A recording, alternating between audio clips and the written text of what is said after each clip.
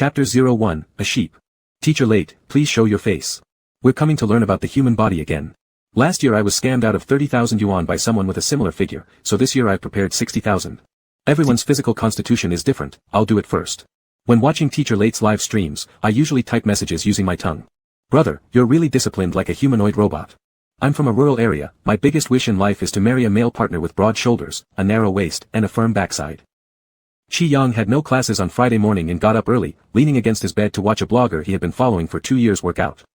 At 7 in the morning, among more than 10,000 viewers, including Qi Yang, there were more eager people for an 8 o'clock class.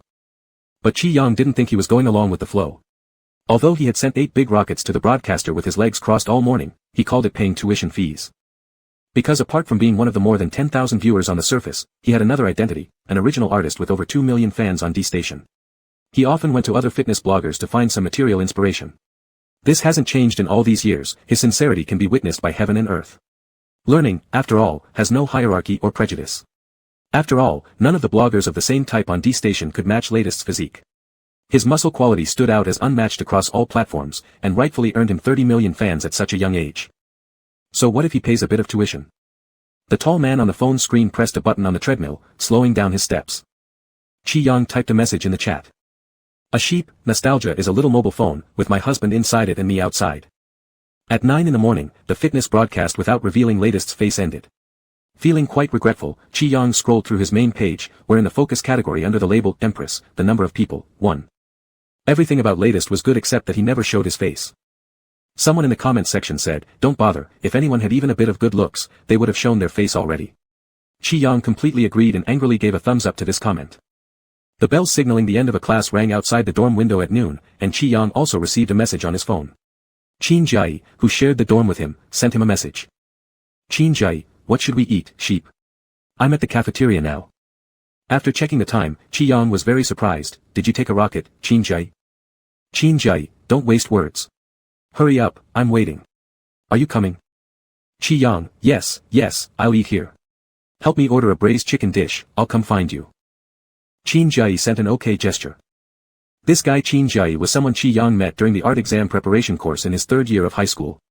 Coincidentally, they later attended the same university and majored in the same field, and were assigned to the same dormitory room. The two had a lot of karmic connections and got along very well. From their high school senior year to their current 3rd year, the two were almost inseparable. Due to this, there were rumors about them in the department in the 1st year. After much talk, the rumors were put to rest when Qin Jiai started dating a girlfriend. However, there were still people who couldn't help but make sarcastic remarks about the two. Qi Yang felt quite helpless. Not only was Qin Jiai a straight-laced man with no possibility of liking men in a million lifetimes, but also, this good friend's appearance wasn't even Qi Yang's type. There was absolutely no chance between them. The good chemistry between him and Qin Jiai was entirely due to Qin Jiai's interesting soul. Their relationship was pure brotherly love in a socialist sense, and nothing more. Jiangcheng was a southern city, and the heat in early October was still stifling like a steamer. Qi Yang wore shorts and short sleeves, his skin remained as white as polished jade, leaving no trace of tanning after an entire summer. When he reached the canteen, Qin Jiai was already waiting with food. Qi Yang sat down and looked around, there are so few people in the cafeteria. Kissing the can of ice cola, Qin Jiai explained, classes have finished, those who can run off have. In my elective this morning, half the students left before the break. The teacher doesn't recognize any of us, so they don't care. Qi Yang hummed 3 times, picked up his chopsticks and began earnestly picking chives out of the yellow braised chicken. Looking at how Qi Yang ate made Qin Jiai want to laugh. The guy always had a whole host of bizarre rules when eating, though goodness knows where he picked them up. He suggested, let's go out drinking tonight and while we're at it, we'll get our roommates together for dinner. Qi Yang, without looking up, asked, how long have you even been an adult to drink? Counting on his fingers, Qin Jiai calculated, 1,000 days. To be more precise, 1,095 days. Having finally picked out all the chives, Qi Yang chewed on a piece of chicken and snorted twice, not possible, I haven't even been an adult for 1,000 days yet. Qin Jiai passed his can of cola to him in an attempt to bribe him, really not coming? Qi Yang had a cleanliness obsession and backed off far away, you've already had several sips. Qin Jiai teased, so fussy, really not coming? Qi Yang shook his head. Qin Jiai added, Lu Jingqi is going too. Qi Yang's hand paused as it was about to pick up another piece of chicken, and he looked up. Qin Jiai laughed as if enjoying some private joke. Dry your drool, here you are calling me hypocritical because I think you're neglecting friendship for beauty, but when I suggest we go out, you don't come. Yet, hearing Lu Jingqi will be there, suddenly you want to go. Ah well, boys grow up so fast. Qi Yang wanted to kick him dead on the spot. You're just teasing me. Lu Jingqi is as straight as an iron rod. If you tease him like that, he could probably knock 3 of you out with one punch. A quick calculator genius Qin Jai said, then he'd knock out 6 of you. Qi Yang stayed silent. After biting into another piece of chicken, Qi Yang finally found an adequate description for how Qin Jai was laughing. It was exactly like a palace's overlord eunuch. In the end, Qi Yang agreed to go out drinking with them later that night, not for any other reason but to foster camaraderie within their dorm room. Absolutely not because he was driven by lust. Lu Jingqi obviously looked like a straight man, his gaydar around Lu Jingqi barely beeped once, and even if it did, he wouldn't dare mess with Lu Jingqi anyway. This guy was 192 centimeters tall and his muscles were built like iron. Qi Yang was afraid he'd get punched so hard he'd see Buddha. But speaking of which, Lu Jingqi truly had an amazing body. It was incredibly impressive. Unfortunately, Qi Yang hadn't personally seen his impressive biceps or triceps.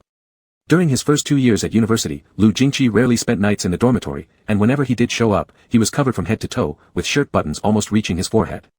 All Qi Yang could do was sneak a peek through the layers at the smooth, muscular lines underneath his shirt. Privately, Qin Jai also speculated with him that given Lu Jingqi's fantastic physique and lines, he must spend at least 3 to 4 hours every day working out in the gym. Indeed, excellent people excelled in everything they did. Even teachers from the physics department praised Lu Jingqi as a self-disciplined genius, making them shed tears out of admiration. Their dorm group had arranged to meet up at 8 p.m. Around 4 p.m., however, Qi Yang had been asked at short notice to model for a photography session organized by a senior who he got along well with in the production department. The shoot was supposed to take place at a park outside the campus. Because it was last minute, Qi Yang left in a rush without much preparation. When he arrived at the park, he realized this wasn't just a casual project. The senior was surrounded by more than a dozen staff members, including makeup artists, costume designers, lighting engineers, and many others. As soon as Qi Yang arrived, he was swarmed by them. The senior pressed her palms together. Baby, saving a life is better than building a 7-tier pagoda, and you're doing this. She gave him a thumbs up. And then he was surrounded again. During the makeup process, Qi Yang learned the background story. It turned out that the original model was the boyfriend of one of the group members. Everything had been planned well until recently, but today, they argued over something unknown, heatedly broke up, and that guy refused to cooperate, leaving a whole team waiting for nothing. The senior was seething with anger behind closed doors, muttering curses against that ex-boyfriend while simultaneously pinching Qi Yang's face and smiling sweetly. Good thing we have you, handsome baby. Later, sister will treat you to dinner and introduce you to a quality boyfriend. Qi Yang casually asked, how good is this boyfriend material? The senior whispered dramatically in his ear, 20 centimeters. Qi Yang went silent. He thought he was merely an internet sleazeball. In real life, his image was supposed to be of a pure young man. How come everyone kept throwing these outrageous comments at him? The afternoon photo shoot went smoothly. However, due to the short notice, Qi Yang started late. No matter how efficient the process was, they finished almost close to 8 p.m. Meanwhile, Qin Jai had bombarded him with calls, demanding his immediate attendance with righteous urgency. Qi Yang shot back, the last time we went out for dinner, you were more than an hour late, didn't I wait for you? Qin Jai burst out laughing again, resembling a court eunuch, that's different. You can let me wait and I'll humbly endure like a grandson, but would you dare make Lu Jingqi wait like that? Are you nuts?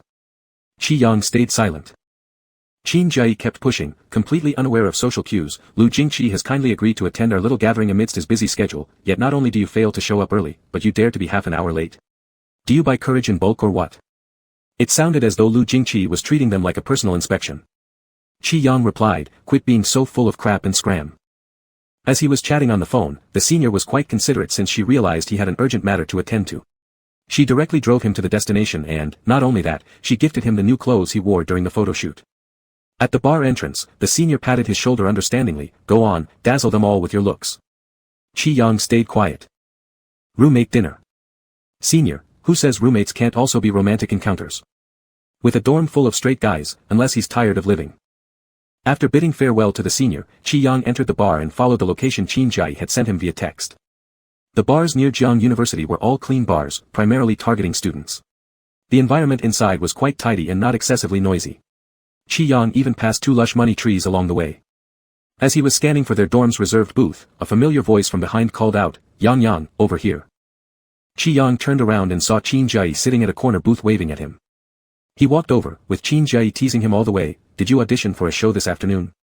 Qin Jai always knew that Qi Yang looked great. During their freshman year, a single admission ID photo caused chaos in the art school for 3 months, disrupting the freshman dating market. But today, he reached an even higher level. Despite the dim light of the bar, Qi Yang shone brightly as if emitting his own glow. It wasn't an exaggeration to say that all eyes within 10 miles were on him. Chi Yang himself didn't feel it much. A senior sister asked me to help with a photo shoot temporarily. By the time I finished, it was already dark, so I didn't have time to change clothes.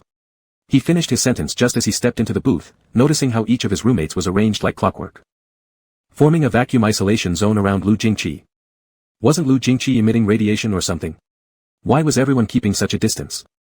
And worse, Qin Jiayi betrayed him by eagerly beckoning him closer. Sit, sit. Hurry up, why are you standing there like a fool? Qi Yang. To be precise, he was foolishly standing next to Lu Jingqi. At 176 centimeters, Qi Yang felt the first-hand pressure from being next to Lu Jingqi, who was 192 centimeters tall. In fact, since starting university, the changes in him and Qin Jiayi weren't particularly noticeable. They still retained a bit of the student air from high school, easily recognizable as students when they went out. But Lu Jingqi was different. He was extremely tall with a deep and sculpted appearance, belonging to the strong aesthetic type. Despite having an air of sophistication and privilege due to his upbringing, his bone structure made Lu Jingqi look rather intimidating. His aura lay somewhere between that of a mature young man and a grown man. None of the innocence or naivety common among college students could be found in Lu Jingqi. Once upon a time, they heard gossip about Lu Jingqi's family being incredibly wealthy.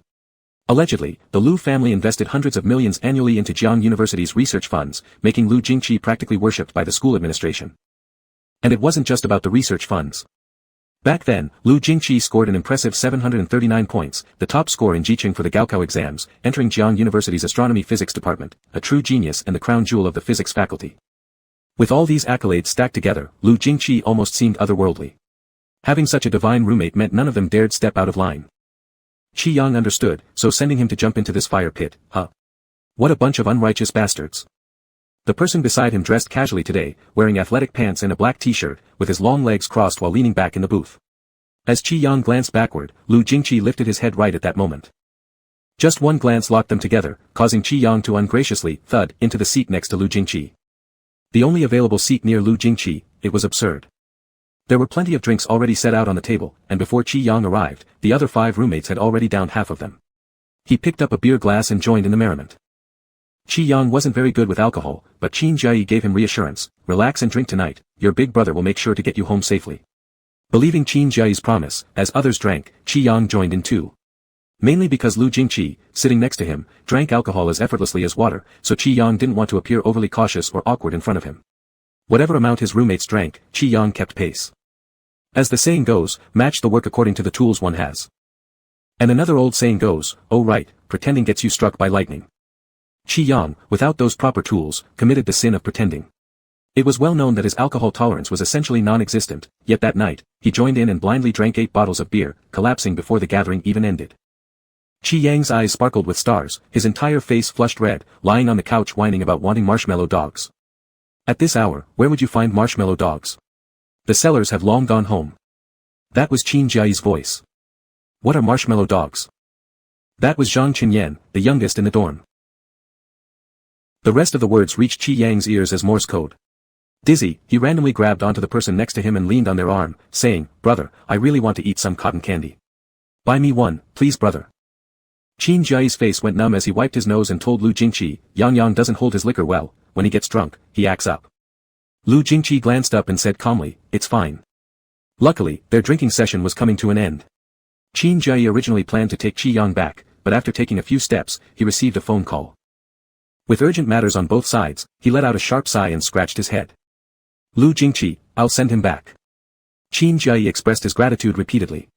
The others in the dorm were also feeling hazy at this point and couldn't help themselves either, so they hailed a taxi and left, leaving behind an unconscious Qi Yang.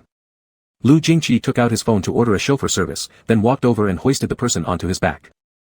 But before they even left the bar, a hand suddenly covered his chest. The person on his back mumbled drunkenly, Qin Jiayi, since when did your chest get so big? Chapter 02, The Two Sheep. Qi Yang dreamed all night. In his dream, he didn't know whose chest he touched, but the feeling was so good that it made him a little restless. When he woke up the next day, his head was splitting with pain, and his throat was so dry it felt like smoke. He leaned half his body out of bed, yawning and sleepily buzzing, Qin Jiayi, give me a bottle of water. There was no sound in the dormitory, but the water was quickly handed to him. The person at the bedside was dazed, like a puppy less than a month old, drinking the water with closed eyes for a long time before stopping. Lu Jingqi casually took the water back and placed it on the table. Qi Yang, what time did you come back last night? I lost my memory. Did I do anything inappropriate? Who settled the bill last night? A roundup in the group chat. After talking for a while without any response, Qi Yang's beautiful eyebrows furrowed, and he finally opened his eyes. Qin Jie. There was no Qin Jie anywhere. Qi Yang was startled by this realization, started choking, and began to cough violently. He lost balance due to coughing too hard and fell off the side of the bed. In the moment when he closed his eyes, Qi Yang had only one thought: don't let me get paralyzed from the fall. However, after what seemed like a long time, he hadn't hit the ground yet. Opening one eye, he saw an extremely handsome face right in front of him, and Qi Yang thought, better to be paralyzed.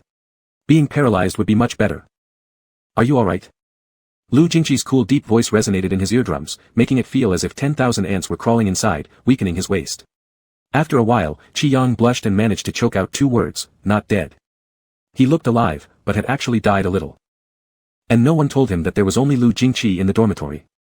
After Lu Jingqi put him down, Qi Yang quickly scurried into the bathroom and began repeatedly calling Qin Jie while sitting on the toilet.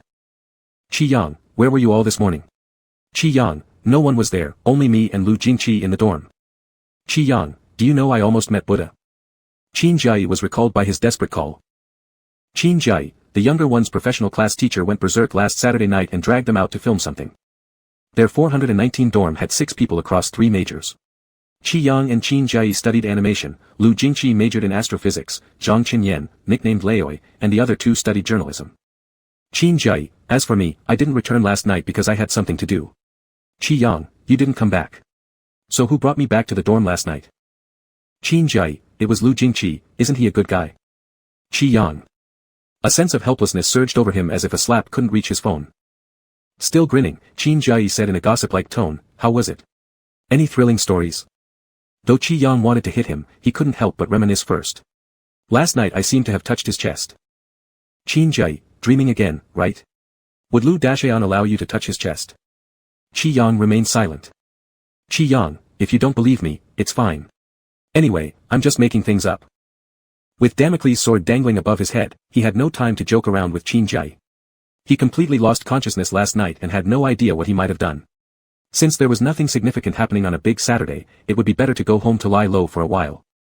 After roughly packing up his things, Qi Yang took advantage of Lu Jingqi being on the balcony answering a phone call, slung his digital tablet over his shoulder, and left. It wasn't under his control, and Qin Jie's delivery method would likely get his son killed by straight men, like how one shouldn't touch a tiger's butt. Why was Qin Jie provoking Lu Jingqi anyway? Homosexuals also have lives. Qi Yang ran away so fast, and simultaneously, Lu Jingqi just finished his phone call on the balcony and pushed open the glass door to walk back into the dormitory. No one, not even a single strand of hair, was left behind. Lu Jingqi sat on a chair and idly flipped through a book. After a while, he caught sight of the bottle of water on the table, picked it up naturally, unscrewed the cap, and took a sip. On the other side, Qi Yang buried himself in his manga collection as soon as he got home, soaking himself in macho men and sweet love stories all afternoon, barely managing to forget all the troubles from school. Qin Jie, that person, when brothers pass dishes to each other, he spins the table, when brothers grab the microphone, he changes the song. What a unlucky guy. In the evening, Qi Yang rummaged around the kitchen for something to eat, ate it, and returned to his room. He wasn't originally from Jiangcheng, but rented this apartment himself. Normally, he lived alone and would sometimes return to live here for a few days to stream, which was quite convenient. After returning to his room, Qi Yang adjusted his equipment at his desk and began broadcasting. His account on D Station was called Little Sheep Goes to Sleep Early, and currently, he had 2.13 million followers. Qi Yang positioned himself as an illustrator, sometimes streaming while drawing or posting art tutorials. He thought of himself as a very proper blogger, yet among his 2 million followers, 1.99 million were just internet perverts. After being influenced by the environment over time, he too gradually became more flirtatious. As soon as Qi Yang started broadcasting, the number of people in his live stream began to surge. He adjusted his drawing tablet, quickly sketching a draft. Meepo, kiss you. Already developed the habit of standing firm when entering Meepo's live room. What will Meep draw today? Daily question, why doesn't Meep reveal his face? When exactly will he show it? Who can save me from this habit of falling in love with a voice? Meep's voice sounds like a pretty baby, I'm serious. Qi Yang chuckled lazily, today I'm drawing my roommate. Why don't I reveal my face? It's because I'm ugly. Remember this, on the internet, anyone with some looks has already revealed themselves. As for those who are hiding like me, there's no need to have high expectations. Ever since Qi Yang began streaming, he learned a new skill, lying brazenly even with his eyes open. The style of Qi Yang's voice actually wasn't consistent with his appearance. Qin Jie once said that he looked like a fairy, one who clearly graduated from Spider Cave University. Qi Yang had to admit this, as not only Qin Jiai but many others had mentioned it before. His looks came from his mother, who in her youth was a ravishing beauty full of charm. There's no way her son would have gene mutations. Qi Yang's eyes weren't exceptionally large, but they were narrow and elongated with slightly seductive upward flicks at the corners, hiding a small mole behind thick lashes. Coincidentally, his nose and mouth were also exceptionally good-looking without any off-putting imperfections, beautifully crafted as if Nuwa herself had showcased her skills. During Qin Jiai's final year of high school, she described him with a line from poetry: "Chaotic flowers gradually attract the eye, you're that chaotic flower." Qi Yang slammed her head with their Chinese literature textbook, calling her illiterate, saying that chaotic flowers referred to an abundance rather than one single flower. However, Qin Jiai seriously flipped through 3 classes worth of Chinese textbooks until finding the poem, concluding, "You're the most incredible flower among the chaos." No matter where Qi Yang went, there were always a few people who took more than one look at his face. But his voice often failed to correlate well with his good looks. Once again, Qin Jiai summarized best: "Your face sometimes defies gender classification, but your voice immediately reveals that you're male." Whether his looks or his voice dragged each other down, who knows, but anyway, his stream remained anonymous. His self-positioning was as a sunny and cheerful big brother, and as long as he didn't show his face, he could always maintain this image. Qi Yang found that arrangement satisfying. Today's unlock new character +1, roommate. Baby. Baby. Hee hee. Baby. My baby. First time coming into the live stream, still unclear, does following mean we get to start dating? What? Roommate. Roommate, roommate, roommate, roommate, roommate. I like roommate so much. Qi Yang's live stream chat buzzed non-stop every day with 800 comments, and 3 years ago, he wouldn't pay them any attention. Now, however, he studied each comment diligently, responding cleverly in the latest comment section, repurposing their energy. But the concept of a roommate feels so spicy, I'll support it. Is it just a roommate, or roommate ex-roommate? This is crucial to me. Qi Yang initially approached his artwork with a rough hand, drawing drafts resembling alpacas, but his fans were used to it.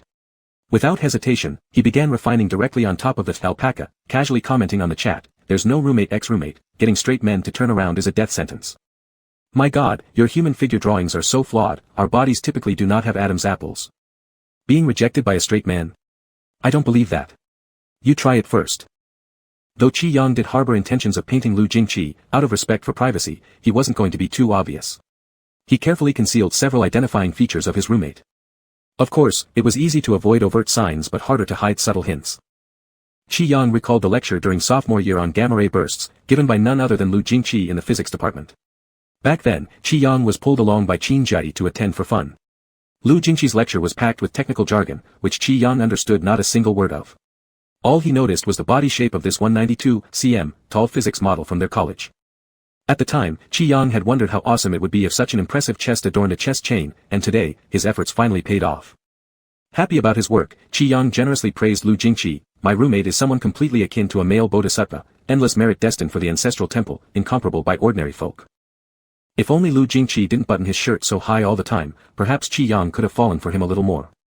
He was highly efficient today, quickly moving on to coloring. His tone mimicked a classroom lecture. "After observing many men, here's what I've learned, write this down, folks. Want your chest to stand out? Go with white. Your butt? Black. If you're aiming for looking larger, gray's the way to go." After 1 read, feels motivating. After 2, it gets even more inspiring. What does looking larger mean? Larger in what way?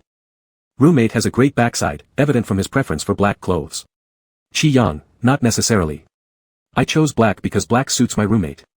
When you have a good figure, black is the choice. Simplicity is key, alright. The great backside is just one of his body's highlights. No picture, no truth. Baby sheep, have you and your roommate started talking about these things?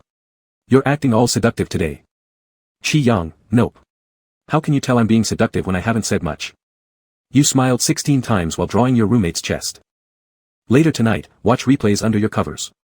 Conclusion, baby sheep's ideal type, broad shoulders, narrow waist, and big. Qi Yang, nothing going on. We're really not dating. A studious flower dedicated to academics, ignoring everything outside the window. A little yellow flower in the story, right? Completely focused on 18+ romance novels.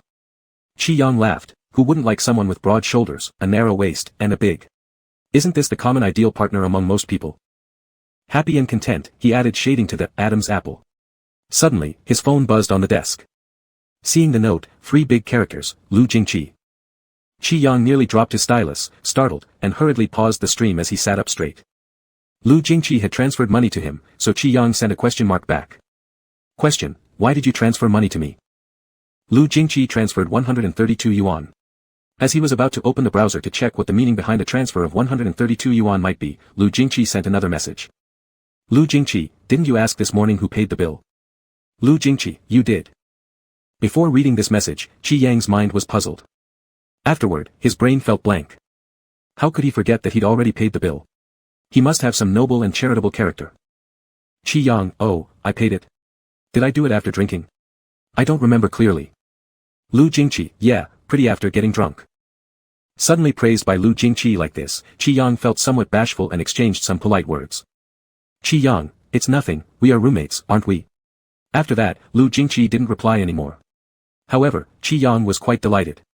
In the following broadcast, he praised Lu Jingqi multiple times, leading his live chat followers to assume there was something illicit between them, and they flooded the screen demanding roommate-ex-roommate content. After ending the broadcast, Qin Jiayi called him to invite him out for a late-night snack. Qi Yang politely declined but didn't forget to praise Lu Jingqi again over the phone. Qin Jiayi whistled, has Mr. Lu enchanted you with some kind of magic potion? Qi Yang spun in his chair slowly and said nonchalantly, not necessarily a magic potion, but he seems very polite, paying for me and complimenting me for being. This person is worth hanging out with. Qin Jiayi laughed stupidly, isn't that natural, anyone seeing you would praise you. Qi Yang, question mark. Qin Jiayi, last night, it was actually Lu Jingqi who wanted to pay, but you clung onto him tightly. At the cash register, you were still yelling that it hurt your heart to let such a handsome man spend money, and ended up grabbing Lu Jingqi's bill. Come on, does Lu Jingqi lack those few dollars? That bottle of salve mineral water on the table probably cost more than our drink tab altogether. Sheep, shouldn't we care about ourselves first? Qi Yang.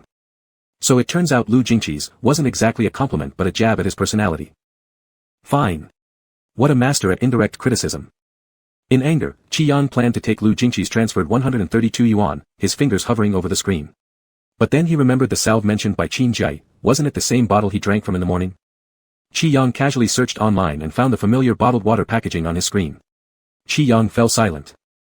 Kang Jiayi burst out laughing madly, and Qi Yang hung up on him, pulling up the chat interface with Lu Jingqi. Recalling the sips he took earlier, he winced slightly. Lu Jingqi, you bastard, always setting traps for others. Closing his eyes, Qi Yang sent the money back. A second passed. Lu Jingqi. Qi Yang's heart was bleeding, for the water this morning. Chapter 03, The Three Sheep. Qi Yang lost sleep because of the water numbered 132 and returned to school the next day with two big black circles under his eyes. It was not his fault. Qin Jiayi was a menace, sooner or later dragging him into trouble. Qi Yang had less resentment for attending the early class than what Qin Jiayi told him, that he was possessed by a ghost. Qi Yang didn't hesitate to send all those thoughts in his heart directly to Qin Jiayi. Qin Jiayi reclined on the rocking chair, looking like a giant turtle flipped upside down. Lu Jingqi tricked you with the water 132. How can you say I'm a hazard? Is it because I don't have 8-pack abs or a broad chest? You are a bit unreasonable, forgetting righteousness for lust, aren't you, Qi Yang? Qi Yang turned over in bed, did you let Lu Jingqi send me back without my consent? Was it you? If it weren't for your letting him take me back, how could he have spent the night in the dormitory? How could I have drunk his water 132 the next morning? Could I have fallen into his arms? Qin Jiayi gave an abrupt start, you fell into his arms. Qi Yang angrily lay back down, so good at pinpointing the key points. Why didn't you join Lao Yi when they studied journalism? Qin Jiayi grinned broadly, making Qi Yang quite annoyed, so he pulled out his phone to browse videos. But how can you determine that Lu Jingqi stayed overnight just because he sent you back? What if he had something to do at school and it happened to be on the way? Don't put all the blame on me. My spine is not good, I can't carry such a big pot. While clicking continuously on comments in latest's comment area, Qi Yang was annoyed, don't talk to me. There's something a bit dull about Qin Jiayi, who peered secretly over the edge of the bed as Qi Yang scrolled through pictures of muscular men, then reached out and flicked his hair, stop looking. What's there to browse in this electronic house of prostitution? Buddy, I'll take you to see real handsome guys outside. Qi Yang, I am a law-abiding good citizen. I don't go to houses of prostitution. Qin Jiayi, what are you thinking about? It's the Physical Education Institute versus the Finance Institute 3v3 basketball finals, all players are over 1.80 m and bulging with muscles. Half of the fine arts department said they were doing outdoor sketches, but actually went to watch. Don't you want to sketch too? Qi Yang glanced up. Qin Jiayi, are you going? There won't be any seats left soon. Qi Yang sat up from the bed.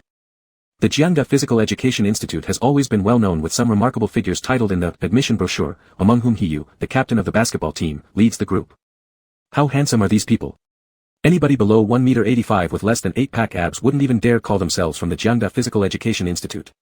Each of them radiates walking testosterone bombs. Qin Jie claimed that the positive energy in their art institute was absorbed by the Physical Education Institute. Their art institute was filled with zeros while physical education had ones and supports.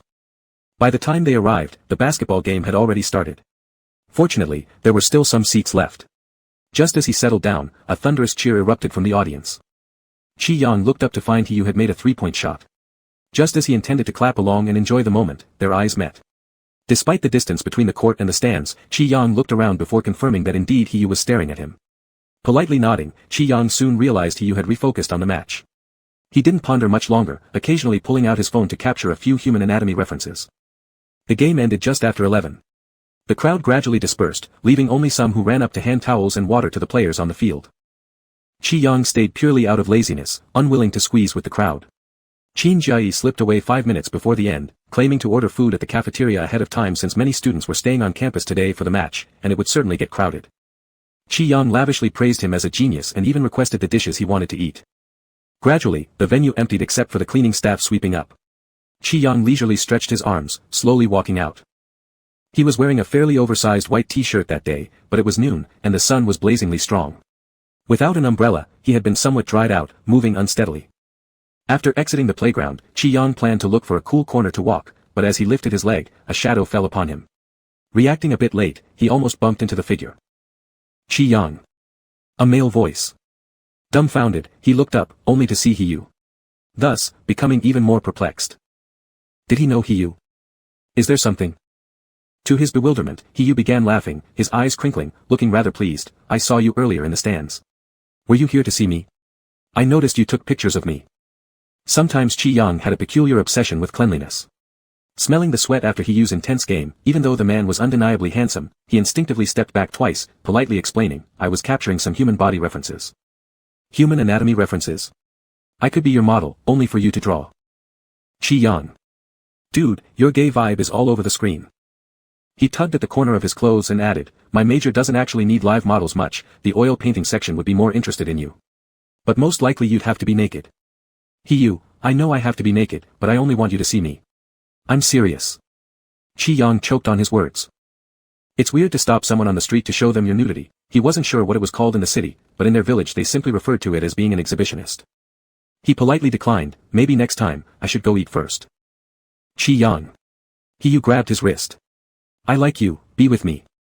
He Yu, who stands 187 centimeters tall with a dark tan, blushed so hard that his face turned red like a monkey's butt. His heartbeat thundered as he thought how delicate and pale Qi Yang's wrist was. When He Yu caught hold of Qi Yang's wrist, goosebumps sprang up all over Qi Yang's body. The only thing he could think about was, your palms are sweaty. He Yu continued his aggressive advance, the first time I saw you was at the school's graffiti art festival. You were responsible for a huge panel, and you seemed very busy back then, with your overalls full of brushes. I didn't dare disturb you, but later I did ask around about you. Qi Yang, I like you. Qi Yang felt dizzy from the blazing sun and wanted to move to a shady spot, but He Yu held on tightly. Unable to help himself, he said, you people in the city aren't very proper. In our village, when asking for marriage, one needs to wear clean clothes, bring 2 pounds of eggs, and go together with a matchmaker. He Yu was baffled by what he said. Do you want eggs? I can go buy some now. Qi Yang. You truly have wisdom concealed in apparent ignorance. He doesn't like men. A deep, cold voice suddenly came from above. Then, an arm draped over Qi Yang's shoulder, and before he knew it, he was dragged away, leaving He Yu standing there in confusion shouting after him, Qi Yang. Qi Yang was just as confused, rushing to keep up for quite a while before finally seeing Lu Jingqi's aloof face. There's no denying it, Lu Jingqi was cold from his voice to his appearance to his demeanor, now making Qi Yang feel chilled from chest to back. Was Lu Jingqi not a previous incarnation of an air conditioner? Have you eaten? Lu Jingqi's cool voice came again from above. Qi Yang looked up, not yet. Qin Jie went to order food at the cafeteria. In front of Lu Jingqi, he acted all proper, but in his heart, he sighed, why does he grow so tall, almost giving me cervical spondylosis from looking up at him, completely impolite. He wasn't sure if Lu Jingqi could read minds, but the moment his inner voice faded, Lu Jingqi lowered his head and engaged in communication with him in an awkwardly intimate pose, let's go together.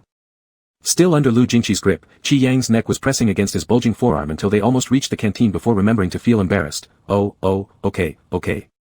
Then he poked Lu Jingqi's arm lightly, would you mind letting me go first? It was pretty embarrassing. And Qi Yang still remembered that water numbered 132. Besides, this person had spread lies about him not liking men earlier. Oh. Lu Jingqi lowered his head once more. We're roommates, what's wrong with just a casual shoulder tap? Qi Yang. Huh, such a witty bunch. Forget what he said or didn't say. Qi Yang submitted to the evil influence of Mr. Lu, thus allowing his shoulder to be hooked as they ascended to the second floor of the cafeteria.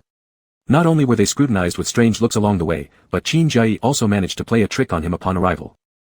Qin Jiayi, seemingly struck by epilepsy, started chatting with people at the adjacent table, bringing him into the conversation. Really? The physics department students have been extremely busy lately. I told you, Brother Lu must have stayed in the dormitory for a reason, but Yang Yang wouldn't believe me and accused me of tricking him that night.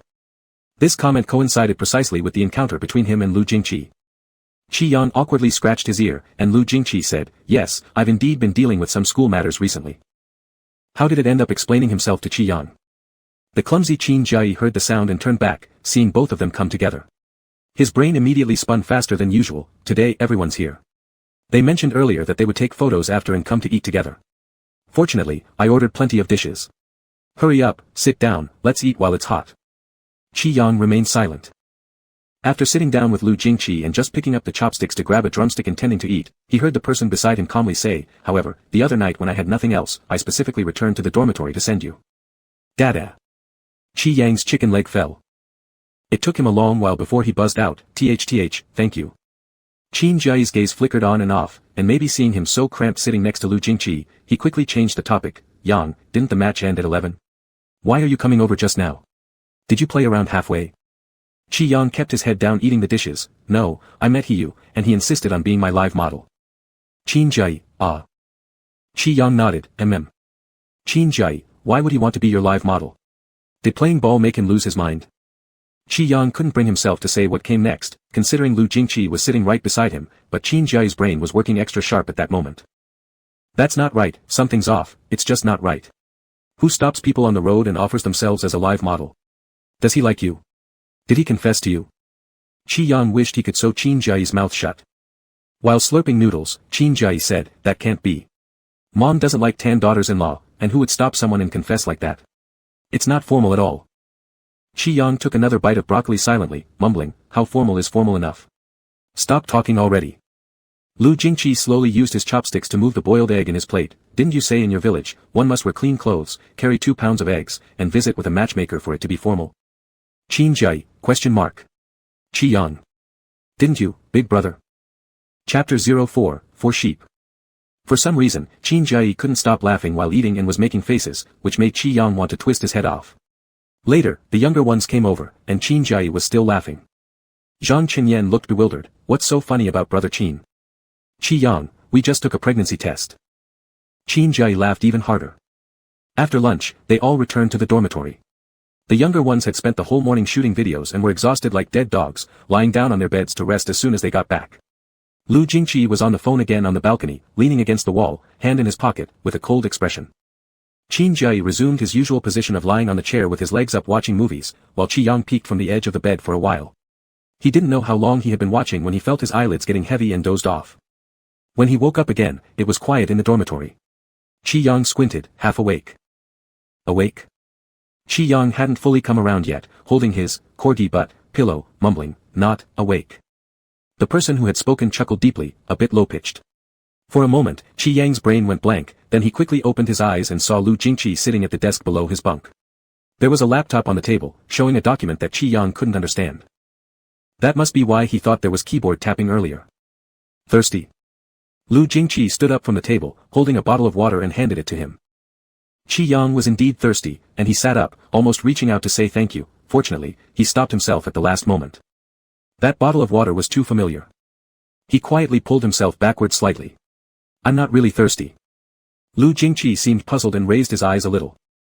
Qi Yang remained silent like a chicken. With Lu Jingqi's tall frame standing there, he could see through the entire top bunk clearly. With Qi Yang not sitting straight either, the distance between them was only half an arm's length. Qi Yang's face was tense, his brain feeling overloaded. While pondering where Qin Jiayi and the others had gone, Lu Jingqi suddenly raised his arm and reached his fingers toward Qi Yang's face. Shocked, Qi Yang instinctively grabbed for the rail beside him but missed. Clang! A sound rang out, and Qi Yang tumbled down along with his pillow. It was quiet once again. Qi Yang. Damn it. Hell. Wants to die. It seemed Lu Jingqi had practiced some kind of skill that let him catch falling objects perfectly with his bare hands, and it recharged once a day. Qi Yang's earlobes turned hot and his nostrils were filled with the clean, crisp smell from Lu Jingqi. At that moment, the dormitory door opened with a click, and Qin Jiayi and Zhang Qinyan walked in. They all froze in place upon seeing the positions of Qi Yang and Lu Jingqi. As if pricked by a needle, Qi Yang leapt out of Lu Jingqi's arms like lightning. His face was red enough to drip blood as Qin Jiayi's X-ray-like gaze swept over him. There was dirt on your face just now. Lu Jingqi said calmly. Qi Yang absently touched his face while everyone else, including Qin Jiayi, looked enlightened, not giving any thought to the relationship between dirt on his face and being held bridal style by Lu Jingqi. Kicking his way inside wearing shorts and slippers, Qin Jiayi tapped in. Qi Yang asked, "Where did you go?" "Qin Jiayi, we played games this afternoon. You fell asleep and Brother Lu said we were too loud, so we went to room 418. Qi Yang was still dazed and glanced up at Lu Jingqi. He had already returned to his seat to handle his own affairs. Qi Yang rubbed his nose and felt like he might have projected gay intentions onto Lu Jingqi unfairly. Sometimes Qin Jiayi, this fool, has a certain heightened sensitivity. Sensing that Qi Yang was still standing there, he turned around and gave him a signal. Qi Yang raised an eyebrow. Qin Jiayi also raised an eyebrow. Qi Yang had a gut feeling he wouldn't hear anything good. Just then, his phone near the bed dinged. He picked it up. "Qin Jiayi, brothers, I am so selfless. For your happiness, I bravely sacrificed myself. No need to thank me. Qi Yang. Qin Jiayi, old Ji wanted to binge-watch dramas in the dorm, but I forcibly dragged him to play games at room 418.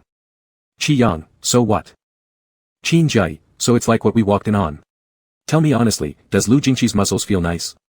Qi Yang sent an emoji biting his teeth. "Qin Jiayi, you won't make it past tonight.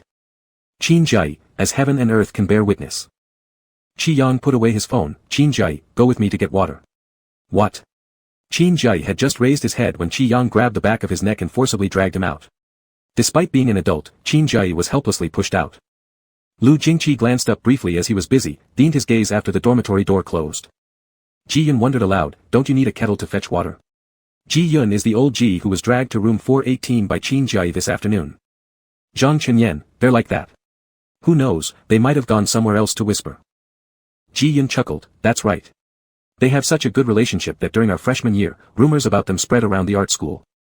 "What kind of rumor?" Lu Jingqi turned around. Ji Yun paused for a second, then explained, "It's about Sheep and brother Jia Yi, their relationship is particularly close. Back when you didn't live in the dorm, rumors went around that they were together." Lu Jingqi, together? Ji Yun, in a romantic relationship. Lu Jingqi did not comment and turned his eyes back to the screen. On the other hand, Qi Yang went to the vending machine downstairs and bought a 2-yuan bottle of mineral water. While he was at it, he beat up Qin Jiayi. Qin Jiayi was dodging while covering his head. Big brother, I'll be good next time." Qi Yang kicked his butt in the end. That concluded the punishment.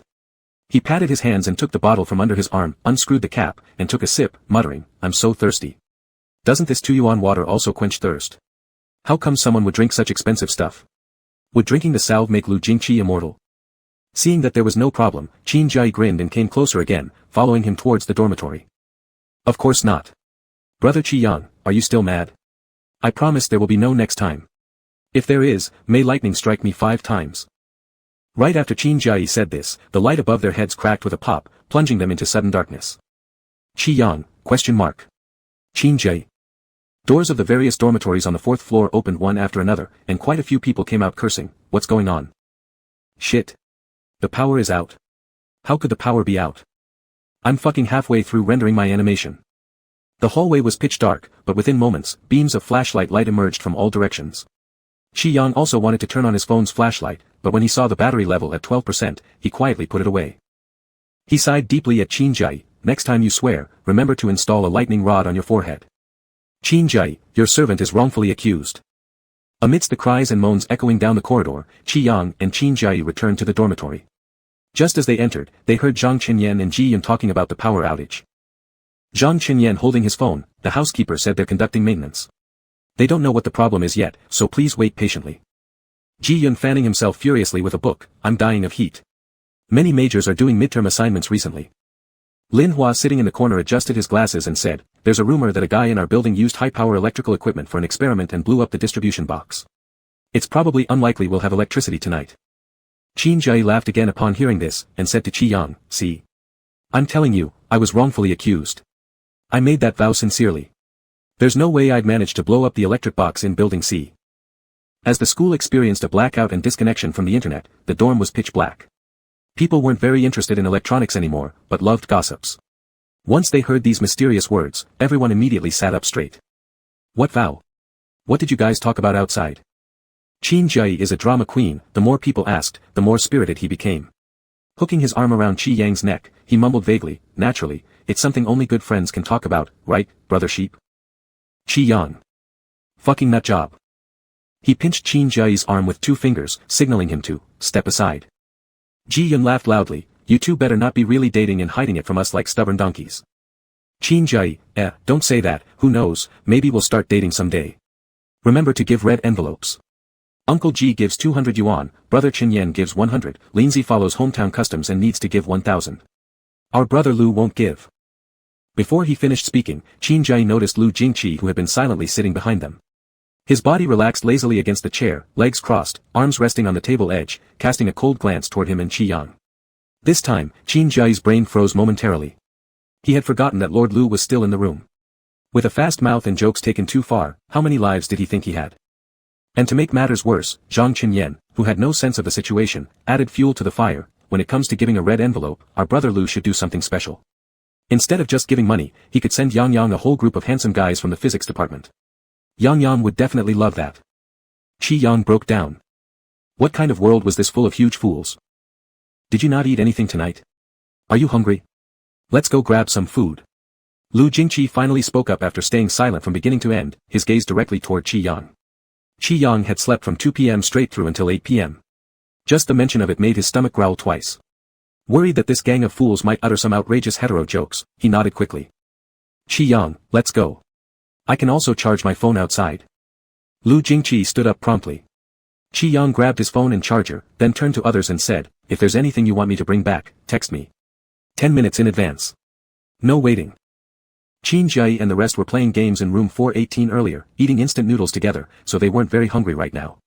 They simply waved their hands saying, "Go ahead, go ahead." This silly, ridiculous topic about bros laughing and crying ended with Lu Jingqi's response as usual. After walking out of the dormitory building, Qi Yang noticed many people were also walking out. In their various levels of conversation, whether loud or soft, all of them more or less complained about the same issue: it was too hot in the dorms. Even by early October, Jiangcheng City was still in the throes of summer. Not being able to use air conditioning was a hellish test for every student at Jiangcheng University. Besides feeling a little hungry and awkward, Qi Yang also hated the heat, otherwise, he wouldn't have agreed so readily to come out. On the contrary, Lu Jingqi remained completely calm despite the fact that earlier in the dorm, everyone else was sweating like dogs. He seemed unfazed by the nearly 30-degree humid heat indoors. Was Lu Jingqi really an air conditioner in a previous life? As Qi Yang walked, he stealthily glanced at the person beside him. He remembered seeing Lu Jingqi earlier in the day when he was wearing a shirt, its sleeves casually rolled up as if he had just left a meeting. Now, Lu Jingqi had switched to a simple white t-shirt. White really highlights his well-built chest. Qi Yang subconsciously wiped his nose, worried that some strange red liquid might flow out while being around Lu Jingqi. "What do you feel like eating?" Lu Jingqi suddenly asked. Startled, Qi Yang responded hastily, "Just past the west gate is the food street. There's a noodle shop there that's pretty good." Lu Jingqi nodded, "All right, let's go." The two followed the evening crowd out of the Jiangcheng University West Gate. At this time, the food street was bustling with university students looking for dinner. Walking slowly, Qi Yang stretched his arms lazily. Lu Jingqi's gaze was drawn to the thin waist of the person ahead of him. It was very slim. Even with a loose t-shirt on, the slimness was clearly noticeable.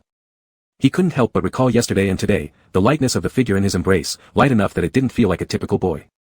The gazes of many passers-by fell on this person. Almost everyone who passed glanced at him. It seemed as though he was naturally born to be the center of attention. Such a beautiful individual. Lu Jingqi's gaze was cool and unhurried, subtly clearing away those prying eyes. Lu Jingqi. Qi Yang called his name. Lu Jingqi looked down. "What's wrong?" "We're here. It's this noodle shop." Only then did Lu Jingqi realize he had been lost in thought staring at Qi Yang. "Let's go in." He slightly lifted his arm and put it on Qi Yang's shoulder just like what Qin Jai used to do in the dorm. Qi Yang hesitated for a moment but didn't think much about it. He silently muttered, "Just a straight guy." This noodle shop wasn't very big, but the environment was spotlessly clean, making Qi Yang, who had obsessive-compulsive tendencies, quite comfortable. However, out of habit, he still carefully wiped down the chair and table with a tissue before sitting down. The owner of the noodle shop knew Qi Yang. After handing him the menu, the owner gave Lu Jingqi a grin. Boyfriend, huh? Qi Yang froze internally, quickly lifting his head. No, no. He's my roommate. The owner looked enlightened. Ah, I see. So, it's your first time coming here. You look unfamiliar. Qi Yang, yes, my roommate doesn't often stay on campus. He's very busy. Owner, if it's your first time here, try our signature beef noodles. We'll give you extra beef. And hope to see you again. Qi Yang hurriedly handed the menu back to the owner. Alright, we'll have that. Finally managing to send the owner away, Qi Yang's face had turned red, embarrassed, fanning himself with his hand. Lu Jingqi poured him a glass of water, which Qi Yang accepted gratefully. Thank you. Why are you so eager to deny it? Qi Yang was taking a sip of water and looked confused. They made similar jokes back in the dorm, and it seemed like you didn't care much. Qi Yang was honorably choked on water, and the culprit even politely handed him a tissue. Qi Yang covered his mouth and turned away, thinking that Lu Jingqi was fearless enough to casually make such explosive jokes while he was drinking water. After wiping his mouth clean, Qi Yang quickly recovered, but before he could think of a response, he had no choice but to pretend he was still coughing, a fake cough that lasted only 3 seconds before he couldn't maintain it any longer. He finally had to sit up properly. They always say stuff like this, so after hearing it too many times, I stopped caring. It's your first time being teased like this, and I was afraid you might not be happy about it. Qi Yang sounded very sincere, but Lu Jingqi neither confirmed nor denied it. After a pause, he said, I don't mind. Holding the cup of water, Qi Yang replied, oh. So, you're actually pretty nice. The noodles came quickly, just as the boss promised, double beef at no extra charge. Though Qi Yang's earlier thoughts criticized the boss for being loose-lipped, just like Qin Jiai, he still sweetly thanked the man, making the boss leave with a happy grin. Qi Yang was already starving, but his fussy habits got the better of him again. Once he received the chopsticks, he started meticulously picking out the green onions from the noodles, one by one, with astonishing precision. Due to his numerous picky eating habits, Qin Jiai often scolded him for being pretentious. Qi Yang treated these comments like flatulence and continued doing what he did best, picky eating. Moreover, he ate very slowly, always methodically taking small bites, chewing and swallowing bit by bit. When they arrived at the shop at 8:40 p.m., it was almost 9:40 by the time he finished this carefully consumed meal. Normally, Qin Jiai would nag at him like Monk Tang for 20 minutes, but today their meal passed quietly. Lu Jingqi wasn't a slow eater himself, yet he patiently waited for Qi Yang without uttering an unnecessary word. Deep down, Qi Yang highly praised him, a pretty decent dining partner. A full and content Qi Yang stepped out of the noodle shop, walking slowly as if digesting. He pulled out his phone and swiped to open the chat window with Lu Jingqi. How much is it? I'll transfer you the money. Lu Jingqi stretched his arm around his shoulders again, letting his long fingers lightly push down on the phone. No need. Let me treat you tomorrow when we come back. Qi Yang blinked several times, taking a moment to process it. Lu Jingqi was going to have dinner with him again tomorrow. Chapter 05, 5 Sheep. Due to a massive power outage in Building C on Sunday, the next morning saw a large number of people rushing from outside the school to the teaching building. Qi Yang was one of them. Last night, after he and Lu Jingqi had dinner, they took a walk. Qin Jiai told him that the school still hadn't restored power, so he didn't go back because of the heat and decided to return home after greeting Lu Jingqi. There were 3 advantages to going home: no heat, complete freedom, and an alarm clock service in human form. At 7 o'clock in the morning, while Qi Yang was still sound asleep in his blanket, Qin Jiai's phone calls had already rung 4 or 5 times, and the loud voice made Qi Yang's eardrums hurt. Qin Jiai said he was at the canteen and asked what Qi Yang wanted to eat. Qi Yang, still half asleep, replied with baozi, steamed buns. Later, Qin Jiai mumbled something, which Qi Yang didn't catch. It wasn't until he met Qin Jiai, who had already occupied a seat at 8 in the classroom, that he learned what Qin Jiai meant. He said there were only leek-filled buns left, the rest sold out. Qin Jiai then asked if he would like to eat them. Qi Yang could not quite remember how he responded over the phone, but now, he refused clearly, he wouldn't eat it. Kicking off an air of disappointment, Qin Jiai complained, "Why are you so picky? Leek filling is actually very delicious." Qi Yang propped his cheek up with one hand and lazily flipped through the elective textbook. "Are you full? If you're not, you eat it." Qin Jiai retorted, "You really won't eat it? There are full classes this morning, don't come crying to me later when you're hungry." Qi Yang, looking lazy and disinterested, responded, "Big brother, I truly won't eat." Qin Jiai didn't persist any longer, stuffing the steamed bun into the desk. As the class bell approached, the students quieted down. Qi Yang yawned, pulling out his phone to take a look. Suddenly, a small wave of commotion swept across the classroom again. Qi Yang raised his head, perplexed, only to see Lu Jingqi walking in with a breakfast set in his hand. And he came closer. Closer. Closer. Lu Jingqi stopped right before him, placing the breakfast set on his desk. I was passing by anyway. Drink your milk to tide over the hunger. Qi Yang looked bewildered. Lu Jingqi didn't even give him time to react, as if busy, leaving the classroom immediately after dropping the breakfast. All the eyes that had been previously fixed on Lu Jingqi now focused on him instead, making Qi Yang squirm uncomfortably.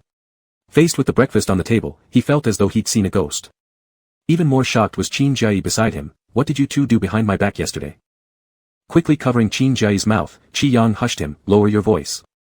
Pushing Qi Yang's hand away, Qin Jiayi persisted. Why did he send you breakfast? Did you invite him for dinner yesterday? You didn't even invite me. Feeling helpless, Qi Yang sighed internally at this moron.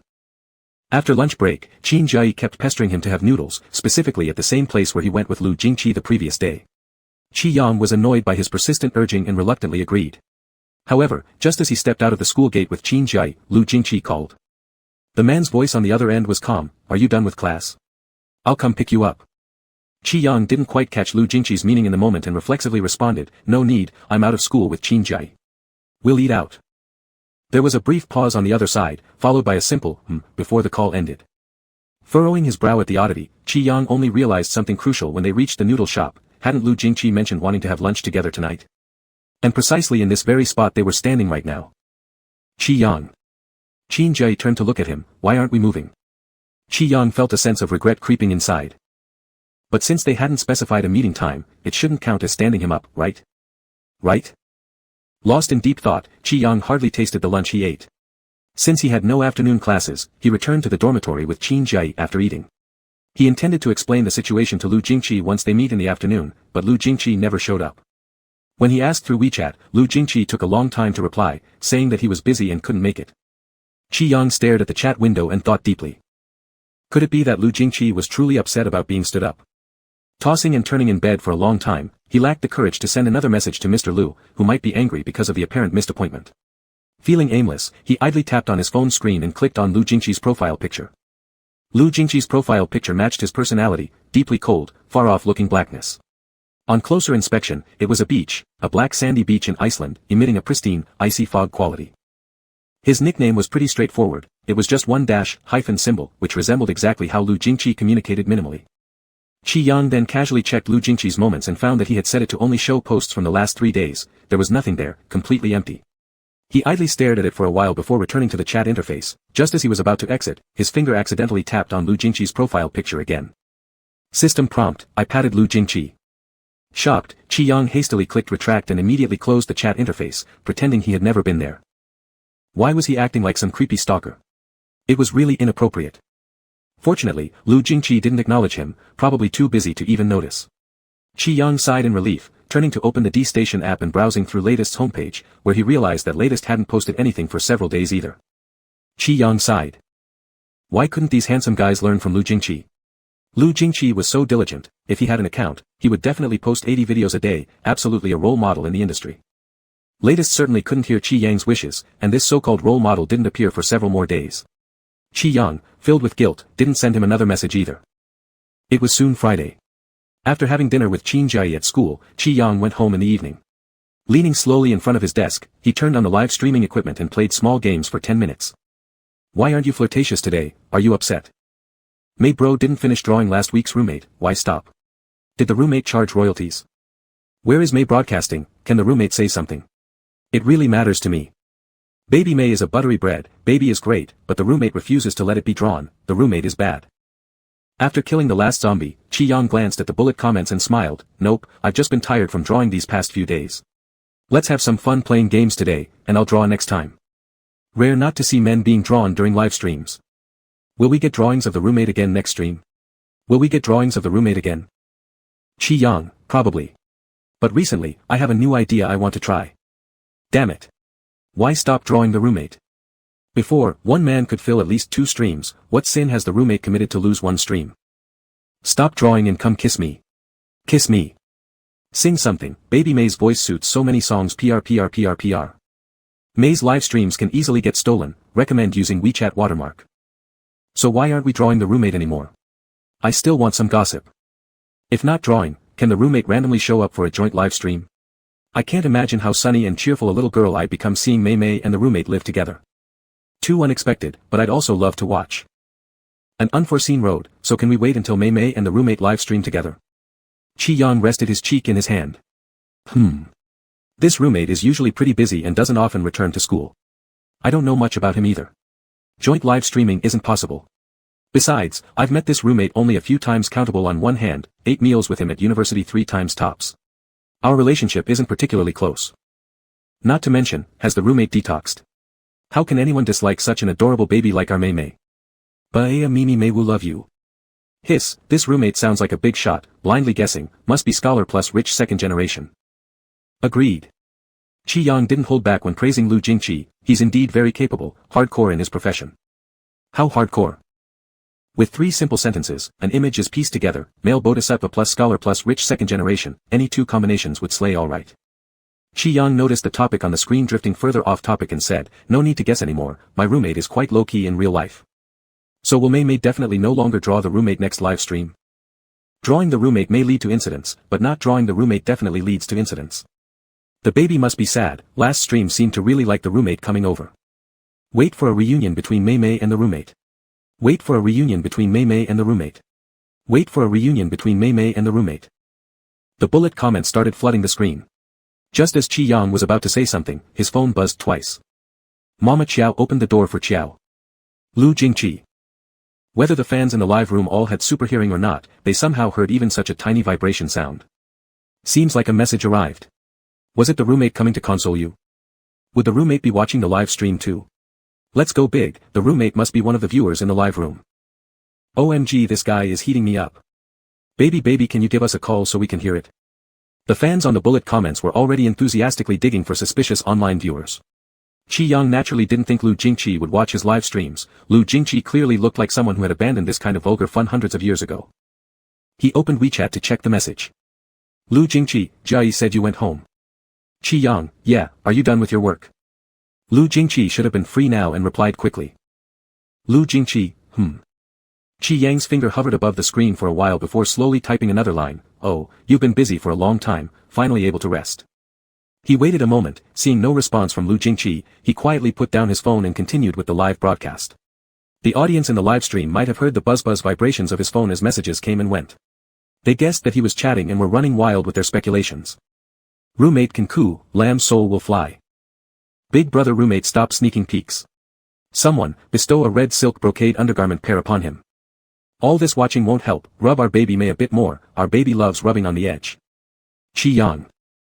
He immediately debunked rumors on the spot, the roommate doesn't know my account, stop guessing. And who says I like those types? That's just for learning, right? To study the human body, I'm wholeheartedly focused on studying. One heart toward learning. Fool me, please, but don't fool yourself, baby. Ha ha ha ha ha ha ha ha ha ha ha ha.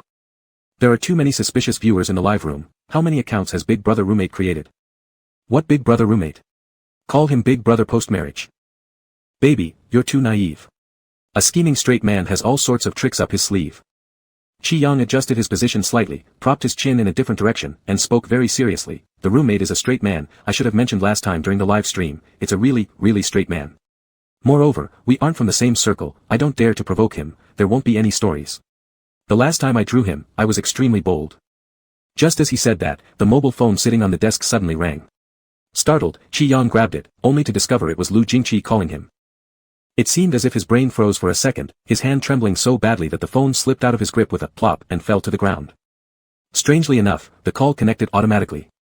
A deep voice came from the phone, have you eaten? Chi Yang nearly leapt out of his skin. He hurriedly shut off the live broadcast, fumbling around frantically to pick up the phone, no, not yet. I just got home and haven't eaten. Have you finished eating yet? Lu Jingqi, not yet, let's eat together.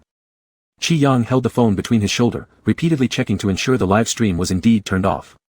Private messages kept popping up, one after another. Chi Yang, disoriented by this sudden turn of events, blankly stared at his screen while speaking automatically. I'll treat you to a pretty good Korean barbecue place near my house, you can come over directly, I'll treat you. Without even opening the private messages, Chi Yang could already see densely packed keywords from outside, roommate, baritone, scored, crafty. Hundreds of private messages without any pants on. Chi Yang quickly closed them just as Lu Jingqi's voice rang out again in the phone, send me your home address. Chi Yang. Quiet down, I'm thinking. He blinked his eyes once, finally remembering the nonsense words that slipped out in panic. Qi Yang took a sharp intake of breath. On the other end of the phone, Lu Jingqi gave a soft, the tone rising slightly as if questioning. Qi Yang. All right then, now the cunning gay guy becomes me. After circling roundabout for so long, it was to invite him for a meal, right? His earlobes burned hot. He hurriedly said, I'll call you back later. When his thoughts have settled. Then he hung up the phone with a plop. The air was silent, but his heart thundered loudly. Buzz buzz. The phone vibrated again. Lu Jingqi said. Jia sent me your address, I'll come pick you up. Qi Yang. He stood frozen for a long time before reacting. Ah. What did Jia do? Meanwhile, Qin Jia, who had just sent the address, popped her head out from the bed. Brother Lu, can you help me grab my switch from Yang Yang's place after you two finish dinner? Lu Jingqi was changing clothes and responded indifferently to the conversation. Why is your game console at his place? Qin Jia, with her straight male logic brain, sat brushing videos with her legs crossed and replied absent-mindedly, I spent a few days at Yang Yang's house during the last holiday, and I forgot to bring it back. Lu Jingqi, I see. Oh yeah, Lu brother, Yang Yang received a package in the evening. I picked it up for him. You can take it back when you return, it's on my desk. Lu Jingqi agreed and went over to pick up the package. It was a book. Lu Jingqi hadn't actually planned on prying into Qi Yang's privacy, but the courier information caught his attention, those big bold letters impossible to ignore. Eat yourself into a demon, / the Demon King's male consort, Uncensored Comics. Chapter 06, 6 Sheep. Lu Jingqi was not only handsome, but also had incredibly long legs, and he came so fast, it was barely 10 minutes after Qi Yang hung up the phone that he was already downstairs at his place. Although his home wasn't too far from the school, it shouldn't have been this quick. Qi Yang stared at his phone, looking at the messages Lu Jingqi sent him. After some thought, he changed out of his current clothes into slippers and pajamas. Before leaving, he even tousled his hair, deliberately making himself look as unkempt as possible. Qi Yang was scared that Lu Jingqi might notice his ulterior motives. If it weren't for his restraint, things could have gotten out of hand, but the truth was, he did have feelings for Lu Jingqi. Worse still, Lu Jingqi was exactly the type he liked most. However, Qi Yang didn't dare to make a move because he knew better than to provoke someone like Lu Jingqi. The guy could easily knock him down without breaking a sweat. Although Qi Yang occasionally acted impulsively due to lust, he was very much aware of self-preservation. After all, there were too many rumors about Lu Jingqi circulating around. Such is the life of a renowned figure, always present, yet invisible in daily life. Qi Yang remembered a hot post on the Jiangcheng University forum back during his sophomore year. It was about how Lu Jingqi got publicly confessed to by a male student from the dance department. This bold pursuer was stunningly beautiful and half the school population regarded him as their idol, but in the end, he was coldly rejected by Lu Jingqi, who also issued a warning, I'm homophobic. That post was vivid and detailed, more captivating than storytelling, with one of the key protagonists being his roommate. During those days, Qi Yang found it entertaining enough to pass time when he was bored, following updates on it for half a month. Despite never hearing anything about the famous and classmate in the dance department throughout his years at Jiangcheng University, the core message of the post was somewhat valid, Lu Jingqi didn't like men. Well, that's settled then. Fate has predetermined it, they were bound to have nothing. Qi Yang stomped downstairs in his Snoopy puppy pattern slippers, and far off in the distance, he spotted Lu Jingqi standing by the roadside taking a call.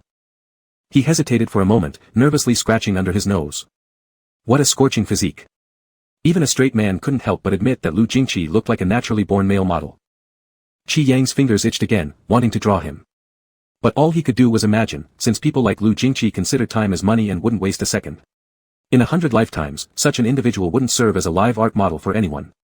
All Qi Yang could do was privately enjoy the idea in his mind. Wearing his slippers loosely, he stepped forward again with a pitter-patter sound. Lu Jingqi turned around upon hearing the noise, momentarily pausing his gaze before finishing his call with a simple, we'll talk later. He hung up, smoothly tucking his phone away. Qi Yang gave him a forced smile, pretending to be carefree, shall we go? Lu Jingqi replied simply, let's go. Qi Yang strolled leisurely while roughly giving Lu Jingqi directions to the barbecue shop. Lu Jingqi listened quietly without any response, until Qi Yang suddenly glanced back and met Lu Jingqi's sharp eyes. He immediately lost his train of thought, blinking in confusion before eventually asking, Wah. Is there something on my face? Lu Jingqi calmly responded, no. Still dazed, Qi Yang touched his face as he turned his head back. Why was Lu Jingqi staring at him like that? Did he think he dressed too casually? That he made them both look bad? Qi Yang glanced down at his own outfit, Snoopy slippers, avocado green pajamas, messy hair like he just crawled out of bed planning to rush to the supermarket for discounted eggs. Yeah, pretty disgusting. He said nonchalantly, I'm used to this look at home, too lazy to change when going out. Anyway, we're roommates, not strangers. He hoped Lu Jingqi understood the implication. He didn't need to dress fancy unless it was a date. They were merely roommates grabbing a meal, so dressing normally was perfectly fine. Lu Jingqi lowered his gaze again, his eyes slowly moving over the fair, slender neck of the person beside him. He nodded and said, "Yeah, you're right. We're not strangers." Hearing Lu Jingqi confirm his hidden thoughts, Qi Yang finally relaxed a bit, a smile returning to his face as he showed interest in every little stall they passed by. "That wood carving looks kind of like Qin Jai." Just as Qi Yang lifted his head to continue speaking, an excited shout broke through ahead, "Qi Yang!" He paused mid-sentence to look up. Before he even saw a clear face, he noticed a towering presence suddenly appearing in front of him. "Are you out here having fun too?" What a coincidence. Upon closer inspection, Qi Yang recognized He Yu looked rather refreshing today, and he didn't have that pungent sweat smell on him from the day of playing basketball. But for some reason, perhaps due to the deep impression it had left, the smell lingered in Qi Yang's mind. Every time he saw He Yu, the memory seemed to come alive. Qi Yang, whose compulsive need for cleanliness kicked in, felt itchy all over his body. He couldn't help but take a step back, saying, "We're just going out to eat, and then we'll go home." He Yu said, "I've also got plans with friends ahead. How about we hang out together? We can shop after dinner." Qi Yang hastily shook his head, No, I'm wearing my pajamas. I'll go home right after dinner, no shopping." It wasn't clear what bizarre or suggestive undertone there was in those words, but upon hearing them, He Yu blushed. He kept staring at Qi Yang, and after a moment, said, "I saw you from afar just now, Qi Yang. You look really good." Qi Yang.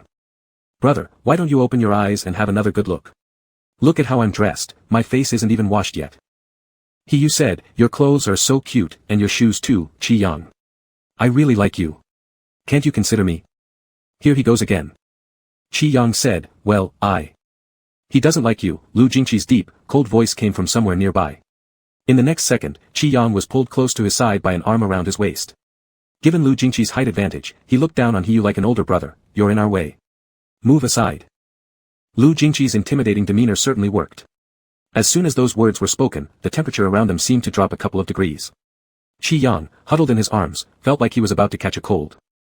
He Yu frowned slightly, his tone unfriendly. "It was you who took Qi Yang away last time. Don't meddle too much. If he doesn't like me, does that mean he likes you?" An arrow pierced through Qi Yang's heart. At the worst possible time, Lu Jingqi lowered his gaze toward him. "Why is he looking at me?" Qi Yang was sweating profusely, wishing he could send He Yu off to outer space. Just as he wanted to explain, Lu Jingqi stared at him and asked, "Isn't it so?" The world suddenly fell silent. He Yu also turned to him. Lost for words, Qi Yang pointed at himself. "Ah, what, me? Me?" Lu Jingqi said, "Didn't you say that just now? You like people like me, Qi Yang, and I really like you too." Hearing this, He Yu felt as though his world was shattering. His face filled with disbelief. "Are you two dating?" Qi Yang was still lost in confusion. Lu Jingqi nodded, "Yeah." He Yu completely collapsed, while Lu Jingqi's indifferent voice added another sentence, "Move aside." In a daze, He Yu moved aside. Feeling as though he might shatter as well, Qi Yang wasn't sure how long he followed along before regaining awareness. Lu Jingqi's hand was still on his head, calmly combing down his unruly hair. Perhaps sensing his confused gaze, Lu Jingqi explained, "Isn't it normal for roommates to pretend to be lovers to diffuse situations like these?" Qi Yang's inner thoughts. Are really normal? Lu Jingqi stopped walking and looked down at him. "If Qin Jai had helped you out this way in such a situation, what would you think?" Qi Yang would, of course, think that it was completely normal. He could already picture Qin Jai's teasing tone. But... wait a second. Something's not right here. Not yet. Once again, Lu Jingqi's voice broke Qi Yang's train of thought. Looking up, he realized they had reached the barbecue place he had mentioned earlier. The interruption caused the fleeting thoughts to vanish, so he could only temporarily set them aside. The entire meal was eerily quiet. Qi Yang focused entirely on silently eating his meat, occasionally zoning out. He never noticed that Lu Jingqi had been cooking his food for him the whole time, cutting it into small pieces and placing it on his plate, while hardly touching his own chopsticks. Only when Qi Yang was full and intended to settle the bill did he realize that Lu Jingqi had already paid. Qi Yang said, "I said this round is on me." Lu Jingqi responded calmly, "Next round is on you." Qi Yang bit into a melon wedge. Is there going to be a next time? His feelings were mixed, but he couldn't say much either way. After all, one shouldn't talk too much when enjoying someone else's hospitality. So he reluctantly agreed. On the way back, Qi Yang thought about it all the way but couldn't figure out Lu Jingqi's motives. They had barely seen each other during their 3 years of college, they weren't familiar at all. Could it be that Lu Jingqi wants to be friends with him? Qi Yang felt a sense of absurdity upon having this thought. Regardless of how small the probability was, Qi Yang would never be friends with someone he liked, it would only make things difficult for him. Knowing that it's impossible and still having to watch helplessly on the side, what kind of mental torture is that? Qi Yang didn't enjoy self-inflicted pain, so there was absolutely no way he would become friends with Lu Jingqi. If possible, it would be better just to avoid Lu Jingqi altogether. They soon returned to the building where Qi Yang lived. He politely said goodbye, "I'm home now, see you, Lu Jingqi." Qi Yang. He paused and looked strangely back. Lu Jingqi asked, "Won't you invite me up for a bit?" "What?" Qi Yang froze in place, almost biting his tongue, stammering, Do what?" Lu Jingqi didn't reply but slowly approached him instead. Qi Yang began to panic, looking around while extending one hand. "Wait, hold on, wait a second, Lu Jingqi." Lu Jingqi stopped right before Qi Yang. Qi Yang said, "I've actually thought about it, inviting you up. But it's too late tonight, it's bedtime. Next time. You should head back to school early today, don't you think?" Lu Jingqi patiently listened as the person in front babbled nonsensically. After circling his thoughts, they finally settled on an analogy that hadn't come to mind during their journey. Qi Yang was like an avocado sponge cake. Lu Jingqi thought it was truly a fitting description, like the feeling he got when he first saw Qi Yang tonight. It must have been because Qi Yang's skin was so fair, making him appear incredibly soft and harmless, like a pile of cream draped in avocado-colored pajamas. The more you look at him, the more he resembled a little cake. Despite his messy hair, Lu Jingqi found it didn't affect how adorable Qi Yang appeared.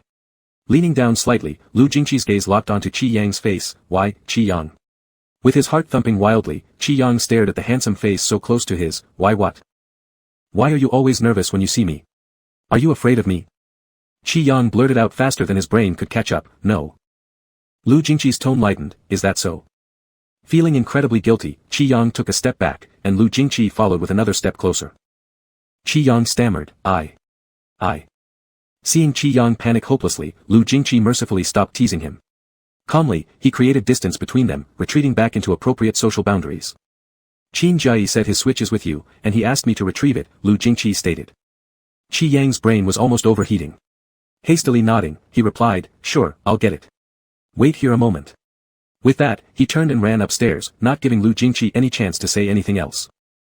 Watching Qi Yang's flustered back disappear, Lu Jingqi eventually moved, approaching a nearby parking spot and lightly pressing the car key. A black G-Wagon nearby flashed its lights in response. Lu Jingqi opened the car door, retrieving a package addressed to Qi Yang from the passenger seat. Glancing down at it momentarily, he grabbed a shopping bag from inside the car, carefully placing the package inside. On the other side, Qi Yang rushed back, frantically searching through cabinets until he found Qin Jiayi's game console left behind at his place. As he cursed Qin Jiayi in his mind, he hurried downstairs again. Breathless, he handed over the gaming console to Lu Jingqi. "Here it is." Without even glancing at it, Lu Jingqi accepted it and then handed over the shopping bag. "Your package, Qin Jiayi helped pick it up for you." Qi Yang had been expecting several packages lately, so he wasn't quite sure what it was. Hesitating, he took the bag and peeked inside. After just one glance, he quickly shoved it back in, his ears burning bright red. His speech accelerated as he murmured hastily, "Thanks, you've been very helpful." Damn Qin Jiayi, thankfully he had at least put the package in a bag. Lu Jingqi said simply, "Go back home now." Qi Yang gratefully took this as an order, accepting without any hesitation. Once back inside, Lu Jingqi did not linger, driving off towards his own residence. Lu Jingqi lived in Jiangcheng University, a short drive away. Around 20 minutes into the ride, a distinctive smartphone notification chimed. Picking it up, Lu Jingqi glanced at the pop-up message. "Your specially followed little sheep early sleep has gone live. Take a look." Chapter 077 Sheep. Why has baby started quietly drawing? What kind of stimulus did he receive? Bao Bao, you disappeared for 2 hours. Did some straight guy reject you? So, was that voice earlier really from a roommate? I'm about to die from curiosity over what happened. If you don't tell me, I'll never close my eyes in peace. The roommate now has another tag, rich second generation plus top student plus bodhisattva male plus low frequency voice cannon. Wouldn't it drive our Bao Bao crazy and turn his strategist into an idiot? How do we even discuss this? The strategist has been turned into a military dog. So, who recorded the screen? Give it to me quickly so I can listen. I'm serious, no matter where this voice appears, it would captivate me for half a minute. So, did Bao Bao and his roommate reconcile? It doesn't seem like they've reconciled, it looks more like everything has completely shattered. Qi Yang and Lu Jingqi almost felt depressed after their meal. When they returned home, they sat there for a while before finally picking up their digital tablets and starting to draw. Qi Yang directly created a new draft, burying the unfinished portrait of Lu Jingqi deep down in his folder. He was painting quite messily, occasionally glancing at the barrage comments and slowly replying, "We just had a meal together, nothing else." I feel like there's some hidden meaning in those words. So, did he really go out to eat with his roommate? And was that voice earlier really the roommate's? Who in their right mind has a bad relationship with their roommate but still gets a call late at night asking if you've eaten? Pay attention Bao Bao, or one day you'll get rejected. Qi Yang said, "Well, there's actually a lot to say about going to dinner. In short, I owed him a meal, but it's strange." His tone slowed as he pondered. "I was supposed to treat him today, but in the end, he paid and told me to treat him next time. See? Straight guys have so many tricks up their sleeves. Isn't it obvious? This is a chance to create more contact with you. Alright, I understand, our Bao Bao must be an adorable person to have made the roommate act like this. The roommate practically has 4 big characters engraved on his forehead, I want to chase you. Your roommate has already been reeled in. What are you doing, wasting time over here?" Qi Yang replied, "Forget it. I don't dare to deal with him too much because we're just not the same kind of people. The only thing I ever expect from him in this lifetime is that he'd once pose as a human model for me. No pictures, no truth. Come on, Bao Bao, try being a bit more outstanding. Hey roommate brother, don't sneak peek anymore, come out and say something. You're killing me. Everyone, please give roommate brother a suggestion. Otherwise, our baby will remain single until the next life." To chase Bao Bao, there's only one method, to keep flirting and being attractive, since Bao Bao loves fit men. Seriously, stop it. You know what? Bao Bao has secretly created 800 little accounts on D-Station. He always haunts the comment sections of all kinds of sexy boys. Qi Yang looked at the barrage comments full of black accusations, angrily painted a few strokes, and said, "Fine, I admit it. My roommate indeed has a great figure, but it's limited to appreciation and reference. Meeting such people in real life is just intimidating. Sure, I like it, he's good looking, lust is human nature, but there won't be any, then. My roommate is some kind of god. A regular person wouldn't be able to bring him down to earth." He fiddled with his rough draft for a long time but still got nowhere, becoming increasingly agitated. Eventually, he gave up painting and pulled out his old file of the JPG photo of his roommate from the bottom of the folder again. After outlining it twice, he continued, "We're fundamentally from different worlds. A 700 yuan Salvatore Ferragamo shoe polish and a 2 yuan Ibao bottled water, how could there possibly be a story between us? There won't be, not even in the next life. You should have a clearer self-awareness, baby. You're no ordinary person. You're a cute little bread roll dot.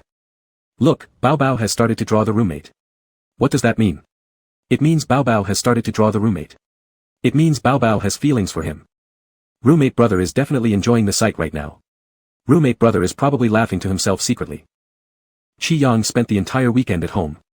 On Friday night, he did 2 live streams in a row, but by the next day, he was too tired and took a break, only finishing the JPG of his roommate on Sunday evening. When he finished the last stroke, he carefully placed the drawing back to the bottom of his folder, marking the final severance of any connection between him and Lu Jingqi. Despite the barrage repeatedly sending messages like, "Looking forward to updates, roommate brother rushing back to the dormitory tonight," or, "If there are no further developments, I'll do handstands eating poop," Qi Yang still felt that this matter had concluded. Regardless of whether Lu Jingqi sincerely wanted to be friends or not, Qi Yang knew he wouldn't engage deeply with him anymore. He turned off the live stream and checked his private messages in the back end, replying to a few of them roughly. Before going offline, he glanced one last time and realized his fan count had been growing rapidly. During these 2 days of live streaming, the number of viewers doubled or even tripled, all due to anticipation for updates about his roommate. There was even a fan who sent him a video series made up of compilations featuring both him and his roommate. Qi Yang. This was pure exaggeration. He silently closed the back end, stretched lazily, and went to the bathroom to wash up. After finishing his wash-up routine, Qi Yang went to bed early. Unexpectedly, he didn't sleep soundly. He had a hazy, dreamy dream but could only recall scattered fragments. He hadn't even seen the face of the other person when he abruptly woke up. The window showed that it was already bright outside. In a daze, Qi Yang hugged the blanket and tried to recollect the dream. Only some ambiguous phrases remained. Truthfully, Qi Yang wasn't particularly interested in this kind of stuff. He much preferred watching comic characters engage rather than doing it himself. As to why he had such a dream, he quickly concluded it must be because he'd been reading too many comics lately. After lingering in bed for 10 more minutes, Qin Jia's call rang on time at 7 o'clock. Qi Yang picked it up. "Qin Jia, what do you want to eat, little lamb? Still buns?" "Qi Yang, bring me a cup of." Before he finished, he sneezed. "Qin Jia, what's wrong? Did you catch a cold?" Only then did Qi Yang realize that the air conditioning had been left on all night. Moreover, last night was unbearably hot and sticky, so he'd kept it set to the lowest temperature. No wonder he felt something strange when he first woke up, which he originally thought was due to dreaming. As he remained silent, Qin Jia added, "Oh yeah, it's raining today, and the temperature has dropped quite a bit outside. Remember to dress warmly. If necessary, just take a leave, don't push yourself." Qi Yang grunted, "I know. Just bring me a bread and soy milk." "Got it, big brother. I'll get right on it," said Qin Jia cheerfully. After hanging up, Qi Yang sneezed again. He immediately got out of bed to find the remote control and turned off the AC. After opening the curtains, sure enough, there was a fine drizzle falling outside. Calculating the timeline, it was indeed almost autumn in Jiangcheng City, explaining last night's oppressive heat. This rain was anything but sudden, there were signs earlier. Qi Yang got up and tidied himself, then pulled out a collared fleece jacket from his wardrobe and slipped it on. Seeing him, Qin Jia touched his forehead to check his temperature. "Do you have a slight fever?" Qi Yang touched his own forehead and sat down on the seat. "I don't think so. Maybe your hands are cold." Qin Jia probed his own hands, "Seems like my hands are cold." Slowly munching on the bread, Qi Yang muttered, "It got cold all of a sudden." Each year was the same for Qin Jia. Summer in Jiangcheng City was a marathon, whereas autumn and winter were sprints. The weather came and changed suddenly. First year, you caught a cold in October due to the temperature drop. Second year you did the same thing. Third year, it happened again, Qi Yang. If you trip over the same rock 3 times, I'll genuinely respect you. Qi Yang shot him a glance, "Stop yakking." "Zay," Qin Jia responded. Qi Yang buried his head back into eating his bread. Leaning down over his phone and chatting, Qin Jia caught Qi Yang's eye with his beaming smile. Qi Yang asked, smiling like a chrysanthemum, "Fallen in love?" "Kong Jia Yi, an adorable young school sister, nothing serious yet, though she really is cute." Qi Yang mocked, "Are you sure she's not another one of those little sisters from your online affairs last semester?" Startled, Kong Jia Yi straightened up immediately, "Don't bring that up, please. I'm utterly done with it." Qi Yang smirked, "I thought you'd forgotten about her being older than you." Kong Jia Yi threatened, "If you mention that again, I'll tell Lu Jingqi you fancy him." Qi Yang. Kong Jia Yi, real brothers share joy and hardships together. Kong Jia Yi continued, "You know Lu Jingqi's combat level." Qi Yang. "Let's see what happens if you try that once more." Under the table, Qi Yang stepped on Kong Jia Yi's foot, causing him to wail in pain over his new shoes, and finally satisfied, retreated to munch on his dry bread. In the morning, Kong Jia Yi was busy chatting on his phone. Qi Yang wasn't sure whether he was flirting with a girl or doing something else entirely. Either way, he lacked the energy to focus on him while trying to read through the blurry textbook text in front of him. Finally, when class ended and they returned to the dormitory, Qi Yang lied down on his bed yawning. Qin Jia told him some gossip again. "Do you know Professor Chen from astrophysics? His wife is Teacher Lin, who teaches comics at the Academy of Fine Arts. Lin Lauscher, a man, will have his classes this semester." Qin Jia Yi, Professor Chen took his students to meet with a doctoral team from California last Monday. He brought his wife along too, mixing business and pleasure for a paid honeymoon. "That's why I didn't see him last week." Qi Yang clearly remembered Teacher Lin Tianyi, since Lin was a fairly famous online comic artist who had created several highly popular serialized comics that Qi Yang rather liked. He lifted his eyelids slightly and asked, "So he came back this week?" Qin Jia Yi, "Of course. If not, how could you have eaten with Lu Jingqi last Friday?" Qi Yang's mind couldn't process the information fast enough. Qin Jia Yi, Lu Jingqi is one of Professor Chen's students. Usually, Professor Chen only takes PhD or graduate students, but Lu Jingqi is an exception, like a lone star whom Professor Chen cherishes dearly. Unless something goes wrong, Lu Jingqi will stay by Professor Chen's side through all levels of schooling, bachelor's, master's, and doctorate alike. Physics majors are common in our university, but astrophysics isn't. You might as well call them golden nuggets. There were only 8 undergraduate students enrolled in astrophysics, and Lu Jingqi is the gold among the gold. Not mentioning his own prowess aside, Lu Jingqi's family contributes billions annually to fund research. Ask yourself if you would take such a student or not. It seemed sickness made Qi Yang's thinking sluggish. Was Lu Jingqi in California last Monday? Qin Jia Yi, yeah. Quietly muttering to himself, Qi Yang concluded Lu Jingqi wasn't upset, he was simply too busy. Did he leave in the afternoon? He asked. Looking down at his phone again, Qin Jia Yi said, "Yes, I heard they were at the Academy's Research Institute in the morning on Monday. My mentor was shooting a college documentary there when he saw Lu Jingqi." Qi Yang nodded, feeling even more lethargic in his brain. Isn't the Academy's research center far away from the animation building? He drowsily buried his face into his arm. How could someone so occupied manage to detour to my classroom? Qin Jia Yi appeared to say something afterward, but Qi Yang didn't hear any of it. Mumbling, he muttered, "Jia Yi, I'm really sleepy. Let me rest for a while." And then he lost consciousness completely. Lu Jingqi arrived at Jiangcheng University Research Institute at 9 o'clock in the morning. A program run by a senior brother in the same lab group had worked without issue for a week but suddenly began reporting errors today. The senior had called Lu Jingqi early in the morning several times asking for help. When Lu Jingqi got there, he saw the senior nearly going bald with worry, unshaven and typing furiously. Lu Jingqi carried 2 cups of coffee, handing one to the senior and leaning over to look at the computer screen. "Let me check it out." Seeing him, the senior felt like seeing a savior, the bloodshot eyes somewhat lessened in their stress as he quickly stood up and blurted out while drinking coffee, "I feel relieved now that you're here. I don't know where the problem is, having checked all morning. Professor Chen is pushing hard for data updates, and I didn't dare tell him yet." Lu Jingqi grunted as he sat down. If you can get him more funding support, he won't keep rushing. The mention of this gave the senior headaches. Last time when we applied for a project in California, we only got 5 million in funds, which infuriated Professor Chen greatly. "If I bring up more money issues, he'll kill me."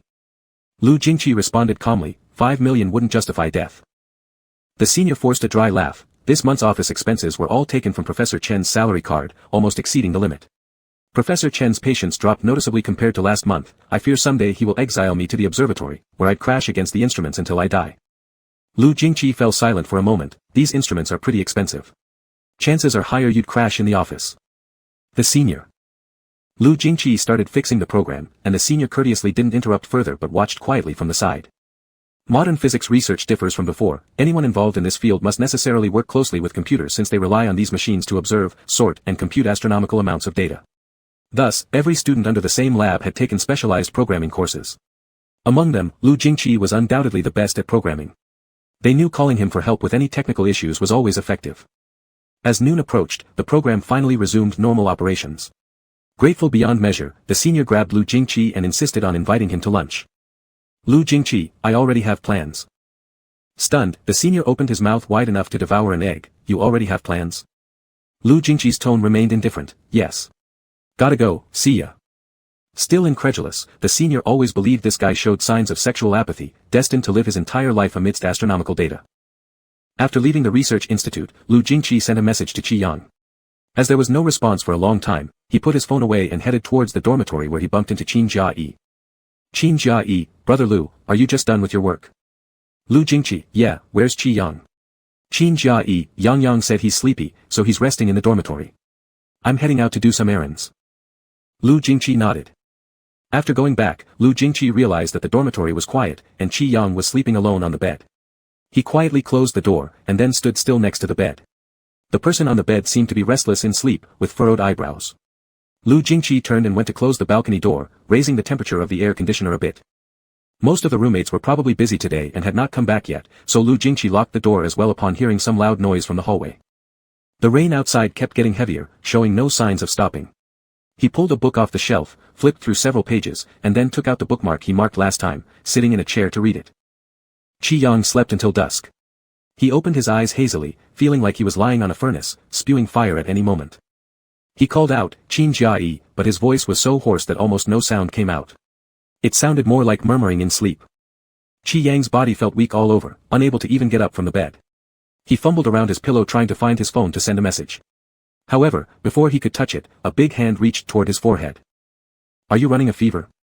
Qi Yang recognized Lu Jingqi's voice. He managed to open his eyes and see the figure in front of him, speaking with a nasal voice. "Why are you the only one here?" Frowning, Lu Jingqi didn't say anything, flipping through the drawers to take out a thermometer to measure his temperature. 39.1 degrees Celsius. Lu Jingqi placed the thermometer down. "I'll take you to the hospital." Qi Yang shrank further under the covers like a turtle. "Taking some medicine will be fine." Qi Yang. Lu Jingqi's voice was low and cold, carrying an undertone of warning.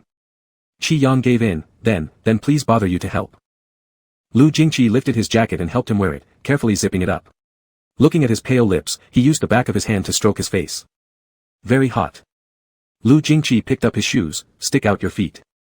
Qi Yang was dazed but obedient, trying not to cause too much trouble for Lu Jingqi while he was sick. The rain stopped at some point without either of them noticing. The air smelled damp and heavy with moisture, and there weren't many students moving about. Lu Jingqi carried him on his back, and Qi Yang, at first, stubbornly tried to resist touching his back due to his strong willpower, but couldn't keep it up for long. Mumbling something incomprehensible, he thudded onto Lu Jingqi's neck. "So cool." Lu Jingqi's body, so cool, so comfortable. Qi Yang was completely groggy. Speaking with a very soft voice, "Lu Jingqi, did you lie to me?" It wasn't clear how Lu Jingqi managed to hear it, but he responded anyway. "What did I lie to you about?" "Qi Yang, you said. That morning when you said you were passing by." Lu Jingqi remained silent. You lied. You said you passed by, you tricked me. Qi Yang's breathing was hot, his voice hoarse. It's nowhere near on your way. From the Research Institute to the Animation Building, spanning half the campus, requiring a 15-minute detour, it's definitely not on the way. Lu Jingqi, yes, it's not on the way. Qi Yang, why?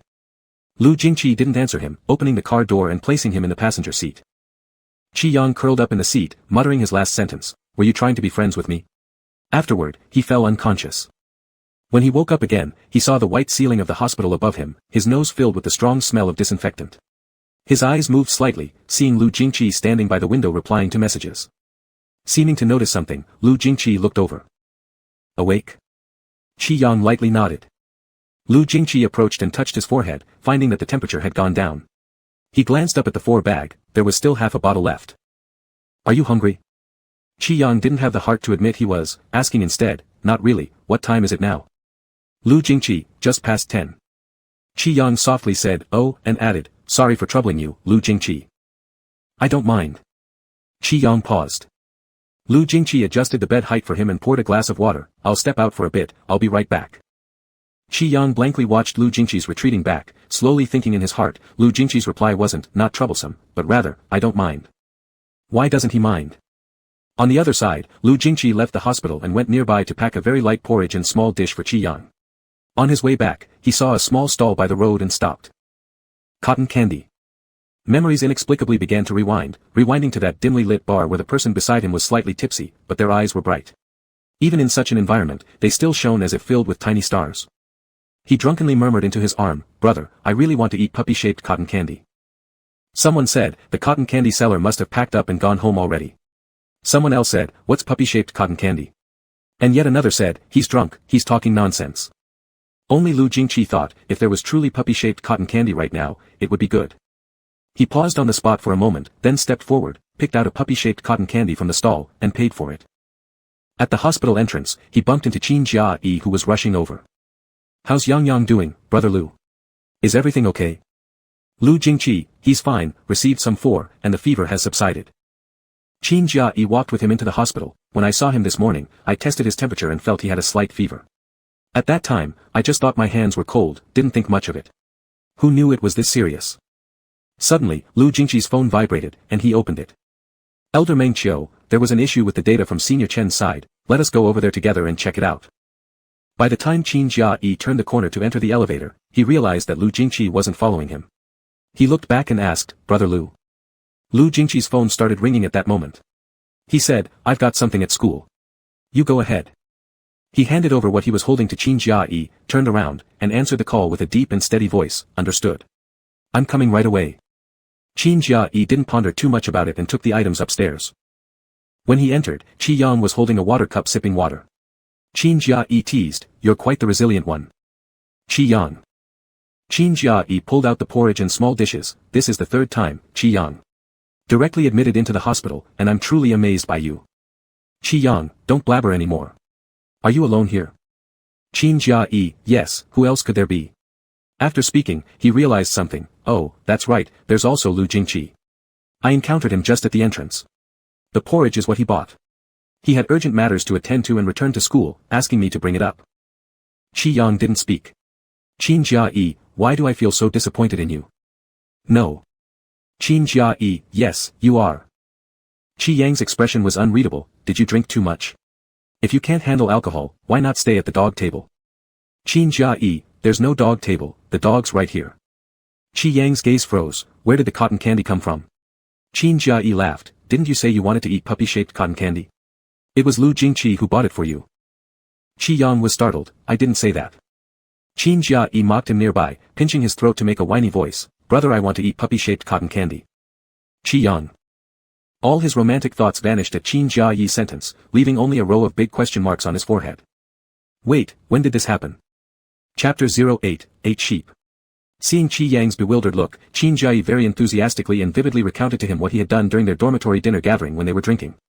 After hearing it, Qi Yang nearly choked on his breath. Is it still in time to die now? He stared at the cotton candy in his hand, pondering for a long time, deciding to send a message to Lu Jingqi. He hesitated as he typed. Thank you for the cotton candy. After finishing, he felt it wasn't quite right and deleted it. Actually, I'm not really fond of cotton candy, I was drunk that day. He deleted it again. How much is the cotton candy? I'll transfer you the money. Qi Yang madly pressed the delete button and finally wrote another sentence. Lu Jingqi, actually you don't have to. Before he finished typing, his phone buzzed. Lu Jingqi, what do you want to say? Qi Yang stiffened and straightened up. Lu Jingqi, have you finished the intravenous infusion? Qi Yang quickly deleted all the nonsense in the chat box and replied, finished. Lu Jingqi, Lu Jingqi, if you're still feeling unwell, take an extra day off and rest well. Qi Yang fell into even deeper silence. It's not just whether it's embarrassing or not, but he realized that Lu Jingqi really wants to be friends with him. This absolutely can't happen. If they keep interacting, who knows when Qi Yang will lose all his sanity. He has absolutely no confidence in his own willpower. Qi Yang sulked to himself, all because of Lu Jingqi whose hair grew exactly according to the way he liked. The night had already deepened after he came out of the hospital that evening. Neither he nor Qin Jia returned to school. They took a taxi directly to his place and only went back in the afternoon the next day for class. He blankly attended the comic drawing class without taking in a single word from the teacher. Qin Jia muttered beside him, aren't you quite fond of Lin Tianyi? Why aren't you even listening to his class? Are you still unwell? Do you need a few more bottles of intravenous fluid? For a moment, Qi Yang didn't understand whether Qin Jia was dissing him or not. He absent-mindedly doodled a few strokes on the illustration book. Don't bother me, I'm annoyed. Qin Jia, Mr. Donghua and the wolf, the farmer and the snake, Lu Dongbin and the dog, Qin Jia and Qi Yang. Qi Yang. Suddenly, the turned-off screen on his phone lit up. Upon checking, Qi Yang discovered another message from Lu Jingqi. Lu Jingqi, what time does your class end? Qi Yang felt a bit numb inside. After reading, he messily responded, somewhat. Lu Jingqi's eagerness to befriend him was too obvious. Qi Yang decided to avoid him for these few days. Someone as smart as Lu Jingqi would surely see through this. Qi Yang. While lost in thought, he suddenly heard someone calling him. He looked up and saw Lin Tianyi standing by his side somehow. Qi Yang blanked for a moment and abruptly stood up. Lin Tianyi burst into laughter seeing his reaction. Don't be nervous, I'm not here to scold you about chatting with others during class. Quietly, Qi Yang put his phone away. Lin Tianyi, do you have any plans after class? If not, stay behind, there's something I want to discuss with you. Qi Yang, no. Smiling, Lin Tianyi nodded and left. Qin Jia chuckled like a fool nearby, earning a glare from Qi Yang. Crazy. After class, Qin Jia gleefully headed to participate in a club activity, claiming it could earn him extra points, though truthfully, it was due to all the pretty sisters in the dance club. Seeing clearly through his facade but not willing to break it, Qi Yang lazily ignored him. The classroom soon emptied, leaving only Lin Tianyi and Qi Yang, who stayed late. In his early 30s, Lin Tianyi was a very young and handsome man. His voice was always gentle when he spoke, making people feel like they were basking in a spring breeze. He pulled out a document from under his teaching plan book and showed it to Qi Yang. I have a new comic project at my studio, take a look. Upon receiving it, Qi Yang roughly skimmed through it, discovering that the project planned to create a pure love campus comic with 2 male protagonists. Seeing him finish reading, Lin Tianyi smiled, would you like to try it? As the main illustrator of this comic. Startled, Qi Yang said, me? Lin Tianyi, yes, I've seen some of your homework and works before. I really like your style, so I'd like to invite you to complete this comic with me. Are you interested? Of course Qi Yang was interested. Although he was studying animation, he mostly dealt with comics. For years, he'd been following Lin Tianyi's works, knew he had an extremely renowned comic studio, and such opportunities are rare, almost impossible to find. Moreover, Qi Yang had posted some short comics he created on his own account, and he frequently received invitations from small studios asking him to be their lead illustrator. However, Qi Yang politely declined every time. Although he usually acted carefree, he still had a bit of ambition regarding comics. So there was no reason for Qi Yang to reject Lin Tianyi's offer. He replied sincerely, of course, Teacher Lin, I hope we cooperate pleasantly. Lin Tianyi shook his hand in return, I hope we cooperate pleasantly as well, student Qi Yang. After that, they chatted for a while longer. As Lin Tianyi was leaving, they exchanged WeChat contact information. Lin Tianyi said he'd contact Qi Yang later, and then the two walked out of the classroom together. Qi Yang originally planned to go straight back to the dormitory. If possible, he'd set aside some time to talk about the comic with Lin Tianyi in more detail. But just as he stepped out, he saw someone familiar coming toward him. Lu Jingqi. Qi Yang immediately froze, wanting to turn around and run away, but unexpectedly, Lin Tianyi knew Lu Jingqi and greeted him first with a smile, little Lu, what brings you here? Lu Jingqi, looking for someone. Lin Tianyi, who are you looking for? Lu Jingqi pointed at Qi Yang. Qi Yang, he immediately stopped trying to run away. Lin Tianyi was quite surprised, you know each other. Lu Jingqi nodded once, and Qi Yang felt somewhat awkward, muttering lowly, roommate. Hearing the word roommate, Lu Jingqi raised an eyebrow, but didn't say anything. Lin Tianyi laughed, then you two chat. I'm off. Qi Yang, see you later. This left only Lu Jingqi and him by the door. What do you mean? Lu Jingqi asked. Qi Yang, huh? As soon as he let out this naive, huh, he realized Lu Jingqi was referring to the message he had replied earlier. What did he mean? Maybe he was brain dead. Qi Yang lightly grasped the edge of his clothes, feeling uncomfortable. It means nothing really. I just replied casually, without any other meaning. Lu Jingqi either decided not to expose his bluff or genuinely believed it and didn't ask further. Instead, he suggested, let's have dinner together. Qi Yang, dinner with who? Lu Jingqi, dinner. Qi Yang blurted out without thinking, I have plans. Lu Jingqi, with who? Qi Yang struggled awkwardly for half a moment before spitting out 3 words, Qinjiai. Is that so? Lu Jingqi's tone was light. Qi Yang nodded emphatically, yeah. Lu Jingqi pulled out his phone and leisurely started typing something. Qi Yang wondered what he was writing, and in the next second, Lu Jingqi turned the screen around to face him. The chat interface displayed 2 large lines of text. Lu Jingqi, do you and Qi Yang have dinner plans tonight? Qinjiai, no, I'm participating in a club activity. Qi Yang. Lu Jingqi looked at him, don't want to have dinner with me? Qi Yang. Lu Jingqi, or is there another reason? Qi Yang still didn't say anything. Lu Jingqi, do you dislike me, Qi Yang?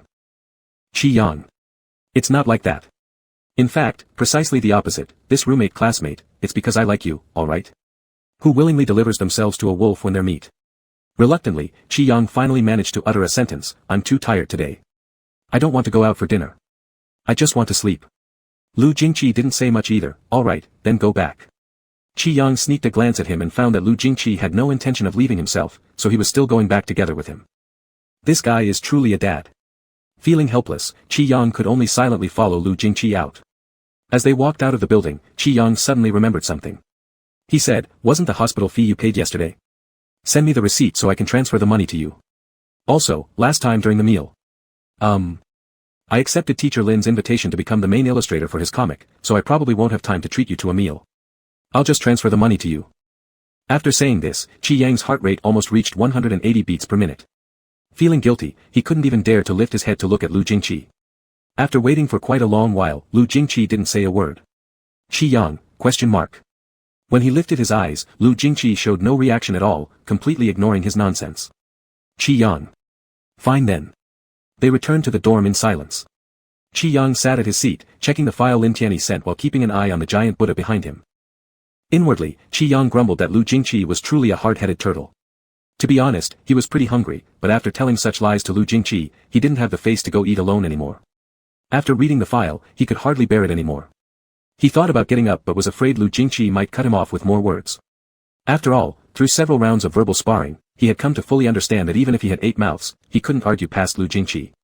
Though Lu Jingqi seemed taciturn and quiet, his remarks were always sharp, and his thinking was flawlessly logical. Having failed to think of a way to sneak out of there to the door without being noticed after 1,000 attempts in his mind, he eventually gave in. Turning his head, he asked, I'm going downstairs to buy instant noodles from the vending machine. Do you want to come? Lu Jingqi stood up, let's go. Qi Yang, oh. So once again, he descended the floor with Lu Jingqi and stood in front of the vending machine looking at all the varieties of noodles that seemed equally unappetizing. Since Qi Yang found it hard to pick one, he closed his eyes, randomly grabbed a pack, and then stood aside with his arms around the noodles, indicating for Lu Jingqi to choose as well. Lu Jingqi reached out and picked the same one. When Qi Yang was about to leave, Lu Jingqi suddenly asked again, do you want some water? Qi Yang, huh? Oh, no thanks, I don't need water. Lu Jingqi glanced into the cabinet for a while and extended toward the corner. It wasn't until he pulled out the item that Qi Yang realized Lu Jingqi had taken the only bottle of Yibao mineral water left in the cabinet. He held it in his hand and turned back with Qi Yang. Qi Yang neither knew nor dared to ask, standing silently like a little mouse. After passing a corner, Lu Jingqi slowly unscrewed the cap, the veins on his hands visibly popping out. Taking a sip, he said lightly. It doesn't taste any different. Chapter 099 Sheep. Qi Yang thought Lu Jingqi was really abnormal today, so he didn't intend to communicate much with Lu Jingqi. After hurriedly finishing his instant noodles, he climbed into bed with his laptop. Besides sending him a PDF file, Lin Tianyi also sent him the address of the studio and invited him to visit when he had time. Qi Yang accepted Lin Tianyi's invitation and made an appointment for a weekend time. After finishing their serious conversation, Qi Yang secretly logged on to D-Site again. He first rushed to latest's homepage, looked around, and after discovering that there was still no update, he left a comment in anger. Sheep, damn kidnappers, who took away my husband, why don't you update? The last update from latest was already 10 days ago, and Qi Yang waited anxiously with eyes looking far into the distance. However, to be fair, although latest was ranked as queen in Qi Yang's list of followed accounts, latest was essentially different from other edge bloggers. Latest didn't tread the line. In a strict sense, they could only be considered as a fitness blogger, and most of the videos on the homepage were simple fitness videos. The reason for such a huge fan base was twofold. On one hand, latest's physique was truly remarkable, making Qi Yang dream about touching those beautiful muscles and feeling their texture. On the other hand, it was because latest was overly mysterious, never showing their face and never replying. To date, no one has uncovered even a hint of information related to latest. As the saying goes, a beauty holding a lute half covering her face is the true beauty. The more mysterious, the more alluring. Half of latest's fans were drawn here for this very reason. In the age of the 21st century internet, there actually existed a blogger with such a massive fan base where not a single bit of three-dimensional information could be unearthed. The more the fans talked, the more mystical it became. With latest's discipline resembling that of a human machine, the hype grew larger and larger. There were all kinds of guesses in the comment section. Some said latest was a rich second-generation heir who couldn't be recognized. Others said latest covered their face merely because it wasn't good-looking. After all, in today's era obsessed with traffic, anyone with looks wouldn't hide. Still others said latest was an AI human-machine blogger created by a marketing team to try out the waters, and in reality, there was no person in the third dimension. Of course, Qi Yang did not believe in these things. He was a loyal fan of latest, consistently dominating the top floor of latest's comment section. Each time latest updated, he was quicker than anyone else, leaving comments one saucier than the next. In recent years, latest almost became Qi Yang's electronic boyfriend, and he enjoyed every moment of it. Before leaving, he still sent a private message to urge for updates.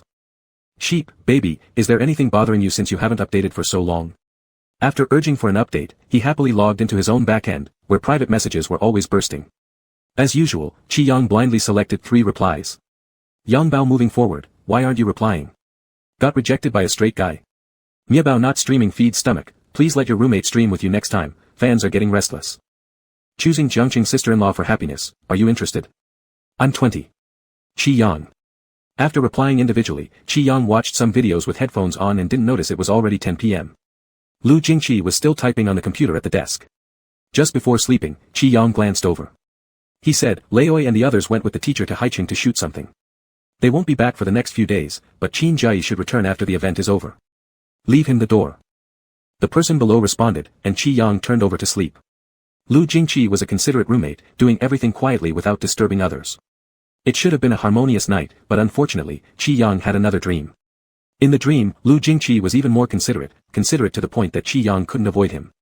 He seemed to be streaming, but the atmosphere wasn't like when Qi Yang was alone. Instead, it was passionate and ambiguous. He was pushed against the table by Lu Jingqi, retreating step by step. Lu Jingqi's nose was almost touching him, they were so close. Lu Jingqi's voice was low and slow, "If you like me, why don't you tell me?" Why? Qi Yang didn't know either. He kept thinking about the live stream, full of panic, but Lu Jingqi appeared unconcerned. His long, strong arms supported behind Qi Yang's waist, clunk, the microphone fell over. Lu Jingqi held his hands and slowly, gently kissed down. Qi Yang started trembling. An enticing voice in his ear kept asking him, "Am I kissing you comfortably?" Qi Yang wanted to say something, but no matter what, he couldn't make a sound. He held on to Lu Jingqi's neck, his lips emitting only low moans and murmurs. The scenes that followed were blurry yet alluring, and just as it was reaching a critical moment, Qi Yang jolted awake. He blankly stared at the ceiling of the dorm room, feeling off the moment he realized something wasn't right. Only one thought ran through Qi Yang's mind. It's over. There were slight noises from below the bed, and Qi Yang turned to look, discovering that Lu Jingqi had woken up at some point and was now writing at the desk, the soft scratching sound of pen on paper filling the air. Qi Yang didn't dare to breathe loudly, glancing again at Qin Jiayi's bed, noticing there wasn't even a hint of someone having slept there, neat as ever. He cursed inwardly.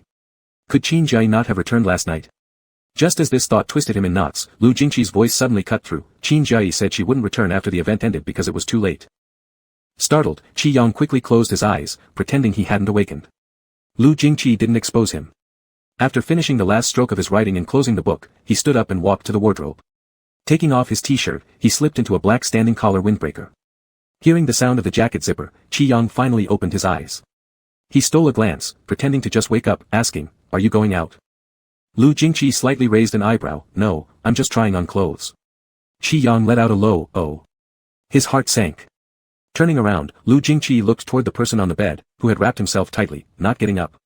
Qi Yang clutched tighter. "I still don't feel like getting up. If you have something to do, just go ahead without me." Lu Jingqi replied, I have nothing planned for today. Qi Yang fell silent, his head buried. Currently, he was only wearing shorts and a t-shirt, both with very thin, light-colored fabric, making any trace easily visible. On top of that, he had an obsession with cleanliness, never allowing regular outdoor wear onto his bed or keeping any clothes other than pajamas on the bed, leaving him with no choice to switch. If he wanted to avoid Lu Jingqi noticing anything unusual while smoothly heading to the bathroom, his only option was to wrap himself in the blanket and get out of bed. But the mere thought of it made him feel utterly ridiculous. It would be akin to shouting, there's no silver hidden here, and Qi Yang absolutely wouldn't do such a thing. However, his discomfort grew unbearable, so he asked hesitantly, aren't you going to eat breakfast? Lu Jingqi lowered his head, replying casually, not really hungry. Playing with the edges of the quilt, Qi Yang muttered, you should still go eat something. Skipping breakfast is bad for your health. Lu Jingqi said, if you're hungry, maybe I'll consider it. Qi Yang nodded furiously, I'm hungry. Lu Jingqi put away his phone, what do you want? Anything, doesn't matter. Lu Jingqi, dead, I'll get breakfast. If you're tired, sleep some more. Qi Yang eagerly responded, yes, yes, yes. Lu Jingqi turned to leave. The moment the door shut behind him, Qi Yang instantly threw off the covers, stomped down the ladder cabinet, and hurriedly rushed toward the bathroom. But just as he reached the bathroom door, the dormitory door suddenly reopened, revealing Lu Jingqi returning. Facing each other directly, Qi Yang jumped in shock. Lu Jingqi, meal card. Face flushed and ears red, Qi Yang stammered a response before dashing into the bathroom, slamming the door behind him. Walking inside, Lu Jingqi pulled open the drawer neatly, took out the card, paused his steps briefly before leaving, gazing at the tightly locked bathroom door for a moment. Inside, the sound of shower water quickly started up. Slowly, Lu Jingqi withdrew his gaze and left. In reality, Lu Jingqi's habitual keenness already allowed him to deduce what happened when Qi Yang woke up, though he inexplicably felt amused and entertained himself by teasing Qi Yang. On his way to the cafeteria, Lu Jingqi bumped into Meng Qiu, who had just returned from outside the school. Upon seeing him, Meng Qiu curiously whistled, you seem off today. Lu Jingqi's tone was indifferent, how am I off? Meng Qiu always carried a big bag and wore thick glasses, looking like a textbook nerd. Pushing his glasses, which were thick as the bottom of a wine bottle, he analyzed seriously, your energy field feels active, you seem in a good mood. Lu Jingqi raised an eyebrow. Meng Qiu walked beside him toward the dining hall, that day you refused dinner with me saying you had an appointment, I guess something wasn't right. Aren't you secretly dating someone? Lu Jingqi remained calm, not really.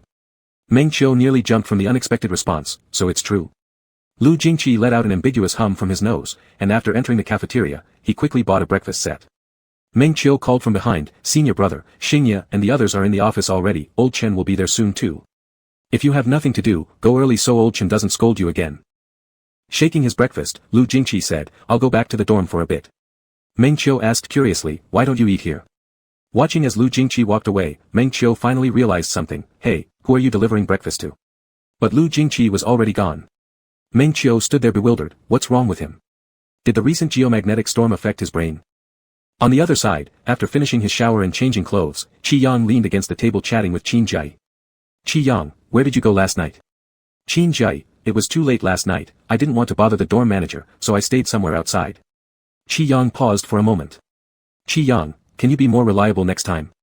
Qin Jai, isn't it all for your own good? I'm so wronged.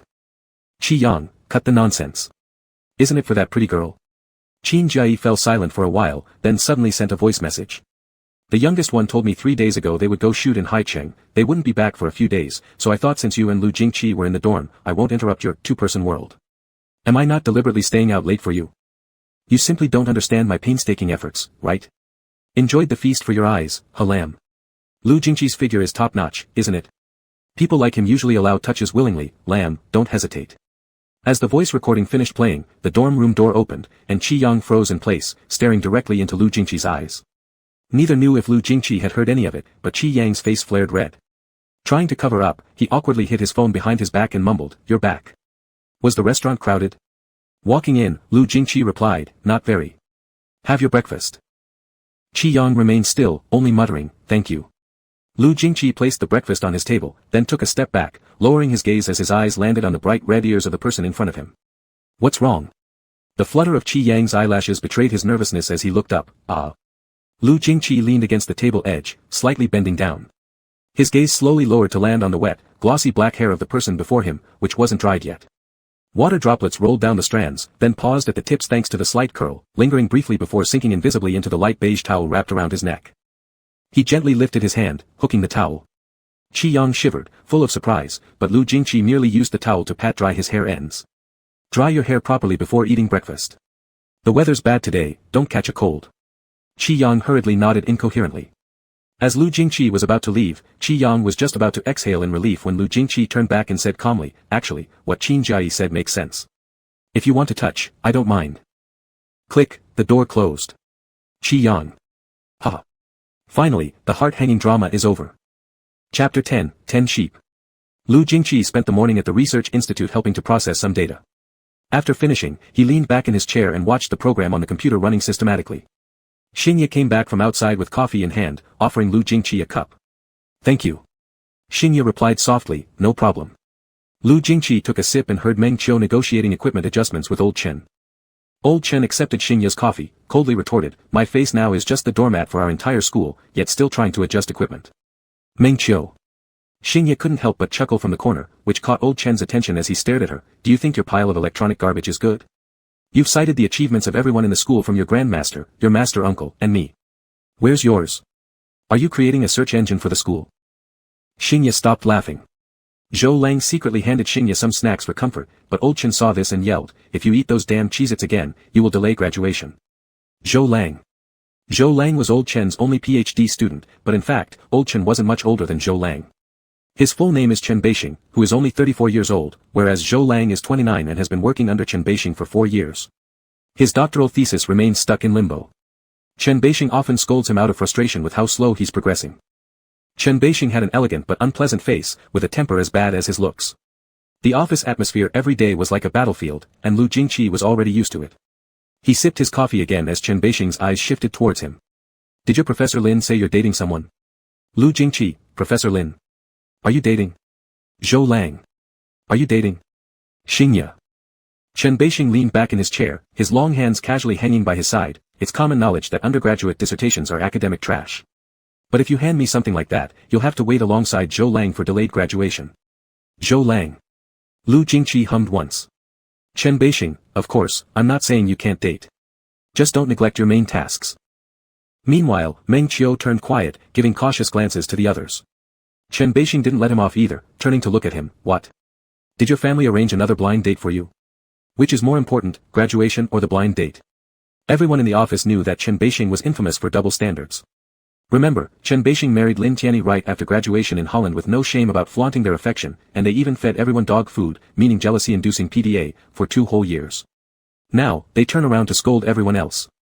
After finally enduring half a day, Chen Beixing received a phone call and instantly changed his demeanor. Meng Qiu and Xingye were whispering about their mentor when Chen Beixing interrupted them. Your Professor Lin says he'll invite you all for dinner on Sunday near his studio. Everything on the menu will be sent to the group chat, and I'll prepare with your Professor Lin. All right. Thanks, Old Chen. Old Chen should hurry up and go home to be with your wife. Chen Beixing didn't want to argue with these oil-tongued people, so he waved to Lu Jingqi, come out for a moment. Lu Jingqi got up and followed. As they walked, Chen Beixing said, I've been feeling that something's wrong with you. Lu Jingqi, for example. Chen Beixing arched an eyebrow, were you ever this diligent coming back to school before? It used to be rare for you to come back once a week. Lu Jingqi didn't deny it. Chen Beixing, which major? Lu Jingqi slowly said, why don't you guess? Chen Beixing snorted and laughed, you're playing cryptic games with me now. Fine, go ahead. Your Professor Lin's studio is quite large, so adding one more person won't be a problem. Find out later, bring them along. Lu Jingqi, okay. Qi Yang thought Qin Jiayi was the biggest idiot, and she decided to cut ties with him. If possible, she hoped certain evil gay men would give Qin Jiayi a shock through online romance again. By the time it reached Sunday, Qi Yang couldn't stay a moment longer and hurriedly packed up to go home, fearing that if she lingered, Lu Jingqi might intercept her and prevent her from leaving the dormitory. Of course, she still wanted to keep her distance from Lu Jingqi, preferably 10,000 miles apart, with absolutely no connection. Over the next couple of days at home, Qi Yang carefully reviewed the documents sent by Lin Tianyi once again and reread some of Lin Tianyi's previous works. Without exception, these works were classic, and remained classic even after many years had passed. In fact, Qi Yang's path into the world of comics has been more or less influenced by Lin Tianyi. Lin Tianyi's drawing style is free and easy with extremely high recognizability. Qi Yang's style is more delicate and gentle, but one can still see glimpses of Lin Tianyi in some details. To a certain extent, Lin Tianyi was indeed Qi Yang's comic teacher. The time flew by on Friday and Saturday, and Qi Yang spent a very comfortable and carefree time at home. During this period, Lu Jingqi did send him messages, but Qi Yang ignored them all. He didn't answer Lu Jingqi's calls either, deaf as a post. Of course, he only pretended to be deaf to Lu Jingqi. On Saturday, Latest posted an update and live streamed for 2 hours. Qi Yang was anything but deaf. He happily logged into his secondary account and became the top fan in the live room. Each time Latest live streamed, it would be inside a private gym, with few people around, and a quiet environment. Latest wouldn't talk much, focusing entirely on working out for 2 hours, with the muscles under the tank top being solid and well-defined. Qi Yang lay on his bed earnestly sending rockets, virtual gifts. One after another. Other users in the chat saw him and laughed. Yo, sister-in-law bro is here again. If late teacher could live for 30,000 days, we each get a turn for 2 days. Sister-in-law bro earns an extra day. Sister-in-law bro seems restless again. Who exactly is sister-in-law bro's second account? It's only following late teacher, and for 2 years has been showering her with rockets. Sister-in-law bro has given thousands of rockets over 2 years, it's so deep, such profound love. Qi Yang wasn't necessarily deeply in love, he was just craving intensely. Yang, did you see that? His belly is swollen, he carries my child. Huh, laugh kill me. Not sister-in-law bro, are you? I think sister-in-law bro also has a charm that lingers. After the live stream ended, Qi Yang was still immersed and pulled out the private message page with Latest, sending a message. Yang, yesterday you unfriended me, I stared at the red exclamation mark and pondered for long. Today, I realized, it represents passion. You want to marry me, heart. Feeling smug after sending the message, Qi Yang turned off the page, and just as he stood up, his phone buzzed suddenly. Qi Yang picked it up to check. Lu Jingqi, Qi Yang. Why was he calling him by his full name? Qi Yang acted as if he hadn't seen it and threw the phone aside, heading to the bathroom for a shower. He had an appointment with Lin Tianyi on Sunday afternoon at 3 p.m. The next day, Qi Yang slept late and after tidying himself up, went out for lunch. By then, the time was nearly there. Lin Tianyi's studio was a bit far from Jiangcheng University. Qi Yang arrived 10 minutes early via taxi. The studio was called Star Trek, and its main office was a very bright 3-story mini office building, with a large sign hanging on it, an exclusive logo designed by Lin Tianyi for the studio. Just when Qi Yang had barely looked around the area and familiarized himself, the door opened and Lin Tianyi walked out with a cheerful smile.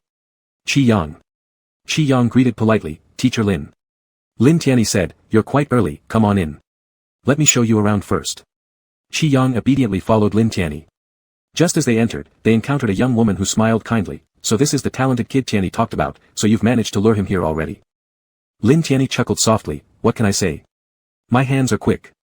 He then introduced, Qi Yang, this is Xia Anna, our Pure Love Department Director of Planning at the studio. The project I showed you was planned by her team, and she has also read your work. Qi Yang couldn't have been politer, Teacher Anna. Xia Anna wore an expression full of surprise, oh my, kids are truly adorable these days. She walked over to Qi Yang, so Qi Yang, how old are you this year? Do you have a girlfriend? Lin Tianyi smirked while pulling Qi Yang closer, save it, my student already has a boyfriend. Xia Anna responded with a tsk sound, alright, the gays stick together. Look at you like a mother hen protecting her chick. I'm going to a meeting, you two visit slowly. With that, she left in quick steps. Lin Tianyi chuckled, that's Anna for you, very enthusiastic. Qi Yang remained silent, actually wanting to know more about this boyfriend. But upon further reflection, perhaps Lin Tianyi was just doing it out of kindness to help him save face. Following Lin Tianyi, Qi Yang took a look at all 3 floors of the studio. The first floor was a large lounge area, the second was for editing and planning, while the third was divided into many private design studios and drawing rooms. The hallways and walls were covered with various merchandise and posters produced by the studio. Qi Yang's eyes were transfixed.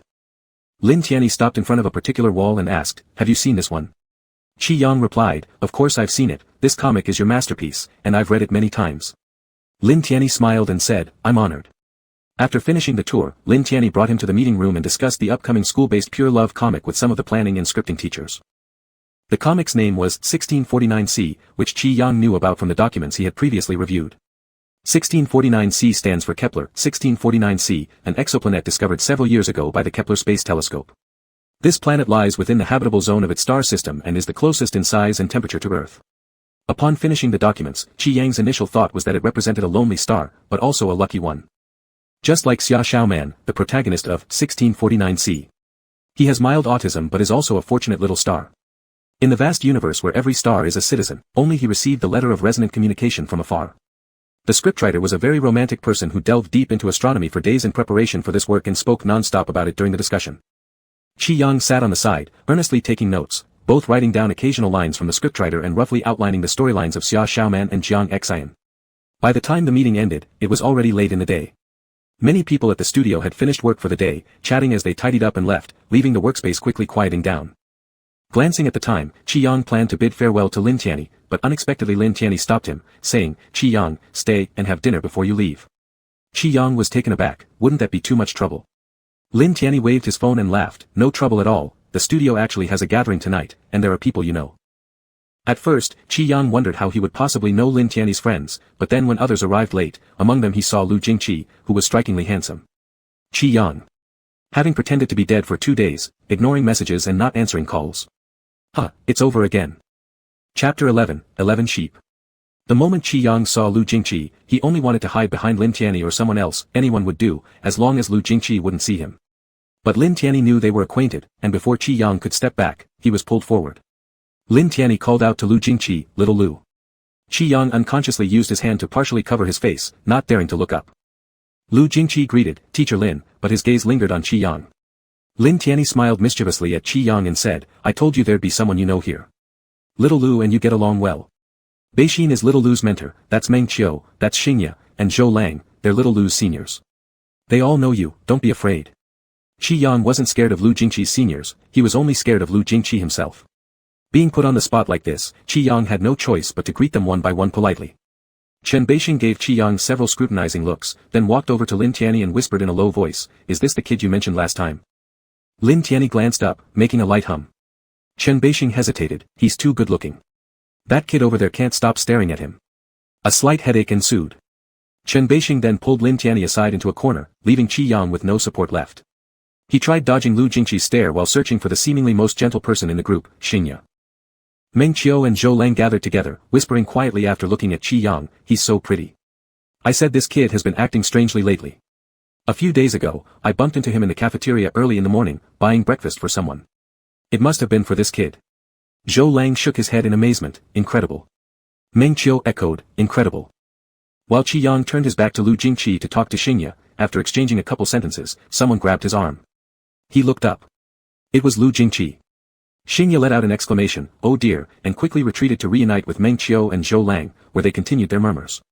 Qi Yang was being dragged away by Lu Jingqi, his mouth almost bursting from trying to say, "Lu Jingqi, wait, please wait. Just listen, my phone bill wasn't paid, it wasn't intentional." Lu Jingqi lowered his gaze and asked, "How did you know what I was going to say?" Qi Yang froze. "Nice try, now he's digging a hole for himself."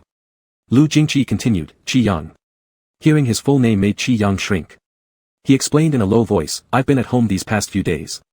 Lu Jingqi hummed in acknowledgement, "Then what?" Qi Yang fell silent. What more was there to add? He just blurted something random. His eyes darted around to others, noticing that Lu Jingqi's seniors had joined Lin Tianyi and Chen Beixin in the kitchen. Qi Yang hurriedly changed the topic, "Let's go help, shall we, Lu Jingqi?" Lu Jingqi glanced at him, then after a moment, replied, "Sure." As soon as Lu Jingqi let go, Qi Yang dashed off like lightning, leaving Lu Jingqi standing there for a brief moment before also heading towards the kitchen. For dinner, Lin Tianyi prepared hot pot. The idea came when Chen Beixin mentioned it in a group chat. Everyone opened their mouths wide shouting about wanting both meat and vegetables, making decisions difficult. Lin Tianyi and Chen Beixin agreed, choosing hot pot for its versatility and suitability for large groups, adding a lively atmosphere. The kitchen on the first floor of the studio was large, separated by transparent walls with a semi-open island in the center. To the right of the island, there was a circular marble countertop table. The ingredients for the hot pot were prepared efficiently, ready within moments.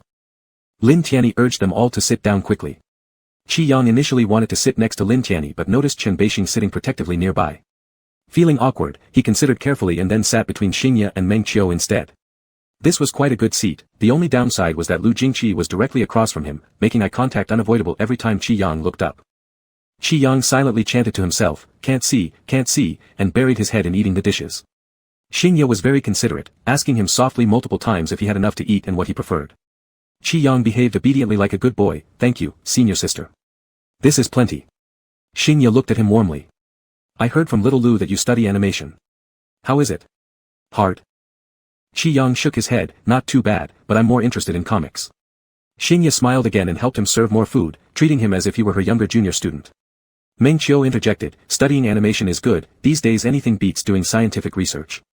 Take a look at the receding hairline of your senior brother here." Xingye giggled softly, "You should lower your voice. Do you want to get scolded even more by old Chen?" Meng Qiu lowered his voice and continued speaking to Qi Yang. Of course, I'm still fine compared to your Zhou Lang senior who's sitting to the right of teacher Xingye. He spent 3 years getting his doctorate, this year marks the 5th year he's been under old Chen. Qi Yang glanced up, and Meng Qiu was covering his mouth, whispering, it's the 2nd year of postponed graduation. Look at his receding hairline, he's only 29. Qi Yang cast a quick look and then quickly averted his gaze, focusing on nibbling meatballs while muttering to himself whether Lu Jingqi would end up bald too. Just as he thought this, Meng Qiu continued, but it depends on the person. Old Chen has very thick hair because he's a genius. Oh, and little Lu is also a genius type, these people don't go bald. The ones who go bald are me and your senior Zhou Lang, those unlucky ones. Xingye couldn't hold back her laughter, her shoulders shaking uncontrollably. Qi Yang ate slowly, quietly observing the people at the dining table. It was strange, even though Chen Beixing always looked angry, it strangely felt harmonious. Everyone said they were afraid of Chen Beixing, but in reality, they weren't really afraid at all. Then there was Lu Jingqi, it was hard to imagine that Lu Jingqi could fit so naturally into such an atmosphere. He had always thought that Lu Jingqi was a loner. Occasionally looking up, Qi Yang saw Lu Jingqi leaning on his arm, his gaze calmly resting on the direction of Chen Beixing and Lin Tianyi. Occasionally, Zhou Lang would say something to him, and he would respond in a low voice. Qi Yang rested his chin on his hand. In fact, Lu Jingqi was really nice, his manners seemed deeply ingrained, cool but kind at the same time. He didn't know how long he had been sneakily watching, but suddenly, he was caught by Lu Jingqi. Their gazes met from afar, and Qi Yang got such a shock that he immediately sat up straight, trying to cover his tracks by picking up some food with his chopsticks. Lin Tianyi and Chen Beixing finished their private conversation and finally brought the topic to their students. Chen Beixing talked about Meng Qiu, delivering a golden sentence, no threat to me in the academic world, but ruins my reputation in education. Then Xingye gave Qi Yang a side lesson on how Meng Qiu once applied for research funds and ended up getting only $5. There were many such stories. Qi Yang could see that Chen Beixing liked these students a lot. Halfway through the meal, Lin Tianyi took out a bottle of wine from the liquor cabinet. Everyone had a cup in front of them, not much, just enough to have fun. Being the youngest here, Qi Yang held his wine glass and toasted with everyone, calling teachers and seniors, and a bunch of academic dogs were thrilled, patting Qi Yang and telling him if he ever needed help at Jiangcheng University, to find them. It looked like everyone was getting drunk, but in the end, only Qi Yang collapsed, drunkenly red-faced. He curled up into a little ball, hugging his knees in a daze. Xingye called out to him several times from beside, "Dear. How are you? Are you still conscious?" Meng Qiu reported to Lin Tianyi, "Teacher Lin, the junior seems to be drunk." Lin Tianyi let out a tisk sound and came over, gently patting Qi Yang's back. "Do you feel unwell?" Qi Yang didn't answer, his face flushed red, blinking his eyelashes a few times. Lin Tianyi looked at the person sitting on the chair, finding it both funny and cute, he hadn't expected such a small amount of alcohol to get him drunk. He said to Chen Beixing, "Let's send Qi Yang back to school after this." Chen Beixing was just about to agree when Lu Jingqi stood up and walked over. "I'll take him." The moment Lu Jingqi approached, Xingye and Meng Qiu around Qi Yang scattered, giving him space. Lu Jingqi squatted in front of the chair and reached out, using his finger to rub Qi Yang's cheek. "Do you still know who I am?" Qi Yang mumbled, "Yeah." "Good." Lu Jingqi stood up and said to Lin Tianyi, "Don't worry, Teacher Lin. I'll make sure he gets home safely." Lin Tianyi nodded, "Let me or Beixing know when you've dropped him off." Lu Jingqi understood. Seeing this, the others knew better than to say anything else. Chen Beixing looked at the atmosphere between the two of them and shook his head. It reminded him of when he had seen Lin Tianyi act exactly the same way. Lu Jingqi took Qi Yang to the corner sofa. Qi Yang sat obediently, but probably feeling too dizzy, his body kept swaying back and forth. "Where do you want to go tonight?" Lu Jingqi supported his back with one hand and asked. Qi Yang squinted his eyes, "Home." Lu Jingqi squatted in front of him, tilting his head upwards to look at him. "Shall I take you home, then?" Qi Yang whispered faintly, "It's fine. I can go back alone." "Qi Yang, look at me." Qi Yang's lashes fluttered slightly. "Who am I?" "Lu Jingqi. And do you want me to take you home?" Qi Yang seemed not to fully understand what he meant and took a long time to react. "Okay." Then he swayed and toppled forward. Lu Jingqi opened his arms to catch him, picking him up like a child, murmuring softly, "I'll take you home." Qi Yang clung to Lu Jingqi's neck in a daze, his face buried in the crook of his neck. My house is so far, so far." "How far is it?" "Very far, can't walk back." Lu Jingqi supported the person in his arms and replied, "We won't walk back, we'll take a car." He carried Qi Yang to the door, and Lin Tianyi followed out anxiously, reminding them, "Call a cab, be careful." Lu Jingqi nodded. The person in his arms didn't understand, still muttering, "Where to call a car from, who will call a car? Who will call a car?" After a moment of silence, he raised his head again, "Whose name is car?" "Lu Jingqi, mine." Qi Yang let out an "oh," then after 2 seconds realized something. "You're lying, your name is Lu Jingqi." A faint hum escaped Lu Jingqi's nose, a trace of smile flickering at the bottom of his eyes. The car arrived soon. Lu Jingqi held Qi Yang and got into the car. After reporting the address, the car smoothly left the studio. Originally, Qi Yang was curled up in the corner of the car, while Lu Jingqi was sending a message to Qin Jai. However, he had only typed half the words when the person beside him snuggled closer, lightly hugging his arm. Mumbling, he said, "Big brother, I want to eat puppy cotton candy." Chapter 12, 12 Sheep. After getting out of the car, Qi Yang felt even dizzier than he did in the studio. Lu Jingqi carried him upstairs and listened to his muffled complaints about his headache. He muttered all the way. By the time they reached the door, Lu Jingqi asked for the password, but the person in his arms remained silent. Lu Jingqi tilted his head and softly asked again, "Qi Yang, what's the door password?" The person in his arms half opened their eyes, trying very hard to recognize him. After a couple of seconds, he probably did, and whispered in refusal, "I won't tell you." Lu Jingqi didn't know where his patience came from, and slowly asked, "Won't tell who?" Lu Jingqi. Apparently, he had recognized correctly. He asked, "Why won't you tell Lu Jingqi?" The person in his arms seemed a little aggrieved, their flushed face furrowing two beautifully delicate eyebrows together. "It's a secret." "Secret?"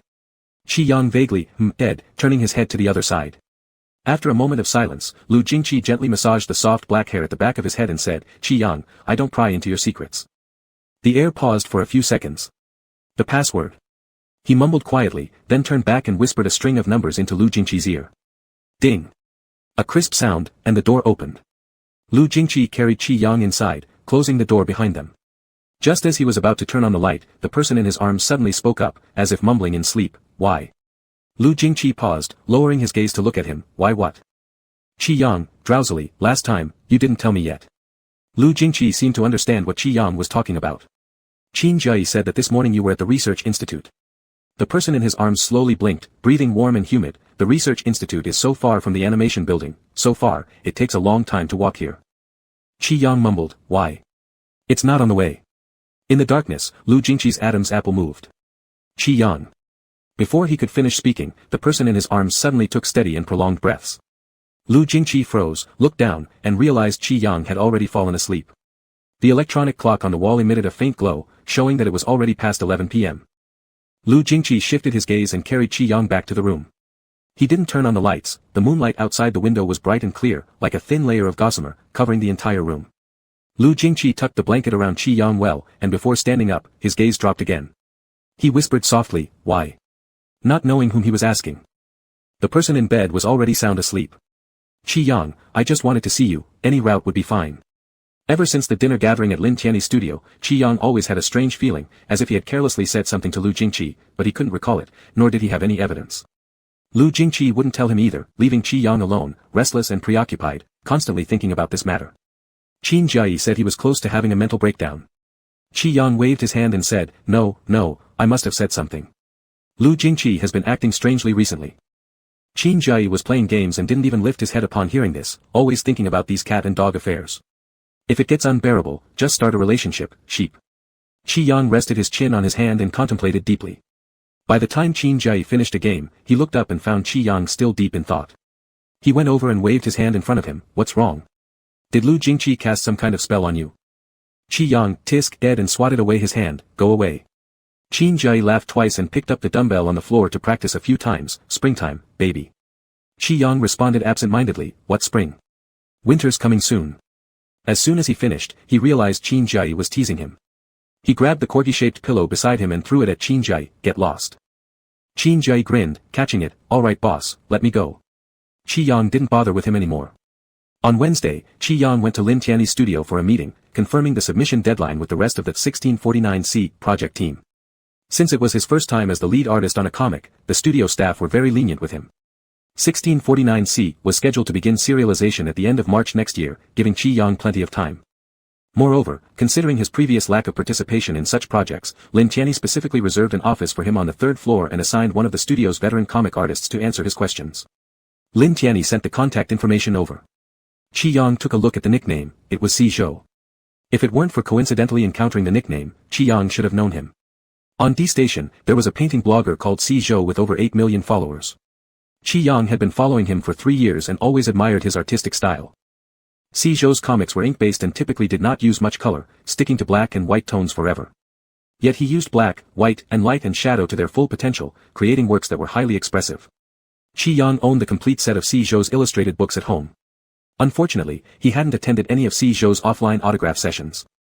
Lin Tianyi said, Si Zhou is a senior expert, learn more from him. Just after Qi Yang sent a friend request, Lin Tianyi waved to someone, Su Jian. Qi Yang followed Lin Tianyi's gaze and saw a tall young man approaching. Wearing a simple white shirt and carrying a backpack, he greeted, Teacher Tianyi. After a brief greeting, the young man's eyes landed on Qi Yang, and Lin Tianyi introduced, this is Qi Yang, the lead artist for 1649C. Leave him in your hands. I have classes this afternoon, Yang, you communicate more with teacher Si Zhou. Ask him if you don't understand anything. Qi Yang nodded, and Lin Tianyi smiled, waved, and left. Su Jian casually placed his backpack on the sofa in the rest area and looked at Qi Yang, sit down. Do you have plans this afternoon? Qi Yang shook his head and sat down, no. Su Jian, who looked around 27 or 28 years old, took out an iPad from his backpack, flipped through it briefly, and said, Teacher Tianyi showed me some of your works. They're excellent, very talented. I think you'll do perfectly well on 1649C. Qi Yang obediently sat still and said, thank you, Teacher Si Zhou. After hearing this, Su Jian chuckled softly, you don't need to call me that way. My name is Su Jian, calling me Teacher Su is fine. Teacher Tianyi told me you're still in university. What year are you in now? Qi Yang answered truthfully, 3rd year. Su Jian also sincerely replied, there's still a long way ahead, but your future looks promising. They chatted for a while before someone upstairs came looking for Su Jian to attend a meeting. As Su Jian got up, he pulled out his phone and approved his friend request, saying, feel free to ask me anything if you don't understand. See you later. After Su Jian left, Qi Yang didn't stay long in the studio and soon returned home. His scriptwriting teacher had sent several files to his email, which Qi Yang scanned through. That afternoon, he roughly sketched out the initial drafts and then held a short meeting with others before wrapping up. It was already dark outside, and Qi Yang was feeling hungry. He rummaged through the kitchen for some instant food to eat. After finishing his meal, he took a shower. He had actually planned to start streaming earlier today, but by the time he finished dragging himself into the shower, it was already past 9 o'clock. Feeling sleepy, Qi Yang yawned while drying his hair and slowly started the live stream. The missing person returns. Why wasn't there a live stream last Saturday and Sunday? My baby, finally going live again. Qi Yang felt somewhat guilty, I was too busy last week. Actually, it was because on Saturday he watched latest's live stream and kept sending rockets, completely forgetting about other things. In the future, I will try to adjust my time. Sorry for making everyone wait so long. But I have some good news. What's the good news? Are you going to stream with your roommate? Did you and brother roommate reconcile? Did brother roommate confess to you? Did baby go after love? No. No news except when baby and I kiss. Qi Yang seriously shared his joy. Last week, one of my favorite senior teachers invited me to collaborate on a project. I've been at the teacher's studio recently. The comic will likely go online at the end of March next year, and we'll meet then. Also, I met another teacher I really admire today, and we chatted for about 20 minutes. 3 years ago, I collected his complete set of picture books. It was particularly regretful missing his in-person signing event held in High City last year. What? Baby's leading comic series. Am I hearing correctly? In our lifetimes. I've always liked baby's illustrative style. His art is genuinely amazing. Last year's signing event in High City seemed to be led by only one incredible teacher, could it be teacher Si Zhou? What? Si Zhou? Is baby really Si Zhou? Just as Qi Yang wanted to say something, a pop-up window suddenly appeared in his back end, Si Zhou has followed you. Right after that, a message appeared at the top of the screen, Si Zhou entered the live room.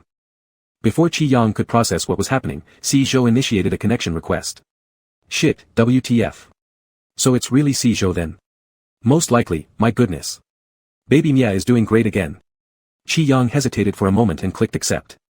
The next second, the live room erupted with Su Jian's muffled laughter, I knew it was you. The chat exploded into chaos. My heavens, my brain has turned into a date. My two favorite bloggers have finally linked up. Amazing. Si Zhou's voice is so soothing. Everyone just hold on, let me be the first to ask, did baby Mia meet an admired teacher today? Is baby Mia a beautiful baby as we all think? I'm dying to know. Qi Yang couldn't figure out how Su Jian had discovered his account. He still felt a little dazed, how did you know it was me? Su Jian replied, I've always known about you. After checking some of your other works recently, I guessed who it was. Today's meeting confirmed everything.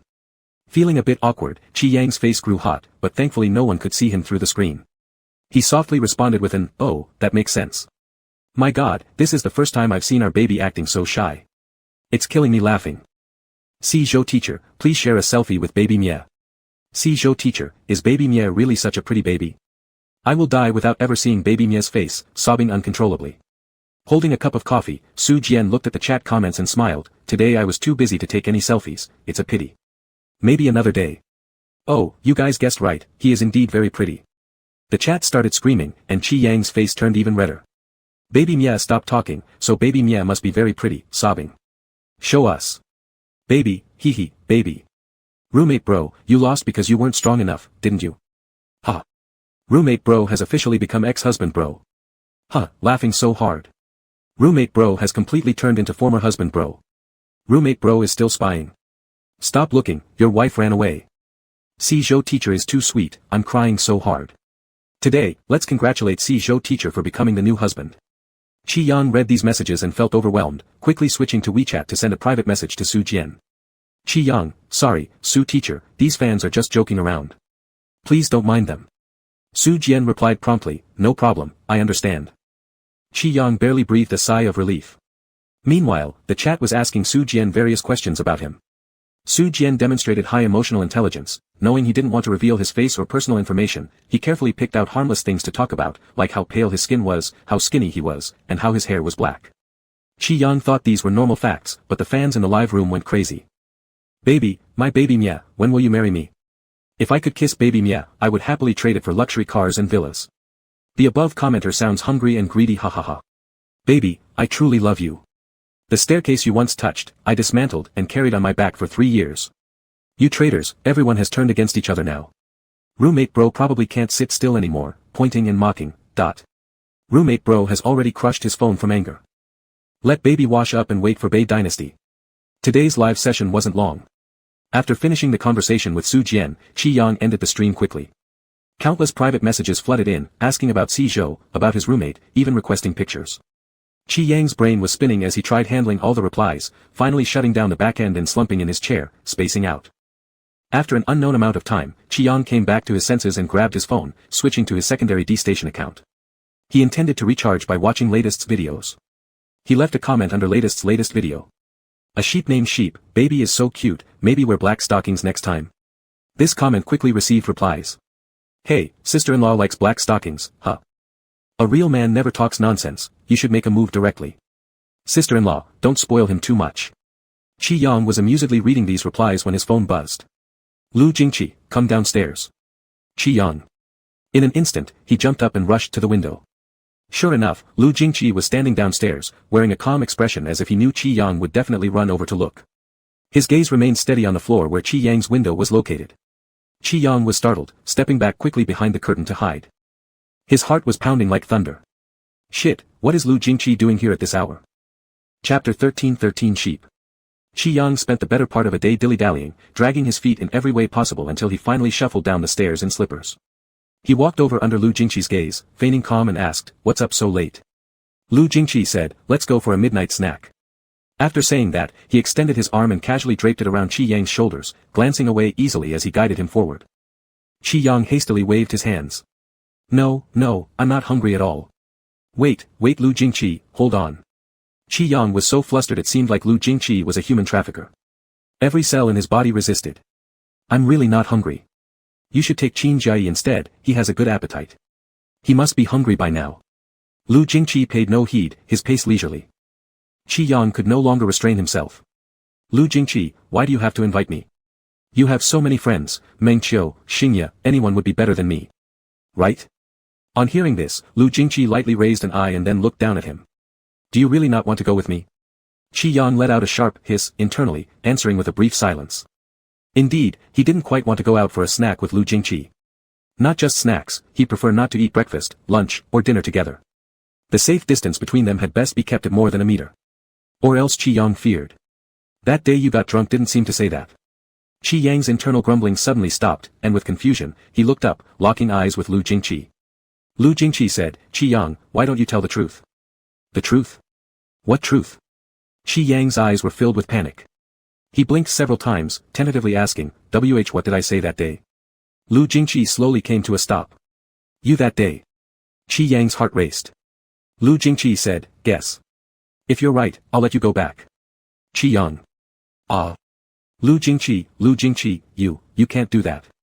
Qi Yang protested while walking. Lu Jingqi simply hummed, HM. What's that HM? Qi Yang's head was about to explode. Just as he thought, something nonsensical slipped out during his drunken state that day. Something definitely wasn't right with Lu Jingqi.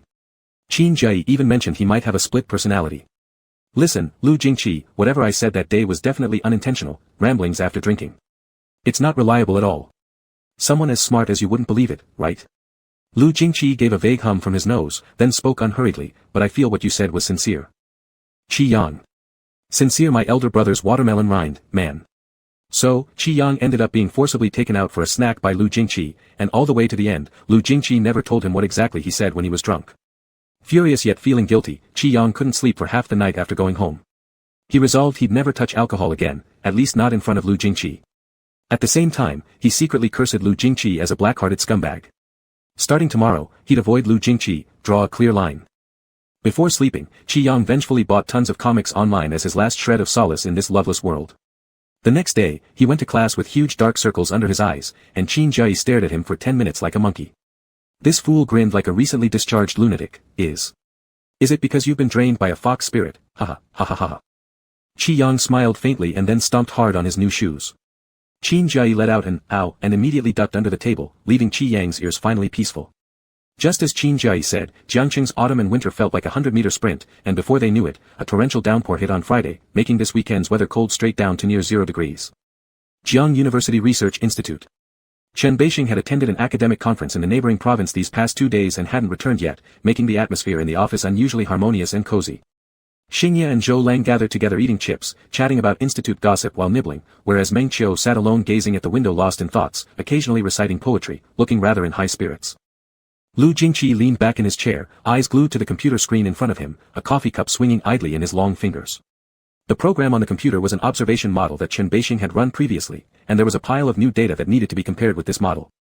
However, Chen Beixing had gone to attend an academic conference in a neighboring province 2 days ago, so he carelessly tossed this stack of data and materials to Lu Jingqi, asking him to prepare a report before he returned. Lu Jingqi took a sip of coffee and indifferently shifted his gaze from the computer. Xingye and Zhou Lang's voices grew louder as they talked. Meng Qiu, looking like life wasn't worth living, turned around and said, I feel ashamed of myself for saying I wanted to be a scientist when I was a child. Xingye laughed after eating a potato chip and said, I didn't say I wanted to be a scientist when I was a kid. Meng Qiu, why did you study astrophysics then? Xingye, I watched TV ads as a kid and told my mom I wanted to be an astronaut. She believed me. Zhou Lang, my experience is somewhat similar. After this statement, all three fell silent. There was a brief silence in the office, and then all three looked at Lu Jingqi again. Meng Qiu asked, Little Lu, why did you study astrophysics? Leaning back in his chair, Lu Jingqi said, because I'm interested. Zhou Lang, question mark. Xingye, question mark. Meng Qiu, question mark. A row of large question marks popped up on their heads. Xingye shook her head and exclaimed, You followed Professor Chen for 3 years and you're still interested. You're truly interested. Xingye and I majored in physics during our undergraduate studies, and we excitedly enrolled in Professor Chen's graduate program, thinking the best years of our lives were about to begin, but then. Meng Qiu lay down on the chair with a book covering his face. People who urge others to study physics should be struck by lightning. Xingye didn't forget to stab another knife in, and Meng Qiu's research fund application from California barely enough for 4 of us and Professor Chen to have a lollipop. Turning to Lu Jingqi, Zhou Lang asked, Meng Qiu's topic hasn't been confirmed yet? Xingye replied, Professor Chen said if someone else's name goes first on that topic, he won't be able to work in this circle anymore. Meng Qiu's voice floated around, cats hate dogs despise, farming after graduation. Xingye turned her chair over to Meng Qiu and patted his shoulders to comfort him, not necessarily farming. You can sell fried snacks outside Jiangcheng University. Meng Qiu. Xingye demonstrated using language, skewers, heat oil, fry skewers, sprinkle chili powder. Meng Qiu. What kind of mental state was this? Zhou Lang opened another pack of cookies, seriously stating, I think we're actually not too bad. Little Lu's just an undergrad, considering Professor Chen's attitude, I think things might be even harder for Little Lu. He should mentally prepare himself. Xingye, this kind of preparation is completely unnecessary. Professor Chen definitely won't let you graduate smoothly unless you finish an article in top-tier journal right now and shut him up. Zhou Lang really considered the feasibility carefully, then shook his head, not recommended. The 2 articles Little Lu has in top journals are already good. If his undergraduate thesis sets the bar too high, his master's and Ph.D. will be troubled. A man as arrogant as Professor Chen won't accept students going downhill. After listening, Xingye also thought it made sense and rotated her chair next to Lu Jingqi, patting his shoulder. Then you shouldn't aim for a top-tier journal either. Stay low-key, this way you'll have time to fall in love with your younger brother disciple and experience a wonderful college life. Speaking here, Xingye suddenly remembered something, leaning over to gossip. Have you eaten out with your younger brother disciple recently? Since gossip seems to be human nature, upon hearing Xingye's question, Zhou Lang and Meng Qiu instantly put away their bitter faces, pulled stools, and crowded over. Lu Jingqi lightly tapped the coffee lid with his index finger and said, Wednesday night. The three academic hounds all cried out in surprise. Meng Qiu could hardly believe it. With all the data that Professor Chen threw at you, you still had time to go on a date? Lu Jingqi put down his coffee, calmly pulling up files on another computer, a bit tedious, but not difficult. Meng Qiu glanced over. Damn, you finished it. Xingye, not difficult. Zhou Lang stared at his own project and fell into deep thought again.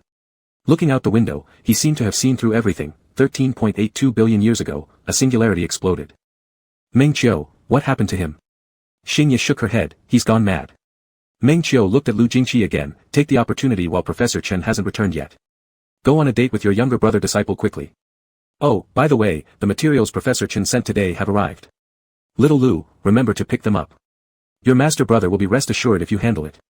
After saying this, he slipped back to his seat. Xingye saw the two of them leaving, smiled and said, the senior sister can also be reassured, and then retreated into her own little corner. Lu Jingqi glanced at the time and found it was not early, so he didn't stay in the institute any longer. He greeted them briefly and left. Chen Beixing had sent quite a number of books back, and many of them were primary research data. According to Chen Beixing's habit, whoever gets their hands on these first gets to read them first. None of the few people present wanted to take a look, so they handed over this arduous task to Lu Jingqi. Lu Jingqi didn't particularly care about such things. He signed for the packages at the courier station, and on the way back to the dormitory, he bumped into Qin Jiayi rushing in a hurry. Qin Jiayi was also carrying a stack of neatly packed books, exactly the same as Lu Jingqi's. Big brother Lu. Big brother Lu. I've got an emergency. I'm leaving campus for a while. This is Yang stuff. Can you return it to him? I don't have time. Lu Jingqi extended his hand to receive the package, and even before Qin Jiayi rushed off far away, he didn't forget to fold his hands in gratitude. Big brother Lu, I'll treat you to dinner later. With a blink of an eye, Qin Jiayi was gone. Lu Jingqi carried the items upstairs. After returning, he found no one in the dormitory. He put down the 2 stacks of books and answered a call on the balcony. Qi Yang came out from the bathroom and originally planned to climb into bed for a short nap before unpacking the courier. However, when he raised his eyes, he immediately spotted the person on the balcony. His steps stopped abruptly, and instantly he regretted. A pile of books was placed in front of the ladder cabinet. Qi Yang subconsciously assumed that Qin Jiayi had delivered them back to him. He quietly put on his coat, picked up the book, and without a word, ran away. Chapter 14, 14 Sheep. Qi Yang left school happily with his comic and received a message when he got home. It was sent by the studio. The first episode of 1649C had been finalized. Last week, Qi Yang spent 3 to 4 days in his spare time drawing, and submitted the first episode's manuscript as quickly as possible. The efficiency of the project team's scene assistant and script assistant was very high, and after polishing it, they immediately sent it over to Qi Yang. It was perfect. Lin Tianyi and Xia Anya had also seen it, both praising it endlessly and having extremely high expectations for the market feedback of 1649C. Qi Yang repeatedly appreciated the content of the first episode, unable to count how many times he'd already read through it. The group chat in the project team was lively, everyone discussing plans for a dinner gathering on the weekend. This dinner was an internal gathering for 1649C, excluding Lin Tianyi, Chen Beixing, Xing Yaming, Meng Qiu, and Zhou Lang. Most importantly, Lu Jingqi wasn't attending. Qi Yang was especially enthusiastic about a dinner without Lu Jingqi and even suggested inviting Su Jian along, because Su Jian had helped him a lot while he was working on the first episode, making him a key figure in finalizing the draft. There were many fans from Xizhou in the group chat, who joyfully supported the idea with full approval. After getting support in the group chat, Qi Yang sent a message to Su Jian explaining the intent, to which Su Jian readily agreed to their project team's invitation. The event was confirmed smoothly and was set for next Saturday evening. Qi Yang felt particularly good and decided to draw a personal piece, quickly tidying up before starting a live stream. He casually sketched out a rough draft, and thousands of people surged into his live stream instantly. My dad, my grandpa, my socks, my shoes, are you going to draw a new piece today? Today's outline still looks somewhat mysterious. 1 look accumulates positive karma, 2 looks accumulate twice as much. Who are you drawing today, TT? Is roommate really a thing of the past? No. I've just arrived, let's have roommate back, please. Qi Yang glanced at the comments. Yes, today is for a new draft. Who will you draw today? Who will you draw today? Who will I draw? Actually, not who but a broad concept theme called My physics major boyfriend. Physics major boyfriends are awesome. Engineering men have this unique aura. Do engineering men really have that charm? Does Baby Meow like engineering men? Sigh, didn't Baby Meow mention once during a previous live stream that roommate has a hardcore major? Oh wow wow woo. New angle here. Isn't it implied that roommate is from the physics department? Chi Yang hesitated mid-drawing, for some reason feeling inexplicably guilty, and mumbled, this is something I've wanted to draw for a long time, it has nothing to do with the roommate. Don't interrupt, I'm thinking. So Baby Meow indirectly confirms that roommate is from the physics department. In common sense, hardcore majors generally refer to STEM fields like math, physics, engineering, computer science, or artificial intelligence. Roommate must be one of these. Combining this with what Baby Meow said last time, that roommate is hardcore yet humble, plus being a second-generation rich kid, majors like math and physics that tend to lead people towards begging careers fit the selection path of wealthy families' children pretty well, right? These majors are usually daunting unless one is extraordinarily gifted or deeply passionate about them. If it's either or both plus family wealth involved, the probability gets even bigger. Could the floor above really be Sherlock Holmes? Sherlock Group Ad 1.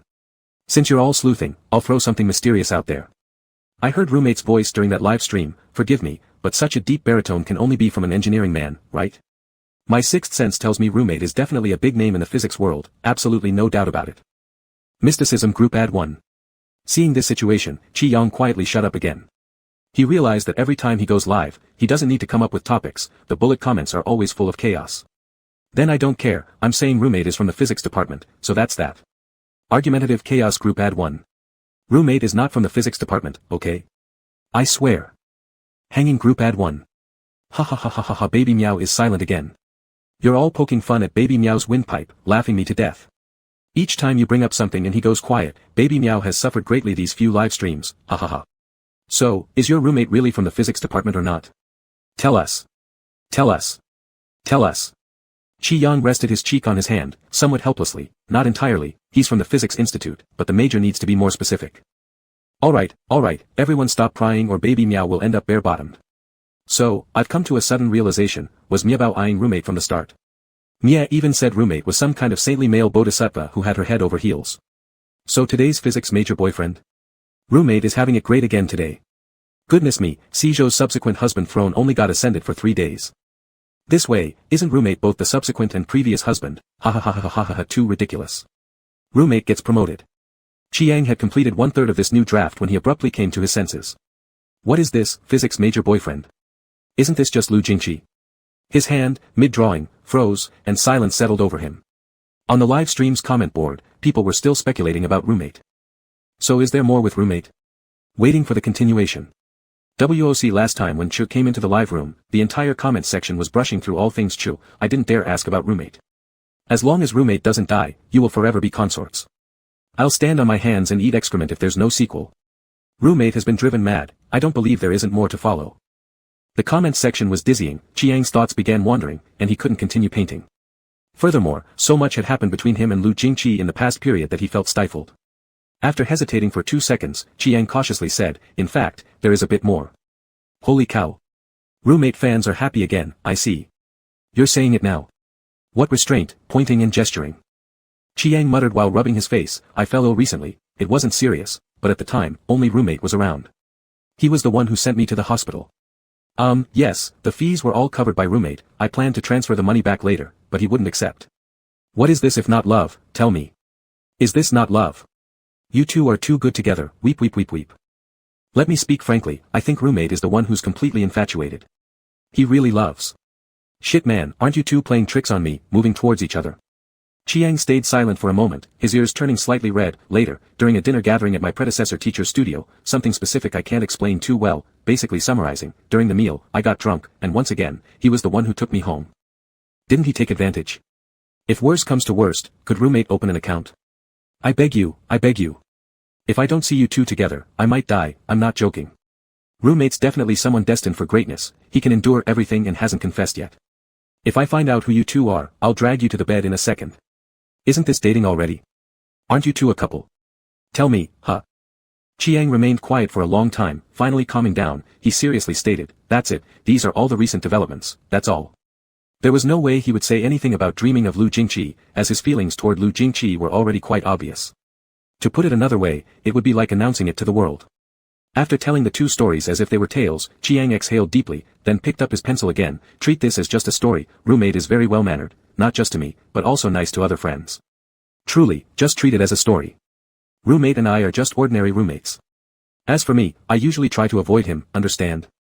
Today's live room audience count hit another peak, comments flooding endlessly, everyone talking about those two events. Chiang no longer paid attention, fully focusing on adding color and detailing to this session's draft. Somehow, after recounting the two incidents, he felt a lot more relaxed inside. He kept painting until finishing the entire draft before he ended the broadcast. It seemed like light drizzle began outside the window. Chiang yawned, tidied himself up, and climbed onto the bed. The next day was Sunday. He slept until 10 in the morning before waking up groggily. After washing up, he ordered some takeout food before going back to the room to open his package. He had drawn late last night and hadn't had time to unpack it. This set of comics was a series he followed closely for many years through serialized releases. Good drawing style was secondary, what was key was the thrilling plot which considered the genre's pioneering work. Previously, Chiang could only obtain one uncensored book, but this time he successfully recovered the whole collection. Kong Jiai sent him a message on his phone with some random small talk. While reading, Chiang held the delivery knife and opened the package. Kong Jiai, you went home last night and didn't even let me know. Qin Jiai, you disappeared after I went home, even though I brought you some barbecue. Qi Yang cut the package with a blade and picked up his phone to reply. Qi Yang, something came up yesterday, you wouldn't understand. Qi Yang, it's fine, you can buy me barbecue again today. I'm not picky. Qin Jiai, forget it, once missed, forever lost. My barbecue is only for people with a bond. Qi Yang couldn't help but laugh, asking who his bonded person was, then put down his phone and started to open the package where he had slid it earlier. The package was well packed, with hard cardboard boxes padding both the top and bottom. When Qi Yang lifted the covering, he froze in place. For a moment, he seemed as if he didn't recognize words. Formation process of stars and galaxies. Gravitational wave sources. Formation mechanism of stellar mass binary black holes. Gamma ray bursts, and their afterglow. Qi Yang. At that moment, his phone vibrated. Qin Jiai sent another message. Qin Jiai, as for the bonded person, Brother Lu counts as one. Yesterday, it was Brother Lu who delivered your package upstairs for you. When I returned, Brother Lu was in the dormitory, but you weren't there, so I just gave the barbecue to Brother Lu. Qi Yang felt like there was an explosion inside his mind. It blew up. Chapter 15, 15 Sheep. Chen Beixing sent a message from the neighboring province saying he would return on Monday. Meng Qiu, Xingye, and Zhou Lang were still out for dinner on Saturday night and didn't see the message until they woke up Sunday morning. They rushed back to the institute in a panic during the morning. None of them had expected Chen Beixing's return to be so urgent. They had slacked off for 2 days, and there was still a lot of data left unprocessed. Moreover, Chen Beixing gave a last-minute order that the material sent back should be divided among them, with each person responsible for a portion. Yesterday, they were leisurely lying around staring at the sky, but today they were overwhelmed and disheveled. Each of them looked pitifully disarrayed. Meng Qiu stared blankly at his computer screen, occasionally tapping furiously on the keyboard. Xingye said, Old Chen wasn't supposed to return until Wednesday, why such a rush? I originally planned to start working tomorrow. Zhou Lang yawned, maybe he misses his wife. Xingye, who was also getting drowsy, yawned and asked as she raised her head, Lu Jingqi, did you review the documents retrieved yesterday? Lu Jingqi gestured toward the package by his feet, not yet. Xingye glanced at it and her half-yawn froze, how many are there? When will we ever finish? Meng Qiu poked his head over, I'd rather confess to Old Chen and get scolded than die reviewing these documents. At least if I get scolded, my spirit is bruised, not my body. Lu Jingqi pulled out his phone to reply to a message, and mentioned between pauses, the package just arrived yesterday. Old Chen won't say anything. Xingye shook her head, no, you underestimate how twisted Old Chen can be. He'll likely say tomorrow that the package arrived the day before yesterday, so what were you doing yesterday? Xingye acted it out animatedly, oh, and Old Chen will surely mention that the data processed in 3 days looks like garbage. What kind of SCI article could come out of this? You all should just write for Story Meeting or Emlyn. From what I've seen, all of you have potential.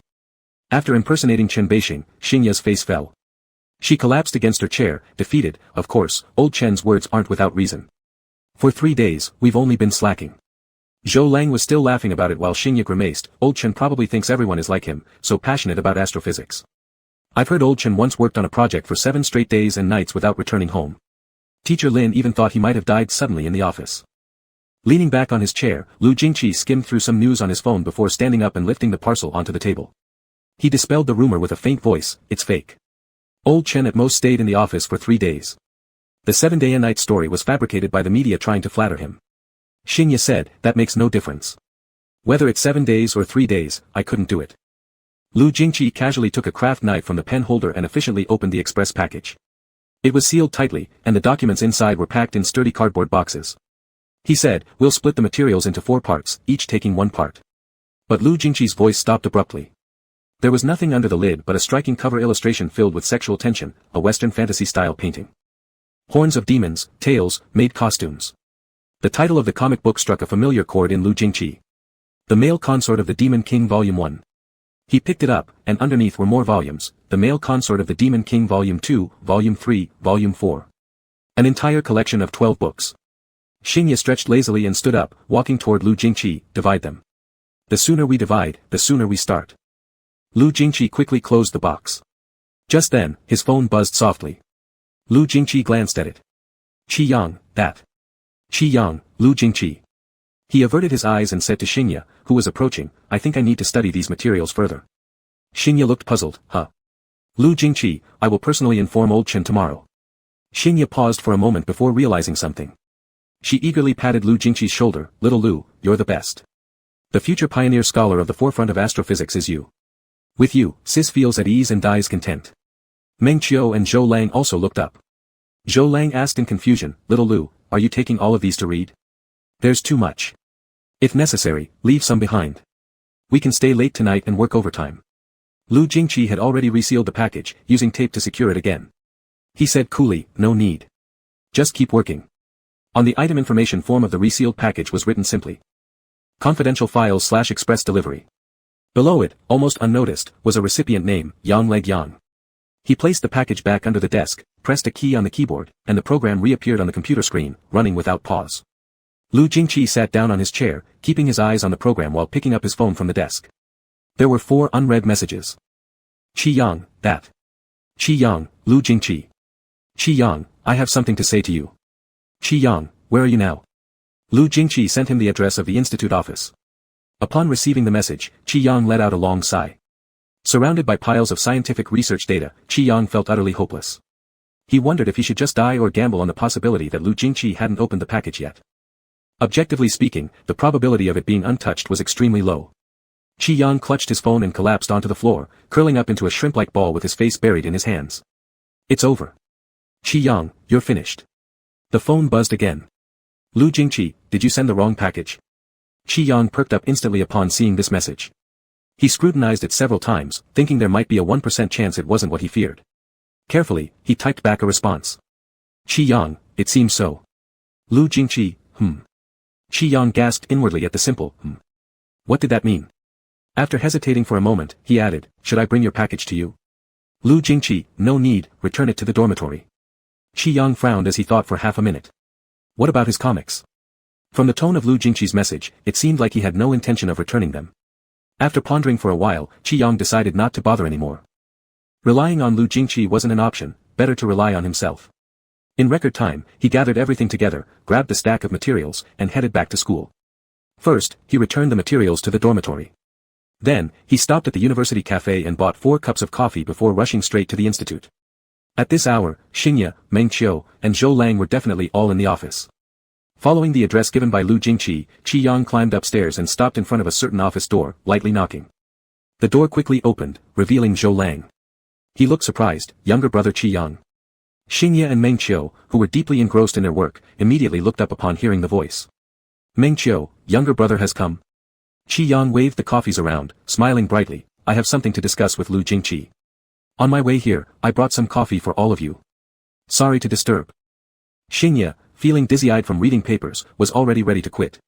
She stood up and took the coffee at the doorway, laughing. "Disturb? Of course not. You don't know how boring life is for us. All we do is wait for visitors. Come in, come in. Are you looking for little Lu? He's right here." Qi Yang stepped inside. The office wasn't small, but due to mountains of stacked documents, it seemed rather cramped. Right in front, there was also a large mobile whiteboard, covered in countless formulas that Qi Yang couldn't understand, along with plenty of sticky notes pinned with magnets. Lu Jingqi's position was in the middle, not too far from the entrance. He sat on his chair, his long legs dangling awkwardly as he turned to look at Qi Yang. Qi Yang's heart started pounding. Xingye, Meng Qiu, and Zhou Lang huddled together chatting, stuffing snacks into his hands. "Don't be shy, sit down and eat something. Your elder brother Zhou Lang may not have much else, but he's got plenty of snacks." Xingye put her hand on his shoulder and whispered curiously, "You and little Lu, are you going on a date today?" Qi Yang froze momentarily, ah. Realizing it was a joke, he hurriedly shook his head, "No, no, I'm here to get something." Meng Qiu pulled Xingye back slightly, signaling with her eyes. Xingye nodded understandingly, smiling, "Go ahead then, go find little Lu." The three of them practically had "I'm dying to gossip" written all over their faces. With gritted teeth, Qi Yang walked over and immediately saw the package next to Lu Jingqi's feet. It appeared untouched. He lowered his voice, "I've returned your stuff to the dormitory." Lu Jingqi simply replied with a "thank you." Qi Yang blinked, trying to hint that it was time to return his package. However, Lu Jingqi leaned back casually on his chair, his legs still firmly planted beside the package, not budging at all. Qi Yang. This guy is polite yet somehow isn't. He gently pointed towards the package and gestured with his palm upward, "My package." Just then, Xingye suddenly approached from behind, holding out a cup of coffee, "Little Lu, here you go. This is what Yang bought." Lu Jingqi accepted the coffee. Xingye smiled meaningfully before retreating to chat quietly with Meng Qiu and Zhou Lang. Lu Jingqi's gaze shifted back from Xingye, lazily swinging his coffee cup as he looked at Qi Yang. "You seemed to leave in a hurry last night." Qi Yang blurted out a lie with his eyes wide open, "Oh, last night? There was an emergency at my place." Lu Jingqi, "So urgent that you grabbed the wrong package?" Qi Yang fell silent, muttering inwardly about why Lu Jingqi cared so much. A moment later, he defiantly mumbled, "Yes, I did grab the wrong one." Lu Jingqi set down his coffee, moved slightly, and finally shifted his legs away from the package. Just as Qi Yang was about to bend down and pick it up, Lu Jingqi had already scooped it up with one hand. "Qi Yang." Lu Jingqi stood up, "Let's go." Xingye asked curiously, "Already leaving?" Meng Qiu chimed in, "Go ahead before Professor Chen comes back." Lu Jingqi held the package in his left hand and put his right arm around Qi Yang's shoulder lightly asking, "No more emergencies today, right?" Qi Yang was bewildered. Back to the dormitory. And just like that, under the watchful eyes of his seniors, Qi Yang was abducted by Lu Jingqi. Xingye smiled sweetly, waving goodbye to him behind, "Bye-bye, younger brother, see you next time." Zhou Lang shook his head, sighing, "What a great relationship." Meng Qiu, living in the same dorm room definitely makes a difference. Qi Yang. What? Where can you tell they have a good relationship? On the way back to the dorm from the institute, Qi Yang kept trying to snatch his package back from Lu Jingqi, repeatedly failing but still fighting on. Feeling frustrated the whole journey, Qi Yang quickly escaped Lu Jingqi's control once they reached the dorm room. He picked up the scientific research data on the floor, intending to trade it for the package. "Here's yours." He blocked Lu Jingqi's path. Lu Jingqi took the data and very naturally placed it on his own desk. Then he smoothly placed the comic books also on the desk. As Qi Yang followed over and was about to reach out, Lu Jingqi's arm stretched across to his other side. Turning his head, Lu Jingqi leaned against the table. Qi Yang missed a heartbeat. "Emergency?" Lu Jingqi's voice slowly approached, "What emergency? Hurrying to avoid me?" Qi Yang got scared and backed all the way onto the table with a bang. No, Lu Jingqi, absolutely not avoiding you." "Is that so?" Lu Jingqi stared straight at him, making Qi Yang nervous.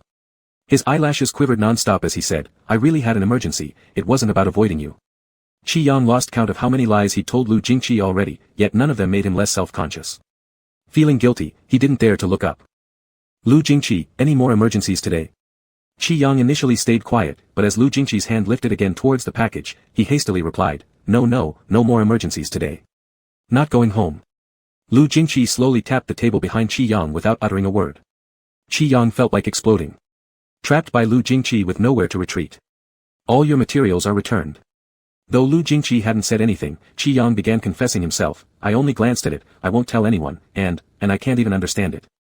It won't affect your research." His hand slowly slid to his back as he whispered, "Don't worry, Lu Jingqi, I am tight-lipped." "Lu Jingqi, it's not confidential material?" Qi Yang blankly asked, "Ah." Lu Jingqi lowered his head again, "Not classified, not secret, seeing it is fine." "I." Lu Jingqi fixed his stare on the person before him and tilted his head deliberately, accurately capturing Qi Yang's sneaky hand reaching for the package. "But yours seems different." Qi Yang's face suddenly turned bright red, "Wah." "What?" A faint smile flickered in Lu Jingqi's eyes as he whispered, "The male companion of the Demon King? All 12 volumes? Uncut?" Qi Yang's eyes widened. "Damn." Lu Jingqi, "Of course, I won't tell anyone either." He gently released his grip, "Qi Yang, this is our secret." "What a cursed secret." In the second before Qi Yang could react, Lu Jingqi slowly stepped back and calmly picked up a piece of paper that had fallen near his feet. It was the packing slip that dropped out of the package. He handed it to Qi Yang, "Your confidential document." Unable to face him, Qi Yang snatched the paper from his hand and rushed out of the dorm with his comics. As soon as he stepped outside the door, he bumped into Qin Jiayi, who was just coming back. Hey. Yang, you're in the dorm.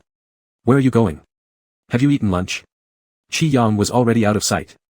Surprised, Qin Jiayi pushed open the dorm door and saw Lu Jingqi, which gave him another shock. Brother Lu, you're here too. Lu Jingqi, yeah, I've just returned from the institute. Nodding, Qin Jiayi took off his coat and asked, what's Yang rushing for? Lu Jingqi thought for a moment, then replied with 3 words, he has an urgent matter. On the other side, Qi Yang held the comic book tightly and rushed out of school, taking a taxi without hesitation. He felt like his entire face was burning, explosively burning, on the way back. The driver even kindly asked if he was sick. Qi Yang buried his head and murmured a reply. Yes, he's sick. A mental patient. How could he have gambled that Lu Jingqi would not open and look at the materials he had carefully delivered? Yang, you're truly done for. In the following few days, Qi Yang didn't return to the dormitory even once. Even when he was at school, he avoided going there. When there were no classes, he stayed at the coffee shop or the library, and went home every night with his bag. He cautiously avoided all places where Lu Jingqi might appear until this day, when Qin Jiayi caught him having lunch in the cafeteria. Kang Jiayi was curious, sitting opposite him and looking at him, are you performing the Invisible War drama at Jiangcheng University? Qi Yang. Kang Jiayi, not returning to the dorm every day, leaving class early, nocturnal by nature, can't be reached via phone. Qi Yang rested his cheek on his palm. Has Brother Lu returned to the dorm these few days? Qin Jiayi, no, aren't you two together? Qi Yang hastily said, impossible, I'm deliberately avoiding him. Qin Jiayi, question mark. Why are you dodging Brother Lu? Qin Jiayi's face was full of confusion, moments later sneaking closer, is he going to beat you up? Qi Yang with vacant eyes, mind your own business. Qin Jiayi exhaled sharply, you two wouldn't have done something behind my back, right? That's why I feel so weird. Did he catch you craving something from him? Qi Yang, stop pulling my leg. Qin Jiayi insisted firmly, there must be something. Am I not your best buddy? Qi Yang changed the direction of eating, Qin Jiayi came close again annoyingly. Qi Yang lifted his foot pretending to step on his shoes, Qin Jiayi got scared and immediately retreated. How did you change your brand again? Weren't you just wearing new ones the other day? Qin Jiayi fondly touched his shoes, upon hearing this he looked up, what do you mean changed recently? These are my new shoes all right. Qi Yang paused his chopsticks, didn't you change them before? Qin Jiayi, no. Qi Yang pointed and drew while saying, then that time, when you asked Brother Lu to come to my place to take the switch, the shopping bag you fetched me from express delivery wasn't yours. After thinking for a very long time, Qin Jiayi finally remembered this event and shook his head, it definitely wasn't mine. When Brother Lu took the express delivery, he was empty-handed. It should be his shopping bag. Duh. Qi Yang's chopsticks fell, say it again. Chapter 16, 16 Sheep. Qi Yang finally understood that Lu Jingqi, the bastard with a black heart, was deliberately making fun of him. He had seen his comic long ago and still pretended he didn't know. What kind of person is he? Embarrassed and angry, Qi Yang avoided Lu Jingqi for a whole week. It was finally Saturday, and the second episode of 1649C had already been finalized. The first gathering of the project team happened then. The meeting location was reserved by the planning teacher, not far from the studio. Qi Yang, as usual, arrived 10 minutes early. The storyboard teacher greeted him happily and came over to chat with him about the subsequent storyline of 1649C. People gradually gathered together. Su Jian was the last one to arrive. When he walked in, he apologized for being 2 minutes late, I'm truly sorry everyone, the meeting ended a bit late, you've waited long. Su Jian wore a light gray hooded sweatshirt, neat shorts, and clean sports shoes. At first glance, he looked like an energetic student. He directly approached Qi Yang's side and sat down next to him. There were quite a few people here who were fans of Su Jian, and someone joked, Teacher Chu hasn't participated in this kind of gathering for how long? No one could invite him before, right? Today, you're only here for little Yang's sake.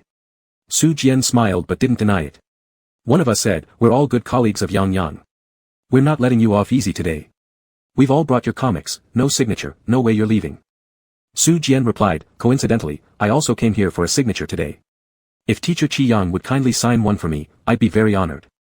Qi Yang suddenly got called out and looked up. Seeing the confused look on Qi Yang's face beside him, Su Jian smiled and said, I need to get a signature before 1649C becomes a hit. Afterward, there might be no chance for me to get one. With cleverness, he directed the topic back to the comic, and everyone gradually began talking about the progress of 1649C. Qi Yang whispered to Su Jian, don't make fun of me anymore. You're my senior, there are so many things I need to learn from you. Su Jian also whispered to him, you're always welcome. Of course, now I should have the honor of getting a signature from Teacher Qi Yang, right? Qi Yang couldn't tell if Su Jian was really joking or not, just feeling even more embarrassed, nodding slightly after hesitating for a while. Su Jian didn't keep teasing him, instead, he interacted with each person at the table. Being the main writer of Lin Tianyi's studio, Su Jian has high emotional intelligence and a great personality. He treats everyone warmly and politely. After chatting about the future of 1649C, they started eating dinner cheerfully. Halfway through, the planning teacher ordered some alcohol, and the atmosphere immediately became livelier. Only Qi Yang felt uneasy upon seeing the alcohol, hesitating for quite some time before taking a small sip. Noticing his hesitation, Su Jian asked quietly, "What's wrong?" Qi Yang recalled the previous 2 times he drank alcohol, when he would do stupid things and say foolish words, all of which ended up involving Lu Jingqi. He frankly admitted, "My tolerance isn't great, so." Su Jian responded, "No problem. It's just about enjoying ourselves. You can take a few sips without finishing it all." The planning teacher also understood, saying, Yang is still a student anyway, it's fine, drink less. Don't follow those alcohol tanks." Qi Yang obediently nodded, okay. However, 20 minutes later, Qi Yang stared at the double image of his wine glass in front of him, experiencing a strange confusion for the first time. Though it was 56° Baijiu, he thought he only sipped half a cup. Propping his cheek with his hand, Qi Yang tried hard to stay alert.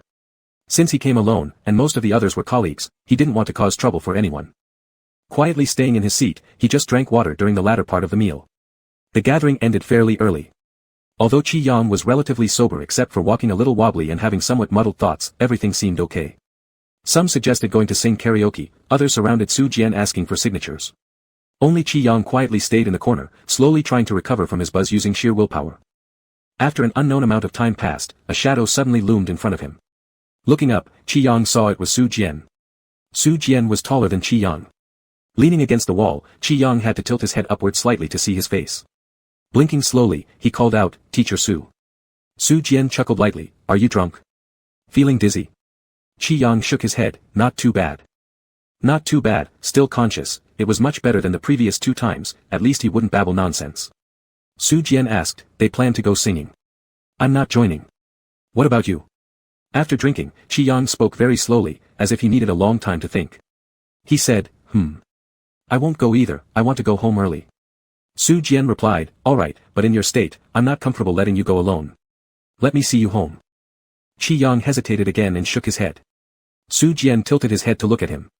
"Qi Yang, no need, I'll take a taxi, it's only 15 minutes away."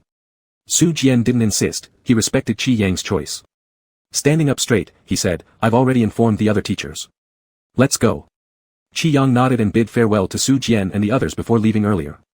The 2 of them stepped out from where the dinner gathering took place. Su Jian drove here himself and was ordering a designated driver on his phone. Qi Yang stood beside him, originally intending to call a cab, but after stepping outside and catching some wind, the alcohol that had slightly dissipated returned. Qi Yang felt uncomfortable in his stomach and leaned against a utility pole, digesting the discomfort with his head down. Su Jian stopped calling for the driver and walked over to him. "Qi Yang, are you okay?" Qi Yang didn't say anything. Su Jian lightly patted his back and chuckled warmly, "I don't think I've ever seen anyone with a worse tolerance for alcohol than you, but it makes sense, you're only 21, still a kid. Next time, just tell them you don't drink, and no one will blame you." Qi Yang's eyelashes trembled slightly as he softly replied with a low, "Let's go. I'll call a designated driver to send you home." Su Jian extended his arm in front of Qi Yang, offering him a support point. As Qi Yang straightened up, preparing to say something, someone suddenly called out behind him, "Junior brother." Qi Yang turned around and saw Xingye. Not just Xingye, Meng Qiu and Zhou Lang. Lu Jingqi were also there. Qi Yang's mind was fuzzy as he blinked his eyes. Xingye quickly approached, "Little junior brother is here for a dinner gathering too?" Qi Yang responded with an affirmation, "Yes, with colleagues from the project team." Xingye stared at him for a little while, blinking her eyes as she leaned closer, "Sweetheart, did you drink again?" Meng Qiu and Zhou Lang joined as well, looking at Qi Yang's condition and chuckling, "Junior brother has the worst tolerance I've ever seen." Last time at the studio, Teacher Lin poured junior brother a glass. After drinking it, junior brother immediately passed out. Xingye laughed, "Then it seems that today junior brother didn't drink too much since he's still awake." Qi Yang's thinking was delayed, so Su Jian answered on his behalf, "Not much, just half a cup." Qi Yang followed by nodding, "Yeah, only half a cup, just a bit." "Senior sisters, are you all also here for dinner?" Xingye heard this and patted Meng Qiu's shoulder, "Yes, today is senior brother Meng Qiu's big day, his new research project finally came through." Qi Yang obediently smiled with his mouth open wide, "That indeed is a great day, we should celebrate. I'll make up for the congratulatory gift later." After saying this sentence, Qi Yang swayed, losing his balance, nearly falling forward. Just when Su Jian was about to reach out to steady him, another person caught him. Su Jian paused. Lu Jingqi lowered his head, leisurely observing the person in front of him for a moment before quietly asking, "Qi Yang, do you still recognize me?" Of course, Qi Yang recognized him, he was just a bit dizzy, not confused. Don't ask such stupid questions. Today, Qi Yang drank relatively little, remaining rather clear-headed. At least, he wasn't talking nonsense, though perhaps fueled by the slight buzz, his temper flared, making him like an explosive powder keg ready to ignite. Lu Jingqi dead once, supporting his shoulder to stabilize him. "If you know who I am, that's good. Let's go home." Qi Yang mumbled, "Why? Don't you know I've been avoiding you these past few days?" Lu Jingqi cast a glance downward. "I know. Good to know." After muttering that, Qi Yang steadied himself again, saying goodbye to the senior siblings. Xingye quickly said, all right, goodbye then, return home soon." Qi Yang also said goodbye to Su Jian. Su Jian smiled, "Okay, see you later." As the city of Jiang entered late autumn, the temperature at night was not particularly high. Qi Yang slowly zipped his jacket higher, burying half of his face inside. Then he waved his hand backward to everyone and slowly ambled away. Lu Jingqi watched him from behind, gently raising an eyebrow. Xingye ordered, "Go and send him home quickly, don't let him fall." Lu Jingqi ed again. Still, Xingye was worried, "Call a taxi and let us know when you get back." Lu Jingqi didn't turn back but raised his hand to signal that he understood. Su Jian's gaze shifted from Qi Yang to Lu Jingqi. He stood there for a long time until the figure became faint. Qi Yang, though he had been drinking, was still very much aware and hadn't forgotten about how Lu Jingqi mocked him in the dormitory last time. The Male Consort of the Demon King. All 12 volumes. Uncensored. So what if he liked reading it? He didn't just like reading comics, he also had a crush on Lu Jingqi. He had plenty of secrets. Qi Yang's hands were in the pockets of his jacket as he walked for a while before suddenly saying, "Lu Jingqi, you peeked into my secrets without any manners at all." Lu Jingqi responded, "Those are secrets between you and me." Qi Yang shot back, "Oh. Who made that rule?" Lu Jingqi looked at him, the person in front of him had a slightly flushed face from the alcohol, overcompensating by trying to appear unreasonable. It seemed like he was pretending to scare him. Lu Jingqi spoke honestly, "No one set the rule." Qi Yang fell silent again. "Qi Yang." Lu Jingqi called out. "Don't call me, nothing good happens when you do." Lu Jingqi paused in his steps, "This is something good." Qi Yang glanced up, "What is it?" "Last week, while I was in Haicheng with Old Chen, I managed to get 6 teachers to do signature illustrations for you along the way." Qi Yang blinked, stopping in his tracks. 6. On the way there. Chapter 17 Sheep. Qi Yang felt himself getting drunk again, his thoughts becoming very sluggish, and his whole body feeling dazed. It was very quiet in the car on the way home. The hood of his coat covered most of his face, and he leaned against the car window, hiding his gaze, watching the rapidly retreating cityscape through the gap in his hat. The light seemed to be flowing, forming a straight line. Probably due to the low temperature outside, a layer of white fog soon formed on the glass, and the straight lines of light gradually blended into rough patches of light. Is it really cold outside? Qi Yang blinked slowly, his eyelashes fluttering a few times. Why was he so hot? So hot. He thought slowly, why wasn't he home yet? There was an air conditioner at his place, which would cool him down. Buzz buzz. Qi Yang heard his phone vibrating, and the next second, he caught a glimpse of Lu Jingqi lowering his head to reply to a message. Qi Yang became even quieter. Lu Jingqi's message was from Chen Beixing. "Chen, are you busy? There's a model for you to look at." Lu, busy. Chen. Chen, what are you doing at this time? Lu, trying to calm someone down. The dining location was 15 minutes away by car from Qi Yang's house, and they arrived quickly. Qi Yang got out of the car, covering his cap with his jacket. Actually, it was still pretty cold outside. Qi Yang was more sober now, standing there quietly like a chicken. "Qin Jia said you were busy last week, should you be done today?" Qi Yang instinctively replied, "What nonsense Qin Jia is talking about?" He realized that after speaking what Qin Jia said about him being busy, hadn't he just asked Lu Jingqi a while ago, "Do you know I've been avoiding you?" Lu Jingqi said he did. He tugged at the corner of his clothes, slightly embarrassed, and softly, dead. Lu Jingqi was giving him a step down. This step down was really convenient. Qi Yang obediently followed the step down and said, "Lu Jingqi, thank you for helping me get the signed artwork." Before Lu Jingqi could say anything else, he quickly added, "Thank you also for going out of your way." Even though he was fully aware that the 6 teachers' signed artworks, if considered conveniently obtained, might as well have been found at the bottom of the Mariana Trench. Lu Jingqi lowered his eyes and looked at him, "See you tomorrow." Qi Yang nodded. Thinking he would definitely suffer from insomnia this night, unexpectedly, Qi Yang slept until the morning, waking up under a bright, sunny sky. Qi Yang yawned, recalling last night, his heart filled with joy, yet pretending to sigh melodramatically. Ah, this Lu Jingqi, he's not bad after all. After tidying up, Qi Yang had lunch outside and happily returned to school in the afternoon. At that moment, Qin Jia was hanging from the side of the bed doing pull-ups. After doing more than 10, he was exhausted, panting heavily. He jumped down and asked Lu Jingqi, who was reading materials nearby, "Big brother Lu, how many pull-ups can you usually do?" Lu Jingqi didn't even lift his head. "I haven't counted." Qin Jia picked up the dumbbell from the ground and exercised a few more times, observing his back muscles in the mirror.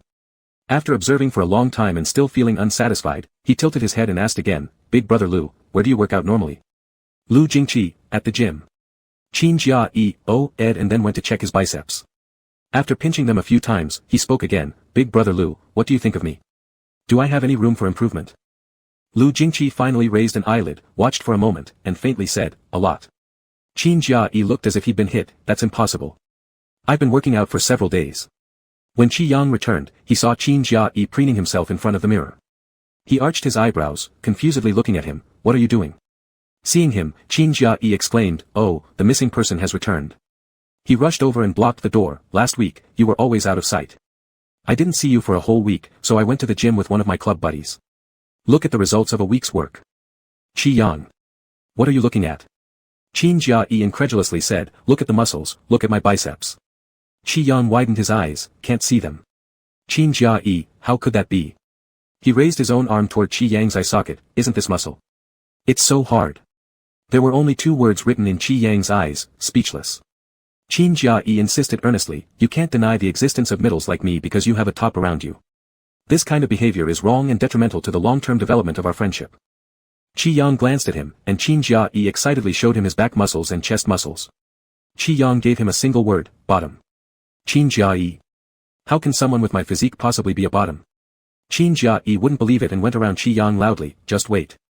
Give me a month's time, I'll train like brother Lu, and become your personal model." Qi Yang walked to his table, leaving the digital tablet from his bag behind. "You'll still drool even after being cured, I'm telling you straight." Qin Jia crossed his arms and stood beside him silently for 2 seconds. "Actually, I also have abs." Saying so, he was about to take off his gray A-shirt. Before he could lift a corner, an arm strong and muscular circled his neck and shoulder. A voice above his head sounded indifferent and impatient. "Aren't you supposed to go to the gym? Let's go." Qin Jia Lu Jingqi, I'll train with you. Ah. For real, brother Lu. And just like that, Qin Jia was dragged away by Lu Jingqi. It didn't look like they were heading for fitness, rather, it seemed like going for punishment. The door clicked closed. Qi Yang. What is this all about? Truly incredible. Qi Yang drew for the whole afternoon until dusk when Lu Jingqi and Qin Jia finally came back. To be precise, Lu Jingqi walked back while Qin Jia crawled back. Seeing the ethereal Qin Jia, Qi Yang blinked in confusion. "What happened to you?" Qin Jia lazily waved his hand and then crawled onto the bed where he lay flat without ever getting up again. Qi Yang turned toward Lu Jingqi. "Did you hit him?" Lu Jingqi said nothing, but went to his desk and took out a box from the drawer before handing it over to him. Signatures. Qi Yang fell silent. So be it, if you beat him up, then beat him up. However, what actually happened was Qin Jia had been thoroughly worked out at the gym by Lu Jingqi.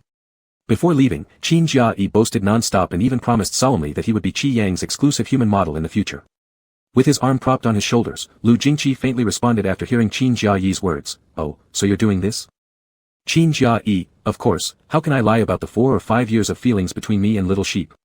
Little Sheep must definitely agree to be my model, hence I have no excuse but to reciprocate for Little Sheep too. Lu Jingqi remained silent.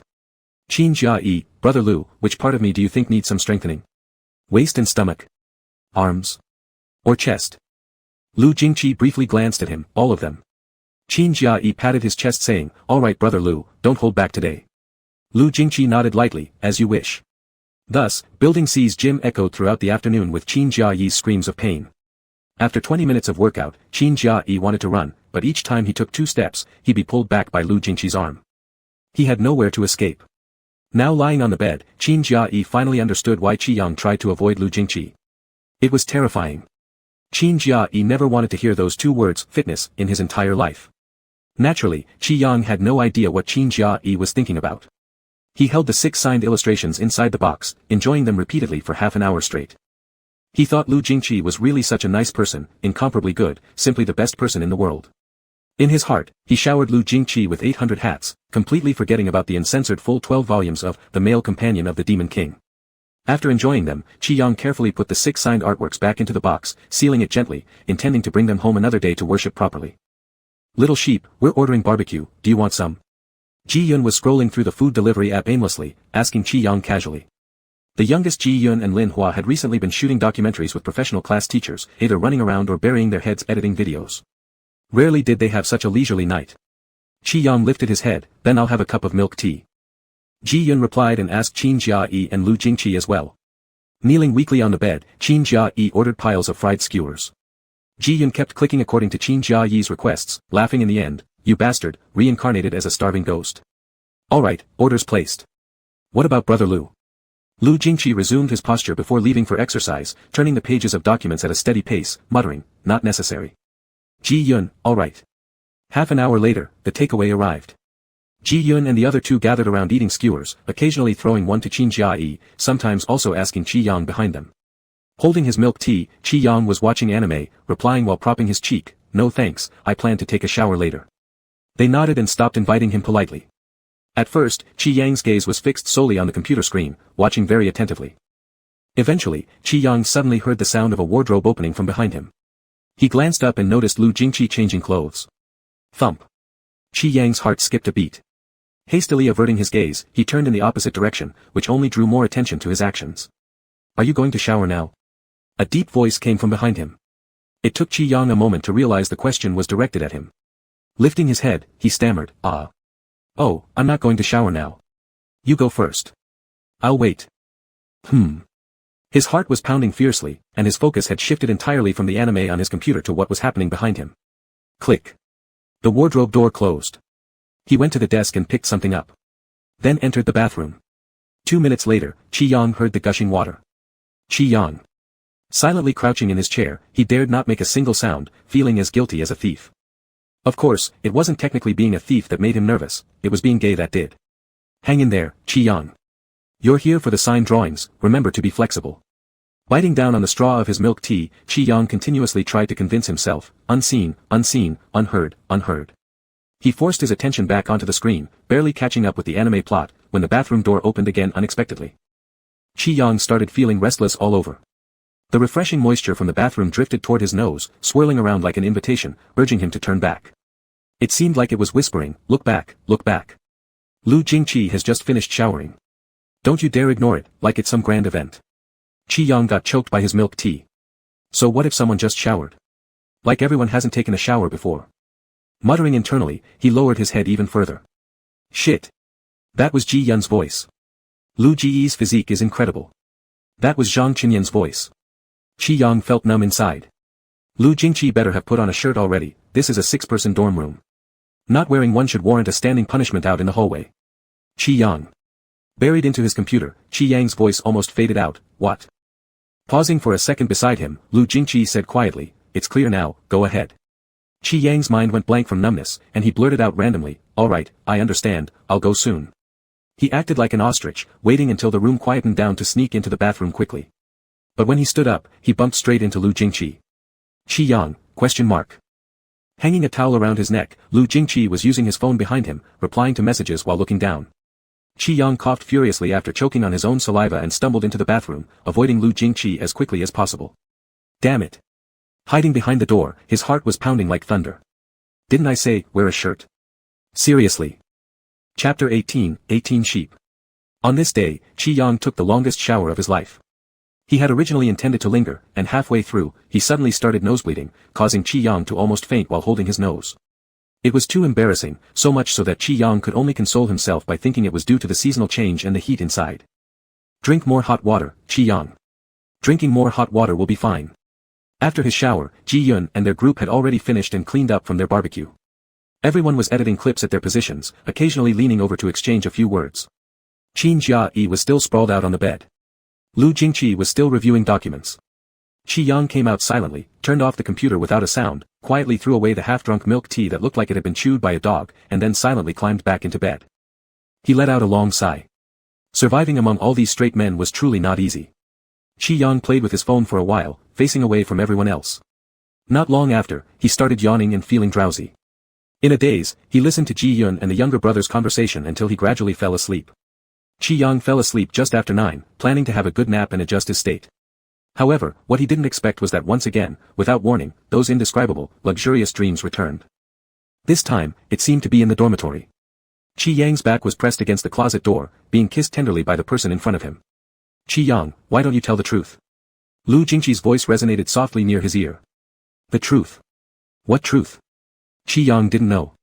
He trembled all over as he was kissed, softly calling Lu Jingqi's name, trying to retreat and dodge. The environment in the dormitory was dim and blurry, but the person in front was clear. The kiss became even hotter, making Qi Yang feel disoriented, to the point where he wasn't even sure if he was still in the dorm or not. Lu Jingqi supported his waist and whispered to call him, Mia Mia. He teased his earlobes and lips, whispering those embarrassing nicknames repeatedly. His soft whispers tickled and sent shivers down Qi Yang's spine. Qi Yang suddenly jolted awake, his mind still confused with the last images of the dream. He blinked blankly and gently rolled over. Qi Yang. Damn. Instantly, he froze in bed, afraid to move. A loud thunderclap echoed in his brain. After being stunned for a long time, everything went black before his eyes, and he swore again in his heart. For the second time. For the second time, Qi Yang. He checked the time, it was already past 7. Today was Monday, except for Lu Jingqi, everyone in their dorm had classes starting early at 8. Qi Yang felt like his head was about to explode. The younger brother Ji Yun and Lin Hua had already woken up and were washing up, preparing to go to class. Qin Jia-yi was still wrapped in the blanket, fast asleep, and as for Lu Jingqi, he was nowhere to be seen early in the morning, no one knew where he had gone. Yang, you're awake. If you're awake, get up quickly, it's not early anymore, Ji Yun said while walking past his bed with a toothbrush in his mouth. Qi Yang heavily hugged the quilt. I'll get up soon. Take your computer. Sit at the back and edit the clips, Ji Yun said softly to Lin Hua by the desk. Qi Yang sighed inwardly, silently turning over and huddling for about 2 more minutes. Qin Jia-yi's alarm had already rung, yet he snored thunderously, showing no signs of waking up. As expected, according to the unwritten rules, if Qin Jia-yi didn't wake up, it would fall to Qi Yang to turn off the alarm. He held the edge of the quilt, looking extremely listless. The alarm had been ringing for quite a while now, but Qin Jia-yi hadn't moved a single bit. Finally, Ji Yun spoke up, is Jia-yi still sleeping? Yang, can you turn it off? Ji Yun's sentence wasn't even finished when the dorm room door suddenly opened. Lu Jingqi walked in from outside, bringing with him the fresh coolness of an autumn morning. He placed the breakfast he had in his hand on the table and directly walked to Qin Jia-yi's bed. With one stretch of his hand, he picked up the mobile phone and turned off the constantly vibrating alarm. Qin Jia-yi's bed was right in front of Qi Yang.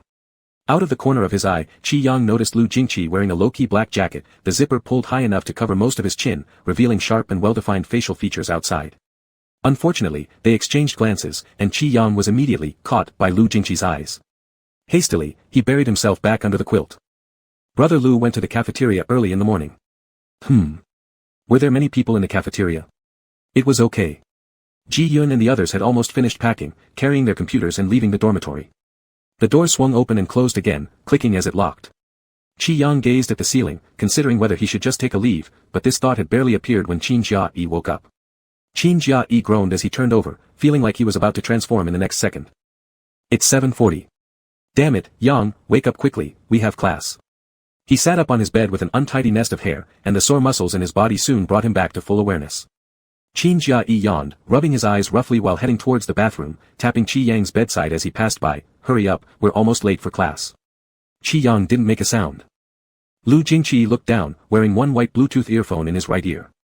After replying to a few messages, he glanced in Qi Yang's direction before going to answer a call on the balcony. What did the person in charge from Normal University say? Lu Jingqi's voice was cold and deep, blending with the crisp outdoor air as it drifted inside. Qi Yang couldn't help recalling the content of his dream once again, the alluring, ambiguous whispers seemed still lingering near his ears. His face turned bright red as half of it heated up. Seizing the moment, he got off the bed quickly, hastily grabbed some clothes from the wardrobe to change, then squeezed past Qin Jia-yi to dash into the bathroom. He got ready very fast. By the time Qin Jia-yi urged him for the second time, he was already finished. He walked out saying, let's go. Qin Jia-yi casually took Lu Jingqi's breakfast from his desk and told Qi Yang, Brother Lu said this is for you. Qi Yang glanced at the man who was still on the phone on the balcony, feeling too guilty to say anything. Lu Jingqi had signed his sketches for him and even bought him breakfast, what a great guy. And he craved Lu Jingqi, so bad. Because of that second dream, Qi Yang felt listless throughout the entire morning. Moreover, sitting next to him was an even more lifeless Qin Jia-yi, it was just absurd seeing them together like that. A boy at the front table usually had a pretty good relationship with Qin Jia. That whole morning, he turned around 800 times, unable to hold back any longer during the break. He finally turned around and asked, "What did you two do last night?" Qin Jia propped his head up, "Don't ask. Brother Lu dragged me to the gym for half the day, I almost died." This boy lived in 418 next door to them. Hearing this, he chuckled and said, "You're talking about Lu Jingqi? With your build, how could you possibly survive if he tried to train you to death?" Qin Jia gave him a kick below the desk. "Did Sheep also go?" Muddled, Qi Yang looked up, "Ah. Oh, no, I stayed up late." Qin Jia, the hoarse-voiced fellow, raised an eyebrow strangely, "Didn't you go to sleep at 9 yesterday?" Qi Yang. "Shut up and let him think. But speaking of it, seriously, Brother Lu's figure is truly unmatched. I've sketched hundreds of models, but I've never seen anyone with biceps as incredible as his. Brother Lu must practice a lot privately." Qin Jia demonstrated with a neutral pen while marking in the book, not to mention the pecs, they are so impressive. Nowadays, boys are becoming moms. Qi Yang. He propped his head up and silently changed his direction. What a joke about boys becoming moms. During the latter part of the class, Qi Yang basically didn't understand much of what was being taught. He kept aimlessly flipping through his phone. Previously, Lu Jingqi rarely came back to school. He might not even be able to name everyone in the dorm. All Qi Yang had with him were polite nods in passing, since in his memory, he hadn't really talked much with Lu Jingqi. Then, one unknown day, Lu Jingqi suddenly started frequently appearing both at school and in their dorm. There was simply no way for Qi Yang to avoid him. But the critical thing was, Lu Jingqi was far more approachable than Qi Yang had imagined. He pondered slowly, does Lu Jingqi treat others the same way?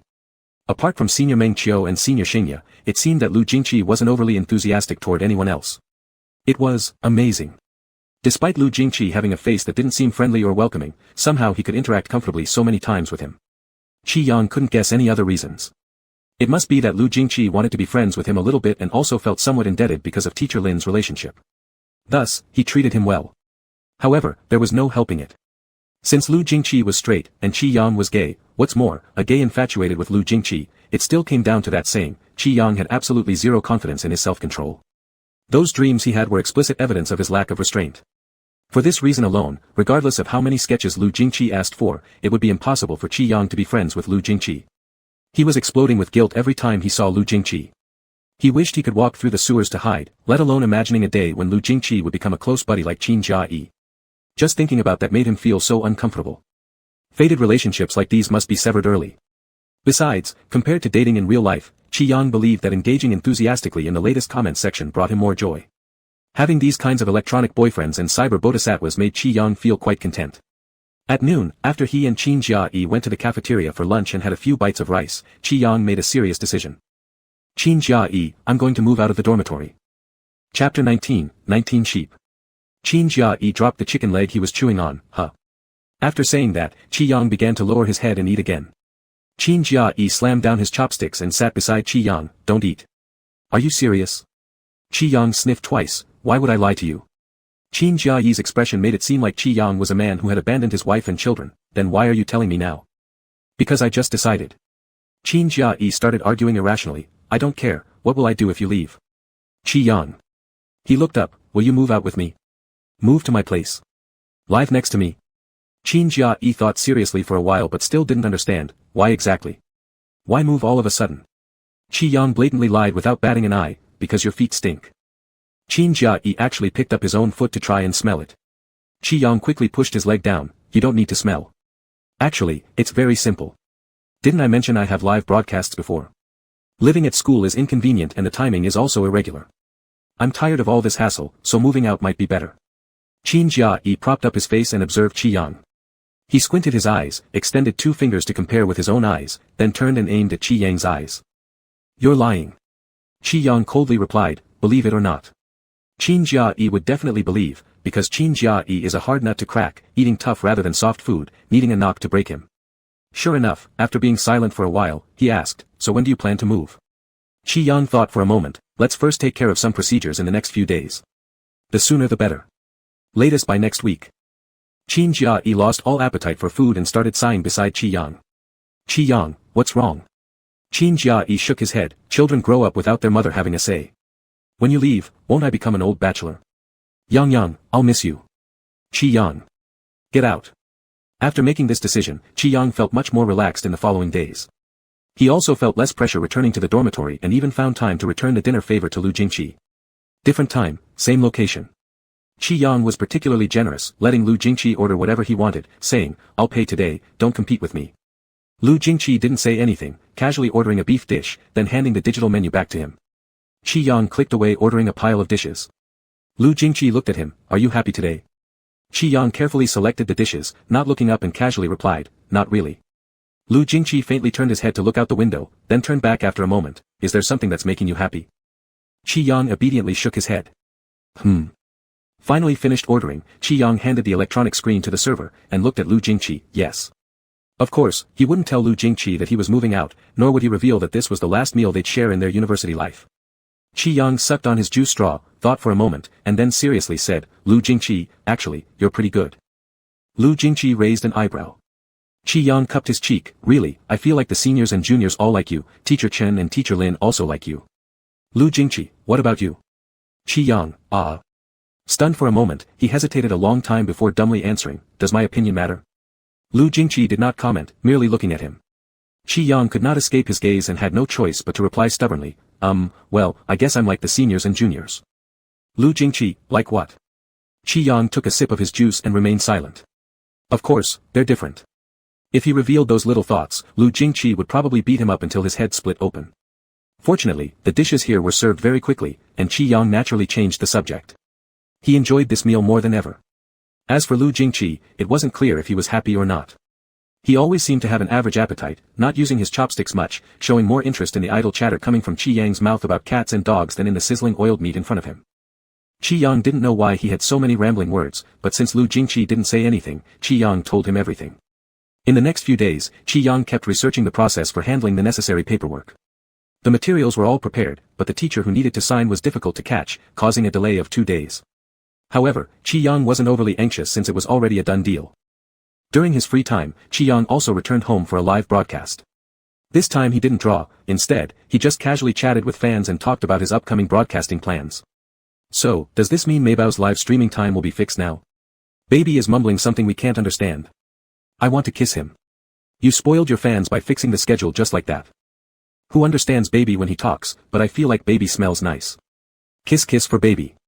Live streaming time is fixed now, so why don't you give kisses? Qi every Thursday night and Saturday night. If there's no broadcast, I'll post a notice on the homepage. Thursday for drawing, Saturday for entertainment. This is a temporary arrangement. There are 7 days in a week and you only stream 2 days. Pointing fingers. Do you spend the remaining 5 days getting pinned by your roommate? What about Sunday?" Qi laughed, "Other times are for working on drafts. The studio has deadlines. Once your comic comes out, does that mean we'll have a signing event?" "Signing event? Signing event. Ah, I should have thought of that. Baby, hurry up and draw more, faster, faster. Is it too much to ask for an immediate release and a signing after tomorrow's chapter? Kissing at the signing event?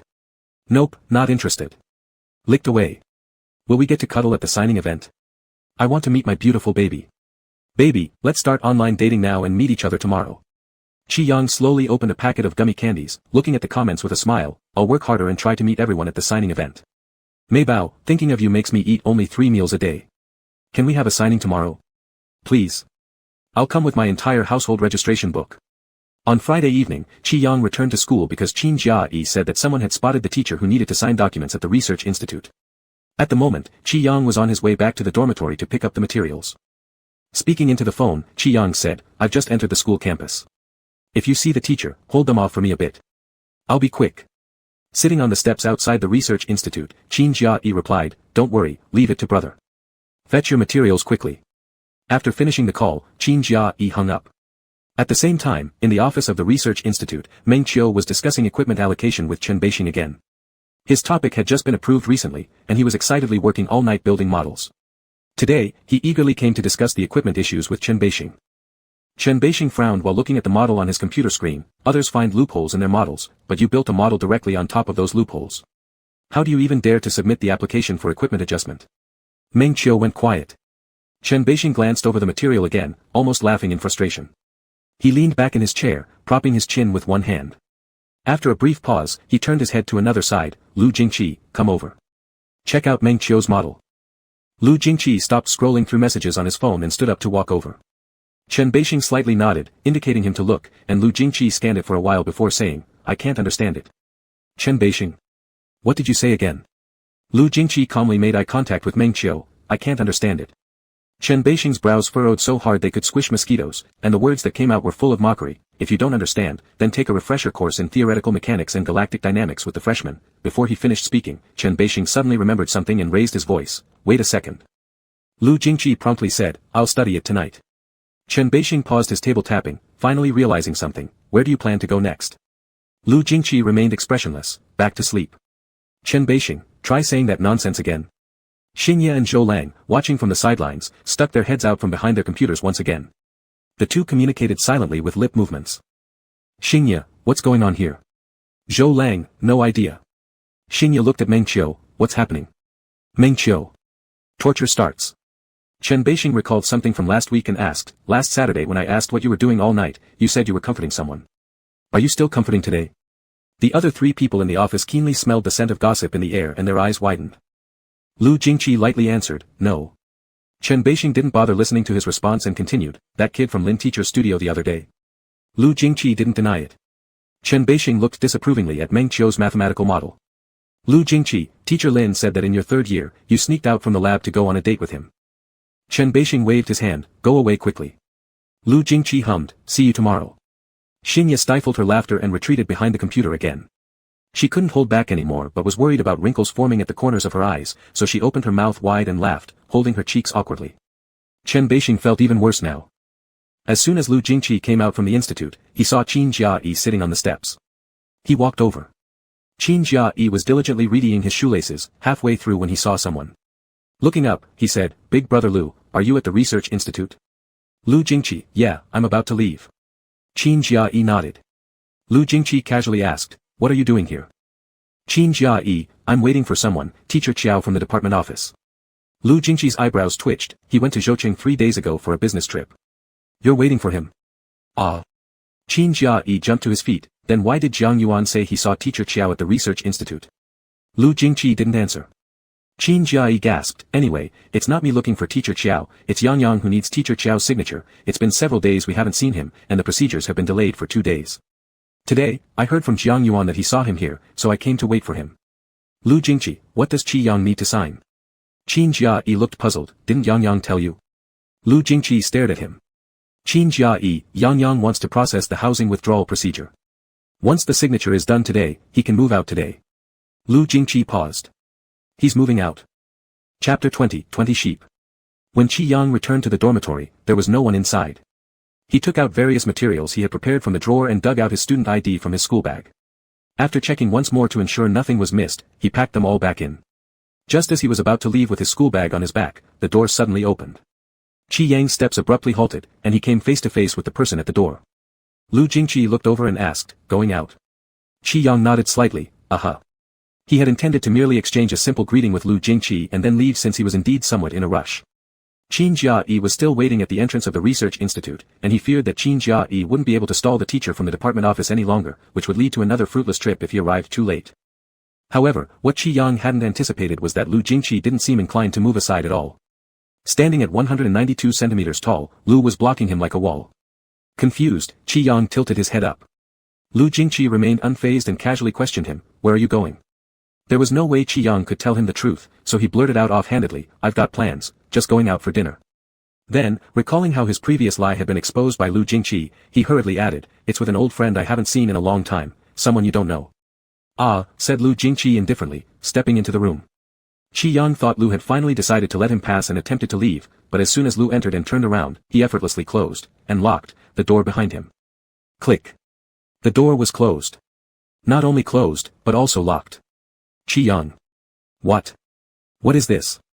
Stunned, he stood rooted to the spot, looking up at Lu Jingqi and thinking perhaps Lu hadn't understood him, so he reiterated, I need to go out. Lu Jingqi responded casually, Qi Yang. Brother, go get your brain checked, will you? Can't you move out of the way? Getting slightly flustered, Qi Yang bent down intending to squeeze past Lu Jingqi's arm. Before he could take more than a step, his hand barely touching the doorknob when Lu Jingqi reached out and hooked his backpack strap. This startled Qi Yang, making him stand rigid near the door. In the next instant, as Qi Yang turned to face Lu Jingqi again, the latter extended his arm, using his big hand to block access to the lock. Obvious intent to hold him back. The long-lost friend you mentioned, is it Teacher Qiao from the department office? Startled, Qi Yang lifted his eyes. Lu Jingqi leaned his arms on either side of Qi Yang's body, bending down to look directly at him. Waiting for news from Qin Jiayi. Instinctively, Qi Yang reached toward his phone. Teacher Qiao from the department office is on a business trip in Jiangcheng and won't be back until Monday, Lu Jingqi calmly explained as he watched Qi Yang's increasingly astonished expression. I've already told Qin Jiayi that I would inform you. He's probably left campus by now and won't be sending you updates anymore. I. Qi Yang became so nervous he almost bit his tongue. Still, he tried to argue, no, I have other matters. Lu Jingqi waited patiently for him to continue. Qi Yang's mind went blank, countless chaotic thoughts racing through his head. Was Lu Jingqi losing it? Why was he holding him back? 10 seconds have passed, Qi Yang. Still can't come up with any other excuses. Lu Jingqi, listen to me, Qi Yang steeled himself and fabricated another excuse, I really do have something else, I'm not meeting Teacher Qiao from the department office. I'm having dinner with a friend, really. They're still waiting for me. Can you, just... His finger hesitantly tapped on Lu Jingqi's arm, move a little to the side. Lu Jingqi continued knocking lightly on the lock. Tick. Tick. Tick. Feeling rather intimidated, Qi Yang shrank slightly, inwardly grumbling about how impolite Lu Jingqi was being, staring at someone so intently. Did he find himself particularly fascinating or something? Qi Yang, why? Why what? Qi Yang defiantly shot back internally until Lu Jingqi's following words cut in, why not tell the truth? Qi Yang suddenly fell silent. This scene felt eerily familiar. Lu Jingqi hung his head, warm breath brushing against his earlobe and cheek side, exactly like the sensual dream he'd had some time ago. If his heartbeat wasn't so frantic, Qi Yang might have gotten swept up enough to start questioning reality. His back pressed firmly against the door, blush rising from his ears down his pale neck. The vague images of that dream became vividly clear all at once. The soft pecs that caused tingling sensations and the strong arm encircling his waist came sharply into focus. Qi Yang couldn't help but take a step back, his voice much more timid than before. What do you mean, why? Why do you always ask this question? I don't know what you're talking about. Lu Jingqi didn't say anything further, only asking instead, are you moving out? Qi Yang hesitated for a moment before softly replying, yes, I am moving out. Because of me? Qi Yang quickly looked up, no. Lu Jingqi's gaze gently roamed over his face. Qi Yang explained, it's because I have a part-time job, and it's not convenient in the dormitory. Also, there are drafts from Teacher Lin's studio that I need to work on, so I'm moving out, it's not because of you. Lu Jingqi said calmly, your heart is beating fast. Qi Yang thought, and it's all your fault. He was almost ready to explode. Feeling frustrated, Qi Yang desperately tried to pull back, attempting to create some distance to make his heartbeat sound less evident. Are you hot? Lu Jingqi slightly bent his fingers and grazed them along Qi Yang's cheek, you're burning up like this. Qi Yang startled at the touch. He finally realized that Lu Jingqi had no intention of letting him go. From the moment Lu stepped inside the door, he intended to corner Qi Yang and make things difficult for him. What kind of person is this? Feeling both guilty and irritated, Qi Yang exclaimed, Lu Jingqi, why are you always like this? We're not even close friends. Didn't you hear me? I'm not familiar with you, yet you insist on meddling like this, it's totally rude. Lu Jingqi remained frighteningly composed, unaffected even after hearing Qi Yang's words, without even raising an eyebrow. Qi Yang attempted to pry Lu Jingqi's hand away that was stretched beside him. As he struggled, Lu Jingqi suddenly spoke, Qi Yang, it didn't seem like you were saying that when you were drunk. Qi Yang instantly froze. Lu Jingqi lowered his body further, gazing at him for a long while before whispering softly near his ear, didn't you say you wanted to kiss me? Why run away? With a loud roar, Qi Yang felt as if his brain had exploded.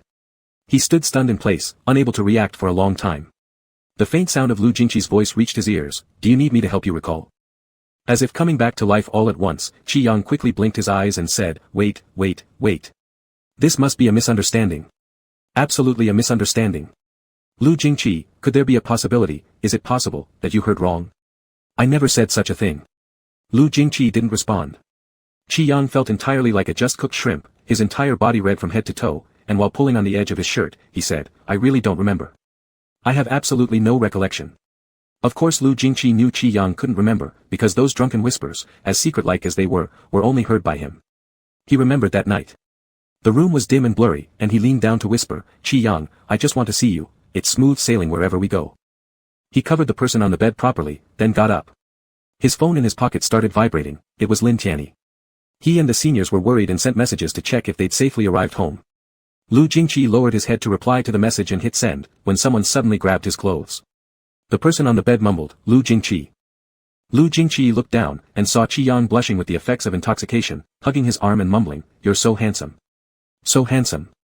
Once again, Lu Jingqi leaned down, and the person on the bed still maintained that pose, eyes closed, babbling drunken nonsense, "You're so handsome, I want to kiss you." After speaking, he fell deeply asleep again. Lu Jingqi observed his sleeping face, unexpectedly cute. He eventually came up with a description: someone who drinks warm milk before sleep, diligently takes notes in class, raises their right hand politely when answering questions, such kind of cuteness. No different from the one now in front of him. After being quiet for a moment, Lu Jingqi said, "If you don't remember, then let's act like it never happened." Qi Yang remained silent. "If it truly could be forgotten, then thank you, kind soul." "Qi Yang, I just want to be friends with you." Qi Yang looked at him in surprise. "Lu Jingqi, consider it." With me." Qi Yang was shocked not by the fact that Lu Jingqi wanted to be friends with him, but by the realization that he thought he had subtly refused already. Yet, how come Lu Jingqi was still so enthusiastic about this matter, even going so far as blocking him at the dormitory door to make him reconsider? Qi Yang let out a soft tsk, the heat on his face gradually subsiding, and rationality returned. He probed, "You don't mind?" Lu Jingqi leisurely asked, "What to mind?" Qi Yang paused for a moment after careful consideration, then blurted out resolutely, "I like men, everyone in our dorm knows." Lu Jingqi's expression didn't waver, as if Qi Yang had just said he liked strawberry cake rather than being into men. "Aha," Lu Jingqi replied, "so." Qi Yang shifted subtly 2 steps backward, with his hand stealthily reaching behind him until they touched the door lock. He said, "So, if you don't mind, I will consider it." There was silence in the air for a few seconds. "All right." Lu Jingqi responded calmly, "I'll wait for you." Qi Yang was left speechless. Just at that moment, a sudden click came from behind the door, as though someone was trying to push it open. Sure enough, Ji Yun's voice followed next. "Is the door locked? There's someone inside." Zhang Qinyan knocked on the door. "Jia Yi. Yang. Are you guys there?" Qi Yang inexplicably felt incredibly guilty, stepping quickly to hide in the bathroom. This time, Lu Jingqi didn't stop him and clicked the lock open. From outside, Ji Yun and Zhang Qinyan were conversing. Did they fall asleep? Should we call Jia Yi and check? Hey, isn't that Brother Lu? Ji Yun, it's you who's here. I thought it was Jia Yi and Yang. Lu Jingqi, changing clothes. They stepped inside. Ji Yun threw down his bag, leaned back against a chair, and stretched. After realizing no one else was around, Qi Yang emerged from the bathroom. Ji Yun turned to look. Yang is here too. Qi Yang, yeah, I just came back to take care of some business. Ji Yun nodded. Are you done? Qi Yang hesitated briefly. Done. Ji Yun didn't think much about it. After a brief silence, he suddenly added, Lindsay's short video submission 2 months ago won a news competition. He suggested we go celebrate his treat. Is Brother Lu free tonight? Lu Jingqi glanced at Qi Yang. Yes, I'm free. Suddenly regretting saying he'd finished earlier, Qi Yang tried to deflect when Ji Yun questioned, what about Yang? The words had already escaped his lips, so Qi Yang could only nod reluctantly. I'm free too. Ji Yun, alright, I'll message Jia Yi and ask Lindsay to book a place. Oh, and by the way, a few of Lindsay's friends might also join us today. Brother Lu, does that work? Lu Jingqi didn't even lift his head. No issue. Ji Yun turned to Qi Yang, who promptly responded, no problem. Ji Yun smiled, and right then, his phone started ringing an incoming call tone. He answered. I've already told you, you go ahead and make the booking since both Yang and Brother Lu are available. Is Jia Yi with you? Alright, then you guys head over first, and we'll get ready and follow shortly. Qi Yang silently returned to his seat, pulling out and signed residence withdrawal procedures and various materials from his backpack. Lost in thought, he wondered why Lu Jingqi would be so straightforward about wanting to be friends with him. Why this level of directness? Was he truly this eager to become friends? Qi Yang rested his chin in his hand, recalling how he'd met Qin Jiayi all those years ago. It had been such a natural progression, their shared traits had brought them closer together without needing any awkward declarations like, I want to be friends with you. Sigh. Qi Yang frowned deeply. However, before he could think things through, Ji Yun stood up, breaking his train of thought. Lindsay's arrived at the spot, let's go. Reluctantly brought back to reality, Qi Yang found himself following along. Lin Hua had booked a K-bar far away from Jiangcheng University, a 20-minute drive. When they arrived, the private room was already occupied by 5 or 6 people, with pitchers of beer stacked on the table. At the mere sight of alcohol, Qi Yang could already feel himself getting tipsy. Lin Hua, who was a little shy, wasn't especially skilled at handling social situations, and after a few polite greetings asking everyone to sit down, the room fell silent except for Qin Jiayi's booming voice. He claimed to act as Lin Hua's representative and proceeded to ask each person if they wanted additional drinks or snacks. Everyone politely declined, because the drinks and food on the table were almost overflowing. When finally it came to Qi Yang's turn, he pulled Jai close and whispered, "I won't drink tonight." As Qin Jai prepared to raise his voice in response, Qi Yang interrupted quietly, "I've taken cephalosporin." Jia Yi suppressed his enthusiasm, "All right." He turned around and said 2 sentences to Lin Hua, who nodded after listening. Jia Yi then ordered some juice, and when the waiter served it, Jia Yi double-checked again, "Does this contain any alcohol?" "Not even a bit." The waiter replied, "It's freshly squeezed, no alcohol included." Jia Yi felt relieved. Qi Yang was also reassured. With so many people present at someone else's gathering today, Qi Yang didn't dare to touch alcohol. His previous embarrassing moments were enough. He couldn't risk losing face again. And with Lu Jingqi being there too, if he made a fool of himself in front of Lu Jingqi once more, he might as well bash his head into a wall right then. Soon, the others got absorbed in drinking. Someone asked Lin Hua about the award he had won. Lin Hua looked a little embarrassed, but one of his friends from the same group explained instead, stating that it was a prestigious prize. It would serve as a stepping stone for Lin Hua if he wanted to pursue a master's degree in journalism at Jiangcheng University. Everyone raised their cups in celebration. 3 friends had accompanied Lin Hua to the event, 2 men and 1 woman. Qi Yang vaguely remembered the girl. Lin Hua had met her in an interest group last year. Her name was Jiang Xinyan, and their relationship had grown quite intimate after summer break. He wasn't sure how things were going between them now. As for the other 2 guys, Qi Yang didn't recognize them. He was pondering quietly when he suddenly noticed one man place his arm on the other's shoulder and give him a peck on the cheek. Qi Yang jolted awake, his gaydar went off. They were a couple. He quietly took another sip of his juice without drawing attention. Across from him, Lu Jingqi sat next to Qin Jai, while Qi Yang deliberately distanced himself and sat beside Ji Yun. Pretending to look casually, Qi Yang glanced up and saw Lu Jingqi leaning on his knees with an elbow, elegantly holding a whiskey glass. The transparent cup wall encased an orange-yellow liquid that slowly rotated under Lu Jingqi's calm movement. "There are truth or dare games and lots of charades cards here." Qin Jai pulled some items out of a drawer and placed them on the table before examining them carefully. Ji Yun tilted his head over and said, "Charades needs groups, which can be quite complicated. Let's play truth or dare." Qin Jai, anyone interested in playing charades? Or shall we stick to truth or dare? Beside Lin Hua, Jiang Xinyan politely raised her hand, "Charade seems interesting. Let's see what everyone thinks." Most people at the scene already knew about Lin Hua and Jiang Xinyan's long-running flirtation. Since it was Lin Hua's turn to host, everyone was willing to go along. Charades is fun. I remember playing this during our interest group activities before. With all of us, why not try it? If anything, let's play truth or dare first for a while, then switch to charades. For charades, grouping is easy. Our seats form natural pairs, except for Jia Yi sitting alone at the side. We could make Jia Yi the host.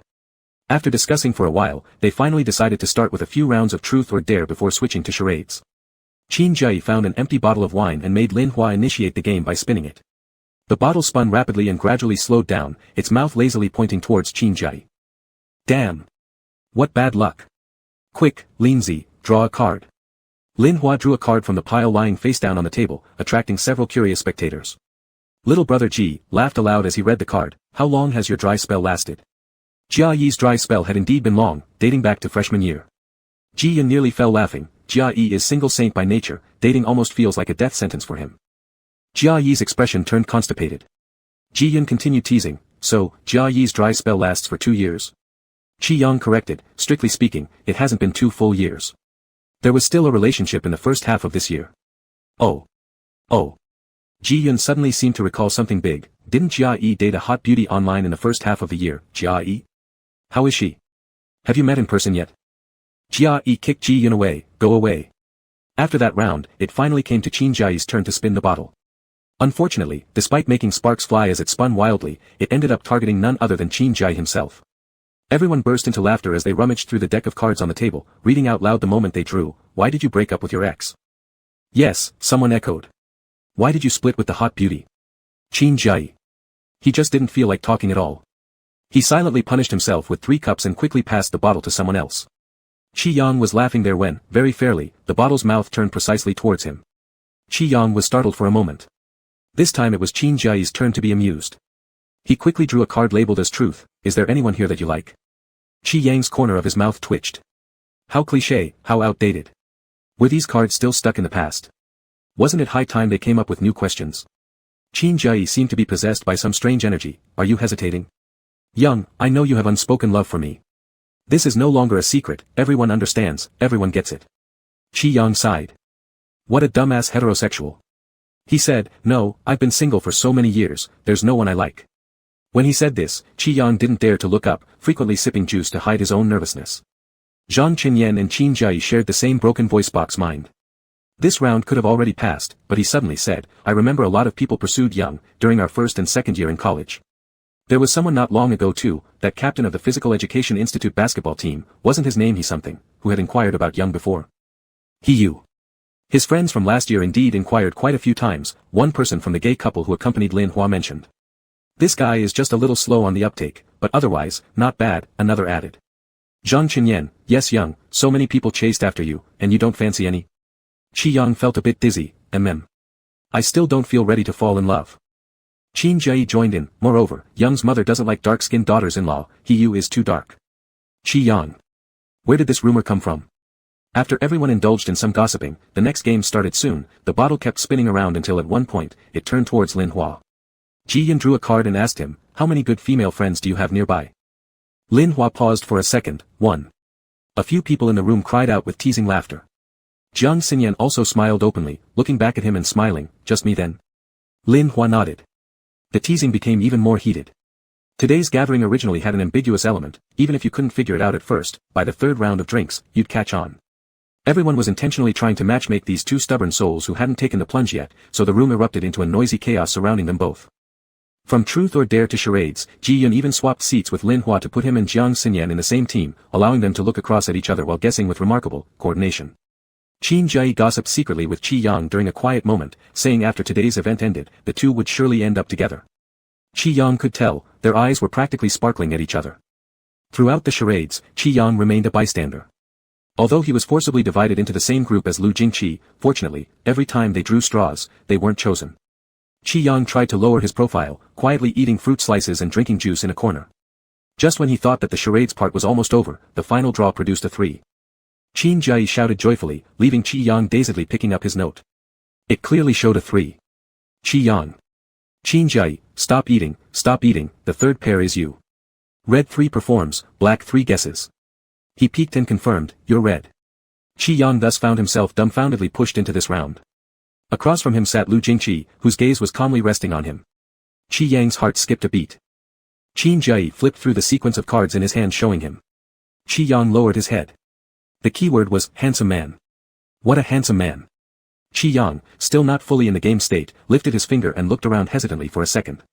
Finally, he pointed at Lu Jingqi, saying, 2 words, adjective describing you, noun. Lu Jingqi raised his eyebrows slightly, student. Qi Yang, question mark. Big brother, your self-awareness is pretty accurate. Qin Jiayi jabbered on the side, hurry up, only 10 seconds per word, loser has to drink as punishment. Qi Yang isn't sure whether Qin Jiayi shouted too loudly, but inexplicably he began feeling tense. He shook his head urgently, change the word, another one, describe your appearance. Lu Jingqi, male. Qi Yang continued correcting, describe your appearance, a noun, something people generally say when they compliment you. Without giving Lu Jingqi another chance to guess, Qin Jiayi interrupted, time's up, drink as punishment. Lu Jingqi picked up the specially supplied wine glass on the table, his sharp Adam's apple rolling as the alcohol quickly drained to the bottom. Qi Yang glanced at the next word. Art student. It's an identity, Qi Yang furrowed his brow, thinking these words should be harder to guess. He said, someone like me. I. Qin Jiayi pressed the light in his hand with a bite sound. Meaning that he violated the rules by triggering one of the key words, it took Qi Yang a moment to realize that the word student was overused. He had to point at himself and said, someone like me, who has a specialty in painting, 3 words. Lu Jingqi, cute. Qi Yang. Don't you even dare to guess wrong, Lu Jingqi. Qi Yang sped up his speech, no. Change to another word. Little lamb. Qi Yang became slightly frantic, not an animal, it's an identity. Hunk. Qin Jiayi, time's up. Qi Yang despaired, resting his cheek on his palm, he suspected that Lu Jingqi was just deliberately doing this for drinking. The third word was, for one night. Qi Yang looked at this word for a short while blankly, is it the literal meaning or another layer? However, no matter how this word would be guessed, it will end up being awkward. And considering today was the subtle occasion between Lin Hua and Jiang Xinyan, it wasn't quite appropriate. After a thorough thought, Qi Yang decisively gave up. After one quiet second, he told Lu Jingqi, why don't you just take a drink? Lu Jingqi was also very cooperative and raised his third glass of wine. Finally came the fourth word. Qi Yang glanced at it and felt a sudden jolt in his heart. I like you. For those previous types of words which were already difficult to guess, there wasn't much hope for guessing such an abstract term, let alone how to perform it. Qi Yang looked up at Lu Jingqi. He didn't pay attention to how much Lu Jingqi drank before these few cups, but just these 3 were already quite a lot. These exclusive supply wine glasses are twice as large as their usual ones. The cocktails mixed by Ji Yun and Qin Jai have a strong kick.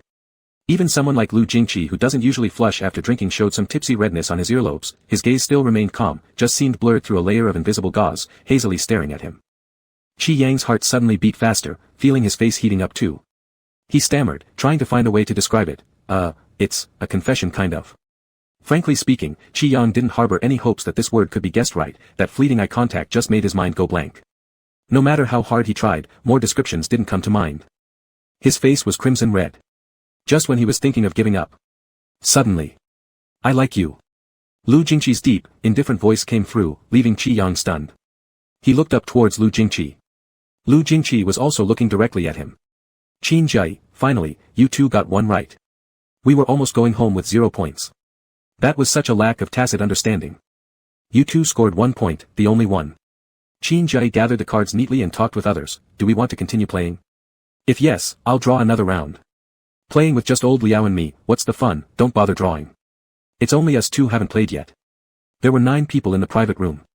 The chatter, music, clinking of wine glasses, all made people's thoughts rise and fall. It drowned out everything else around them.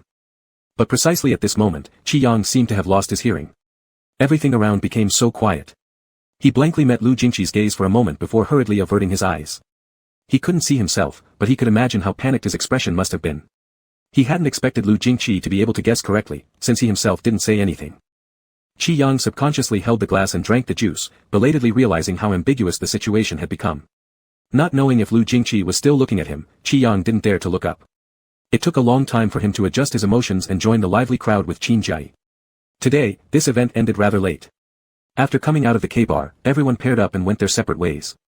Lin Hua escorted Jiang Xinyan home, while the same-sex couple took a taxi back to school. The youngest of the group, Ji Yun, and others thought it was too late to go back and decided to stay outside. Qin Jai said, then I won't go back either. I'm too tired, I don't even want to take another step. Qi Yang was just about to say he would head home when Ji Yun interjected, isn't Brother Lu a bit drunk? It might not be safe for him to go back alone. Yang Yang hasn't had any alcohol tonight. Where is Yang Yang going? How about going with Brother Lu? Qi Yang hesitated for a moment before Lu Jingqi put an arm around his shoulders, lowering his head and saying to him, Qi Yang, let's go back to the school. You can send me there. Ji Yun remarked, alright, then you 2 make sure to be careful on the way. Qi Yang hadn't expressed his opinion at all from start to finish, but it seemed like everything had already been decided by those around him. Ji Yun, Little Yu, and Qin Jai headed to a nearby hotel and waved goodbye as they left. Soon enough, only Qi Yang and Lu Jingqi were left here. Lu Jingqi's arm weighed heavily on Qi Yang. After a brief silence, he looked up and asked, are you drunk? Lu Jingqi responded, yeah, doesn't it seem that way? Not at all, thanks. Qi Yang actually felt Lu Jingqi could go give a special lecture in a report hall after changing clothes. He was so clear-minded and spoke coherently. Who drinks like this? Qi Yang continued, do you think you'll have problems going back by yourself? Lu Jingqi considered for a moment, yes, I will. Qi Yang sighed. Lu Jingqi dropped his gaze, I mean it. Qi Yang tried to convince himself, the last 2 times he got drunk, Lu Jingqi sent him back. This time, it would be a repayment of sorts. He silently extended his arm to hail a cab. Though Lu Jingqi claimed he was drunk, Qi Yang found it hard to believe since Lu Jingqi sounded very rational. Once in the car, Qi Yang asked again, are you really drunk? Lu Jingqi was too tall and looked a little cramped inside the taxi. He leaned against his knees with his head slightly bowed, turning his face to look at Qi Yang upon hearing the question. What do you think someone who's drunk should look like? Qi Yang had no idea. Relaxing back into his seat, Lu Jingqi said softly, Qi Yang, have you made your decision yet? About what? In the dim interior of the car, Lu Jingqi's eyes gleamed with an intense darkness, swirling like a vortex. Perhaps due to a slight intoxication, his eyelids twitched a fierce crease. Fixing his gaze on Qi Yang, he said firmly, will you be my friend? Qi Yang replied hesitantly, let me consider it further. Lu Jingqi acknowledged simply, mm. And then he didn't bring it up again. When they arrived at the school, it was already 11:30. Thankfully, it was Friday, so the dormitory doors weren't locked. After returning to the room, Lu Jingqi casually sat down on the chair, looking down slowly to check his phone messages. Qi Yang yawned, grabbed a bottle of water for him, and said, rest early, or your head will ache tomorrow. With that, he entered the bathroom to wash up and prepare to sleep. But just as he dipped some water, the door opened, revealing Lu Jingqi leaning against the doorway. Their eyes met through the mirror. Qi Yang asked, confused, ? What's wrong? Lu Jingqi said, do you really have to move out? Qi Yang paused. In fact, whether I move or not makes no difference. I often go home, and the bed here is just lying vacant. If I cancel my reservation, it can help other students wanting to swap rooms. Withstanding Lu Jingqi's steady gaze, Qi Yang gradually lost his train of thought, ultimately surrendering. Well, of course, it's not a must. He hastily washed his face twice and grabbed a towel to dry off the water. It depends. If Teacher Chiao from the department office doesn't return on Monday, I won't move. Lately, I've wasted a lot of time preparing the resignation formalities, which has caused a significant delay in manuscript progress at Teacher Lin's studio. Lu Jingqi murmured affirmatively, mm. Qi Yang finally looked up and asked one last time, Lu Jingqi, are you really drunk? Lu Jingqi countered, what do you think? Facing him, Qi Yang extended 2 fingers, asking, how many is this? Lu Jingqi remained silent. 2 seconds later, he slowly reached out and pressed Qi Yang's fingers down. Qi Yang, I'm not unclear. Surprisingly, Qi Yang felt a small twinge of disappointment, oh. Taking a step forward, Lu Jingqi stated, I won't babble nonsense. Qi Yang nodded repeatedly, fine, whatever. Lowering his head, Lu Jingqi's voice deepened, every word I say is serious. Qi Yang didn't pay much attention, I see, sleep early then. Lu Jingqi said nothing more. After Qi Yang left the bathroom, he climbed onto the bed. He hadn't had any alcohol tonight but was already extremely tired, nodding off as he drowsily scrolled through his phone. Before falling asleep, he seemed to hear the sound of water gushing from the bathroom but was too sleepy to pay close attention or even remember when Lu Jingqi finally rested. Qin Jiayi and the others returned to school only in the afternoon of the next day. By then, the dorm room was already empty. Despite drinking a lot last night, Lu Jingqi showed no adverse effects and had gone to the research institute at 8 o'clock in the morning. Qi Yang also roughly packed up and went home. He had originally planned to find a teacher in the department office over the next couple of days to sign the documents for resignation, take advantage of the weekend to move out, and set a fixed live streaming schedule starting next week. But with all the delays, it was uncertain when the teacher would return. He spent the whole day drawing at home, and by evening slowly strolled out to find something to eat. There were many food stalls by the roadside, steaming with warmth. Qi Yang bought a grilled sausage and munched on it slowly. In fact, the progress of 1649C was moving very fast. By late November, they had already completed 1/5 of their original plan. All the colleagues in the project team were happily chatting idly in the group chat. Around the time of quitting hours, Qi Yang joined in the conversation, only to be instantly surrounded by everyone. When will Baby Sheep come to the studio? Do you have class today? Baby, hurry over. Everyone hasn't seen you for a long time. The last time we saw Baby Sheep was during the group dinner, and Sheep only stayed for half the time before leaving with Teacher Chu. Wah. If Baby has no classes, come play often. The office is covered in dust. Qi Yang was the youngest in the studio, and everyone loved teasing him. As soon as they mentioned him, everyone perked up. How can we survive without you, baby? Come give us sisters some cuddles. Lori said your cheeks are soft and just look kissable. You guys need to tone it down, or you'll scare Baby Sheep into not talking. Then came a string of various ha-ha-has. Qi Yang responded while eating his grilled sausage, these few days, I've been busy with school stuff. Wait till next week, definitely going over then. I'll bring snacks for everyone, let me know what you want. Baby coming is enough, we're definitely not asking for snacks. Lori's bias toward Baby is obvious, sis. Ha ha ha ha ha. Qi Yang stood by the roadside, reading messages and munching on his sausage. After finishing, he went to another stall to buy more street food and then headed back home leisurely. In the evening, he took a shower, tidied up, and sprawled on the bed holding his phone, scrolling through Qin Jiayi's nonsense chats. Qin Jiayi, I feel like I've fallen in love, sheep. Qi Yang. Qin Jiayi, really? Qi Yang, objectively speaking, based on how frequently you claim to fall in love, it seems you've never actually gotten out of love river. Qin Jiayi, you've changed. Qi Yang, which girl? Qin Jiayi, you don't understand, it's an influencer blogger in the same city. Then Qin Jiayi sent a screenshot from D Station, where Qi Yang noticed indeed an exceptionally pretty girl, beautiful features, refined makeup, dressed in a light blue dress. SSS. Qi Yang looked more carefully a few times, scrutinizing thoroughly before finally confirming. This blogger from D Station was a famous appearance-based blogger with tens of thousands of fans. According to a rumor spread by a relatively unknown industry insider, this blogger maybe wasn't even female. Qi Yang remained silent for a moment. Of course, he'd only heard gossip so he wasn't quite certain. Qi Yang, if you like, go ahead and chase bravely. Qin Jiayi, who was highly sensitive, sent an interrogative mark immediately. Qin Jiayi, something's off with you. Qi Yang, are you having an allergic reaction again? Qin Jiayi, should I really pursue her? I really like her. Qi Yang, chase. Qin Jiayi, then wait for good news from brother.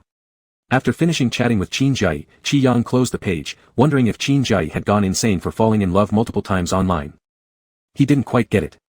Just as he was thinking, a small window popped up at the top of the page, prompting. Your special attention latest has released new dynamics, come take a look. Qi Yang suddenly sat up in bed with a smile and cheerfully tapped into the video. Today's footage was as impressive as always. The person on screen had a robust figure, fully concentrating on working out their back muscles. The comments section was already full of spicy remarks. Not much to talk about, and definitely can't afford it. Such a perfect body must be enjoyed by someone. Man among men, husband among husbands. Bro, please pant louder. Does anyone know late teacher's height? He looks really tall in the videos. I don't know either. Late teacher never mentioned it, but some people calculated it using formulas. He is at least 190 centimeters. 190 centimeters. Spitting might count as littering from high places now. Golden laughter, ha ha ha. Made me laugh for no reason. Late teacher could support the sky if it fell. No interest. Swiped away. As Qi Yang watched the prominent veins bulging in the person's arms in the video, he carefully estimated that the body fat percentage must be below 10%.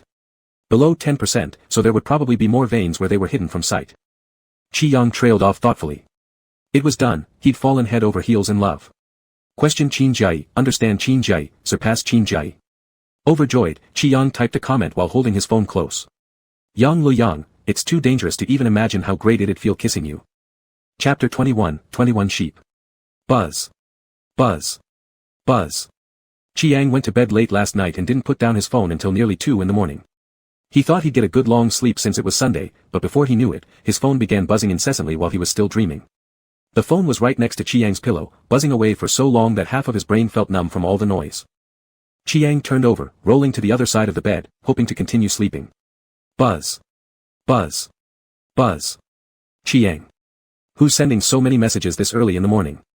Qi Yang kept his head buried under the blanket, motionless for 3 seconds, then reluctantly flipped back to the other side of the bed and reached for his phone. As the screen lit up, Qi Yang froze. He squinted, completely dazed. After half a minute, he suddenly shot up like he had been electrocuted. Shit. Qi Yang looked at the pop-up notification on D-Site, you have 129,874 unread messages. And that number was still climbing, refreshing again showed 130,061, another refresh and it was 130,129. Qi Yang stared with wide eyes, his first thought being, was he being cyberbullied? He quickly opened the details page and found out that the comment he had left last night in the latest comment section had been pinned to the top. Sheep sheep sheep, I can't even imagine how amazing it would feel to kiss you, doi. Latest, author's reply I dare to think about it, chicken heart. Qi Yang's comment had received over 90,000 likes, and there were tens of thousands of folded replies beneath it. Qi Yang. What? Ah. All the comments below were going crazy. After waking up from sleep, big brother-in-law and sister really became big brother-in-law. OMG. Late teacher replied in the comment section for the first time, let's take a screenshot as a keepsake. I told you being a love slave works, everyone follow big brother-in-law. Late teacher's one sentence completely broke through big brother-in-law's defenses. Can someone tell me, are they really dating? I'm like a guinea pig jumping around crazily in the melon patch, unable to reach the fruit. Alright, disperse already, their do-bed probably collapsed, what more are you doing here chattering? I don't believe it. But late teacher followed big brother-in-law right? I'm what? Ah. Qi Yang was also confused and rushed to check latest's homepage. The number next to the follows button was now indeed changed from 0 to 1. Trembling, Qi Yang tapped on it. Follow list, 1. Special attention, sheep sheep sheep. Qi Yang. Not immediately unfollowing shows it wasn't an accident. Okay, they're seriously together. Passerby asks if they've secretly kissed yet behind our backs.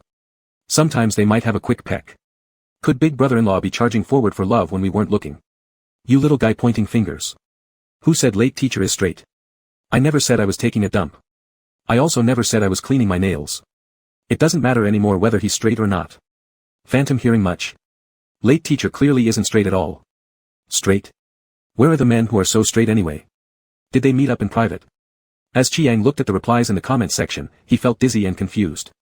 What kind of real-life meeting was this? He barely even knew latest, okay? He was just talking loudly online. Just as he was biting his nails in confusion, another private message popped up at the top of the page. Sender displayed, latest. Qi Yang threw off the covers and jumped off the bed, holding his phone tightly, utterly bewildered. Why send him a private message? Qi Yang agonized for a long while, pacing back and forth on the floor 3 or 4 times. Eventually, he clicked on the message. It was a system-generated greeting after mutual follows. Latest, hi sheep sheep sheep, this is latest. We're now friends. Come chat. Chiang stared at the words, trying to decipher some deeper meaning from this simple greeting. But there was none. Chiang sat silently, holding his phone. Before this automated greeting from latest, every single comment Chiang made was outright harassment.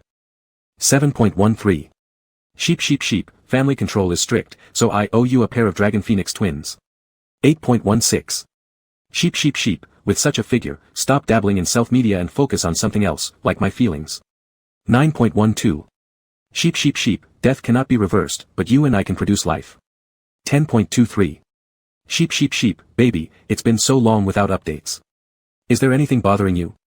11.13. Sheep sheep sheep, yesterday you deleted me, and I stared at the red exclamation mark in deep thought for a long time. Today I've understood, red represents passion, do you want to marry me? Heart sign. 11.17. Sheep sheep sheep, between us, who disclosed first doesn't matter much.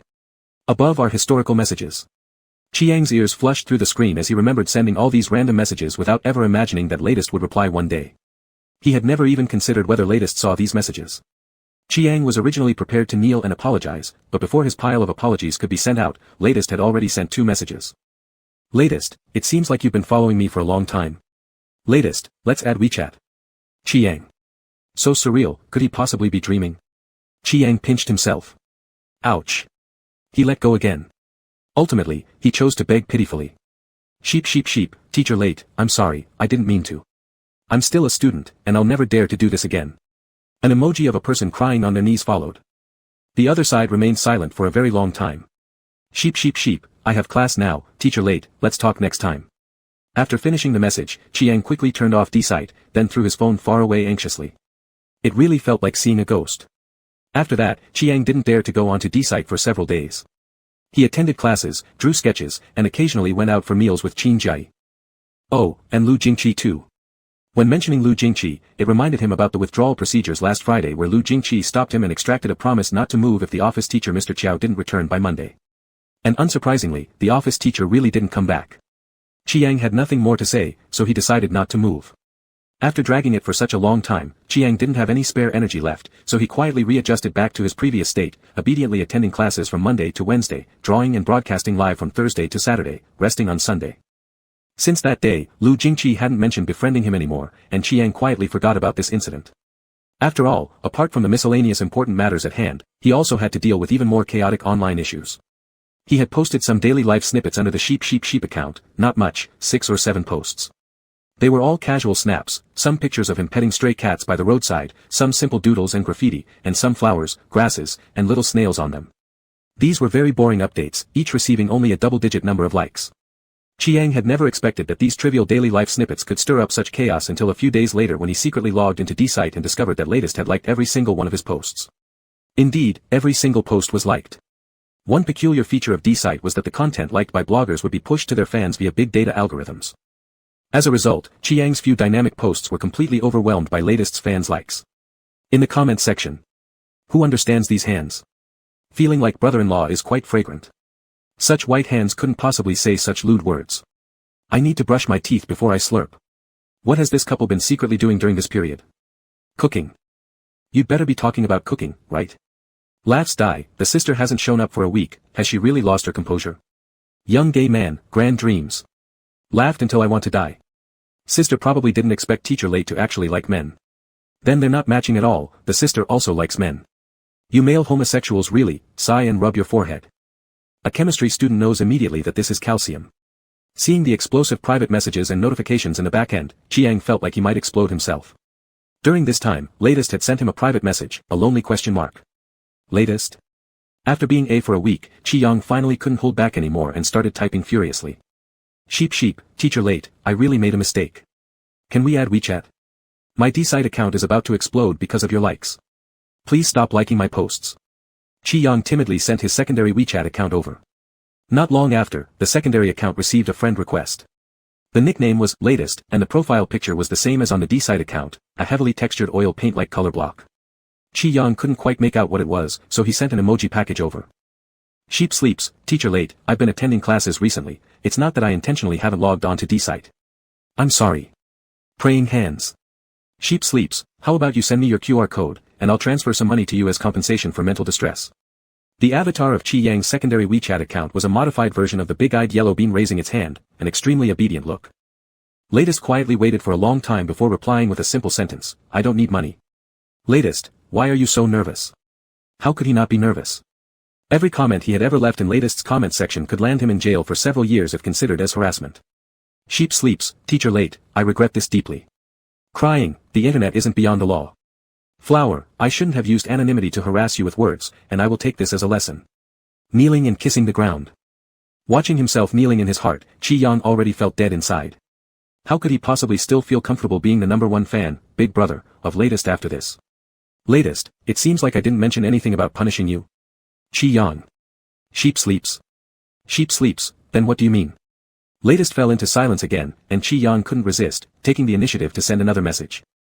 Sheep sleeps, you're not thinking about making friends with me too, are you? Latest, too. Sheep sleeps, oh, no, my finger slipped. Latest, Sheep sleeps, really? Latest, if you'd like. In his heart, Qi Yang said, if we become friends, you can't sue me anymore. Being friends doesn't count as harassment, it counts as love communication. Sheep sleeps, willing, very much willing. Latest disappeared again from sight. Qi Yang turned over on the bed in the dorm room and lay there watching his phone. But even after waiting for a long while, there was still no reply. Qi Yang. Qi Yang lifted his eyes and saw Lu Jingqi had closed his laptop at some point, his long legs pushing the chair slowly toward him. Qi Yang was a little confused, what's up? Lu Jingqi lightly said, nothing, Qin Jai has something tonight and won't be back. Qi Yang replied with an, oh, and took his phone, rolling to the inner side of the bed. Bored, he stared at Latest's WeChat account. It was empty, nothing there. But Qi Yang thought it was normal. After all, Latest hadn't replied to any fans or spoken a single word on D-site in several years. Even his height was calculated by fans based on various video angles, so how could it be abnormal for him not to post on social media? He obviously wasn't interested in those boring trivialities. While Qi Yang was lost in thought, his phone suddenly vibrated. Latest, Qi Yang's heart, which had been suspended, finally settled down. He thought Latest might have been coming to cause trouble, but since it wasn't, he could still be the #1 fan of Latest. Spending some money on a handsome man was something Qi Yang was 100% willing to do, so he started feeling restless again. Sheep sleeps, when will your next live stream be, teacher late? Instead of answering his question, the other side asked, are you calling me teacher late in private messages? Qi Yang got the message right away and happily typed out a row of characters.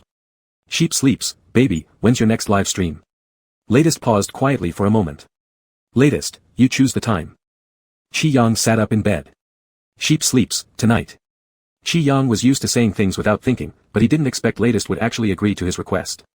Happy, he showered the person with compliments. In the afternoon, he brought some pastries over to Lin Tianyi's studio.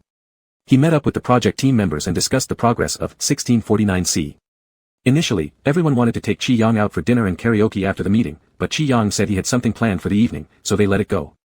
After leaving the studio, Qi Yang received a message from Lu Jingqi. Lu Jingqi, are you coming back to school tonight? Qi Yang, no. It took more than 10 minutes for a reply to come through, be safe. By then, Qi Yang was already home, leaning on a chair while chatting with Qin Jai. Recently, Qin Jai had been in high spirits, telling everyone about a cute younger sister he'd met.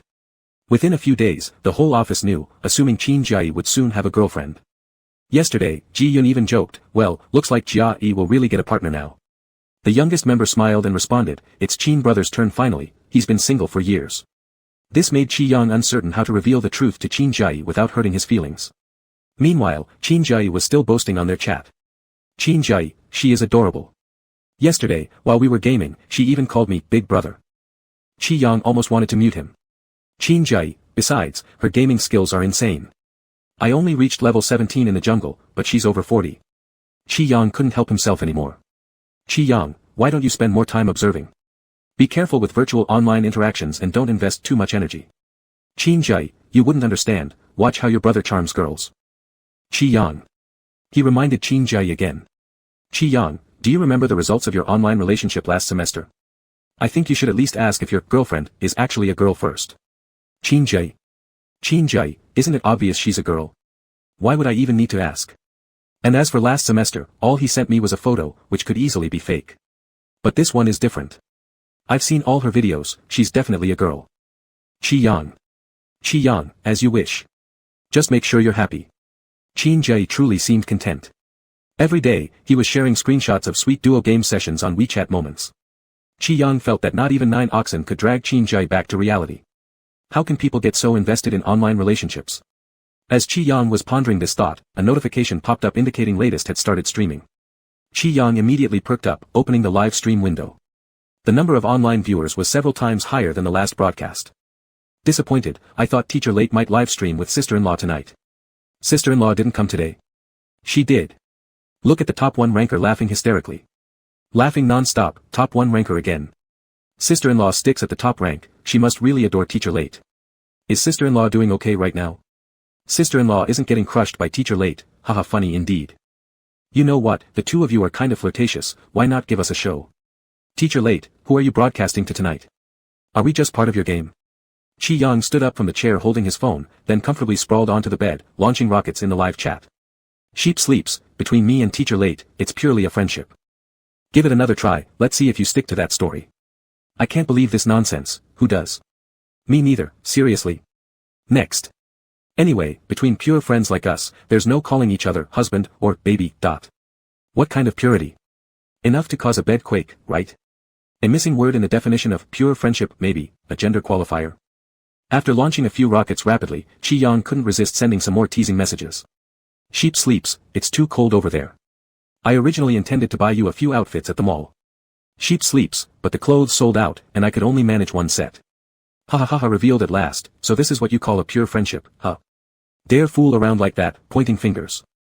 Oh, turns out I'm the clown here. Your attitude is quite calm, Teacher Late. Your friend has even bought a set for you, and yet you're practicing here. You guys don't get it, practicing until full of passion is convenient. For what blood? Speak plainly. At which restaurant are you dining? I'll go watch. Ask them if they plan to live stream while eating. Let's see where the meal is. Not you guys. How can this road possibly open? Create conditions when lacking them, this is our pioneering spirit. Lust is the razor-sharp steel knife, and we're known for our hard bones. Shenjin ah. Today, latest only streamed for an hour, ending at the peak of the live room's atmosphere, so a group of people flooded into Qi Yang's alternate account comment section once more. However, after just a few days without attention, this alternate account made for scandals already had 120,000 fans. The comment section was full of inquiries whether latest was on his bed right now. Indeed, private chats were real, not just assumptions. Sheep sleeps, baby, why did you only stream for an hour today? Latest, I had something to attend to. Sheep sleeps, holding rose in mouth, through wind and rain, WeChat awaits you. At that moment, inside the Jiangcheng University Research Institute, Meng Qiu and Xingye were still reviewing papers in the office when Chen Beixing suddenly sent out a notification in the WeChat group. Chen Beixing, there will be a group meeting at 9 a.m. Monday. Everyone must report, especially Zhou Lang.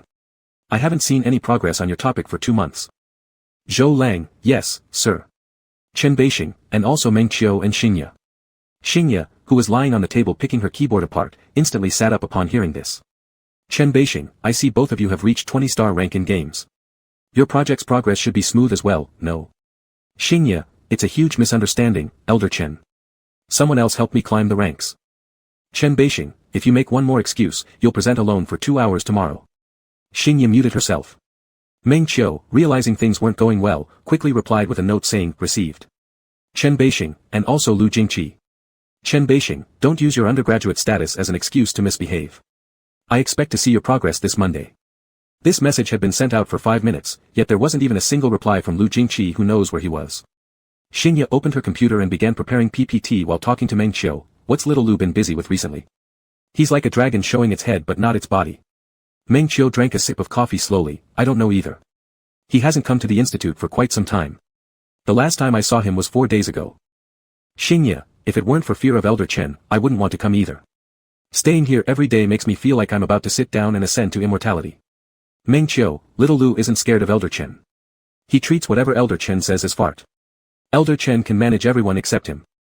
Xingye propped her face up with her hand, all fancy stuff is trivial before absolute power. Elder Chen cherishes talents, which is normal. When I was little Lu's age, I was still eating buy one get one free ice cream at fast food restaurants. Meng Qiu looked up, buy one get one. Xingye paused, looking at the time, there's a promotion today.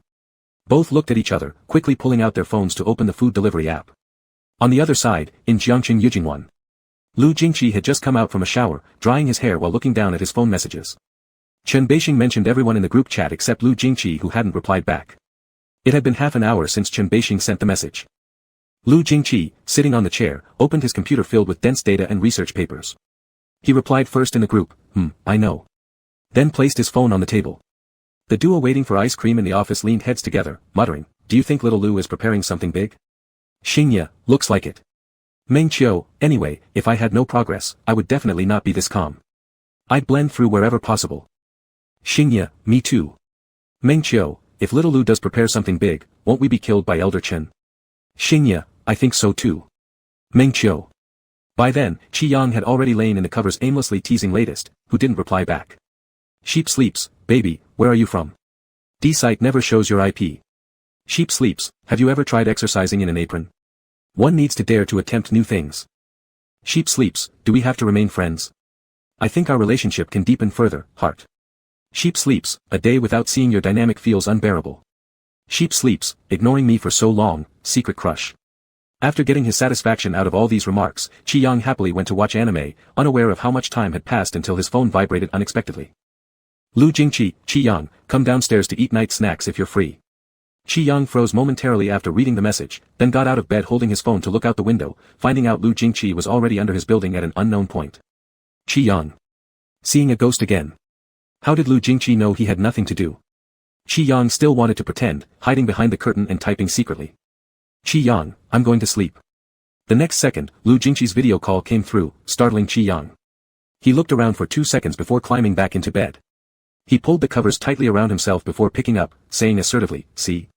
I really am about to sleep." The person on the other side of the video responded meaningfully, "Yes, you really need to sleep." Qi Yang was satisfied with his sense of timing. Lu Jingqi, I'll go back to school if you don't want night snacks. Qi Yang, MHM. Lu Jingqi seemed to chuckle softly, a faint sound that disappeared quickly. Qi Yang thought he must have heard wrong. After hanging up, he crawled out of the blanket again as his phone vibrated with a message from latest. Latest, you guessed right. Qi Yang was momentarily confused. Latest, I also think our relationship can deepen further. Chapter 22, 22 Sheep. Lu Jingqi was actually passing by. He replied to a few messages downstairs, and when he looked up again, the light in one of the apartment windows had already gone out. He put away his phone and then went back to the research institute. At around 10 in the evening, many offices at the research institute were still brightly lit. When he pushed the door open, he saw Xingye and Meng Qiu slouching in their chairs eating ice cream with a look of utter despair on their faces. Xingye's gaze slowly turned towards him, seeing him made her jump. Wow! Xingye, how did you end up coming back? Lu Jingqi plugged a USB drive into his desk and there was a ding sound as a folder popped up on the computer. He pulled out a chair and sat down. I came back to prepare some materials. Meng Qiu propped her face with her hands, feeling weak. It's incredible, you actually have materials to prepare. What are we supposed to prepare? Xingye tilted her head with a bad idea. Why don't you write about your glorious achievement of reaching 18 stars last week? Back when we were just enrolled as Mr. Chen's graduate students, didn't Mr. Chen say that he would welcome our reports on rich extracurricular lives other than our subjects during group meetings? Meng Qiu. Would you believe if I tell you that Mr. Chen could chop me into 18 pieces if I really reported these things? Xingye laughed. I believe it. Meng Qiu, thinking back to the first year, my teacher said if you can pass all 4 forces mechanics exams, then there won't be anything in this world that could possibly stump you. But after graduating, I realized it was complete nonsense, any single thing in this world can defeat me. Xingye was laughing so hard her shoulders shook, barely finishing the last bite of her ice cream before saying, prepare yourself quickly, we will pull an all-nighter today. Meng Qiu lazily licked her ice cream. Why does Mr. Chen only recruit such a few number of students? It makes our school gate quiet. If there were juniors in the first year of master's program below us, we wouldn't have to be reprimanded every day. Lu Jingqi listened to them joke aimlessly, then suggested, you may consider transferring from a master's degree to a PhD, if Mr. Chen doesn't have any graduate students next year, he should recruit 2 more people. Xingye laughed, wishful thinking, who performs poorly gets scolded. Why doesn't Mr. Chen ever scold Xiao Lu? Meng Qiu got hit right where it hurts. Just as she was about to speak, something else came to mind. She turned her head toward Lu Jingqi, what do you mean, no graduate students? Xiao Lu, you're not planning to go straight for the PhD, are you? Lu Jingqi hesitated mid-keyboard stroke, we'll see. Xingye, shit. Both of them turned around. After being classmates for so long, they thought they pretty much understood Lu Jingqi's character. When he says, we'll see, it means he's considering it. And anything he considers is usually 99% prepared already. Xingye was still quite shocked, is this true, Xiao Lu? Lu Jingqi, it depends on how Mr. Chen arranges it. In a flash, Xingye and Meng Qiu were full of spirit, dragging their chairs over. Do you know the direct PhD student under Professor Sun in the next lab? He's been studying for 7 years. After saying this, Xingye added after a pause, and he hasn't graduated yet. Meng Qiu, Xiao Lu, you must take going straight for the PhD very seriously. Elder brother Zhou Lang also had a senior who did a direct PhD during his undergraduate studies. Indeed, it was also 7 years, and he ended up dropping out. Walking through half his life, coming back still with an undergraduate degree. Xingye nodded furiously beside her. Zhou Lang just entered and heard them discussing whether Xiao Lu planned to directly pursue a PhD, and talk of educational degrees. He asked curiously, what are you guys chatting about? Don't you need to prepare materials? There's a group meeting tomorrow. Meng Qiu, we're discussing Xiao Lu's plan to directly pursue a PhD. Zhou Lang froze for a moment. Then, direct PhD. Immediately, Lu Jingqi was surrounded by 3 struggling academic dogs. Zhou Lang, have you really considered this carefully? Going straight for the PhD leaves no way out, either you graduate with a doctorate or you graduate with an undergraduate degree. I think doing a master's degree wouldn't be a waste of time, no need to directly go for the PhD. Xingye and Meng Qiu both furiously nodded. Lu Jingqi gave a mild response, Mr. Chen just mentioned it, it's not certain yet. The elder brother trusts you have this capability, but...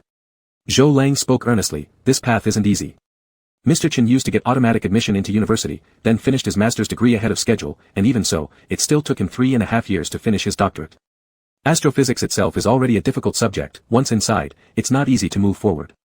You must consider this carefully, you still have opportunities in undergraduate studies. Lu Jingqi knew they were all looking out for him and didn't say much, merely nodding, yeah, I understand.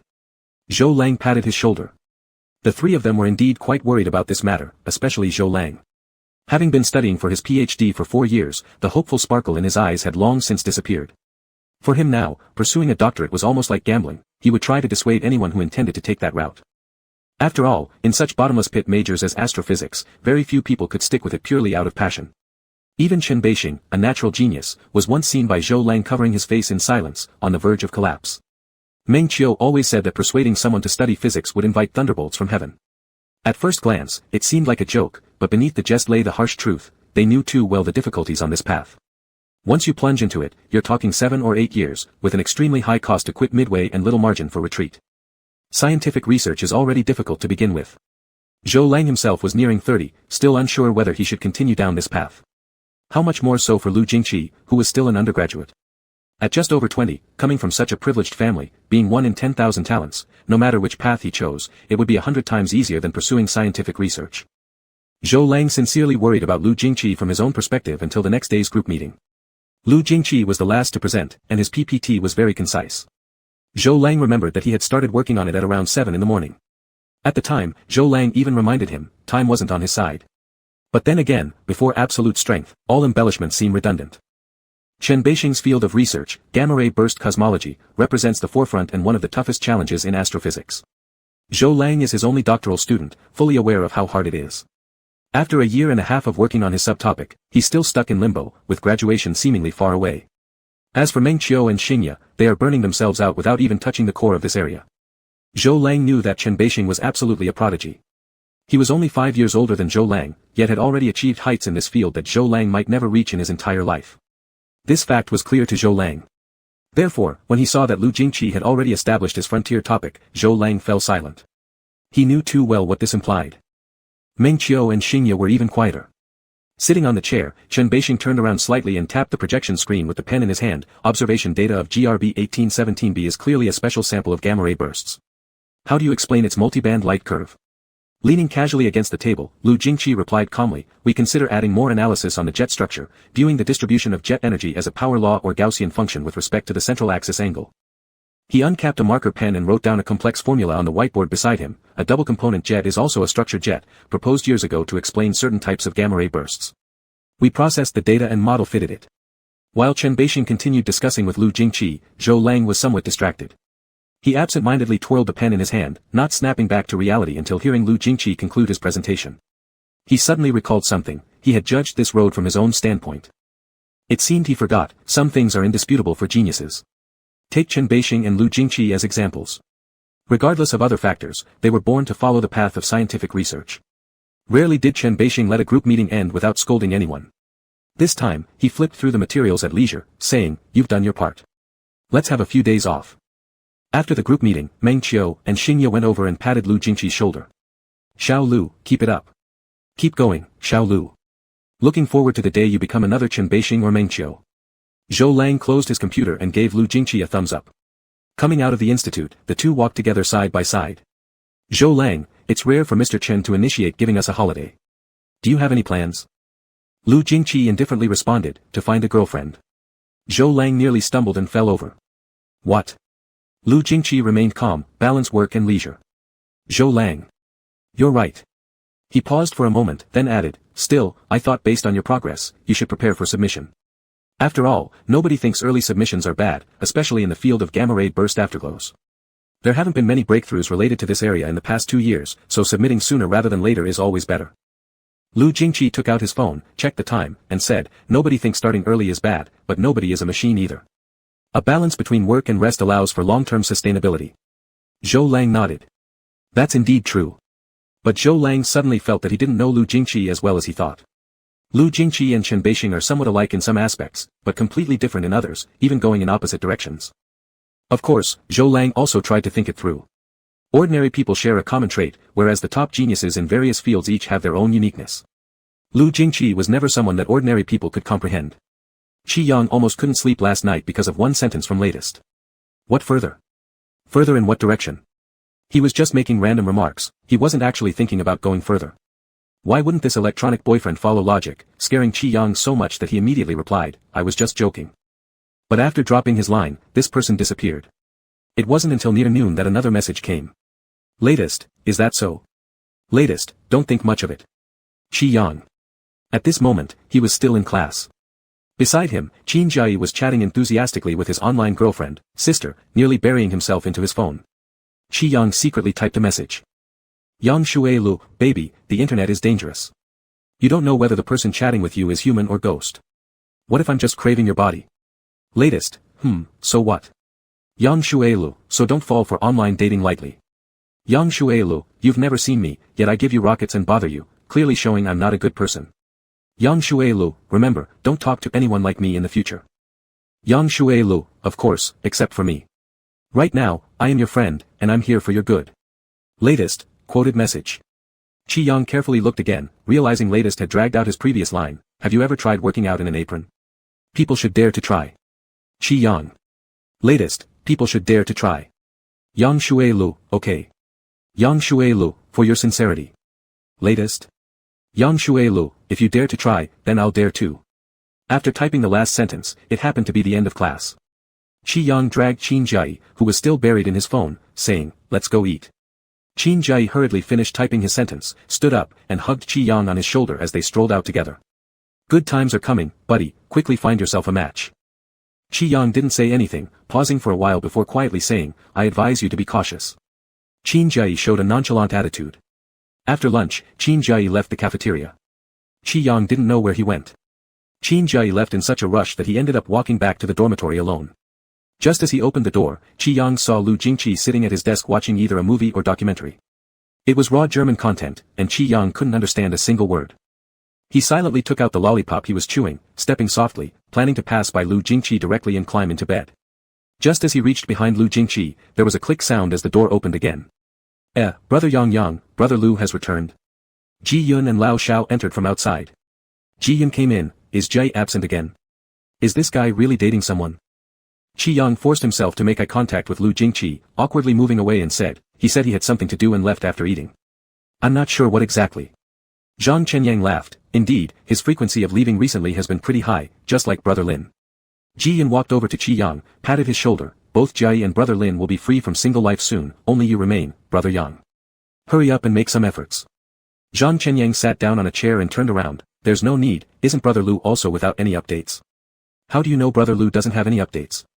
Ji Yun contradicted him with a question first, then turned to ask, Brother Lu, any updates? Lu Jingqi shifted his gaze from the computer screen and slightly raised his phone. Ji Yun, holy cow. Zhang Chenyan's eyes lit up with curiosity, seriously, there's someone? Lu Jingqi, yes. Who is it? Do we know them? Does Brother Lu like doing things quietly? Could it be someone from the institute side? Lu Jingqi simply replied, no. Ji Yun and Zhang Chenyang both looked thrilled, as if hearing a big secret, while only Qi Yang had a strange thought, man or woman. Because it did seem odd, Qi Yang didn't ask. He quietly chewed on his lollipop, and with a crunch, it broke in his teeth. Lu Jingqi turned around. Qi Yang also lifted his eyes to look at him. They locked eyes for a while before Qi Yang spoke first. Congratulations. Lu Jingqi, congratulations for what? Qi Yang, congratulations on your upcoming single life. Lu Jingqi paused for a moment. Same to you. Qi Yang didn't bother to investigate what this sentence meant, nodded and climbed onto his bed. He crunched candy while looking up an apron picture online and sent it to latest. Yang Shui Lu, baby, this apron is pretty. Latest, good. Yang Shui Lu frowny face heart, I found our tastes are the same, we're suitable for marriage. Latest, I think so too. Yang Shui Lu, in fact, I think you look good both in the apron and working out, but not wearing anything would be the best. Flower. Latest. Yang Shui Lu, sorry, I'm an internet bad guy. Yang Shui Lu, I told you not to talk to me, you're too handsome, I can't help myself. The reply came after a long pause, you don't have to hold back. Yang Shui Lu, still need to hold back, since in reality I am still a law-abiding citizen. After saying that, latest disappeared. Qi Yang laid on the bed and slowly sent several more messages. Yang Shui Lu, baby, do you still count on what you said at noon? Yang Shui Lu, want to see you work out in an apron. Yang Shui Lu, or work out without clothes. Yang Shui Lu, missing you, as simple as breathing. Latest didn't respond afterward, and Qi Yang lay there for a while before putting on headphones and getting down from the bed to sketch drafts. That night, Qi Yang originally planned to eat something quickly, but after biting into the bread twice, his phone buzzed with over 100 messages from Qin Jai. Qin Jai, holy cow, I'm speechless. Qin Jai, sheep, save me. Qin Jai, where are you? Qin Jai, let's go out for dinner. Qin Jai, come out now. Qin Jai, buddy, save me. Qin Jai. Qi Yang. Qin Jai, stop blabbing and come out quick. Qin Jai, address sent. Qi Yang got up completely confused, pocketed his phone, and put on his coat. Ji Yun tilted his head and asked, are you going out, Yang? Qi Yang, yeah, Qin Jai invited me for dinner. Ji Yun nodded. Qi Yang dressed well, took a cap from the closet and put it on, and left. Just before he went out, Lu Jingqi looked at him and asked, are you coming back tonight? Qi Yang had class the next day, so he casually replied, I'll be back. And then he left. Lu Jingqi turned around, lightly pressed his ear with his long fingers, and put the Bluetooth earphones back on. The documentary was long. Lu Jingqi leaned against the chair with his hand under his chin, extremely quiet. It's unclear how long he watched when suddenly there were sounds at the door and the dormitory door opened. Qi Yang dragged a spiritless Qin Jai inside. Help! Help! Qin Jai was tall, about 180 centimeters, making it really hard for Qi Yang to drag him. The second before throwing Qin Jai out, Lu Jingqi stood up and caught him. Ji Yun and Zhang Chenyang also stood up. Ji Yun, what happened to Jai? Qi Yang, sweating profusely, don't ask, heartbreak. Qin Jai was thrown onto the bed. Ji Yun grinned, what's the deal? Wasn't it that pretty girl he just met? Didn't they just meet recently? Did she dump him? Qi Yang sincerely told the truth, he clashed with the pretty sister, and by the way, the sister turned out to be male. Ji Yun was laughing his head off because of that one word, again, holy crap, seriously. Again. Is Jai some kind of holy gay body? Zhang Chenyang, I think it's not that he clashes with pretty sisters, it's that he clashes with romance. Better stop talking. Ji Yun was still laughing, is Jai not a deep closet case? Why does he attract gays so much? What a unique constitution. Saying that, he thought of something and patted Qi Yang on the shoulder, jokingly asking, back when you two were rumored to have an affair during freshman year, could you feel it? How's it going? Is Jai straight, Yang? Qi Yang. I'm not a detector. Ji Yun patted him again, teasingly, if it doesn't work out, just compromise and get together. As the saying goes, those close have first access. Our buddy Jai is also a handsome man with no lack of conditions. It won't be a loss either way. Zhang Chenyang followed along, true, besides, you and brother Qin have such a good relationship, you skip all the steps where others have to understand each other and meet the parents. It's straightforward. Qi Yang gave up on these mouthy straight men. He took off his coat, drank some water, and changed the subject, will no one be using the bathroom in a while? I want to take a shower. Zhang Chenyang, no, we've all showered already. Go ahead. Qi Yang nodded, tidied up briefly, and went inside. He had come back with a drunk Qin Jai and had worked up quite a sweat, really unable to bear it any longer. He was truly impressed by Qin Jai, how could he run into such rare incidents? Qi Yang thought Qin Jai should buy a lottery ticket instead of dating. Qi Yang carelessly tossed his clothes to one side, planning to rinse off quickly. But just as he started, suddenly there was a knock on the bathroom door. Qin Jai's voice came through the door, Yang, I need to use the restroom. Qi Yang. Are you serious, Qin Jai, now? Qin Jai leaned against the door, slurring drunkenly, right now, buddy, I can't hold it. Let me in. Qi Yang gave up, irritated, and replied, I'm showering. Qin Jai still muttered at the door, causing a headache for Qi Yang, who hesitated for a moment before giving in. Thinking about drying off and stepping out, but before he could even start getting dressed, another calm voice came from outside the door. Go next door. Lu Jingqi grabbed the collar at the back of Qin Jai's shirt and efficiently carried him away from the dormitory. Kneeling somewhat dazed, after leaving the dormitory, Qin Jai half closed his eyes and asked, Bro Lu, what are you doing here? Lu Jingqi said nothing, only glanced down at him once, then threw him into room 418. When Qi Yang came out of the bathroom, Qin Jai was already lying on the bed again. He slowly dried his hair wearing a big t-shirt and looked at Qin Jai, are you asleep? Qi Yun should be sleeping. After all, he didn't make a fuss after coming back from the restroom in room 418. Qi Yang nodded. Feeling that carrying Qin Jai back earlier had completely exhausted his yearly exercise quota, Qi Yang dried his hair and prepared to climb into bed and sleep quickly. But unexpectedly, just after getting on the bed, Qin Jai sat up again and without a word, climbed onto Qi Yang's bed. Yang, let's sleep together. Qi Yang, confused and resisting, asked, don't you have your own bed? Qin Jai, my bed is too hard, yours is softer. Qi Yang. He picked up a Pomeranian-shaped pillow and shoved it at Qin Jai, sleep on your own. Drowsy, Qin Jai was about to collapse onto Qi Yang's bed, buddy, let's sleep together. Annoyed to death, Qi Yang wanted to kick him and asked, what's wrong with you, Qin Jai? Fortunately, although Ji Yun joked around with them, he still knew his limits. He walked over and said, let me switch beds with Jai. Just as he was about to help support Qin Jai, a cool voice behind him sounded, come to mine. In the next second, Lu Jingqi reached out and supported Qin Jai. Ji Yun, fine. He stepped aside and helped, throwing the person onto Lu Jingqi's bed. Qi Yang, a little confused, kept his eyes following them. And then, at one moment, they locked gazes with Lu Jingqi, who suddenly turned toward him. Qi Yang. There was only a ladder cabinet half a meter wide between his bed and Qin Jai's, a distance where their breathing could be heard even during sleep. Lu Jingqi walked over, and Qi Yang instinctively backed up a bit. Are you going to sleep in Qin Jai's bed? Is that a problem? Qi Yang silently did not say anything, preferably wishing it was indeed a problem. Lu Jingqi removed his gaze, rest well, then got on the bed. Qi Yang quietly watched for a while, then burrowed under the blanket.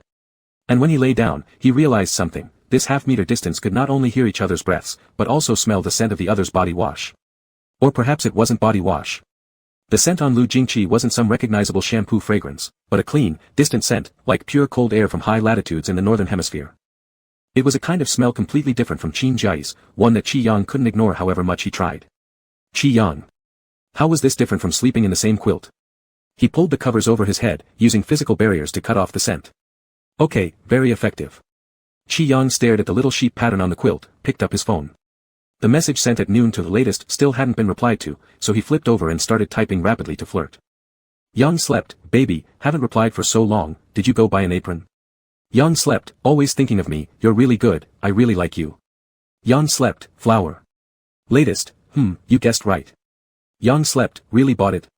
After a brief silence, a screenshot of a shopping page was sent over.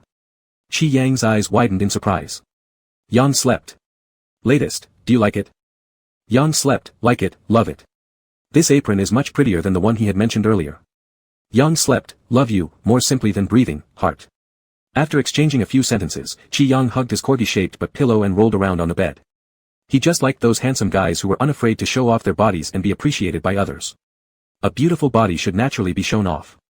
Qi Yang happily browsed through latest's videos and sent him all the flowers he had saved up. Just as Qi Yang was completely absorbed, there was a sudden movement overhead, causing him to instinctively look up. He noticed Lu Jingqi getting out of bed without wearing anything above the waist. The intense warmth emanating from this young man's upper body felt incredibly close. Qi Yang abruptly coughed, then, moving too hastily, crashed into the rail, which made him curl up in pain. Lu Jingqi paused, turning around at the foot of the bed to glance at him. What's wrong? Qi Yang covered the fresh lump on his forehead and felt tears welling up in his eyes. How impolite. How impolite. Why are you walking around half-naked in the dorm room? Chapter 23, 23 Sheep. In the boys' dormitory, walking around shirtless was nothing unusual. Just take Qin Jai as an example. Regardless of a top, he would dare to walk around in just his underwear during the summer heat. Qi Yang had been rooming with him since their senior year of high school, so seeing such a sight was as common as looking at Chinese cabbage. Instead, Ji Yun and Lin Hua sometimes found it unacceptable and would throw a pair of pants at Qin Jai, but even they didn't wear much more clothing than Qin Jai sometimes. The only one in this dormitory who dressed properly was Qi Yang. To be strict, Qi Yang was actually the odd one out. So, getting a bump on his head shouldn't have been blamed on Lu Jingqi, it could only be said that survival in a group of straight men had its own set of challenges. Moreover, it was his own fault for feeling guilty. Qi Yang didn't dare to say much because he had something to hide, so he just quietly went to sleep. The next day, as expected, the lump didn't go down but instead became more swollen. He attended class with the bump on his head, feeling down all morning. Beside him, Qin Jai, having sobered up, still couldn't resist making fun of him. Are you upset because I broke up with someone? Qi Yang wasn't about to let him off easy. Don't randomly make up non-existent dating experiences for yourself. Are you even dating? Qin Jai. One sentence knocked Qin Jai out, and Qi Yang turned back around and continued working on his little animation. After class, his phone buzzed. While heading out, Qi Yang checked the notification on his phone. Lu Jingqi, there's a spray on the table, remember to apply it after class. Qi Yang was still hesitating about what to reply when Qin Jai butted in again. Who are you talking to? Did you start an online romance too? Qi Yang quickly hid his phone so he wouldn't see. Do you think I'm like you? This comment from Qi Yang seemed casual, but Qin Jai, already feeling sensitive due to previous insults, earnestly argued, I haven't even said anything about you yet, Qi Yang. Aren't you my bro? You've known it's a guy for ages but never told me. Qi Yang. Was it really because he didn't want to say it? He didn't even get the chance to open his mouth. Moreover, he wasn't 100% sure it was a man, so how could he spread rumors? Qi Yang casually pocketed his phone. Didn't I remind you to ask about gender later? And you're still acting like you're bewitched, blaming me now. Qin Jai, being unreasonable, persisted. When did you remind me? Qi Yang covered his ears to escape.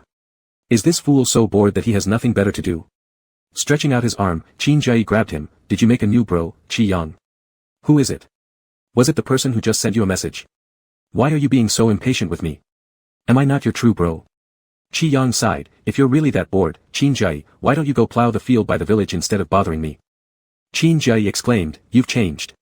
Qi Yang, annoyed, walked toward the corner. Stop acting crazy. You came back last night without taking a shower, and now you smell like alcohol. Don't come near me. Lowering his nose, Qin Jai sniffed at his collar. Am I really stinky? Qi Yang's cleanliness obsession kicked in. If you don't believe me, let someone else smell you. Qin Jai kept fiddling with his collar, smelled it himself, and stubbornly refused to admit it. I changed clothes in the morning, there's no way I still smell. Ignoring him completely, Qi Yang took a few quick steps to distance himself, then looked down at his phone and replied to Lu Jingqi, okay, thank you. Whose message are you replying to behind my back? Kang Jia caught up again, sticking to him like a piece of plaster. Qi Yang quickly put his phone away and ran. Qin Jai had always been thick-skinned, paying no attention to others' gazes, but Qi Yang wasn't like that. He didn't plan to embarrass himself in front of his classmates. Hence, he ran very fast. Being 185 centimeters tall, Qin Jai was 9 centimeters taller than Qi Yang, all in his legs. It only took him a few strides to catch up. Then, Qi Yang was bothered all the way back to the dormitory by him. Even after entering the dormitory, Qin Jai still didn't let him go. Qi Yang wanted to go to his desk, but Qin Jai pulled him back with an arm, ruffled his hair a couple of times, messing it up like a bird's nest. Where were you running to? Qi Yang was truly convinced. Straight men were the second most ridiculous creatures in the world, while Qin Jai ranked first. To whom exactly were you sending messages? Who is the friend you're keeping secret from me? Qi Yang directly revealed the truth, Lu Jingqi. I was messaging Lu Jingqi. If you don't believe me, ask him yourself. Lu Jingqi was sitting at the desk writing when Qin Jai and Qi Yang entered. He hadn't said a word until now, finally raising his head to glance at Qin Jai. Qin Jai seemed like he had been hit with a mute button. After finishing the last character, Lu Jingqi stood up and took a couple of steps to pull Qi Yang out of Qin Jai's grasp. You left this morning without applying the medicine. Qi Yang followed for 2 steps as Lu Jingqi pulled over his chair with a click, gently pressing down on his shoulder to make him sit. Then he leaned down to check his forehead. Right behind Lu Jingqi, Qin Jai looked at Qi Yang with suspicion in his eyes as if he had betrayed their brotherhood. Qi Yang. It wasn't that they couldn't make straight male friends. He tilted his head slightly, teasingly saying, Qin Jai, go take a shower, you really smell of alcohol. If you don't believe me, ask Lu Jingqi. Lu Jingqi also cooperated. Yeah, there's a smell. Qin Jai's eyes went from suspicious to certain that Qi Yang had betrayed their brotherhood, as if they had been doing something scandalous together. Qi Yang, just go take your shower already. Now Qin Jai looked like he wanted to say something but didn't dare to speak, and Qi Yang suddenly noticed how Qin Jai seemed a bit afraid of Lu Jingqi. Watching Qin Jai enter the bathroom, he then said, I'll do it myself. Lu Jingqi paused, looking down at him. Qi Yang didn't notice Lu Jingqi's gaze, turning around to grab the medicine from the table. By the time he turned back, Lu Jingqi had let go of him, calmly saying, if you need help, just say so. Qi Yang nodded. He grabbed a mirror to check the swollen spot on his forehead and tried spraying the spray lightly. Hiss. Qi Yang quickly fanned his hand. So swollen, right now he could perfectly pass as the Dragon King without any obstacles. Qin Jai came out shirtless after the shower, wiping his hair while sniffing his arm. Don't I smell fine now? Qin Jai, shouldn't you put some clothes on first? Why? Haven't you seen me like this before? After spraying the medicine, Qi Yang went to bed. He hadn't slept well last night because of the pain from bumping his head, so he intended to nap a bit early and didn't plan on chatting idly with Qin Jai, rolling over and ignoring him. Qin Jai leaned towards his bed, lowering his voice. Yang, when did you become such good friends with Lu Jingqi? Qi Yang remained silent speechlessly. Qin Jai covered his mouth trying to talk to him again. Am I not still your bro? When did you become so good friends with Lu Jingqi? What are you texting him? Tell me. Qi Yang flipped over abruptly. What's wrong with you, Qin Jai? I have nothing wrong, I'm just curious. Qin Jai propped himself up on his bedhead, realizing something. You actually became friends with Lu Jingqi. I think you're pulling my leg. Qi Yang silently cursed at Qin Jai in his heart, hitting him with a cuddle pillow shaped like a corgi's butt. Qin Jai was even more certain. You definitely are lying to me. Qi Yang looked up at Lu Jingqi, who was wearing headphones, feeling safe enough to whisper nonsense. Why would I lie to you? Aren't I allowed to make friends? Who made you obsessed with online dating women lately? I've been very close with Lu Jingqi. Qin Jai looked like he understood everything. Who do you think you're fooling? Qi Yang, believe it or not. Qin Jai unaffected, not believing it. Qi Yang turned his back pretending to sleep. After pretending for 3 seconds, he got up again. I'm hungry, let's eat, stop talking to me. Qin Jai crossed his arms standing by the side, intentionally whispering, you previously told me that you wouldn't befriend someone you were attracted to, and isn't Lu Jingqi exactly? Qi Yang heard these words the moment his foot touched the second rung of the ladder. In panic, you're talking nonsense. The moment those words were out, his foot slipped hard, and before Qin Jai could react, Qi Yang fell with a loud thud onto the ground. Kang Jia shouted, oh crap. His eyes widened as he quickly went over to help him. Qi Yang held his foot, tears streaming down. Hurts. Qin Jai hesitated to touch him, yelling loudly, Yang, you didn't break anything, did you? I'll check. Suddenly amidst all the chaos, a steady voice cut through. Lu Jingqi immediately stood up upon hearing the noise. Qi Yang's face was contorted with pain, and he instinctively avoided Lu Jingqi's touch. It hurts. Lu Jingqi squatted in front of him, gently lifting his trouser leg. After checking, he said, no fracture, just a sprain.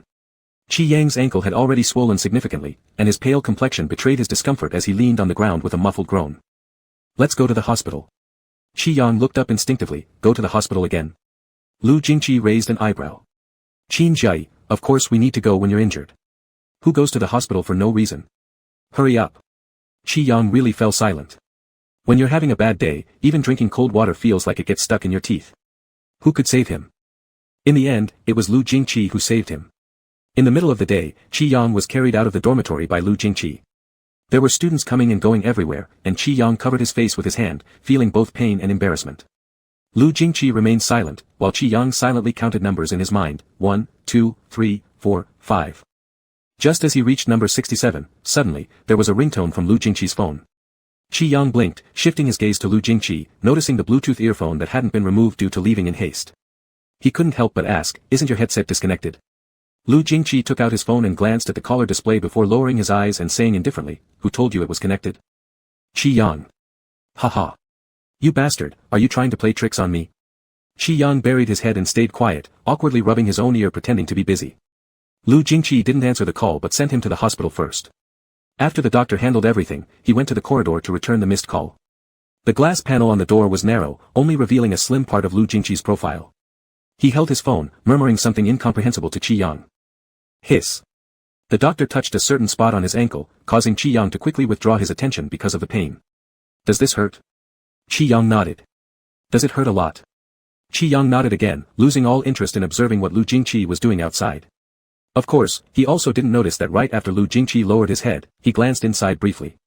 Just a sprain, rest for some time. Lu Jingqi looked at the person sitting on the chair talking softly with the doctor, his gaze fixed. The person who made the call was Chen Beixing, who initially had a small issue with a project to discuss with Lu Jingqi but ended up hearing about Qi Yang's twisted ankle. Chen Beixing warned, an injury like this needs careful care for 100 days, make sure he doesn't develop any chronic problems. Lu Jingqi understood. Lu Jingqi answered briefly and hung up.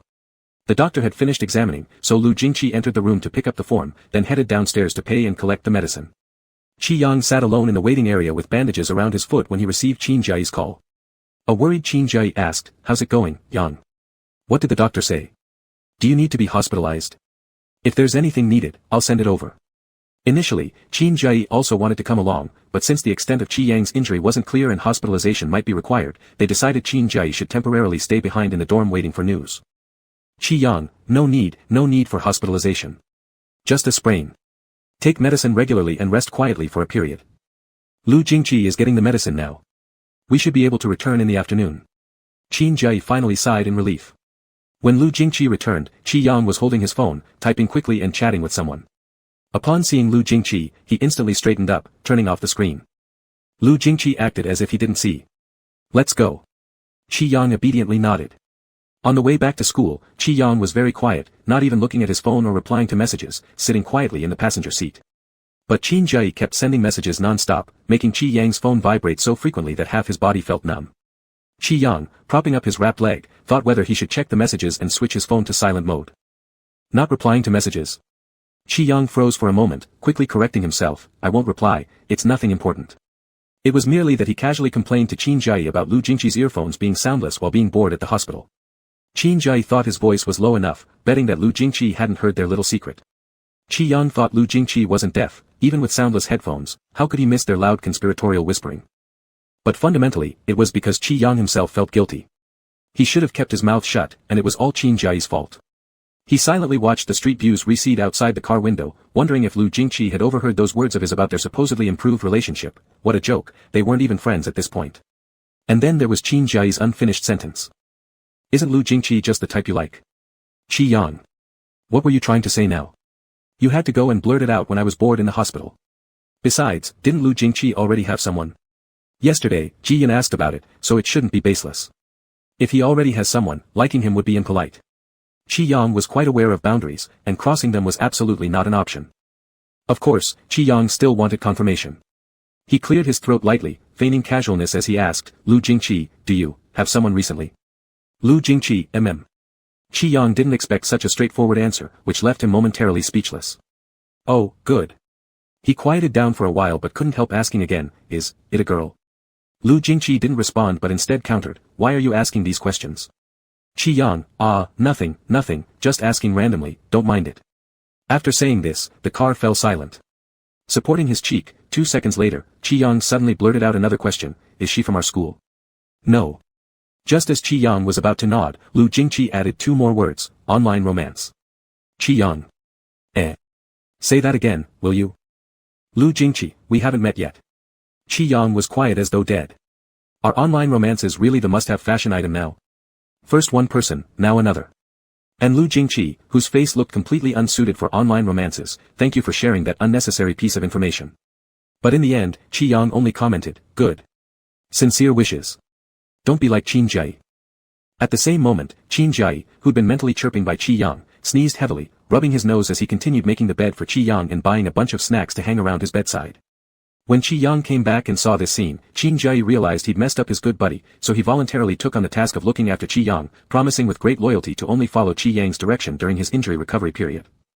Qi Yang didn't say much at first, letting Qin Jai act strangely in the dorm room, opening windows for ventilation 1 minute and cleaning the floor the next, busy for half a day straight.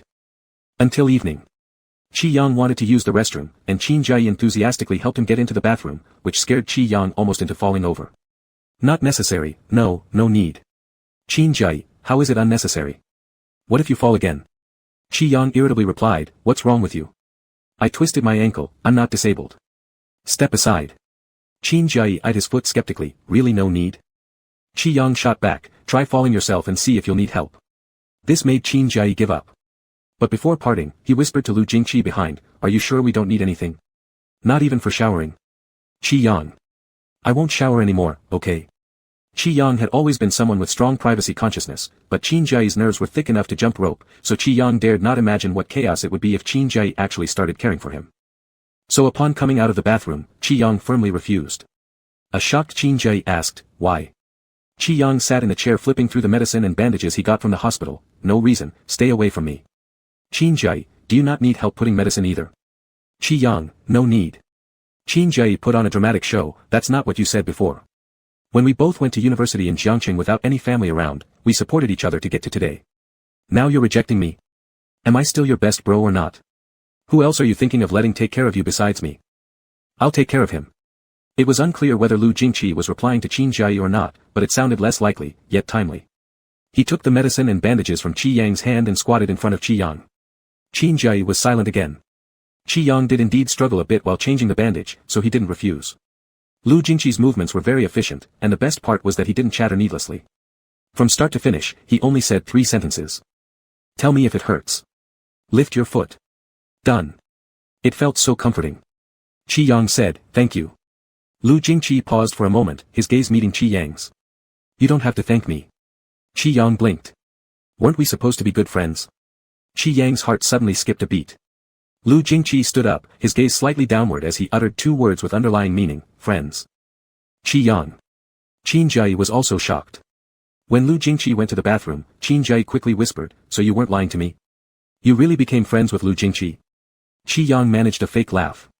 Break the damn symbols already, will you? For the next couple of days, Qi Yang continued recovering, mostly resting intermittently. The others in the dorm lent a helping hand whenever they could, letting Qi Yang do as little work as possible. But still, there were inevitably inconvenient moments. Like climbing into bed. The Jiangcheng University dorms all had bunk beds with desks underneath. The ladders were narrow, making it hard even with someone's help when getting into the upper bunk. Like taking clothes off and putting them on. His ankle still hadn't gone down, and putting on pants felt like torture. Normally, he tried not to move too much, but dirty clothes needed to be changed eventually. And then there was showering. Qi Yang's obsessive-compulsive habits about cleanliness weren't new, but he'd endured 3 days without a shower, which was pushing his limits. Any longer and he'd feel like his mental defense would crumble first. So, on Thursday evening after the last class, Qi Yang couldn't bear it anymore and quickly packed his things to go home. He stuffed some boards and chargers into his backpack, ready to leave, but at the door, he ran into Lu Jingqi carrying dinner back. Qi Yang greeted him and tried to hobble away, but Lu Jingqi stopped him. I'll take you home. Qi Yang waved his hands. No need, I don't want to trouble you. Just then Qin Jiayi returned, and Lu Jingqi handed the dinner over to him. Qin Jiayi shamelessly said, Brother Lu, you're my adoptive father. For these past few days, since Qi Yang's foot injury made dining hall visits difficult, Lu Jingqi always helped bring food back. Qi Yang was picky eater, so Lu Jingqi made sure to buy extra meals every day for Qi Yang to choose from. Whatever remained went to Qin Jiayi and Ji Yun. In just 3 days, Qin Jiayi was completely won over by Lu Jingqi, calling him dad or stepfather, his forehead practically stamped with 3 big characters, bootlicker. Because of this, Qin Jiayi had expressed many outrageous opinions to him, like, I think befriending Brother Lu is great. He's such a decent person. No loss, no regret. If you can't date him, being close friends with him is still awesome. Lu Jingqi transformed directly in Qin Jiayi's eyes from a cold roommate to a gentle adoptive father. Qi Yang silently flipped Qin Jiayi the bird 100 times in his mind. But the contempt didn't affect anything, and Lu Jingqi's execution was strong enough that Qin Jiayi cheerfully bid farewell, be safe on your way back today. The weather isn't so good. So Qi Yang was ultimately taken home by Lu Jingqi. Indeed, the weather wasn't great, overcast. After returning home, Lu Jingqi placed Qi Yang on the couch. Mr. Chen and Teacher Lin asked me to take care of you properly. Let me know if you need anything. Qi Yang paused in surprise. Teacher Lin knows about this. Lu Jingqi, Alright. Quiet for a moment, Qi Yang added, still, I don't want to bother you, Lu Jingqi. You should head back early. I can manage on my own. Lu Jingqi looked at him for a long time without saying anything. Qi Yang grew somewhat uneasy and glanced at him. What's wrong? Lu Jingqi's pupil color was dark, almost an inky blackness. His gaze, even when casual, was sharp, and with his prominent facial structure, he exuded a heavy sense of pressure when he didn't smile. This kind of pressure seemed innate, requiring great patience from Lu Jingqi himself to suppress it, allowing his inherently gentle upbringing to shine through and avoid creating a sense of unattainable distance. And when Lu Jingqi let go of his guard, his emotions became unreadable. Qi Yang. Lu Jingqi leaned on the couch, staring straight at him, you always make me very confused. Qi Yang didn't quite understand, Lu Jingqi, didn't you say we have a great relationship? Qi Yang. He suspected Lu Jingqi was being deliberate, how could someone so sharp not understand his obviously teasing tone? He kept quiet. Lu Jingqi, what about the question I asked you last time? Have you thought about it? Qi Yang, what question? I want to be friends with you. What do you think? Qi Yang felt like retracting his previous words right away. Last time. Since when does something from ages ago count as last time? He couldn't see why Lu Jingqi had such a long reaction arc. With his hands clasped behind his back, looking righteous but faking bravado, it's not right to bring up something so old. Lu Jingqi said faintly, this isn't about settling accounts. Qi Yang, oh, if it's not settled, then it's all clear. It's a request. Qi Yang's previously straightened back bent again. He felt like a hard-working old ox. He was the injured one, yet Lu Jingqi kept digging these traps where moving forward or backward was difficult. Qi Yang ambiguously said, "All right then." Lu Jingqi wasn't an ambiguous person, all right for what? Qi Yang surrendered, I agree. Saying this actually made him feel a bit shameless. Compared to him, Lu Jingqi was the golden gem in the field of astrophysics, how could he even say this? Qi Yang felt embarrassed, then let's be friends. Lu Jingqi responded with a simple, that's what you said. Qi Yang. Wasn't it because I was questioned on the sofa by you? He'd seen forced buying and selling, but never forced friendship making. Finally, Lu Jingqi stood up, swiftly ordered dinner from his phone, and then picked up the bag on the couch, let's change the medicine. By Thursday, Qi Yang's bandages were all off. With no more pain, there was no need to secure them again. All he needed to do was apply hot compresses and change the medicine daily. Lu Jingqi was very proficient at this task, highly efficient and very smooth. Qi Yang had nothing else to say, only trying not to move around too much so as not to cause trouble for Lu Jingqi. After changing the medicine, Qi Yang propped up his legs and lay down on the couch while Lu Jingqi tidied up the table and went to the door to pick up the takeout. Qi Yang watched his silhouette, having lost any mood to resist, sincerely asked in a friendly tone, "What did you order?"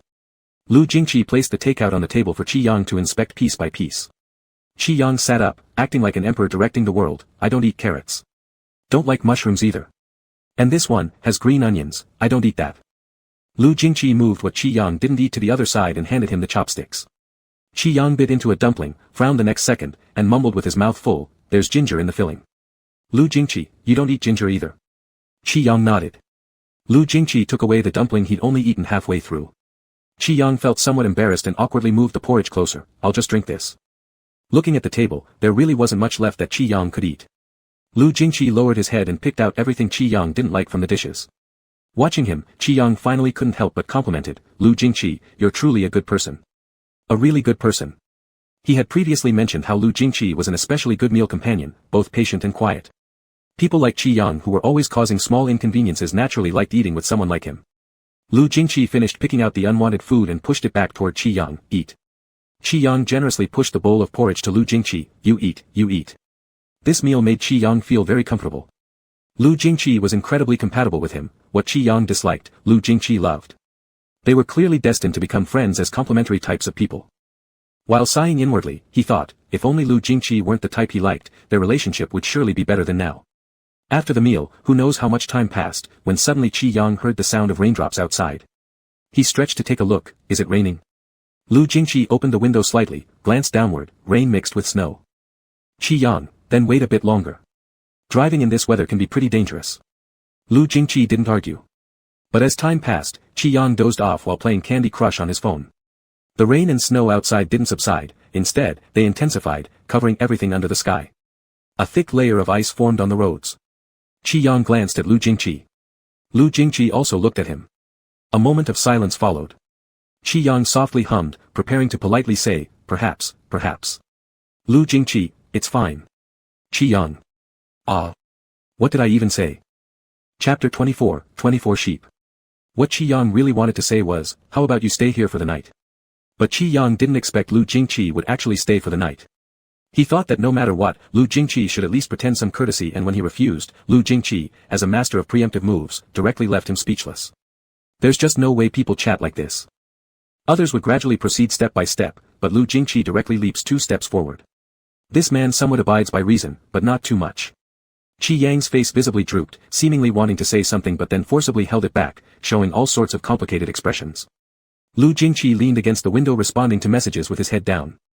His long legs were casually draped around without a place to rest. Qi Yang secretly peeked at him from the sofa. He felt that sometimes Lu Jingqi was really quite amazing. Sometimes polite, sometimes not. Sometimes reasonable, sometimes not. Sometimes able to understand speech, sometimes unable to. It can't possibly be intentional, right? Haha. Lu Jingqi's gaze suddenly shifted away from his phone, lightly lifting his head to meet Qi Yang's eyes in midair. To be precise, it was Qi Yang being caught sneaking a peek. Qi Yang suddenly jolted, faked a cough and quickly turned away his gaze, propping his injured foot up on the sofa. "I'm going to bed. You help yourself." The guest room is sometimes used by Qin Jia for a few days, but normally it's empty. There are fresh sheets in the wardrobe. If you want to change them, feel free to take them. Qi Yang hopped up, only to realize that his phone was still on the sofa. He turned back to get it. As he bent down, a shadow loomed over him, and the phone on the sofa was picked up before him. Lu Jingqi casually turned off his game Candy Crush Saga and looked down at him. Didn't you want to take a shower today when you got home? Eh. Qi Yang froze in the bent position. Didn't you? Lu Jingqi's voice was light. Yes. I did. But what does it have to do with you? Perhaps fearing that he might fall, Lu Jingqi had his arm supporting him all along. Qi Yang, like a primitive person newly learning human limb movements, stiffly straightened his waist, timidly saying, not necessarily, showering. Lu Jingqi's expression was unreadable. Part believing, part doubting. Qi Yang wasn't sure if he believed or not. I'm not showering, I'm sleeping, he pointed at his room while lying through his teeth. I don't care about cleanliness. Going 10 days without bathing doesn't bother me. If you want to, go ahead. Lu Jingqi, I don't care about cleanliness either. Qi Yang. Better not to mention this topic. Every time it was brought up, Qi Yang could almost feel that clean cold air coming from Lu Jingqi seeping into his nostrils. Lu Jingqi smelled far too clean, chilly yet serene, making Qi Yang even more embarrassed. Well, since you're not washing, I'll go to sleep. Good night. Qi Yang snatched his phone from Lu Jingqi's hand and bounced back quickly.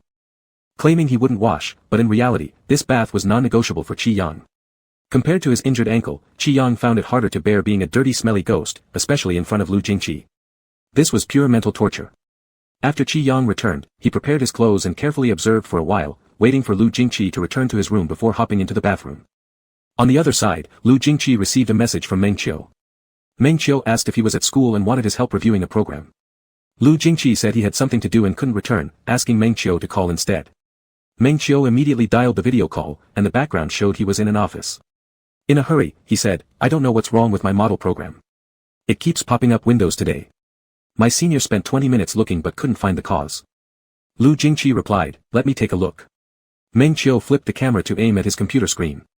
Lu Jingqi, scroll up. Meng Qiu quickly scrolled upwards. Zoom in a bit. Meng Qiu moved swiftly. The program code on the computer screen was densely packed. After scanning through, Lu Jingqi quickly formed a rough judgment in his mind. Step by step, he gave commands and let Meng Qiu switch two interfaces before proposing a solution. Zhou Lang rapidly tapped on the keyboard at Meng Qiu's position and responded after 10 seconds, fixed, working normally now. Meng Qiu was immensely grateful. Zhou Lang stood nearby, expressing several remarks unknown. This model was Meng Qiu's thesis topic, also the one that Chen Beixing had previously asked Lu Jingqi to review, claiming that he couldn't understand it. At the time, Meng Qiu had doubts, but later during the group meeting, those doubts vanished. The projects in Lu Jingqi's hands were far superior to his by at least 80 steps without any deviation. In Lu Jingqi's eyes, what he was working on felt like child's play.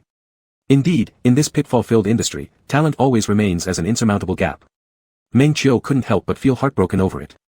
Only after noticing the environment around Lu Jingqi did he casually ask, has little Lu returned home? Lu Jingqi replied, no, I'm at Qi Yang's place. Meng Qiu's eyes immediately widened. Nearby Xingye sensed a good gossip moment and stood up right away, leaning toward Meng Qiu's phone. You're at the little disciple's house. Where is he? Are you two together now? Lu Jingqi didn't reply, instead lifting his head to look at the doorway. A moment later, after hearing slight movement from outside the room, he straightened up and walked out. He went to take a shower. While the few people in the office were still exclaiming, Lu Jingqi heard a boom, a rather loud sound. He quickly ended the call and headed toward the bathroom. Qi Yang. Lu Jingqi tapped lightly on the door with his index finger. The bathroom suddenly fell silent again. Lu Jingqi turned the doorknob slightly. Wait. Don't dismantle the door. Let me get dressed. Qi Yang had a bunch of foam on his head, tears coming out from the fall, but he stubbornly tried to put on his clothes while gritting his teeth. Fortunately, he picked up a pair of loose shorts.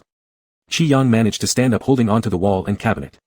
He glanced down, seeing that his ankle was noticeably swollen again. Damn. Qi Yang limped to open the door, meeting Lu Jingqi's gaze and pretending to be fine. It's nothing, just fell, it doesn't hurt, and I didn't injure the same foot. Lu Jingqi looked down at his foot. Qi Yang straightened his waist and patted him. Don't worry, I know my limits. What limits? Not even 2 minutes passed, and slaps echoed back at him. Sitting on the sofa, Lu Jingqi examined his ankle. As soon as he touched it, Qi Yang shivered and screamed painfully, hurts. Lu Jingqi looked up, you know your limits. Qi Yang lay down on the sofa, crying. Lu Jingqi gripped his calf, checking for a while, if you don't want your ankle, try washing yourself again next time. Next trip to the hospital might mean amputation. Though Qi Yang had fallen once more, there wasn't actually a major issue with his sprained ankle. However, the bruises on other parts of his body were much more noticeable. Lu Jingqi was deliberately saying that.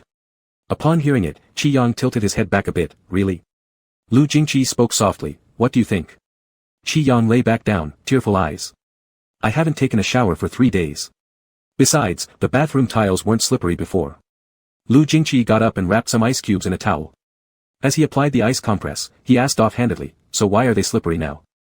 Qi Yang remained silent, only quietly muttering about the pain while wincing. Lu Jingqi glanced at him, noticing how the person half supported their body, eyes fixated without blinking on his hand. The smallest movement from Lu Jingqi caused tension in Qi Yang's brows, and the word pain seemed ready to escape his mouth. His eyes filled with tears, like his entire face, eyes, eyebrows, nose tip, turned red. Very painful. Qi Yang nodded frantically. Lu Jingqi adjusted the pressure to be lighter. After icing it for a while, the sharp stabbing pain gradually lessened. Qi Yang no longer retained his previous bravado, huddling on the sofa with his feet raised, staying absolutely still. Lu Jingqi checked the time and said to him, "You should go rest early." Qi Yang hesitated. Lu Jingqi made no move, waiting for what he wanted to say. Qi Yang sheepishly admitted, "I still have soap suds in my hair." In fact, Qi Yang slipped when rinsing the foam from his hair. The bathroom floor really wasn't very slippery at first. Blame could be attributed to all the foam on the ground, and the fact that he tried standing on one foot. If anyone was going to fall, it would definitely be him. Of course, he wouldn't dare to say that, it sounded too self-destructive. Lu Jingqi seemed indifferent, not finding him troublesome at all, and promptly helped him clean up in the bathroom. By the time they finished and came back, it was almost 11 o'clock. Knowing better than to push his luck, Qi Yang stayed silent. It was fortunate that Lu Jingqi still had patience and was willing to assist this injured person who constantly found trouble into bed. Even with such a thick skin, Qi Yang started feeling embarrassed. Supporting himself on Lu Jingqi's shoulder, Qi Yang obediently lay down, expressing his heartfelt gratitude. "Thank you so much, Lu Jingqi. You're amazing, no wonder Qin Jia said you were loyal. You're truly generous, it's my luck to have a friend like you. Once I recover, I'll definitely treat you to a meal, you can eat anything you want." Lu Jingqi suddenly let go, startling Qi Yang who quickly clutched onto Lu Jingqi's arm, eyes still wide with fear before he realized how tightly he was holding on. "There's no need for the meal." Lu Jingqi looked down at him. Qi Yang tilted his head up, "No meal? Then what?" Lu Jingqi replied, "We could do something friends should do." Qi Yang stared.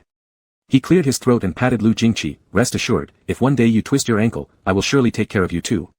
You're loyal, and so am I, friends help each other, I understand that." Lu Jingqi gave a slight, but said nothing more. Qi Yang nodded and began ushering him out, "Good night." "Good night." Qi Yang comfortably nestled into the quilt, only to find that the night wouldn't be peaceful after all. His foot hurt. Pain kept Qi Yang awake all night, this was already his 4th night of poor sleep. The next morning, with deep circles under his eyes, he received a call from Qin Jia while still lying in bed, looking completely exhausted. He yawned lazily, "What are you doing calling this early?" "Qin Jia, can you guess where I am?" Qi Yang, "I'm not guessing." "Qin Jia, guess, come on, guess." Half closing his eyes, Qi Yang insisted, "Don't waste my time. Stop making trouble. I'm in pain." Unable to argue, Qin Jia revealed her location immediately, "I'm at your doorstep. The community service came to bring warmth, come open the door." Qi Yang paused momentarily and swung the camera around toward himself. "Do I look like someone who can open the door?" Qin Jia exclaimed, "Holy crap. What happened to you?" Qi Yang replied, "Stop yelling there in the morning. Just ring the doorbell." Qin Jia, "Huh?" Not giving her time to say more, Qi Yang hung up. Confused, she stared at her phone and tentatively pressed the doorbell. After pressing it, she realized how stupid it was since the doorbell might as well be a key. As she thought about calling Qi Yang again, the door clicked open from the inside. "Qin Jia." It seemed Lu Jingqi had just finished washing up. His damp hair and the fresh scent of water clung to him. "What is it?" For a moment, Qin Jia felt like an uninvited third party barging in. She quickly shook off this absurd notion and curiously asked, "How did you end up here, Brother Lu?" Lu Jingqi simply replied, "Stayed over." At this exact moment, Qi Yang who had just picked up Qin Jia's call heard this sentence. In the phone, Qi Yang loudly said, "Qin Jia, don't just stand there outside the door. Oh. I brought breakfast and fruits, I thought you were alone at home."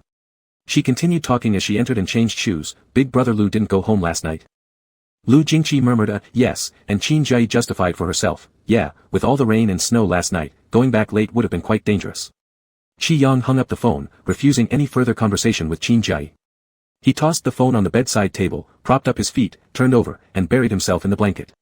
On the other side of the door, Qin Jia was conversing with Lu Jingqi. "Did little Yang hurt his ankle again? It was swollen pretty high when he showed me this morning. He twisted it during his shower last night." Qin Jia sighed, "I knew he'd try to bathe, his OCD has been a thing for years now. Let me tell you Lu Gu, back when we were in our senior year of high school. Listening to Qin Jai blabbing away outside, Qi Yang finally snapped, "Qin Jai. Hey. Coming." Her response was quick as she walked toward Qi Yang's room, muttering under her breath, "Back then, a guy from the neighboring class liked him, that guy was really handsome. Qin Jai, if you talk nonsense again, I'll thrash you." Coming. Qin Jai never finished her story. Already feeling irritated, having a chatty person around made Qi Yang even more gloomy. For the whole morning, he sat slumped on the sofa scrolling through bizarre news on his phone. Seeing this, Qin Jai approached Qi Yang and flaunted her presence. "What are you looking at, little lamb?"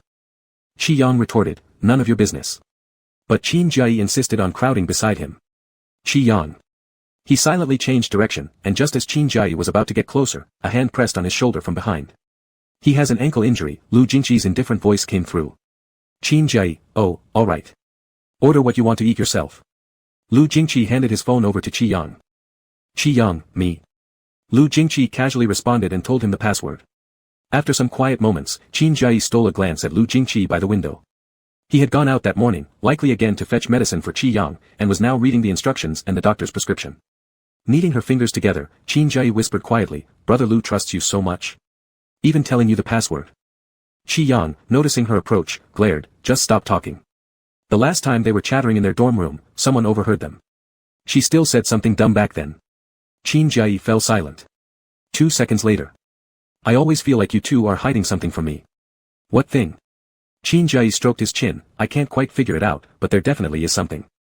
"Qi Yang, stop slandering me here." Qin Jai leaned close to whisper, "Why does Brother Lu treat you so well?" Instinctively, Qi Yang snapped back, "Which of your dog eyes saw this?" "Both." Qi Yang ignored him. Say, tell me fast." Frustrated, Qi Yang started babbling nonsense again. "Of course it's because I'm likable, because I'm handsome, I have a great personality.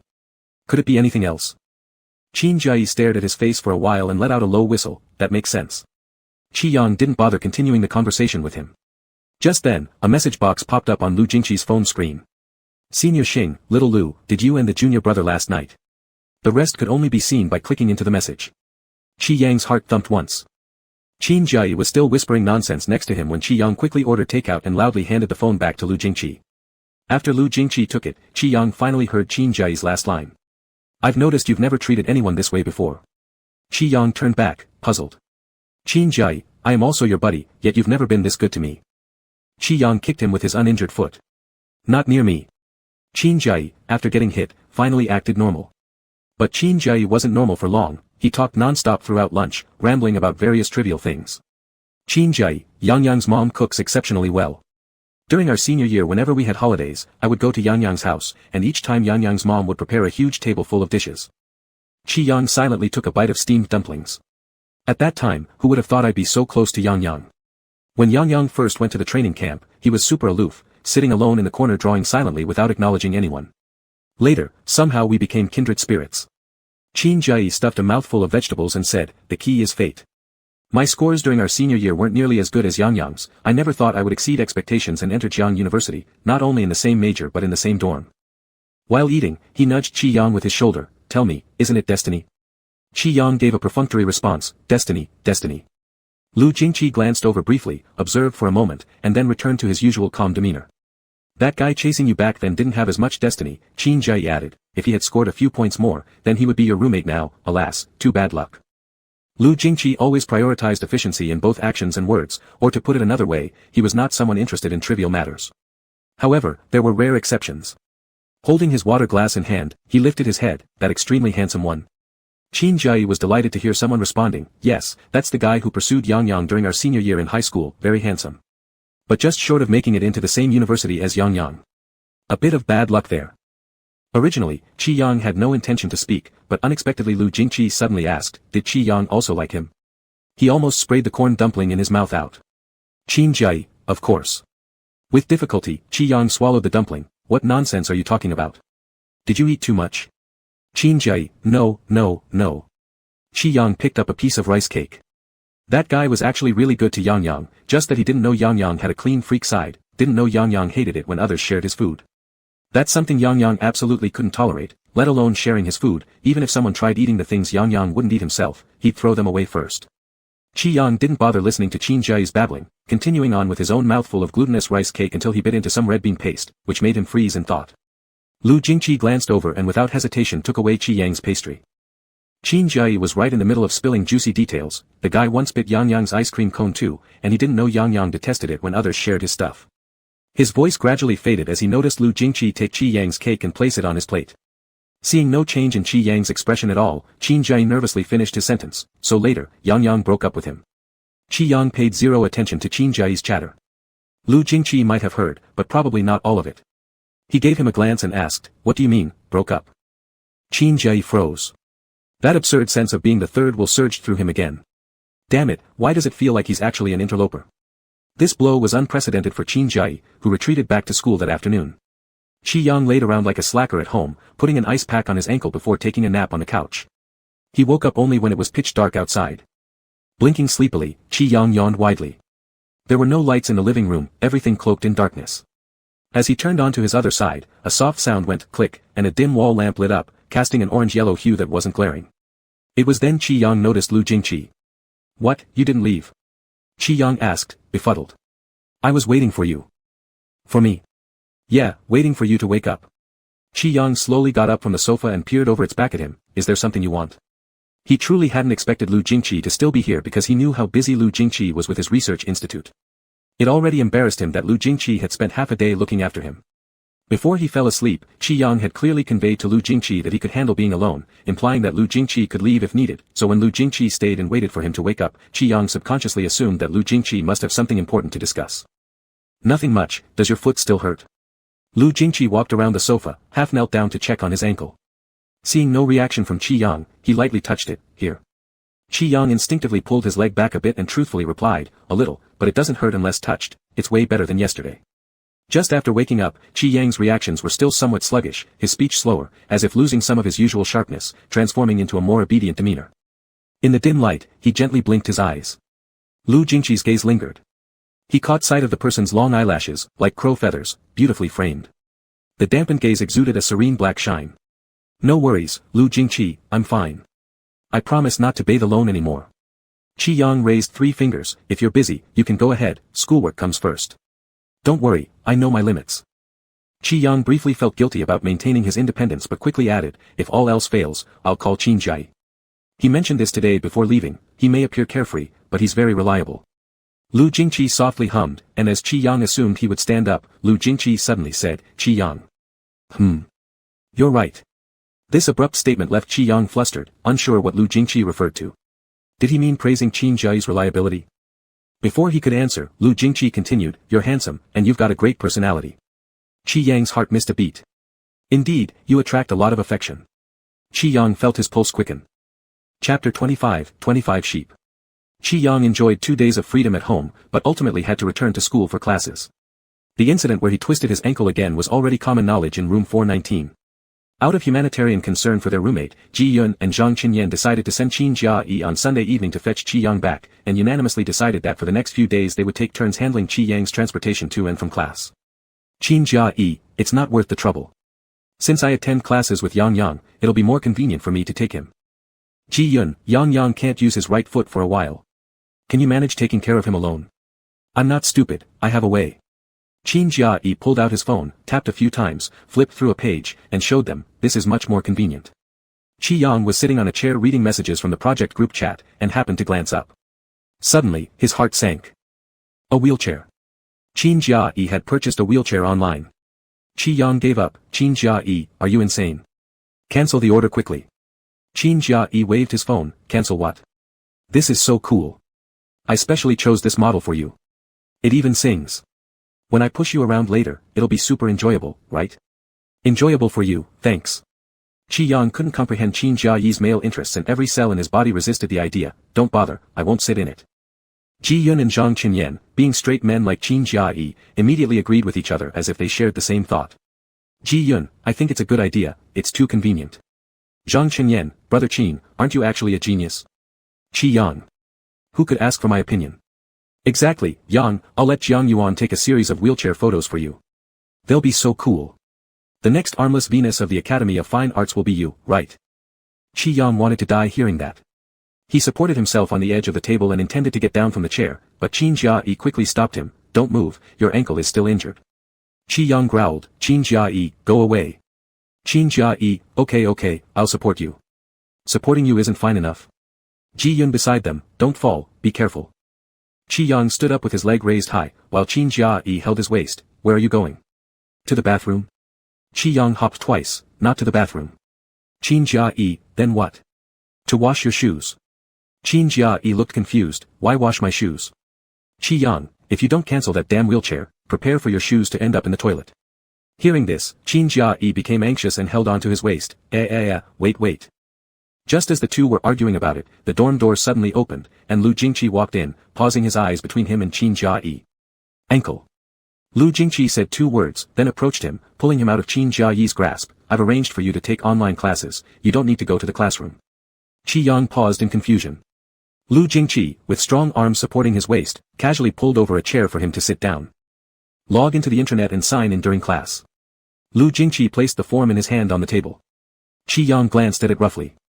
It contained an account and password, and there was a signature from the department office teacher, along with his own name. Qi Yang. The handwriting was sharp and brisk, clearly not his. Qin Jia-yi exclaimed, what about the wheelchair? Lu Jingqi cast a light look over him, and responded with 4 words, what wheelchair? Even Qin Jia-yi inexplicably felt guilty, the wheelchair to push Yang to class. Qi Yang quietly said, return it before it's too late. Are you not embarrassed by its expense? With that money, you could buy another pair of shoes. Lu Jingqi didn't say anything, calmly withdrawing his gaze. He lowered his head and asked him, go back now or tomorrow? Qi Yang, just got back, let's make it tomorrow. Too lazy to deal with it today. Lu Jingqi grunted, rest well, I'll see you off tomorrow. Upon hearing these words, Qi Yang instinctively asked, are you going out again? Lu Jingqi, there's something at the institute. Qi Yang softly responded, oh. The door soon opened and closed again as Lu Jingqi left. Qin Jia-yi picked up the form from his desk and studied it together with Ji Yun and Zhang Chenyan, their heads close together.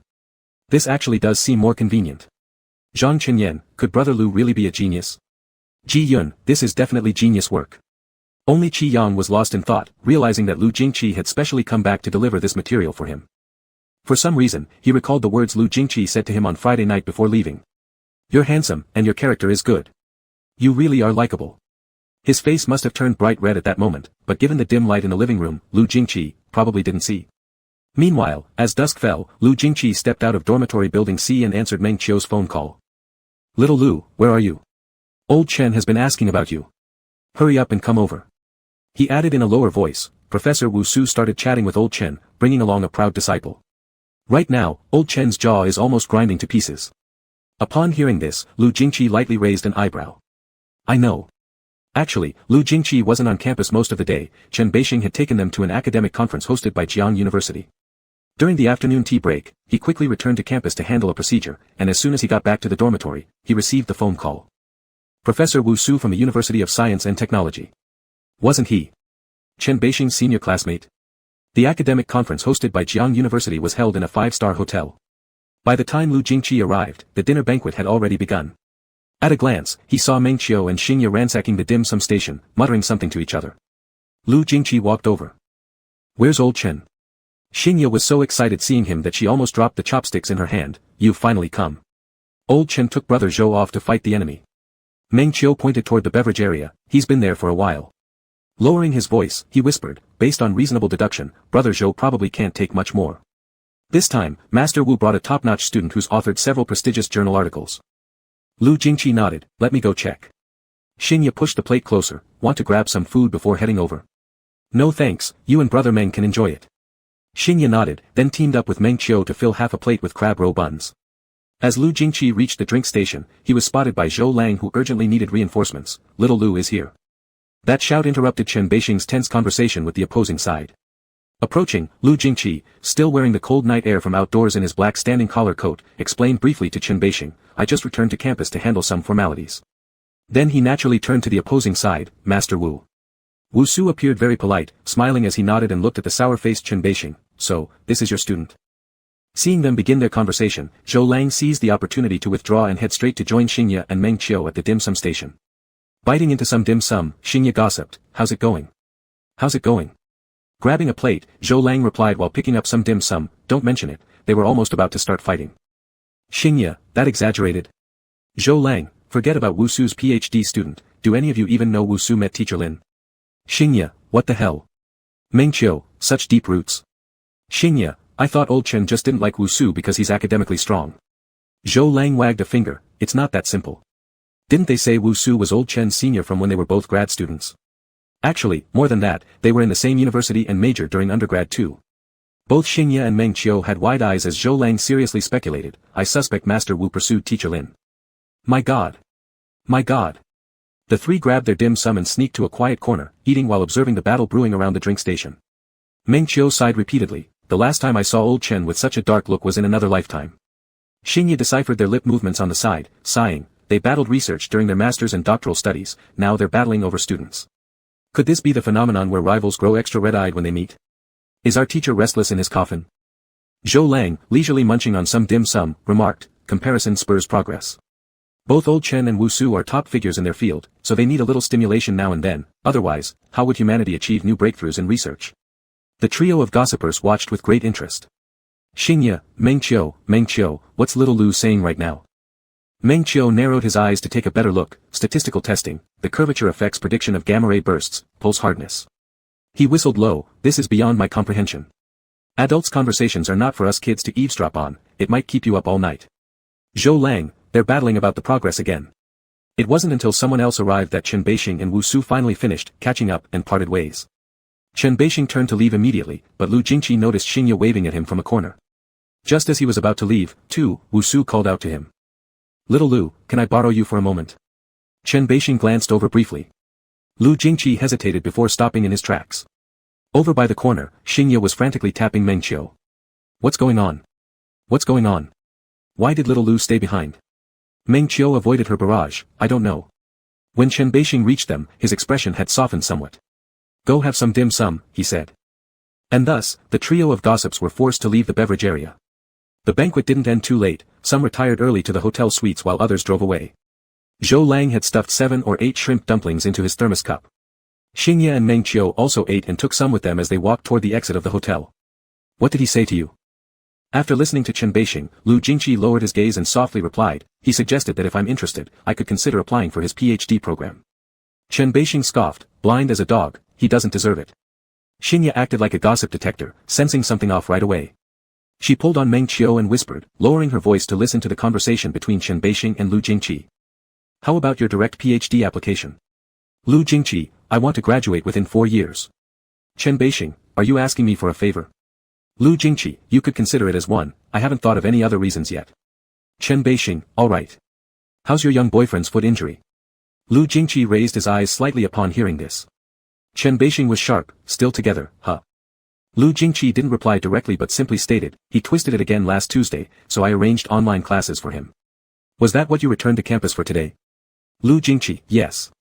Will you need to take leave these few days? Yes. Chen Beixing, I'll sign your leave forms for you. You don't need to come to the office these few days. Call me if there's anything. Meanwhile, Qi Yang sat with his feet propped up, sketching in front of a table, while Qin Jia-yi had piled up some snacks beside him. Every once in a while, Qin Jia-yi glanced over and teased him. After countless interruptions, Qi Yang lost his patience. Qin Jia-yi, why don't you start another internet romance? Don't you have too much free time? Qin Jia-yi picked up the dumbbell from the dormitory, something he hadn't touched since he went to the gym with Lu Jingqi. As Qin Jia-yi exercised, he remarked, Qi Yang, try being less heartless. Is this how you treat your good buddy? Qi Yang made a couple of strokes on the paper before answering, but wasn't my encouragement what led you into internet dating before? Qin Jia-yi responded, that was different, who hasn't made mistakes when they were young? The sea of suffering has no end, but turning back leads to the shore. Haven't you seen that I've already moved past it? Qi Yang rolled his eyes and said half-heartedly, congrats. Qin Jia-yi then admired his muscles in the mirror and even called Zhang Qinyan to come and appreciate them together. Zhang Qinyan always nodded in agreement, keeping Qin Jia-yi flattered. Finally, after finishing the last line drawing, Qi Yang's phone vibrated. He picked it up and looked at the lock screen notification. Latest, picture. Qi Yang's heart jolted. Oh wow, missing person finally resurfaced. He opened his phone to check, discovering that Latest had sent him a picture of a dessert, taken in what looked like a kitchen. Yang Shuelu, life is tough, but my sweetheart is putting on an act, flowers. Yang Shuelu, baby's so virtuous, perfect for becoming my wife, heart. Latest, my apron has arrived. Latest, tried it out casually. When Qi Yang read the message, he suddenly remembered the agreement he had made with Latest during their last conversation. Shit, is he serious? Yang Shuelu, okay. The other side remained silent for a long time before sending another picture. Just at that moment, Qin Jia suddenly peered over from behind. What are you doing here, Yang? Chatting with whom? Startled, Qi Yang immediately flipped his phone face down. Seeing this, Qin Jia sensed something suspicious and became more curious, leaning in to tease, are you chatting with Brother Lu again? Qi Yang exclaimed, no. Stay away from me. If it's not Brother Lu, then who is it? Is there something up? Who is it? Share with your buddy. Upon hearing this, Ji Yun and Zhang Chenyan also looked up. Qi Yang hit his phone even more tightly. You care too much, Qin Jia. Your salt intake must be high. Not true. I didn't eat dinner tonight, you definitely have something going on. Qin Jia continued to stir things up, if you don't tell me, I'll guess. Qi Yang stood up and jumped toward the ladder cabinet. Qin Jia guessed, did you talk to Brother Lu? Ji Yun, lying on the chair, laughed. You stop pulling, Lu Gu is straight. Qin Jia, he you. Qi Yang. Qin Jia, that Xiao in the neighboring economics department. Qi Yang climbed into bed and threw a pillow at him. Stop online dating. You need a psychiatric appointment instead. Suddenly enlightened, Qin Jia asked, didn't you also start online dating, Yang? Qi Yang was speechless for a second. Shit. Seeing Qin Jia about to shout, Qi Yang irritably replied, be quiet, I'm discussing serious matters with Brother Lu. Qin Jia didn't believe anything now. Qi Yang ignored him, pulling the quilt over himself and burying his head inside. My foot hurts, I'm sleeping. Qin Jia stood by his bed for a while before opening his phone and messaging Lu Jingqi. Qin Jia, Lu Gu, are you chatting with Yang right now? Lu Gu, question mark. Lu Gu, no. Qin Jia, then Yang just said he was discussing serious matters with you. Qin Jia, he lied to me. Lu Jingqi didn't reply. Qin Jia continued, Yang must have some developments. Lu Gu, what developments? Qin Jia, he's falling in love with someone. Lu Jingqi sent another question mark. Qin Jia, it might even be an internet romance, chatting secretly. Qin Jia, Lu Gu, I trust your judgment, when you send Yang back tomorrow, inquire discreetly. Don't let him get scammed by bad men online.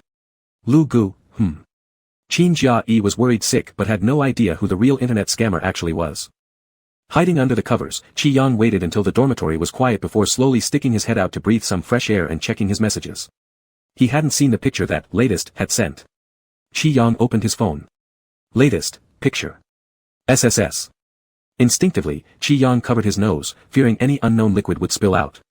The so-called picture was actually a frame from a video recording of himself wearing an apron making desserts. The person in the frame appeared very relaxed, whipping cream, completely focused, looking earnest enough that even without seeing the face, Qi Yang could sense it. Qi Yang follows quite a few borderline male streamers on D Station, each performing differently, but after watching too many, they all seemed monotonous. Only latest could still make Qi Yang's heart pound without crossing any boundaries. Even though latest wore a black tank top under the apron, Qi Yang hardly noticed. Yang Shuelu, thank you for curing my squint. Yang Shuelu, because my eyes have gone straight looking at yours. Latest, Latest, so. Yang Shuelu, bestowing you as my only electronic husband on the internet. Latest, quote message. If you dare to try, I dare to give it a shot. Quietly like a chicken, Qi Yang held his phone silently without a word. Latest, accepted it. Yang Shuelu. Yang Shuelu, accepted what? Latest, together. Qi Yang. He mumbled unclearly. Yang Shuelu, I've already said, conferring you as my only electronic husband on the internet. Yang Shuelu, of course, if you want, you can be my only electronic husband on the internet instead of having 30 million fans on D Station. Yang Shuelu, this logic is easy to understand, right? You are my only one, but I don't have to be your only one. Heart. Latest, it's not that easy to understand. Just as Qi Yang was about to ask what was difficult to understand, Latest sent another message, leaving Qi Yang speechless. Latest, from start to finish, haven't I only replied to you? Latest, in your internet world, apart from me, who do you even know? Yang Shuelu, teacher Late, you're so humorous. He gave a nervous laugh and quickly turned off the screen pretending he was asleep. Thus their chat came to an abrupt end. Qi Yang still felt guilty, though Latest was indeed the type he liked, they weren't very familiar yet, were they? With such guilt weighing heavily in his heart, he drifted off into a fitful sleep and had an even more awkward dream. In the hazy dream, it took him back to Friday night when Lu Jingqi left his place. Lu Jingqi complimented him for being adorable. In the dimness, Qi Yang's face burned hot with embarrassment, and then the strong hand grasped his calf, slowly moving upward inch by inch. Lu Jingqi locked his gaze onto him. Qi Yang trembled violently, unable to utter a sound, watching Lu Jingqi gradually lower himself to place a gentle kiss on his foot, softly kissing up to his ankle. He finally managed to whisper weakly, "It hurts." His ankle was still injured, but a multitude of kisses rained down on it, bringing slight swelling and a stinging sensation. Qi Yang was filled with shame and pain, tears streaming down his cheeks. Eventually, Qi Yang woke up due to the pain. It took him a while to realize he'd been pressing on the leg with the sprained wrist, making it numb. Qi Yang hurriedly adjusted his position, but his leg became even more numb. He covered his face with his hands, silently without words. This dream wasn't a good omen at all. He was really impressed. Deeply impressed. What was he always thinking about Lu Jingqi for? Did he like Lu Jingqi that much? Or was it because he'd been single his entire life? Qi Yang fell into deep thought. Since Lu Jingqi returned to school, in just over 2 months, he'd had 3 dreams like this. That was too bizarre. Qi Yang found it hard to accept the fact that he fancied a straight man, let alone a complicated straight man. Such things exceeded Qi Yang's usual bottom line, causing him immense discomfort, as if there was a thorn in his throat or sitting on pins and needles. Being friends with Lu Jingqi would have been perfect, even though Qi Yang had initially refused outright. But Lu Jingqi was stable and reliable, well-mannered, with correct values. It was incredibly comforting to befriend someone like him. Qi Yang lay flat on the bed, staring at the ceiling until dawn broke. When the first alarm went off in the dormitory at 7:10 a.m., listening to the rustling sounds from the other beds, Qi Yang made a solemn decision. He would be together with Latest. Internet dating. After all, he genuinely quite liked the type Latest represented. Latest had also asked several times why not pursue a relationship. Even though he didn't know what Latest looked like, internet dating focused on a feeling, not appearances. Look at Qin Jai, he didn't even know the gender of his online crush but could still chat non-stop for a month. He was perfectly capable of doing the same. Most importantly, once he starts dating, he could relax and be friends with Lu Jingqi, otherwise, Qi Yang felt he would die prematurely if things continued this way. It was utterly unfair. Qi Yang absolutely refused to hang himself on a single tree. Sorry, Lu Jingqi, but he was going to fall into the arms of another male deity. Qi Yang picked up his phone and took a deep breath. Yang Shui Lu, handsome, flower, do you want to date, flower? If you don't, I'll come back and ask again later. Qi Yang watched time tick by second after second, his heart beating faster with nervousness. Finally, at 7:20 plus 3 seconds. The phone buzzed. Latest, sure. Chapter 26, 26 Sheep. On a perfectly ordinary Monday, Qi Yang found himself no longer single. He stared blankly at his chat history with Latest, still trying to figure out what difference it made whether they were officially in a relationship or not. Just then, Lu Jingqi returned. At this time, everyone else in the dorm was off to class. Only Qi Yang sat around aimlessly scrolling through his phone. Latest always seemed to be mysteriously busy. They had said they would talk, but now there was no trace of them. Feeling bored, Qi Yang teased him a bit. Sheep asleep, I miss you so much that I can only eat 3 meals a day. Sheep asleep, if you called me husband, I'd even be willing to kiss you. Sheep asleep, baby, I've prepared a 2 million dowry to marry you, not too much, and not really serious. Qi Yang. Lu Jingqi's voice came from behind, still sleepy. Qi Yang quickly put away his phone and shook his head. Time to get up. Obediently, Qi Yang got out of bed. Lu Jingqi reached out as he stood by the bunk, helping him down carefully. After Qi Yang got down, Lu Jingqi made him sit and examined his ankle. After checking, he said, you didn't ice it last night? Qi Yang replied, no, it didn't hurt as much, so I didn't bother. But the bruise has started to fade. Does that mean I can apply some medicine already? Sure. Lu Jingqi gently pulled down his pant leg. Qi Yang took the chance to lean on his arm and stand up. He hopped toward the bathroom and casually asked, aren't you going to the research institute today? Lu Jingqi, not today. Qi Yang was about to ask if he wasn't busy when Lu Jingqi explained, old Chen gave me a few days off to take care of you. Qi Yang almost lost his balance, but luckily Lu Jingqi's arm quickly circled his waist, steadying him just in time.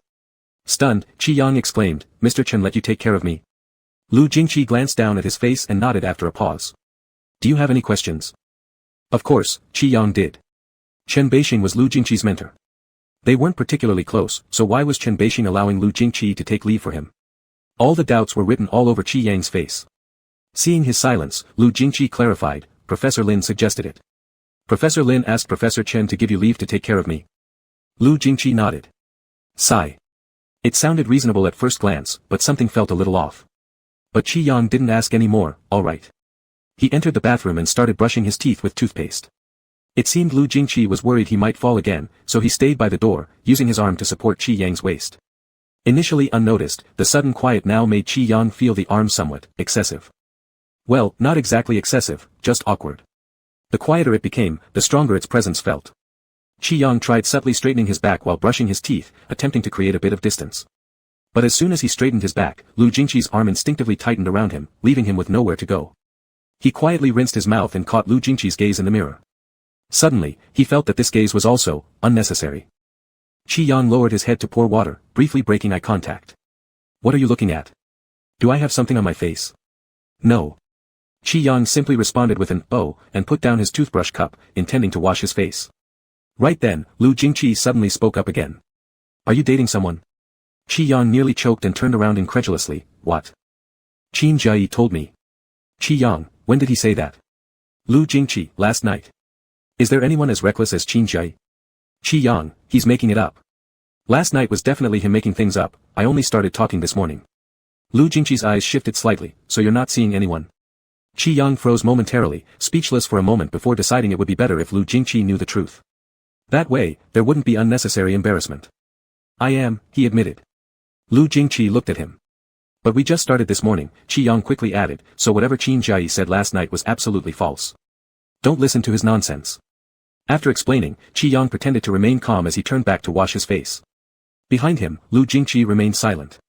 In a hurry, Qi Yang splashed some water on his face and grabbed a towel while drying his face to ask, weren't you about to start dating too? You two should have plenty to talk about. Lu Jingqi, something like that. Qi Yang turned and hopped toward the door, asking, about right? About what?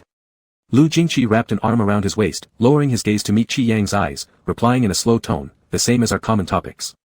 Qi Yang stumbled on his foot, almost falling forward. He couldn't help it, did Lu Jingqi even know what he was talking about?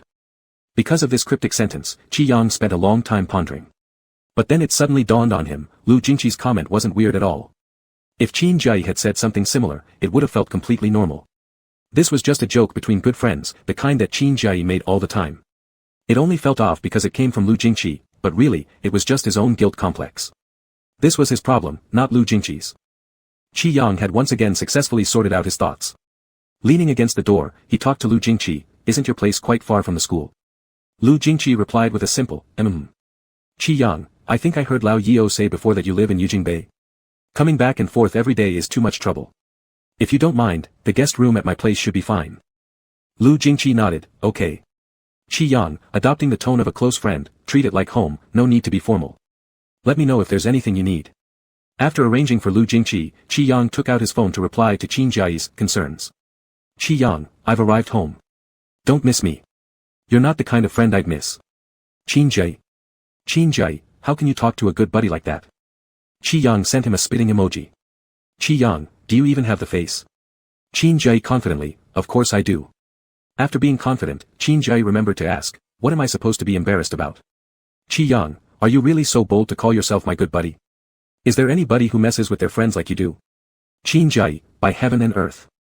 Qi Yang, stop pretending. Stop pretending. Qin Jia, what? Qi Yang, did you send nonsense messages to Lu Jingqi last night? After sending this message, Qin Jia briefly disappeared. Qi Yang continued bombarding him, did you tell him I'm in a relationship? Qin Jia, I was just worried you might get scammed. Qi Yang let out a snort and ignored him. Qin Jia, did Brother Lu talk to you about it today? Qin Jia, mainly because Brother Lu is trustworthy. I was afraid you might meet bad people online, you know how mixed the internet is these days. Isn't my case proof? Qi Yang, proof. Qi Yang, you're that bad guy chasing skirts everywhere. Qin Jia. Qin Jia, if all bad guys on the internet were like me, you'd be lucky. Qi Yang, less narcissism, roll away. Qi Yang put down his phone. And so, under Lu Jingqi's care, he happily passed a couple of days. After shedding the unnecessary mental barriers and sensitivities he used to have, Qi Yang finally realized how steady and reliable Lu Jingqi truly was. In such a short period, Qi Yang became accustomed to having everything done for him despite technically being fully capable himself. For example, getting up from the couch where he was watching anime to pour himself a glass of water. Or throwing dirty clothes into the washing machine whenever they got dirty. Or applying medicine by himself since his ankle wasn't hurting much anymore. Or logging into the internal network to sign in for his online class. Including but not limited to these tasks, Lu Jingqi took care of them all.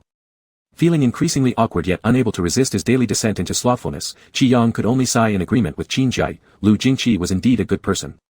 That day was Thursday, and Qin Jia came straight over to see him after finishing class. At that moment, Qi Yang was reclining on the sofa sketching while Lu Jingqi was applying heat to his ankle. Qin Jia circled the sofa twice with a tsk tisk tisk sound, then leaned in front of Qi Yang, are you not embarrassed, Qi Yang? With a lollipop in his mouth, Qi Yang didn't even bother to lift his head, nope. Qin Jie went on to stir up trouble with Lu Jingqi, brother Lu, why are you spoiling him so much? Look at him, his limbs might degenerate lying here all the time. Qi Yang finally looked up, don't be jealous, Qin Jie. Jealousy makes you ugly. Qin Jie, I'm speaking the truth, alright? A high-end talent from the Research Institute is wasting their time taking care of you. Too much of a waste. Qi Yang threw a cushion at him. Qin Jie didn't dodge it, but cheerfully took the hit. Qi Yang said, don't stir up trouble for no reason. Indeed, Qin Jie was stirring up trouble just because he felt bored in school recently. He had wanted to visit earlier. Now, he leaned closer to Lu Jingqi and stared at Qi Yang's foot. How long does this heat need to be on? Lu Jingqi replied, 10 to 20 minutes. Qin Jie rolled up his sleeves, shall I try? Qi Yang. If you're that idle, go play video games nearby, don't mess with me. Lu Jingqi quickly removed the hot towel, no need, we're done. When Lu Jingqi went to the restroom, Qin Jie bent down and whispered to Qi Yang, your relationship with brother Lu seems quite close lately, getting better. Qi Yang, who says otherwise? Qin Jie, if you choose between me and brother Lu, who would you pick? Qi Yang, Qin Jie, don't humiliate yourself. Qin Jie. I hate you. This time it was Qi Yang's turn to laugh as he patted Qin Jie on the shoulder, hatred makes you ugly too. Qin Jie stayed over for a meal and after talking about some trifles, left, promising to visit next time. After Qin Jie left, Qi Yang also bid farewell to Lu Jingqi and locked himself in his room where he adjusted the equipment and started a live broadcast. Ever since he joined the project of 1649C, he hadn't been updating his account so frequently. His last drawing video was more than 10 days ago, and his previous live stream had been around half a month ago. He originally promised fans to do fixed-time broadcasts every Thursday and Saturday, but then he twisted his ankle, causing him real pain, thus making him unable to focus on streaming, and he even put up a notice on his home page. As soon as he started broadcasting, comments flooded his chat. Has baby's foot injury improved yet? Didn't know saliva can disinfect. Let me lick PR. What is wrong with you upstairs? Doesn't matter anymore since there's no one you care about in the live room. This place isn't a deserted area. What's baby planning to do today? Draw. While adjusting the tablet, Qi Yang replied, my foot has gotten much better, yes, I'll be drawing today. Entertainment streams will be another day. The situation is a bit special lately, my roommate has been at my place, taking care of me especially, he even asked for leave from work. The soundproofing of the room isn't great, so I'll keep my voice lower. What? Did I hear right? Isn't it only been a few days, already advancing to cohabitation? Ah. You mean, you two? So evil. Already living together, what are you waiting for? Is it just me wondering if your roommate is next door? Come on baby, don't make me beg for a duo live session. I want to see roommate bro live with baby. Qi Yang finally adjusted his board, quickly outlined something, my roommate and I are good friends, nothing else. He's very kind, though he's not single. OMG, didn't we all expect this follow-up? Seriously, from baby's occasional words, roommate bro doesn't seem like someone who'd fall in love easily. Baby, don't tell me you've been fooled. Are you sure? Just because he said he's not single, then he's not. You trust him that much? Have you met his girlfriend? I feel like your roommate is lying to you. Me too. Might this be one of your roommate's tactics to get close to you? Qi Yang of course didn't believe any of that, seriously drawing the sketch in his hand. Today he had no specific theme in mind, so he roughly outlined an image, planning to randomly add details, intending to post the result on the homepage as free benefits. He said, although I haven't met her, it's really true. On matters like this, he wouldn't joke around, he's not that kind of person. I've asked before, and his acknowledgement means there must be a her. Forehead palm, baby, I thought so, you won't even know when you've been rejected.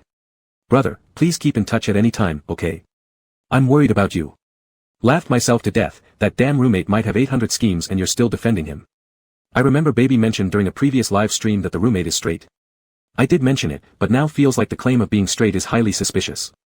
So has baby ever interacted with your roommate's girlfriend? Qi Yang, not directly, but last time he said he and his girlfriend share quite a lot of common topics, their relationship should be fine. You two are constantly together and you haven't even met his girlfriend. Shouldn't they be always in contact? Baby, does your roommate know you're not straight? Qi Yang let out a tisk sound, actually, he mentioned that it's an online relationship before. In reality, I really haven't seen many opposite-sex people around him, except for one senior sister. Our relationship with her is pretty good. He knows, because I told him once, he said he doesn't mind me liking the same sex. Wow. Ha ha ha ha ha ha ha ha ha ha ha. Save me, I'm dying from laughter. Holy cow, he's used 35 of the 36 stratagems and you still didn't get it. Don't say any more, the love manual has been flipped so much it's smoking. Online relationship, hahaha online relationship. Are you telling me this kind of rich second-generation scholar Buddha has an online relationship? Baby, lock your door at night. He doesn't mind because he likes men too, sigh. This roommate guy has too many tricks up his sleeve, making my phobia act up. Things are getting more interesting, friends. Just wait patiently, kick me when they finally get together. Though the chat messages were playful as ever, Qi Yang had maintained a sense of propriety throughout his time with Lu Jingqi, so some of the jokes made by fans didn't bother him much. He chatted with everyone while drawing for an hour before signing off. After tidying up and climbing into bed, Qi Yang discovered that Latest had sent him a message during his live stream, so he replied with the sentence that Latest had said earlier, if you call me husband, then even if I kiss you through the internet, I'd be willing. Latest, how do you kiss through the internet? Qi Yang typed quickly. Yang slept, kissing is another matter, baby, but you should call me husband first. Latest, are you sure? Qi Yang was probably a bit sleepy now and became unusually honest. Yang slept, not sure. Yang slept, but I truly want to kiss you. Latest, me or other handsome men? Yang slept, no difference, you're a handsome man. Latest, what about other handsome men? Qi Yang squinted at the conversation with Latest. Originally, he was going to reply, other handsome men are fine too, but then he reconsidered, it felt wrong to play the part of such a despicable man. Yang slept, other people don't work, I only want to kiss you. Yang slept, my heart belongs to you alone. Flower. As he spoke, Qi Yang also sent him a screenshot of the attention list from his little account, Yang slept. Yang slept, look, I only have you in my following list now, so I definitely like only you. Latest, flattering me. Qi Yang, scared again, how could this person detect that so easily? Yang slept, because I love you. Heart symbol. The more he said, the more he sounded like a womanizer, so Qi Yang decided to stop typing temporarily and reflected seriously on his own replies. He shouldn't act like this. Love is sacred. Though Qi Yang wasn't entirely clear about why Latest suddenly got involved in these matters, he absolutely must not become a fraud in relationships. Through their short interaction, Qi Yang could already discern some aspects of Latest's personality. He seemed like someone who didn't have many friends, a somewhat introverted big boy. If he gets hurt emotionally here, it would be disastrous. Qi Yang started feeling sorry for the handsome man. Yang slept, alright, I shouldn't have teased you like this. Yang slept, I've given it serious thought before I promised you. Yang slept, truly. Although there might be something between him and Lu Jingqi, it isn't entirely relevant because he liked Latest just a tiny bit earlier than Lu Jingqi. Even though it was just a very slight lead, it still counted as being earlier. He's been teasing Latest online for quite some time, but he never teased Lu Jingqi, this is the difference. Even though he's currently experimenting with his feelings, what if he ends up liking Latest more after prolonged interaction? Though Qi Yang hadn't thought that far ahead yet, if someday Latest decides to take the relationship offline, it's certainly possible. Qi Yang takes it very seriously. Yang slept, are you mad at me? Latest, no. The reply came quickly, clearly without anger. Once Qi Yang realized Latest wasn't angry, he began to feel restless again, itching to tease him further. Yang slept, what are you doing then? Are you thinking about me? Latest, halfway. Yang slept, halfway. Latest, dealing with work. Latest, also, thinking about you. Thud. Qi Yang's heart skipped a beat. Damn. This kid seems to have something going for him. Qi Yang, covering his wildly beating heart, sent another message. Yang slept, then go ahead with your work, I won't bother you, flower. After sending it, Qi Yang rolled around on the bed while holding his phone. Now he finally understood why Qin Jiayi could indulge in online romance for an entire month, because the other side that they liked through cyberspace was always a perfect image built inside their hearts. And right now, Latest was already perfect in Qi Yang's mind. Too perfect. Qi Yang felt like he could maintain this relationship with him until the end of time. He cheerfully put down his phone, slowly getting off the bed and heading to the living room to get some water to drink. He leaned against the wall, hopping out of his room. Just as he reached the water dispenser, the door to the guest room clicked open. Lu Jingqi leaned against the doorframe looking at him, not asleep yet. How could Qi Yang feel sleepy at this moment? His heart was still sweetly pounding. He shook his head, not really feeling tired. How about we watch a movie together? Qi Yang turned after finishing filling up his cup. What movie? Interstellar. A very classic movie that Qi Yang had also watched many times. He nodded, sure. After bouncing twice towards Lu Jingqi, he remembered, we have a projector at home, we can watch it in the living room. Lu Jingqi agreed, and Qi Yang told him where the projector was located. Lu Jingqi helped him sit on the couch before adjusting the projector. Qi Yang sipped some water and relaxed himself, sinking into the sofa. Not long after, a bright ray of light beamed in front of him, projecting onto the screen not far away, and the movie started soon after. Lu Jingqi sat down beside him. Click, the remote was placed in front of Qi Yang. Qi Yang briefly focused on it, but soon shifted his attention back to the movie. The movie lasted more than 2 hours, and Qi Yang supported his chin, repeating lines from the movie occasionally in his mind amidst the dim light of the living room. Qi Yang had watched this movie multiple times during high school and once became slightly interested in the universe because of it, but eventually gave up quite realistically. There was no other reason, it was just too difficult.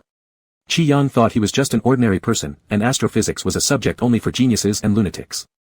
The movie ended late at night, with the credits slowly rolling on the screen, showing the cast and crew along with thanks. Qi Yang quietly watched for a while, then suddenly turned, casually chatting, "Lu Jingqi, why did you study astrophysics?" The person beside him had his legs crossed, relaxing yet upright on the couch. His profile remained silent for a long time before he finally spoke. "Because I like it." Qi Yang kept looking at him as Lu Jingqi's gaze shifted from the movie to him. "I like bright things." Lu Jingqi's voice was very low, swirling heavily around Qi Yang's ears. Qi Yang watched a whole movie and was almost lying completely on the sofa, whereas Lu Jingqi maintained the same posture throughout. In such a hazy and dim light, Qi Yang gazed up at Lu Jingqi. Lu Jingqi also looked down at him. The air suddenly became very quiet. Apart from the music from the movie credits, there were no other sounds. Qi Yang blinked, softly repeating, "Bright things. Like the sun. Or maybe stars. Not just those." Lu Jingqi has a very deep and handsome face, but due to his aloof and distant demeanor, people often overlook the fact that his eyes are beautiful, his eyelashes are long and thick, and even a slight flicker revealed a look filled with deep emotion. Qi Yang was slightly stunned, and somewhat dazed. Lu Jingqi's voice wasn't as cold as usual, even his gaze carried a kind of emotion that Qi Yang couldn't understand. The universe space is actually without any brightness, it may seem like many stars are twinkling, but in reality, each star is very far apart.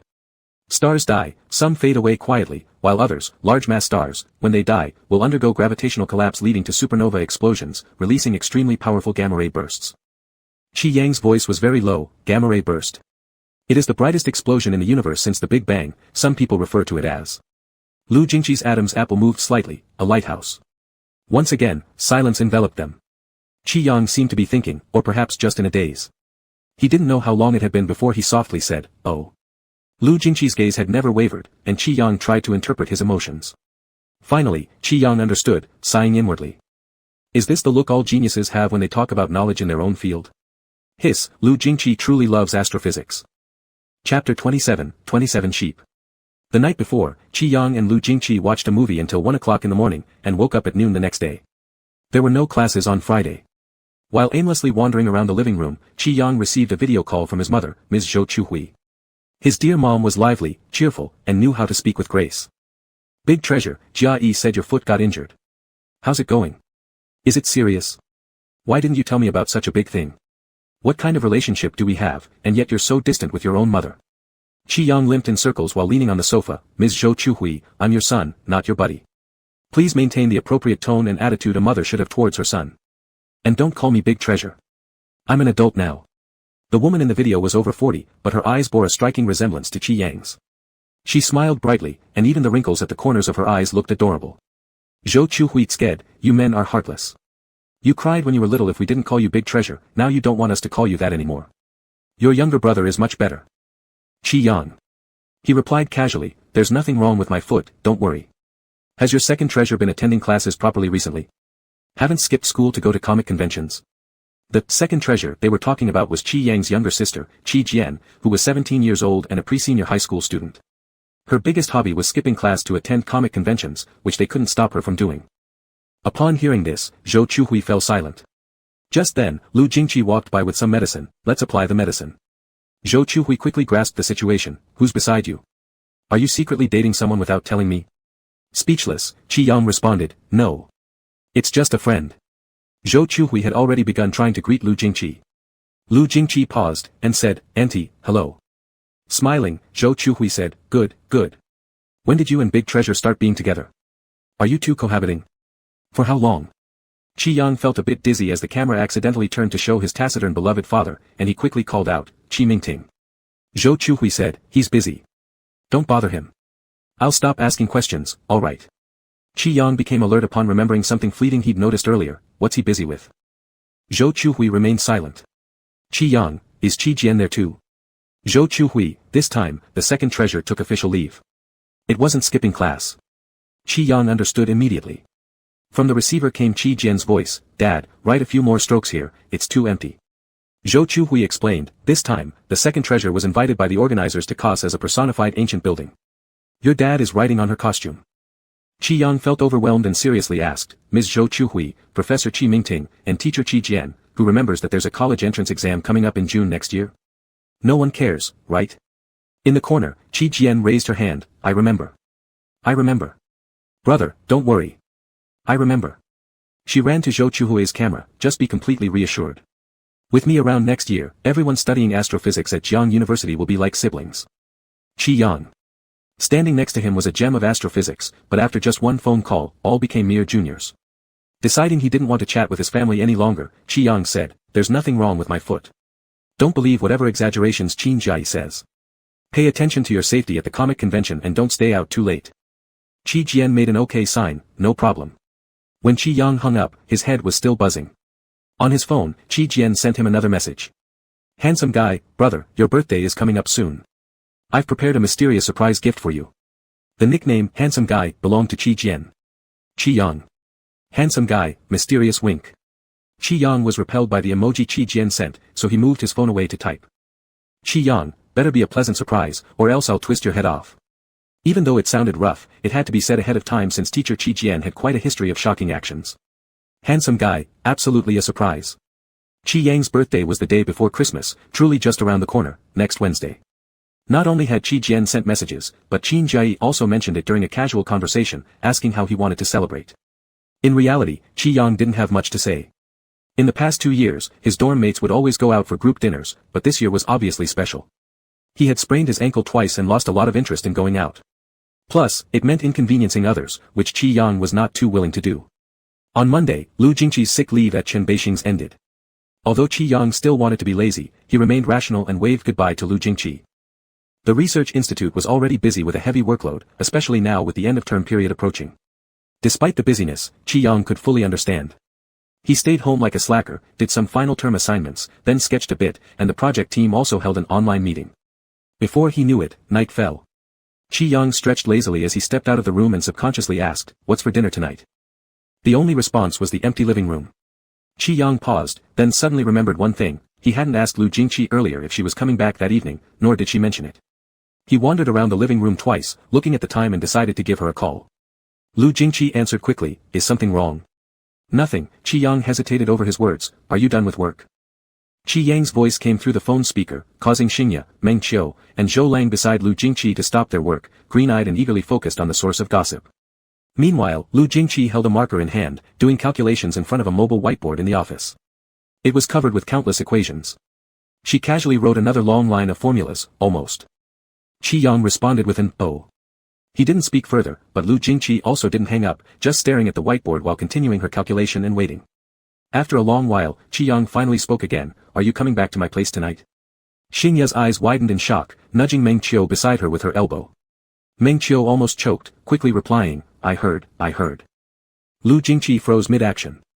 Qi Yang said, if you're not coming back, I'll go to sleep. If you are, I'll leave the door open for you. Lu Jingqi replied, yes, around 9 o'clock. After these words, Qi Yang went silent. Lu Jingqi stopped writing with her marker pen. The silence lingered.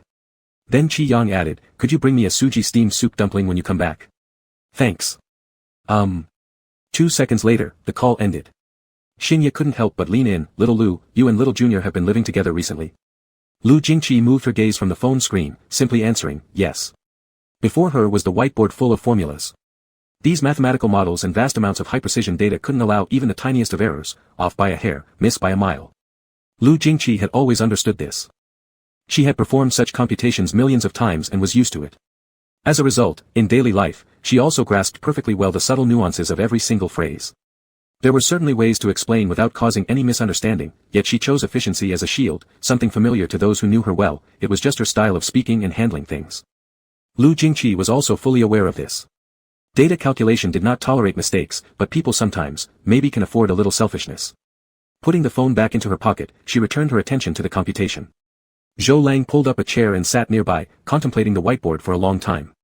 If M value is too small, then the disk temperature won't ignite the neutrino radiation. For the neutrino-dominated accretion flow, the disk temperature function and H are independent of the accretion rate.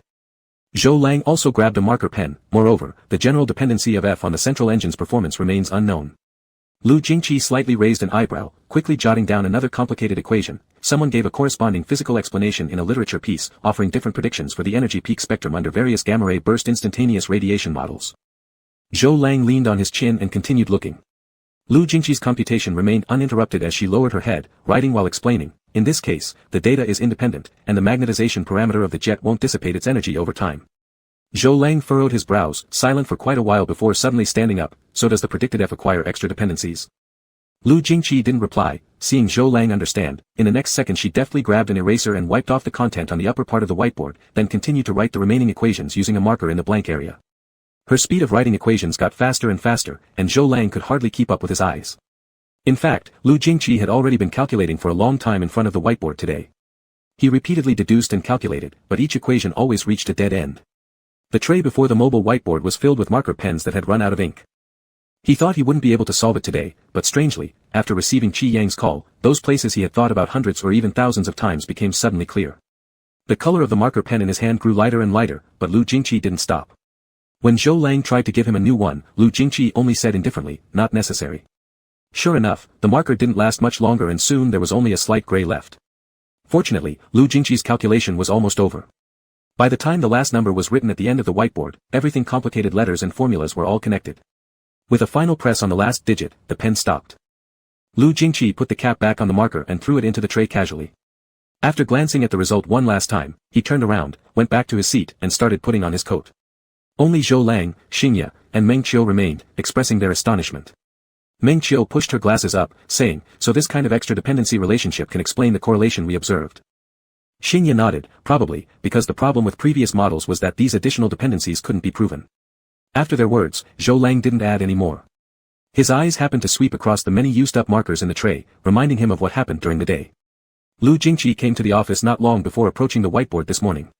At the time, Zhou Lang still didn't know what he was trying to calculate, since Lu Jingqi did a lot of preliminary calculations directly in his mind. What was written on the whiteboard was already a preliminary form. So from others' perspectives, most of the morning Lu Jingqi was standing silently in front of the whiteboard, staring at a few equations until they filled half the whiteboard by noon. Xingye and Meng Qiu went out to eat. Before leaving, Zhou Lang asked Lu Jingqi if he wanted to join them, but Lu only told them to go ahead. Zhou Lang nodded, not knowing that when they returned, Lu Jingqi was still standing in exactly the same position, chin propped on his hand while looking down at the whiteboard, not noticing when they passed several times nearby. Zhou Lang felt some emotion stir inside him. He took a picture of the whiteboard and sent it to Chen Beixing with the note, "Time for funding again, old Chen, we've run out of markers." When leaving, Lu Jingqi remembered something and said, "The markers will come out of my private account." Zhou Lang laughed and waved his phone, saying, "Chen reimburses, I maxed out my salary card, but I have hidden savings." Lu Jingqi raised an eyebrow. Xingye leaned on her chin, smiling, "Academic punishment, one willing to punish and one willing to endure. Come on, little Lu, Suji might close soon. Your little junior's steamed soup dumplings won't be bought then." Lu Jingqi didn't say much more, nodding before leaving. On the other side, after hanging up the phone, Qi Yang had been lying on the sofa scrolling through his phone aimlessly. Bored out of his mind, he randomly browsed between apps, checking the time every now and then, wondering why it wasn't yet 9 o'clock. Not knowing how long he had been like that, Qi Yang stared half asleep at the screen, yawned drowsily, and then drifted off to sleep. Lu Jingqi arrived home exactly at 9 o'clock. He knew the password to Qi Yang's door. He had known it from the very first time he sent Qi Yang home, so actually, he didn't need Qi Yang specifically waiting for him to leave the door unlocked. The living room light was on, but dim. Pausing for a moment at the entrance, Lu Jingqi walked quietly toward the sofa. Hearing the sound, Qi Yang woke up, muttering, "You're back." "Aha." Lu Jingqi placed the soup dumplings on the table. The soup dumplings were freshly out of the steamer, the steam intertwining with the cold winter air outside, causing damp water vapor to fog up the packaging. "You didn't eat dinner tonight?" Qi Yang lay unmoving on the sofa, slowly blinking his eyes, not fully awake, his nasal voice heavy, "No, waiting for you." To be precise, waiting for his soup dumpling. During the brief interval Lu Jingqi went into the kitchen, Qi Yang struggled to rise from the sofa, merely changing position to lie sprawled on the backrest of the sofa, nodding off again in a sleepy haze. Lu Jingqi made almost no sound moving about. Listening attentively, Qi Yang's consciousness gradually blurred, almost falling asleep again. "Qi Yang." It seemed a voice came from somewhere. Forcing himself once more to open his eyes, Qi Yang shifted his gaze toward Lu Jingqi. "Did you not eat dinner tonight either?" Lu Jingqi's voice was low. "Do you want to have it together?" Qi Yang met his gaze and fell silent for 2 seconds, completely shaking off his drowsiness. This dinner was the latest they had eaten in a while, for reasons somewhat subtle that neither Lu Jingqi nor Qi Yang brought up. After finishing dinner, Lu Jingqi went to take a shower. Qi Yang actually had a few things he wanted to ask but didn't get the chance.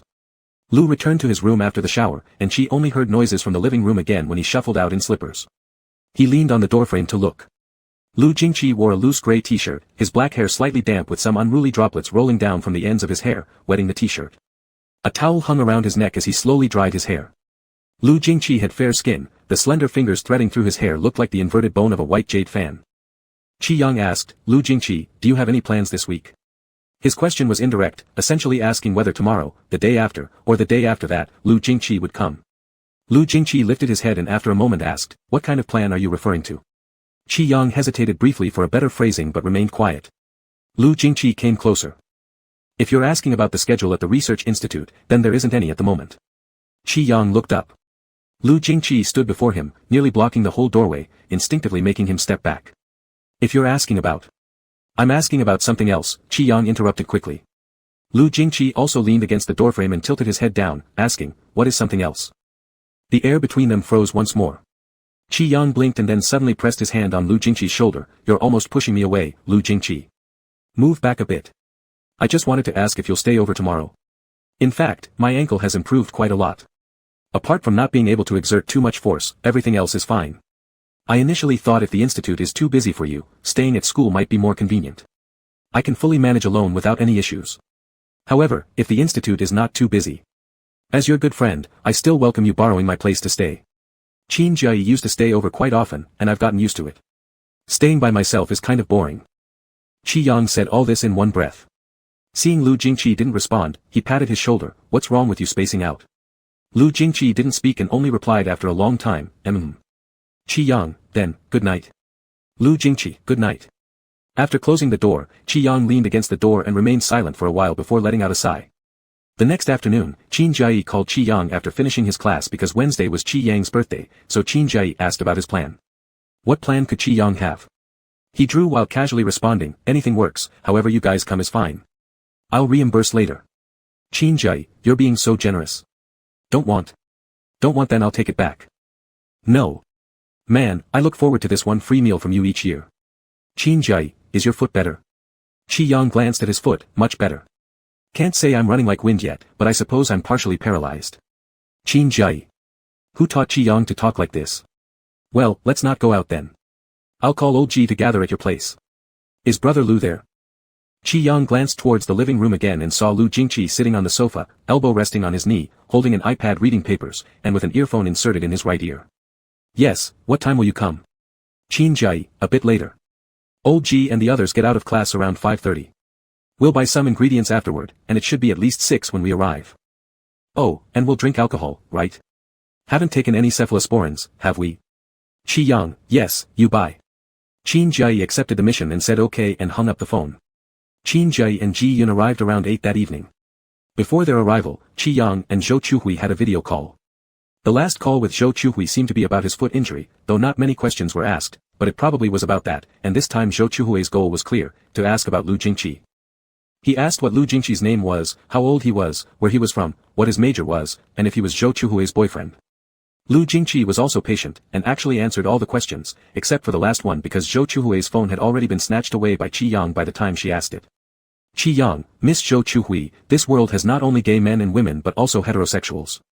Not every male friend who is close to your son is necessarily his boyfriend, alright? Why don't you ask if Qin Jie is your son's boyfriend?" "Zhou Chuhui, what's there to ask? It's obvious that Jie doesn't like men." "Qi Yang. So does Lu Jingqi look like someone who likes men?" He didn't want to waste more time chatting with Zhou Chuhui. After she asked for the nth time to add Lu Jingqi's WeChat, he said, "Why don't you ask him yourself next time?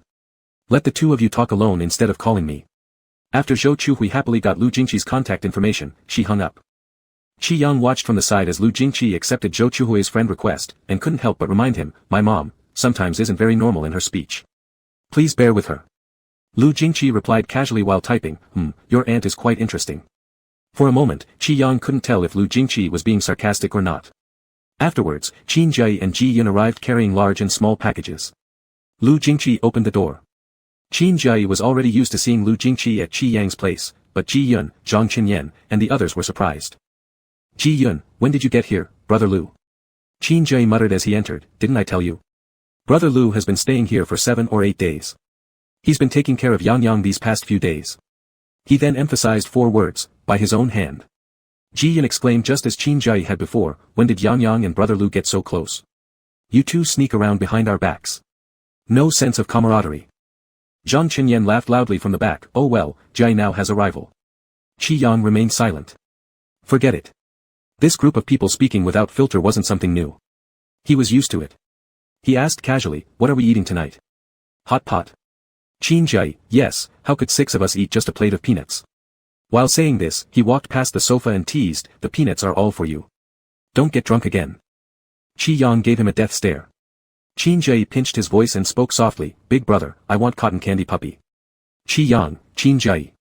Qin Jai tried to run, but was caught by the neck and pulled back by Qi Yang. Qin Jai quickly admitted his fault, sorry, big brother Qi Yang, I'm wrong. Zhang Qinyan laughed, Yang, be careful with your foot, don't step on it. Finally, it's almost healed. Ji Yun, you two wouldn't even have private conversations. Instead, you must act overly sweet in front of us. Purposely giving us a sugar overload, huh? They laughed and chatted while carrying things into the kitchen. While they were still fooling around, Lu Jingqi glanced over indifferently. His gaze paused on Qi Yang for a moment before shifting to Qin Jai.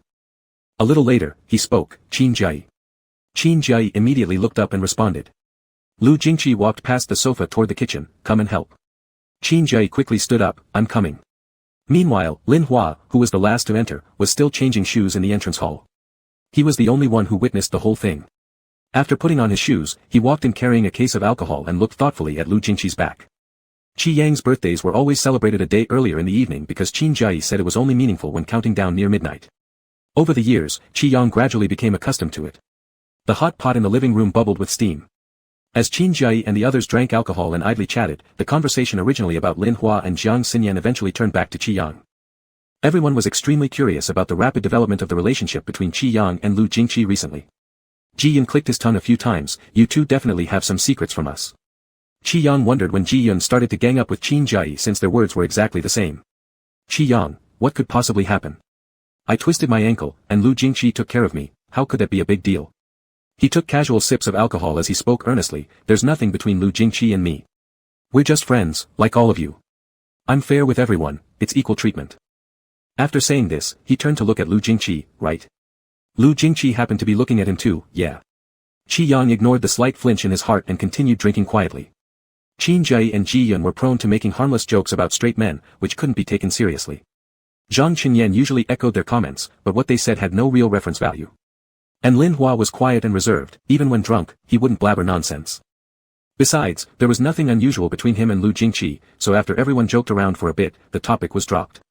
Qin Jai had brought plenty of alcohol tonight, and since he said that countdowns near midnight had meaning, Qi Yang had prepared himself for drinking until dawn. Unexpectedly, by 11 o'clock, everyone, including Qi Yang, had fallen into a drunken stupor. Worse still, Qi Yang, as the birthday boy, was the first to fall out. He was hugging an empty beer can in a corner stool, half asleep while muttering quietly. The others either spaced out with a daze or simply lay down somewhere to rest. Only Lu Jingqi hadn't consumed much. Lin Hua also hadn't drunk excessively, though his steps wobbled, his mind remained clear. Lu Jingqi got up from his seat, and Lin Hua stood as well, I'll help them go rest. Lu Jingqi nodded slightly. Qin Jai had already claimed the sofa, sprawled out while clutching a pillow asleep. Unable to drag him, Lin Hua helped Zhang Qinyan and Ji Yun back to the guest room instead. When he came out, Lu Jingqi was already tidying up the dining table, moving very efficiently. Lin Hua didn't speak, but silently went over to assist. Once everything was cleaned up, Lin Hua finally asked, Yang. Lu Jingqi bent down and picked up the person sitting on the chair, I'll take care of it. Lin Hua nodded and quickly moved aside, all right. Standing in the living room, Lin Hua gazed at Lu Jingqi's silhouette carrying Qi Yang. For some reason, perhaps due to the alcohol rushing to his head, he momentarily lost focus. The door clicked open as Lu Jingqi carried him inside.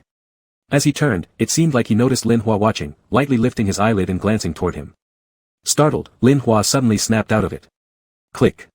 The door closed again. Inside the room, Qi Yang tumbled in his sleep, burying his face into the pillows, mumbling something incomprehensible.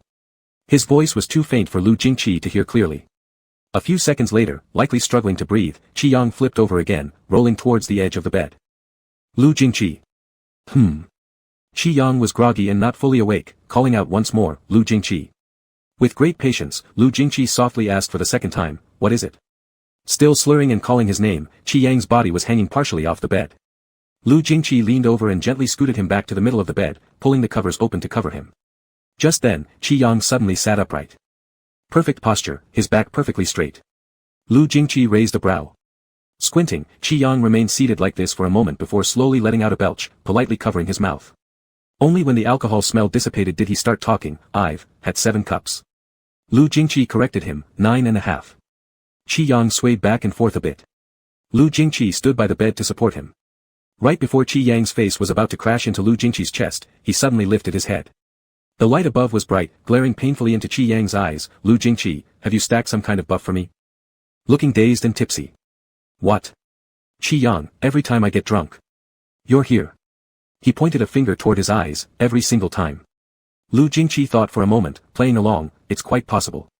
Qi Yang's eyes felt scratchy, the glare causing the corners to redden. Tears began to well up, and feeling uncomfortable, he lowered his head. Too dizzy, his head eventually gave in, bumping into Lu Jingqi's embrace with a dull thud. In this way, Lu Jingqi stood while Qi Yang sat with his face buried in his arms. 1 minute. 2 minutes. 3 minutes. Lu Jingqi was vaguely keeping track of the time in his mind, while Qi Yang seemed to have fallen asleep, remaining motionless with his head tilted to the side, eyes tightly closed. His gaze lowered as he looked at the person in his arms.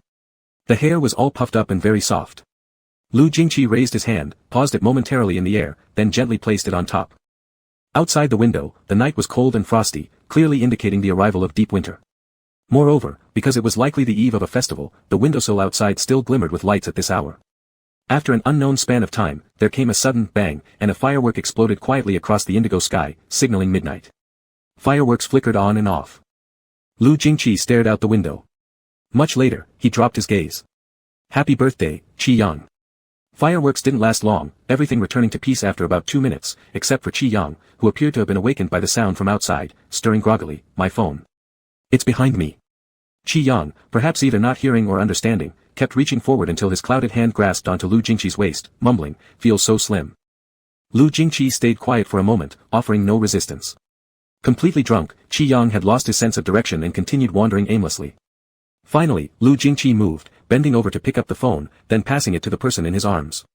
When the phone suddenly materialized in Qi Yang's hand, he was visibly surprised for a moment. Lu Jingqi asked, need help? After a long pause, Qi Yang seemed to remember what he wanted to do. I want to send a message. To whom? Qi Yang remained silent. Lu Jingqi repeated his question, who do you want to send a message to?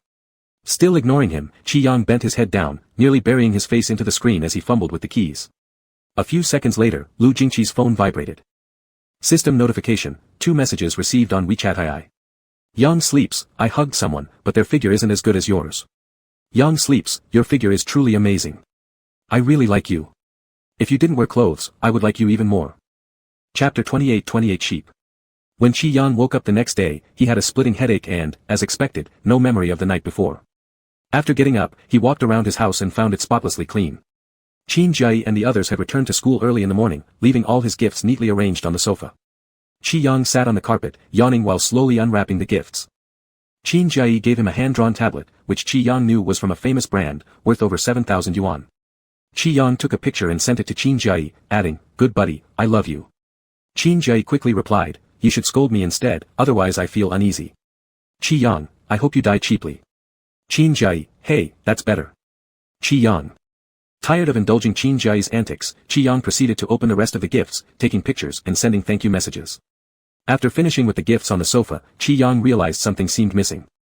He sat still for a moment, nonchalantly glancing around the living room. A few moments later, he confirmed that it was indeed gone. Did Lu Jingqi forget?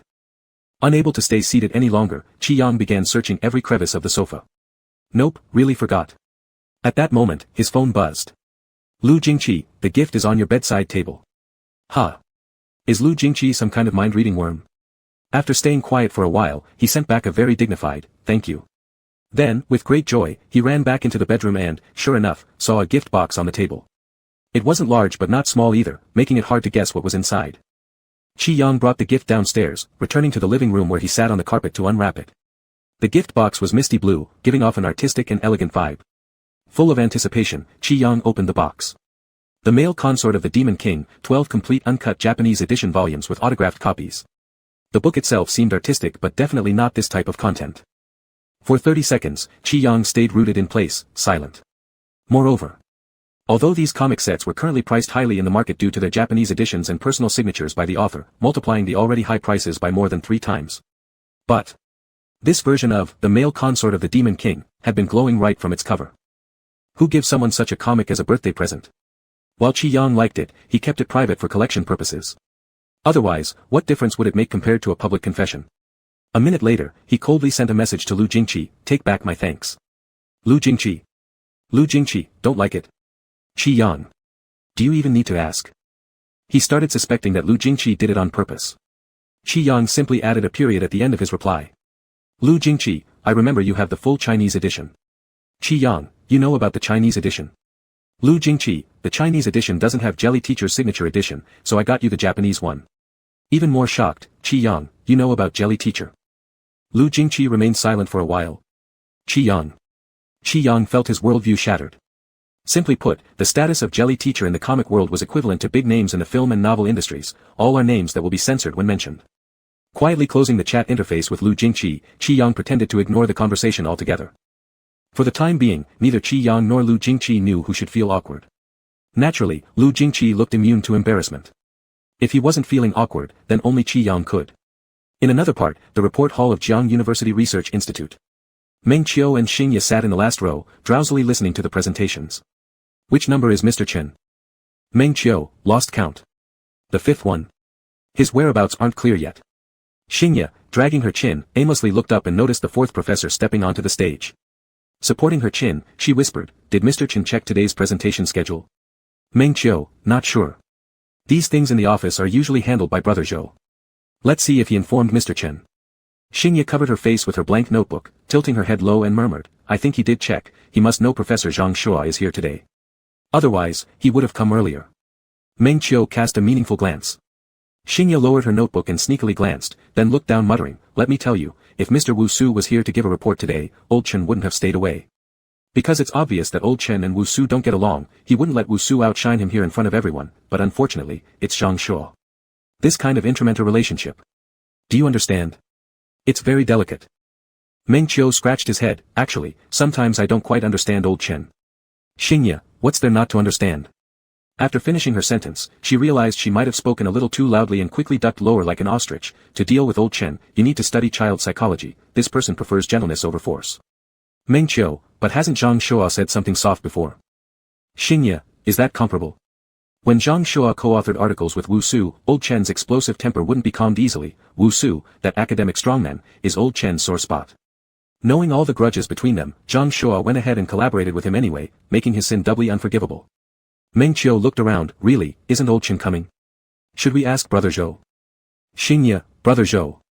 As they were talking, the seat next to them suddenly collapsed, and Zhou Lang said, "You two are chatting while ignoring the reports. Old Chen has set some goals for us already." Xingye got startled, "Damn, when did you come? What targets?" Zhou Lang gestured with his hand, 5 questions, each of you two must ask 5 questions, so no sleeping during the latter half of the session. Meng Qiu.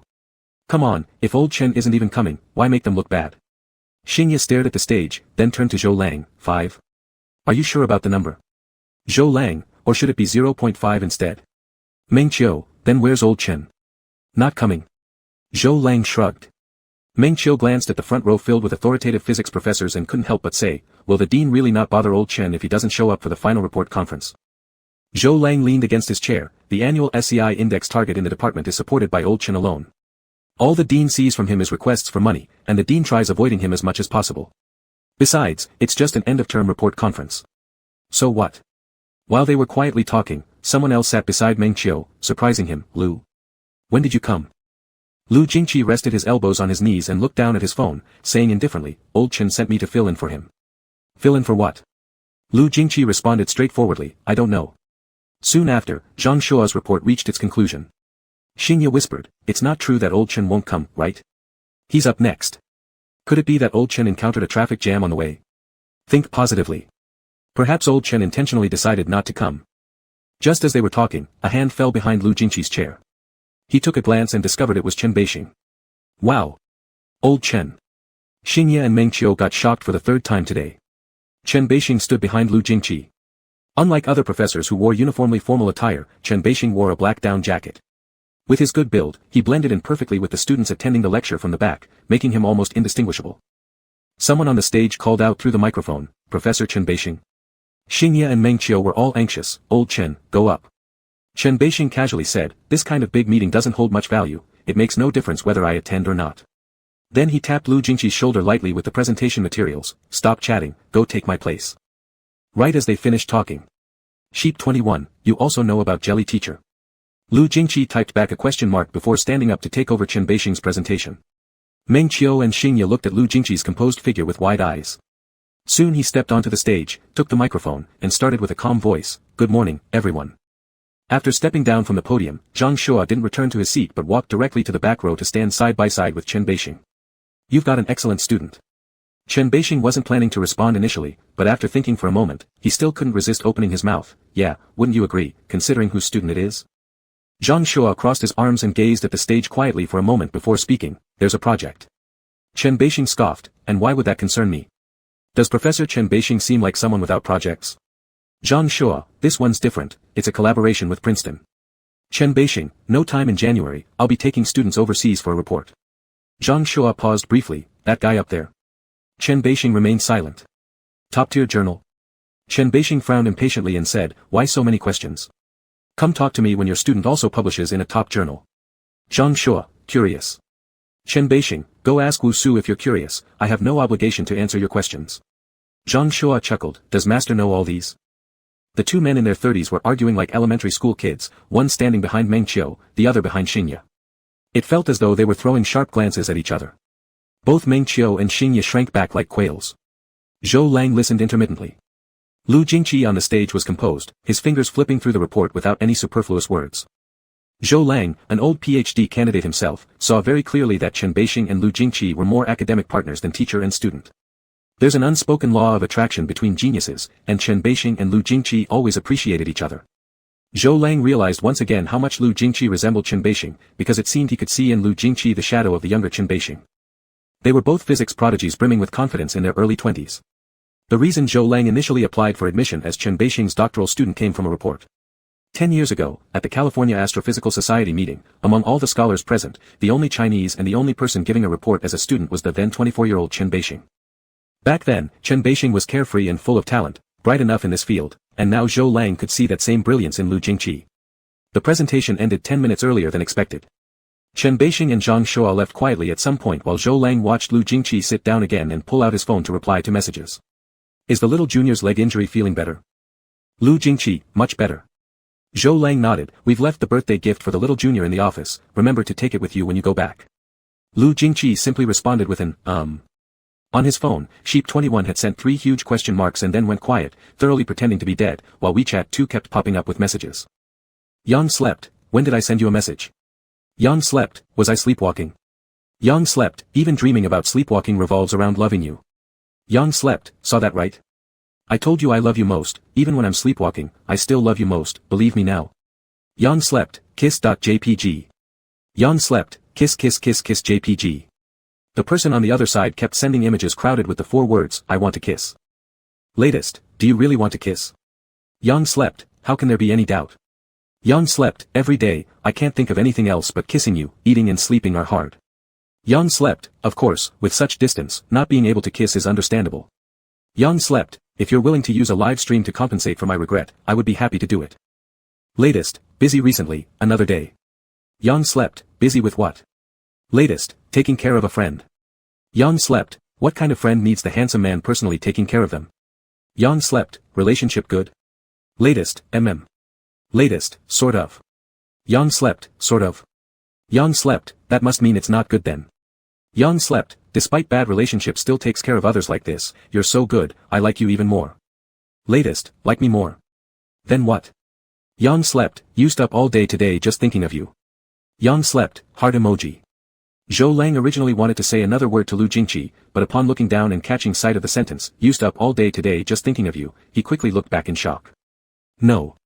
The person on the other side, was, the little junior. In fact, Qi Yang spent the whole day opening gifts. Friends who were close, like Qin Jiai and Ji Yun, gave them face-to-face, while those far away sent theirs via courier. Most arrived today, and Qi Yang didn't know how many times he'd limped to open the door. Before he had finished unpacking, his phone lit up with a message from Qi Jian. Handsome guy, happy birthday, big brother. Qi Yang. He had forgotten all about Qi Jian. Handsome guy, I meant to tell you yesterday. Handsome guy, but I thought about it, and decided to wait until the video had higher reposts before telling you, that way it feels more sincere. Qi Yang. Qi Yang, what did you do? Handsome guy, video share, copy link to enter D-site and watch video. Qi Jian sent him a D-site video with just a few keywords, such as, bold confession, and, topping the hot search. Qi Yang clicked on that link, and a feeling of dread welled up in his heart. He went on the D-site and opened the video. Hashtag teacher you made a bold confession at the scene, shouting out to the well-known drawing blogger Xiaoyang Zhao Jian Shui on the same platform hashtag. This had already topped the D-site's hot search for 4 hours and 36 minutes. Qi Yang instantly felt dizzy. In the video, the tall girl was wearing a wooden tower ancient architectural costume, with perfectly detailed cos makeup. Surrounded by fans, she held a large signboard with his D-site nickname, Xiaoyang Zhao Jian Shui. She waved her hand in the shape of a big heart, enthusiastically shouting, Xiaoyang teacher. I love you. Immediately afterward, she was drowned out by various fan screams. Qi Yang almost spit blood. Not only did Qi Jian himself shout out, but he also held up a signboard to collect stamps and signatures everywhere. Underneath the first hot search on the D-site was a related hot search. Hashtag Xiaoyang Zhao Jian Shui's xDuckya hashtag. Qi Yang clicked in and saw all kinds of comments. Holy cow. Has Maybao become single in a few days? What ghost? Teacher Yang likes guys. A very strange hot search. Is Duck Teacher doing some antics? I've never heard of Duck Teacher knowing Mia Mia. Of course, they must know each other. Duck Teacher is after all a mega blogger with millions of followers. I think it wouldn't be reckless to suddenly rush up if they didn't know each other. Is my 2G network broken? Didn't Mia Mia say he's together with his roommate? My goodness. Is this a dream between Mia Mia and Duck Teacher? I remember Duck Teacher previously released a cos based on Xiaoyang Teacher's original character. Which one? They might have a chance to be friends. Maybe, maybe not. I think it's weird to call it an ex-lover, it seems more like current flame. Laugh out loud. Xiaoyang Zhao Jian Shui wouldn't date both men and women and step on two boats at the same time, would he? The number of Qi Yang's followers skyrocketed, and so did his private messages in the back end. Qi Yang. Damn, he knew Qi Jian was going to give him trouble. Most of the back-end private messages were asking about the relationship between Qi Yang and the blogger Duckya, guessing everything under the sun. Qi Yang found replying one by one too troublesome, so he decided to address it uniformly during a live stream. Handsome guy, brother, I knew you'd like it. Until now, Qi Yang thought Lu Jingqi's present was already explosive enough, but then there was Qi Jian waiting for him, which made Qin Jia seem the most reliable in comparison. Qi Yang, aren't you fond of physics? I've registered you for extracurricular classes, don't thank me. Handsome guy. Qi Yang, flying kiss. Throughout the day, Qi Yang was restless. He kept reading those mind-blowing comments on the D-site while thinking about that set of comic highlights. He planned that when Lu Jingqi came back, he would take the initiative to scold Lu Jingqi harshly, shifting these inexplicable awkwardnesses onto him. Qi Yang was sneaky, if someone had to be awkward, it definitely couldn't be him, he suffered from awkwardness phobia. Qi Yang's brain had already started rehearsing the argument process. After rehearsing for a long time, Lu Jingqi still didn't appear. Thinking about it alone, he eventually curled up on the sofa and fell asleep. Half dozing, the door clicked open, and Qi Yang suddenly woke up, sitting up from the sofa, hazily looking at the movements at the doorway. The light wasn't known to have gone off, leaving the living room pitch black. The person at the door pressed the switch twice, then said, "The power is out." 2 seconds later, the bright light from the mobile flashlight lit up ahead. Staring blankly, Qi Yang met Lu Jingqi's gaze in the dim light. "Did you fall asleep?" Qi Yang softly, seeing Lu Jingqi holding a small cake and a few gift bags. Lu Jingqi placed the bags on the table, gifts from our seniors. Qi Yang glanced at the gifts, then looked back at the cake. "Did our seniors buy the cake too?" Lu Jingqi paused for a moment, "No." Qi Yang blinked. "I bought it, you didn't eat it yesterday." Actually, last night when Qin Jia and the others came, they also brought a cake, but everyone got drunk later, and the cake wasn't unwrapped. Before getting drunk, Qi Yang instructed Qin Jia to remember to take the cake back to school the next day to distribute to the rest. So, Qi Yang actually didn't eat a single bite of cake. Of course, he wasn't too bothered about whether or not he ate the cake, but he didn't expect Lu Jingqi to remember and buy one back for him. He was somewhat dazed, all the arguments he rehearsed before falling asleep were now completely forgotten, leaving his mind blank as he pondered some drifting thoughts. Lu Jingqi lightly swung the cake ribbon with his forefinger, "Make a wish." Qi Yang blankly looked up, "Huh? I've got candle packs." Qi Yang stared at the cake in front of him, it was shaped like a little sheep, its cream thick and soft, made vividly lifelike. It seemed as if all the light in the room gathered here, passing through the transparent clean box and landing on Qi Yang's eyelashes. His eyelids fluttered slightly, as points of light danced and jumped around. Lu Jingqi took the cake out, placed it on the table, inserted the candles, then took out the lighter from the cake box. With a click, another source of light illuminated. The birthday candles burned quickly. Qi Yang stared unblinkingly at the flickering flame, swallowing once. Lu Jingqi, I don't seem to have any wishes right now. His voice still carried the hoarse drowsiness of just waking up, sounding nasal and heavy. Lu Jingqi stayed silent for a moment. You can temporarily store your wish with me, if you want. Temporary storage. Qi Yang's gaze lifted. These two words rolled around on his tongue and then slowly slipped away, dissipating along with their lingering ambiguity into the air. Lu Jingqi gazed back at him, his pupils deep and vortex-like.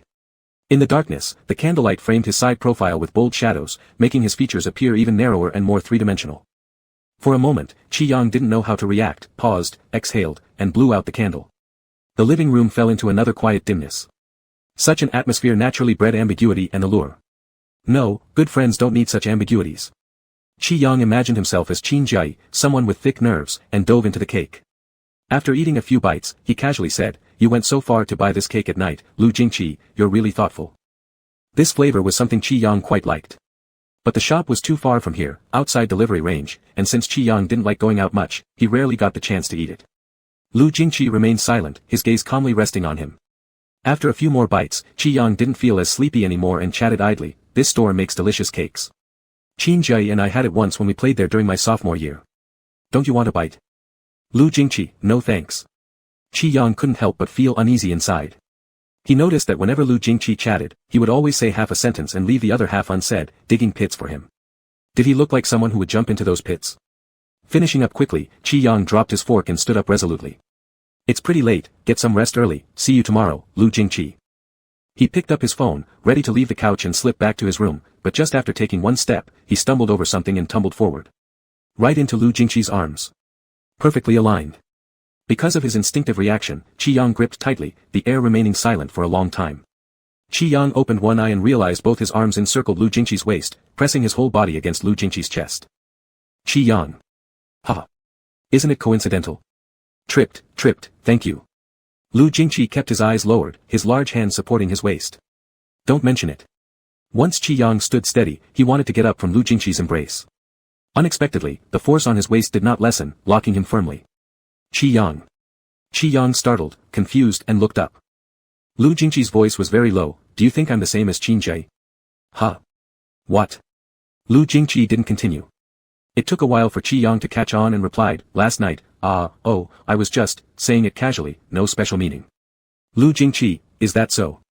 Qi Yang's waist was still in Lu Jingqi's hands, giving him a vague sense of coercion. He stuttered, No, dude, what do you have to compare with Qin Jai?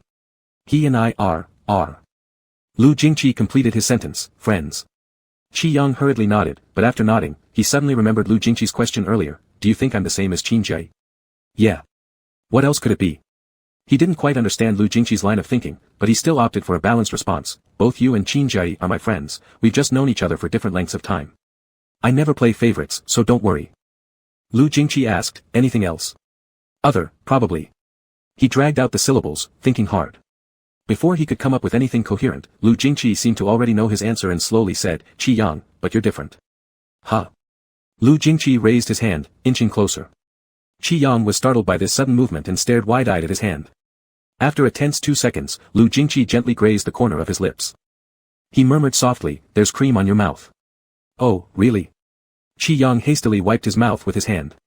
At the same time, Lu Jingqi loosened his grip around Qi Yang's waist.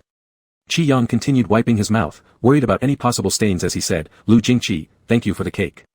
I really like it. Next time it's your birthday, you must definitely let me know too. Lu Jingqi replied, Since the sentence wasn't ended in a rhetorical question, that meant the topic could be considered closed. Qi Yang quickly added, Good night. However, just as he turned to leave, Lu Jingqi suddenly asked another question, So, did you not like my present for you? Qi Yang almost stumbled again. Supporting himself on the sofa, he turned around, his face completely red as he muttered, I like it. Thank you. But next time, please don't give presents like this. Ultimately, Qi Yang fled in embarrassment. Chapter 29, 29 Sheep. The last few days of December passed by a bit slowly, not sure if it was Qi Yang's illusion. After this day, Lu Jingqi would be busy with his research topic and so would stay at the school. Qi Yang didn't mention anything more, just occasionally hearing some minor updates from Qin Jia, all trivial matters. He had no time to listen to Qin Jiayi's idle chatter and asked a question, why do you keep reporting Lu Jingqi's movements? Qin Jiayi was silent for a moment. After a while. Qin Jiayi, isn't it because I thought you wanted to know? Qi Yang, go see an eye doctor to cure your dog eyes. He tossed away his phone. That inexplicable trending search on D-site stayed up for a long time. Qi Yang already had countless unread private messages, there were far too many to go through. He chose a time in the evening for a live stream. The fans were nearly driven crazy over the past 2 days. As soon as they saw Qi Yang online, they rushed in like bees. Bro, what's going on between you and Duck Teacher? What's going on? That hot search isn't true, right? OMG, I'm going to die. I'm not kidding. Ah. Bow bow, bow bow, bow bow, please don't disappoint us. I really like Duck Teacher too. You two better not have any scandals. Qi Yang glanced at the chat comments, adjusted the equipment again, and smiled. It's not that serious. I'm just a mediocre painter. I took a rough look at my private messages, most questions are similar, so I didn't reply individually. So. Being so calm means it's definitely nothing, brother. You'll always be my brother. Everyone else is asking these unimportant things, but I'm worried about your foot injury. Is it better? I'm different. All I care about is the progress at Bao Bao Studio. When can we meet at the offline signing event? Ugh. So, when did you and Duck Teacher meet? I'm dying of curiosity. Me too. You guys have been hiding this deeply. How long have Bao Bao and Duck Teacher known each other? Teacher Yang, what is your relationship with Duck Duck? Qi Yang adjusted the microphone and sighed helplessly. I've known her for 17 years, okay? Since she came out of the womb, I've known her. WTF. Ah. No, what did you say? Qi Yang remained calm and added one last sentence, she's my sister. What? No, Holy crap, are you serious, you two? Holy crap, are you telling me she's your real sister? My damn eyes are wide open like bells. If I'm not mistaken, Duck Teacher became famous for her looks. I chased after her during her offline events, and that beauty level was insane. For real, Duck Duck has top-tier looks in the Kozer world. I need a moment to process this connection. So, Bao Bao is Duck Duck's biological brother. This damn internet is really wild. Didn't your teacher mention in a live stream that Mimi looks very pretty? I remember that for so long, ugh. Man, how could you hide this? This guy even lied to us before, saying he didn't show his face because he was ugly. Parents put their trust in you, but you kicked them into the ditch, pointing fingers, dot. Geez, I swear, with Duck Teacher's level of beauty, what must Bao Bao look like? Ugh. Bro, please show your face. I've saved all my saliva for you. Holy crap, hahaha. Now I understand why roommate bro was completely mesmerized, hahaha. Bro, are you the new species of the 21st century? Are you waiting for your freakishly handsome looks to rot away? Qi Yang gasped, you haven't seen me, don't speculate wildly. Don't guess, nothing happened. Your Duck Teacher is in her final year of high school, her studies are very hectic. The other day when the hashtag went viral, I signed her up for physics tutoring. This won't happen again. Grass, God-level physics tutoring. LOL, thank our bro on behalf of Duck Duck. Bro, we don't have to guess about your looks. By the vibes alone, I know you're insanely handsome. The floor above has been clicked, the voice sounds like an incredibly handsome Bao Bao. If I'm wrong, I'll slap myself, okay? Without mentioning anything else, just looking at Teacher Duck's appearance, I really believe in the powerful genes of our parents. Did you get caught in the rain, Miabao, so now you're tearing up Teacher Duck's umbrella? Ha ha ha ha ha. That's why we haven't seen Teacher Duck these past few days, was she sent back to school by Miabao? So, Miabao, are you really not planning to show your face, I want to get married with you immediately at the Civil Affairs Bureau. Please don't disrespect this opportunity. Qi Yang was very sincere, my alternate identity can't be revealed for now, I still care about my dignity. If my roommate finds out my secret identity, I won't survive, alright? To show my face later, after graduation when I part ways with my roommate and no longer have contact. Roommate, Roommate, shit, again me. Shit, I'm laughing until vomiting. The biggest victim of this trending search has appeared. Roommate bro wants to be Teacher Duck's sister-in-law, but Teacher Duck directly shoved roommate bro into a ditch. Wonderful, it's simply wonderful. Is roommate bro not in the live stream right now? I'm laughing myself unconscious. Roommate bro must have gone through all 36 love strategies, yet Teacher Duck kicked him back before liberation. Not to mention, if roommate bro marries into Miabao's family, how spectacular would that be, hahaha. Isn't this more interesting than a domestic drama? I recommend a 24-hour non-stop live stream. Qi Yang. He realized his fans always ended up talking off-topic. In the end, Qi Yang chose to paint. As the year-end approached, Qi Yang painted a vibrant OC New Year's Eve picture to give to his fans. There were many people in that painting, each character being a witness to Qi Yang's growth over the years. They were vivid and bright, as if they truly existed in the real world. The fireworks on the canvas were splendid, and Qi Yang quickly added some strokes, leaving a string of English letters amidst the grand New Year's Eve fireworks. Happy New Year. With the New Year approaching, Qi Yang wished his fans early Happy New Year. On New Year's Eve, Qi Yang returned to school. As expected, Ji Yun's youngest siblings were dragged by the teachers to shoot something again, while Qin Jia-yi couldn't stay put and went to check out the rehearsal for the New Year's Eve gala with a friend from the student union. Qi Yang unsurprisingly found no one in the dormitory. Qin Jia-yi even sent him a message knowing he had come back. Qin Jia-yi, Yang, you really aren't coming here. There are so many handsome guys, perhaps this is your year of singlehood ending before the new year. Qi Yang, I'm quite traditional, not interested in men who expose themselves at cultural evening galas. After saying that, he added, I prefer introverts.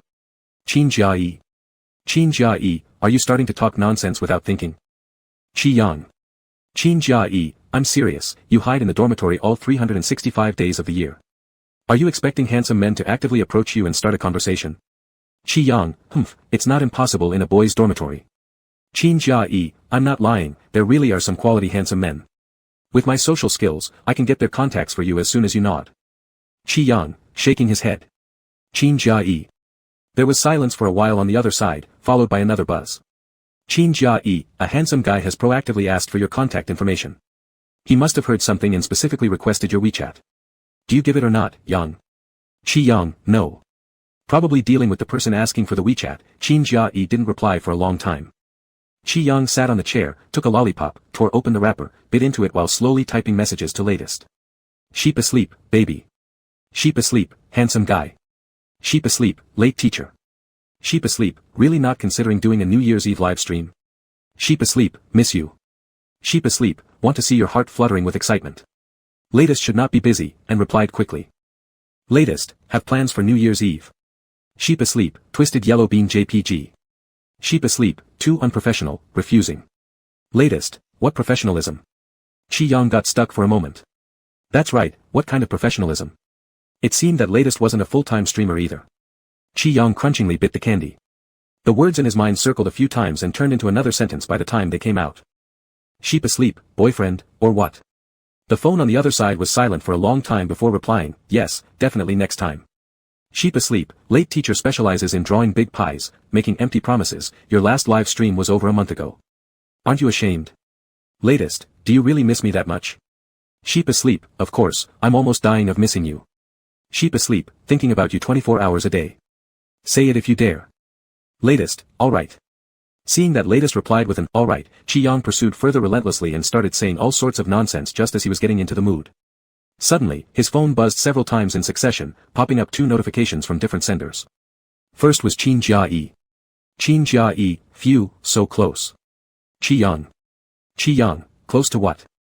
Qin Jia-yi, you were so close to not being single anymore. Qi Yang. Qin Jia-yi, I can see it, the reason you're still single is entirely self-inflicted. Qi Yang, less of your nonsense, you're acting like you're not single yourself.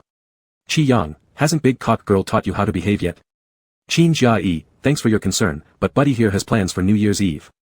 Qin Jia-yi, remember to record while you cry under the covers, send it over for my entertainment. Seeing this, Qi Yang immediately pressed down on the voice message button and scolded back, entertain yourself with chicken feathers, do you even know if I'm single right now? Or that I don't have any plans for New Year's Eve? Go play somewhere else. Qin Jia-yi soon sent another voice message back, the background noise chaotic and disordered, stage music could be faintly heard, oh wow, scary, so our little lamb really has a date. Just as Qi Yang was about to curse some more, he saw that Lu Jingqi had sent another message which he hadn't replied to yet. Immediately, Qi Yang captured the key information, celebrating the new year together. He closed the chat window with Qin Jia-yi and went straight in. Lu Jingqi, the seniors and mentors plan to welcome the new year on Ning Mountain, Professor Lin and Old Chen are going too. Everyone asked me to invite you, coming along. Qi Yang, Ning Mountain. Lu Jingqi, it's nearby in Jiangcheng City, we set off tomorrow afternoon. Qi Yang was hesitating whether to accept when Qin Jia-yi came calling again, his tone annoyingly arrogant. If you say something nice to me now, I might consider coming back to celebrate the new year with you. Qi Yang said succinctly, get lost. Qin Jia-yi. Qi Yang chuckled, pinching the lollipop and shaking it, not single, and already have plans, no need for your concern, bro. Tricking your pal will do you no good, don't deceive yourself either. Qi Yang calmly responded to Lu Jingqi, okay. Then he said, go enjoy yourself, don't bother my love time. Saying that, he hung up the call. What Qi Yang called love time was actually him teasing latest unilaterally. It took him half the day to coax a promise out of the other person, a live stream after the spring festival. Unable to resist once again, Qi Yang said, "How about next time you come exercise in front of me?" Heart, big rocket for cash, flower. Before latest could reply, the dormitory door clicked open. Looking up, Qi Yang made eye contact with Lu Jingqi. "When did you get back?" Lu Jingqi walked in. For some unknown reason, Qi Yang felt very guilty and tried to cover up by fiddling with his phone before turning around and saying, "Just got back not too long ago, are you done?" Lu Jingqi, let's go. Qi Yang was completely confused. Where? Lu Jingqi, to purchase supplies, old Chen allocated funds. Tents and food need to be prepared ourselves. Am I going? Can skip if you wish. Lu Jingqi stopped in front of him, lowering his gaze, "But I want to go with you." Qi Yang's heart jumped slightly, nearly falling off the chair. He steadied himself, standing up, remaining calm. "Sure, let's go then. Haven't been out in a long time." Because of his recent foot injury and laziness, Qi Yang indeed hadn't stepped out for fun in over half a month. When he returned to school today, he slowly tried walking a few steps, finding that his right foot didn't hurt at all as long as he didn't exert force deliberately. Thus, Lu Jingqi brought Qi Yang to the mall, where they met Zhou Lang, Meng Qiu, and Xingye among others. They arrived early, already carrying many shopping bags. Xingye shook her bag towards Qi Yang. "We bought randomly, little junior disciple, anything you like eating? Let Xiao Lu take you buy it, since old Chen's there, funding is plenty." Qi Yang looked at the 7 or 8 large bags they held, quickly stating, enough, let's cross-check the list, then buy the other items. "Meng Qiu, the list is in the group chat, let's have Xiao Lu and the junior disciple check it first while we go put down the stuff." Lu Jingqi handed over his car keys. Unit 136, Building B. After Xingye and the others left, Lu Jingqi took out his phone and opened a group chat. Chen Senior Judge Jury, 4. Lu Jingqi opened a PDF, skimmed through the checklist twice, then turned the phone screen towards Qi Yang. "The seniors and mentors will take care of food and cooking utensils, will be responsible for tents and heating equipment along with some miscellaneous items. Let's keep our eyes open as we walk around." Qi Yang nodded. There was a dedicated section for camping equipment in the mall. Lu Jingqi knew the place like the back of his hand, as if he'd planned the route beforehand. Qi Yang, looking at variously shaped and colored tents, asked, "There are 7 of us?" Lu Jingqi, "Yeah." Qi Yang, "So how many tents?" 7. "Isn't that too much? Professor Chen and Professor Lin should sleep together." Qi Yang choked a bit. "Oh, then 6. Lu Jingqi's gaze paused briefly on his face. "Still too many." Qi Yang decided to leave the decision-making entirely up to Lu Jingqi and glanced back. 4 tents. Old Chen and Professor Lin share one, Zhou and Meng another, Sister Xing has her own. Qi Yang blinked and finished the sentence. "And we share one?" Lu Jingqi shot him a question in return. "What do you think?" Qi Yang. Did Lu Jingqi give any room for negotiation? He fell silent for a moment but couldn't help scratching his nose. "I think, it's best if each person has their own tent, unless Teacher Chen's budget disagrees." Lu Jingqi looked at the prices of the tents, then replied slowly. "It does disagree." Qi Yang. "Lu Jingqi, this year, the office funds are tight, so save where we can." Qi Yang felt something off about this statement.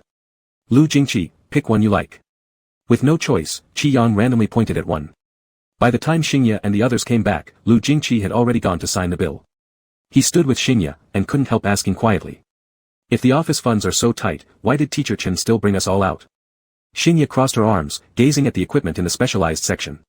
She turned around upon hearing his words and smiled, saying, "Who told you the funds were tight?" Qi Yang felt his heart sink a little. Xingye, Teacher Chen, being such an industry expert, has countless people queuing up outside ready to throw money at him.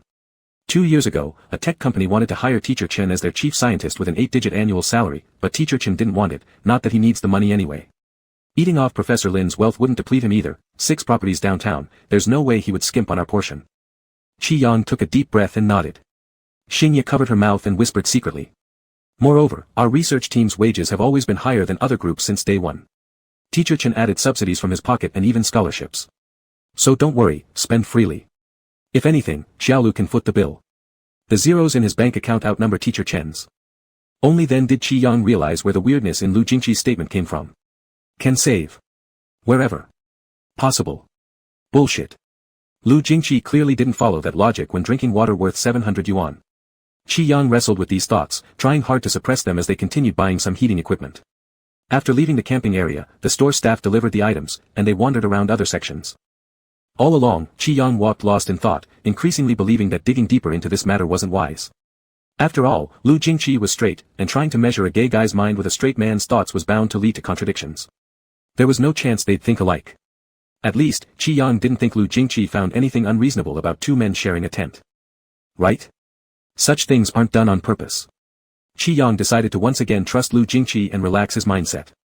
When they left the mall, it was already getting dark. The rear trunk of Lu Jingqi's big G-Class SUV was packed with all sorts of supplies. After returning to school, they transferred some items to Chen Beixing's car and made sure everything was properly settled.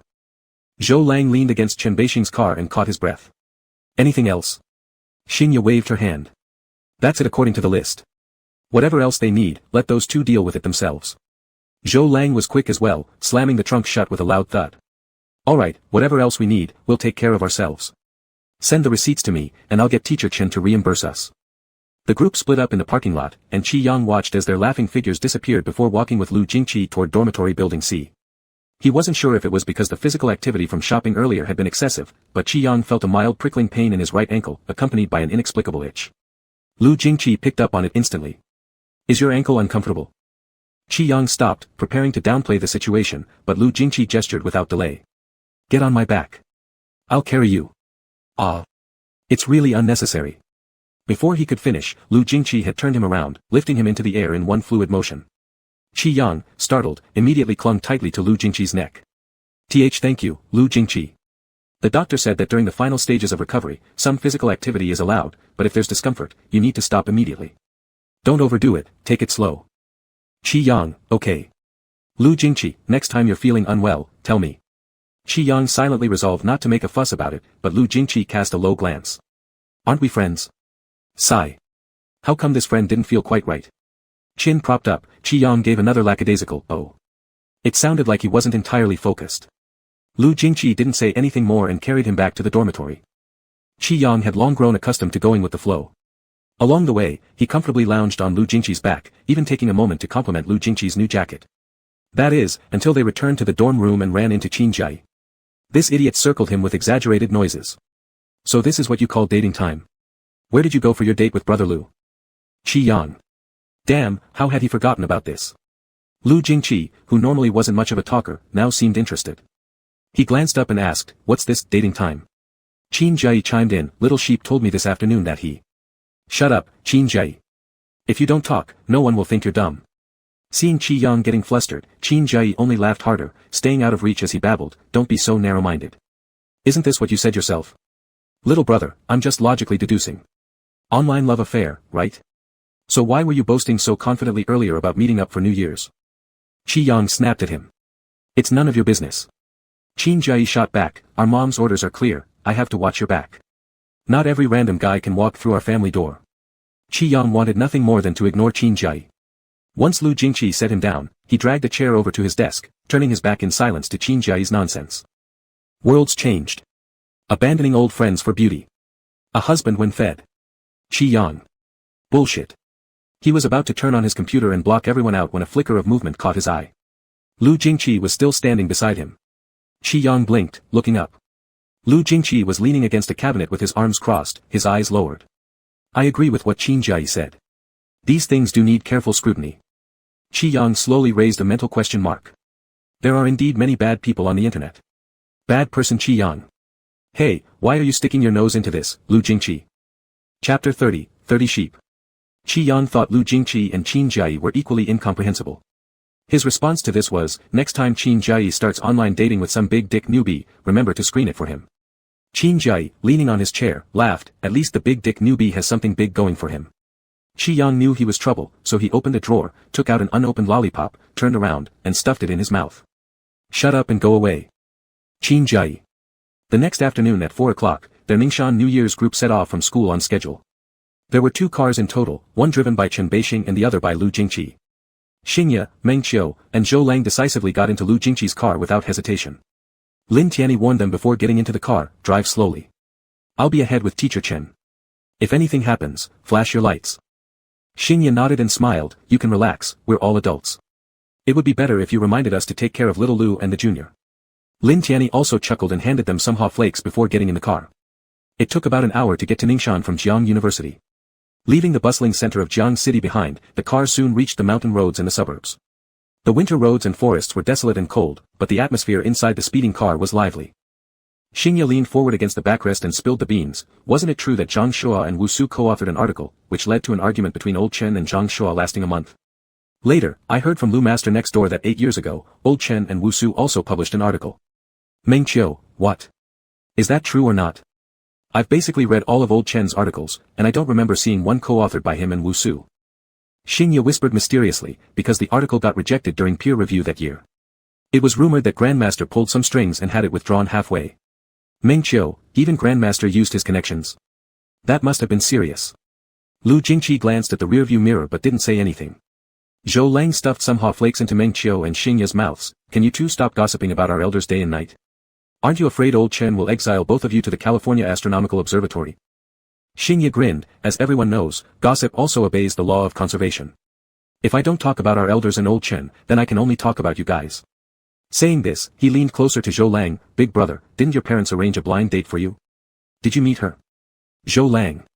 I've been delayed for a year, how could I possibly have the mood for a blind date? I've already refused. Ask Meng Qiu about such matters, he also has a say. Meng Qiu hastily said, I haven't either, okay? With everything Old Chen has said, if I tried anything, he would really kill me. Xingye laughed unrestrainedly. So it seems little Lu is the only one in our team who's received a full pardon, huh? Qi Yang quietly listened with tilted ears from the passenger seat, raising his eyes when he heard this. Noticing it, Xingye leaned closer and spoke to him again. Old Chen's pardon, only little Lu is allowed to fall in love. If anyone else dares to neglect their studies, they risk facing extermination of 9 clans. Qi Yang, why? Xingye, because little Lu has a reprieve medal. Qi Yang glanced at Lu Jingqi. Xingye patted him. Top-tier journals are the reprieve medals, direct PhD recommendation, letters of recommendation from the Grandmaster, falling in love, skipping check-ins for 5 consecutive days, there's no limit except allowing him to ride on the dean's shoulders to class. Qi Yang caught a keyword, direct PhD. Xingye, didn't little Lu tell you? The gazes of Meng Qiu and Zhou Lang immediately shifted over, while Lu Jingqi slightly lifted his gaze, firmly gripping the steering wheel. The materials are still being prepared. We'll see when things are confirmed, it's not urgent. Because their majors and directions differed greatly, Qi Yang usually didn't pay much attention to these issues. However, he understood the basic concept well enough. Preparing for a direct PhD now meant that Lu Jingqi was planning to graduate early from his bachelor's degree and go to read his PhD under Chen Beixing, right? Qi Yang seriously grabbed onto a seemingly minor issue. Will you move to the doctoral dormitory next year? Lu Jingqi paused. Zhou Lang replied first. Jiangcheng University doctoral dormitories are single rooms, resources are very scarce, there might not be available ones, but if little Lu applies, he definitely will get it. If necessary, the school would build one just for him. Xingye, little Lu has a house in Yujing Bay, why would he live in a doctoral dormitory? The environment in the creative park isn't necessarily any better, and the dorms are solitary. How can it compare to the liveliness of undergraduate dorms, right, junior brother? Qi Yang outwardly nodded obediently but inwardly sang a different tune. If Lu Jingqi really moves away, it would be absolutely great. His and Lu Jingqi's life plans will have diverged by a huge step once again. That would be an unimaginable kind of freedom. Qi Yang was delighted, patting Lu Jingqi. We are all reassured having geniuses like you at the forefront of scientific research, Lu Jingqi. You're the one for this. Qi Yang gave him a thumbs up. Xingye burst out laughing until he bent over. Meng Qiu said, it seems this art style is most suitable for little Lu. In the future, little Lu and the junior can just become sworn brothers. Without much thought, Qi Yang casually replied, that's not impossible either. Xingye immediately nudged Meng Qiu with his elbow, don't break up marriages. If you try to interfere with little Lu's relationship, we won't stop him from chopping you. Only then did Qi Yang taste a hint of another ambiguous meaning, and just as he wanted to say something, Chen Beixing's car in front suddenly stopped. Qi Yang looked ahead and discovered that Ningshan Mountain had already been closed off at this time. Chen Beixing and Lin Tianyi got out of their car and were negotiating with the staff ahead. Zhou Lang stretched his neck, it might be because of the holidays. Lu Jingqi turned off the car engine, I'll go check. After Lu Jingqi got out of the car, they followed suit. The staff member guarding the mountain was an elderly man who originally planned to take an early dinner break. When he saw their group approaching, he came back and patiently took out the registration form for registration. After confirming they did not intend to go down the mountain tonight, he specially reminded them to be cautious on the mountain. There were also quite a few tourists who often came to Ning Mountain for wild camping and picnics. The elderly man was used to it. As he registered each person individually, he said, there were 2 other groups that climbed the mountain before you, you might even run into them. The scenery on Ning Mountain is nice, you can see 10,000 lights below, very beautiful. But the forecast says there might be a light snowfall around midnight. Are your heating devices ready? This is my number and also a landline phone. Write it down. Contact me if anything happens, alright. After finishing the registration, the elderly man put away the book and smiled warmly, saying, "Go up the mountain now, Happy New Year." Everyone was infected by the old man's enthusiasm, waving to him with smiles, "Happy New Year, Grandpa." Happy New Year. The gate to enter the mountain quickly lifted, and from here on in were winding mountain roads. The cars moved very slowly, and by the time they reached the mountaintop, the sky had completely darkened. While chatting idly, they divided tasks instinctively. Chen Beixing and Lin Tianyi were setting up tents, while Meng Qiu, Xingye, and Zhou Lang were studying cooking utensils and ingredients. Feeling uncomfortable being a third wheel around the teacher, and not needed by the seniors either, Qi Yang could only follow Lu Jingqi to tidy up the heating equipment. 2 battery blocks were loaded in the car. One had already been carried away by Zhou Lang along with the electric grill, and the remaining one was reserved for the heating equipment. Qi Yang leaned against the trunk of the car and said, "This battery block probably won't last through the night. Should we collect some firewood and start a bonfire? We can plug the electric heaters inside the tent when it's time to sleep." Lu Jingqi nodded slightly, "Yes, it works." Qi Yang pointed to the other side, "Let me tell Teacher Chen and Teacher Lin." Then he stood up and walked toward the area near the tent. Lu Jingqi's gaze swept across the trunk and closed it. He raised his eyes and followed after Qi Yang, watching what he said. Lin Tianyi's voice echoed distantly, "Go together with little Lu. Don't go too far. Call if anything happens." Qi Yang obediently nodded.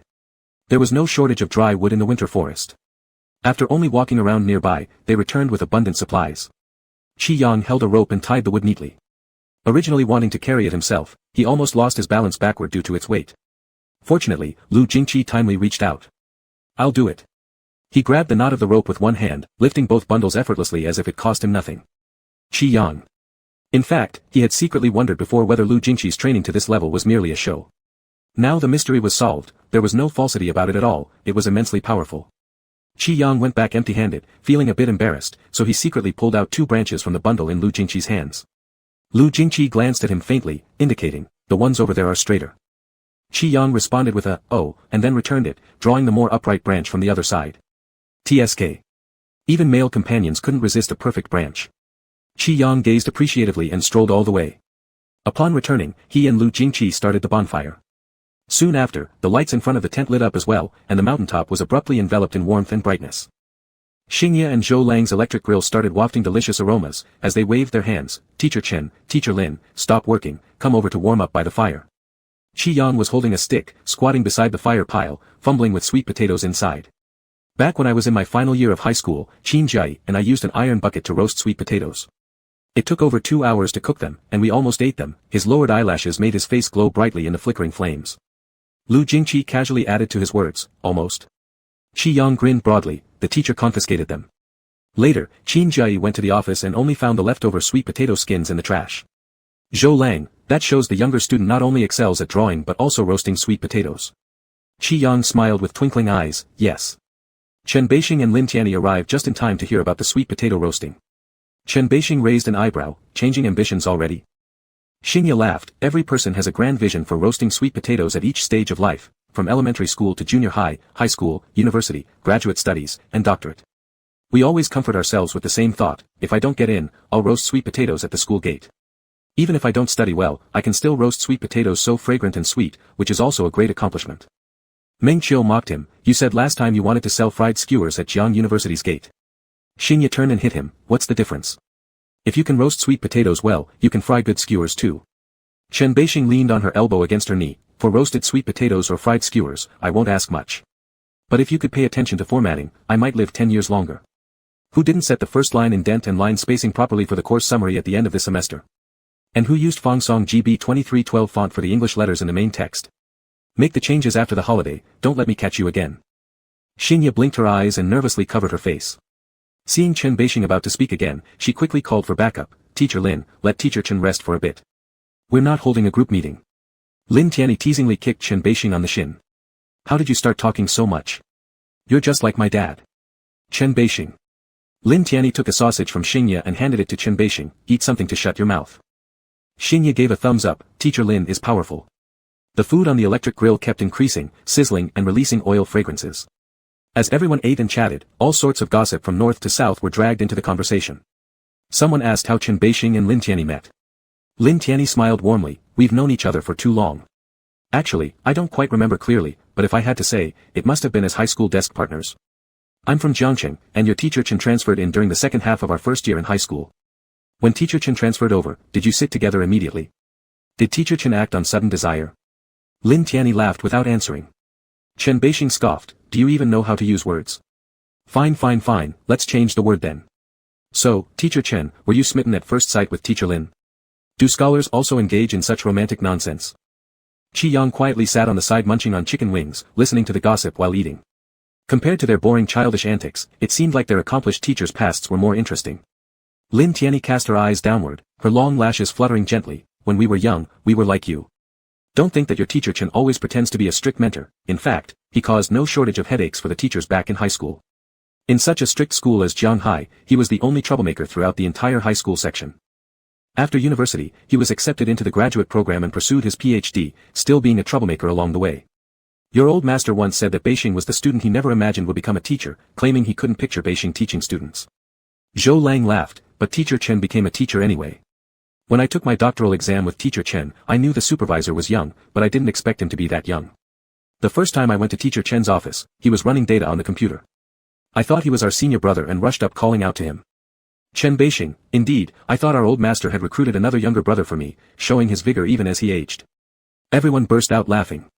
Qi Yang looked up and suddenly felt that Chen Beixing and Lin Tianyi weren't untouchable mentors after all but rather resembled what they themselves might become in the future. These stories of the past are ever-rotating memory cycles, big circles, small circles, seeming similar in pattern, yet spreading among different people and youths, they transformed into entirely distinct growth trajectories. In fact, the mentors' pasts were not necessarily more fascinating. Those events were pretty much the same, and it was just because of who they happened to that made them seem special. Xingye, so did Master Lin also scold him like teacher Chen scolds us? Lin Tianyi supported her cheek with one hand. Exactly, he wasn't good at formatting papers in the past. You won't believe how many times Master Lin hit him over this issue. Do you know what he said back then? The group stared brightly at Lin Tianyi. Lin Tianyi, teacher Chen claimed watered-down papers focus more on formats, mentioning there were top scholars in Nature Journal who misused half-angle symbols, yet no one complained. Xingye struggled not to laugh. In some sense, what teacher Chen said wasn't wrong. Meng Qiu, then what did Master Lin say? Lin Tianyi, Master Lin said he must have dug up someone's ancestral grave in a previous life to end up with teacher Chen as his karmic nemesis. Xingye laughed until her stomach hurt. Then teacher Chen received an assignment of writing 10,000-word reports every day and fixing 10 paper formats daily until he puked just hearing about revisions. So did teacher Chen finally throw up? Lin Tianyi, not exactly throwing up, but for quite some time afterward, any mention of research papers made him lose his appetite. Everyone burst into laughter again. Qi Yang quietly finished his chicken wings. Lu Jingqi handed him a tissue, whispering, "What drink do you want?" Qi Yang whispered, "Grapefruit tea." Lu Jingqi grabbed a bottle, opening it carefully. As other topics changed and moved forward, Qi Yang eventually turned his attention to Lu Jingqi beside him. Recalling their conversation earlier in the car, Qi Yang fiddled with his grapefruit tea bottle and softly asked, "Did you always plan to pursue your doctorate directly from undergraduate studies?" Lu Jingqi lowered his gaze, staring at Qi Yang. "Since the beginning." Qi Yang corrected himself, "From the start of university." Lu Jingqi, "No." Qi Yang, "Then when did you make the decision?" "After recent results came out, teacher Chen suggested it." Qi Yang blinked, resting his chin thoughtfully. Lu Jingqi remained silent, gazing at the soft black hair atop Qi Yang's head for a long while, until Qi Yang thought their topic had ended. Then suddenly, Lu Jingqi said, "You asked if I'd move to the doctoral student dormitories. After thinking about it, I might." Qi Yang froze mid-reach for the chicken leg. "What are you thinking? Would you prefer I leave?" Qi Yang retracted his hand slowly. He felt guilty now. However, since Lu Jingqi was planning to leave, Qi Yang figured he could say something disingenuous. "Qi Yang, I wouldn't be very pleased. We've been roommates, you're not a bad person." Lu Jingqi grunted lightly. Qi Yang peeked sideways at his profile. "If you don't hope so," Lu Jingqi turned his head and locked eyes with Qi Yang, "then I'll stay." "Qi Yang." Lu Jingqi fetched the chicken leg for him, "Do you like this flavor?" Before Qi Yang could react, Lu Jingqi teasingly pressed the chicken leg against his lips gently, treating him like a doggy. Qi Yang mindlessly took a bite, only snapping out of it after a long moment.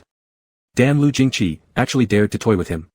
He turned around, snatched the chicken leg away, and fiercely stomped on Lu Jingqi's shoe, leaving a dark mark. Lu Jingqi lazily glanced down. "Qi Yang, you planned this from the start, didn't you?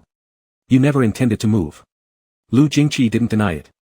After saying that, Qi Yang deliberately ignored him and turned away. Lu Jingqi gave a faint chuckle, his slender fingers holding a skewer, casually doodling on the ground. Meanwhile, others chatting nearby subtly divided their attention between their conversation and Qi Yang and Lu Jingqi. Xingye murmured to Zhou Lang, "Tisk, nauseating scent of love." Chen Beixing and Lin Tianyi exchanged glances, both finding it amusing enough to shake their heads. After dinner, everyone quieted down. The lights in the mountain town flickered brilliantly, no one speaking a word. Jiangcheng, as a first-tier city, featured tall buildings standing densely. Under the dim twilight sky, they seemed surreal, as if mirages floating from the other side of Earth. Qi Yang rested his elbow on his knee, picking up a dead leaf off the ground.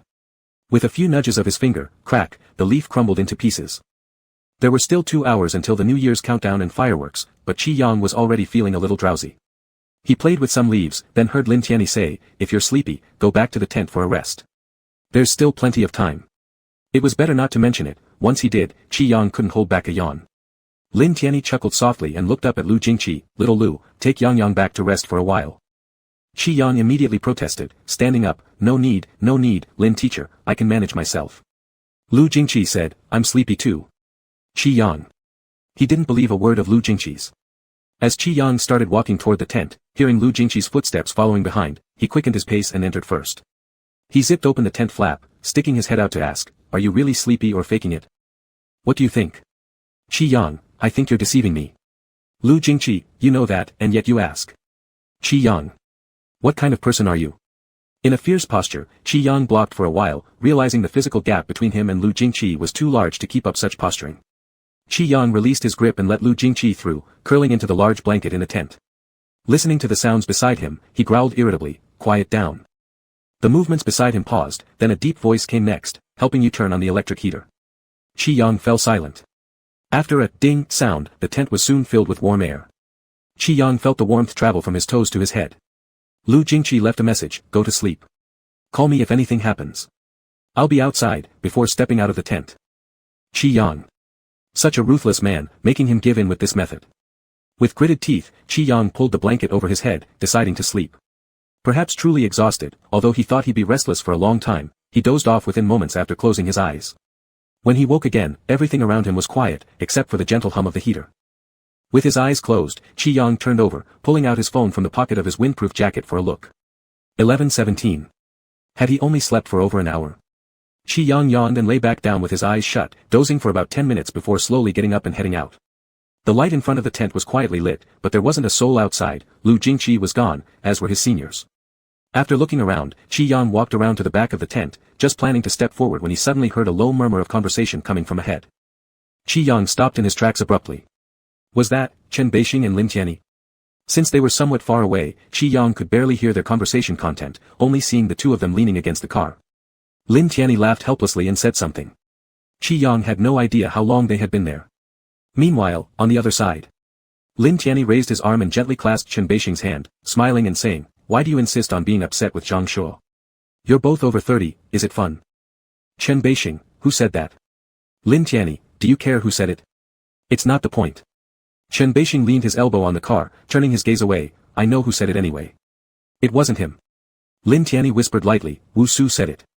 Chen Beixing fell abruptly silent. Lin Tianyi watched him silently for a moment, then lightly nudged his hanging fingers, teasing him a bit. I know you don't want to hear Wu Su's news. I'm also not trying to defend his behavior back then. I just don't want you to dwell on that matter. I'm not resentful of Wu Su. Chen Beixing suddenly spoke.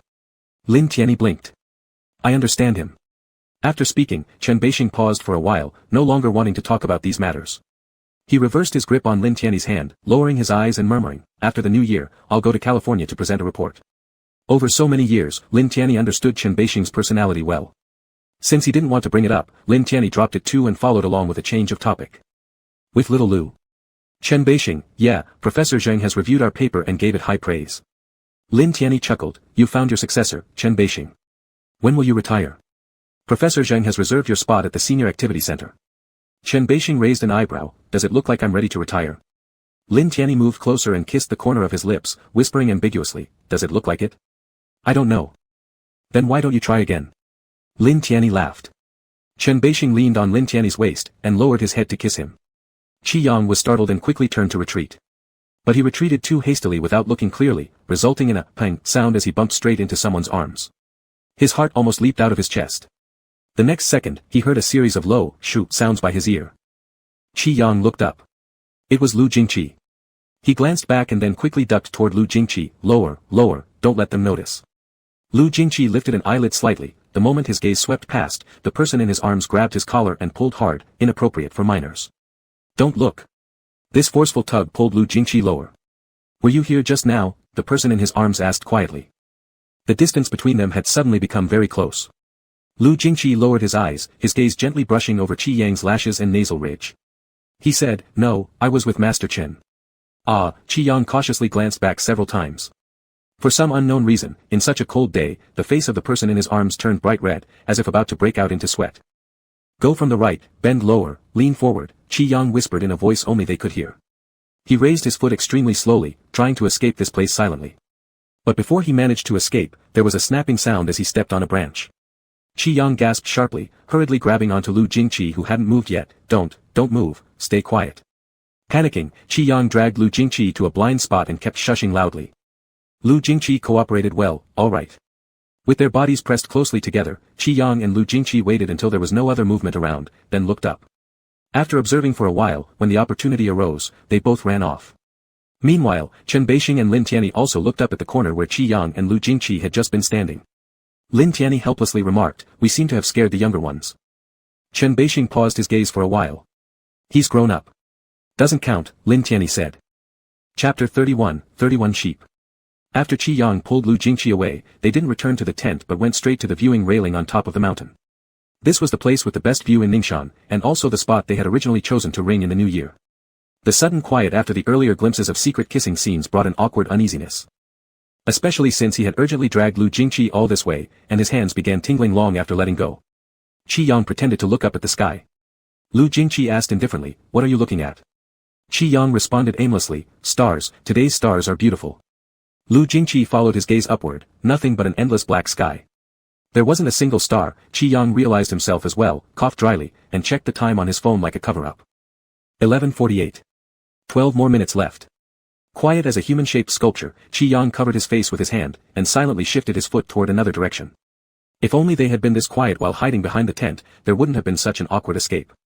He mentally counted down every second, and after a whole minute passed, Qi Yang finally couldn't bear the discomfort anymore and tentatively opened his mouth. "You seem quite used to it." Lu Jingqi turned his head and raised his eyebrows slightly. Qi Yang added, "Teacher Chen and Teacher Lin." Lu Jingqi paused for a moment. "What reaction do you think I should have?" Qi Yang. "Good question." He coughed again. "It's not what I mean. Back in those years when you were busier, I stumbled upon some gossip about you in forums. Do you know classmaten from the dance department?" Lu Jingqi seemed to search his mind for a moment before answering quickly, "No." Qi Yang, "Oh. Who is it?" How would Qi Yang know? That information could be found in a thread that talked about the love-hate relationship between Lu Jingqi and classmaten across hundreds of floors, yet in reality, the parties involved don't even know each other. Isn't this pure rumor? Qi Yang said, "They made it up out of boredom. I don't know him either. It was just me talking nonsense, so don't take it to heart." Lu Jingqi withdrew his gaze. After a long pause, he called out, "Qi Yang." Qi Yang looked up. "Ah. I don't think I've ever said that I dislike men." The air became still for a second, and Qi Yang froze. "Not. Ah. What does that mean?" Lu Jingqi delivered a thunderclap on a clear day very calmly, and before Qi Yang could respond with any opinion, Sister Xing's loud shout came from behind, "Little brother and Xiao Lu are both here." Qi Yang turned around and saw that all the seniors had arrived, with Teacher Chen Beixing and Teacher Lin Tianyi walking last. Despite the distance, Qi Yang's and the two teachers' gazes intersected perfectly in midair. Qi Yang. "Ha, it's over." "Caught." Xingye enthusiastically asked another question, "When did you two come over?" Qi Yang's heart skipped a beat, subconsciously rubbed his nose tip, and told a little lie, "We've been here for a while now, about half an hour ago." Lu Jingqi didn't say anything. Neither did Teacher Chen Beixing or Teacher Lin Tianyi. Thus, Qi Yang told a lie that 4 out of the 7 people present already knew the truth behind. Unbelievable. There was no difference from confessing outright. Feeling guilty, Qi Yang shrank into a corner and dared not look at Teacher Chen Beixing and Teacher Lin Tianyi. "Teacher Chen and I brought some sparklers. Let's divide them," said Lin Tianyi, taking the handheld bag of sparklers from Chen Beixing and tilting it towards them. Being the closest, Zhou Lang instinctively grabbed a big handful, then turned around to evenly distribute them to everyone else. Among these, Qi Yang was the most grateful and kept saying, "Thank you, senior brother." Xingye and Meng Qiu had already lit theirs and held a bunch near by sparking fire. Xingye said, "Everyone will make wishes at midnight, I'll make my wish now. Go against the norm and maybe the possibility of realization will be greater. There's some logic to it. Usually, students who don't follow the usual way get more attention from the examiners," Meng Qiu said, but how many points they'll give is hard to say. Xingye, stop here spreading confusion. What do you know? Meng Qiu, fine, I believe you, you can wish now. It's quiet now with fewer people around, surely heaven will hear you. Xingye grinned and used the already sizzling firework in her hand to ignite 2 more fireworks which she held together, their fiery explosion resembling blooming flowers. She leaned against the railing and cleared her throat. Oh, great heaven. I wish to publish an article on a top-tier journal. That's all I ask for.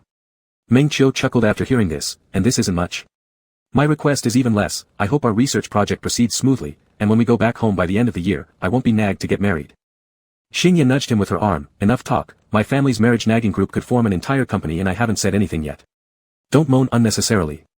Moreover, there's Senior Zhou leading our team and still single, we cannot surpass him, right? Zhou Lang. Besides, if I jumped off from here. Xingye and Meng Qiu laughed wildly huddled together. No, Senior, you're our shield. Without you, how could we be so carefree? Zhou Lang smiled and pointed at them without saying anything. He then ignited the firework stick in Meng Qiu's hands with his own and retracted it, creating splashing sparks of light. He looked down at the flame, lost in thought for a moment before another firework stick was thrust toward him. Zhou Lang glanced up to see a clear-boned hand extending toward him. Lu Jingqi handed over his lit firework stick and said, Thanks, Senior. Zhou Lang paused momentarily and laughed after a while. It's just a firework stick, what thanks? Just as he finished speaking, Xingye and Meng Qiu came over asking what he wished for. Zhou Lang was pulled into their group under pressure, his voice slightly further than before. Me? I just hope that the new year allows me to graduate smoothly, I'm almost 30 years old. You're being short-sighted, Senior. Working outside, who could earn a higher salary than Old Chen? Do you compare those outside black-hearted capitalists with Old Chen? So, has Old Chen given us bonuses yet? Even if not, there should at least be an award for the best progress in the office, right? Last year, Lu Senior received 600 yuan as a bonus and had a 3-day Cold War with his supervisor.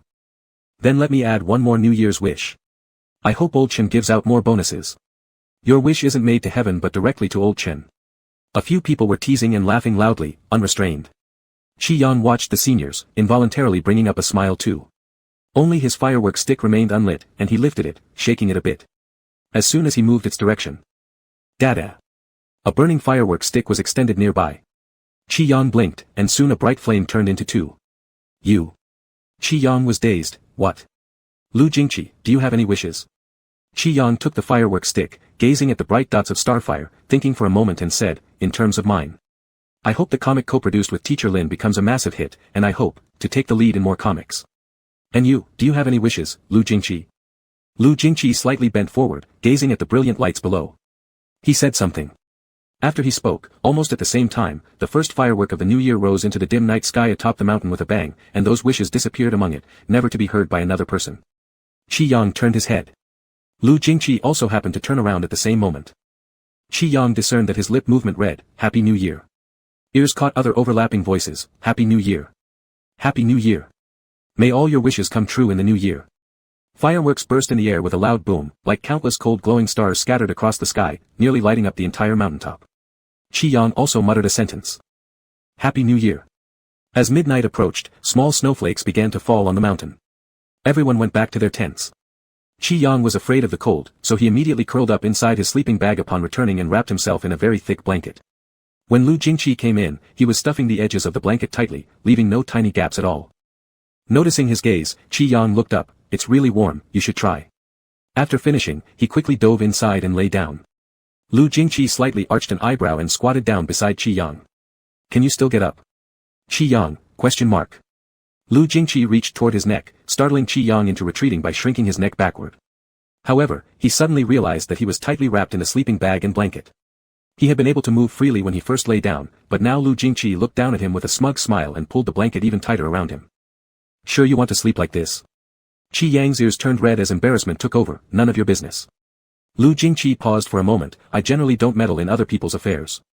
Qi Yang could tell from his tone that he was teasing him again, so he simply closed his eyes, implying that he didn't want to hear Lu Jingqi talk and wished him to leave already. However, Lu Jingqi would occasionally pretend to be deaf or blind, deliberately acting without tact. If you wrap yourself too tightly, you lose the air layer needed to reduce heat conduction. In principle, it'll only make you colder. Qi Yang. He opened his eyes. I take back my Happy New Year wish to you, everyone else Happy New Year except for you. Lu Jingqi said, I have no objection. Qi Yang attempted to sit up, but as expected, he failed. After staying quiet for a while, he glared at Lu Jingqi. "Why are you so boring lately, Lu Jingqi?" Lu Jingqi replied, "What do you mean?" Qi Yang didn't say anything and closed his eyes again after 2 seconds. "I'm going to sleep, stop bothering me." The good news was that Lu Jingqi indeed stopped bothering him. The bad news was that the battery-powered electric heater ran out of power halfway through the night, proving that sleeping this way would indeed make him colder. Qi Yang dreamt hazily, as if he was left alone in the freezing cold snowfield, shivering. When a warm stove finally appeared, it had 4 legs and Qi Yang chased it breathlessly, almost sweating profusely.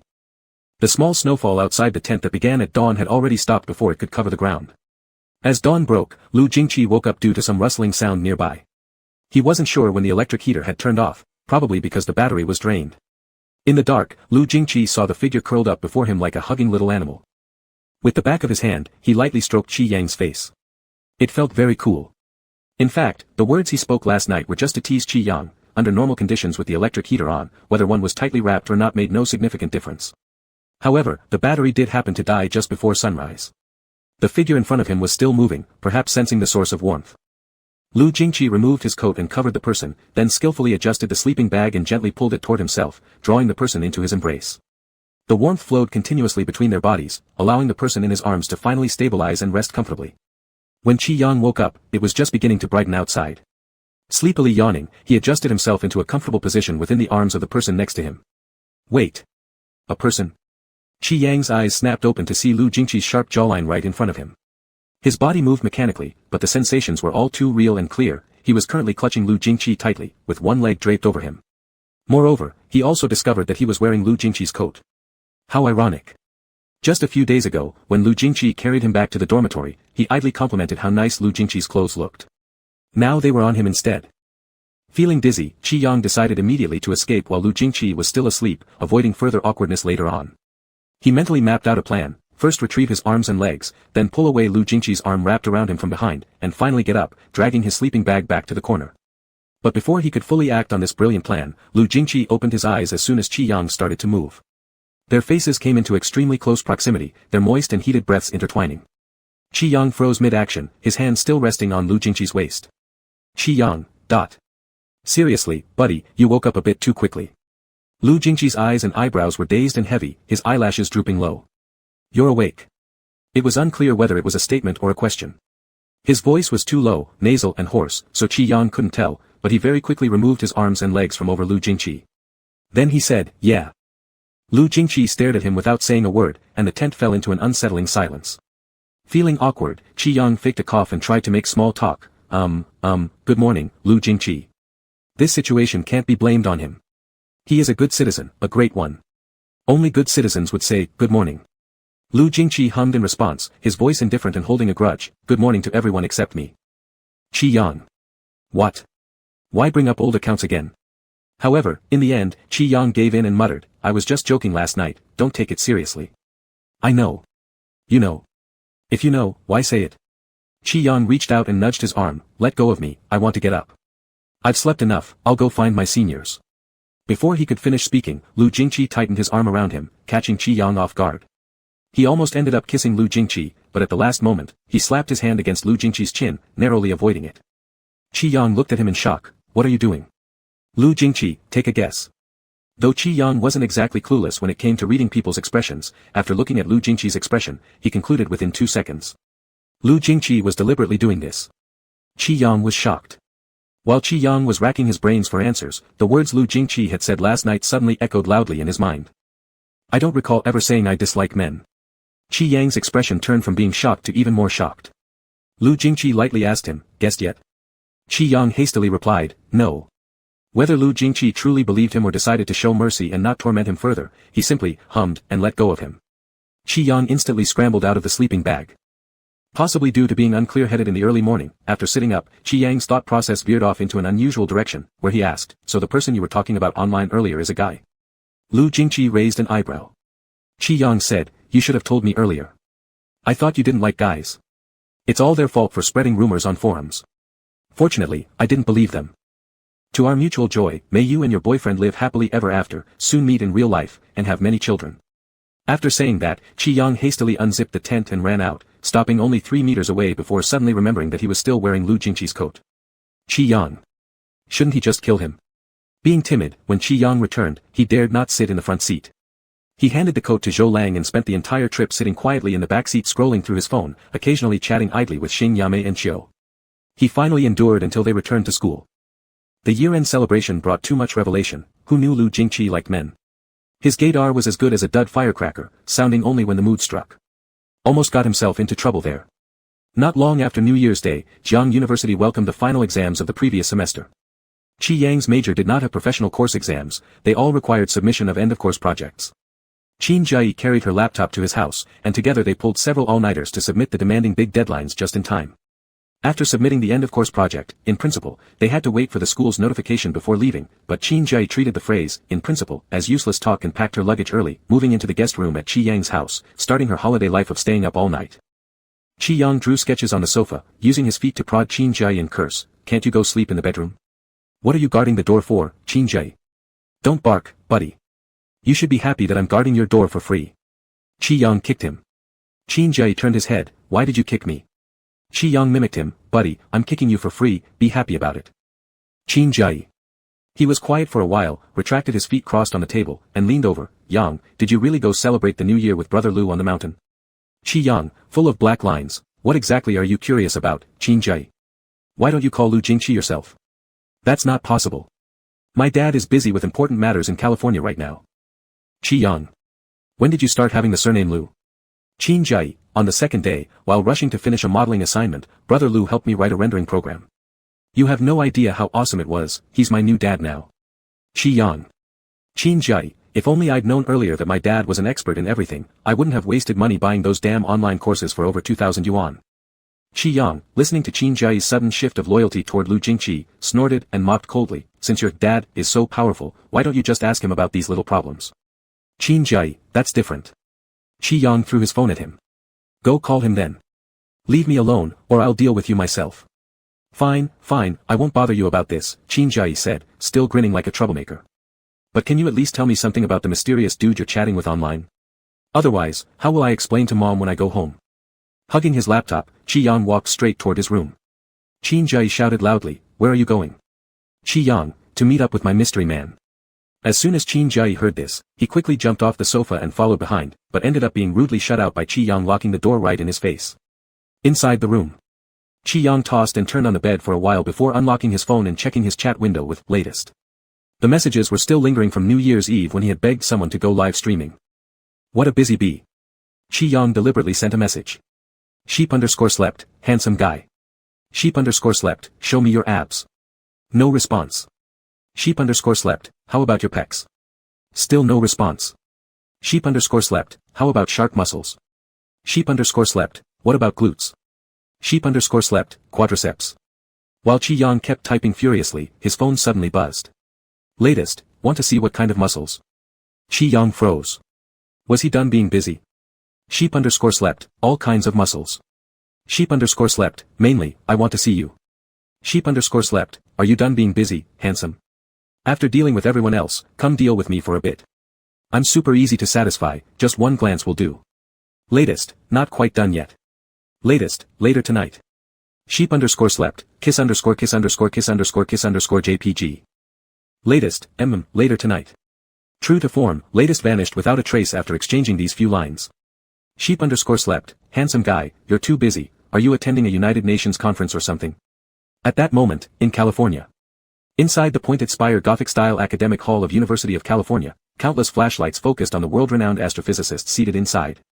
Most of them were renowned elders in the field, but suddenly, the camera panned to a very young Asian face sitting in the front row. The reporter glanced a few times, but because the face was too young, they didn't pay much attention. Until the moment this young Asian face went up to give a report slowly and steadily, and murmurs rippled through the audience, prompting the reporter to realize there was more than met the eye. There were also Chinese reporters present. Someone quickly identified the mentor sitting next to the young man as Chen Beixing and Xing Ning. 10 years ago, it was the same scene where Chen Beixing made a bold debut at the California Institute, silencing all the media voices who were doubting China. As for Xing Ning, there was nothing to say, this was the towering figure in domestic astrophysics. His personal decision to visit California spoke volumes. Many journalists already had a hunch about the author of the paper that stirred both international and domestic academic circles recently. The speaker delivered a relaxed, fully English explanation. By combining the maximum photon energy data observed by the Fermi satellite, we found 6 gamma-ray bursts that satisfied our sample selection principles. Among them, GRB Sheep 21 is a very bright and special long gamma-ray burst, and in this study, we conducted detailed analyses on its light curve and energy spectrum data. After the meeting, Lu Jingqi left the venue together with Chen Beixing and Jing Ning. Jing Ning, with gray hair, walked in the middle and chuckled after the swarm of reporters dispersed. You two really behave like a true teacher-student pair. 10 years ago it was LN412, and now it's Sheep 21 again. Who taught you guys to sneak in such private codes? Lu Jingqi remained silent, behaving modestly in front of his grand mentor. Chen Beixing wasn't so polite. 20 years ago, the third author of your nature paper was still the cactus on your computer desk. Jing Ning. The 3 mentors and apprentices fell into a collective silence. Chapter 32, 32 Sheep. It took Qi Yang a long time to realize what was strange about latest's good night message. Good night? Isn't it already night right now? He studied the situation for a while with his chin propped up, then suddenly realized, could latest be overseas? Was this based on international time? Qi Yang sat up in bed and sighed deeply. What had started just as online communication now included crossing oceans. Qi Yang wasn't constantly waiting for messages. To be precise, he usually wouldn't spend time intentionally waiting for latest's messages. Regarding their unexpected online romance, Qi Yang's attitude was simply, go with the flow. If he remembered, they would chat a few sentences. If not, latest's name would just gather dust in his WeChat contact list. With latest's character, there was no doubt such small matters wouldn't bother her. After finishing drawing the draft, packing, and sending it to the project team email, he started a live stream to casually chat with fans. During the last live stream, he mentioned his relationship with Qi Jian. A large number of fans flooded over to observe Qi Jian, almost giving Qi Yang an imagined appearance out of thin air. Qi Yang scrolled through private messages while chatting in the live room, saying, I've always relied on my talent to make a living, okay? Stop guessing. I guarantee there are absolutely no selfies related to Xiaoyang Zhao Jian, little sheep sleep early, anywhere on the internet, unless you want me to show off headstands washing my hair. Luxury is dead serious. Mei Bao, aren't you considering changing professions? You should cost together with Duck Teacher. Show that handsome face of yours. Qi Yang replied resolutely, not handsome, not showing. Rebellious child, do you want to kill me? Dying laughing, Mei Bao, the floor says she is your father. Rebellious child, adopt one father. Laughing so hard I look like dog droppings. At 9:48 p.m., Mei Bao lived confirmed by the great fathers. I finally understand why my parents regret not being able to turn iron into steel. Revealing your face isn't even a problem for others, but if you did, the neighboring ones will promote you to number 1 on the streamer list overnight. Qi Yang leaned closer to the screen and let out a sharp sound. My account certification is as a painter, not a professional streamer. Why should anyone force me onto the top streamer ranking? Not recommended at all. Once the studio publishes the comics, if you really like it, buy 2 copies. Our Mei Bao has beauty and kindness. Stop scaring the kids, I'm dying laughing ha ha ha ha ha. Asking this rebellious son is useless. Go ask Duck Teacher instead. Duck Teacher forced the rebellious son back to school. Why does life have to be so dramatic ah ha ha ha ha. Mei Bao fights half a lifetime, returns still rebellious. Fighting for half a lifetime earns 3 million net fathers. How didn't we notice how stubborn this tiger bull child is? From another perspective, our Mei Bao is a person of firm temperament, who says she won't show her face and doesn't show it. Duck Teacher said the rebellious son's handsomeness can shake heaven and earth. Qi Yang didn't pay attention for a moment and the chat comments were flooded with rebellious son. Qi Yang. Just as he was thinking about explaining himself with a couple more sentences, the live room suddenly dinged with a connection request popping up. Looking closely, Duck Ye requested a connection. The live room immediately went berserk. Qi Yang passed through the connection full of questions. As soon as it connected, Qi Yang saw the finely featured girl on the screen grinning widely. Huh. Little Sheep Teacher answered. Qi Jian smiled warmly waving a light board signed with signatures, Good evening, Little Sheep Teacher. The comments section went wild. Duck Eggs might not know yet. Your Little Sheep Teacher just pulled up your underwear. Can't help saying it, Duck Teacher looks so amazing even without makeup. Mommy Goddess descended. Duck, you need to focus more, didn't you have enough after-school classes? Whatever nonsense, let me say it, Duck Brother secretly looked for a sister-in-law for you. OMG ha ha ha ha ha ha ha. There's even someone tattling ah ha ha ha ha ha. Roommate brother, eh? Sister-in-law. Me. Totally spewing laughing. Qi Jian dropped the signboard and shoved her entire face close to the camera. Who's this sister-in-law? The guy next to you last video call. That giant dairy 1m9 hotshot is the sister-in-law. Qi Yang, don't talk nonsense. The chat comments had gone crazy already. Oh. Oh. Oh ho ho ho. Roommate? So they are roommates. Alright, I've heard it. The roommate is a handsome 1.9 meter tall guy with big breasts. Turns out the roommate and duck teacher have already met. Ha ha ha. Qi Jian said with joy, I just glanced at him, one glance. I didn't know that was my sister-in-law. I was just wondering where such a great handsome man came from by my brother's side. Make your brother bring your sister-in-law home to meet the parents this year-end, the rest is up to you. Duck's after-school classes haven't ended yet, ha ha ha ha ha. Forget the after-school class if you want to flatter the sister-in-law. Laughing so hard at the thought of the sister-in-law and Duck being forced together to attend after-school classes. Qi Yang had not drawn today, so he idly researched the connection reward feature, casually tossing an egg at Qi Jian as he said, your duck teacher has incomplete brain development. Asking her would be pointless. Don't believe her. Whoever believes, I'll throw an egg at them. Back then, I sprained my ankle and he happened to take care of me. There's nothing else going on, so why all this talk about sister-in-law? Oh ho ho, so did he do something? Who is he? A specific person, right? Since none of you say it, neither will I. Why is this rebellious child being so stubborn today? Duck teacher needs to clean the yolk off her face, ha ha ha ha ha. Die laughing, how does this effect last so long? Qi Jian waved her hand in front of the screen for half a while before the effect finally disappeared. She said, so is the sister-in-law the 1.9 meter tall, big-breasted handsome man?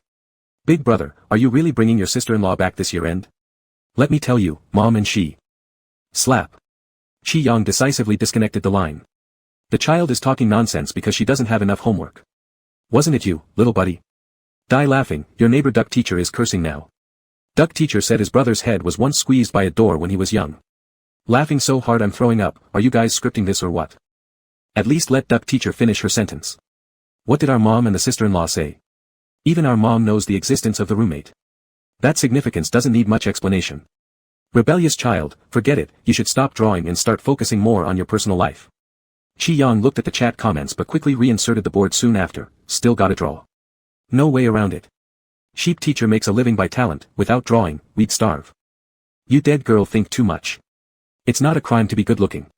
This kid's love life must have some developments, stubborn like a donkey. Got rejected by the roommate? After ending the live stream, Qi Yang realized that Qi Jian had sent him a bunch of messages. Handsome guy, big brother, is that really my sister-in-law? Handsome guy, when will you go home? Is your sister-in-law coming back with you? Handsome guy, a few days ago, Mom chatted with your sister-in-law about something. Your sister-in-law sent Dad lots of materials from overseas. Handsome guy, your sister-in-law is really good. Both our parents like her, it's settled. The more Qi Yang read, the more question marks popped up in his mind. Qi Yang, stop calling her that recklessly, we're simply friends. He's not single anymore and you've probably got another sister-in-law yourself. Qi Yang, what materials did he send to Dad? They're not even in the same field. Handsome guy, whoa. Handsome guy, then who's my sister-in-law? Don't tell me it's Qin Jai. Just then, Qin Jai sneezed loudly in the guest room. Qi Yang. Handsome guy, I'm not sure about those materials either, maybe physics brings everyone closer, huh? Dad's rogue mentor asked him to take a look, I guess he puts up appearances in front of colleagues, making himself appear less gray-haired. Qi Yang, anyway, just make sure our parents don't spread rumors about me having my head stuck in a door when I was young. Handsome guy, sigh, the potential sister-in-law is gone. Handsome guy, my 1.9 meter tall, big-breast sister-in-law. I was even thinking of cosplaying with her. Qi Yang. How could these people get less reliable one by one? Qi Yang coldly cut off any possibilities, leaving her hopes shattered. Handsome guy, so who's the new sister-in-law? Qi Yang, what makes you think there's a new sister-in-law? Handsome guy, old sister-in-law then. Handsome guy, current sister-in-law. Qi Yang, none of the sisters-in-law have any chance. And how dare anyone spread rumors online about my head getting stuck in a door when I was young? Handsome guy, pity.jpg. Qi Yang heartlessly closed the chat interface. Soon, Jiangcheng University officially entered the formal winter vacation period. Qin Jai, while sleep-deprived day and night, still found time to return to school to help a graduated junior move luggage boxes, busier than any freight driver could ever be. Qi Yang had held back again and again, but on this day, he still couldn't help but ask while poking his head out from the sofa, you're not really registered on a delivery app to take orders here, right? What's wrong? Did your dad cut off your card, so young master is being self-reliant? Qin Jai, vulgar. Qi Yang. This is an acquaintance today, Lin's girlfriend, Jiang Xinyan, do you remember her? She was the girl who went out with us and Lin before. Qi Yang, I remember. Qin Jai, Lin and his group went for cross-provincial news coverage yesterday. His girlfriend is leaving school today, she has quite a lot of stuff. Lin asked me to send them over. Her flight is at 10 tonight. Would you like to come along? It would be somewhat awkward for me to go alone. You can just stand there beside me. Qi Yang, me. Qin Jai, you're a male friend, no need to avoid suspicion. Qi Yang. He cursed Qin Jai in his heart as an idiot, but by evening, he still went back to school with him. Qin Jai's thoughtfulness to avoid suspicion was something Qi Yang could understand. This person might talk without restraint usually, but never failed when it mattered. Jiangcheng University Research Institute. As the year-end approached, most of Jiangcheng University's students had already left. The lights in the research building used to remain on well into midnight, but today, it was not yet 10 in the evening, and many offices had already gone silent. Even the main entrance of the research institute had been locked early. Lu Jingqi entered through the side door, didn't bump into anyone on the way, so he hadn't expected someone to still be in the office. The indoor lights were not on, dark all around, but Lu Jingqi still saw that silhouette sitting at the desk. The air was filled with a faint scent of alcohol, and his footsteps paused. Senior brother. Zhou Lang looked up upon hearing his voice, hesitated for a long time before saying in his usual tone, "Why are you back at this hour?" "I need to export some data." Zhou Lang nodded, "Then go ahead." Lu Jingqi ed but didn't move, instead his gaze fell on several bottles of erguoto liquor on the table. Zhou Lang noticed his gaze and chuckled, "Bought it at the convenience store downstairs. Haven't tried such cheap ones. Want to try?" Zhou Lang said this casually as a joke, but unexpectedly, Lu Jingqi responded, walked over, pulled a chair over, and sat down. The light remained off, and the room stayed dim. The smile gradually faded from Zhou Lang's face. He leaned on his knees, gazing at the dim sky outside the window and said, "I saw the media report. It got more coverage than Master Chen did back then." Lu Jingqi quieted down for a moment and said, "This media outlet has cheaper page fees." Zhou Lang laughed again and patted his shoulder, "There's still the team of Master Chen waiting for you to take over." For a long time, both were silent. Lu Jingqi lightly stroked his fingers and spoke, "Not going home?" Zhou Lang didn't answer, his head hanging low as if lost in thought. Lu Jingqi picked up the wine bottle on the table, a small tin can, weighing little in his hand. "Going home is troublesome," Zhou Lang murmured, "it's quieter here. We'll talk about it closer to New Year's." "And you? When are you going back?" Lu Jingqi lowered his eyes to gaze at the clear liquid in the bottle. "No one is home, so any time is the same." Zhou Lang paused. Thus, this topic came to a sudden stop. Zhou Lang took a sip of wine. Lu Jingqi also sipped it. Silently, they drank for 15 minutes. Suddenly, Zhou Lang asked in the darkness, "Do you know why Master Chen and Wu Su broke up years ago?" Lu Jingqi lifted his eyes. "Zhou Lang, it wasn't because Wu Su chased after Master Lin, it was because Wu Su fabricated data. There aren't many people who know about this aside from our Grandmaster and Master Chen." Zhou Lang seemed a bit drunk, yet seemingly sober. "Wu Su should thank Master Chen and our Grandmaster. If Master Chen hadn't promptly noticed that the light variability wave band of T90 was wrong, if that article hadn't been stopped, if that article had been published, his entire scientific career would have been ruined. Core data fabrication, sounds very unimaginable, doesn't it?" Zhou Lang covered his face and laughed, "But what's even more unimaginable is that I can actually understand him.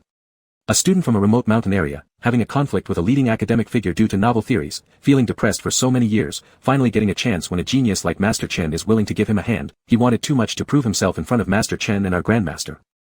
He wanted to prove his theory was right, but the more urgent he was, the easier it was for him to make mistakes." Zhou Lang continued, "Wu Su should thank our Grandmaster for intercepting that paper at a critical moment. And Wu Su should also thank Chen for helping him twice." Lu Jingqi listened quietly without saying a word. Zhou Lang seemed to be talking about Wu Su, yet through Wu Su, maybe he was talking about someone else. Lu Jingqi's fingers grazed along the surface of the wine bottle. In fact, they all knew Zhou Lang was talking about himself. Same origin, same innovative theory, same stagnant research topic. Years ago, when Chen Beixing was willing to give Wu Su a hand despite what had happened, even several years later, he was still willing to reach out to Zhou Lang again. While being inside this situation, Zhou Lang thought it was out of sympathy, but Lu Jingqi understood clearly. In a field with no revolutionary breakthroughs for so many years, these avant-garde and novel theories were incredibly rare and precious. Zhou Lang propped his forehead and spoke aloud, "I should thank old Chen too. For the past 2 years, my research has made no significant progress. Your senior sister Yu has graduated long ago, leaving me alone under old Chen's mentorship. I take old Chen's salary but produce nothing substantial, and I've almost lost all patience with myself." It was only when Lu Jingqi heard this that he finally opened his mouth. "Brother, academic research is never a straight road to heaven. All those twists and turns, those frustrations, are the cornerstones of success, regardless of their size, each one counts. And lack of breakthrough doesn't mean lack of contribution." Zhou Lang drank silently. "You've already walked much farther on this path," Lu Jingqi's voice was low. "Farther than you imagine." After escorting Jiang Xinyan off campus, Qi Yang returned home with Qin Jai. They hadn't seen a soul in the school, but unexpectedly encountered someone familiar at the doorstep. To be accurate, it wasn't exactly an encounter since it was obvious Lu Jingqi was deliberately waiting for them outside. Qin Jai couldn't be more solicitous, happily asking, "When did you come back from California, Brother Lu?" The question came from Qin Jai, but Lu Jingqi's eyes were fixed on Qi Yang. Yesterday. Qin Jai had an astute nose for things. He sniffed a few times. Did you drink, Brother Lu? Did your supervisor host a grand celebration banquet for you? Only after Qin Jai said that did Qi Yang smell the alcohol lingering in the air. Lu Jingqi's chin hidden behind his collar, he responded faintly, had a couple sips with elder brother Zhou. That heavy alcohol scent certainly didn't suggest just a couple of sips. Still, Lu Jingqi didn't get flushed from drinking. Qi Yang wasn't sure if he was actually drunk, quickly opening the door and saying, "Don't you know my password? Why have you been standing outside? I was waiting for you." Qi Yang froze mid-motion, silently shutting up. Qin Jai went on chatting incessantly, "I saw tons of reports yesterday. So much space on the front page. Every single headline was about it. There's no way not to celebrate big time, right? You should throw at least 4 or 5 days of banquets. Qi Yang, don't talk about food all the time. Aren't there more important things for someone like Brother Lu?" Qin Jai clicked his tongue, "You're right. Brother Lu does work on projects that bring pride to the nation." Thinking of something else, Qin Jai added, "Does Brother Lu coming here at such a late hour mean something is up with Yang Yang? Stay the night. It'll be fine sharing the guest room with me, given how much you've had to drink. Yang Yang wouldn't feel at ease either if you go home now." Before Lu Jingqi could say anything, Qin Jai had already planned it out. Planning it was one thing, but Qin Jai had to chime in unnecessarily. Qi Yang sneaked a kick at him, gritting his teeth softly, "Roll." Qin Jai, who missed the cue, gleefully suggested, "Or Brother Lu can share a bed with Yang Yang. His bed is big enough for 4 people." Lu Jingqi, Qi Yang turned to glare at Lu Jingqi. "What do you mean by that, What are you hinting at?" Lu Jingqi lowered his gaze, "I need to tell you something." Qi Yang. Qin Jai gave an understanding look, "Then you two talk. I'll head back to sleep. Call me if you need anything." Puff. The guest room door closed. 2 seconds later, Qi Yang coughed, "What's so urgent you had to come over here? Go ahead, speak." Lu Jingqi stood there and looked at him, completely quiet. "Qi Yang, you." As soon as he uttered one word, Lu Jingqi staggered and fell toward him. Qi Yang was pushed back a couple of steps until he hit the wall. He flailed, No, Lu Jingqi, don't, what are you doing?" Lu Jingqi. Lu Jingqi's arms braced against the wall behind Qi Yang as his head hung low. After a long pause, he murmured, "I'm feeling a bit dizzy." Qi Yang asked, "You went drinking with senior brother Zhou in the middle of the night and didn't go home? What kind of alcohol made you dizzy?" Lu Jingqi remained motionless and silent, as if he had fallen asleep standing there. Qi Yang said, "Hey. Don't sleep here, Lu Jingqi. I can't carry you. Back to the room, did you hear me? Wake up." Flustered, Qi Yang was on the verge of exploding when finally, Lu Jingqi stirred. He slowly straightened himself, saying, Let's go." Despite his current state, Lu Jingqi looked perfectly composed, so much so that Qi Yang doubted he'd been pretending all along. Once inside the room, Qi Yang couldn't hold back his curiosity any longer. He wiggled 2 fingers in front of Lu Jingqi's face. "How many is this?" Lu Jingqi glanced at him, then after a moment, gently pressed down his fingers. "I know how to count." Sigh. Qi Yang furrowed his brows suspiciously. "Are you really drunk?" Qi Yang pressed further. "What alcohol did you drink?" "Second-generation liquor from my senior brother's convenience store." "What proof?" 56 proof. He questioned again. "What size bottle?" "Palm-sized one." "Did you have more than one bottle?" Sitting on the edge of the bed with his elbows resting on his knees, Lu Jingqi lowered his head for a long while before replying, "About that." Qi Yang was silent. Who could stay lucid after drinking a whole bottle of 56 proof second-generation liquor? But one bottle. Qi Yang tentatively believed he might indeed be drunk. Turning around after walking a few steps, he decided to get a warm towel, but still feeling uneasy, he temporarily turned back for another check. "Lu Jingqi, what's today's date?" The person sitting by the bed lifted an eyelid slightly. His eyebrows and eyes were clouded by the alcohol, making their expression deeper than usual. "Qi Yang," Lu Jingqi spoke, "I know what you're about to ask." Qi Yang muttered discontentedly, "Oh." Lu Jingqi stared at him, "Do you plan to go out?" Pointing towards the bathroom, Qi Yang replied, "I'm getting a hot towel." "Aren't you going to wipe your face?" "Not necessary yet." "All right." Qi Yang stepped back again. Lu Jingqi continued, "When do you plan to go home?" Qi Yang hesitated, "In a few days, not sure yet." Lu Jingqi nodded lightly, "With Qin Jai?" "Yeah. Has he been staying here with you these days?" Qi Yang nodded once more, then after a while, snapped back to reality. "Wait, who was drunk here?" Why was Lu Jingqi starting to ask questions? "Lu Jingqi, if you're not going to wash your face, just sleep now. I warn you, don't act crazy from drunkenness, okay? Your physique is too strong for me, if I can't handle you, I'll throw you out." Qi Yang earnestly rambled on with a bunch of nonsense. Usually, when Qin Jiayi got drunk, Qi Yang wouldn't say such idle chatter since it was pointless. But he thought Lu Jingqi must be someone who maintains good behavior even when drunk. Given the clarity of his previous answers, he must surely understand everything. Qi Yang placed high hopes on him, then sleep. Before he finished speaking, Lu Jingqi suddenly swayed and fell toward him again. Startled, Qi Yang instinctively bent over to catch him, cutting off the rest of his words on his tongue. His heated breath, laced with the smell of alcohol, wrapped around Qi Yang's neck like a fine net. Qi Yang froze, unable to move, staring blankly for a long time before awkwardly extending his index finger to poke Lu Jingqi. "You're actually dizzy." The quiet in the room was only interrupted by breathing sounds and heartbeats. Lu Jingqi rested against his shoulder and neck area, breathing evenly and deeply. Stiffly upright, Qi Yang slowly tilted his head to glance down. Because of the angle, Qi Yang could barely see Lu Jingqi's facial features clearly but managed to make out half his side profile from the nose down, including his prominent Adam's apple. Something unusual stood out. Lu Jingqi didn't blush from drinking, his skin stayed cold and pale except for a touch of pinkish hue on his sharp Adam's apple due to intoxication. There were still more things Qi Yang wanted to say, but then all of a sudden, an arm snaked around his lower back. Shocked, he raised both hands in surrender posture. "Lu Jingqi. Don't tell me you're falling asleep right now." Silence filled the air. Qi Yang sighed helplessly. "No, is Lu Jingqi really drunk? Then who will save him?" Chapter 33, 33 Sheep. Between conscience and sleep, Qi Yang chose the latter without hesitation. There was no way he'd spend the whole night acting as Lu Jingqi's human pillow, so with great effort, he gave up the bed for Lu Jingqi and took a blanket to sleep on the sofa in the living room. Before drifting off to sleep, Qi Yang was still cursing Qin Jiayi and Lu Jingqi. He thought to himself, who sleeps on the sofa in their own house? I'll kick them out tomorrow. However, when he opened his eyes in the morning and turned over, Qi Yang had somehow miraculously returned to his own bed. Still groggy, he rubbed his eyes and it took him a while to remember where he fell asleep last night. The bed sheets below and the quilt covering him were clean, without any smell of alcohol or anything unusual. Qi Yang stood there lost in thought for a moment before hearing some noise coming from the living room. In slippers, he walked out. As soon as he opened the door, he saw Qin Jiayi leaning against the kitchen door, rummaging through the jars and bottles in the counter cabinet asking, "Jiuming Zi, cassia seed, goji berries, chrysanthemum, Huang Qi, astragalus, what does Brother Lu want? What happened? When did this middle-aged health package get installed?" With messy hair, Qi Yang yawned and irritably said, "There's milk in the fridge, why are you messing around like this?" Qin Jiayi still stuck his head into the cabinet saying, "Brother Lu doesn't like milk. Let me find something else for him." Qi Yang subconsciously glanced at Lu Jingqi. Lu Jingqi, who was propped up against the window replying to messages, also lifted his gaze. The three people's gazes circulated between each other. Qin Jiayi raised both hands, "I'm not lying."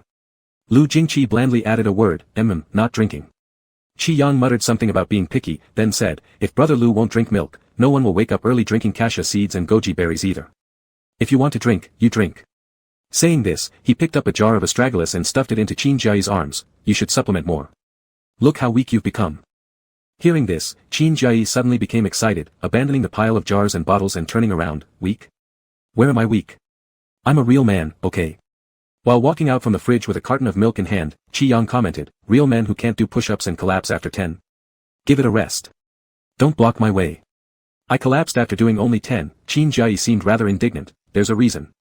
Not only that, but during physical testing, I did only 3 pull-ups and nearly died." Qi Yang. He retorted somewhat unconvincingly, "During the physical tests, points were scored, right? Doing 3 was enough to let me barely pass with low marks." Qin Jiayi laughed and said, "Do you really believe what you're saying yourself, sheep?" It was almost as if the word unbelievable was written across his forehead. Not only did he not believe it himself, but he also turned around and asked Lu Jingqi, "Lu Gu, do you believe in our sheep with such a small frame?" Qi Yang endured it again and again until he couldn't anymore. Turning around, he beat Qin Jiayi fiercely, "Are you crazy? Don't stay at my house. Go to the psychiatric hospital." Qin Jiayi screamed in pain and ran wildly towards Lu Jingqi's direction, shouting, "Brother Lu! Brother Lu! Elder brother! Real brother! Father! Look at him!" Qi Yang glared at him. "You don't glare at me. Who else would hit you like this?" Lu Jingqi glanced down at Qin Jiayi clinging to his arm, then looked calmly at Qi Yang and replied simply with 2 words, "I believe." 2 seconds later, Qin Jiayi stared disbelievingly at Lu Jingqi. And Qi Yang's anger dissipated like an air balloon losing its air. 0-0. "You're actually opening your eyes and lying, real father," Qin Jiayi said, patting Lu Jingqi's chest. "Does your heart hurt?" Lu Jingqi replied, looking back, "It doesn't hurt as much as you hitting it." Qin Jiayi. Qi Yang held the milk box quietly for a while, sipping silently. "Alright, temporarily forgive Lu Jingqi for getting drunk and sleeping in his bed last night. Qi Yang's mood improved while Qin Jiayi began feeling excluded. Qin Jiayi felt that Qi Yang and Lu Jingqi were teaming up against him, lacking any humanitarian care as friends. Qi Yang snickered coldly, then go file a complaint.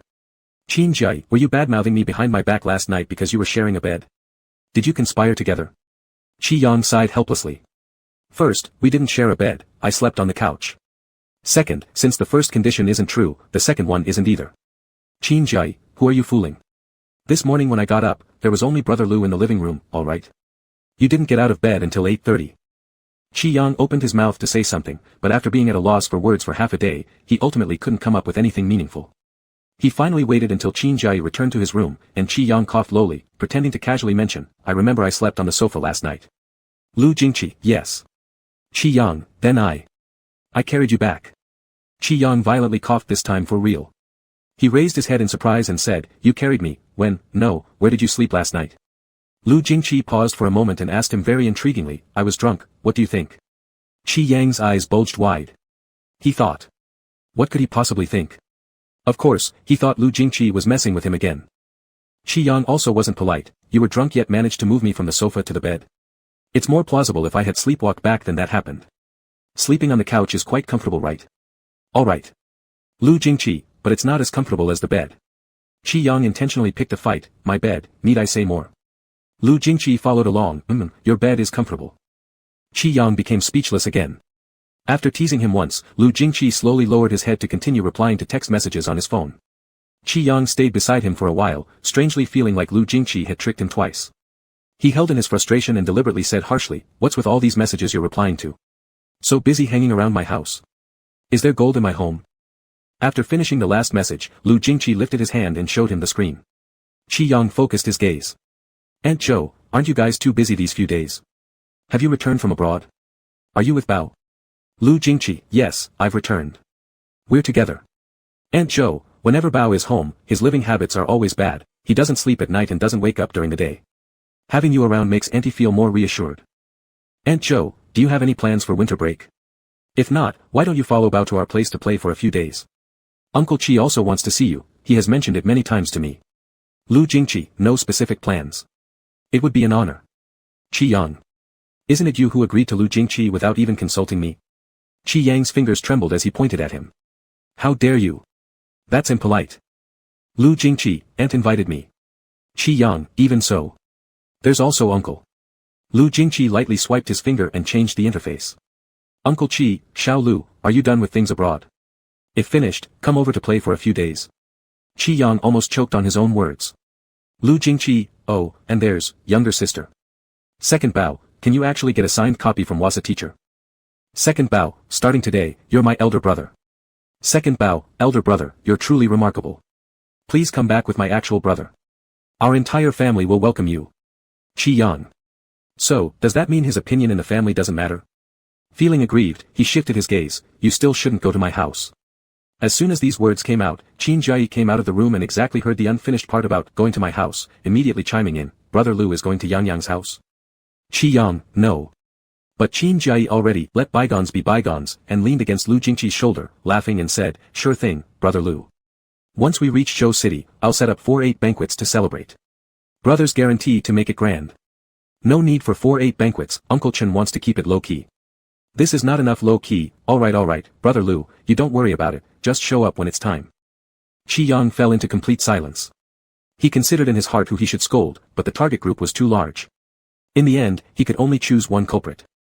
Damn Lu Jingqi, what kind of love potion did he give to everyone around him? Fortunately, Lu Jingqi was called away by Chen Beixing in the afternoon, otherwise, Qi Yang would have a lot more complaints to vent to him. Before leaving, that idiot Qin Jiayi was still endlessly repeating at the door, contact me once you're free, Brother Lu. Don't forget our deal to come to Zhou City. Qi Yang quietly pinched his waist, causing Qin Jiayi to yelp nearly jumping up, why did you pinch me? Qi Yang acted as if nothing happened, shifting his gaze and suddenly making eye contact with Lu Jingqi. He felt a sudden jolt in his heart, then nonchalantly shifted his gaze away. Lu Jingqi was gone. Qi Yang had originally planned to temporarily let these matters slide and not bother with them, but unexpectedly, Qin Jiayi didn't cause trouble. Instead, Qi Jian became overconfident and approached him again. Qi Jian sent him a message the next day. She sent a picture of Wasa's personally signed comic set sprawled out on her king-sized bed. Her caption read, it's done, express air freight. No need to say more about my brother's capability. Qi Yang, this title of brother should belong to me. The other side paused for a minute. Pretty boy, of course it's you, brother. To be able to make friends like this shows how capable you are. Pretty boy, thumbs up. Pretty boy, so, brother, when will you bring him back? Qi Yang typed a question mark and sent it over. Pretty boy, nothing else, mainly I want to thank him in person. Kiss. Qi Yang, if they invited him, why do I have to bring him back? Qi Yang, he is your real brother. You go to Jiangcheng to pick him up. The other side fell silent for a minute. Pretty boy, brother, I made a mistake. Qi Yang, you call him brother, you're amazing. Thumbs up. Pretty boy, bow and kowtow. Qi Yang placed his phone aside and leisurely drew at his computer. Not long after, Qi Jian's message came again. Pretty boy, so, brother, Lu Jingqi isn't really your sister-in-law, right? Such an attractive man you don't like, then who is your sister-in-law? Pretty boy, bring your sister-in-law home during the new year as well. Leaning back in his chair, Qi Yang typed 2 words and sent them, he's busy, no time. Pretty boy, don't believe that, are you secretly planning to date your sister-in-law? Qi Yang thought to himself, what kind of dating? I don't even know where he is. Qi Jian kept asking, sister-in-law, who exactly is my sister-in-law, brother? Does she have bigger breasts than Lu Jingqi? Is she from Jiangcheng? Qi Yang, are you conducting a household registration check, Qi Jian? Pretty boy, just tell me, brother. I promise not to tell dad and mom until you allow me. I'm your real sister. Don't you trust me? Qi Yang, give me a full year of check-ins in Wasa's super topic account first. Pretty boy, year. Qi Yang, can't do it. Then never mind. Pretty boy, I can. I absolutely can. Qi Yang slowly scrolled to the latest homepage, found the share button in the top right corner, and forwarded it to Qi Jian. 2 minutes later, Qi Jian dialed him. The voice volume nearly shattered Qi Yang's phone speaker, you're telling me this is my sister-in-law. Qi Yang covered his ears and leaned back, you asked me, now you don't believe me. Why don't you and Qin Jiayi go to the psychiatric hospital together as patients? Qi Jian, no, this is my sister-in-law. You said late teacher is my sister-in-law. So, Yang Leg Yang is your alternative account? Qi Yang. Damn. Qi Jian seemed dazed, repeatedly saying, damn, into the receiver. Finally, Qi Yang said, so stop calling Lu Jingqi sister-in-law, got it? After finishing the sentence, he hung up. As it was nearing the end of the year, Qi Yang still had a few manuscripts left to finish. While drawing, he heard his phone buzz incessantly. Qi Jian was truly too shocked, the lollipop in her mouth fell under the table. Qi Jian, this time I'm serious, brother, you're so capable. Qi Jian, so, have you met late teacher in person? Is late teacher from Jiangcheng? How old is late teacher?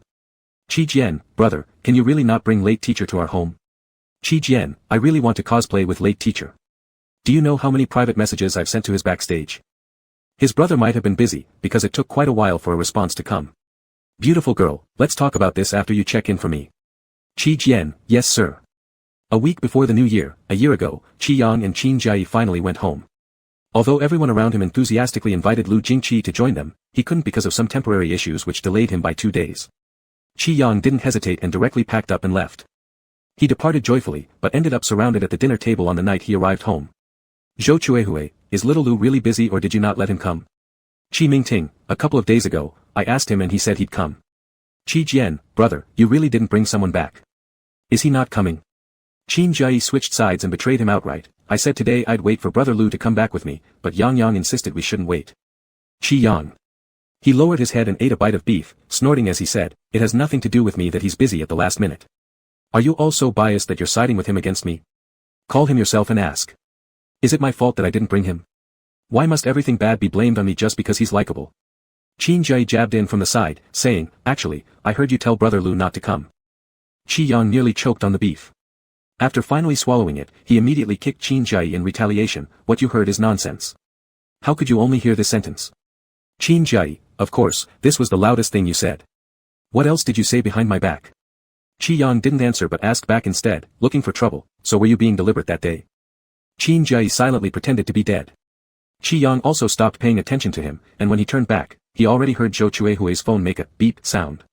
The next second, the call connected, and Lu Jingqi's voice came out through the phone receiver, Aunt Zhou. Zhou Chuehue smiled sweetly and said, little Lu, are you still in Jiangcheng? Haven't finished your work yet? Lu Jingqi, almost done, just need to wrap it up quickly. Zhou Chuehue's eyes crinkled with a warm smile, glancing at Qi Yang who was quietly munching on beef, then said, Big Bao has been mentioning you non-stop since returning home today. Qi Yang nearly jumped off his chair hearing this. I never, but then Qin Jie pulled his shoulders. Zhou Chuehui continued, Big Bao really wants you to come over to play. This child has always had very few friends. Apart from Jie, I haven't seen him get along well with anyone else. When will you finish your work? Lu Jingqi hesitated for a moment. Tomorrow. What tomorrow? Earlier, before leaving, it was said that it would take 2 days. Qi Yang looked like he was about to explode. Zhou Chuehui said, then uncle and auntie are waiting for you in Jiangcheng. Be sure to come after you're done, alright? Certainly. Qi Yang couldn't help but wonder if he was adopted by Zhou Chuehui and Qi Mingting from a trash can. As Qi Yang sat there fuming with righteous indignation, Zhou Chuehui suddenly handed her phone to his ear. We're going to hang up now, say something fast. Qi Yang was full of question marks in his forehead. What should he say? For about 7 or 8 seconds of silence, Lu Jingqi's deep voice came through the phone, Qi Yang. Qi Yang didn't respond. See you tomorrow. See who's ghost. Thinking this way, but with everyone around staring at him, he had no choice but to soften his words slightly, dryly saying, okay, see you tomorrow. Your room's already cleaned up, just waiting for you. That's when Qi Yang was let go. After returning to his room that night, Qi Yang flopped straight onto the big bed. Qin Jie was still downstairs playing the good son, while Qi Yang had scolded him earlier as a traitor and now was simply exhausted from the rant. He lazily scrolled through WeChat moments, not giving any further attention to the unchangeable fact that Lu Jingqi would be visiting their house. Is he really coming to my turf just to mess with me? As Qi Yang flipped through his social media, he came across Xingya's post complaining about family pushing for marriage. He casually liked it. Not long after, he received a message on WeChat. Lu Jingqi, Qi Yang, because of what? Qi Yang instantly replied, because of what? Lu Jingqi, you're upset. Qi Yang paused. Qi Yang, don't pretend to be oblivious, it's obviously because you didn't consult me. If you don't discuss with me again next time, I'll still be mad. That's how petty I am. Lu Jingqi was silent for a moment. Lu Jingqi, just because of that? Qi Yang didn't reply. Lu Jingqi, let's talk in person. Qi Yang snorted mentally, closing Lu Jingqi's chat window. Whatever made him angry, so what? That night, Qi Yang played Candy Crush on his phone until 4 in the morning, yes, deliberately, and planned to sleep right through Lu Jingqi's arrival the next day to avoid having to wake up early and welcome him. With the door locked and curtains drawn, he slept in a pitch-dark world until his hair was a complete mess upon waking, and the sky outside was almost dark. Still buried under the quilt, Qi Yang turned over and saw countless unread messages on his phone, the most noticeable one being from Qin Jie. Qin Jie, are you dead in there? Qi Yang. Yawning, he mumbled a swear word, then finally emerged from the room. While rubbing his messy hair, Qi Yang noticed countless missed messages on his phone. Most prominent among them was Qin Jie's. Qin Jie, are you dead in there?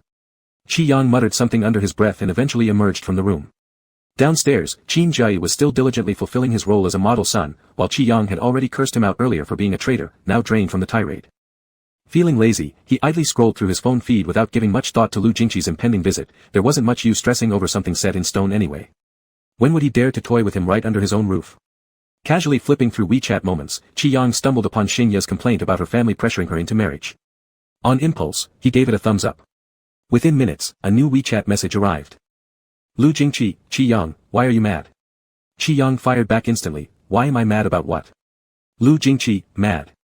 Qi Yang's fingers froze mid-text. Qi Yang, stop pretending ignorance, it's obviously because you didn't consult me. If you do it again next time, I'll still be pissed. That's just how petty I am.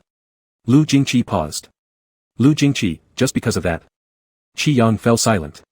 Lu Jingqi, we'll talk when we meet. Internally scoffing twice, Qi Yang closed the chat box. Who cares why he's mad? That night, Qi Yang stayed up until 4 a.m. playing Candy Crush on his phone, not by accident. Intentionally, he decided to sleep through Lu Jingqi's arrival the next morning, saving himself the trouble of having to drag himself out of bed to greet him. He locked the door, drew the curtains tightly, and spent the whole day asleep in a shadowy haze. By the time he woke up with disheveled hair, it was almost evening. Half buried under his blanket, Qi Yang rolled over and saw an endless stream of notifications on his phone. Among them, Qin Jie stood out glaringly. Qin Jie, are you dead in there? Qi Yang. Yawning lazily, he muttered a curse under his breath, then finally left his room. Qi Yang stood on the second floor and immediately spotted Lu Jingqi, who was very conspicuous in the living room. At the moment, Lu Jingqi was sitting on the sofa, being lectured by his father with a stack of materials about something or other. Qi Mingting loved to act as a teacher. At first glance, it seemed like he was giving a class. Leaning against the railing and looking down at the living room, Qi Yang still had that dazed look of someone who had just woken up. Qi Mingting specialized in particle physics research, which didn't overlap much with Lu Jingqi's field, so Qi Yang couldn't understand why his father had so much to say. This kind of deduction is specifically for fermion systems, but actually, you can see that the spectrum function deduces Green's function, and this method is completely feasible. Qi Mingting flipped through the pages in his hand. But although it's feasible, solving the problem is extremely difficult. Do you have any ideas? Lu Jingqi, leaning forward on his knees, casually flipped through the materials before answering, I've read Professor Zhang's paper. Qi Yang yawned again. Qi Mingting looked excited, his eyes almost glowing. Lu Jingqi continued, to guess the form of the spectral function, use formulas to calculate imaginary time Green functions, then compare it with Monte Carlo original data with errors. Qi Yang rested his cheek on his palm, watching him. It seemed Lu Jingqi noticed his gaze, hesitated briefly mid-sentence, and glanced at him. Qi Yang felt a bit guilty for no apparent reason and quickly got up to sneak into the kitchen. However, Monte Carlo data itself contains errors. The goal of this experiment isn't to solve a strictly accurate spectral function, so stacking all possible spectral functions with certain weights works, Lu Jingqi concluded, placing the documents down. Professor Jiang gave an extremely strict explanation of this algorithm in the paper. What I said might not be entirely correct. Qi Mingting waved his hands repeatedly, very accurate, very accurate. Don't be humble. I've taught so many students, undergraduates forget it, even graduate students rarely have your level of solid foundation. Qi Yang quietly drank water in the kitchen and twitched the corner of his mouth when he heard this sentence. Solid foundation. His dad Qi Mingting sure knows how to flatter. What did little Lu study? Lu Jingqi, astrophysics. Qi Mingting stopped reaching for his teacup on the table and slammed it back down, patting his shoulder enthusiastically. You chose such a specific direction as an undergraduate, that's a waste of talent. But you can switch during your postgraduate studies if you're willing to move to particle physics. Come to Teacher Qi. As Qi Mingting went on, he found it increasingly feasible. Where do you plan to go for your postgraduate studies? You're already in your third year. Have you considered it yet? Come and study under Teacher Qi. With your skills, you'll definitely be recommended to Zhou University. Qi Yang leaned his head out of the kitchen and made eye contact with her sister Qi Jian peeking from the bathroom. After observing for 2 seconds, Qi Jian dashed out of the bathroom and ran over to Qi Yang, muttering, I feel our parents really like brother Lu Jingqi. Sister-in-law must be feeling the pressure. When are you bringing her over? Qi Yang gave her a tap on the head, mind your own business. Lu Jingqi slightly lifted his eyes, then returned his gaze, honestly replying, I have plans to pursue direct doctoral studies. Qi Mingting froze, direct doctorate. Lu Jingqi nodded, yes. Whose PhD program are you going to apply to? Professor Chen Beixing. Qi Mingting suddenly realized something, then who's your current mentor? Professor Chen Beixing. Qi Mingting fell silent. Then isn't your academic grandfather Professor Zheng Ning? Lu Jingqi, yes. Qi Mingting became lost in thought, gradually realizing why Lu Jingqi's name sounded familiar. He tentatively asked, wasn't it you who accompanied Professors Chen and Zheng on their recent report trip to California?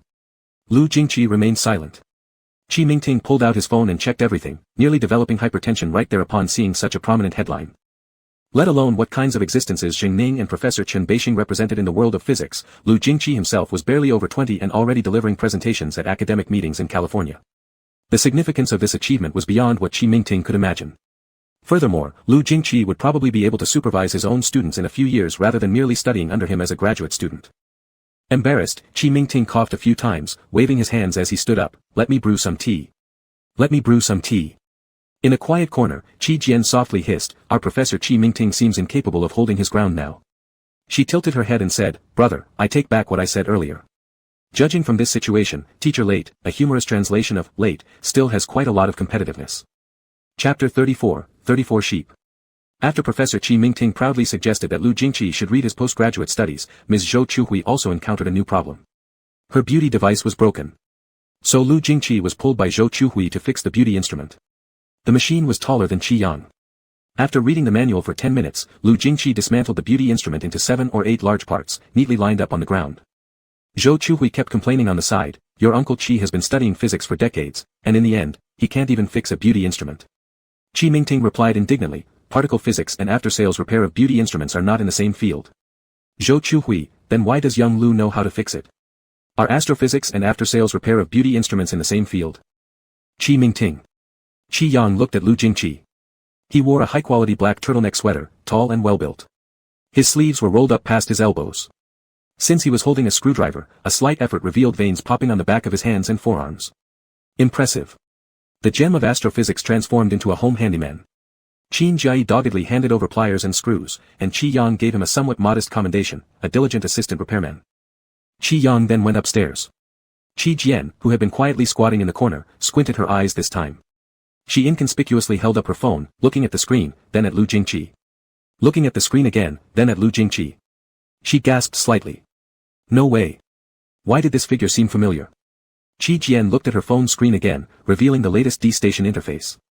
On the other side, Qi Yang was leisurely sitting with his legs crossed, reading comics at the table.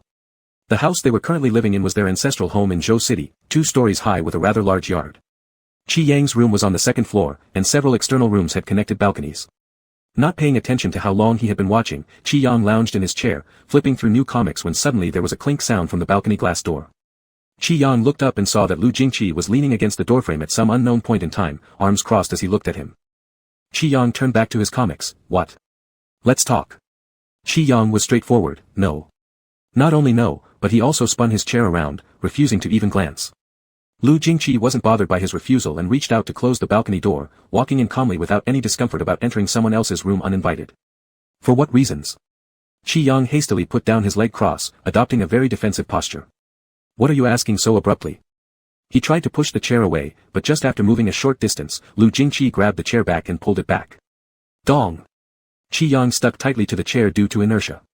Lu Jingqi bent down his face smoothly, leaving only an inch of distance between them. Qi Yang's heartbeat missed a beat. Lu Jingqi gazed at him. The first reason is that I brought you back to your room without your permission. Qi Yang froze. The second reason, I came to Zhou City without discussing with you. Qi Yang evaded his gaze. Why are you starting to settle accounts again? The third reason. Lu Jingqi leaned closer, and suddenly Qi Yang felt like he touched his body temperature, his entire being stiffened. Lu Jingqi said, I guess it's because of New Year's Eve. Qi Yang's eyelashes trembled. Because I never plainly told you that I like men before. And Qi Yang, now isn't about settling accounts. It's about laying the groundwork for an apology. Qi Yang couldn't bear the proximity and atmosphere anymore. In panic, he stepped down from the chair and stood on the side, like a caught-out elementary school student twisting his shirt corners, his ears flushed red. Nonsense, nonsense. How could I be such a petty person? Whether or not you like men has nothing to do with me. As if liking men is something strange. Moreover, it's been so long. I'm not you. I don't like settling old scores. Lu Jingqi's eyes dimmed a bit, and his voice was low. Did I get it wrong? Qi Yang was just about to say something when Lu Jingqi added another sentence. I've been thinking about it for several days. Qi Yang's words immediately got stuck again, turning irritably. Aren't you busy? Why bother thinking about these things? I am busy, but my mind keeps wandering. Qi Yang stood silently, his head turned to the side. He admitted it. The third reason was the root cause. After returning from the New Year's celebration in Ningxian, Qi Yang thought more and more about this matter and grew angrier. How could Lu Jingqi hide so deeply? He had already been straightforward with Lu Jingqi about his sexual orientation and hadn't concealed anything, but Lu Jingqi hid it for so long and only told him at that specific moment. And then there were words like, I guess I didn't say I didn't like men. So was misunderstanding Lu Jingqi's sexual orientation now considered his fault? Qi Yang carried resentment, compounded by bad timing since Lu Jingqi left the country after New Year's Day and stayed away for quite a while. Qi Yang saw him again on the night he was drunk. At that time, Qi Yang had briefly thought about leaving Lu Jingqi outside, but as always, being a good person, he not only took Lu Jingqi home but also acted as a human pillow for him and even gave up his bed. He had done so much to put things behind them, yet Lu Jingqi continued to play games with him, twice. What an asshole. A black-hearted asshole. Now, oddly enough, he felt wronged. Qi Yang looked fierce. That's your own fault. Lu Jingqi watched him, and Qi Yang faced his gaze, cursing again. It was you who deceived me. If you hadn't hidden your sexual orientation from me, would I have felt so frustrated? I thought you liked women. So you kept distance from me at first because you thought I liked women. This sentence from Lu Jingqi seemed not really meant as a question, followed soon after by another. Then what about now? The latter half of the question was the crux. Qi Yang remained silent. Now. After knowing Lu Jingqi prefers men too, shouldn't they keep their distance even more? He went mute right where he stood, taking a long time before saying, I have a boyfriend now. Lu Jingqi let out a light, playing around with the 3 words, boyfriend, in his mouth, from Jiangcheng University. Qi Yang thought he was asking a pointless question, what's it to you? Lu Jingqi took one step towards Qi Yang, who was very alert and immediately stepped back. Are we still friends, aren't we? After enduring a long while, Qi Yang finally squeezed out 3 words, kind of. Then Lu Jingqi took a few steps closer to him. With the wardrobe right behind Qi Yang, all he could do was brace himself against it. He decided to see what nonsense Lu Jingqi was going to say next. Is this boyfriend the one Qin Jiayi mentioned, your online lover? Online lover, a rather gentle term for something Qin Jiayi actually referred to as, a random guy. Qi Yang rubbed his nose, acknowledging by default. Lu Jingqi had now come right up close to him, slowly leaning down, staring straight into his eyes. Qi Yang, when did you two start dating? Qi Yang's heart skipped a beat without reason, and he said, in early December. Have you met him? Qi Yang. Not yet. Do you like him? When Qi Yang heard this question, he momentarily froze. A bit later, realizing that no one was asking questions like a teacher, why should he follow along obediently? He looked up, glaring at Lu Jingqi. Why should I tell you? Just as the sound faded, there was suddenly another click from the balcony door. Qi Yang turned his head and found Qi Jian slipping in from the balcony. Startled by seeing them in such a pose, she stiffened her limbs and quietly backed out. Qi Yang reacted not much better than Qi Jian. Hurriedly shoving Lu Jingqi aside, he snapped, "It's none of your business. Stop asking unnecessary questions. Get out." Lu Jingqi fell silent for a moment. Then the balcony door clicked again, finally shutting. Qi Yang stared at the direction Lu Jingqi had left, resisting the urge to curse about why someone wouldn't use the front door but the balcony instead. At that moment on the balcony, Qi Jian was leaning against the wall, spotting Lu Jingqi coming out and quickly waving, "Brother, brother." Lu Jingqi looked up. Over here, over here." Lu Jingqi assumed Qi Jian had some urgent matter, stepping closer, but as he lowered his head, the girl showed him her phone screen bluntly asking. "Big brother, is this you?" Lu Jingqi had been in Zhou City for 2 days and had already received several rejections from Qi Yang. The situation became so obvious that even Zhou Chuhui and Qi Mingting noticed something wasn't right. That evening, Zhou Chuhui took advantage of delivering fruit to finally knock on Qi Yang's door. Seeing her son looking listless and lethargic, she hooked his shoulder. "What happened between you and little Lu? Did you guys argue? When did you argue?" Qi Yang leaned on the doorframe. "We didn't argue." Zhou Chuhui swatted his hand that was reaching for the cherries. "Who are you fooling?" Qi Yang. "These cherries aren't just for me to eat." Zhou Chuhui, answer my question first before you can eat. Qi Yang, then I won't eat them. You take them to Lu Jingqi and ask him, he's the good student and obedient baby, he'll surely give you a satisfactory answer. Zhou Chuhui pulled his ear. "How dare you talk to your mother like this?" I'm wrong, I admit it." Qi Yang covered his ear with a hiss. "What am I supposed to say? Nothing happened between us. Can't I just be left alone?" Zhou Chuhui narrowed her eyes slightly, lowering her voice even more. "Baby, tell me the truth. Did you two break up?" Qi Yang. "You're thinking too much." Zhou Chuhui, "You're not saying anything. If you don't, I'll really go ask him then, little Lu will surely tell me everything." Qi Yang crossed his arms and leaned forward. "Nah, he has hundreds of ulterior motives. If you manage to get an answer out of him, I'll lose." Zhou Chuhui shoved a plate into his hands. "Wait." Qi Yang held the plate, picked a cherry to eat, and casually leaned on the doorframe watching the drama unfold. Zhou Chuhui really went to knock on Lu Jingqi's door. The sound was distant, but Qi Yang perked up his ears. Zhou Chuhui, "Little Lu, still awake?" Lu Jingqi, Zhou Chuhui lowered her voice. "What's going on between you and baby? Did you guys argue?" Lu Jingqi replied straightforwardly, "Yes." The cherry skin was thin and watery, almost choking Qi Yang, who had to cough several times as he stepped out of the room, locking eyes with Lu Jingqi right away. On purpose. Absolutely on purpose. Qi Yang wanted to turn back into the room, but he was afraid that Lu Jingqi might say something random to Zhou Chuhui, so he approached Qin Jiai and pounded on his door. "Qin Jiai, let's play cards." Qin Jiai responded in 2 seconds. "In whose room shall we play?" "Your room." As soon as Qin Jiai opened the door, Qi Yang stared straight at Lu Jingqi. "Wanna join?" Lu Jingqi hesitated for a second. "Sure." Seeing the situation, Zhou Chuhui didn't say anything further, just mentioning she'd send more fruit up later and left. Inside Qin Jiai's room, Qi Yang rummaged through drawers and cabinets to find 2 decks of cards. He came over and threw them onto the carpet, hooking Qin Jiai's shoulder. "I want to team up with you." Lu Jingqi glanced at Qin Jiai for 2 seconds, remaining silent. Qi Jian was very perceptive, noticing the awkward atmosphere. She quietly bit into a honeydew melon, not daring to speak. With 4 people playing 2 decks of cards, according to the rules, teammates must sit across from each other. So, Qi Yang sat opposite Qin Jiai, with Qi Jian on his left and Lu Jingqi on his right. Qi Yang propped his cheek with his right hand, only leaving the top of his head visible to Lu Jingqi. Right now, he was bearing humiliation for the sake of drawing a big turtle on Lu Jingqi's face when he wins the card game. Qin Jiai dealt the cards, and Qi Yang kept urging him, "Deal faster." "Qin Jiai, my hands are already sweating from dealing, and you're rushing me. Do you want to die?" "Not rushing to die, but rushing to beat Lu Jingqi." Qi Yang started off full of confidence, yet after just 2 rounds, his defense crumbled. He looked up and cursed at Qin Jiai. "Is your brain squished by a door? Why did you use your bomb when Lu Jingqi just played 3 5s leading 2 4s? Qin Jiai, isn't that what your signal meant, to use the bomb?" Qi Yang, "I. F asterisk asterisk asterisk." Lu Jingqi calmly said beside him, "He probably meant he has the matching cards to follow." Qin Jiai. Qi Yang silently held his 3 6s leading 2 8s. Qin Jiayi's defense also broke, mumbling there, if you two are this in sync, why don't you form a team? Qi Jian supported her temples with 2 fingers and gave Qin Jiayi a dirty look. This guy has no brains. Soon the round ended, without surprise, Qi Yang and Qin Jiayi lost. Qi Yang still clutched those 3 sixes leading 2 eights in his hand, watching Lu Jingqi pick up the black marker beside him, feeling utterly humiliated as he turned and closed his eyes, draw quickly, giving you 5 seconds.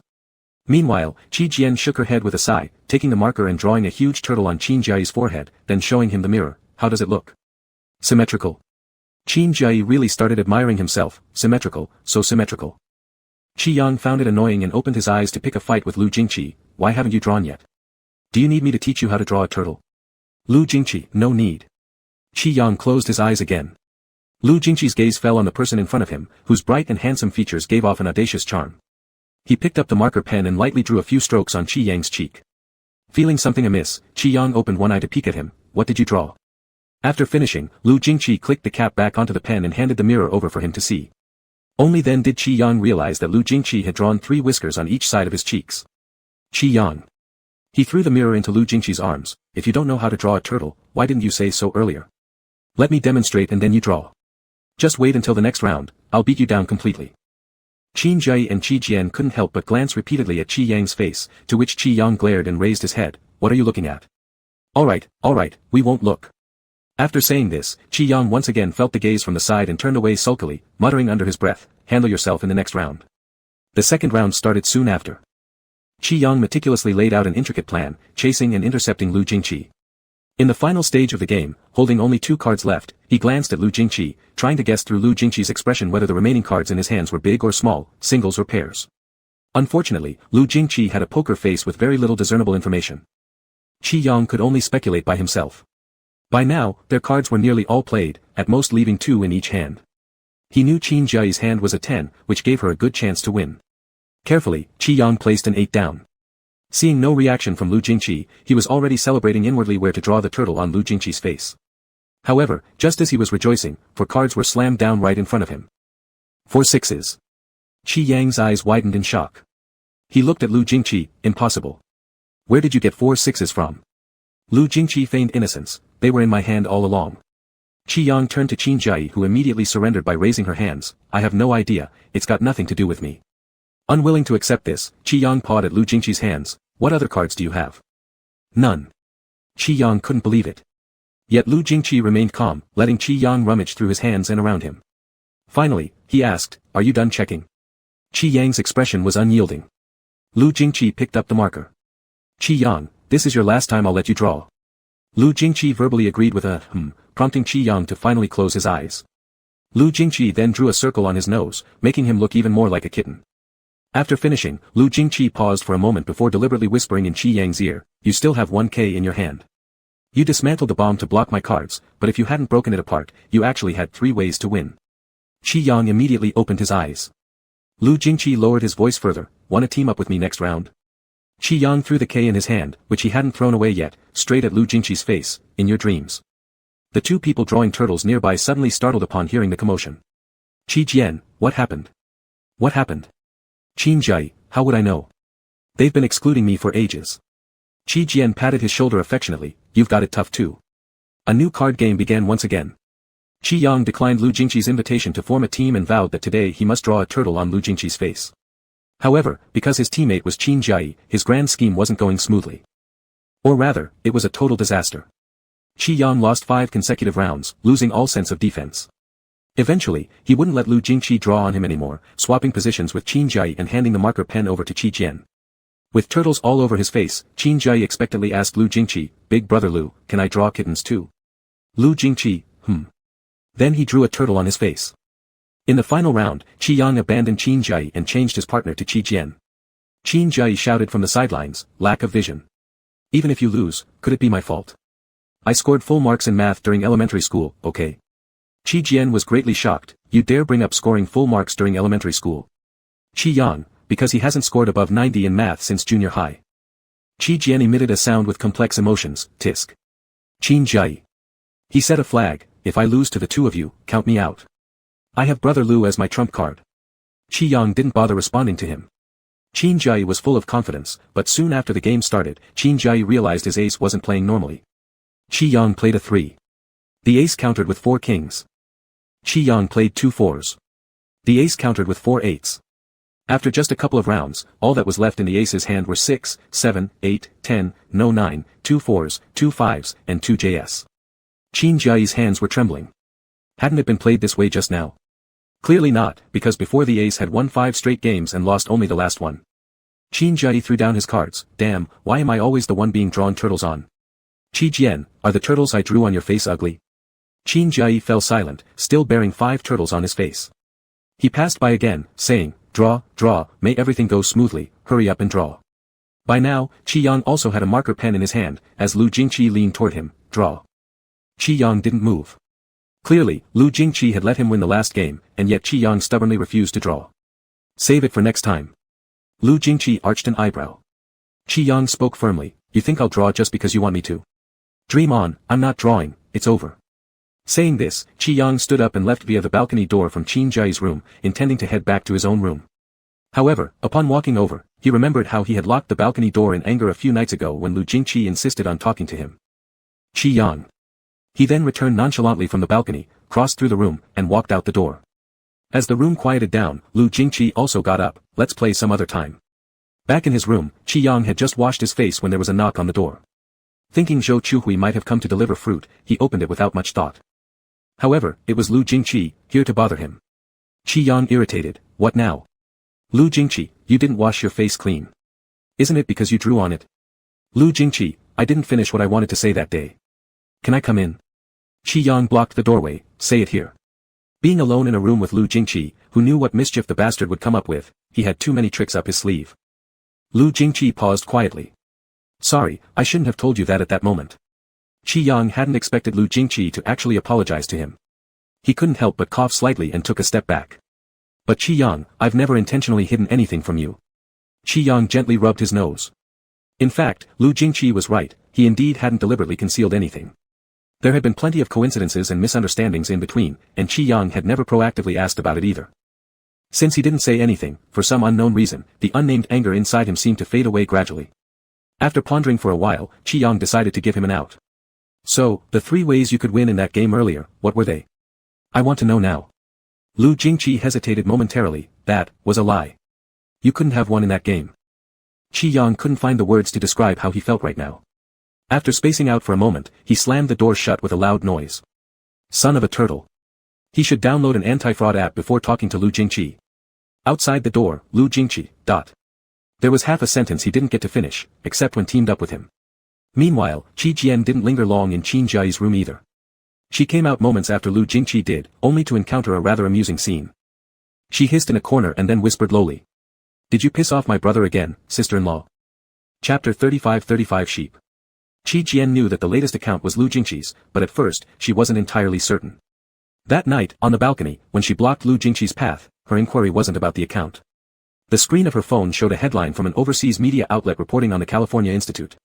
What she asked about were the admission conditions for the undergraduate program in astrophysics at Jiangcheng University. Of course, this was not the main purpose. The questions were just an excuse, what she mainly wanted was to see if there was also a scar beneath Lu Jingqi's arm and a mole near his wrist artery. However, before Qi Jian could ponder long over Lu Jingqi, he put down the enrollment material she had thrust into his hands. Do you have anything else you want to ask? This sentence carried no tone of questioning. Qi Jian was momentarily stunned, then realized immediately. She propped her chin up, paused for 2 seconds, then took out her phone, switched to the D-site interface, and asked, Sister-in-law, is this also you? Lu Jingqi slightly arched an eyebrow, with no trace of embarrassment or discomfort at being exposed. On the contrary, he seemed pleased with the term of address that came out of Qi Jian's mouth. He gave a short, The dialogue between them was straightforward. Qi Jian didn't beat around the bush, neither did Lu Jingqi. One direct, the other even more so. Qi Jian often acted casually in her play, looking no different from any other 17 or 18-year-old girl. But actually, she played because high school courses were too simple and too boring for her. She rarely met people who resonated with her academically. Not to mention classmates, none of the teachers either. The physics extracurricular class her brother enrolled her in was finished by her within a week after going through all the institution's question banks, and she never returned. High school material held no challenge for Qi Jian. She felt it was better to produce a couple more cosplays. Until she started talking to this sister-in-law-to-be. It was strange, as if people like them naturally had some unique connection. Qi Jian knew that Lu Jingqi could guess what she wanted to ask, so she didn't circle around, and Lu Jingqi also clearly understood that if she was asking, she was already pretty sure, so he went straight to the point too. As for the reasons in between, Lu Jingqi didn't say them, and Qi Jian didn't ask, which was a kind of tacit understanding. The topic quickly returned naturally to the astrophysics major at Jiangcheng University. With both arms propped behind her head, Qi Jian leisurely said, "There isn't any special reason I want to apply to this major. It's just that I've heard it's very difficult, the number of admissions nationwide each year are single digits. Sounds quite challenging." Lu Jingqi flipped through the competition question bank she had worked on, not even looking up as he gave a perfunctory an unenthusiastic sound, as though he didn't really agree with the concept of challenge she had mentioned. Qi Jian tilted her head to ask, "Sister-in-law, why didn't you win a gold medal to secure your place? I've heard from my brother that you scored 739 on the Gaokao." Lu Jingqi responded, "The Gaokao only happens once. I just wanted to try it out." So he casually topped as the science champion of Jiangxi City. Qi Jian fiddled with her fingers beside him, while Lu Jingqi had finished checking her question bank and discovered that the girl's problem-solving approaches were always rather unconventional. He casually asked, "Why don't you participate in competitions?" Qi Jian looked up, "Me? That's obviously because I'm bored. Look at how prominent sister-in-law has become in your field, you're frequently flying abroad for reports at such a young age, conducting research, listening to a group of old men talk repetitively, and barely squeezing in time for dating. Oh, and you spent 3 hours talking with my dad alone when you were in Zhou City for half a day. You shouldn't have bothered with him. Look at me, I attended 17 conventions big and small during my senior year, collected stamps from over 100 teachers.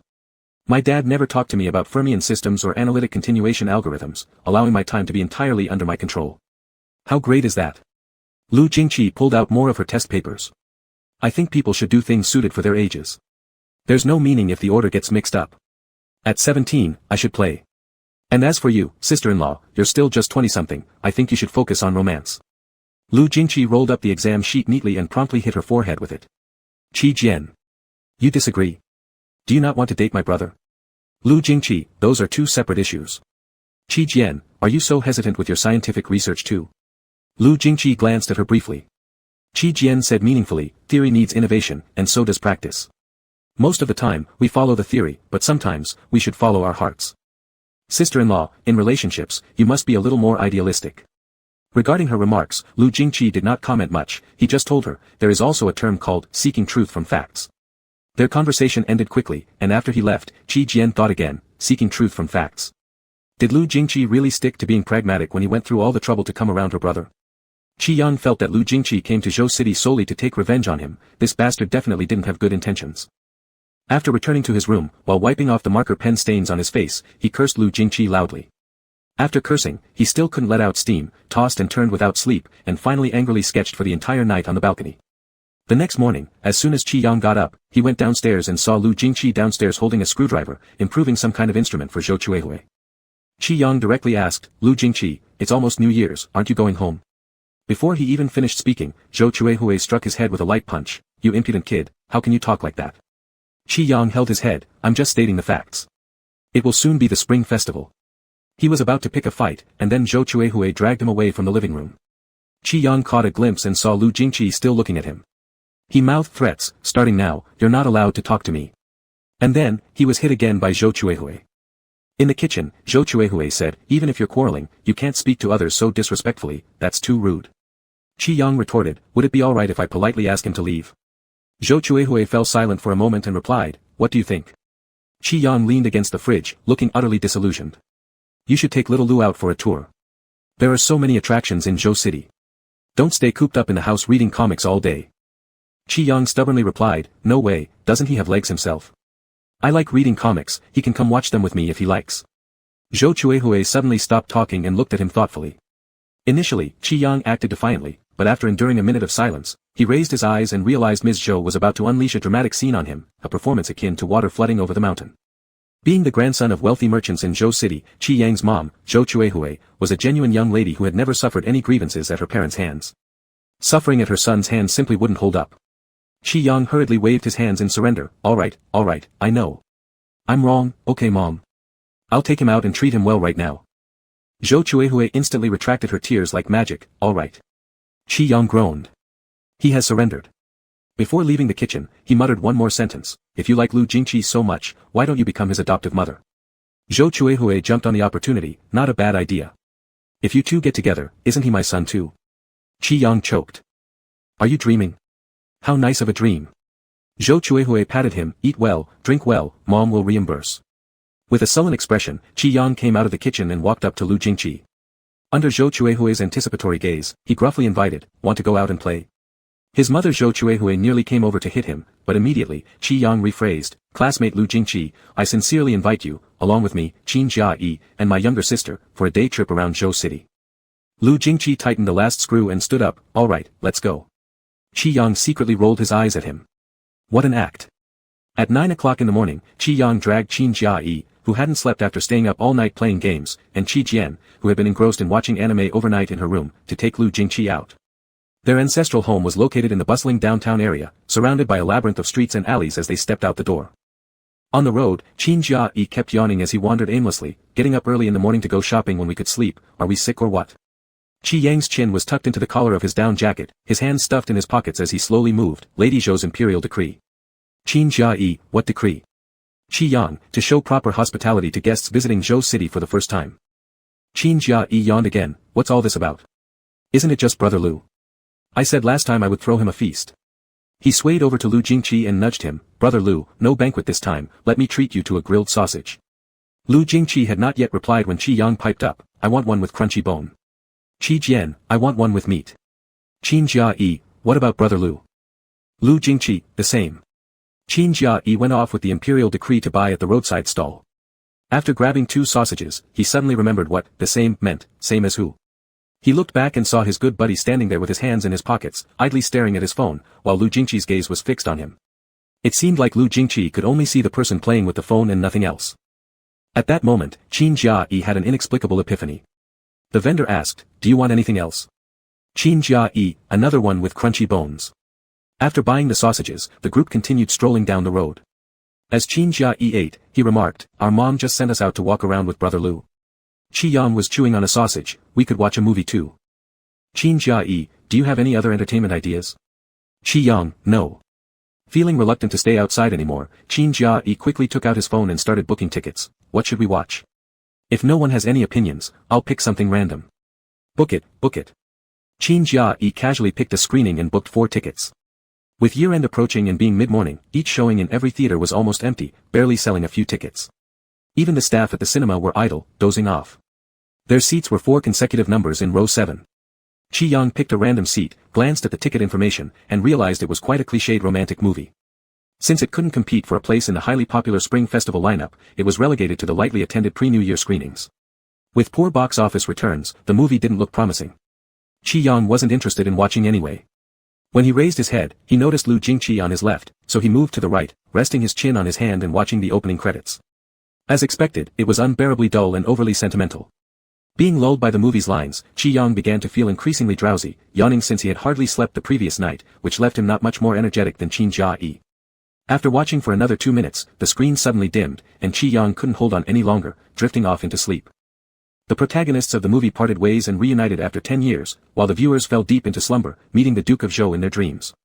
Lu Jingqi shifted his gaze from the screen to the person beside him, who seemed restless due to the uncomfortable seating. He lifted his hand, but just before it could touch, Qi Yang moved instinctively, readjusting himself for a more comfortable position.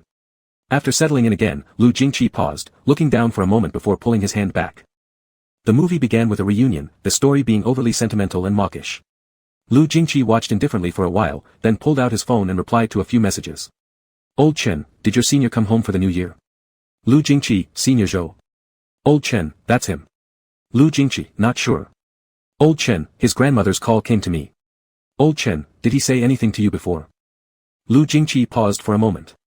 Lu Jingqi, he talked about Uncle Wu when drunk. Chen Beixing stayed silent for a long time, so long that Lu Jingqi thought he wouldn't reply. Then his phone buzzed. Old Chen, understood. After closing the chat with Chen Beixing, Lu Jingqi switched to Zhou Lang's conversation box. His fingers hovered over the phone screen, as if wanting to say something, but he didn't type a single word. Some time passed, and his arm suddenly felt heavy. Lu Jingqi looked down to find the person beside him shifting positions again and now leaning against him. Lu Jingqi simply typed 3 words, Old Chen called, and then turned off his phone. Qi Yang was sound asleep. Lu Jingqi adjusted his own posture slightly and offered his shoulder to the person beside him. When Qi Yang woke up, he was disoriented. The movie was still playing, and the screen showed chaotic special effects, swirling as though they'd leap straight into his eyes. Dazed, Chi-Yang squinted and thought absently that love stories shouldn't have Godzilla guest starring. He yawned and asked casually, "Is it over yet? What time is it?" "It's already 2 in the afternoon." Qin Jia-yi leaned against his seat, sipping on a cola. "Are you awake now?" Chi-Yang looked up, bewildered. Seeing that he was fully awake, Qin Jia-yi said, "Brother Lu had some matters and left first. He rented this screening room for the whole day. If you want to sleep more, go ahead. Once you're done sleeping, we'll head back." Lu Jingqi left. Chi-Yang turned his head and found the seat on the left was indeed empty. "When did he leave?" "Qin Jia-yi, he's been gone for quite a while." Qi Jian was playing games while leaning on his chair and said between pauses, "He left after the previous movie ended. I saw him take a phone call outside." Chi-Yang was still dazed and didn't speak. "Qi Jian, but it's normal. It's almost the new year. He must be going home, probably received a call from his parents." "Qin Jia-yi, now that you mention it, I don't think I've ever heard Brother Lu talk about his parents. Youngest brother mentioned before that Brother Lu's family is super wealthy. Both his parents are big entrepreneurs." Chi-Yang felt a strange sensation in his heart, so he casually replied, "Isn't being humble a good thing?" After leaving the cinema, the three of them randomly picked a restaurant for lunch. Qin Jia-yi and Qi Jian chatted enthusiastically, while Chi-Yang quietly ate alone. After eating for a long time, Qin Jia-yi said, "Shall we add more rice?" Chi-Yang absent-mindedly replied, "No, it's enough." Qin Jia-yi was surprised, "You eat only vegetables. Aren't you bored with just that?" Chi-Yang then realized that he'd been picking at his vegetables all along. Sitting silently for a moment, feeling no appetite, he put down his chopsticks and said, "I'm full, you two eat." "You're full already. Are you feeding a cat or something?" Chi-Yang had already taken out his phone from his pocket and started to play a game. Qin Jia-yi wanted to say something but got kicked under the table by Qi Jian. "My new shoes." Qin Jia-yi bent down again, checking his shoe, as Qi Jian extended his neck and said, "Why do you buy so many shoes? Do you fear one day you'll grow 16 feet without shoes?" "Qin Jia-yi, how come your question is so basic, just like your brother's?" Qi Jian immediately looked up, "Brother, Qin Jia-yi is cursing you." Normally, in situations like these, Qi Yang would at least return 300 curses to Qin Jia-yi. But today, he seemed distracted. Upon hearing this, he merely "ed" and then went silent. The group went out for fun but returned with one person less. Qi Yang strolled back home, stuffing his hands into his pockets. Sure enough, Zhou Chuhui intercepted him in the living room and interrogated him. Qi Yang helplessly said, "It wasn't me who made him leave. When I woke up, he was already gone." Zhou Chuhui raised an eyebrow, "I let you guys go visit tourist spots and you slept. Where did you sleep? On the street?" Qi Yang spoke so low that it was buzzing, "Cinema." Zhou Chuhui. Actually, Zhou Chuhui had received a message from Lu Jingqi earlier. He had roughly explained and briefly bid farewell to her via WeChat. Zhou Chuhui knew that this child was steady and wouldn't really get upset over petty things, but she still thought it was inappropriate. She was about to say something when Qin Jia-yi and Qi Jian came from both sides, supporting Zhou Chuhui as they walked. "Walking and talking, do you not trust me? Brother Lu isn't angry. He told me to convey this to you. He had an emergency and left after taking a call. Right, Auntie Zhou, Brother Lu has a great capacity for tolerance. Moreover, he gets along very well with Yang Yang. Even if Yang Yang were upset, Brother Lu wouldn't get mad at all. Aren't you aware of what Brother Lu does? He's been much busier before, overwhelmed with work is an understatement. Coming to Zhou City for a few days is already impressive. Don't worry. If you really can't set your mind at ease, I can give Brother Lu a call later and confirm again. Shall I confirm it for you?" Qi Yang heard their voices growing further away, standing in place and rubbing his nose tip. Qin Jia-yi's words echoed in his ears, but he couldn't help but have one thought, did Lu Jingqi actually get mad? Though he knew the probability wasn't high, inexplicably, he felt an itch throughout his body, making him unable to sit or stand still. Without any specific reason, after pondering it all night until 3 in the morning, he finally understood what this irritability was. Guilt. Qi Yang sat up in bed. It was Lu Jingqi's first trip to Zhou City, yet he had spent 3 unpleasant days with Lu Jingqi. On the last day, he drove him away and forbade Lu Jingqi from speaking to him.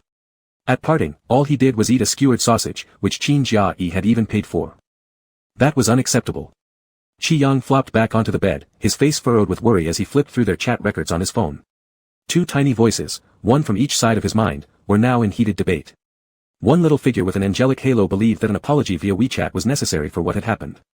The other, sporting devilish horns, thought there was no point worrying about it since it was all done, and besides, Lu Jingqi had deceived him first. As the two clashed, they couldn't resolve their disagreement no matter how long they fought. Qi Yang clutched his phone with exhaustion and eventually fell asleep. Meanwhile, Qin Jia-yi sent a message to Lu Jingqi shortly after returning to his room that evening. Fortunately, Lu Jingqi was free at the time, so his phone buzzed twice as soon as the message went through. Qin Jia-yi, Brother Lu, have you arrived in Jiang City yet? Lu Jingqi, yes. Lu Jingqi, is something wrong? Qin Jia-yi, nothing much. I'm asking on behalf of Yang Yang and Auntie Zhou. Yang Yang seemed worried when he woke up and didn't see you. Auntie Zhou is also concerned. Lu Jingqi, I'll call later to explain further. Qin Jia-yi, not necessary, not necessary. I've already explained. Auntie Zhou said just go ahead with your business, and we can come another time. There was silence for a moment. Lu Jingqi, thanks. After another brief pause. Lu Jingqi, how about Qi Yang? Qin Jia-yi, Yang Yang went to sleep upstairs after dinner. He must have stayed up all night, it's pretty bad. His eyes are surrounded by dark circles. Qin Jia-yi, if you want to get in touch with Yang Yang, wait until tomorrow morning. He'll probably still be sleeping by then. Lu Jingqi, alright. Chen Beixing's first impression of Zhou Lang was actually quite vivid, not just because Zhou Lang was his first student. He had seen Zhou Lang's profile long ago, undergraduate studies in physics at Jiangcheng University, direct admission into Jiangcheng University for astrophysics postgraduate studies, and finally doctoral studies under his supervision, a commendable journey. But delving further into his background revealed many hints different from others. Zhou Lang attended high school at No. 1 high school in the city, junior high at a rural middle school, and elementary school at some remote village school that couldn't even be found on a map. Compared to Chen Beixing's other prospective students, this wasn't an impressive resume. Astrophysics itself is a giant, meticulous sieve, filtering out 90% of those who lack either sufficient talent or financial support. As many often say, this major is both difficult and has little promise, almost like a bottomless pit. Over his career, Chen Beixing had seen countless peers drop out halfway through their education, or switch fields entirely after completing their studies, or forget their initial aspirations altogether while still struggling in the field. Of the few who truly managed to stick it out, most belonged to one of several categories: geniuses, wealthy geniuses, or geniuses with a passion for astrophysics. Boiled down, it all came down to one word: genius. This field doesn't reject ordinary people, it's just incredibly hard for them to persevere. Research requires results. Passion alone might sustain someone for 5 years without achievement, but what about 10? Or 20? Chen Beixing had witnessed too many individuals who began their journey declaring their love for science but ended it bitterly retreating. It was unfortunate, but no one was at fault. During their first meeting, the young man spoke somewhat nervously but enthusiastically. I deeply love astrophysics, and I am willing to dedicate my entire life's passion and energy to this field. I don't aspire to become a shining beacon for astrophysics. I merely wish to be a meteorite, leaving behind a small trace of light within this industry would suffice. At that moment, Chen Beixing regarded him as a newcomer untainted by reality. However, he appreciated such determination. Unlike Wu Su, Chen did not enjoy squashing dreams. Therefore, he didn't discourage Zhou Lang. Chen knew very well how difficult Zhou Lang's path had been. To move from a broken-down mountain village and become a PhD student at a top domestic university was already beyond the reach of most people. The reason Zhou Lang appeared less outstanding was due to the brilliance surrounding him. Chen Beixing himself was a child prodigy, and the majority of his doctoral and master's students were equally extraordinary, a sea of stellar applications showcasing self-recommended Olympiad winners, various elite plans, and even those who entered labs during junior high or high school. In this pool of competition, Zhou Lang's past experiences stood out as markedly unusual. Chen Beixing could still remember Zhou Lang's appearance that day: plaid shirt, neatly trimmed hair, an old computer and backpack that looked as though they'd been used for many years. At first glance, he resembled a student from the neighboring computer science department. To be honest, Chen Beixing was initially just deeply impressed by Zhou Lang but had no intention of recruiting him until he heard Zhou Lang's passionate introduction of his theory. A very fresh theory. Astrophysics has always been shrouded in mystery, and no one dared to claim they knew everything. Chen Beixing could not judge whether Zhou Lang's theory was right or wrong. It was just so far off the direction of established domestic schools of thought that it was hard for anyone to believe. Authority and schools of thought, these two terms weighed as heavy as mountains. Zhou Lang's theory amounted to moving these mountains like Yugong, and everyone knew how difficult this was. Wu Su had also listened to Zhou Lang's theory back then, only to scoff at him for being a naive rookie who understood nothing. Even if the theory could eventually be proven correct, no one knew how many years of research and how much effort would be required. Who would dare take on such an enormous burden? It all cost real money. Yet, under such circumstances, Chen Beixing defied all dissenting opinions and took on all the pressure to recruit Zhou Lang, because he understood too well how desperately this field needed new ideas. The less people dared to try, the more precious those who dared were. Thus, Zhou Lang became Chen Beixing's first and only doctoral student. Chen Beixing knew how hard this road was, so he never demanded Zhou Lang achieve anything specific within a short time frame, especially after what happened with Wu Su. He wasn't sure if Wu Su still remembered his original aspirations, but he clearly understood there was no shortcut in this world. Most shortcuts were actually more tortuous detours. Chen Beixing only hoped his students would remain down to earth, and Zhou Lang was indeed such a person. Therefore, Chen Beixing never expected that one day Wu Su's problem would descend upon Zhou Lang. Chen Beixing had asked Lu Jingqi and returned to Jiangcheng City that same day. By then, it was already getting dark, and the lights in the Research Institute's office were brightly lit. Pushing open the door, Chen Beixing's tone wasn't pleasant. What are you doing here during New Year? Isn't scientific research important enough without rushing it over a few days? Zhou Lang raised his head from behind the computer, his large black eye circles extremely noticeable. Mr. Chen. Zhou Lang seemed quite surprised. Didn't you go on vacation with Teacher Lin? Chen Beixing stood with his arms crossed, looking serious. Who spread that rumor? During the holiday, shouldn't everyone go home to their parents? Who goes out on vacation? Zhou Lang. Chen Beixing, go home quickly. There's still time to buy tickets. Zhou Lang fell silent for a moment. Did my family call you? Chen Beixing didn't speak. Zhou Lang, actually, I didn't return because. Because of what? The tickets were too expensive. Chen Beixing. Aren't we paying you enough? Zhou Lang, it's enough. I've saved it all up. For what? Am I not going to pay you next year? Zhou Lang scratched his head. I want to buy a house in Jiangcheng City. Chen Beixing. And I plan to bring my family to Jiangcheng City next year. Chen Beixing. So I won't have to split my focus when conducting research. Chen Beixing's expression was indescribably vivid. Mainly because my grandmother isn't in good health, and medical facilities here in Jiangcheng City are a bit more advanced. Chen Beixing waved a hand, pulled a chair over and sat down, stopped circling around. How did you know about Wu Su's situation? Zhou Lang paused, then truthfully answered, I heard it from Brother Lu next door. Chen Beixing's tone turned irritated. He's been doing his PhD for 8 years now. He's a veteran of the institute who can't even sort out his own mess. Don't listen to his nonsense. Zhou Lang said, oh, seeing Chen Beixing's irritation, and picked up a pack of cookie brand from the desk, offering it over. Do you want some? Chen Beixing saw the cookies and felt angrier than hearing about Brother Lu from next door. Raising an eyebrow, he scolded, were you reincarnated as a pack of? Why do you eat so much? Zhou Lang replied sincerely, when I was a child, I never ate chocolate. Later, when I tried it, it was tasty but too sweet. This chocolate-flavored cookie is just right. Chen Beixing was interrupted mid-reproach and fell silent once again. The office stayed quiet for a long while, and the anger in Chen Beixing's heart slowly subsided. He finally spoke, I don't lack money. Zhou Lang looked up, question mark. Chen Beixing looked at his own hand, moving his fingers slowly. Every year dozens of large projects are presented to me asking for my involvement, all different from one another. Just doing 2 randomly would be enough to sustain our little group for 15 or 20 years. Besides, I'm the boss. Why do you guys feel so pressured? Can't I afford to keep you? I've always been telling you this one thing, no one in this world knows what the correct path is. All paths, any path, whether it's a highway or a narrow trail, or even a main road or a shaky plank bridge, no one can guarantee where these lead. But the difference is, some paths have already been walked by predecessors, who practiced and confirmed that such paths are smooth to traverse.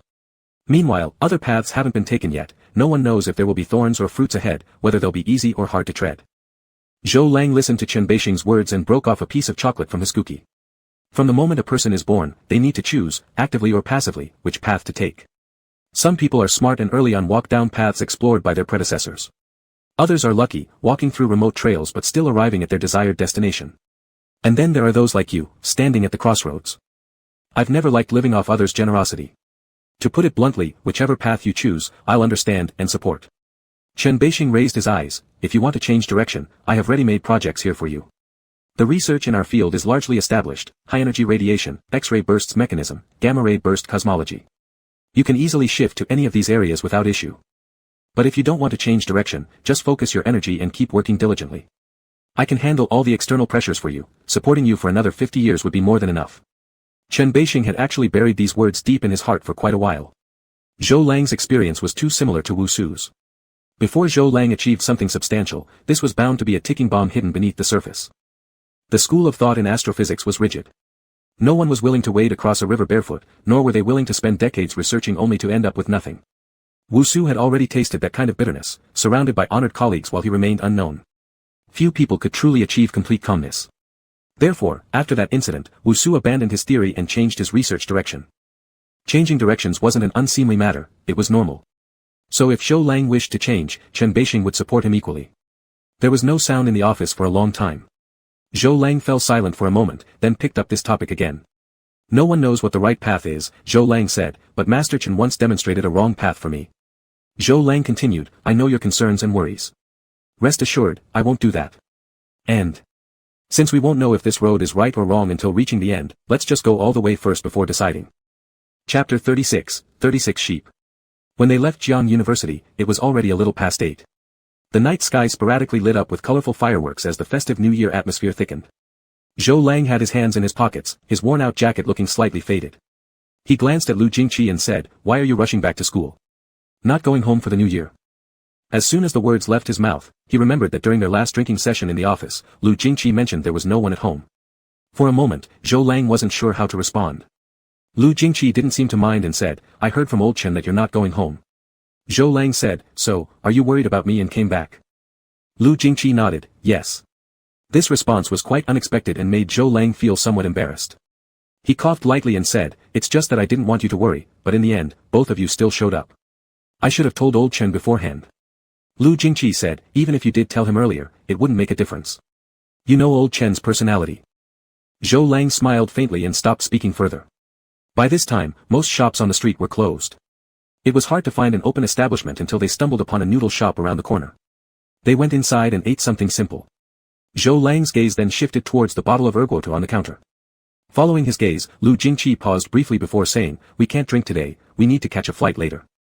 Surprised, Zhou Lang asked, "Where are you flying to?" Lu Jingqi replied, "Zhou City." "Relatives over there?" After contemplating it for a moment, Lu Jingqi finally responded, "Not exactly."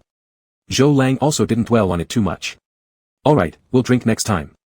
After eating for 15 minutes or so, they both finished. At this point, Zhou Lang seemed to remember something amusing. He chuckled softly and brought up the topic, "I remember when you guys chatted casually in the office about why you studied astrophysics, and I mentioned that I only started studying it after an argument with my father when I was in senior 3. Lu Jingqi listened quietly. "But do you know what I told old Chen when I applied to be his doctoral student? I said that I had an immense passion for astrophysics and I wanted to be a shooting star in the field of astrophysics, leaving my mark on this industry. That's why I was admitted. But look, it's been 4.5 years now, and everything has changed." Lu Jingqi casually picked up a napkin from the table to clean his hands. Looking down, he asked a question, "What do you think now?" Zhou Lang responded, "Now." Lu Jingqi nodded gently, "Yeah, now." The question itself was simple, but the answer seemed very difficult. Zhou Lang rested his chin on his palm and thought for a long while. He thought so much that even the last traces of warmth disappeared from the noodles in his bowl. Fireworks erupted powerfully outside, drawing his attention. He stared without missing a beat. "I still like it." Lu Jingqi finished wiping his hands and set down the napkin. "Liking it is enough." With the city lights illuminating Jiangcheng, Lu Jingqi and Zhou Lang bid farewell at the crossroads. Zhou Lang waved goodbye and shouted, "Hurry back. Happy New Year." Standing in the cold wind of year's end, Lu Jingqi reciprocated, "Happy New Year." Soon it was New Year's Eve day. Finally, Qi Yang's ancestral house began its actions. Qi Mingting wrote the couplets, Qi Yang and Qi Jian stuck up window decorations, and Zhou Chuhui, who stood by the door, moved his lips constantly but mainly criticized his dad. Qi Mingting had delayed this project so long that, despite all the free time during the holidays, he hadn't lifted a brush once until just before the holiday rush to start panicking and write furiously. Zhou Chuhui complained, "Given your tardiness, how dare you let someone like Xiao Lu pursue his postgraduate studies under you? Can you land a big project or help your students achieve outstanding results?" Qi Mingting replied while writing, "Who says a teacher must always be stronger than their students? My own supervisor was far more capable than my grandfather." Zhou Chuhui countered, "Please, you've ruined Ouyang Laoshir's good reputation. If you claim you're his student, even Master Zhao wouldn't recognize you." Qi Mingting kept brushing away silently, focused on his writing. Zhou Chuhui continued, "You'd better retire in 2 years before the Elderly Activity Center has no room for you. Otherwise, you'll end up watching gates for them." Qi Yang was busy sticking window designs and couldn't resist adding, "Our Qi Mingting does actually have ambition. After all, he knows how to recruit competent students, unlike some people who just turn out a pot of pickled fish." Qi Jian burst into laughter at this. Qi Mingting shot back, "You're just wearing your mother's trousers. Why don't you shut up for once?" Enraged by the criticism of his son, Zhou Chuhui engaged again. Qi Yang sighed softly as he affixed another piece of decoration. Qi Jian tore off several strips of tape and handed them over. After a pause, he suddenly suggested softly, "Big brother, why don't you give Lu Jingqi a call?" "Qi Yang. What's wrong?" Qi Jian asked with a laugh, "I thought you were about to fight." "Qi Yang, which eye of yours saw that?" Qi Jian was tactful, "I'm guessing." Qi Yang, "Oh, then you guessed wrong." After a while. "Brother, the window flowers are stuck on backwards." Qi Yang. Lately, his behavior seemed off to everyone. At first, Zhou Chuhui kept nagging him about being impolite to Lu Jingqi, but eventually gave up, only muttering in private to Qi Jian that his soul had left his body. Qin Jia-yi was the same, he didn't know when he received another secret task. Even though Qin Jia-yi was back home, his mind was still on this matter as he sent messages 24/7. Qin Jia-yi, sheep, sheep, sheep.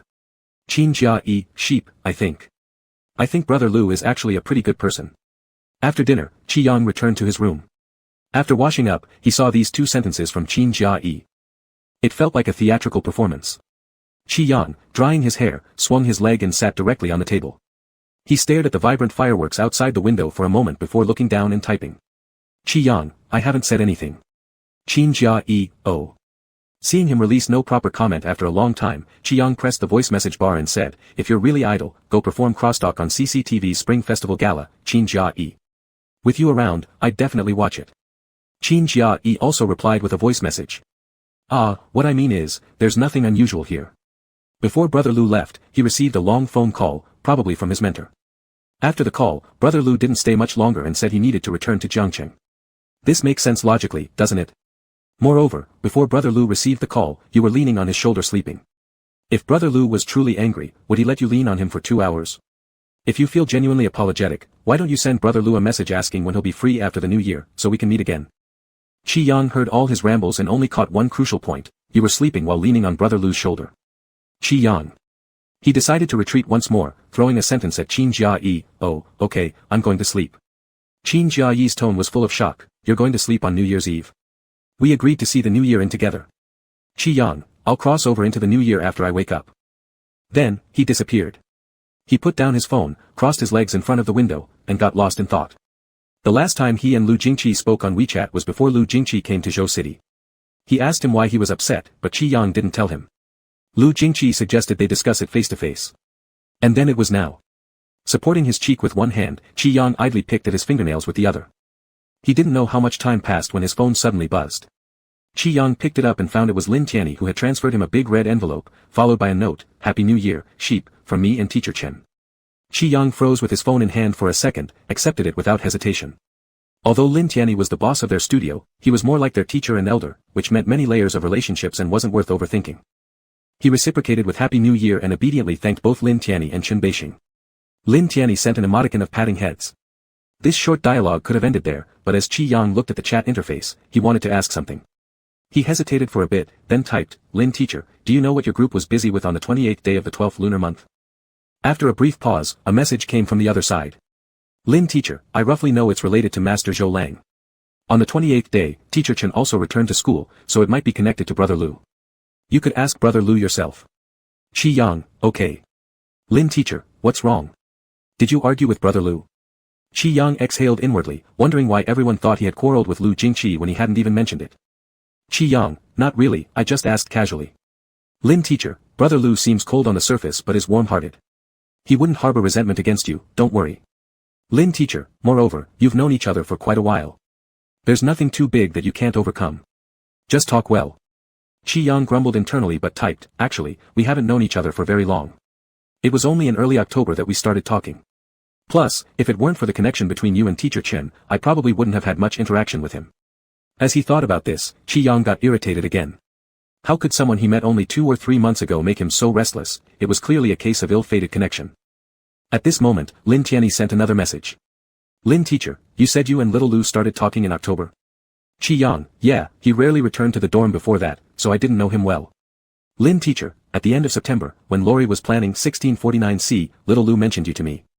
Later, after he learned I was looking for a suitable main illustrator, he even sent some of your works to my email. Qi Yang froze in place. He started to recall and suddenly remembered something, then asked, then why did you pretend not to know me and Brother Lu back then at the department building? After asking this, Lin Tianyi went silent. Qi Yang. It felt like seeing a ghost in broad daylight. As Lin Tianyi remained quiet, Qi Yang waited for a bit, saw no reply, and directly pulled up Lu Jingqi's WeChat, clicking into it to furiously type. Qi Yang, Lu Jingqi. The 3 words with an exclamation mark seemed fierce, but 2 seconds later, he immediately regretted it and clicked retract. A moment later. Lu Jingqi, question mark. Lu Jingqi, what's wrong? Holding the phone, Qi Yang fell silent where he was. As he frantically tried to reword his thoughts, his phone suddenly buzzed with an incoming call. Shocked, without thinking, he declined it. Qi Yang, nothing. Qi Yang, I pressed send by accident. Lu Jingqi, by accident, you typed my name. Qi Yang played dead. Lu Jingqi, Qi Yang. After holding it in for a while, Qi Yang couldn't bear it anymore and retaliated first. Qi Yang, stop rushing me. Qi Yang, let me think about how to say it. Qi Yang, why are you so impatient? Lu Jingqi indeed stopped pressing him. Qi Yang changed his position, leaning his head against the glass in thought. So. Lin Tianyi came to him all of a sudden because Lu Jingqi had mentioned him to Lin Tianyi. Back then, Lu Jingqi hadn't spoken more than a few sentences to him, why would he mention him to Lin Tianyi? Was it just warmth between roommates? Qi Yang didn't believe it and retaliated again. Qi Yang, Lu Jingqi, do you want to assassinate me?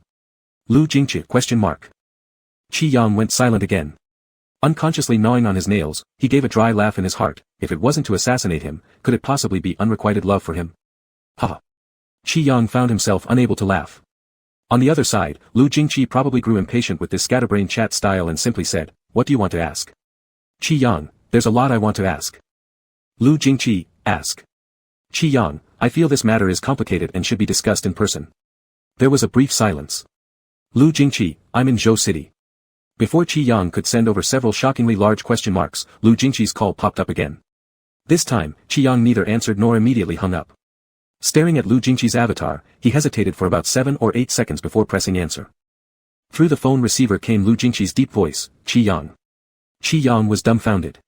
Thus, the call lingered in a strange silence, as if every sound around could be amplified through the phone speaker, breathing, heartbeat, everything. It took Qi Yang a long time to slowly open his mouth. Why are you in Zhou City during the New Year? Lu Jingqi didn't reply. Qi Yang, did you go back to Jiangcheng and come back? Qi Yang resumed picking at his fingers. Oh. Lu Jingqi, where are you? Lu Jingqi, do you want to come?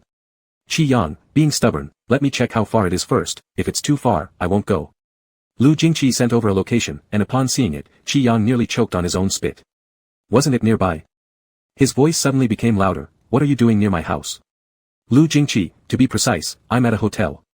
Qi Yang felt guilty again and murmured, since you're already here, why stay in a hotel? Come to my place. My mom will scold me if she finds out. Lu Jingqi paused for a few seconds, I visited some nearby attractions. Qi Yang, what attractions are open during the New Year? Forget it, I'll find you. Wait. He hung up. He put on his coat, tied a coarse wool scarf in off-white and light blue, and hurriedly ran downstairs. Downstairs, Zhou Chuhui, Qi Mingting, and Qi Jian's family of 3 were watching the Spring Festival Gala. The crosstalk act was awkward and boring. Zhou Chuhui looked up hearing the noise, where are you going? Qi Yang, to ring in the New Year with Qin Jia. Don't wait for me. Afterwards, he hastily left home, leaving the 3 people exchanging bewildered glances. Zhou Chuhui, why do I feel your brother is off? Qi Jian casually replied with his leg crossed, he went to find my sister-in-law. Zhou Chuhui, ah. Qi Mingting, ah. On the other side, after Qi Yang left the house and turned a couple of corners, he arrived. Standing in front of a room door at the hotel, he carefully pressed the doorbell. There was a click, and the door opened. Lu Jingqi had just finished bathing, carrying a faint smell of clean water and care products, with damp black hair and a white towel draped around his neck. Half of Qi Yang's face was hidden under the scarf as he looked out from the 2 eyes exposed above it. Their gazes met.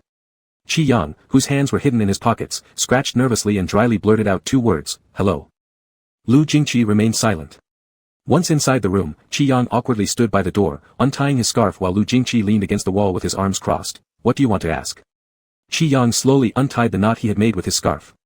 Already awkward, he froze when asked what was on his mind, stopping his actions altogether. I wanted to ask what you rushed back for on the 28th day. Lu Jingqi arched an eyebrow, is that all? Qi Yang, answer this first. Lu Jingqi, it's Zhou Senior's matter, it can't be explained in a few words. Xiao Chen and I were worried something would happen to him, so we went to check. Upon hearing that it involved someone else's secret, Qi Yang quickly nodded, oh, then let's talk about it next time. Lu Jingqi fixed his gaze on Qi Yang, anything else? The hotel's heating system was overly strong, making Qi Yang's brain foggy as he raised his head, also.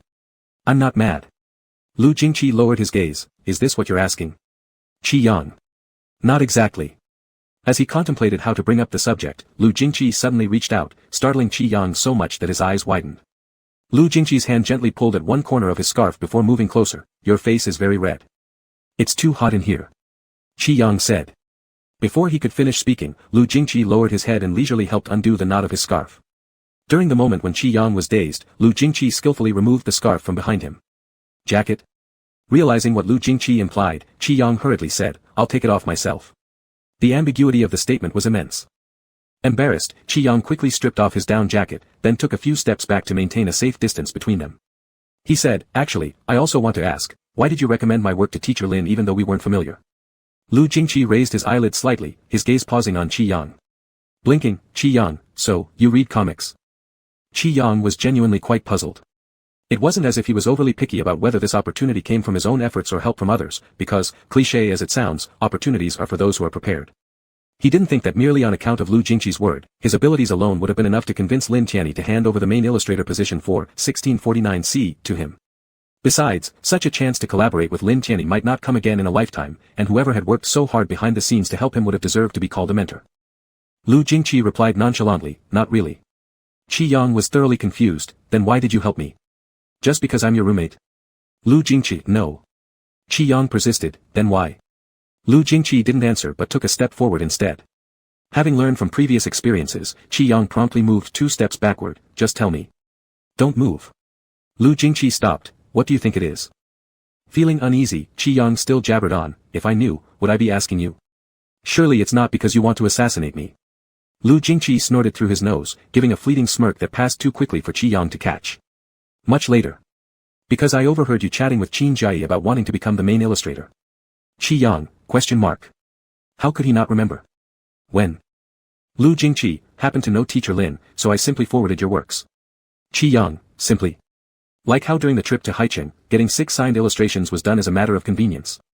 Qi Yang couldn't help it after holding back for a while. He straightened his body and said, Lu Jingqi, are you? The words got stuck in his throat before they were fully formed. Lu Jingqi looked at him and replied, yes. Qi Yang. What is yes? It's nothing. Qi Yang, feeling irritable, said, I haven't even finished my sentence yet, so I'm not in the mood to talk with you anymore. After a moment of silence, he changed the topic, why don't you go home during the spring festival? Lu Jingqi's tone was very light, no one's home. His voice carried an air of normalcy as if discussing dinner or drinking water. Qi Yang was stunned for a second. In his mind, the 2 little figures that had been fighting fiercely these past few days suddenly dwindled down to just one.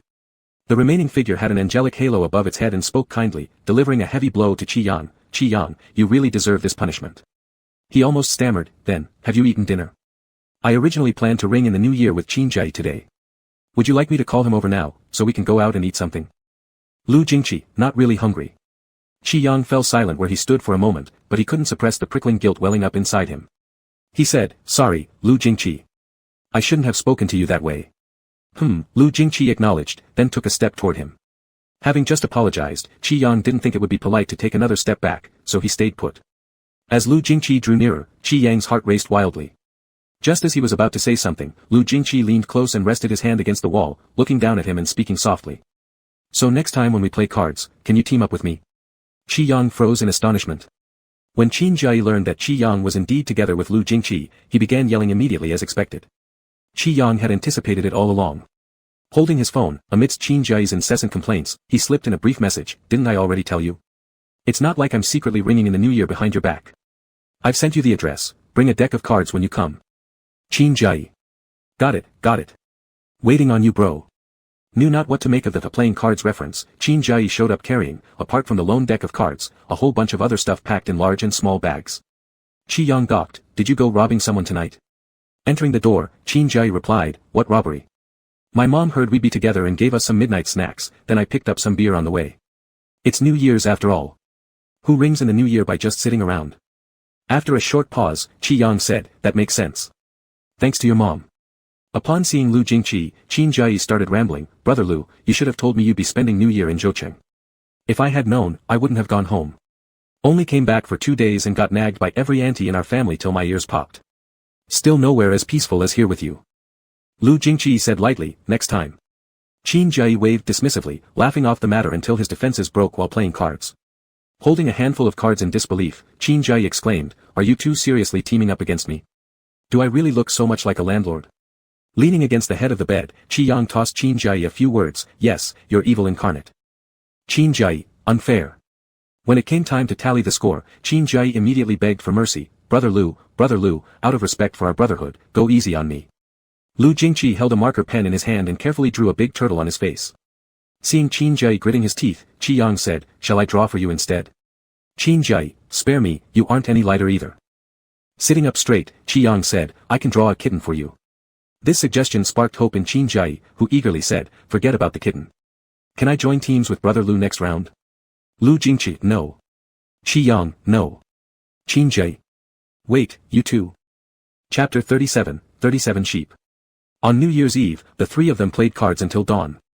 Qin Jai was particularly persistent, lasting till the end and even pulling off a reverse victory in one round, waving his marker pen triumphantly as he pressed Qi Yang to draw a turtle on his face.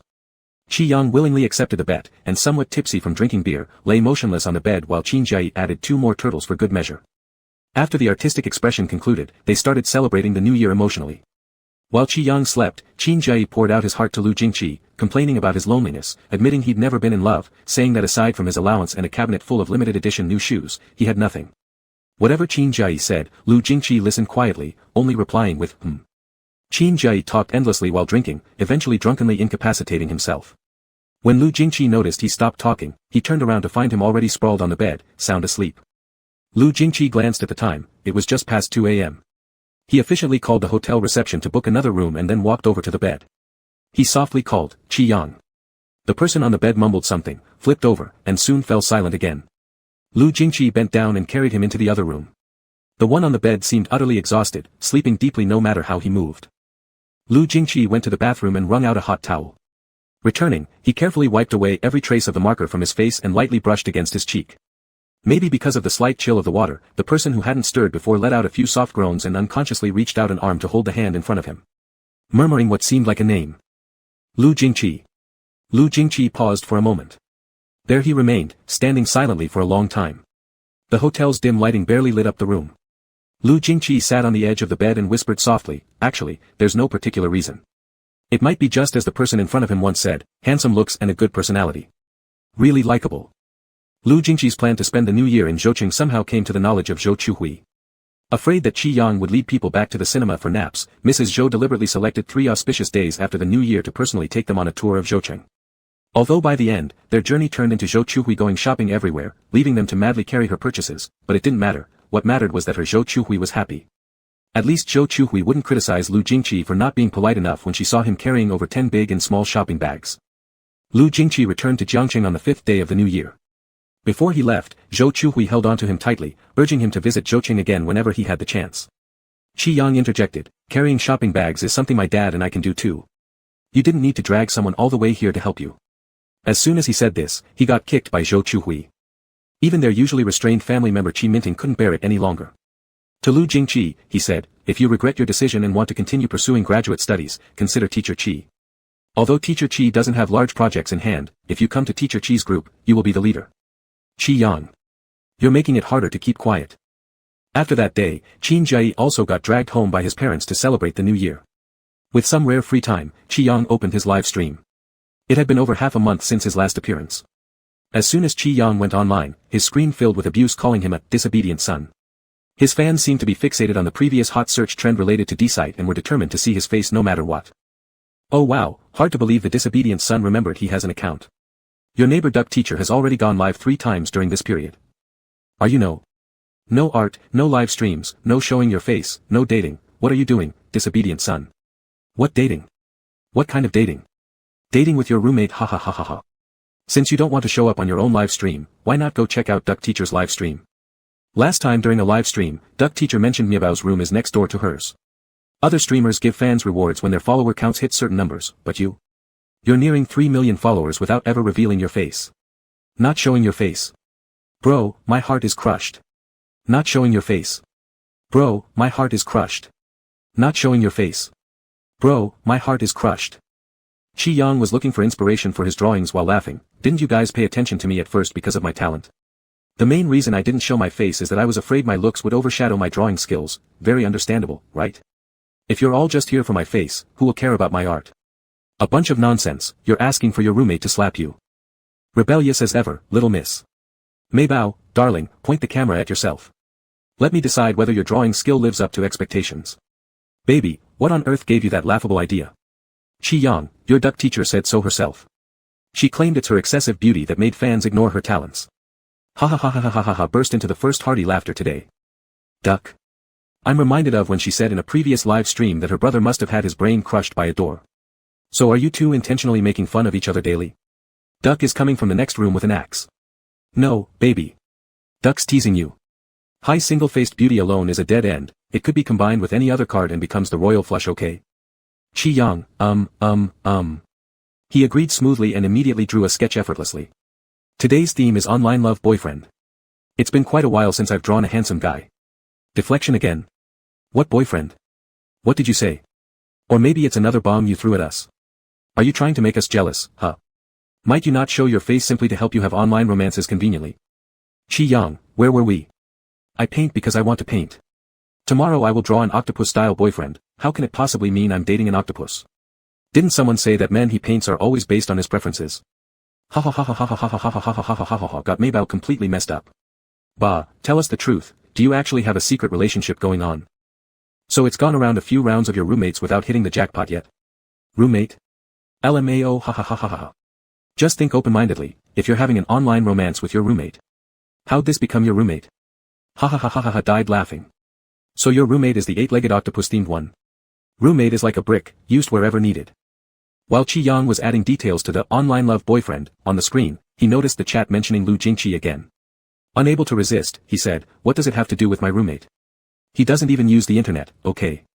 If I must say what he uses the internet for, then probably checking updates on scientific research mostly. See, you just said your roommate has an online romance target. Too devious. Greek god in charge of online romances. Who cares who he's romancing online? It might not be likely but not impossible that he's doing it with Maybao. And after so much time, May, do you know your roommate's sexual orientation now? Do you worry every day about being hit over by him? Chi Yang fell silent for a moment. You got him speechless again. Laughing so hard. It's so funny to flirt with Maybao online, I cannot imagine how exciting it'd be if I met him offline.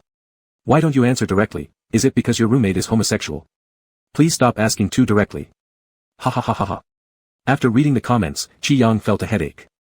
He took out a mint candy from the drawer and leaned back on the chair to zone out for a bit. After a long pause, he finally said, he really likes men. OMG.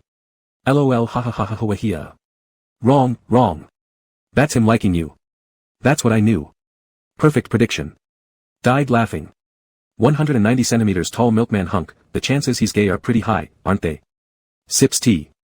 Chi Yang idly stirred the candy in his mouth with his tongue, his voice lacking vitality. I bear some responsibility for this. What responsibility? Did you turn him gay? Are you giving him a home? Chi Yang snorted, of course not. I mean, regarding his sexual orientation, I merely heard rumors from our school forum, I never confirmed with him personally and started spreading it everywhere. Do your school forums delve into such profound mysteries? Are there posts discussing your roommate's sexuality on the forum? 9 feet tall, big breasts, rich second generation, physics major genius, these features on any school front page would certainly make the post red hot and get tons of hot tags. Is it like this? You share the post in the live stream, and we'll analyze it word by word together with tens of thousands of people to figure out if your roommate is or isn't gay. Didn't you say earlier that your gaydar was very accurate? Why didn't it detect anything here? Chi Yang, don't mention it. My gaydar should be broken, it didn't detect a thing. Otherwise, he actively mentioned it to me and I still had no clue. Oh my goodness. Isn't this too montage-like, buddy? Why would your roommate suddenly tell you he likes men out of nowhere? How many parts did you edit out? I guess something must have happened during New Year's Eve. I also guessed so, everything seemed normal before the New Year's live stream, but when you came back after the holiday and connected with Duck Teacher, everything started feeling strange. Aren't any of you curious where they spent New Year's Eve? I'm more curious why you and your roommate went alone for New Year's. Did you take your roommate home during the holidays? Did you introduce him to your parents? Almost forgot about that one. What did your mom say? The bond between roommates endures forever. This roommate must be something extraordinary, I'm going crazy not knowing. Chi Yang crushed his mint candy into bits, sat up, and continued drawing the online love boyfriend while indulging his fans' curiosity a little. Technically speaking, it wasn't because of me, it wasn't an invitation from me. My family invited him. Ugh. Looks like your dad and mom really like their future daughter-in-law. Duck already calls her sis-in-law. Got it. At this rate, Maybao being scooped by someone else is just around the corner. Scoop away, scooping makes things healthier. Laughing so hard ha ha ha ha ha. Hoping when Maybao holds a signing event, bring along roommate bro, let us get a taste of this OTP. The 3 hottest topics in Chi Yang's live stream, showing his face, his roommate, and getting dumped. As he focused on drawing, the chat fans were intensely studying exactly how Chi Yang got dumped by his roommate. They discussed it seriously and sounded so sure of themselves that Chi Yang almost believed it himself. Seeing the chat slowly veer toward inappropriate content, Chi-Yang quickly shifted the topic. Some fans brought up a comic exhibition happening soon. The venue in Jiangcheng seems big, I saw the official announcements and they seem good. A couple of days ago, Duck Teacher didn't say she also received an invitation from the organizers, right? If Duck Teacher goes, maybe Maybao will too. Insider information suggests that Wasa-sensei will attend this time in Jiangcheng. Wasa? Wasa too? Wait, there's been no news about this. Isn't it amazing enough to invite Josie and Duck? Insider information, not necessarily accurate. The organizers don't have an officially announced mystery guest yet, some say it's Wasa-sensei. Wasa-sensei stopped drawing comics, didn't she? Heard that after graduating with a PhD, Wasa-sensei joined a research institute and has been quite busy. Doesn't Maybao like Wasa-sensei a lot? Hurry up and go. Chi-Yang lazily said, I haven't received an invitation from the organizer. Even if I had, I wouldn't go anyway. Plus, with Wasa-sensei's presence, the crowd will definitely be overwhelming, you'll just be looking at heads. You try saying that again. How many events send you invitations each year? Every time you say you can't get leave from class, the hosts cry themselves sick in the bathroom. Wasa-sensei hasn't drawn in ages. Come on, Maybao. We promise not to unmask you if you attend the event. Until the end of the live stream, Chi-Yang vaguely left whether he'd attend unclear. He rarely attended offline exhibitions because indeed he had no particular interest in them, besides, he was a bit lazy. The exhibitions would be overcrowded and cramped, which made Chi-Yang feel uncomfortable just thinking about it. For him, the most suitable activities were eating out with Qin Jiai or staying in the room reading comics. Occasionally, streaming while drawing some handsome men and chatting idly with his fans. To put it bluntly, Chi-Yang had no intention of going. Although the prospect of Wasa-sensei being there was tempting, as fans had mentioned, it was just insider information. It'd be the same for Chi-Yang to collect another signed work online later. Moreover, these few days, Chi-Yang finally found some free time, and he wanted to lie at home for a while longer. The exhibition site was in Jiangcheng, and he didn't want to go just yet. He was quite at peace being lazy, so he just lay around the whole morning. That night, Chi-Yang was sprawled on the bed watching a newly serialized anime when suddenly Chi Jian came barging in after knocking on the door. Brother, let's go to the Jiangcheng comic exhibition together. Chi-Yang didn't even look up, no. Chi Jian, the organizers leaked me some insider information, Wasa-sensei will be there too. A lot of people don't know yet. If we go, we'll definitely get an autograph. Autograph. Chi-Yang hesitated for a moment, then looked up. Chi Jian blinked eagerly at him, go. Wasa-sensei is really going? 200%. During this winter vacation, Chi-Yang hadn't spent much time at home. Right after the spring festival, he packed his luggage and returned to Jiangcheng. The venue for the comic exhibition wasn't far from Chi-Yang's house. On the day of the event, it wasn't until 9 a.m. that he groggily got up, pulled out a piece of clothing from the wardrobe, put it on, and then wore a sheep-shaped hat with two little horns. He descended from upstairs to have breakfast. Chi Jian had to prepare a special look as they were also a guest invited by the organizers, so their schedules didn't match at all.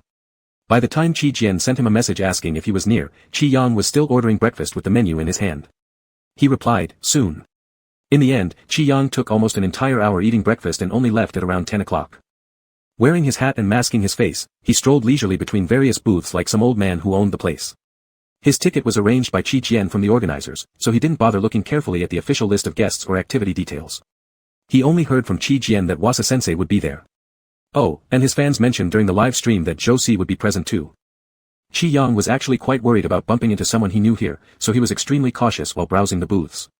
After having barely gone through half the area, Chi Jian messaged him again asking where he was, saying they'd come find him. Chi-Yang, you're way too noticeable. Go play alone. Chi-Yang, just call me when you see Wasa-sensei. Handsome guy. Handsome guy, are you committing a crime, bro? Chi-Yang, you don't understand, this is called caution. Then he cautiously started browsing other booths. He hadn't walked far when he noticed a familiar booth, its artwork spread across black and white, the style full of vigor. Sure enough, it was Su Jian. His family once collected the entire set of picture books and comics by Su Jian, but none had a signature. This undoubtedly had something to do with his habit of not attending offline activities. Since he was already here, Chi-Yang silently bought a set of comics and lined up for an autograph. He seriously tightened his hat and mask and typed the things he wanted to say on his phone, intending to muddle through without speaking directly. However, fatefully, he forgot to check his almanac before leaving home. When it was his turn, his marker pen ran out of ink. A staff member nearby stepped over and handed him a pen. Upon seeing them, Chi-Yang realized they were also an old acquaintance from the studio. His head went dizzy, and he discreetly shifted directions. Teacher Lin Tianyi asked us to visit him by 11 o'clock, and Teacher Wasa will directly come to our studio's booth for a small event. These words were spoken by the staff whispering in Su Jian's ear, but since Qi Yang was seated in the front row, he heard it. Lin Tianyi was coming too.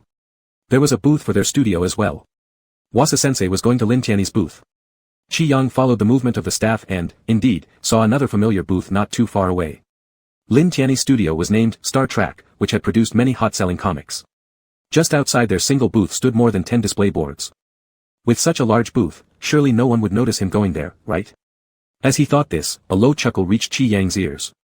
Suddenly brought back to reality, he found Su Jian had finished signing his autograph and was now looking up at him. You can go to our studio's booth, I'll sign it and have it delivered to you later. Qi Yang received the comic book, his mind utterly blank. Seeing that he didn't respond, Su Jian chuckled, Qi Yang. Qi Yang got a shock, hugged the comic and bolted off like he'd lost a battle, running far away before realizing.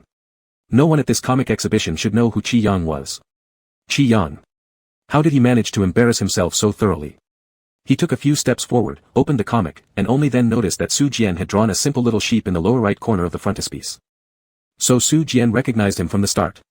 Qi Yang took out his phone and glanced at himself, nothing unusual, his hat and mask covered everything well. After turning it over in his mind, Qi Yang concluded that it was still Su Jian's sharp eyes to blame. The staff who gave him the pen earlier didn't recognize him either. Qi Yang held the comic book and wandered around for a while, checking the time before heading to the studio's booth. He bought a set of Wasa-sensei's comics and found a corner to wait. His phone buzzed with messages from Qi Jian sharing various updates, but after skimming through them, Qi Yang didn't find anything urgent so he put his phone away again. Wasa-sensei's comics were pretty thick in 2 volumes. Tired from holding them, Qi Yang placed them on a nearby counter and started flipping through the one signed by Su Jian. As Qi Yang was reading, a shadow suddenly loomed over him. The Wasa-sensei comics he'd just purchased were picked up. Qi Yang thought the person might have taken them by mistake, so he politely began to speak, "Excuse me, these are mine." He choked back the last 2 words upon seeing who it was. Shit. Lu Jingqi. Qi Yang had never imagined Lu Jingqi would be here. After locking eyes for 3 seconds, he abruptly turned and fled. Why did he forget to check the almanac again today? Encountering Su Jian made sense, but why was Lu Jingqi also here? After running to a safe place, Qi Yang took a deep breath only after making sure Lu Jingqi wasn't behind him anymore. His phone buzzed continuously. Qi Yang pulled it out. Lu Jingqi. Qi Yang. Qi Yang, what do you want? Lu Jingqi, why did you run? Qi Yang stiffened his neck, what are you talking about? Lu Jingqi, just now. Qi Yang, what about just now? I've been lying in my bed at home. Qi Yang sent over a picture. Lu Jingqi, are you sure? Qi Yang typed furiously, of course I'm sure. It hasn't even been long since the spring festival, where else would I be if not at home? Before he could send the message, a deep voice came from right above his head, at home. The next moment, an arm snaked around his neck. You left your comics. Qi Yang nearly leaped into the air. Lu Jingqi stared at him, remaining quiet for several seconds. He casually flicked one of the horns on his hat. Realizing what had happened, Qi Yang angrily slapped him, what are you doing? In Lu Jingqi's hand was a bag. He swayed it in front of Qi Yang's face, to sign by Wasa-sensei, plus some merchandise. She asked me to give it to you. These short sentences contained so much hidden information that Qi Yang's CPU almost overheated. He blankly looked at Lu Jingqi, huh? Lu Jingqi tugged his horn again. Stunned, Qi Yang exclaimed, you know Wasa-sensei. Lu Jingqi cast a glance downward, his tone calm, sort of. What sort of recognition is this? Either you know her or you don't. Lu Jingqi responded, she's a senior doctoral student in our lab, graduated last year. Josie knows her too. Qi Yang. You relationship abusers. Teacher Yu is at Teacher Lin's booth, shall we go take a look? Qi Yang touched his ear, feeling rather guilty, I snuck here. I don't want people recognizing me. Lowering his gaze slightly, Lu Jingqi couldn't help but get drawn once more to the horns on the cap of the person in front of him. Slowly, he let out an, oh, without saying anything further, his fingers lightly grabbing onto the horn for the 3rd time. By this point, Qi Yang was completely engrossed in the signature given to him by Wasa-sensei. He was also very fascinated by the contents in the bag which were filled with a lot of souvenirs. His mood improved greatly as he looked up, intending to say something, when he suddenly spotted Qi Jian ahead. Surrounded by many fans, the cheerful girl noticed him looking up and called out, bro. Here. Many fans turned their heads toward Qi Yang. Is that Sheep Teacher? Sheep Teacher is here. What? Mia Mia is here. But didn't she say during the live stream she wouldn't come? What? Who? Mia Bao. Where? Bro, let me see. Scared, Qi Yang grabbed Lu Jingqi and sprinted to the quick exit, vanishing in the blink of an eye. There were still people asking around Qi Jian. He was just there, where'd he go? You mean Sheep Teacher? Sheep teacher ran off with a handsome guy. Ha ha ha, fuck yeah. Chapter 38, 38 Sheep. After returning home from the comic convention, Qi Yang secluded himself for 3 days. He shouldn't have trusted Qi Jian, now the entire internet knows about his embarrassment. That night on D-Site, a new trending topic appeared, hashtag Chengdu Comic Con teacher Yang ran away hashtag. His dynamic comments section exploded. Those who were at the convention site added fuel to the fire, posting pictures of Qi Yang wearing a little sheep hat wandering around aimlessly in the venue. Is this Bao Bao? I was there and I literally laughed my head off, haha. The horns on teacher Yang's head are so cute, I couldn't help but look several times. How come our mess sounds like an old man? Indeed, if not for being a guest, the sense of relaxation is quite full. A booth near my position had a person wearing a sheep horn hat buying merchandise. Now you're telling me it was him? Shouldn't you tell me after I'm dead? It's really funny, if duck teacher hadn't shouted, Bao Bao, he might still be wandering. Meh, already obedient, please let go. Baby's acting just like a robot, I can't stop laughing. Didn't someone say Mebao dragged a handsome guy along? Where's the handsome guy? I saw him, but I didn't get a picture, very tall, excellent physique, stunning face. Is it the roommate? Yep, definitely matches up. Alright then, they've really gotten together. So has no one taken a photo of the roommate? Come on, give us a front face, a front face, a front face. If it really was the handsome guy that Mebao dragged away, I think I caught a glimpse, at the Star Trek exhibit area, with Wasa teacher. Holy hell, too handsome. WTH.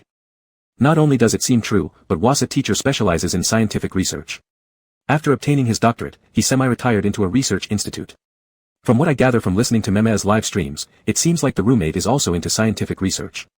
Is Wasa teacher into physics? It seems so. WTF WTF. Qi Yang didn't dare to open D-Site these past few days. After turning off his phone, he just painted in his room. Luckily, the popularity of the trending topic only lasted 2 or 3 days. With the start of school approaching, Qin Jie packed his bags and returned to Jiangcheng. That evening, Qi Yang went out with him to eat Korean barbecue, looking utterly exhausted. Qin Jie burst into laughter. Why do you look so weak, Yang? Haven't thrown away your grand health package, right? Drink more. Qi Yang cursed at him. Shut up. Qin Jie stuffed a piece of beef into his mouth. I'm serious, Yang. Your body is too weak. I've been to the gym a few times at least, even if I don't always get a perfect score during the annual physical fitness test, I still manage 90 points, whereas you barely scrape by every year. We could practice, otherwise you'll keep being so frail. Qi Yang chewed listlessly on some vegetables wrapped in meat. Tired, won't go. Qin Jie teased, you're being stubborn. Do you think the reason you get sick every time the seasons change is why? Because your resistance is too poor, got it? Qi Yang remained silent. Regardless of other things, we already have a coach next to us, you should ask Brother Lu to lead you in workouts. You don't need to become muscly, just avoid being this fragile. Qi Yang kicked him under the table. You're the one who's fragile, you damn jerk. Alright, I'm frail. Qin Jie accepted his words willingly this time, saying, I've had a membership at the school gym for 4 years. Went once last year with Brother Lu, haven't set foot there since. If you want to go, I'll give you my card. Qi Yang didn't even bother to hum a sound, thinking Qin Jie was just talking nonsense. However, the next day, the weather in Jiangcheng changed, a light rain mixed with snow fell, and Qi Yang didn't cover his quilt tightly enough. He woke up sneezing several times. Damn. Is Qin Jie's mouth a crow's omen? Qi Yang got up, found a packet of cold medicine from the drawer, and drank it. Afterward, he felt his head getting even fuzzier. He poured a cup of hot water and placed it by the bed, then crawled back into bed, burying his head under the covers and sleeping again. He thought drinking the medicine would make him feel better, but when he woke up, he had developed a low-grade fever instead. Qi Yang turned over groggily, picked up his phone to check the time. Just past noon. Qin Jie had gone off to meet someone yesterday, ate dinner with him after leaving his suitcase, and then disappeared. Qi Yang sent him a message asking when he'd be done, hoping that if it wasn't too late, he could take a detour to the pharmacy to buy some antipyretic drugs for him. As there was no response from the other side, Qi Yang suffered from a headache and dizziness. After waiting for a while, he threw his phone aside. He didn't know how long it had been, but Qi Yang hazily heard the sound of a door opening in the living room. He subconsciously thought that Qin Jie had returned, wondering why it ended so quickly. Click, the room door also opened. He mumbled softly, I thought you didn't see the message. Could you help me dissolve the medicine? There's hot water in the kitchen. After saying this, the room soon became quiet again, and the footsteps went towards the kitchen. Qi Yang had no energy to think about why Qin Jie suddenly changed character and didn't tease him a few words as usual. His body felt sore and weak, his stomach felt a bit spastic due to emptiness, and it seemed like he could pass out at any time. Just as Qi Yang's consciousness was about to blur again, someone suddenly picked him up from the bed. He dizzily leaned into the other person's arms, sensing a slightly cool large hand touching his forehead. Qi Yang finally realized something was off with Qin Jai. He lifted his heavy eyelids. Where was Qin Jai? His gaze collided with Lu Jingqi's dark, profound pupils, momentarily puzzled. Why is it you? Qin Jai is busy and sent me over to bring you medicine. Lu Jingqi lowered his hand. Drink the medicine. The cup was already at his lips, and Qi Yang leaned against Lu Jingqi's chest, his breathing hot and scorching. He truly lacked the strength to say anything else.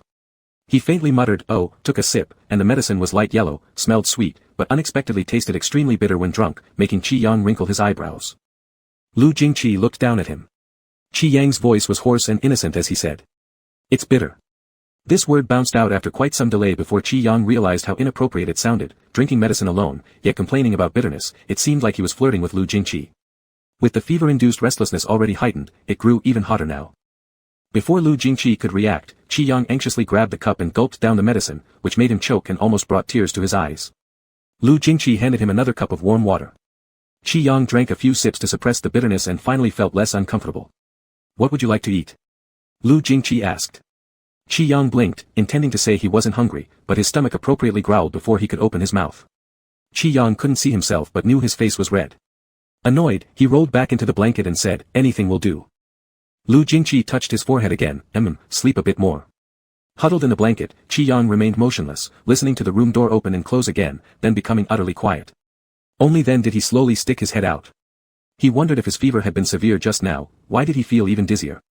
Lost in thought, his awareness dispersed shortly after. When he woke up again, the outside drizzle mixed with snow seemed to have turned into a heavy rain. The soft sound of raindrops provided a natural lullaby of white noise. If he weren't sick, today would indeed be a perfect day to curl up on the couch and binge-watch anime. Qi Yang sat up in bed, clutching his stomach, which was spasming severely. After holding his head for quite a while, he got up.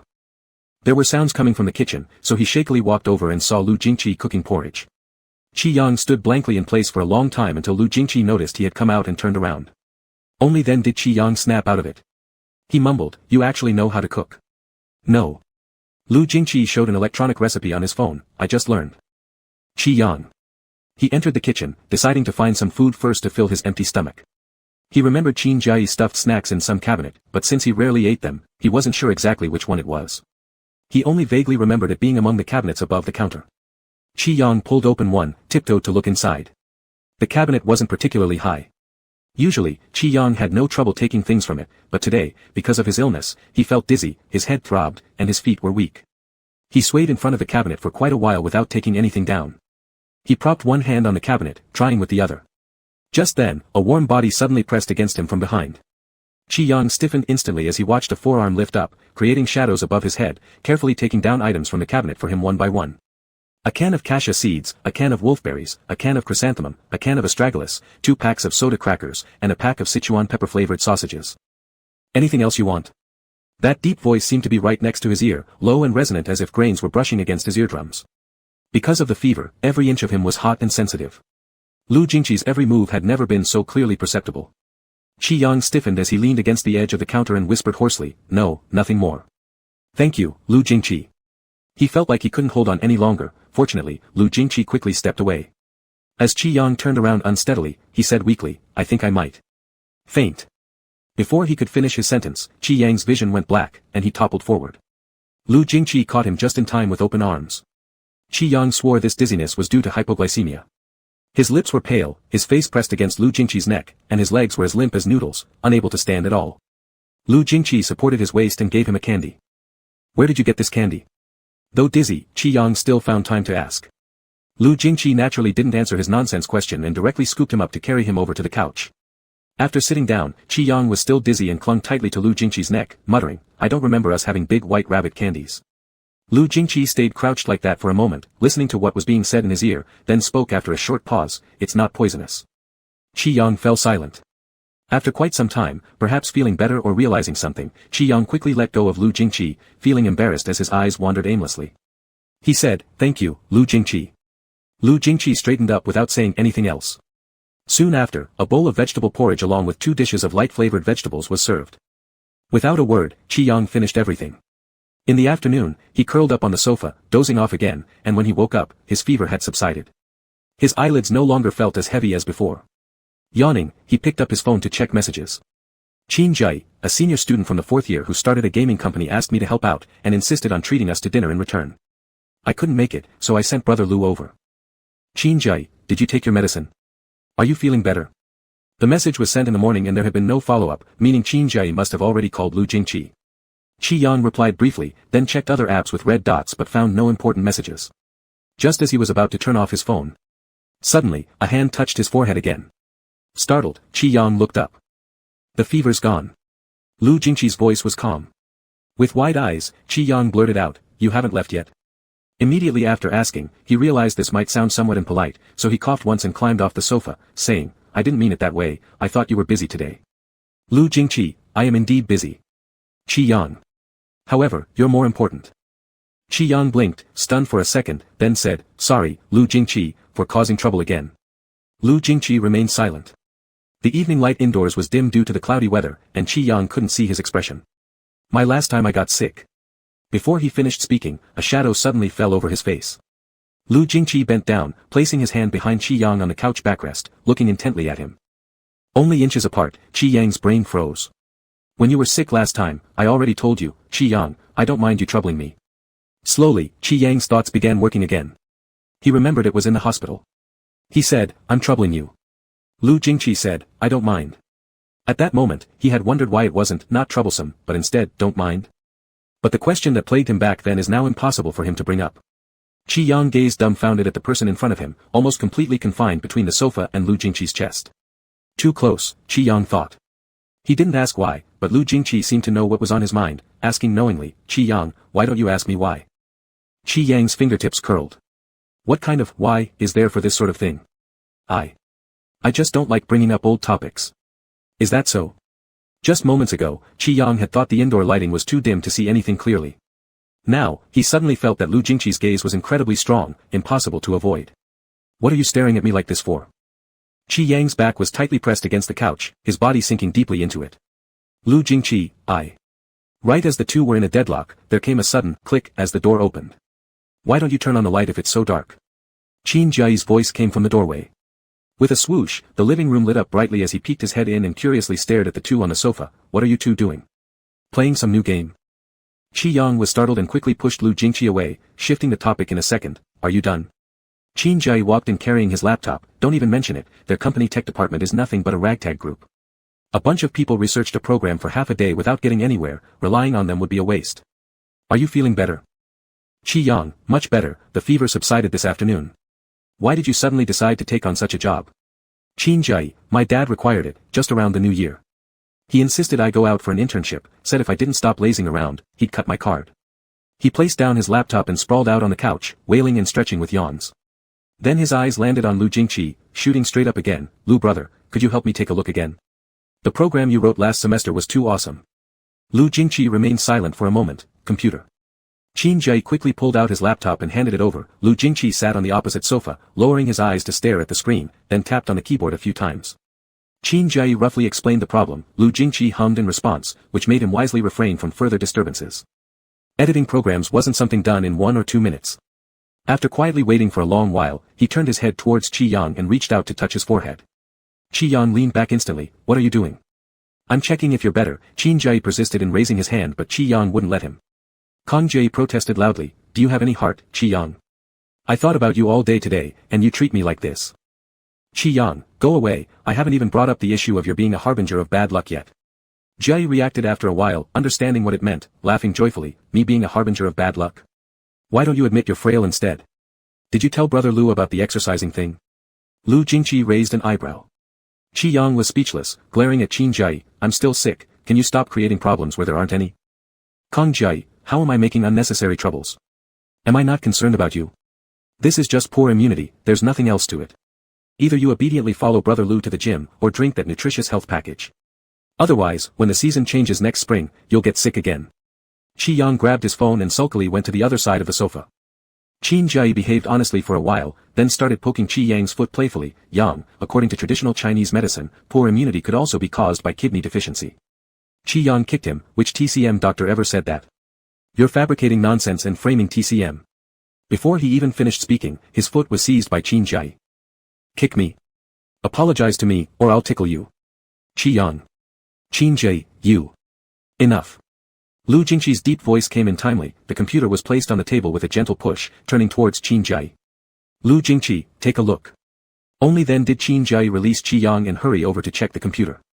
Just after taking a glance, he began to click repeatedly, amazing, brother Lu, absolutely amazing. How didn't I think of modifying here? All my previous efforts were useless. Qi Yang couldn't resist mocking him, you understand and comprehend it, now you're amazing. Still clicking non-stop, Qin Jie took out his phone and immediately made a call.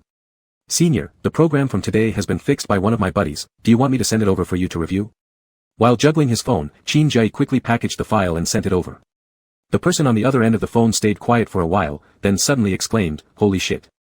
After exclaiming, they bombarded Qin Jie with questions, is your buddy a classmate? In the 3rd year? Is he interested in coming to my company for a part-time job? Listening to this, Qin Jie silently thought that the salary offered wouldn't work. Still, he responded politely, he's in the 3rd year, but not the same major as me. What major studies this much awesomeness? If he's free, call him out sometime for a drink together, I'll treat. Qin Jie, astrophysics. Senior, question mark. Qin Jie, me. My buddy probably isn't interested in part-time jobs, he's about to enter the 1st year of his PhD. Senior. After hanging up, Qin Jie stared at the computer screen for a while, you're too awesome, brother Lu. If I had your skills, the senior would treat me like a grandfather. As he finished speaking, a hand landed on his shoulder. Lu Jingqi patted him. Qin Jie, question mark. Lu Jingqi gestured towards the sofa opposite. Qin Jie stood up dazedly, holding the computer and sitting over there. Then he saw brother Lu sit where he had been just now. Qin Jie realized smartly, brother Lu, you want to sit with Yang Yang? Lu Jingqi, Qi Yang. He quietly pulled back his legs and curled up in the corner playing Candy Crush on his phone. Do you want to exercise? It took Qi Yang 2 seconds to realize that Lu Jingqi was asking him. He denied it pretty smoothly, I didn't say that, Qin Jie did. You take him. Qin Jie, me. He still couldn't forget the terror of being controlled by the machine that day. Denying more quickly than Qi Yang, what I meant is that Yang Yang often falls ill because of poor immunity. Look at you and me, brother Lu, we haven't been sick during our 3 years in university because our physical qualities are strong enough. Yang Yang always barely passes the annual physical tests, pulling himself up fewer than 10 times. Qi Yang cursed nervously, none of your business, have you eaten too much again? I think what he said makes sense. Qi Yang was blocked momentarily. Upon hearing this, Qin Jie got excited, isn't it right, brother Lu? This guy has too good a temper, he's always bitten by a dog. Qi Yang threw a cushion at him, you're a rat trying to catch mice. But the cushion didn't make it out, as Lu Jingqi reached out and held it, I have time. A question mark popped into Qi Yang's head.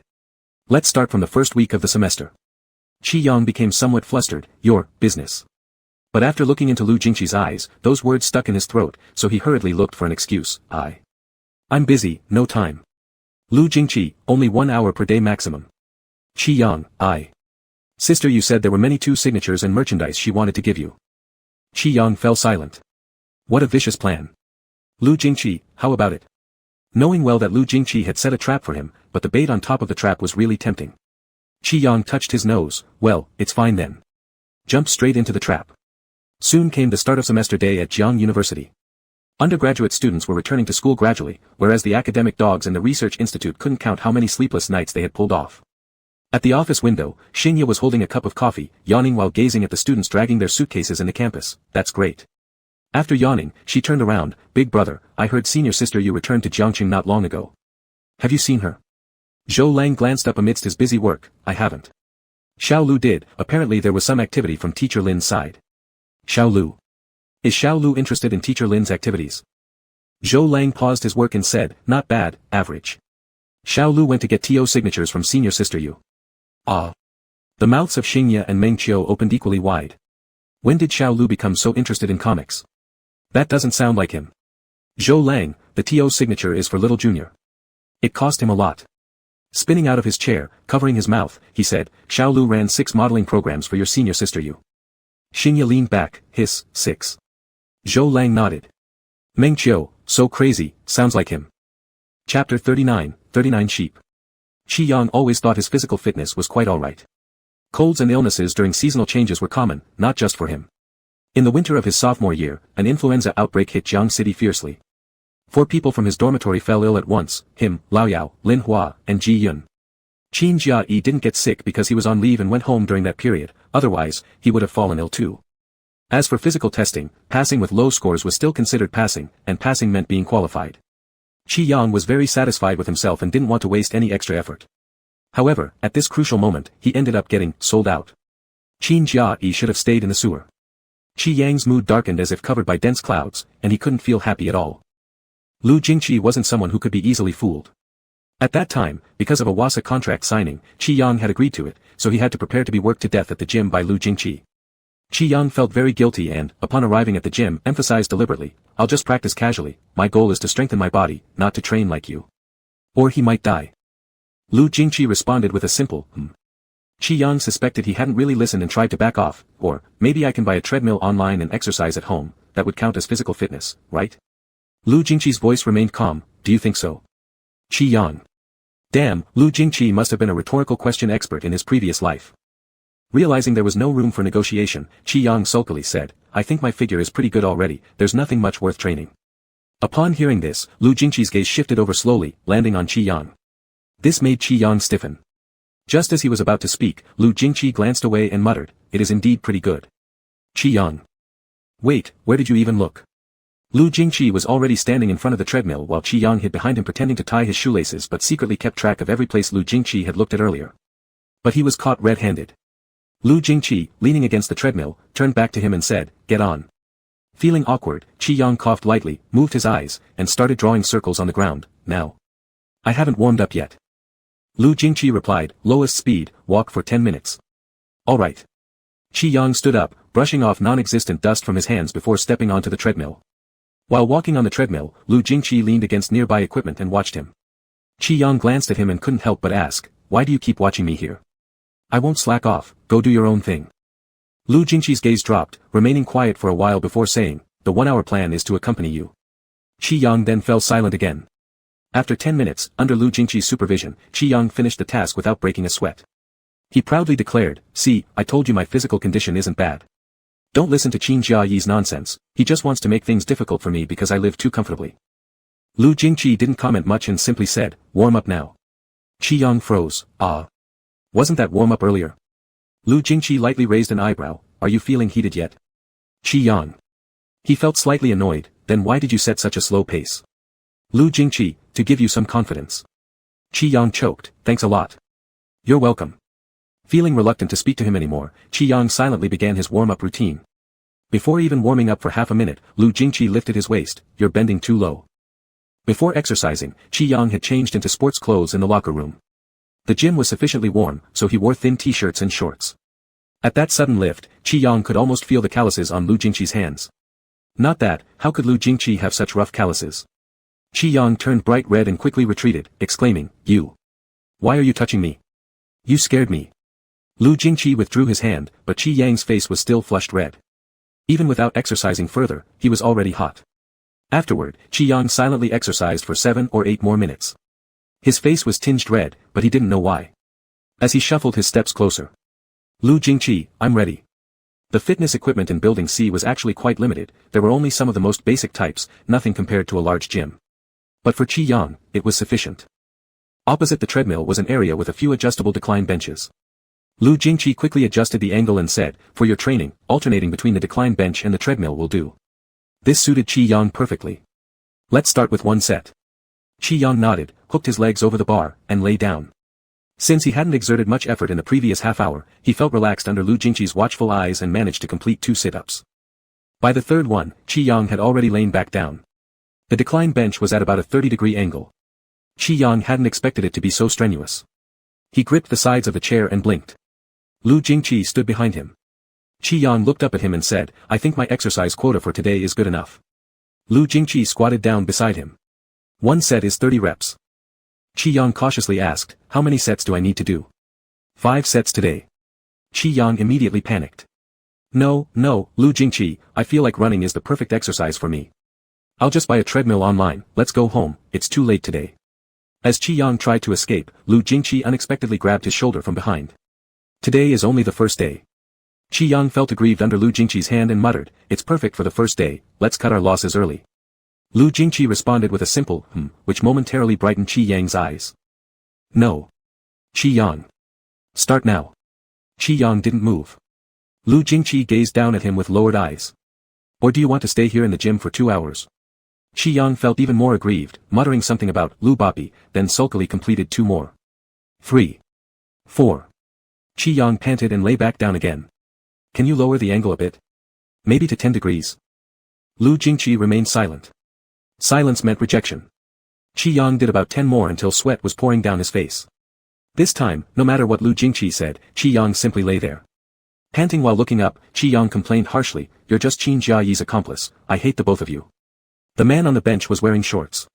When he relaxed and slouched slightly, the hem of his shirt rose, exposing a slender waist. This person showed no particular awareness, continuing to chatter away. The two of you share the same bad habits.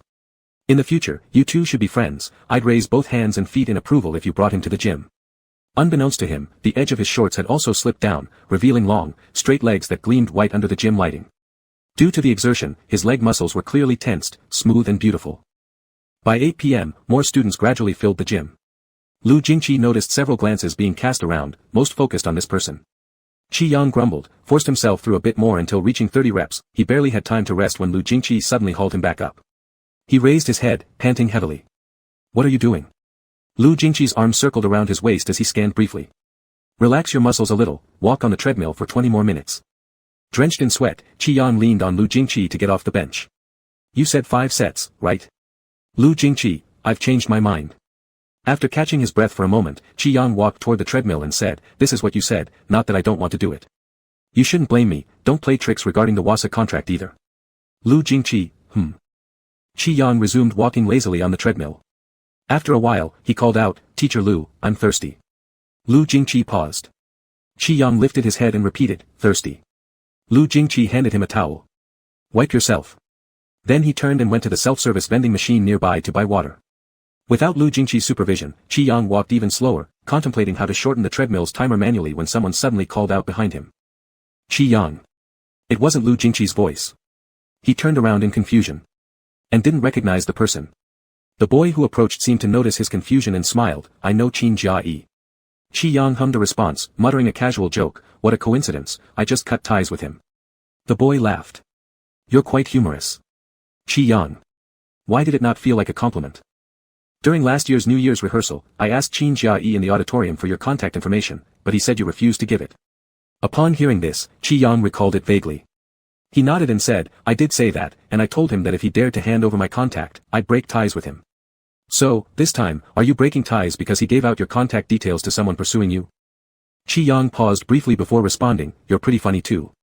The boy laughed. Since Qi Yang was already tired and lacked patience, he asked, do you need something? It's nothing urgent, but when I came to the gym just now, I noticed some of your movements might not be entirely standard. If you'd like, I could accompany you and guide you on your form. Qi Yang thought inwardly, walking casually on the treadmill, how does that have anything about standards? It was nonsensical. He waved a hand. No need, I've already reached my exercise quota for today. So fast. That's a pity, the boy fell silent for a moment and then said, after reconsidering, I realize asking others for contact information is indeed impolite. I should personally ask you. Qi Yang, can we exchange contact details? Maybe next time we can come to the gym together. Qi Yang didn't understand his logic. After being refused once, he actually came in person to request contact, it wasn't as polite as it sounded. Besides, coming to the gym.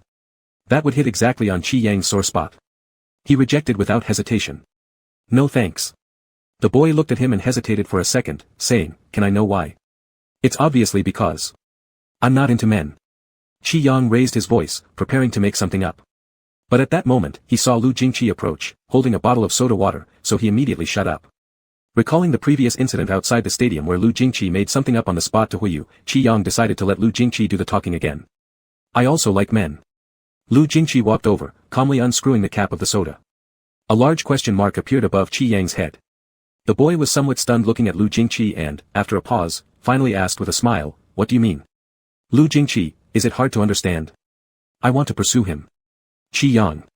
After hearing this, the boy sized up Lu Jingqi and then glanced at Qi Yang. There was silence for a moment. Not hard to understand. Lu Jingqi hummed in acknowledgement. Step aside, I want to chase after him. The boy left quickly after that. Only Qi Yang remained silent. Lu Jingqi handed him the water. Qi Yang suspiciously asked, you haven't poisoned it, right? Try it. Qi Yang took a sip, then screwed the cap back on and shoved it back into Lu Jingqi's arms. Why are you changing tactics without discussing with me first? Lu Jingqi, what tactic? Qi Yang turned and looked at him. Your rejection tactics. The last time you told Hui Yu I didn't like men, I thought you were going to say that again. Lu Jingqi leaned against the equipment behind him, slowly opening the bottle cap that Qi Yang had just twisted shut, took a sip, and rested it against his lips. Qi Yang accidentally caught a glimpse and nearly choked on saliva. Annoyed, he said, I've already drunk from it, why don't you just buy another bottle? Lu Jingqi acted as if he hadn't heard. He said, my strategy changed since the last time I ran into Hui Yu near your place. Qi Yang seriously thought about it for a moment. Lu Jingqi asked, do you still remember what I said last time?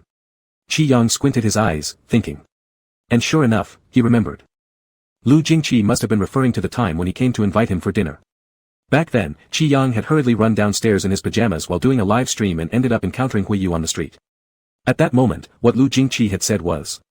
Qi Yang recalled the chaotic scene flashing through his mind, and in the end, only one sentence from Lu Jingqi stood out. Isn't it normal for roommates to pretend to be lovers to help each other out of a tight spot? Qi Yang fell silent. Lu Jingqi, do you remember now? Qi Yang, alright. Lu Jingqi, alright. Qi Yang, it's normal for roommates to pretend to be lovers to help each other out of trouble, pretending to pursue me is also normal. Lu Jingqi gave him a sidelong glance. Qi Yang, thank you for helping me out. Lu Jingqi said nothing. Qi Yang then began, I'm thirsty, Lu Jingqi. After finishing, he hurriedly added, that bottle you've already drunk from. Meaning he wanted a new one. Lu Jingqi looked down at the water bottle in his hand. Qi Yang humbly said, I can go buy it myself too. Lu Jingqi turned and left. Before leaving, Qi Yang couldn't resist adding a request, this water isn't tasty. Get a green grape flavored one. Lu Jingqi didn't even turn his head back. For some unknown reason, Qi Yang thought Lu Jingqi seemed a bit speechless. It must have been an illusion, right? After that day, Lu Jingqi delivered another set of was-assigned goods and merchandise to him. Qi Yang asked with great confidence, do I not have to go to the gym anymore? Lu Jingqi, work out at home. Qin Jia was astonished by this remark and leaned over, asking, dude, seriously? Just after one day of working out, you're actually conceding? Did Yang charm you with spells?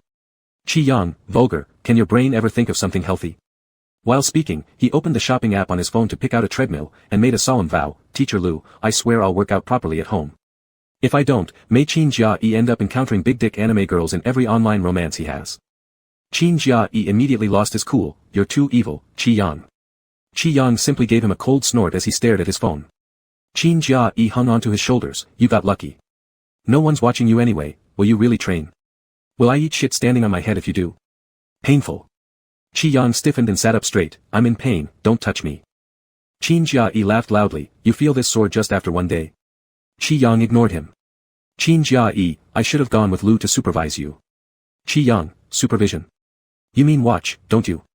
Qin Jia poked him on the waist again, and Qi Yang flinched as though he had been shocked, cursing, are you insane, Qin Jia? Qin Jia was about to reach out again. Lu Jingqi looked at him, do you want to work out? Qin Jia instantly became compliant. Qi Yang suffered from sore muscles for 3 days, bending over felt like torture, which caused him to lose all interest in anything requiring physical exertion, including attending classes, eating, and even the promise he made to exercise at home. The treadmill was delivered the next day but remained unopened, discarded in the living room as mere decoration. Regarding this, Lu Jingqi didn't say anything, and Qi Yang took it as granted that he could comfortably lie flat. The only thing persistently nagging at him daily was Qin Jia's incessant chatter about childish honesty, sounding like he was ready to dive into an online relationship. Qi Yang scared him off, gay men love using online dating to fool heterosexual guys. Be careful. Qin Jia still your fault. Qi Yang, it's my fault, after I finished making that vow, all the gay men in the world started online dating. Qin Jia After scaring Qin Jia into silence, Qi Yang flipped to the other side of the bed and started playing with his phone. To be precise, it wasn't exactly playing with the phone. Suddenly, Qi Yang remembered there was a random guy he had met online. He fished out his WeChat alternate account and sent a message. Yang slept, handsome, are you back from abroad? After a while. Latest? Qi Yang, looking at this question mark, almost thought Latest had forgotten who he was. Yang slept, it's the last time we talked. Yang slept, you said we would kiss at night. There probably was a time difference then. Latest, Latest, back. Yang slept, I thought you settled abroad. Latest, no, job. Yang slept, why are you so busy? Are you busier than my friend? Latest, friend. Yang slept, roommate. Yang slept, you shouldn't look up to him. He's like a robot, I don't even like talking to him. The other side was silent for a long time. Latest, do you dislike your roommate? Yang slept, huh? Yang slept, I like you. After this statement, his online boyfriend fell silent again. Chi Yang guessed that perhaps what he said sounded too cheesy, so he temporarily gave up on this topic and turned to ask about other things seriously. Yang slept, we've been together for such a long time. Yang slept, where are you from? Yang slept, no special meaning. Yang slept, just want to know more about you, heart. Chi Yang waited for a while but didn't receive any message from Latest. Just when he thought that Latest had disappeared again, his phone buzzed, and Latest threw two familiar words at him. Latest, Jiangcheng. Yang slept. Latest, what's wrong? Yang slept, ah. Yang slept, don't trick me. Yang slept, are you sure? Are you hiding in the Jiangcheng sewers? Why haven't I seen you? Latest, not tricking you. This time it was Chi Yang who remained silent. Latest, so. Latest, want to meet up? I'm free recently. Yang slept, I have class. After saying this, he directly fled the conversation. He originally wanted to talk to Latest about his recent exercise routine, but now it seemed inappropriate. What if Latest invited him to go to the gym? Chi Yang sighed. A single line of internet connection had somehow really connected them to Jiangcheng. On the other side, at the Jiangcheng University Research Institute. Xingye passed by Lu Jingqi and asked, are the 6 programs for senior you finished? Lu Jingqi glanced upward briefly, not yet. Xingye laughed loudly, you'd better not let old Chen find out. If he learns that the busy thing on your lips is actually helping senior you run models and data, he'll kick the door of Zhang Shua's office apart and start yelling at master in the elderly activity center. Senior Yu's real name was Yumu, the first graduate student under Zhang Shua. She was a part-time painter during her undergraduate and master's years, painting herself to be explosively popular across the web, becoming a WASA teacher with tens of millions of fans on D Station. Their master thought Yumu was a talent worth nurturing, so she was eventually lured back to continue studying under him for her doctorate. Thus, although they all called her senior, the relationship was a complicated one involving distant same-door connections. Lu Jingqi responded indifferently, old Chen won't find out. Xingye patted him, true, but old Chen has been in a bad mood recently. A few days ago, he scolded brother Lu from next door for 2 hours during that seminar. It was quite the scene. Meng Qiu joined in upon hearing this. Old Chen also said that brother Lu was an irresponsible rogue, advising us people in the office not to talk to him much. Xingye remarked, brother Lu has been doing his PhD for 8 years. He must be nearly as old as old Chen, right? Meng Qiu replied, 33, just a year younger. Xingye exclaimed several times, 8 years. And that's not counting his 3 years as a graduate student. He could have dug through the whole bottom layer of Jiangcheng University by now, terrifying. As they were chatting, Zhou Lang pushed open the door of the office and came in, holding a timetable. What's going on with old Chen's course schedule this semester? Xingye looked up, what's wrong? Zhou Lang said, there's a junior elective class, College student health education. Meng Qiu, College student health education. Is old Chen being assigned to teach such a watered-down course? Zhou Lang looked at the timetable twice, there's no problem. It's indeed old Chen's name. Is there another teacher in our school named Chen Beixing? Xingye burst into laughter, her shoulders trembling, nope, just one. Seriously, they're making old Chen take this course. He'll have another door to kick down. Zhou Lang, question mark. Xingye, he needs to break the dean's door down. Zhou Lang was also puzzled, who's old Chen annoyed with these days? Xingye and Meng Qiu exchanged glances, brother Lu from next door. Zhou Lang. Xingye, is brother Lu in charge of arranging schedules? Zhou Lang, technically, it doesn't matter. But think about this. Lu from next door has been at Jiangcheng University for, let's see, 7 years counting undergrad and grad school, 15 total including all the time he spent here. The old turtle in the lake of our university hasn't been here as long as him. Even the academic affairs staff call him Old Lu. Xingye was laughing uncontrollably, that explains everything. Lu has some serious skills if he can trip up old Chen. Zhou Lang suddenly felt the timetable in his hand become uncomfortably hot. As they were discussing how watered down the college health education class was, the office door opened again, and Chen Beixing walked straight to his desk. While searching for something, he said, Lu Jingqi, you'll join me for the faculty report meeting tomorrow. Lu Jingqi paused a moment, tomorrow I'm not available. Chen Beixing glanced up, aren't you done yet? What are you busy with? Lu Jingqi gestured toward the timetable in Zhou Lang's hand, you're busy. Chen Beixing froze. Zhou Lang reluctantly handed over the timetable, tomorrow, you really need to teach the third-year students. Chen Beixing stared at the content for a while, flipped it over, flipped it back, then crumpled it and threw it into the trash can. What kind of trashy water course is this? Who arranged it? Zhou Lang didn't dare utter a word. After finishing his statement, Chen Beixing left with his documents but added before departing, remember to attend the faculty meeting tomorrow. Click. The door closed again. Zhou Lang quietly retrieved the timetable from the trash can. Xingye, I don't think old Chen will prepare for such a class. Meng Qiu, I don't even think old Chen would show up for such a class. Zhou Lang, actually, it'd be fine if the teaching assistant could help out. Meng Qiu and Xingye exchanged glances and both looked at Zhou Lang. Zhou Lang, no way, I'm not fit for such a healthy class. Then everyone turned their attention to Lu Jingqi. Lu, could you help old Chen out? It's too bad that someone is giving old Chen a hard time like this. Lu Jingqi raised an eyebrow, ? Chapter 40, 40 Sheep. Qi Yang basically never looked at the course schedule, relying entirely on Qin Jia-yi to remind him. On Friday afternoon, he woke up groggily from his nap and was dragged to class by Qin Jia-yi. Still dazed as he sat down in the classroom, he asked, what class is this? Qin Jia-yi slapped a textbook in front of him, University Student Health Education, such an appropriate class for you. Qi Yang squinted and flipped through the book, muttering, such a watered-down class, why am I still taking these in my third year? Qin Jia-yi, some professors in our school rely on easy classes just to get paid. Qi Yang yawned and lay his head back on the table. Normally, during such watered-down classes, both Qi Yang and Qin Jia-yi would sit in the last row of the classroom and sometimes sneak out halfway through. Feeling half asleep again, Qi Yang was about to drift off when the classroom suddenly erupted into murmurs, waking him up. He scratched his ear and tried to change position so he could go back to sleep but was quickly awakened by two sharp slaps from Qin Jia-yi. Whoa, whoa. An irritated Qi Yang said, did a mad dog bite you? Qin Jia-yi, whoa. Look up. Look up. Reluctantly raising his head with a grumpy expression, Qi Yang locked eyes with Lu Jingqi, who had just pulled up a PPT slide and was holding the attendance sheet. Qi Yang. Did he really become Teacher Lu now? He turned around to ask Qin Jia-yi, which teacher is supposed to teach this class? Qin Jia-yi furiously flipped through the electronic course schedule on his phone, then whispered after checking it for a while, Chen Beixing. Qi Yang was still confused when Qin Jia-yi grabbed his books and ran, Professor Chen knows you, right? I'm going to sit somewhere else, sitting next to you makes it too hard to slip away unnoticed. Qi Yang, Qin Jia-yi, wait. But Qin Jia-yi had already moved to sit with someone else, buddy, there's no one next to you here. No one. Qi Yang sighed. Hiding his face behind his hands at the back, pretending to be dead, all he wanted was to avoid any more eye contact with Lu Jingqi. But not long after, his name was called from the podium. Qi Yang. Sitting in the last row, he lowered his head like a thief, slightly raising his hand and saying quietly, here. Even though Lu Jingqi's voice remained as calm as ever, Qi Yang could somehow sense something different. His cheeks turned red from embarrassment, and he didn't dare to look up even once. Soon, the bell rang and Lu Jingqi left the classroom, seemingly speaking with someone outside the door. Qi Yang continued hiding his face and pretending to be dead. Outside the classroom.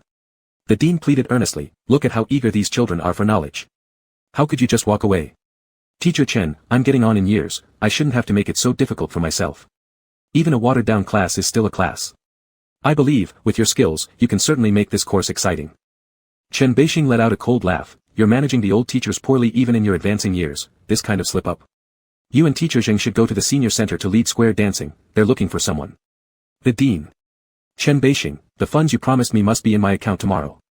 The dean hesitated before attempting to renege, about the money. I did promise you, but the school's budget is tight recently. Can we? Chen Beixing raised an eyebrow and turned to leave. Fine. I'll transfer it. If I don't do it now, Master Chen, please hurry back to the class. With that, Chen Beixing returned to the classroom. Only Lu Jingqi remained outside the door. The dean relaxed slightly, patting Lu Jingqi's shoulder, Teacher Chen has quite a temper, you students should remember to advise him more often. Don't follow everything he says blindly and pick up all his bad habits. Lu Jingqi nodded briefly. The dean finally managed to smile, in your group, you are the least troublesome. I've always thought you're steady and reliable. Have you decided yet if you want to pursue your PhD under Teacher Chen? Haven't considered anything else? After graduation, have you thought about staying at the school? Or do you want to reconsider? Lu Jingqi cut him off, Dean, sorry, I've got an urgent matter. You don't have any classes, do you? Lu Jingqi, I urgently need to go on a date. With that, he slipped back into the classroom through the back door. The dean stood stunned.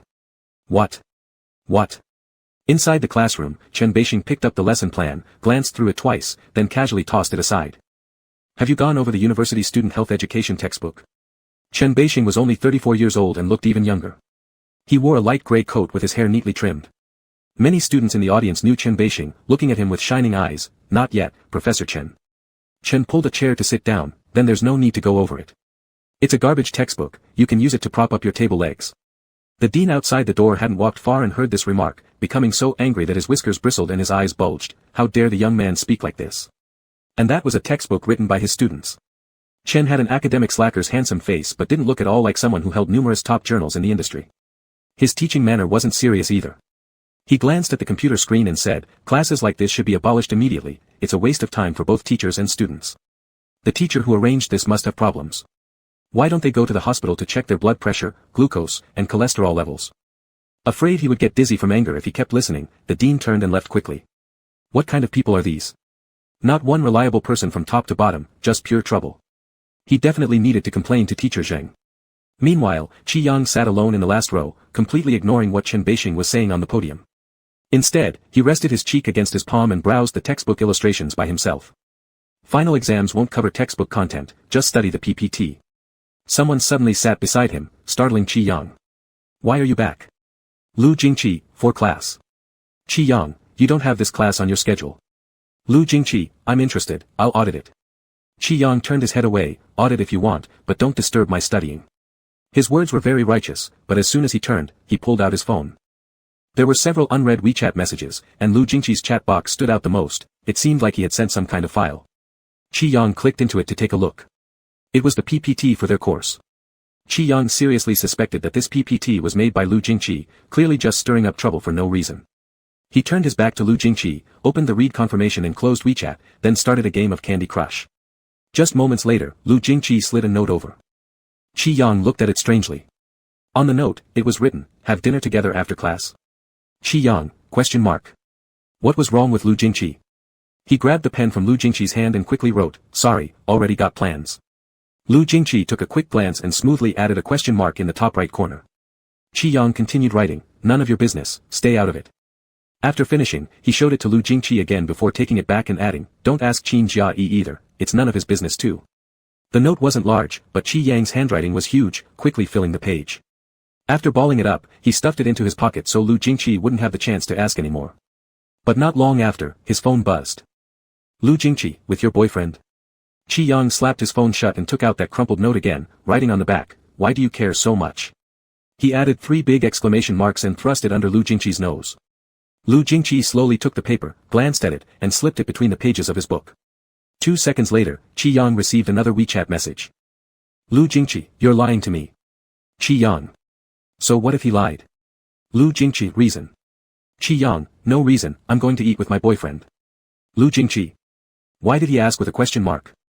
"How rude." Qi Yang pettily sent dozens of question marks back to try to bombard him with them. Lu Jingqi, "Introduce me." Qi Yang, "On what grounds?" Lu Jingqi, "For screening purposes." Qi Yang, "Unnecessary." After that, he even sent a bow emoji to Lu Jingqi, with 3 big words on his head, "Thank you very much." Very sarcastic. Afterward, Lu Jingqi stopped asking about this matter. Qi Yang thought he believed it and leisurely returned to playing Candy Crush. However, after class, before Qi Yang could stand up, Qin Jia Yi rushed over and tried to set up a scene for them. Let's go eat. I'm starving. And since Brother Lu is here anyway, why don't we all go together?" Qi Yang quickly gave him a warning glance. Qin Jia Yi puzzledly asked, "What's wrong with your eyes? Are they uncomfortable?" Qi Yang couldn't have any expectations from Qin Jia Yi. "I've got plans, you guys go ahead." Qin Jia Yi, "What plans do you have? When you woke up from your nap, you were still saying that we'd go to the cafeteria tonight to eat braised chicken. Stop making excuses, or we'll have to queue for half an hour again." Qi Yang. "Or did you secretly make a new friend without telling me?" Qi Yang. "Or are you just deliberately making excuses because you don't want to eat with me?" The speaker was casual, but the listener took it seriously. Qi Yang finally couldn't bear it anymore and pushed Qin Jia Yi as he stood up, "Hurry up and leave, you're acting weird. Do you even want to eat?" Qin Jia Yi looked at him suspiciously, then turned around and asked Lu Jingqi, "Did Brother Lu make any new friends? Is he making excuses not to eat with me?" Qi Yang had already wanted to silence him. Even worse, Lu Jingqi was still helping by adding a comment, he himself said it's not true. If possible, Qi Yang wanted to silence Lu Jingqi too. After they left the classroom door, they bumped into Chen Beixing who was about to leave. Chen Beixing glanced at him, "Next time, sit in the first row." Qi Yang tightly pursed his lips and obediently replied, "Teacher Chen, I can see clearly even from the last row. The first row is unnecessary." Chen Beixing, "I can't see." Qi Yang fell silent. Just as he was desperately thinking of excuses and wording them, Lu Jingqi lightly said, "Don't scare him anymore. Teacher Lin is waiting." Chen Beixing raised an eyebrow but didn't say anything more. Just when you come back to the office these days, let Meng Qiu write me a course summary. I'm leaving. With that, he turned around and left. Before leaving, it seemed like he gave a soft chuckle, which wasn't very clear, and Qi Yang wasn't sure. When Chen Beixing disappeared down the corridor, Qin Jiayi suddenly slapped his chest. It was truly wise of me not to sit with you today. Qi Yang shot him a disdainful look. Fine, try skipping next week's class then. Qin Jiayi, really? Would you help me sign in? Qi Yang, Qin Jiayi had already started planning what to do next Friday, but Lu Jingqi suddenly added, when teacher Chen was 18 years old, he achieved an international record. Qi Yang and Qin Jiayi both looked over simultaneously. Lu Jingqi, memorizing the contents of 136 cards within a minute. Qin Jiayi. Qi Yang laughed out loud. Oh, maybe teacher Chen could challenge remembering 46 students' faces within 1.5 hours. Let's see if he notices anyone missing in the next class. Qin Jiayi, I hate you too. Finally, Qi Yang felt comfortable. But before they reached the cafeteria, Qin Jiayi suddenly looked at his phone messages and said he wouldn't be eating, citing an urgent matter from an upperclassman asking him to come over. He suggested that Qi Yang go eat with Lu Jingqi. Qi Yang watched Qin Jiayi rush off in the distance, exchanged glances with Lu Jingqi, and all the comfort he'd felt earlier dissipated. Damn Qin Jiayi. Was he intentionally trying to get him into trouble? Lu Jingqi, let's go. This time, Qi Yang completely obeyed, twisting his head to look at the scenery around him. They found a random seat on the second floor of the cafeteria, bought their meals, and quietly began eating. Qi Yang remained quiet, chewing the chicken pieces intently, one after another. By the end, he couldn't chew anymore. He sighed silently. Lu Jingqi, actually, I wasn't lying to you today. Lu Jingqi usually doesn't seem overly interested in eating, and Qi Yang didn't even notice when he put down his chopsticks. He kept looking down at his phone and only lifted his head upon hearing Qi Yang's voice. As Qi Yang was preparing to make up something, a rather surprised voice came from beside them. Little Lu. Wow, didn't expect to run into you here. When did you return to school? Are you busy lately? If not, let's go out for a meal someday. Qi Yang looked up and saw someone totally unexpected. Teacher Qiao from the department office. Previously, Qi Yang had wanted him to sign the procedures for his dormitory resignation but never managed to catch him, and unexpectedly met him today. Lu Jingqi, busy recently, maybe later. Teacher Qiao from the department office wasn't annoyed at all. In high spirits, he said, all right. Whenever you have time, we'll eat then. The teacher will certainly specially thank you. If it weren't for you when I was in Zhou City, how could I have easily met Dean Li? Now everything has been finalized. Lu Jingqi's voice was calm. Not necessary, it was no big deal. Teacher Qiao, noticing that Lu Jingqi wasn't in the mood to talk about these matters, tactfully shifted the topic, his gaze shifting to Qi Yang. This is, a classmate. Qi Yang gave a light smile. My roommate. Good. Carry on eating then, we'll be in touch later. After Teacher Qiao left, Qi Yang looked at Lu Jingqi and softly let out a tut, saying, I think I know what it is now. Lu Jingqi raised his eyes slightly. Qi Yang, last year when I was trying to get Teacher Qiao's signature for my accommodation resignation procedures, you told me he had gone on a business trip to Zhou City. It turns out it was because of you that I couldn't find him all the time. Lu Jingqi let out a very faint sound from his nose, almost as if smiling. I don't have that kind of influence. Qi Yang didn't believe him. Lu Jingqi, I want to go see the Astronomical Science Museum downtown. Qi Yang, what? If you come with me once, I'll tell you. Qi Yang, is that it? Lu Jingqi, yes. Qi Yang took out his phone to book tickets. Don't go back on your promise after telling me, don't play tricks on me. Lu Jingqi, I'm not playing tricks on you. Qi Yang didn't hear clearly, so he looked up and asked again, what did you say? But Lu Jingqi didn't respond. The Astronomical Science Museum downtown was huge, with many exhibition areas. When Qi Yang and Lu Jingqi arrived at 7 in the evening, there weren't many people in the exhibit area. Qi Yang said while looking at the exhibits, so what's really going on?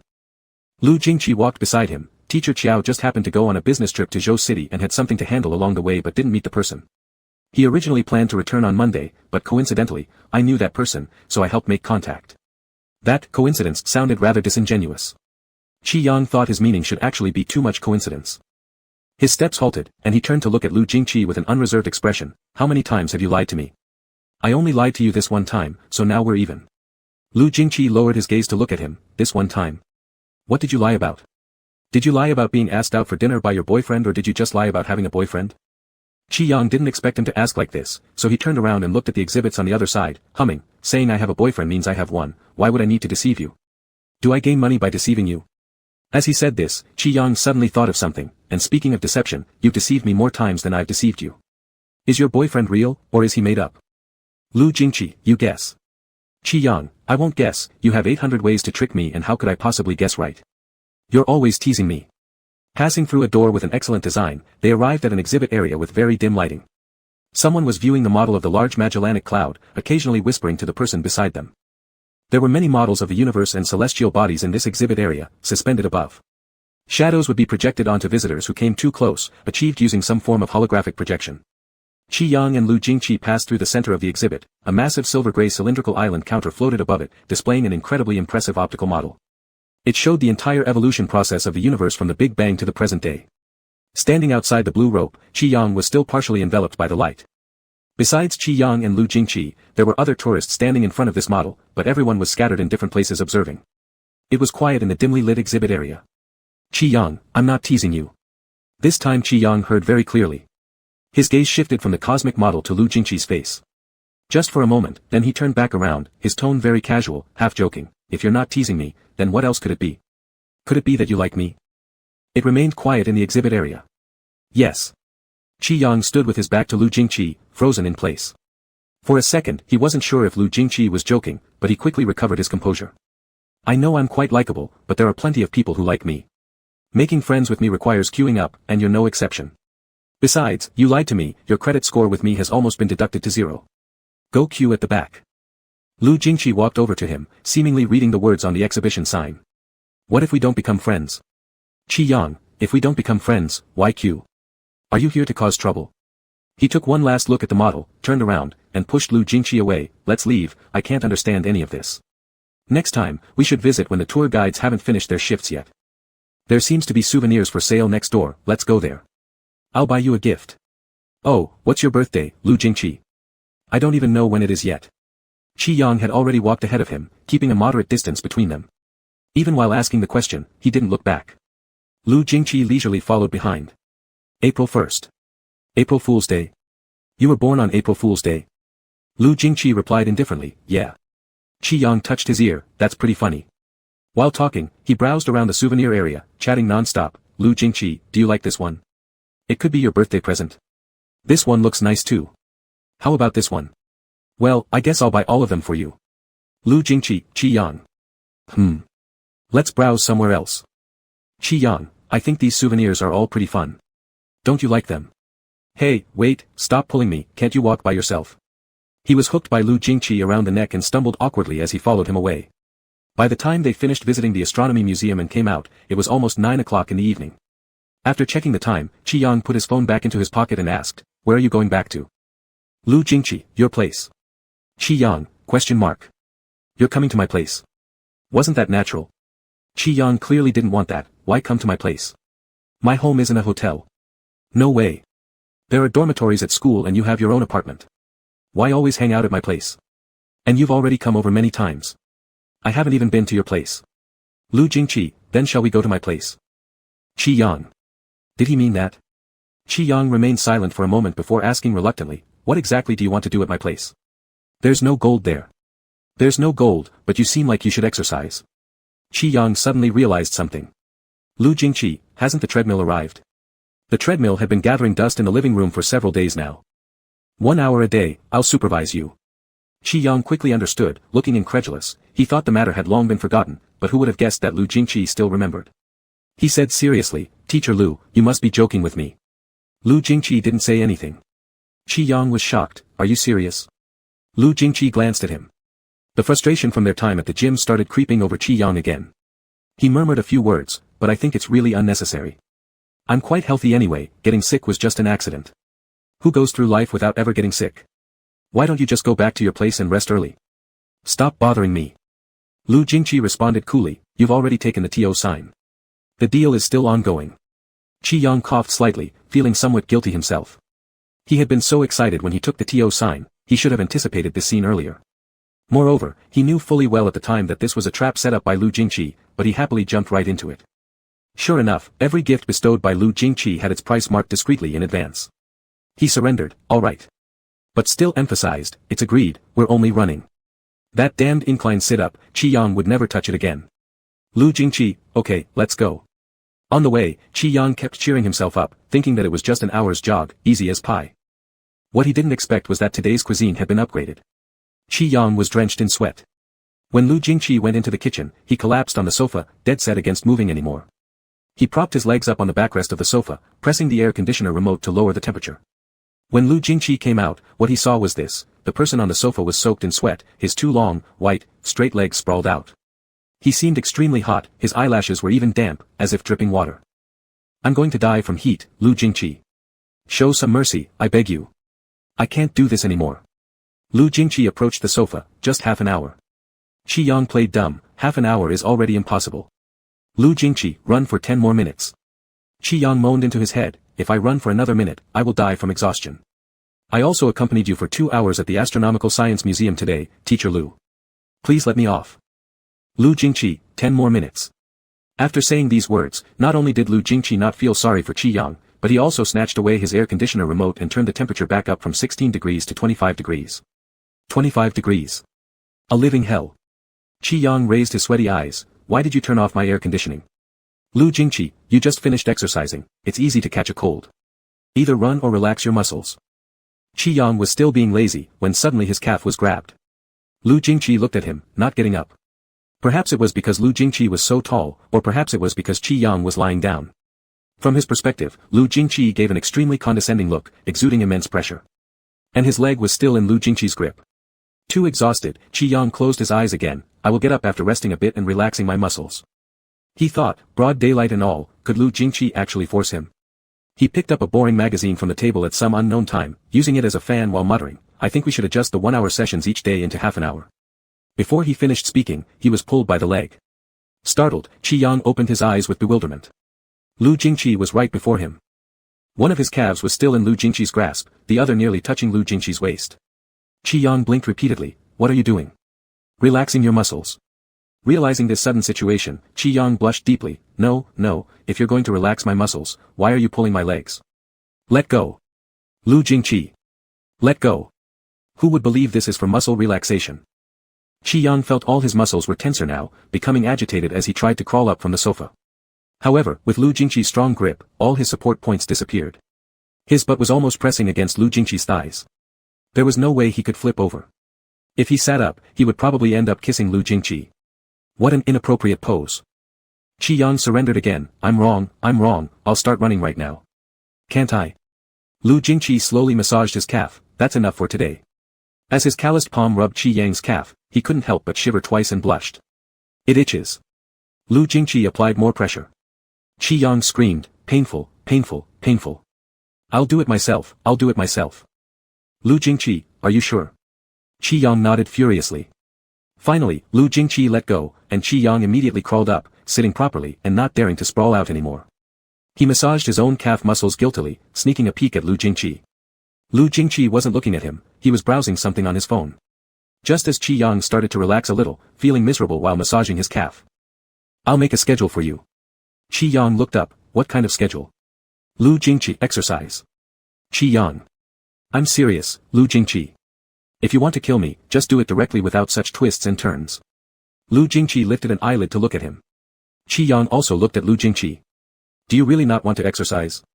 Qi Yang thought in his heart, of course not, he just liked watching others work out, this was completely different, alright. Lu Jingqi took a step back, then finished this month's plan. This step turned out to be totally different from what Qi Yang had in mind. Qi Yang exclaimed loudly, a month? Lu Jingqi, how long did you expect? Embarrassed, Qi Yang said, I thought a week. Lu Jingqi hummed, now you know. I give up, I surrender to the evil force.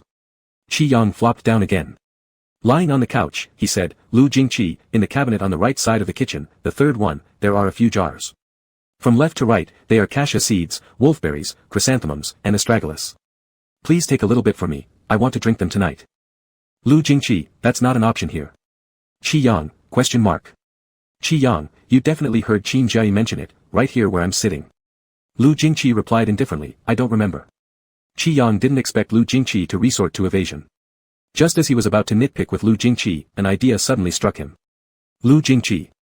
Qi Yang suddenly sat up from the sofa again. Last year on my birthday, you seem to have promised me something. Lu Jingqi paused for a moment. You can't say you don't remember again. Lu Jingqi, I remember. I said you could store your wish with me temporarily. Qi Yang jumped off the sofa and immediately stopped working out. Then I won't practice anymore, you keep going, I'm going to sleep, see you tomorrow. Just as he took 2 steps, Lu Jingqi pulled him back with one arm. Qi Yang, are you going to break your promise, Lu Jingqi? Not breaking it. Lu Jingqi glanced down at his legs. Your muscles aren't fully relaxed yet. Wait a second, Lu Jingqi. Ouch, ouch, ouch. Be gentle. Chapter 41, 41 Sheep. The night before, Qi Yang had screamed for 15 minutes while Lu Jingqi was massaging his legs. By the time it ended, he was close to tears and pointed at Lu Jingqi, cursing him as an asshole. Then, when he woke up feeling refreshed the next day, he reflected on it. Actually, he's not a bad egg. Later, Lu Jingqi kept his promise and never brought up exercise again, leaving Qin Jiayi extremely curious. He cornered Qi Yang in their dorm room, pressing for details. Qi Yang, I have my own secret plan. Qin Jiayi didn't believe it for a second. You. Secret plan? I think the possibility of you seducing Brother Lu is higher. Qi Yang kicked him. Qin Jiayi didn't dodge. Instead, he became a masochist after getting used to being kicked, laughing and saying, Brother Lu, just telling the truth here, how did you manage to convince Brother Lu not to make you exercise with his iron will? Everyone in the dorm laughed after hearing Qin Jiayi's words. Ji Yun said, if what you say is true, our Brother Lu's self-control isn't something ordinary people can match. How could he be easily seduced? Youngest brother, what exactly are you talking about? Now you've made me curious too. Yang, what kind of deal do you and Brother Lu have going on behind the scenes? Qi Yang. You actually believe what Qin Jiayi says? Qin Jiayi, you're still young, you don't understand. That's just the innate persuasiveness of this brother. Qi Yang turned on his computer and plugged in his drawing tablet, sitting down on the chair. But Qin Jiayi wouldn't leave his side. Qi Yang, want to know? Qin Jiayi nodded. Not gonna tell you. Annoyed, Qin Jiayi said, I'll ask Brother Lu myself. Already absorbed into the ocean of art with his headphones on, Qi Yang didn't respond. Recently, his drawing task wasn't too heavy, but March was approaching, and according to the plan, 1649C would start its serialized release at the end of March. Qi Yang couldn't pretend he wasn't excited, wanting to sketch 2 more frames every time he touched the tablet. He lost track of time drawing, only realizing when a small cake was placed in front of him that Lu Jingqi had returned without him noticing. Qi Yang took off his headphones. Did you go out? It was his favorite store, far from school. Lu Jingqi had a meeting with old Chen. Qi Yang nodded. Before he could say thank you, Qin Jiayi appeared out of nowhere, putting an arm around Lu Jingqi. Brother Lu, come over quickly, urgent matter. Qi Yang wanted to kick him again. Qin Jiayi, how do you have so much free time? Lu Jingqi walked over to his closet to take off his coat and calmly asked, what's the matter? Qin Jiayi grabbed a broken water bottle as a microphone, shoving it in front of Lu Jingqi pretending to conduct an interview. Brother Lu, the golden hour interview of Building C, room 419, at 8 o'clock.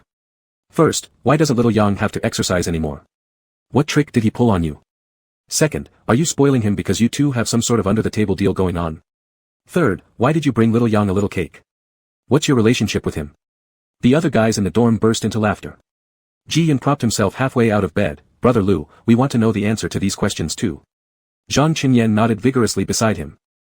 Lu Jingqi raised an eyebrow and turned to look at Qi Yang.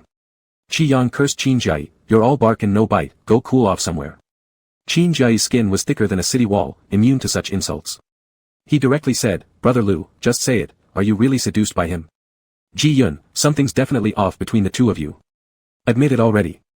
Fed up with listening to them gossip, Qi Yang was just about to put on his headphones again when he heard Lu Jingqi casually say. Not counted. It's me who seduced him. Qi Yang turned around wide-eyed. Hey, Lu Jingqi. When you joke around with that serious face, it's really easy for people to believe you, okay? Qin Jiayi was heartbroken. Brother Lu, I'm so disappointed in you. You're supposed to be the pillar of the nation, and now you've gone rogue. Ji Yun was laughing like an idiot in bed. So, Brother Lu, did your seduction succeed? Little Yang's willpower isn't something ordinary people can match. Zhang Qinyan reasonably analyzed, whether either of you seduces the other, it's still under-the-table dealing. Qi Yang gave up. He silently turned around, leaving Qin Jiayi chattering away asking some unproductive questions behind him, firmly believing that Qi Yang didn't have to exercise because of some kind of under-the-table deal. Qi Yang thought to himself, wishing was far from being an under-the-table deal. After all, he hadn't even seen Lu Jingqi exercise. If one were really going to talk about such deals, then the night Lu Jingqi supervised him running and then pulled his legs to relax muscles after that seemed more like an under-the-table deal. Qi Yang picked up the capacitive pen and drew another outline. Qin Jiayi had been yelling for a long time when suddenly his sharp eyes caught something. Brother Lu, why do you have white rabbit milk candies in your pocket? Lu Jingqi glanced at them. Eat. Qin Jiayi, I want to eat too. Lu Jingqi turned away. By your own. Qin Jiayi keenly smelled the scent of gossip. There's something going on, Brother Lu. Ji Yun clung to the bedrail. What's going on? Brother Lu eats candy. It obviously looks like it's meant for someone else. Zhang Qinyan, given by someone or given to someone? Is it a girl, Brother Lu? Generally, girls like this type of candy. Qin Jiayi hung around Lu Jingqi. What sort of stereotype is this, who says only girls like candy? I like candy, Brother Lu, I particularly like white rabbits, I especially like them. Zhang Qinyan laughed so hard his shoulders trembled. It doesn't matter if you like it, it's obvious Brother Lu didn't buy it for you. Qin Jiayi kept asking, for whom? For whom? Only Qi Yang paused slightly at his seat. White rabbit. Qi Yang suddenly remembered the time he nearly fainted due to low blood sugar in the kitchen while sick, and Lu Jingqi fed him a candy. He hazily asked where the candy came from back then. Qi Yang couldn't help turning his head again. As if there was some kind of resonance, Lu Jingqi also lifted his eyes, their gazes intersecting precisely in the air. Qi Yang froze, quickly turning back. He buried his head and drew furiously, appearing extremely busy. Whose was it? It certainly couldn't be specifically for him, he hadn't said anything about wanting candy either.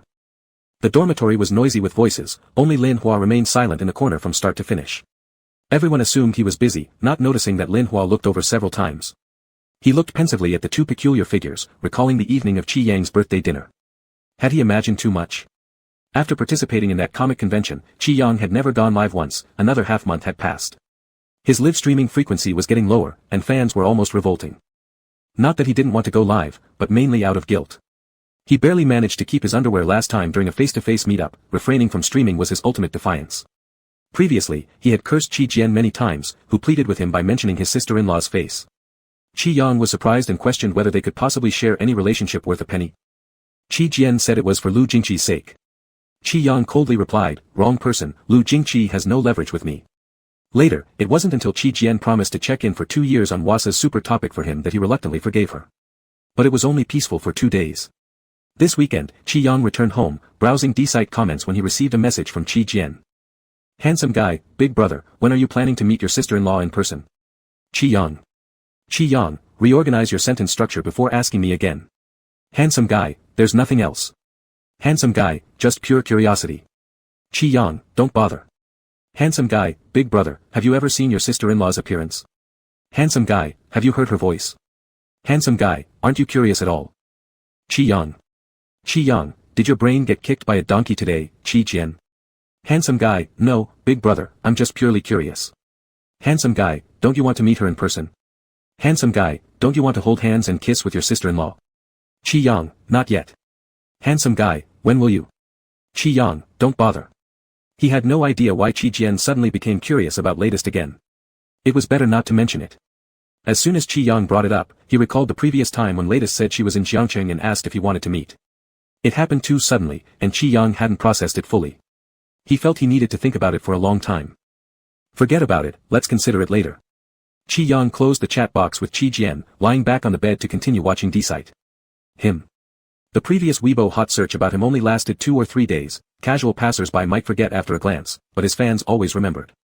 Every day in the comments section of his videos, skyscrapers of discussion were being built. Whenever Qi Yang randomly checked, it would make him dizzy. On the 18th day since Maybao didn't go live, he has turned into an ape swinging around the comments section. That dead girl's got a heart of stone, pointing and accusing. Maybe he just got mad at his roommate and couldn't get out of bed. Next time, when he's mad, give us a heads up. I'll be there to accompany him. Let me accompany him as well. I can accompany him twice. Are you guys saying you'll be there to accompany him with a cigarette? Cigarettes won't work, cigarettes violate the rules. What you said is more rule-breaking, ha ha ha ha ha. If we're late, then let's accompany him with some toys. Laugh to death, ha ha ha ha ha ha. So later, did anyone see the front face of roommate bro? No front face, but someone posted a side face picture from the Star Trek booth at the comic convention, but now we're not sure if that's really the roommate or not, but to say one thing, he was devastatingly handsome. Could Maybao already have secretly hooked up with his roommate behind our backs? I'm going crazy. Why doesn't he stream? Why doesn't he stream? Why doesn't he stream? Live streaming. Live streaming. Live streaming. You little brat, running away may work for monks, but not for temples. May's little lamb hat is a timeless classic, ha ha ha ha ha. And May's grass mask, ha ha ha ha, laugh died. May streams without showing his face for 3 years, when will the new era begin? May streams alone for 3 years, when will the new era begin? Here's an idea, why don't May wear his little lamb hat and little grass mask while streaming? I think it works. Super effective, baby, do it like that. May must have been secretly watching the comments section these days under a minor account. After checking the comments, Qi Yang silently closed the D-site app, thinking in his mind that he wouldn't stream for a while during this period and wait until the heat passes before doing anything.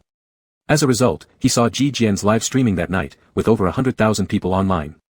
All his fans had rushed over to ask Ji Jian questions instead. Leaving Ji Jian to answer all their questions, left Qi Yang even more dizzy. He went into the live room using a minor account and watched for a bit. Duck, did May bring his roommate home during the spring festival? Is the roommate really a super tall and sexy handsome man? Is the roommate the handsome guy at the Star Trek booth at the Jiangcheng Comic Convention? Did your brother, with his roommate? What you know? Ha ha ha ha ha. Ji Jian, yes, though, they came together because our whole family invited them back. Those few days my brother and his roommate were fighting, they didn't talk at all. You get it, right? Qi Yang heard this and was full of question marks. Get what? What? Get, with your explanation, we understand it. Laugh dying. So the roommate traveled such a long distance just to comfort someone in your house, wow, laughing to death. He actually made me cry. How sweet he is. Long ago, I've said the roommate has a set of skills to please others, he pleases so well that he brought your brother to the Comic-Con. Also, the extremely tall handsome guy at the Star Trek booth that day, was that really the roommate? Duck, now you're the only contact I have in your house. Year Duck, currently, among us people, only you clearly know how the roommate looks like. Spill some tea, still good ladder me. Ji Jian, this is hard to explain, I cannot reveal, otherwise my brother will throw me into the garbage bin and let me ride with the trash truck to wander. Again, I understand friends. Why didn't you just deny it? Because yes, ha ha ha ha ha ha ha ha. Year Duck is the master of the art of language. Therefore, the handsome guy standing next to Wasa-sensei at the Star Trek booth was truly the roommate. Oh my god, this world is surreal. Gosh, why does it feel like everyone on the internet except me knows how the roommate looks like? To say this, if it weren't for the strict security that day, the entire booth would have been trampled flat. Shyly speaking one sentence, I actually tried to gather stamps that day, and he was very patient telling me he wasn't part of the industry. I was too nervous, blabbered a lot of thank yous, and walked off. Damn it, now I truly want to slap myself. You guys are saying all these stuff, let me add another one. The roommate might be from Jiangcheng University, where he's pretty famous. Holy crap. Ah. Suddenly decoded.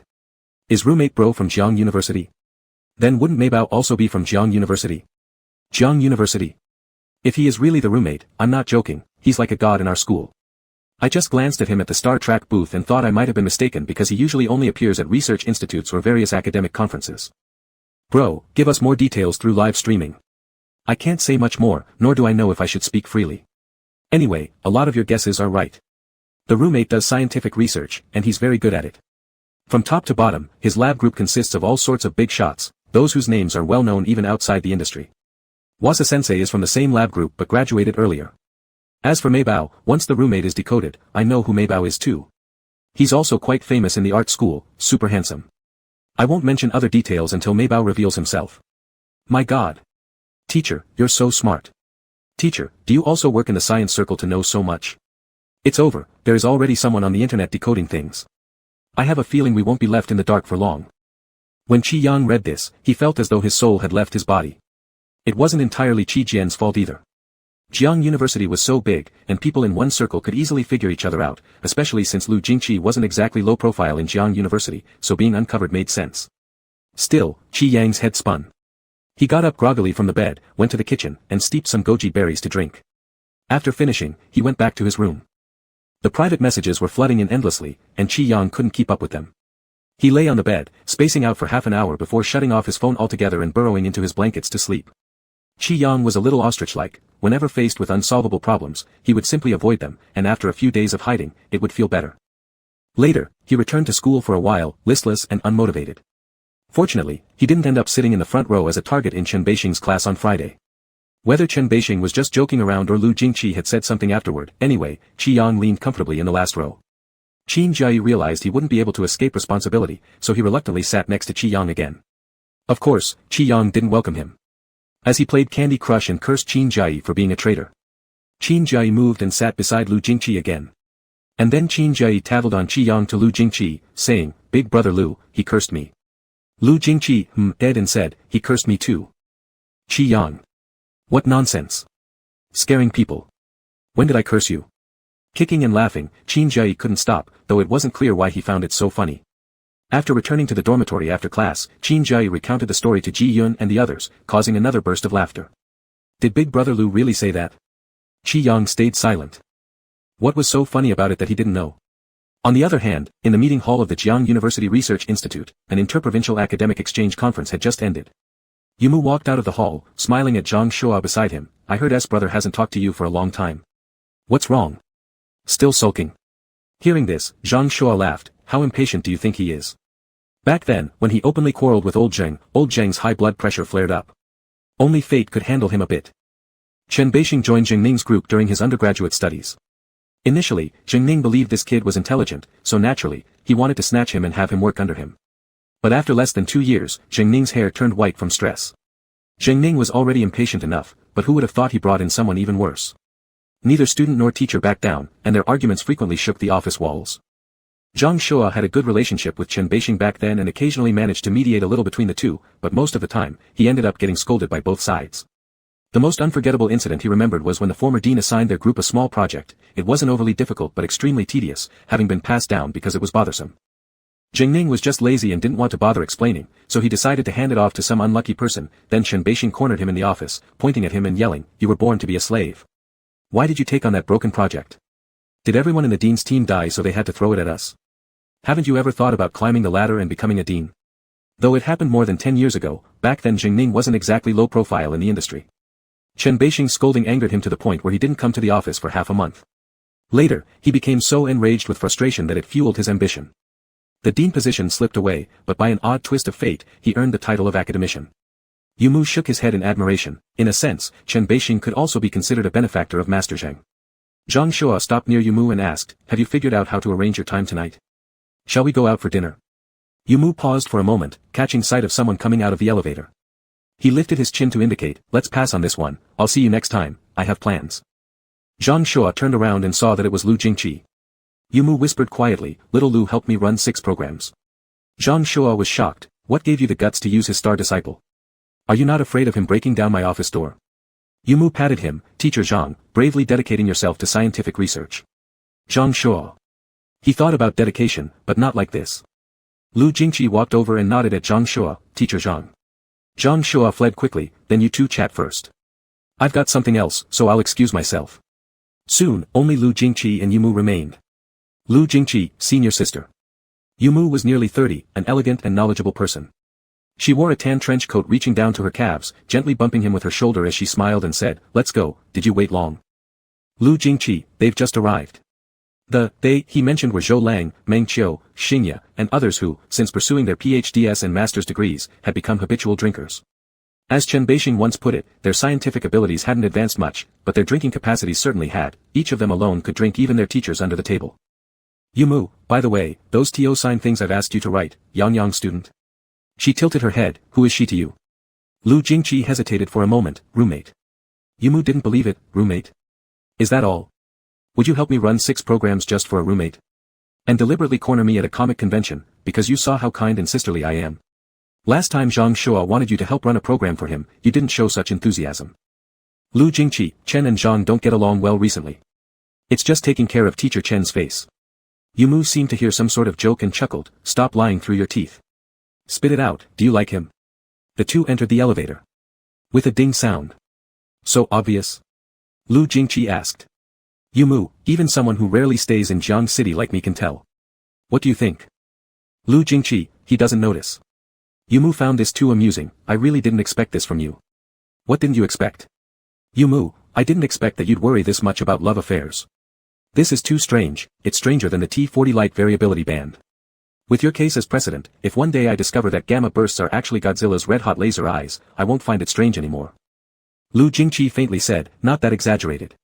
Yumu affirmed, "Yes, that exaggerated. Old Zheng used to say you're like a god, a rare god that the academic world hasn't seen in years." The elevator reached the first floor, and they walked side by side toward the institute exit. Yumu couldn't hold back, "How about bringing this little one along for dinner? At least let me take a look." Lu Jingqi, "It might not work." Yumu looked up at him. "In the afternoon, I upset him." "Yumu," she said, "ask him first." Lu Jingqi pulled out his phone and sent a text. "Lu Jingqi, do you want to come out for dinner?" After a moment. "Qi Yang, I dare not, afraid I might curse at you again." Yumu laughed uncontrollably beside him, laughing until she could no longer bear it. "You wield such great power within our master's circle. Does elder brother Chen know that you get rejected outside?" Lu Jingqi paused for a while. Does teacher Chen know that you call him senior brother Chen and address Zhang as teacher Zhang? You moo. Alright, I'll invite him myself then. Qi Yang didn't know why he had impulsively replied with that sentence, and after sending it, he somewhat regretted it, as if he cared too much. Not that he even cared in the first place. Even if he did care, it was only because Lu Jingqi had accused him unjustly. When had he ever cursed at Lu Jingqi? Which ear heard that? Hearing nothing, yet one still dared to make things up. Qi Yang leaned back against his chair, his fingers hovering over the chat box with Lu Jingqi, pondering what nonsense Lu Jingqi would spout next. But instead of typing anything, Lu Jingqi directly called him. Qi Yang answered, if I cursed you, I'd feel guilty. How could I possibly eat your meal? After a short pause, a soft female voice came from the phone, Yang Yang. Qi Yang. It was over. Rebutting Lu Jingqi had become a knee-jerk reaction. Chapter 42, 42 Sheep.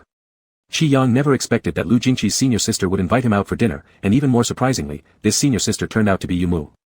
At the Jiangcheng comic convention previously, Lu Jingqi mentioned a senior sister surnamed Yu to him. Qi Yang remembered clearly that she had another more familiar name, Wasa teacher. Qi Yang's heart went cold halfway. The first exchange with his favorite comic teacher could be in any form but absolutely not like this now. Lu Jingqi, you bastard. He wanted to fight Lu Jingqi. All the way, Qi Yang muttered about wanting to beat up Lu Jingqi, but when he saw Yu Mu, one sentence from her stunned him. You're Yang Yang. Indeed as adorable as little Lu described. Adorable? Did Lu Jingqi say that? Qi Yang glanced at Lu Jingqi, who was also looking at him. Qi Yang. Alright then. Let's hold off on fighting for now. The restaurant they reserved was not far from Jiangcheng University, so they arrived quickly. Xingye, Meng Qiu, and Zhou Lang had already gathered and drank several pots of tea, barely managing to wait for them. If you had come any later, we would have brewed our 6th pot of tea. Yu Mu, so tonight, instead of drinking alcohol, we are here to taste tea. It's been half a year since I last saw you all, and now none of you can handle it anymore, huh? When I graduated, Zhou Lang, every time you went drinking with me, you were downing bottles. Zhou Lang, leaning back on his chair, laughed and said, save your strength, we're both nearing 30, and you still think of yourself as a kid? Talk like that, and you're asking for a beating, Yu Mu replied, pulling the chair next to Zhou Lang and sitting down, I just felt young after chatting with Yang Yang. Zhou Lang shook his head smiling and poured her a cup of tea. Dishes were quickly served, and everyone at the table knew each other well, so they chatted freely. There were some topics that Qi Yang didn't understand or couldn't participate in, so he quietly sat beside Lu Jingqi, contributing to the atmosphere. Occasionally, he received special attention from the seniors around him. Lu Jingqi, reluctantly also counted as one of those feeding him, peeled shrimp for him. Qi Yang obligingly ate a bite, seeing Lu Jingqi preparing to peel more. Qi Yang slapped his hand down firmly on Lu Jingqi's arm, I'm done. I don't really like seafood. Lu Jingqi paused, then I'll eat it. Qi Yang, oh, you go ahead. I thought. He awkwardly withdrew his hand, eating some food to cover his embarrassment, shifting his eyes and noticing Lu Jingqi removing his gloves smoothly. He asked curiously, aren't you going to eat? Suddenly I don't feel like peeling anymore. Qi Yang blinked, turning his head back only to find half a shrimp already taken away by Lu Jingqi. Qi Yang, question mark. Lu Jingqi calmly ate the half shrimp and asked, is there anything else you don't like eating? Qi Yang, are you asking me? He seriously thought about it for a moment and concluded, actually, not many things. I like most foods. Lu Jingqi raised an eyebrow. Qi Yang then diligently picked out a very inconspicuous scallion from his bowl onto a napkin. Actually, except for seafood, Qi Yang liked almost everything served during this meal. Listening to industry gossip shared by his seniors, while happily eating what he wanted, his slight dissatisfaction with Lu Jingqi's nonsense earlier that afternoon gradually dissipated. When he thought he could stay quiet until the end of the meal, the topic of conversation among his seniors suddenly veered toward their side. Xingye jokingly said, sister, you shouldn't let little Lu help you run the program. Although little Lu runs it quickly without errors, aren't you giving him leverage over you? Meng Qiu also chuckled, how does it become leverage against sister? This clearly is leverage given to Zhang Shua and Grandmaster. Yu Mu supported her chin, holding the cup and gave a nod to Lu Jingqi through the air, smiling mischievously, don't talk about me, the person who has the most say in this matter is little Lu. He ran the program willingly because of how kind-hearted and sister-like I am. While saying the last sentence, Yu Mu kept looking at Qi Yang, who innocently chewed on beef, thinking Yu Mu might be asking him to respond. He unconsciously asked, then why? Yu Mu's expression became even more intriguing, Yang Yang, you also have a say in this. Qi Yang started getting puzzled again. Xingye and the others laughed loudly, but Qi Yang was left in the dark. He turned to look at Lu Jingqi with a completely confused expression. Lu Jingqi's response was, because you're my roommate. By the time the meal was over, Qi Yang still hadn't understood why. He and Xingye, Meng Qiu walked out of the restaurant together without noticing Yu Mu and Lu Jingqi behind them. Yumu, walking with her arms crossed, lifted her chin slightly and said, "Your sheep 21. Lu Jingqi didn't say anything. Yumu teased him further, even more blatant than Chen's senior brother. That evening, Jiangcheng suddenly started raining. Qi Yang and Lu Jingqi took a taxi back to school. The lights outside the car window were blurred by the rain mist. When they arrived at the school gate, the rain had become heavier. Just as Qi Yang was about to say he would buy an umbrella at the convenience store, a large coat was placed over him. He looked up, and Lu Jingqi also helped him put on the hat. After zipping it up, Qi Yang was snugly wrapped inside. It was Lu Jingqi's black insulated jacket, a very large one. "What am I supposed to do if I give my clothes to you?" Lu Jingqi glanced at his phone one last time before turning it off and putting it into the pocket of the jacket Qi Yang was wearing. "Get out of the car. Run fast." Lu Jingqi's clothes were windproof and waterproof. Even in this weather, they were warm and substantial. When they returned to the dormitory building through the west gate nearest to building C, Qi Yang only got his pants wet from the rain. Everyone was in the dorm room. Upon seeing them, they all chorused, "Whoa." Ji Yun asked, "Where have the two of you been? Braving such heavy rain?" Qin Jia added, "Yang, I sent you a message and you didn't see it." Qi Yang, taking off his coat while speaking, said, "I went out for dinner. How could I check my phone with such heavy rain along the way?" "What did you send? Asking me to bring you barbecue?" Qin Jia replied, "Don't be stingy. Am I that kind of person? I'm just saying, there's such a heavy rain today, and logistics even announced there might be a power outage for maintenance tonight. I thought if you and Lu Bro were out, you'd better not come back. But you didn't even see it." Qi Yang, power outage? Qin Jia they said something about the electric box malfunctioning. That's their usual excuse. Recalling something, he reminded them, "You two are so soaked. Take a shower quickly, otherwise once the power is cut, there won't be hot water." As soon as he finished speaking, the lights in the dorm flickered twice and went out. Qi Yang. What a poisonous jinx. Although Qin Jiayi's words were gentle, actually, only Lu Jingqi was drenched. It was such a heavy rain, yet not a single strand of hair on Qi Yang was wet. He could just go in, wipe himself, and change his pants. Lu Jingqi held a towel in his hand and drying his hair while saying to Qi Yang, "Go ahead, there's still hot water now." Qi Yang paused.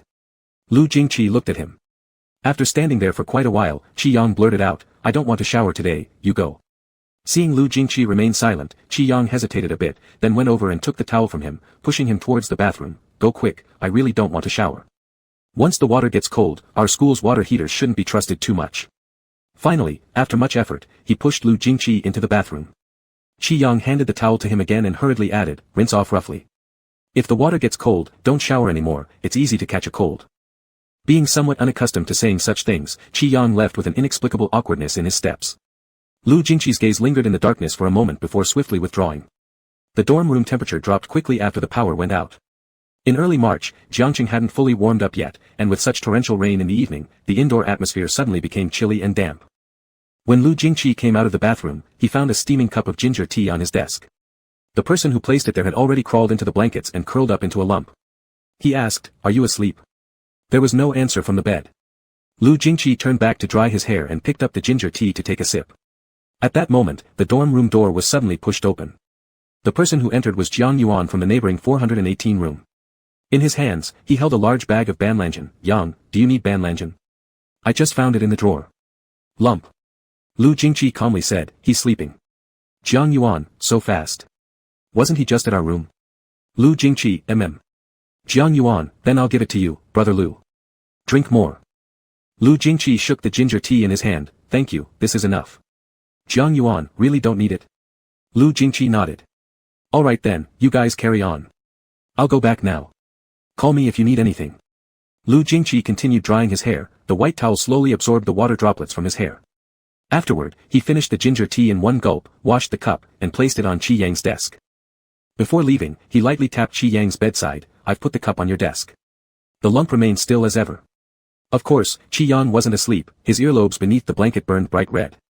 It was just an exchange of favors. Lu Jingqi gave him the only coat, and he allowed Lu Jingqi to use the last of the hot water for a shower, followed by a cup of ginger tea. It all seemed so normal. But Qi Yang inexplicably felt his chest tighten, as though he had done something embarrassing that shouldn't have been noticed. The phone under the pillow buzzed softly. As if sensing who had sent the message, Qi Yang instinctively knew who it was from without even looking. Pretending not to care for a while longer, he finally couldn't resist and secretly took the phone into bed, tucking it under the blankets to check. Lu Jingqi, Qi Yang. Lu Jingqi, thank you. Such a brief message, sent in 2 parts. Qi Yang's gaze fell on Lu Jingqi's name. He thought that Lu Jingqi probably hadn't planned to say much more. There was another movement under the covers. Qi Yang quickly turned off his phone and closed his eyes, pretending to be asleep. A short time later, he faintly felt someone drape a thick blanket over his own blanket. Was it a blanket? However, the person who had covered him with it didn't speak, and Qi Yang pretended not to notice. In fact, he wanted to sit up and look, but since it was too comfortable under the warm blanket, Qi Yang succumbed and drifted off to sleep once everyone else in the dormitory had fallen silent. When he woke up the next day, it was already bright outside. Ji Yun and the others went out for journalism work every Saturday morning, long before Qi Yang woke up.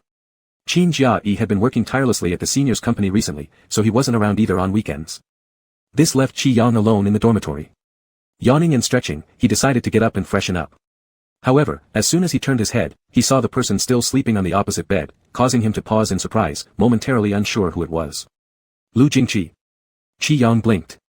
Recognizing who it was only made him more confused. He glanced at the time, it was almost 9 in the morning, yet Lu Jingqi was still asleep. That was too surreal. Since they had met, Qi Yang had never seen Lu Jingqi sleep late. In fact, he had never clearly known when Lu Jingqi usually got up, only estimating it must have been before 6 o'clock in the morning. Quietly stepping down from the bed, he sneaked a peek while passing by. Lu Jingqi's face was half hidden under the blanket, showing no signs of wakefulness. After a quick rinse in the bathroom, Qi Yang returned to find Lu Jingqi still sound asleep. He began to feel something wasn't right, instantly recalling various alarming stories he'd read online. His heart skipped a beat, and he climbed onto the bunk bed using the ladder, intending to uncover the blanket and check on Lu Jingqi, even contemplating whether to listen for his heartbeat or feel his breathing. These thoughts were interrupted as soon as he touched the blanket, his arm was suddenly seized tightly by Lu Jingqi.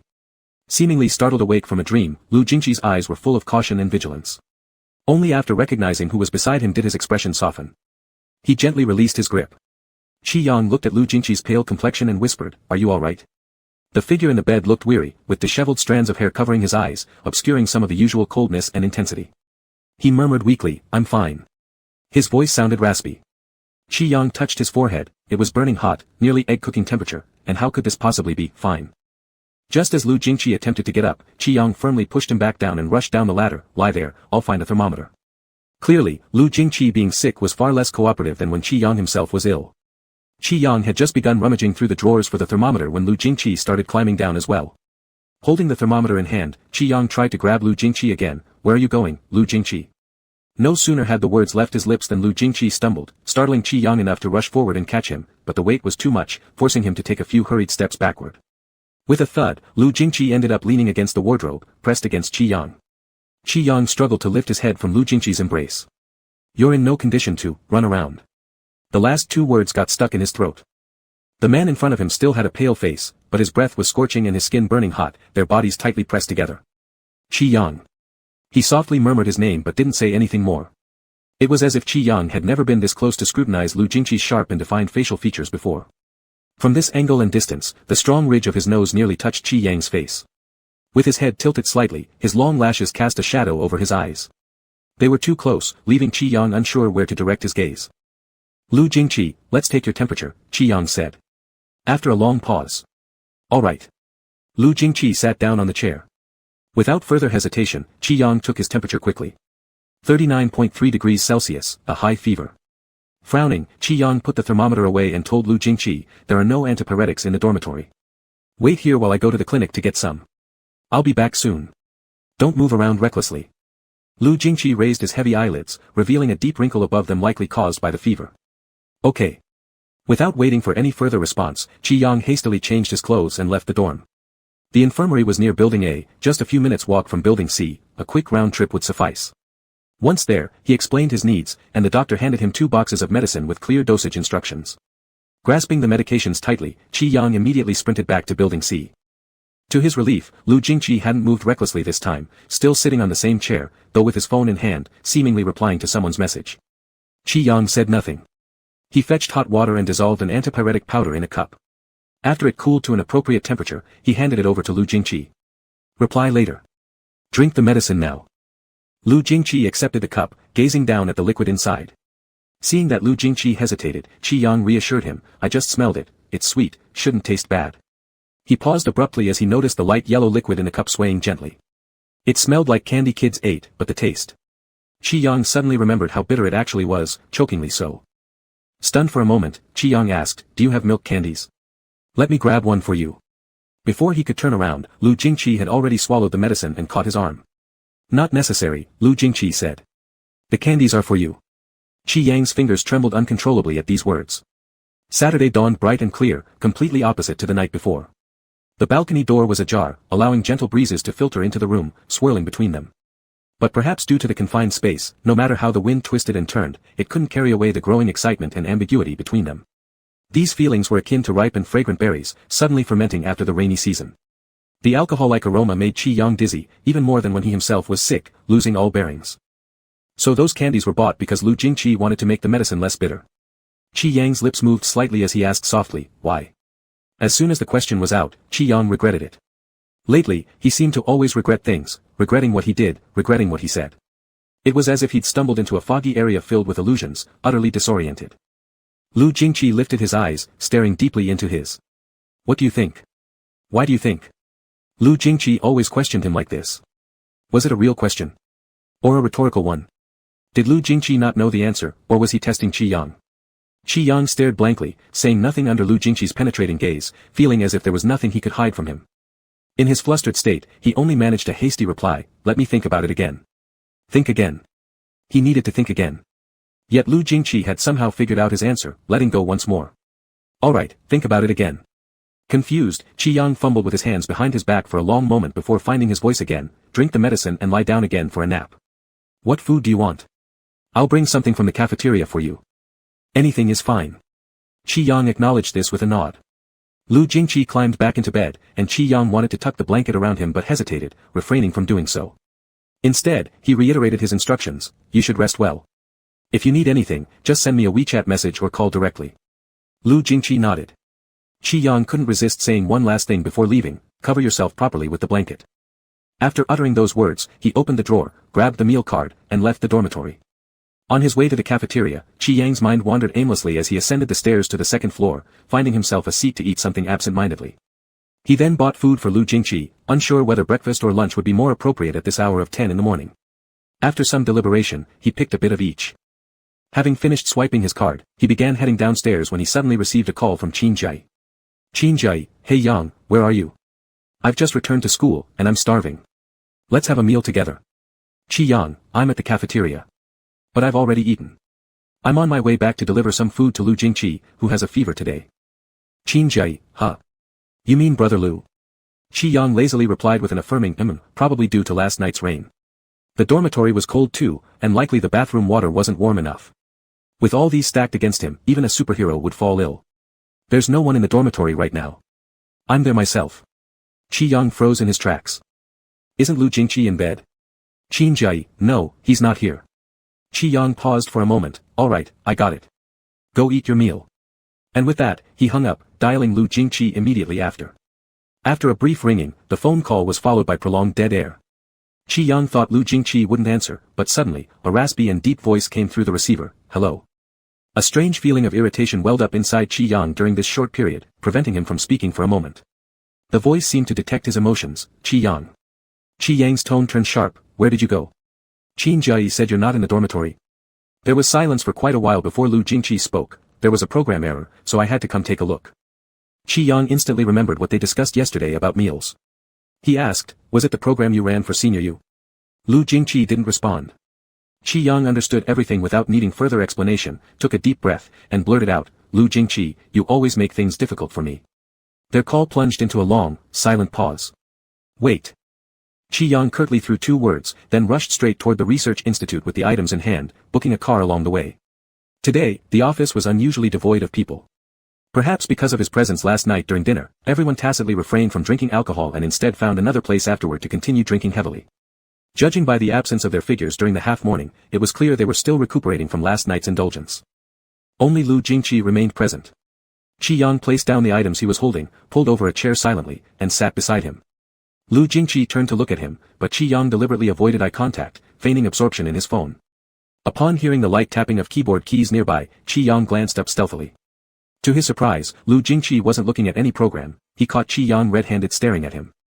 Qi Yang. Lu Jingqi knew he was eavesdropping and trying to peek. It was nothing but a trick to deceive, old tactics by this jerk. You're sick like this and still have time to fool around with me. Aren't you bored? Lu Jingqi's hair fell limply over his forehead today, resembling an ailment as if obeying gravity, creating an innocent appearance at first glance. Qi Yang felt somewhat reluctant to treat him like this in his current state as a patient, thus swallowing back the remaining scolding remarks intended for him. You said I also confuse you, Lu Jingqi questioned. What do you mean by that? Stumped by the question, Qi Yang mumbled something inaudible, asking knowing answers.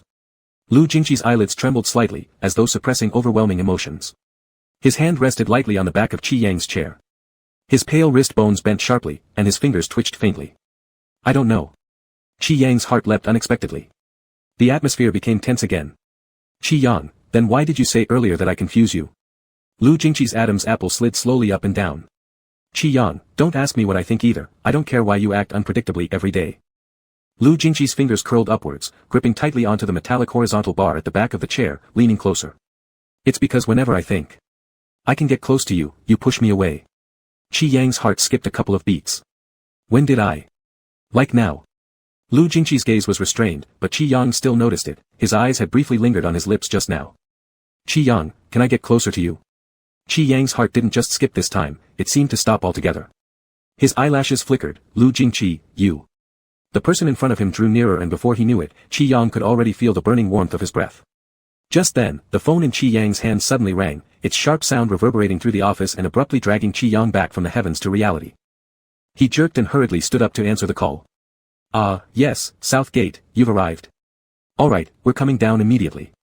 It was the taxi that Qi Yang had booked. The South Gate was the closest to the institute. He couldn't quite bring himself to look directly into Lu Jingqi's eyes, so he lowered his head, pretending to be busy with his phone, saying, Are you done modifying your program? If so, let's go. Lu Jingqi, where to? Home. During the 7 or 8 minutes between leaving the institute and getting into the taxi, Qi Yang remained silent all the way. Once they got inside the car, he suddenly said to the driver, Sorry, driver, I need to change the address. The driver was cooperative. Alright, where do you want to go? Qi Yang nudged Lu Jingqi, your home address. Lu Jingqi, what was the original address? Qi Yang didn't respond. Of course, the original address was his home. Qi Yang indeed had initially planned to take Lu Jingqi back to his place for rest. However, after what happened earlier in the office, Qi Yang felt it wasn't appropriate anymore. He didn't want the earlier scene to repeat itself at his home. Lu Jingqi provided his address. On the way back, Lu Jingqi kept sleeping against the back seat while Qi Yang sat on the other side playing with his phone. There was enough space in the middle for another Qi Yang to fit. The journey took less than 20 minutes during which Qi Yang played 12 rounds of Candy Crush but failed to clear any level, completely exhausting his stamina. Qi Yang was already feeling troubled enough when he arrived at Lu Jingqi's house, only to find things even more troublesome there. At first, he intended to drop Lu Jingqi off and leave, but having come this far, with Lu Jingqi being unwell, leaving him alone like that would seem extremely unkind. After all, both times Qi Yang fell sick before, Lu Jingqi had taken care of him throughout. Thus, stricken by guilt, Qi Yang decided to stay behind. Afterward, driven by the same sense of guilt, he helped Lu Jingqi into bed, fetched water for him, and warmed up the already cold breakfast/lunch he'd brought from the school canteen, placing it in the kitchen. Having settled everything finally, just as he was about to leave, another thought occurred to him, perhaps he should wait until Lu Jingqi woke up. What if Lu Jingqi's fever didn't subside upon waking?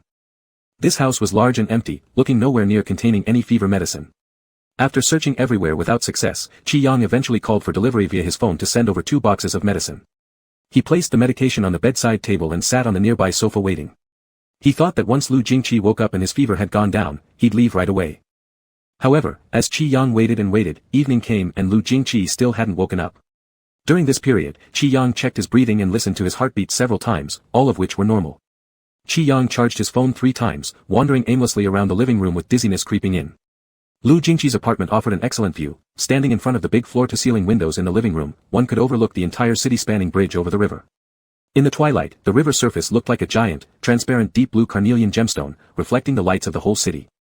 Qi Yang leaned his head against the glass, absent-mindedly counting the cars passing over the bridge. Since there were too many, he only counted those with peculiar colors. 17, 18, 19. When Qi Yang reached 28, Qin Jai suddenly called him. Qi Yang, what's wrong? Qin Jai, old Ji invited us for barbecue skewers outside West Gate. How is brother Lu? Where are you guys now? Are you coming? Qi Yang was about to speak. Qi Yang. Lu Jingqi, who had woken up somehow, asked, can you stay tonight? This sentence unexpectedly echoed in the phone's earpiece. Qi Yang, Qin Jai, along with Jian, Jiangcheng, Linhua beside Qin Jai, all fell silent. Chapter 43, 43 Sheep. Qi Yang didn't expect himself to succumb. Lu Jingqi had already woken up, and Qi Yang wanted to take his temperature. But when he ordered medicine via delivery at noon, he forgot to order another thermometer. He asked Lu Jingqi if there was one at his place. Lu Jingqi said there wasn't. Qi Yang thought about ordering another one, but Lu Jingqi stopped him by grabbing the phone. This big shot insisted that he was still running a fever, but Qi Yang didn't believe it. He had just checked, and the temperature had returned to normal long ago. Qi Yang, then let me check again. Lu Jingqi, no need. Qi Yang wondered, how do you know your fever is gone if we don't check? Lu Jingqi didn't say anything. Qi Yang, did the fever burn out your brain? Lu Jingqi didn't answer but asked instead, what's for dinner? Qi Yang was talking across purposes and utterly gave up. He walked toward the kitchen while saying, I bought lunch at the school cafeteria in the morning, reheated it in the microwave 3 or 4 times, and now it's spoiled. If you want to eat, this is it. Of course, Qi Yang was joking. He threw away the spoiled food as soon as he found it in the afternoon. He entered the kitchen to see if there were any ingredients for making porridge. After searching everywhere, not only did he find no ingredients for porridge, but there wasn't even a pot for cooking porridge. This kitchen could starve a rat to death. Qi Yang turned around, do you usually not eat? Lu Jingqi, I mostly eat fitness meals. Qi Yang was silent. He wasn't an extraordinary cook, and the probability of him making something tastier than Lu Jingqi was less than 10%.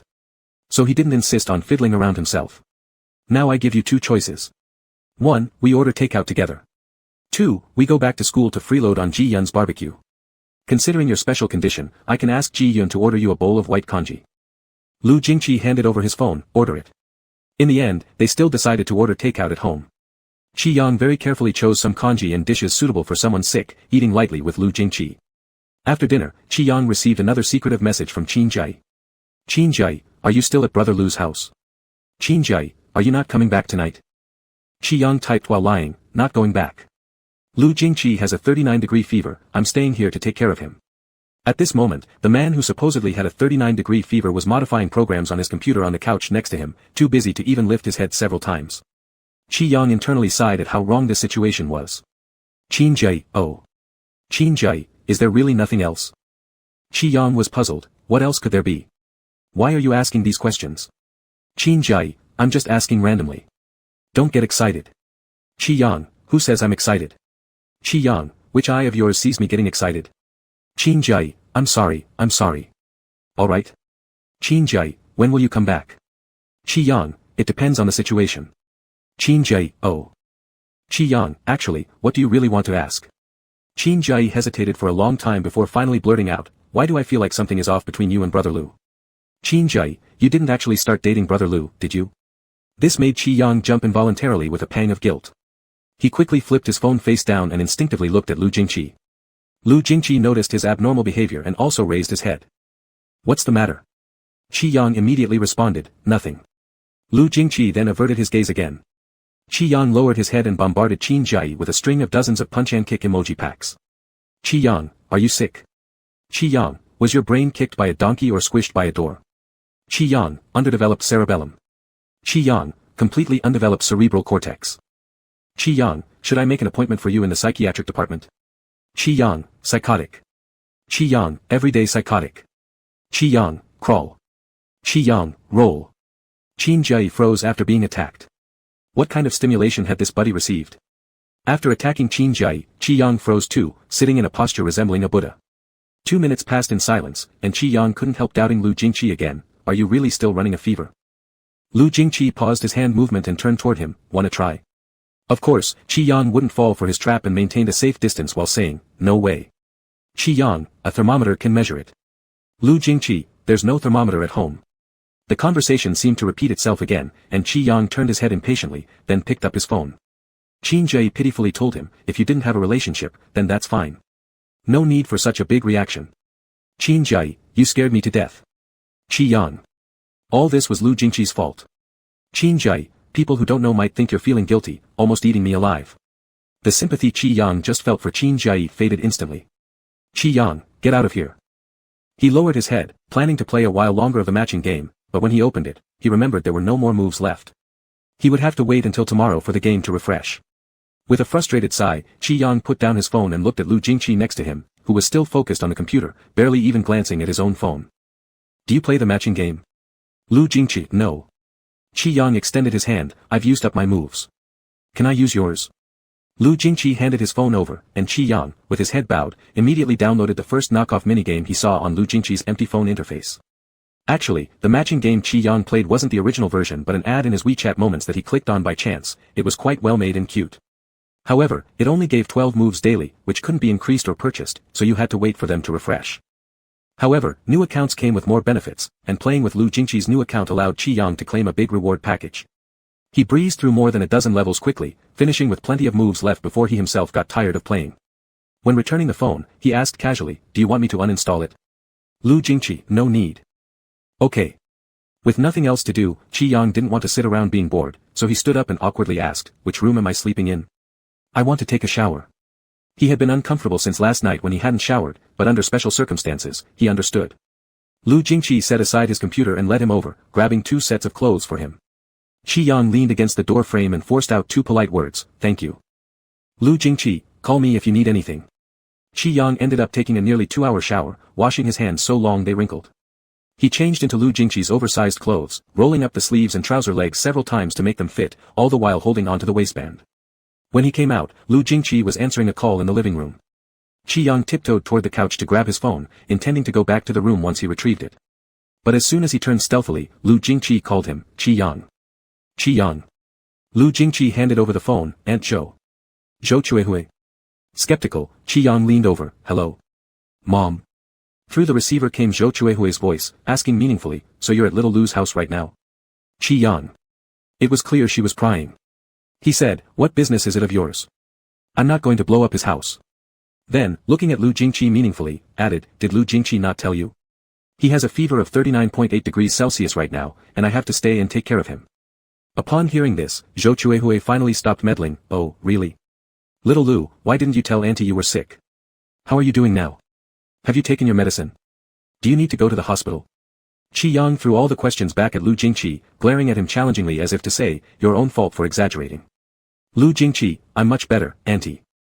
Beside him, Qi Yang interjected, "Are you sure you're much better? Didn't you have a fever of 39.8 just now?" Lu Jingqi glanced down at him. Clutching his pants, Qi Yang muttered indignantly, "What are you looking at?" "Qi Yang." Aunt Zhou from the phone called out his name, and Lu Jingqi held the phone to his ear again. "How dare you speak like that? Last year when you were sick and sprained your ankle, wasn't it little Lu who took care of you? Now that little Lu is sick, what do? You insult him from the sidelines. Be respectful." Qi Yang became quiet. Aunt Zhou continued caring about Lu Jingqi patiently, and Lu Jingqi responded accordingly. Sitting on the couch with his pants clutched tightly, Qi Yang thought to himself, "Here comes another one trying to be Mother Teresa." After Lu Jingqi hung up the phone, Qi Yang looked up and said, "I've called express delivery, wait for it, and the thermometer will be here soon." Lu Jingqi hummed, sat by his side, and opened the knockoff matching game he had downloaded. The nickname for it was, King of Bragging. Lu Jingqi continued from where Qi Yang left off and asked, "You call yourself the King of Bragging?" Qi Yang, "Of course you should be called the King of Bragging." Lu Jingqi nodded as if he had no particular opinion about this nickname. "Qi Yang, or I can change a few more for you, King of Counter-Questions, King of Lies, and King of Unnecessary Troublemaking." Lu Jingqi hummed again. Seeing that he didn't respond, Qi Yang leaned in to ask, "What do you think?" Lu Jingqi, "I think they're great. What's your nickname?" Qi Yang, "That's none of your business." Lu Jingqi stopped questioning him after that, bowed his head and passed another level. Just when Qi Yang relaxed, Lu Jingqi suddenly said, "Thief of Hearts." Qi Yang was startled and looked up, "How did you know?" He soon reacted, "Did you peek at me playing games?" Lu Jingqi, "No." Qi Yang threw a cushion at him, "So you admit you peeked? If you didn't peek, how would you know I'm called Thief of Hearts?" Lu Jingqi raised his phone, and only then did Qi Yang see a WeChat friend ranking list with 2 people. First place, Thief of Hearts. Second place, King of Bragging. Qi Yang. He awkwardly tried to take back the pillow, but when he bent over, Lu Jingqi held onto it. "What next?" Qi Yang, "What do you mean, what next?" Lu Jingqi, "I didn't peek at you playing games." Qi Yang frowned, feeling indignant. Then why did you lie to me about having a fever? That makes us even." Lu Jingqi released the pillow, and Qi Yang quickly retreated with it. Right at this moment, the doorbell rang. It was the courier service he had ordered. Qi Yang hastily jumped off the sofa, almost forgetting to hold up his pants. He took back the thermometer and marched over to measure Lu Jingqi's temperature angrily. "You better apologize if your temperature is below 37 degrees Celsius, and you'll pay for my cab fare so I can go back to school." Lu Jingqi let him press the thermometer against himself. The thermometer beeped, and Qi Yang looked at the result. 37.6. Qi Yang, Question mark. How come you're so hot all of a sudden? Lu Jingqi, maybe because the air conditioner is set too high. Bullshit. Qi Yang touched his forehead, and indeed, it was hotter than before. With one hand clutching the waistband of his pants, he pushed Lu Jingqi back toward the bed, saying, "Go to sleep. You'll feel better after another nap." Standing by the bed, Lu Jingqi said, "I'm not really sleepy."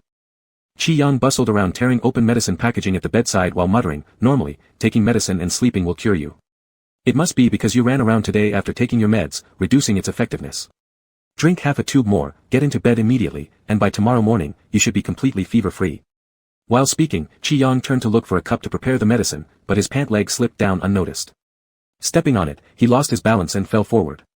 Possibly caught off guard, possibly because of the fever, or maybe due to something unknown to Qi Yang, this time Lu Jingqi didn't catch him but instead tumbled down with a thud on the bed under Qi Yang's weight. The world went quiet.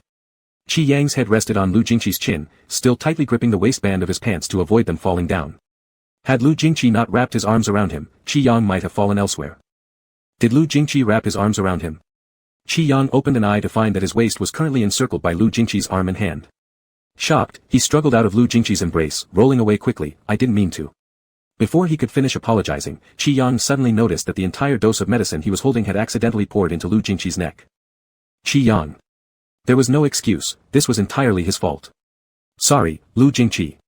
Qi Yang seemed a bit at a loss and leaned closer, trying to wipe at Lu Jingqi's neck. "Should I twist a towel to clean you up?" Lu Jingqi got up, and the light yellow powder dribbled down the hem of his t-shirt, some even slipping into his pants through the waistband. Incredibly magnanimous right now, Lu Jingqi gave him an opportunity to make up for his mistake and lightly tilted his shirt towards him. "Wipe it all." Qi Yang remained silent. "Lu Jingqi, do you want to wipe it here or go to the bathroom?" Qi Yang bit his lip, finally softening. "It's my fault, I didn't mean to. How about you beat me up or kick me out of your house?" Lu Jingqi looked at the person kneeling on the bed and slowly leaned down. "That's unnecessary." Qi Yang cautiously watched him. Lu Jingqi paused for a moment before saying, "Qi Yang, will you celebrate my birthday with me?" Qi Yang was momentarily stunned. "Lu Jingqi, the first day of April, will you be with me?" Qi Yang, "So, that's it?" What else would you expect?" Qi Yang hurriedly said, "Nothing." Lu Jingqi then looked at him for a while longer before standing up. "I'm going to take a shower. You should rest early."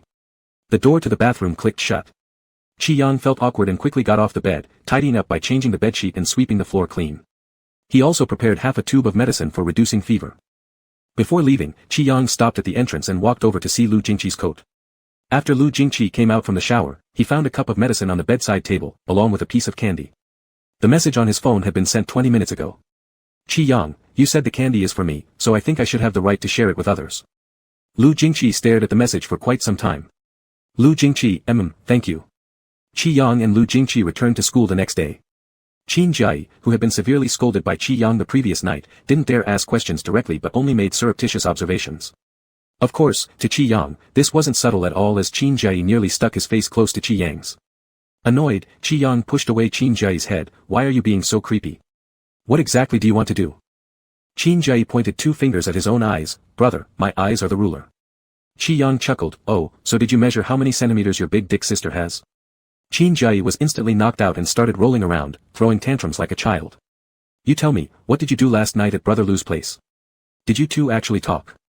Qi Yang irritably said, "Where did you come up with such an idea? I wouldn't even consider talking with him when I'm talking to you." No sooner had these words come out than the dormitory door opened, and Lu Jingqi walked in. Qi Yang. He didn't know why his brain slipped and said something like that, which definitely got caught by Lu Jingqi's hearing range. Feeling somewhat guilty, Qi Yang pushed away Qin Jia. "Don't ask meaningless questions. There's nothing." Afraid Qin Jia might blurt out something astonishing again, he quickly changed the topic. "How are you doing at that game company? Have you passed your dad's inspection yet?" Qin Jia, "Just barely. The tech department in that company is too weak. I don't know where that senior recruited such a group of people. I feel like every time I go there, I'm just fixing vulnerabilities." Qi Yang had already diverted the conversation after raising the topic, and Qin Jia looked at Lu Jingqi and went over to him. "Brother Lu, your clothes look so handsome. Can you help check my program again?" Lu Jingqi glanced at him. Qin Jia held on to Lu Jingqi's arm and wouldn't let go. "Brother Lu, I know you'll definitely help me." Lu Jingqi. "Computer." Qin Jia immediately released his grip. "All right." He reverently placed the computer on Lu Jingqi's desk and very sycophantically put a pile of snacks next to Lu Jingqi. "These are all the small gifts I've offered to you elders. Enjoy them." Lu Jingqi didn't even glance at them, staring at the computer screen for a while, and then started boldly editing piles of broken programs.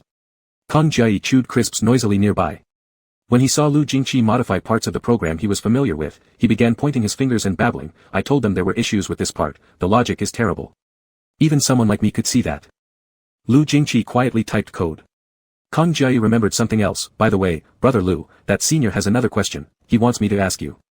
After finishing, Kang Jie didn't dare ask directly until Lu Jingqi responded with a before he continued. "They created a new game, and at the spot where raindrops meet the ground on the world map, it looks especially stiff. That senior wanted me to ask how you handle it." Lu Jingqi remained silent, his gaze fixed on the computer screen as if he hadn't heard a word. Qin Jie was also feeling guilty because he had already rejected the senior earlier. But this senior was even more shameless than Qin Jie himself, who couldn't push him off any further and had reluctantly agreed to give it a try. It seemed that brother Lu wasn't too interested though. Qin Jie was already thinking about how to turn down the senior when he heard Lu Jingqi speak up. "If I haven't done something like this before, I need to look at the specifics." Qin Jie cautiously asked, "Then, should I reject him?" Lu Jingqi replied calmly, "Thursday." Lu Jingqi said softly, "I'll go check on Thursday." Qin Jie took a while to process what was happening. Go. Where? To their company. Lu Jingqi nodded, Qin Jie exclaimed, "Really? Holy crap, okay, I'll tell him." After about half an hour, Lu Jingqi finished correcting the program and handed over the computer to Qin Jie, who started making loud noises of joy and gratitude, calling out to Lu as a savior. Lu Jingqi turned his chair around and looked at the pile of snacks on the table for 2 seconds before selecting a pack of soft candies. He said to Qin Jie, "This is fine." Qin Jie wanted to make more noise but saw Lu Jingqi standing up and heading toward Qi Yang's bed where he handed over the soft candy. Qi Yang raised his head from the bed. Lu Jingqi said, "I hope next time you'll consider me."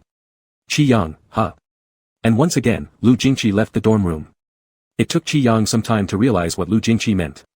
Was it because he said to Qin Jie, "It's impossible to talk with him, not possible at all"? Qi Yang looked at the soft candy in his hand and was lost in thought when suddenly, a low voice whispered near his ear, "Why did brother Lu give you the candy?" Startled, Qi Yang grabbed a pillow and threw it at Qin Jie. "Are you a ghost? You don't even make a sound when walking." Qin Jie said, "I've asked you several times already." Qi Yang irritably turned over, "None of your business." Qin Jie tried to hold back but eventually couldn't resist asking, "Yang, are you going through menopause recently?" Qi Yang. Get lost. In fact, Qi Yang himself realized that his recent state was off. This day wasn't too bad, but the days after were worse. He got absent-minded so many times, bumping into walls as he walked, scaring Qin Jie into almost calling an exorcist. The root cause of all this was Lu Jingqi. To be precise, it was because of Lu Jingqi in the office of the Research Institute that day. He had ample reason to suspect that Lu Jingqi's actions that day were due to a fever-induced delirium. It had to be that. Qi Yang felt that things in his life were a tangled mess. Things online weren't going well either. Despite hiding away for so many days, discussions about him on D-Site only grew larger. The incident began when someone decoding appeared in Qi Jian's live stream. Part of the decoded content was shared and discussed by fans, leading to more decoders appearing in the comment section. Qi Yang went online to check, everyone claiming to know him but none willing to disclose their own identity. It all felt very eerie, as if a mysterious cult organization centered around him was lurking in the shadows. Holy crap, could this be the one I'm thinking of? Decoding like this actually reminds me, I think I've decoded this too. There was a huge commotion in the forum when the freshmen enrolled. Keywords, admission ID photos. Mine still saved in my phone. I can't believe this is causing such an unexpected crossover between different universes. Holy crap, aren't there too many Jiangcheng University students here? Feeling like all the decoders are Jiangcheng University students. Oh man, isn't it a great century we live in? Aren't the students of Jiangcheng University too smart? If they're able to decode like this, why don't they share the pictures? Ha ha ha ha ha ha, I'm dying laughing. This era really fulfills what we desired. It's almost like open code to fans of Jiangcheng University, I mean it seriously. Nobody else in Jiangcheng University can compare to roommate brother, once decoded, it's certain beyond doubt, it has to be him. Please save me, I'm so upset, why do I seem to be the only one who doesn't know? When will Mia broadcast? I'm getting restless. Tell us what Mia's been doing recently. Not clear about what he's doing, but I saw him once, looked pretty relaxed huh? Saw him outside chilling. Spotting Mia walking around adds one more instance. Also spotted once loitering outside the West Gate. Loitering outside for noodles. Spotted. Walking around with roommate brother. I've discovered that Mia really enjoys loitering, laugh me dead. When will there be another comics convention for him to stroll around? Mia, I thought my life wouldn't have so many spectators. So all this while it's been D-Site's cameras, ha ha ha ha ha ha ha ha. Mia's camera-fueled life. I can't stand it anymore, will I ever see Mia stream live in my lifetime? Are there any offline events recently? Which event organizer has the power to invite Mia over? Mia bao my Mia bao, because of you I've only been able to eat 3 bowls of rice per meal. Help help help, I desperately want to watch. I have a feeling Mia's disguise won't last much longer ha ha ha ha ha ha ha. Laughing so hard. Chapter 44, 44 Sheep. On Wednesday, Qi Yang received a message from the project team stating that 1649C would begin its online serialization at the end of March. Before that, there would be some pre-release publicity both online and offline. As the main artist, Qi Yang definitely couldn't miss out. Qi Yang had known this for a long time. Star Trek always held similar promotional events before releasing each comic book. However, he really didn't expect his identity to be uncovered at such an important moment. Although only a small group of people had decoded it, they indeed succeeded in decoding. Qi Yang had mentioned being the main artist during a live stream before, and he even connected with Su Jian via voice chat. Any curious person could easily find out that Qi Yang's studio was Star Trek, not to mention his pen name, Sheep, which was practically an alias used publicly. Under these circumstances, if Qi Yang attended the offline event for 1649C, that day would essentially become the day when everyone in the world knew his face. Because of this, Qi Yang was initially somewhat hesitant about the event, thinking about wearing his little sheep hat and a mask to attend. But just a few days later, his face was revealed prematurely. Qi Yang never expected that this matter stemmed from a senior student's competition entry. Last year, Qi Yang received a temporary invitation from a senior in the production department for a shoot because the originally planned actor backed out, leaving her no choice but to ask him to help fill in. The senior was He Ying, whom Qi Yang met during the art festival in his sophomore year. She was a very straightforward person, and Qi Yang got along well with her, so he didn't refuse her invitation. He still remembered that day of filming in a park outside Jiangcheng University. The wardrobe crew, prop crew, and lighting crew were all present in full force. Qi Yang changed into several different outfits according to guidance throughout the entire process. He had only a few lines, and the scenes weren't numerous either. Afterward, the senior sent him the finished piece, which he glanced through. In total, his appearance on screen might not have reached 3 minutes. Later on, Qi Yang stopped paying attention to what happened to the film until recently, when he heard it won a microvideo award. The organizers required it to be uploaded to D Station, where it became wildly popular. Unfortunately, someone recognized him in the video, mentioning it in the comments section. This started a landslide effect as his fans rushed over en masse, sending the movie title and related keywords onto D Station's trending list, generating substantial traffic. He Ying even personally sent him a message. He Ying Sr., thank you for your cameo appearance, teacher little sheep. After receiving the message, Qi Yang felt frozen in place. Now, his account's comments section has completely lost control, with his various photos flooding his timeline. Looking at the towering comments constructed by everyone, Qi Yang appeared utterly dispirited. Me 1 2 3 6 7, pictures, pictures. Mommy oh my mom. Who understands the value of this face? My me baby. Me. Baby, I take it back. You're not allowed to kiss any men. I don't allow it. I swear if I saw someone like me in real life, I'd chase them for miles laughing like crazy.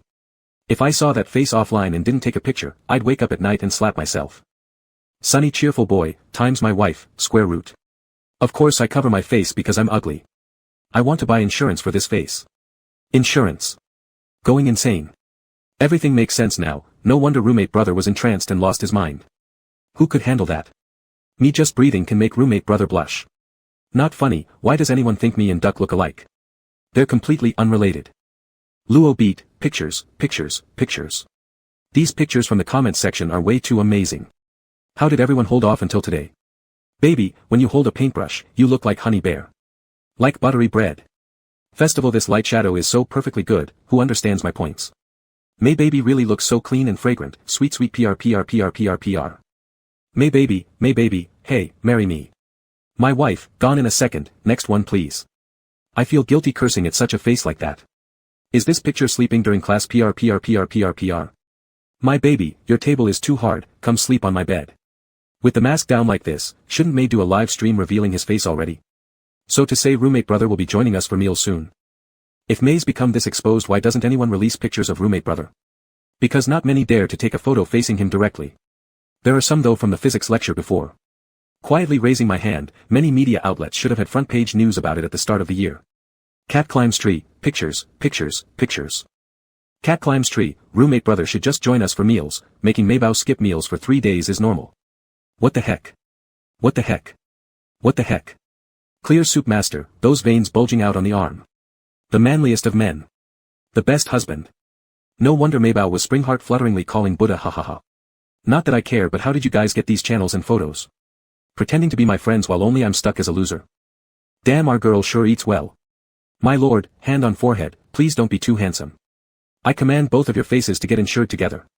Who understands, feels like one punch could kill 3 of me. Girls being smaller physically is normal. I'm a guy. Laughing dead, ha ha ha ha ha ha ha ha ha, laughing dead buddy. Pandada, picture. Pandada, at the start of the year, roommate brother made headlines domestically, all contemporaries were immediately surpassed. Who's challenging? I widen my eyes. OMG. Isn't it physics people doing English questions now? What are you doing here? Don't tell me this whole thing is formulas. Non-professionals don't be shocked, professionals were shocked for 2 months non-stop. Roommate brother, aren't you serious? Luo Ji has ascended to godhood in Jiangcheng University already, right? Laughing again, Luo Ji has achieved deity status in California Academy too, last person was his tutor. Luo Ji already has fan clubs in Jiangcheng University, ha ha ha ha ha ha ha ha. Shy, I'm too timid to go up and talk. Can Maybao ask for me the relationship between the Lorentz factor of GRB 191120 as pulse jet and the external shock remnant Lorentz factor? If possible, send proof process and data to my email. I love you, Maybao, hearts, dot. Ah ha ha ha ha ha ha, even asking about the Lorentz factor of the pulse jet, how about feeding roommate brother yourself? Which sect didn't close its door properly, allowing so many freeloaders out? Qi Yang turned off his phone feeling unloving towards life. He thought, amidst all the chaos in his comments section thus far, how big would the probability be that Lu Jingqi still does not know about his alias? Qi Yang felt that according to Lu Jingqi's type who pays no attention to worldly matters and his personality, it wasn't entirely impossible to bet on it. What if Lu Jingqi really doesn't care about these things? Ha! Qi Yang laughed dryly inside, what if? His whole body slumped lifelessly on the dorm bed. It was Friday, he had a class with Chen Beixing at 3 p.m., but Qi Yang had absolutely no desire to leave the room. He told Qin Jia-yi he would skip class. Qin Jia-yi, you want to skip Chen Beixing's class? Didn't you say before he remembers everyone clearly? And Lu Go is the teaching assistant, there will be roll calls. Even if we assume no roll call at worst case scenario, how would going unnoticed by Lu Go be possible? Won't he find you and drag you back? Qi Yang's head buried into his dachshund butt pillow, mumbling weakly, I'm sick, just tell him I'm sick and have him record me on medical leave. Qin Jia-yi, sick again. He moved forward in shock to check Qi Yang's forehead. You didn't get infected from staying over at Brother Lu's house that day, did you? Qi Yang dodged his hand, whether or not you care about how I got sick, I'm sick and that's it. With a rosy complexion and full energy, he even jumped off the bed and threw a couple of punches at him without even panting. Qin Jia-yi laughed non-stop and withdrew his hand, alright, Grandpa says he's sick so he must be. I'm going to class, I'll tell Brother Lu. You rest well. Qi Yang snorted and retreated back into his covers like an ostrich.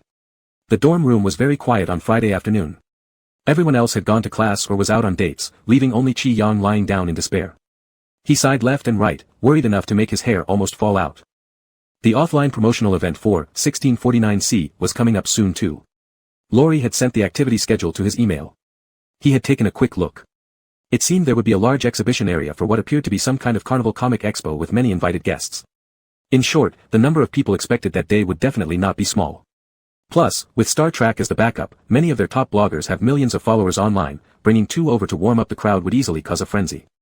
Lin Tianyi also sent him a message saying this was his first solo-authored comic and his first participation in Star Trek's offline promotion, inviting an experienced author to accompany him because he was nervous. Qi Yang asked who. Lin Tianyi said Wasa. Wasa's fans combined could probably circle the Earth 3 times. Qi Yang couldn't even imagine what kind of scene awaited them during the event. Still, there was no way he could escape now. Qi Yang sighed again and felt around beside the pillow until his fingers brushed against the soft candy Lu Jingqi had given him the other day. He opened the wrapper listlessly and ate 2 pieces, finding them utterly tasteless. Not knowing how long he'd been chewing slowly, the door to the dormitory clicked open suddenly. Qi Yang absent-mindedly said, why are you back already? Didn't I say I'm sick? Does Lu Jingqi not believe me? Believe. Qi Yang, question mark. He quickly scrambled off the bed, Lu Jingqi. Why is it you? Lu Jingqi, I heard you were sick, so I came back to check on you. Qi Yang coughed nervously.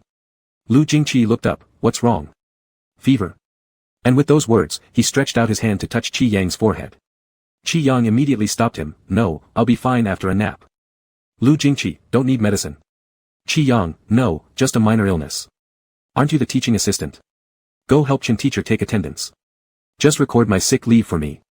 Lu Jingqi curved his thumb lightly and gently clasped Qi Yang's arm. The teaching assistant took a sick leave today as well, naturally someone will handle the roll call. And that unfortunate soul happened to be Qin Jia-yi. Scratching his head at the roster on the podium for quite a while, he finally managed to finish calling out names, planning to sneak to the last row when Chen Beixing entered. Chen casually tossed out, "They've both taken leave today, you sit in the front row." "Qin Jia-yi." A guy behind asked, "Do you know Professor Chen?" Qin Jia-yi had the look of death on his face, thinking to himself, "Am I not just some unlucky extra?" Meanwhile in the dorm, Lu Jingqi still held on to Qi Yang's arm. Qi Yang tried to pull away twice but failed, and ultimately gave in cowardly, "Alright, I admit I lied, I'm not sick. I just didn't want to attend class, please let go of me." "Are you sure?" Qi Yang nodded like crazy, "Sure, absolutely." Lu Jingqi released his grip and glanced at him indifferently, "Why?"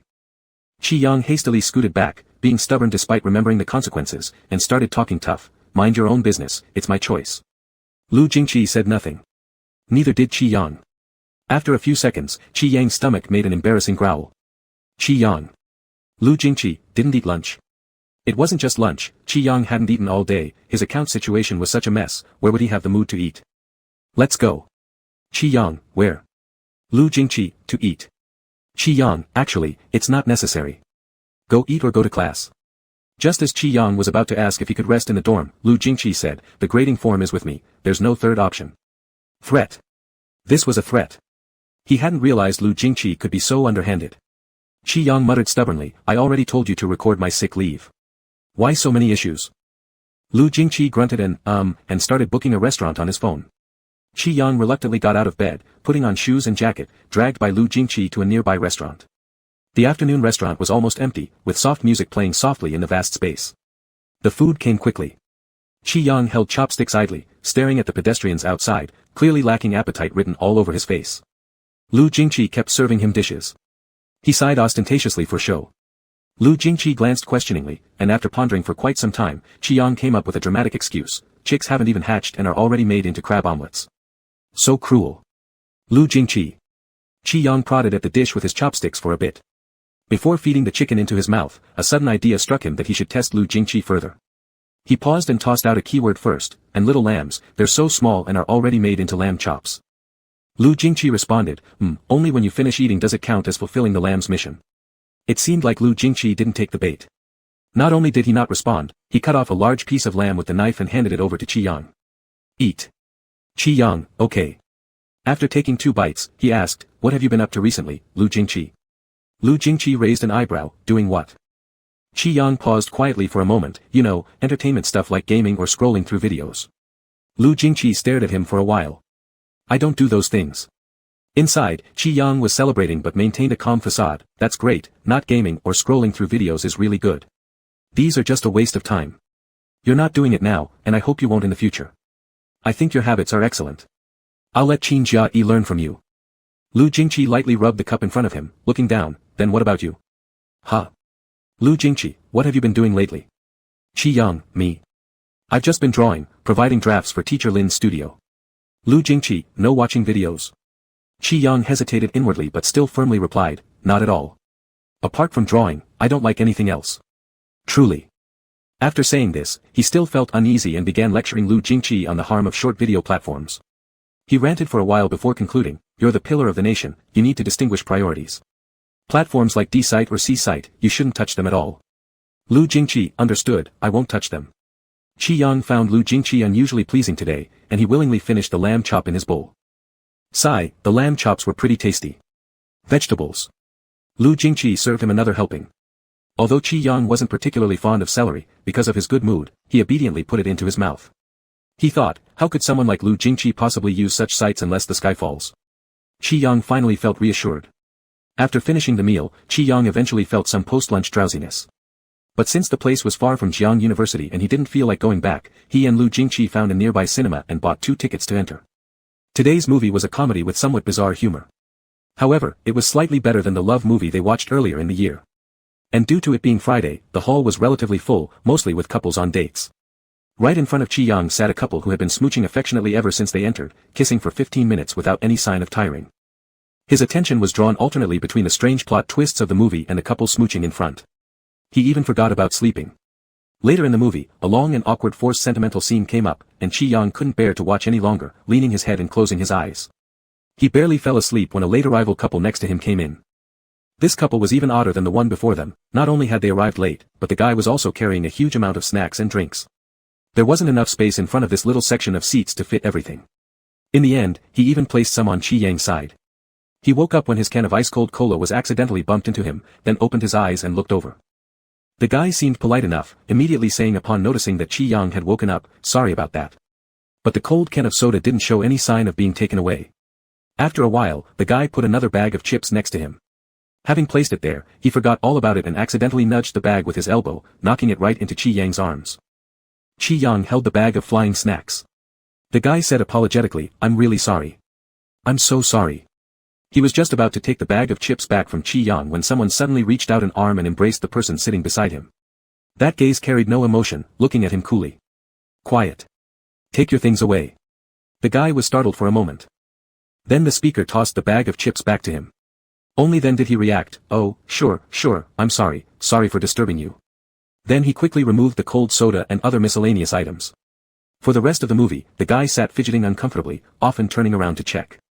After taking away the cold soda, the person next to him fell asleep again, their head nodding and almost falling onto the other person who immediately pulled them into their embrace. The guy couldn't help but look up and unexpectedly made eye contact, startling him as he awkwardly lowered his gaze. So, they were also a couple. When the film ended, it was already close to 7.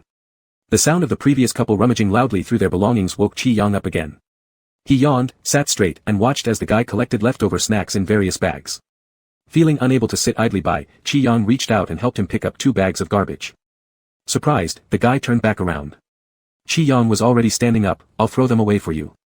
The guy scratched his head, "You're quite nice." Qi Yang didn't know what to say, slowly stifling another yawn. Lu Jingqi glanced at him once, then extended his hand to take the garbage out of Qi Yang's hand. The guy remarked again, "Your boyfriend is actually quite good too, though he didn't look easy to provoke." Qi Yang. The guy had already walked off with a bunch of snacks. Wait. Qi Yang looked at the guy's retreating back, incredibly puzzled.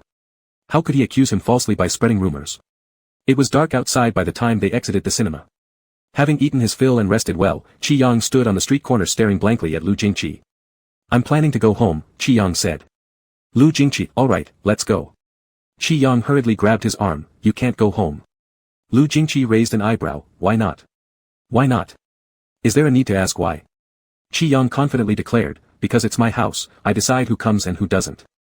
Lu Jingqi lowered his gaze, "Fair enough." Qi Yang chose not to engage with his comment. Just as Qi Yang was about to suggest hailing a ride so they could each go home, Lu Jingqi's phone suddenly rang. It was Qin Jia-yi calling. Upon picking up, he heard Qin Jia-yi ask, Brother Lu, where are you now? Are you with Yang Yang? Will you spend the night at Yang Yang's place or return to school?" Before Lu Jingqi could respond, Qi Yang had already replied for him, "Back to school." "That's great," Qin Jia-yi said, "my switch is at Yang Yang's place again. Can you fetch it for me on the way?" This time, Lu Jingqi answered quicker than Qi Yang, "Sure, where is it?" Qin Jia-yi, "In the bedside drawer in the guest room, just open it and you'll see." Lu Jingqi understood. After hanging up, Lu Jingqi's gaze shifted from his phone. "Let's go back."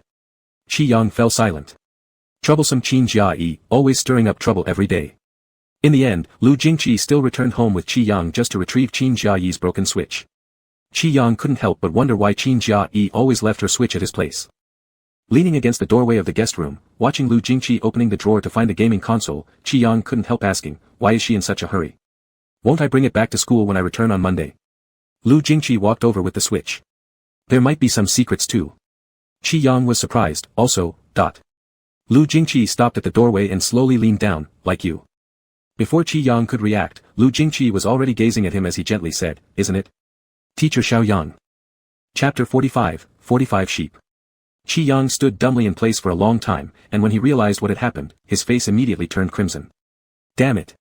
The sky has truly fallen.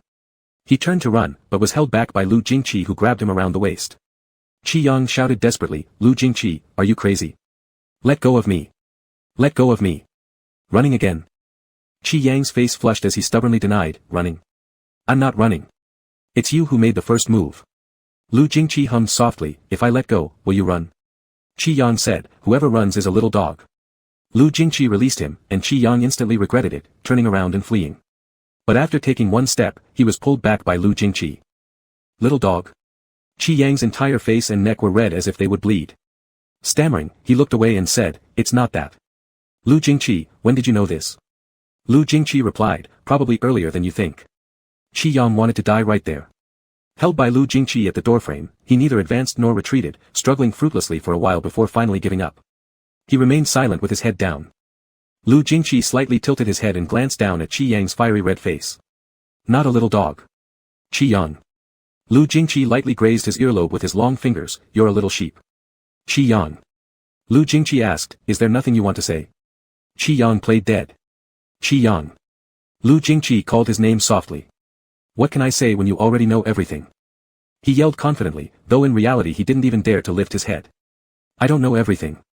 After pondering for a moment, Lu Jingqi asked, who is your roommate? This time, Qi Yang really wanted to die. After hesitating for a long time, he finally managed to mutter 3 words, Qin Jiai. Sorry, Qin Jiai, it's time to cut my arm off for the sake of friendship. On the other side, Qin Jiai sneezed twice hard and mumbled, who's cursing me? Lu Jingqi lightly owed, redirecting the finger that had grazed Qi Yang's earlobe to touch his cheek. What does puck mean? Qi Yang. Shouldn't he just kill Lu Jingqi? Also, does Qin Jiai also know the relationship between the Lorentz factor of the pulse jet and the Lorentz factor of the external shock afterglow? Finally realizing the situation, Qi Yang understood Lu Jingqi was teasing him all along. Angrily blushing, he exclaimed, just admit you know more than me already, alright. He then started trying to pry Lu Jingqi's arm loose from under which he was attempting to escape, but unsurprisingly, he couldn't budge Lu Jingqi's arm which was like an iron clamp, seemingly welded in place. Qi Yang hit him, yelling, Lu Jingqi. So does roommate refer to me? Stiffening his neck on the spot, Qi Yang stubbornly resisted for a while. The more he resisted, the guiltier he felt, and eventually he surrendered completely, looking deflated and admitting submissively, I'm sorry, Lu Jingqi, I didn't do it intentionally. I didn't originally intend to expose you online or spread rumors about you. I can issue a statement to clarify. Lu Jingqi, clarify what? Qi Yang, clarify that you and I have no connection. Lowering his eyes, the emotion in Lu Jingqi's gaze was obscured by his eyelashes. Tense, Qi Yang waited anxiously, gradually feeling an inexplicable discomfort. He said, I told you to consider carefully before befriending me, but you wouldn't listen and even stop me asking questions. Now, you're unhappy. I'm sorry, tomorrow I'll. Qi Yang. I'm not unhappy. Lu Jingqi said. Qi Yang suddenly froze. Lu Jingqi continued, nor do I mind what people say online.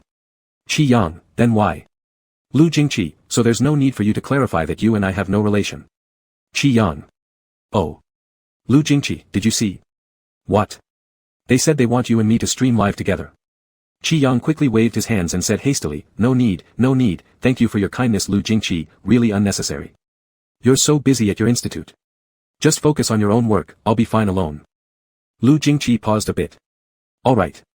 On the 23rd, do you have an offline event? Opening his eyes wide, Qi Yang asked, how do you know everything? Lu Jingqi answered, besides senior sister Yumu, teacher Lin invited another person. Qi Yang, who? Lu Jingqi, me. A huge question mark appeared above Qi Yang's head. What did you ask me to do? Lu Jingqi, maybe it's relevant to your major. To answer your questions. Relevant. Qi Yang suddenly remembered that the person behind Jiangcheng in 1649 also worked on astrophysical research. Qi Yang fell silent. Why didn't teacher Lin tell me in advance? Lu Jingqi, I said I would tell you. Qi Yang nearly choked again. Lu Jingqi's gaze lingered on his face for a long time before he whispered, Qi Yang, see you on the 23rd. Feeling restless, Qi Yang replied, understood. Just go.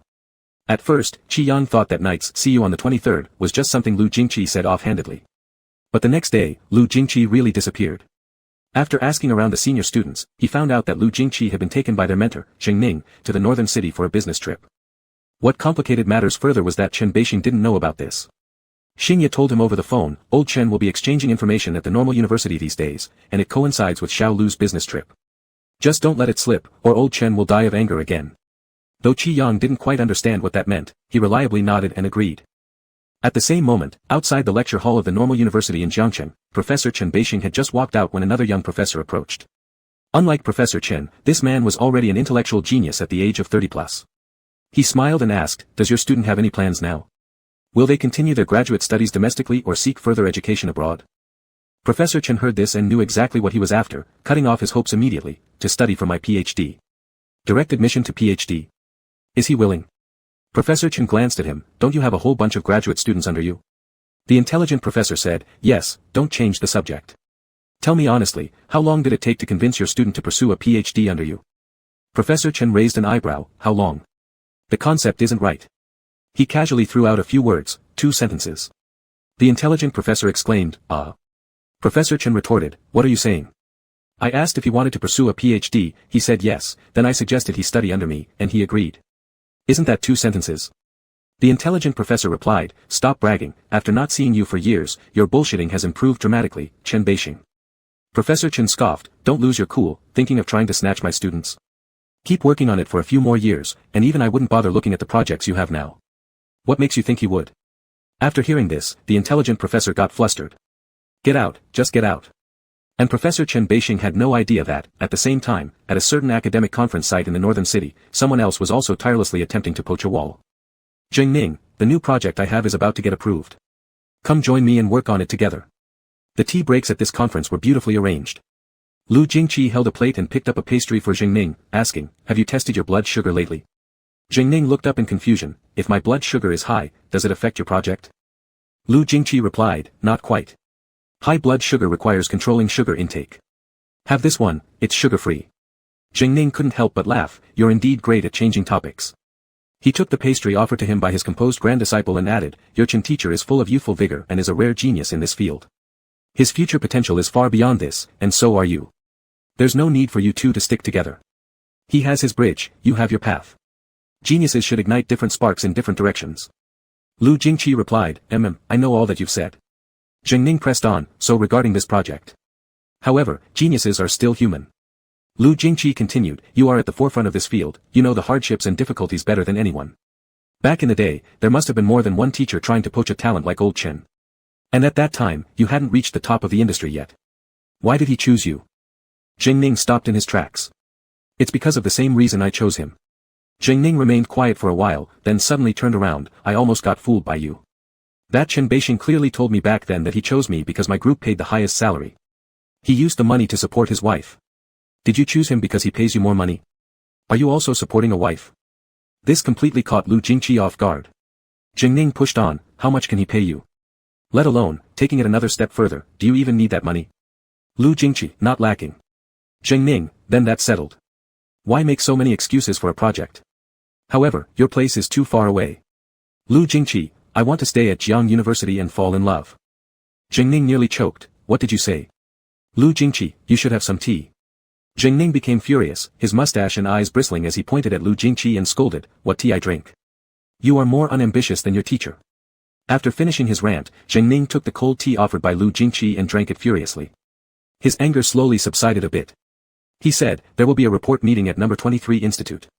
You will go with me." Lu Jingqi, "I can't on the 23rd. Jiangning, ? Lu Jingqi, "I need to go back and accompany someone." On the day of the offline promotional event for 1649C, Qi Yang was caught early by other members of the project team and taken to the exhibition area at the event site. Lori pinned a brooch onto his chest. It was a small sheep-shaped name tag that read, Chief Rider Sheep. He asked, "Sister Lori, do I need to change my clothes or get a hairstyle done?" Lori was the chief planner of 1649C. She was busy bustling around the exhibition area. "Watermelon, bring the display board over here," she instructed, then turned back and hung a work badge around Qi Yang's neck. "Sweetie, this is already perfect. If you're really nervous, just wander around the booth a bit. Once you're familiar with it, you won't be nervous anymore." Qi Yang nodded. Watermelon, who had moved the display board, came over to Qi Yang. Watermelon was the script assistant, whose real name was Zhao Shi. She usually communicated with Qi Yang the most, and they had the best relationship in the project team. She cheerfully leaned against the nearby display cabinet and exclaimed, "Perfect. Afterward, send me all the layers from this poster picture. I'll get a t-shirt printed out to wear." Qi Yang said, "Forget it, Sister Lori could chase you for 3 miles if she found out. Don't take private jobs." Zhao Shi tilted her head and leaned on his shoulder, saying, "Heaven knows, earth knows, you know, I know. If I don't say anything and Teacher Sheep doesn't say anything, who else would know?" The call of Teacher Sheep made Qi Yang break out in goosebumps, and he pushed her head away with his hand. "If you keep calling me that, I'll chase you for 3 miles right now." Zhao Shi couldn't stop laughing. "Even if I stop calling you that, there will be others. Do you know how many of your fans are coming here today? The online promotion comments section on our official account has been flooded with your fans." Qi Yang. Zhao Shi came closer again. "Teacher Sheep, can I have an autograph? I will take good care of it." Qi Yang picked up a marker pen from the display cabinet, spinning it between his fingers. "Where to sign?" Zhao Shi pulled up her shirt and puffed her chest out. "Sign here." Qi Yang, get lost. Zhao Shi laughed even louder. Qi Yang was actually quite nervous at first, but after joking around with Zhao Shi for a few lines, he suddenly felt like it wasn't such a big deal anymore. Today's event venue was much larger than the last comic convention, and the Star Trek exhibition area's position and layout changed significantly. In a corner, Zhao Shi whispered to him, "I heard Sister Lori said that Teacher Tianyi pulled 2 teachers over to help at the event, who besides Wasa?" Qi Yang hesitated, "He doesn't count." Zhao Shi became even more curious upon seeing Qi Yang's attitude. "Who then?" "My roommate." "Zhao Shi, do you two have a close relationship?" Qi Yang sneered, "So." As if speaking of Chow Chow, Lu Jingqi appeared when they were whispering. He walked together with Yumu, seeming to talk about something. Zhao Shi had sharp eyes and immediately slapped Qi Yang's arm. "Teacher Wasa is here. Let's get an autograph while not too many people are around." "Are you going?" Qi Yang turned his head away. "No." Zhao Shi had already grabbed a bag full of color paper and ran off, while Qi Yang quietly hid behind the display panel to admire the posters he had drawn, trying to lower his presence as much as possible. He was still not used to real-name communication with Lu Jingqi, especially given everything he had live-streamed. If possible, Qi Yang hoped that Lu Jingqi would pretend they weren't familiar with each other today, otherwise, his account dynamics would explode again. Qi Yang had already seen enough black screens many times, and one more and he might be blinded. Qi Yang didn't know how long he was lost in random thoughts, but suddenly above his head, a familiar deep voice drifted by. "Teacher Sheep, may I have your signature?" Qi Yang was startled and replied irritably, "Don't you walk silently, Lu Jingqi." Lu Jingqi didn't seem to care about the big, unwelcome written all over his face. His eyes lingered for a moment on the top of his head. "Where's your hat?" "Qi Yang, what hat?" Lu Jingqi reached out and flicked his hair. "There should be a hat with horns here." Qi Yang slapped away his hand. "Mind your own business." The person in front of him paused quietly for a moment, then threw 3 words at him without warning. "Very cute." Qi Yang nearly choked on his saliva, looking up to retort, "Cute? You wear it then." Lu Jingqi hummed in agreement, "Next time." Then he gently wrapped an arm around his neck. "Let's go." Qi Yang stiffened his neck and tried to dodge. "Go where?" "Let me go." He felt hostage again due to Lu Jingqi's height advantage. "To find Sister Yu." "Qi Yang, I'll go later." "Wait, just wait." He grabbed Lu Jingqi's arm, glancing at the increasing number of people inside the venue, softly negotiating. "Lu Jingqi, could you pretend we aren't very familiar today? Just pretend we don't know each other today." Lu Jingqi arched an eyebrow. "Reason?" "Qi Yang, people will misinterpret if they see us together." Lu Jingqi hesitated for a while, calmly saying, "I'll consider it." Qi Yang had already taken this as an agreement, immediately slipping out from under his arm. "I'll treat you to dinner after the event." Saying that, he ran toward Zhao Shi. "Is that your roommate? I feel like I've seen him somewhere before, right?" "Qi Yang, lower your voice." "Huh, I remember now, isn't he the student of our boss lady?" "I said I've seen him somewhere before. This one's really good looking, quite the charm, a little lamb." Zhao Shi had figured out what was going on within 2 minutes, waving at Lu Jingqi from afar, then being pulled away by Qi Yang who saw her. The event started at 10 o'clock in the morning. It seemed the online promotion had gone well beforehand. A lot of people entered the hall straight and went directly to Star Trek's exhibition area. While signing his signature on the exhibition poster, Qi Yang heard several voices calling him from behind. "Teacher Xiao Yang. Is that Teacher Xiao Yang? Young teacher, can we take a photo together? MIAA. Baby. Teacher Yang, why are you not live streaming? We've been waiting for a month. When will MIAA comics be released?" Qi Yang, red earlobed from the shouts, turned around and pointed to the date on the exhibition signboard, earnestly promoting. "Release date is March 24th, available on D-Comic at 8 p.m. tomorrow night. Please keep an eye out for it." "How come you're so shy, baby? Ha ha ha ha, you weren't like this during the live stream." "Teacher MIAA, let's take a picture. Let's take a picture. I want to take a picture with my treasure too, you're so pretty." Zhao Shi nearby was nearly laughing herself sick, pushing him. "Quick, teacher little Yang. What are you waiting for?" Qi Yang nudged her with his elbow, then took photos with fans one by one. A fan boldly asked him during the photo session, "MIAA, tell the truth, are you and your roommate together?" This question nearly choked Qi Yang to death. He hadn't realized how much it would sting when asked face-to-face for the first time after mentioning it live-streamed. He frantically shook his head. "Absolutely not." Some others hearing also joined in. "Really not? Not true, right? MIAA, aren't you supposed to be the real man? You're not going for it? I'm already obsessed enough with the shipping. Now you're telling me you're not together. Did the roommate come or not, MIAA?" He came. A fan looked at the phone very quietly muttering. Someone said they saw him, and he was with Wasa teacher. "Mew, I am your loyal fan for 3 years. Today I only have one wish, bring your roommate to take a group picture with me. Can't you satisfy this little wish of mine? Or else my little heart will break into pieces. Mew, why don't you stand next to your roommate, my second little heart is going to break too. If you don't interact with your roommate soon, I will completely crumble." It was the first time Qi Yang had to handle so many questions at once. Hastily defending, he said, he didn't come with me, he's discussing something with Wasa teacher. Before his fabricated excuse even finished, a voice beside him cut in, discussion over. In the next second, Qi Yang found himself enveloped in Lu Jingqi's arm, a large hand casually ruffling his hair. Qi Yang. He was so flustered that he almost couldn't stop himself from blurting out the word, you, but managed to swallow it back at the last moment. MIAA, you're being too formal. What's your roommate's name, brother? Call me brother. Let's just call you sister MIAA. Ha ha ha ha, are you insane?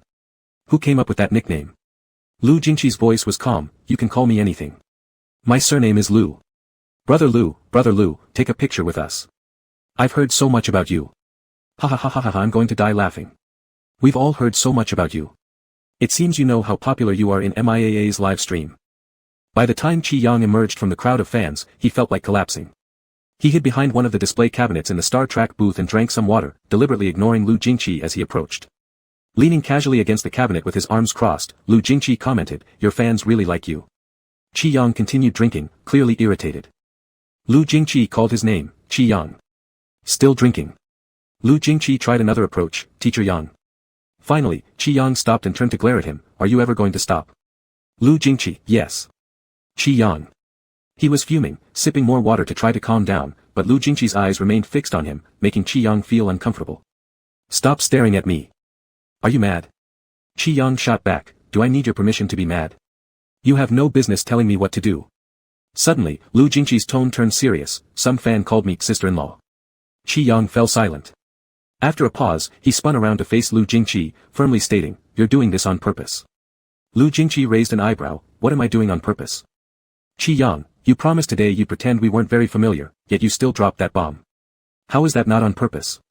Lu Jingqi actually thought about it for a moment and replied, I said I'd consider it. To Qi Yang, there was no difference. So what? He asked. Lu Jingqi, after considering, I decline. Qi Yang, question mark. You're crazy, Lu Jingqi. He shoved the water bottle into Lu Jingqi's chest. Stop following me. He had walked 3 steps when he suddenly remembered something. Back at the gym in Building C, Lu Jingqi had drunk from the same water bottle as him. Turning quickly, he saw Lu Jingqi twisting the cap open, his ears flushing red. He snatched the bottle away. If you want water, go get your own. And then stormed off holding the water bottle tightly. Lu Jingqi watched Qi Yang's retreating figure for a long while before shifting his gaze elsewhere. His phone vibrated a few times, and he pulled it out to check. Erbao, sister-in-law, things are getting pretty lively online. Have you and my brother made any progress? Erbao, haven't kissed yet, at least held hands. Lu Jingqi thought for a moment and replied with 4 words, steady progress. Erbao. Lu Jingqi added 4 more words, steadily improving. Erbao. Not, hasn't your hand even been held by now? Before Qi Yang had left long, he was recognized by fans again. A group gathered around him asking for pictures and signatures. By the end, he didn't know what else to say besides, thank you, alright, the comic goes online tomorrow, if you're interested, please give it attention. Just as he caught his breath, someone in the crowd suddenly said, MIAA baby, look at brother Lu, he's falling apart without you. It's most important that the two of you have a good relationship. Did you fight again, honey? No couple stays mad overnight. 1 kiss will fix it. 1 isn't enough, make it 2. MIAA baby, tell the truth, do you and your roommate kiss under the covers? MIAA, are you really not together with brother Lu? MIAA, will your next live stream feature your roommate? Hey, that's not allowed, it's against the rules. Ha ha ha ha ha ha. Qi Yang. Why? Chapter 46, 46 Sheep. At 8 p.m. on the evening of December 24, 1649 C, went live on D Comics with its first 3 episodes. By the end of the night, it had already surpassed 10 million clicks in total, and the number of comments in the comments section was continuously increasing by the second.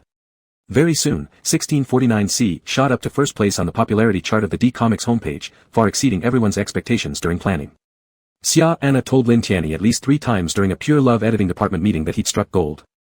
Lin Tianyi said, strictly speaking, I didn't find it completely. Xia Anna raised an eyebrow. It was sent by Xiao Lu. The editing department hadn't decided on a main illustrator for 1649 C for quite some time, and Lori had seen many art styles that she wasn't satisfied with. At that time, the contracted main illustrators from Star Trek were mostly passed over, so the progress of 1649 C as a whole project had been rather slow. Lin Tianyi had received quite a few submissions from new main illustrators as well. After reviewing some, he couldn't say their work was bad, it just didn't match the style required for 1649 C. And Lori hadn't approved either, so the position of main illustrator had remained on hold. Until one day, he received an email from Lu Jingqi in his inbox. It meticulously catalogued all the illustrations and works from the painting blogger known as Little Sheep Goes to Sleep. When Lin Tianyi saw the works for the first time, he was immediately attracted by the delicate and light-hearted style of the pieces. He wondered how to describe the feeling. It was transparent and clean, unlike Su Jian's strongly dynamic and action-packed style. The works in the email were gentle and warm, with each stroke imbued with healing emotion. It was also clear that the painter had a very solid foundation, structuring the canvas as if it were a doll to be freely manipulated under their hands. Each drawing seemed to tell the viewer one fact: this level of skill was achieved effortlessly. Overjoyed, Lin Tianyi soon noticed something familiar about these paintings. He thought he had seen a similar style in a student's homework before. That same night, he reviewed every comic assignment from this semester's students, one by one. In the end, he narrowed it down to one person, Qi Yang. He showed part of the drawings to Lori and Xia Anna, and there was no denying that they all shared a consistent aesthetic. Afterward, when teaching his classes, Lin Tianyi would occasionally glance toward Qi Yang. A striking and eye-catching male student left a particularly deep impression on Lin Tianyi. Right at that moment, Lin Tianyi suddenly seemed to understand why Lu Jingqi, who had never changed much, suddenly did a turnaround. Because indeed, he was a child very easy to like. Afterwards, the progress of 1649C proceeded as planned. When Qi Yang submitted his first drafts featuring Xia Xiaoman and Jiang Xian, they already anticipated the reaction it would garner. Qi Yang's artistic style was expectedly yet surprisingly detailed and mature, as if naturally integrated into 1649C. So perfectly suited. Whether Lin Tianyi or Lori Xia Anna, everyone had the same idea. During a dinner gathering once, after Xia Anna drank some alcohol, she jokingly said to him in a tipsy state, "Do you know? The moment I saw Xiao Lu and Yang Yang, I was confused. You two are so much like the young you and old Chen. Yang Yang's painting style has traces of yours. His artwork always reminded me of your university days. Who could have imagined then that both you and old Chen would one day have such talented students resembling yourselves? Fate is really indescribable, mysterious." Then she sighed again. There are plenty of naturally gifted people in any profession or field in this world. And here we go, another one emerges. Some people inherently carry a hot streak quality, and this time I truly have a premonition, it's going to blow up big. With this kid's skills, his good looks, plus Xiao Lu backing him up, all heat-boosting conditions are fully stacked. Now, things were going exactly as Xia Anna predicted, without the slightest deviation. Qi Yang's back-end system had been stuck and inaccessible since the 23rd. He had suspected D-Station was down initially, but later discovered only his own back-end was malfunctioning. How many private messages could possibly clog it this way? Feeling his head buzzing, Qi Yang decided not to open the back-end after turning it off that day. All this happened because of Lu Jingqi, an unreliable traitor. Still, Lu had the nerve to invite him out for dinner right after the event concluded. Of course, Qi Yang did not agree. He fled faster than anyone else, hiding at home over the weekend. During this period, he ignored all of Lu Jingqi's messages and calls, leaving him hanging indefinitely. On a perfectly fine Sunday, Qi Yang was sprawled out on the couch, enjoying himself reading comics, but he completely forgot that Lu Jingqi wasn't someone to be easily trifled with. Without saying a word, he had run away and refused to answer Lu Jingqi's calls, leaving him hanging for 2 days. Finally, Lu Jingqi couldn't wait any longer and came over directly. At that moment, Qi Yang was engrossed in an exciting scene when the door clicked open. Thinking it was Qin Jiai, Qi Yang didn't even look up and said irritably, "What is it in the middle of the afternoon? Aren't you supposed to be slaving away at that senior's company?" In response, Lu Jingqi replied coolly, "Qi Yang." Qi Yang instantly sat up from the sofa, startled. He looked dumbfounded at Lu Jingqi walking towards him, hurriedly stepping back a few paces.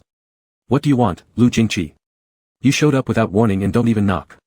Do you have no manners?" Lu Jingqi replied, apparently not now. In Qi Yang's astonished gaze, Lu Jingqi casually took off his coat and sat down beside him. Then, leaning forward with his elbows resting on his knees, Lu Jingqi pulled out his phone and started sending messages. Messages. Qi Yang stared as his own phone buzzed repeatedly, Lu Jingqi's messages popping up one after another. "Lu Jingqi, there's a new all-you-can-eat place. Lu Jingqi, forwarded link. Lu Jingqi, see if you like it. Lu Jingqi, want to go eat tonight?" Qi Yang grabbed his arm, "Stop sending those." Lu Jingqi turned to look at him, "Did you see them?" Not wanting to speak, yet somehow feeling guilty, Qi Yang quieted down for a while before muttering an excuse, "You broke your promise. I didn't block you, so enjoy it secretly." Lu Jingqi said, "Thank you then." Qi Yang. Reluctantly letting go, he mumbled weakly, "I don't want to go eat anyway." Lu Jingqi responded calmly, "All right, we won't." Qi Yang muttered under his breath, turning to the other side of the sofa, "It doesn't matter whether you come or not, my answer stays the same. Aren't you tired? I don't even feel like moving." "It wasn't about eating anyway." Qi Yang looked up, puzzled. Lu Jingqi smiled faintly, "Seeing you was the purpose." Qi Yang froze. For a long time, he stared at Lu Jingqi, heart pounding. Then he quickly bowed his head and opened Candy Crush, fumbling around like he was hiding something. After playing aimlessly for a few minutes, he couldn't help but glance stealthily at Lu Jingqi again. Lu Jingqi seemed to be browsing through some information on his phone. As long as he wasn't looking at me, Qi Yang let out a sigh of relief and continued to play Candy Crush. However, this level was unusually difficult, and Qi Yang got stuck 3 steps from clearing it. His energy ran out soon after. While scratching his head anxiously at the game screen, a phone suddenly appeared in front of him. Lu Jingqi said, "Use mine."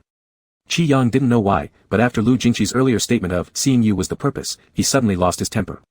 His face flushed slightly, making him act more polite than usual. Taking the phone quickly, he muttered a thank you and opened the pirated version of Candy Crush on Lu Jingqi's phone. The last time he used Lu Jingqi's phone was when Lu Jingqi was sick, and he cleared 20 levels at once. The initial difficulty was very low, and it served as a good way to relax. However, the moment the game interface popped up, Qi Yang noticed something strange. Level 465 had already been unlocked. Even his own account was at level 465. Looking at the top left corner, the nickname was indeed Big Boaster. Feeling a bit dazed, Qi Yang glanced at the top right corner where the stamina was shown as 99999. Qi Yang. Did you cheat? Lu Jingqi casually tossed out 3 words, more or less. Qi Yang was still confused. Lu Jingqi explained, the game was developed by the company Qinjiai interned at. I passed by the other day and changed a few programs. Hearing this, Qi Yang also remembered the conversation between Qinjiai and Lu Jingqi in the dormitory earlier. But Qi Yang gave 0 credit to Lu Jingqi's claim of passing by. He seriously doubted that Lu Jingqi would personally go just to alter his account's program, probably using helping as an excuse. Shifting his gaze back to the phone screen. He pondered slowly, if Lu Jingqi didn't play games, why change the stamina program? Could it be for me to use? The moment this thought crossed his mind, Qi Yang immediately felt the phone in his hands burning hot. Adjusting awkwardly, he switched positions, sitting up straighter and coughed lightly. Playing too much made my eyes hurt. I'll play next time. Handing the phone back to Lu Jingqi. Just as he prepared to pick up his own phone to finish the rest of his comic, he heard Lu Jingqi say, "Why aren't you asking?" Qi Yang was startled. "Ask what?" Lu Jingqi looked at him. "Why ask?" "To modify the program." Qi Yang suddenly realized, his face began to feel warm again. He tried to cover it up with a joke, "Modifying programs is your business. Do what you want, if you find it fun, just go ahead and do it. There's no need for so many whys. It's not because of me anyway, so what is there for me to ask? You keep playing, I'll go back to my room. Do as you please." After saying that, Qi Yang wanted to slip into his slippers and run away, but before his foot even touched the ground, Lu Jingqi held onto his arm. "Qi Yang." Lu Jingqi curled his fingers slightly, looking straight at him. "How do you know it wasn't because of you?" Qi Yang. How did he know? Of course, he knew it was because of him. Who else would play this crummy knockoff little game? Lu Jingqi. Would Lu Jingqi play such a technically uninspired game? Of course not. Qi Yang understood it was because of him, so he didn't dare say anything wrong, fearing that Lu Jingqi might act like he did that day in the office. It had been quite terrifying indeed. He lightly tried to pull his arm free, but predictably couldn't. He stopped struggling and resigned himself to fate. "Oh, it was because of me. Thank you then, Lu Jingqi. I'll play next time." Lu Jingqi watched him quietly. "Is there nothing else you'd like to ask?" Qi Yang shook his head decisively. "No." Lu Jingqi released his hand. "I have something to ask." As soon as Qi Yang regained his freedom, he immediately retreated to the corner of the sofa, keeping a good distance from Lu Jingqi. His tone wasn't as timid now. "Why are you asking again? Where do you get so many questions?" Lu Jingqi leaned his elbow on his knee, slowly spinning his phone with his fingers. "Why don't you reply to my messages?" Qi Yang blurted out a lie. "The internet was down, I never saw them." Lu Jingqi paused his action, speaking leisurely. "Was it?" Qi Yang. What kind of nonsense question was this? It was obvious he was lying, yet Lu Jingqi still had to ask. Qi Yang retorted deliberately. "Yes, the internet was down for 2 whole days, I didn't know anything. You probably also didn't know what people were saying in the comments section of your account." Qi Yang froze immediately. "They said." "Wait." Qi Yang immediately became obedient. Without Lu Jingqi even telling him, he already knew exactly what those comments entailed. Those car wheels practically ran over his face by now. Especially on the 23rd, when there were so many fans at the offline event. The speed in the comments section had only grown faster and faster. Sitting upright, pretending to be proper, he said, "Actually, the internet wasn't completely down, occasionally, there was still a tiny bit. But these past few days, I've been pretty tired, so I slept all the time and forgot to reply. Next time, I definitely will, I promise." Lu Jingqi started spinning his phone leisurely once more. Qi Yang couldn't help but be drawn by it. "So you know they've all been saying we're like a couple." Qi Yang nearly choked on his own saliva. Turning his head, he coughed violently several times, his face and neck flushed red. After quite a while, he turned back around. They're just joking. Why do you always stare at my comment section? Aren't you busy with the research institute? Lu Jingqi, your comment section is very interesting. Interesting my ass, and he wasn't unaware of what those comments were saying either. Qi Yang felt both awkward and uneasy, replying irritably, then why did you deceive me earlier, telling me you don't watch D-Station? Lu Jingqi stayed silent for a moment, then didn't deny it. Qi Yang threw a cushion at him, taking half a day to squeeze out some barely reasonable words, apologize to me. Lu Jingqi didn't hesitate, sorry, I shouldn't have lied to you. Qi Yang's heart didn't feel any lighter because of this apology. Damn Lu Jingqi, so it meant he'd actually been watching D-Station all along. Then wouldn't it mean? Qi Yang became even more irritated, Lu Jingqi. Lu Jingqi, Qi Yang spread out his hands, and Lu Jingqi handed the cushion back without needing explanation. Qi Yang took it back and threw it at him again. Lu Jingqi, who had gotten used to being pelted with cushions, easily caught it and handed it back. Qi Yang taunted, are you teasing a dog? Lu Jingqi showed an inexplicable amount of patience for his nitpicking, answering calmly, it's not a dog, it's a lamb. Qi Yang was speechless. Where's your lamb hat? Can you wear it again? Qi Yang snapped, stop changing the subject. What does my lamb hat have to do with you? When exactly did you find out? Actually, Qi Yang had a rough idea of when it might have been. He guessed Lu Jingqi had probably found out during the beginning of the year when he went to the comic convention with Qi Jian. Any time before that, his online identity was carefully concealed, and unless you were part of the circle, it would have been hard to trace him. After all, even as a drawing blogger with his number of fans on D-Station, he wasn't particularly notable, especially since he didn't show his face. So he was far less likely to be discovered compared to other types of bloggers. But Qi Yang never expected Lu Jingqi to mention an entirely unfamiliar timeline. Last year. Qi Yang. Lu Jingqi clarified further, last summer. Qi Yang's eyes widened in disbelief. Lu Jingqi added with precision, to be more accurate, it was before summer break started. Qi Yang's first reaction was to quickly recall what nonsense he'd rambled about during his live streams last summer. Ha. All he could remember saying was that Jelly Teacher's car art was like a grand feast for the manga world, something so monumental it should be inscribed in the history of lewd content, and expressed hope that someone might burn Jelly Teacher's comics after his death for him to enjoy in the afterlife. What else? Probably endless sighs over how Jelly Teacher drew things so pervertedly, they mutated inside the body and took dragon forms, and he boldly proclaimed that everyone must read the male consort of the Demon King. Qi Yang wanted to die right there. Was he insane to say those things? Lu Jingqi hadn't said much yet, but Qi Yang was already red-faced with guilt and hastily tried to stop him, stammering, almost unable to get the words out, I know, Lu Jingqi, please stop, just stop, I understand, let's end this topic here. Regardless of when you found out, we'll pretend like neither of us knows anything. As Lu Jingqi prepared to speak again, Qi Yang quickly jumped off the sofa. Aren't we supposed to go for the buffet? Let me change. Without wasting another second, Qi Yang scrambled into his slippers and rushed back to his room. No joke, if they kept discussing this, he'd end up social dying. Sure enough, one shouldn't act too reckless on the internet, or it really would lead to ruin. Wearing only a hastily swapped sleepwear and jacket, Qi Yang headed out, intending to silence Lu Jingqi by stuffing food down his throat, and afterward, casually retreat to the dorm where, surrounded by people, Lu Jingqi wouldn't dare to say anything inappropriate. However, his plans crumbled immediately. He underestimated Lu Jingqi's persistence. Food couldn't shut his mouth at all. With every bite Qi Yang took, Lu Jingqi asked questions. What do you mean by national banquet? Why does it mutate? Is it because the original form is a dragon? Do you have any other favorite mangas? By the time they returned to school, Qi Yang's mood had taken numerous roller coaster-like dips. And just as Lu Jingqi was about to pose another question, when's your next live stream? He could no longer hold his tongue, raising his head and glaring at Lu Jingqi, are you done yet? Lu Jingqi feigned innocence, what's wrong? How could he even ask that? Qi Yang retorted forcefully, is this something you should care about? You don't even read manga, why are you constantly questioning me? Besides, my live stream has nothing to do with you. Why should you care when it is? Lu Jingqi paused briefly, not entirely true. I do read some manga. Skeptical, Qi Yang shot back, what do you read? Lu Jingqi slowed his steps calmly, gently tilting his head near Qi Yang's ear and whispered, the male consort of the Demon King. Qi Yang. This bastard was teasing him again, right? Hit you. Qi Yang spat, if you don't read it, then stop spouting nonsense. I do read it, Lu Jingqi replied. You're trying to fool a ghost. Lu Jingqi hooked his arm around Qi Yang's neck, returning to the dorm amid kicking, cursing, and struggling from Qi Yang. Fuming, Qi Yang berated him, you're not allowed at my place anymore. Why can Qinjai go? Qi Yang, can you even compare yourself to Qinjai? Lu Jingqi lowered his gaze, how are we different? Qi Yang was rendered speechless, refusing to answer, and attempted to wriggle free from Lu Jingqi's arms. Just then, a voice from somewhere in the dorm called out, "You guys are back." Qi Yang froze, looked up, and saw Lin Hua sitting by the desk editing videos.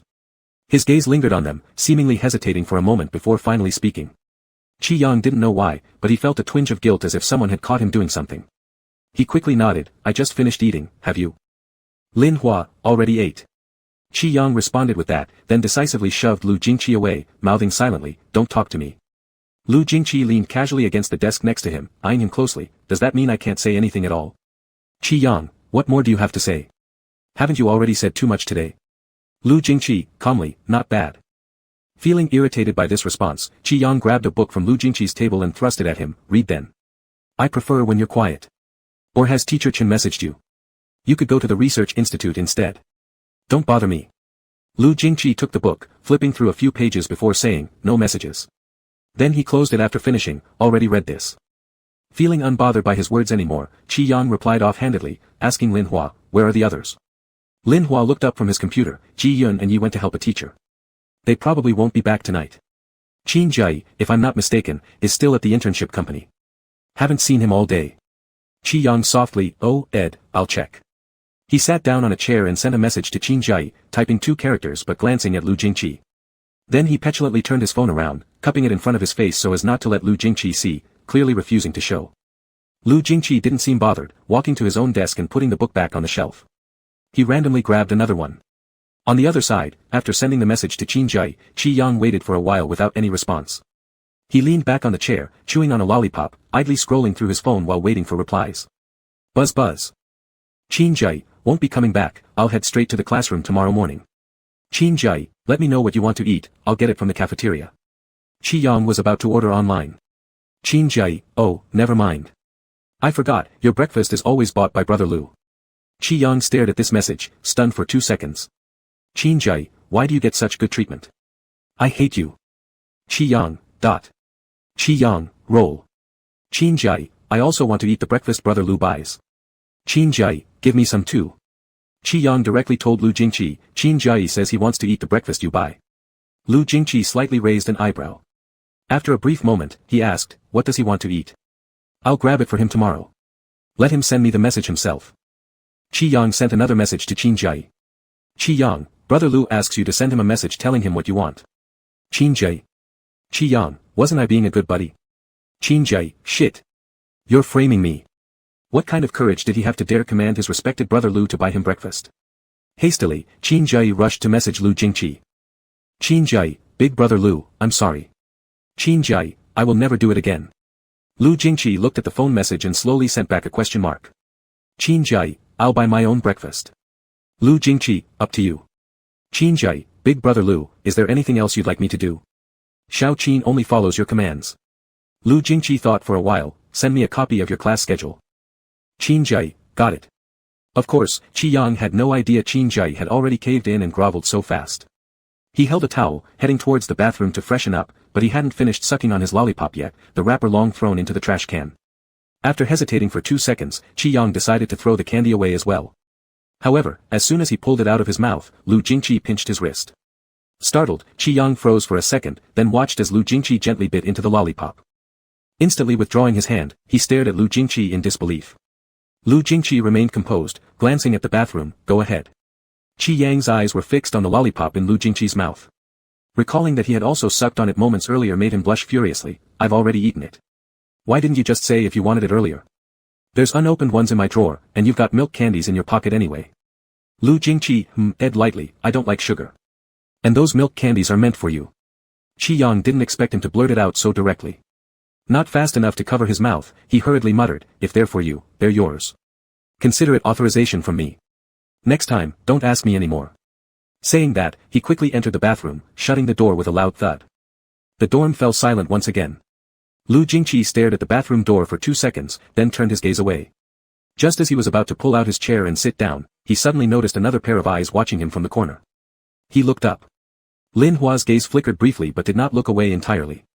After hesitating for a while, Lin Hua couldn't help but ask, Big Brother Lu, you and Qi Yang. Lu Jingqi calmly replied with 2 words, not yet. Lin Hua immediately understood. He coughed once and turned back to continue looking at his computer screen. But deep inside, his mind kept wandering uncontrollably, so it was true. When exactly had it started? Chapter 47, 47 Sheep. Lin Hua had no classes on Monday morning, so he made an appointment with Jiang Xinyan to go to the library together. He got up a little after 7 in the morning and started getting ready. However, since Qi Yang was still asleep, Lin Hua moved very quietly, brushing his teeth while chatting with Jiang Xinyan on his phone. Yen Summer, guess who I just met in the cafeteria? Lin Hua, who? Yen Summer, Lu Jingqi. Yen Summer, I even greeted him. He seemed like a really nice guy. Yen Summer, and he even helped someone bring breakfast. Incredible. Lin Hua, he brought it for Yang. Yen Summer, Yang. Lin Hua, yes. Yen Summer, he brought it for Yang, huh. Yen Summer, for some reason, I feel something's a bit off. Lin Hua, I'll tell you when we meet. Yen Summer, sounds like big news. After sending the last message, Lin Hua put away his phone and continued getting ready. When he came out of the bathroom after finishing, he just happened to bump into Lu Jingqi who had just come back. Lin Hua paused for a moment, brother Lu. Lu Jingqi hummed softly in response, then walked past him to place the breakfast on Qi Yang's table. He lightly knocked on the bedside, whispering, time to get up. Qi Yang turned over sleepily, as if still dreaming, murmuring, what time is it? 7:20. The person in bed groaned, then sat up after staying buried under the covers for a long while. His hair was messy, and he yawned as he climbed down from his bunk. As he passed Lin Hua, he stopped yawning and said hello, morning. Lin Hua nodded. Qi Yang went into the bathroom, squeezed some toothpaste, and brushed a few times before coming out holding his toothbrush and started gathering his things for class.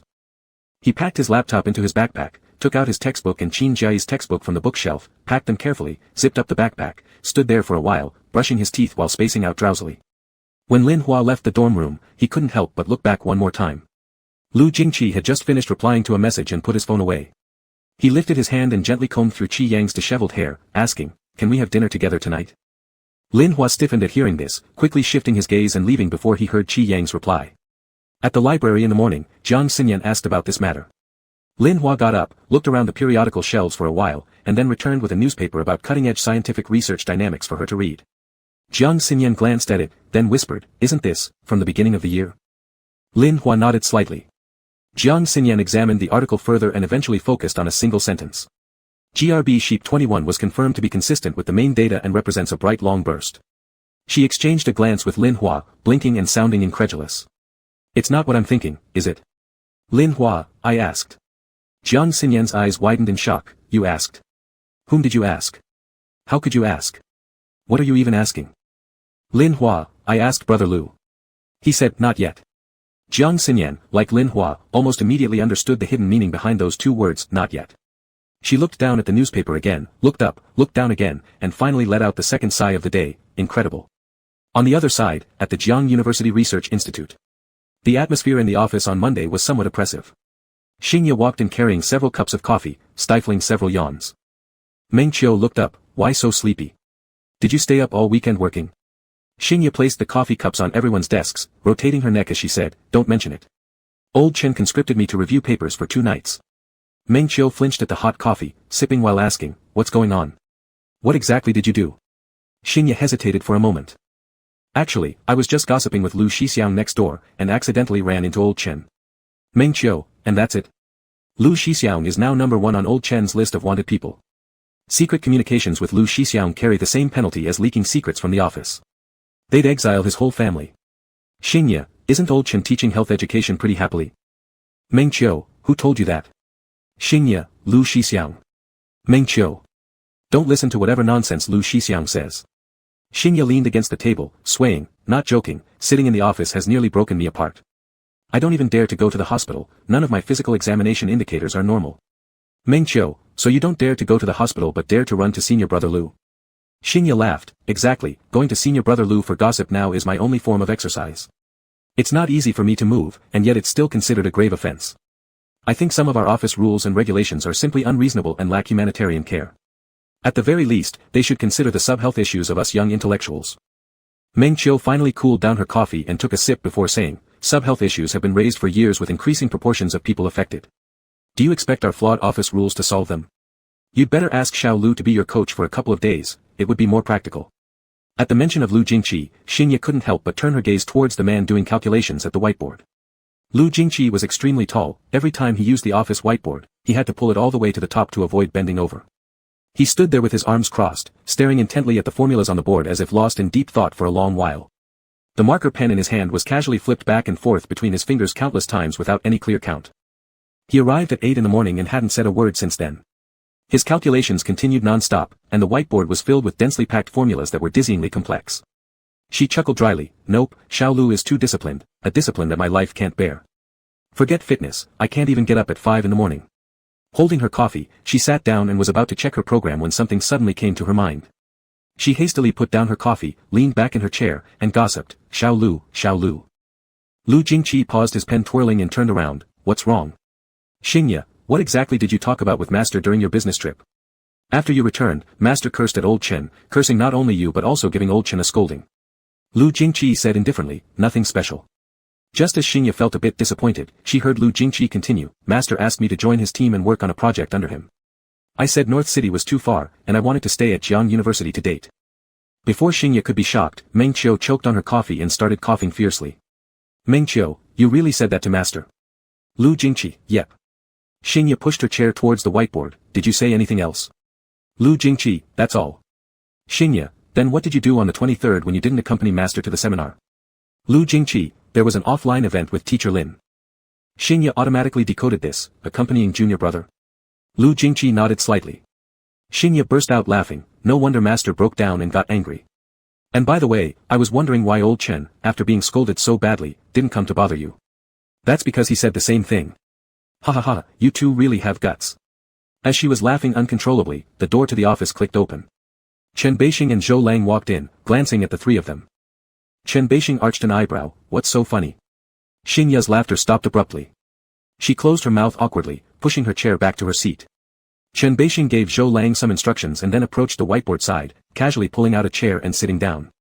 With his arm resting on the chair back and a paper file in his hand, he slowly reviewed the content on the whiteboard. After a moment, he asked.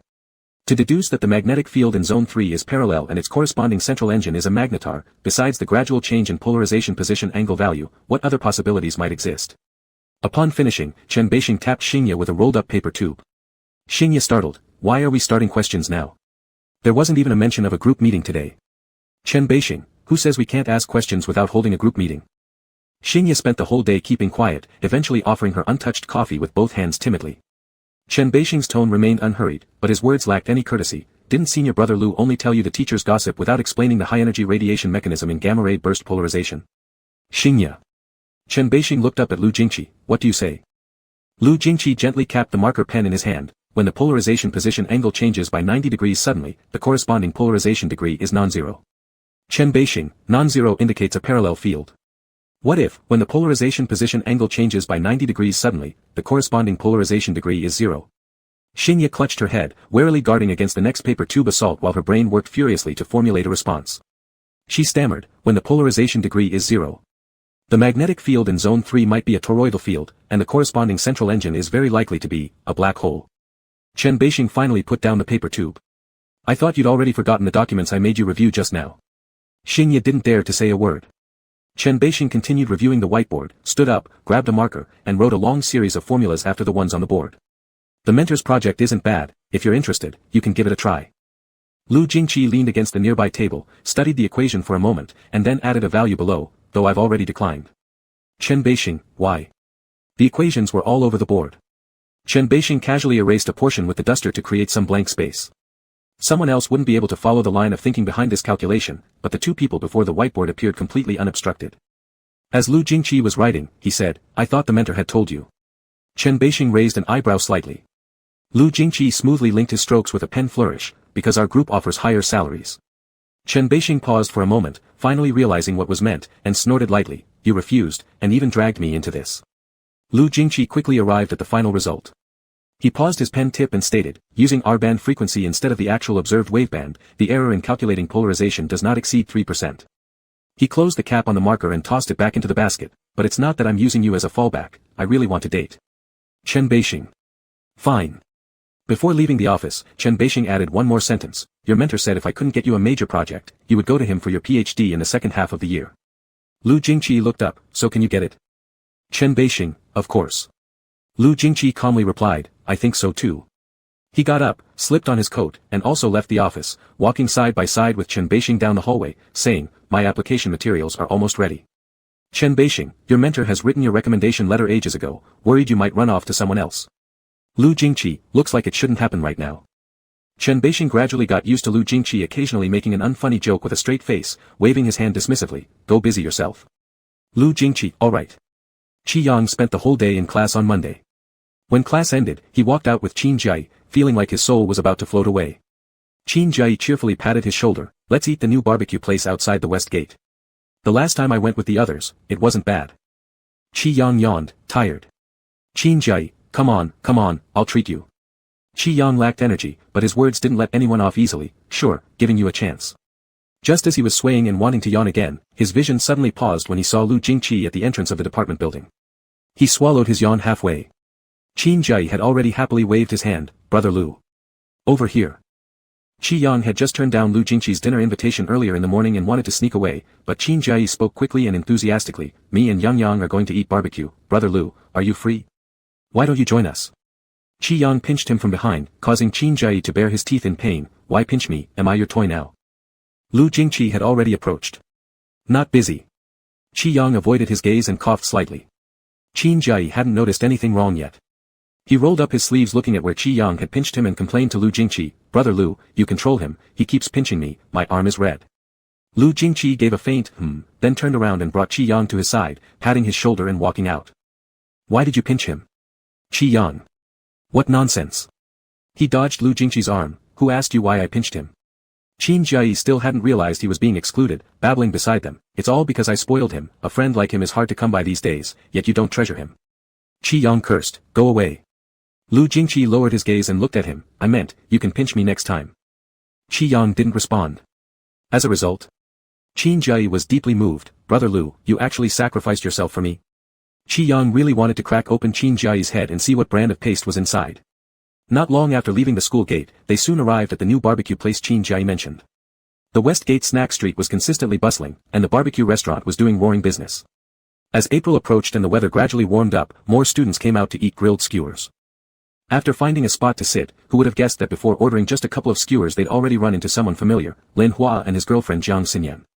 They exchanged brief greetings and learned that Lin Hua and Jiang Xinyan had also come to this restaurant for barbecue.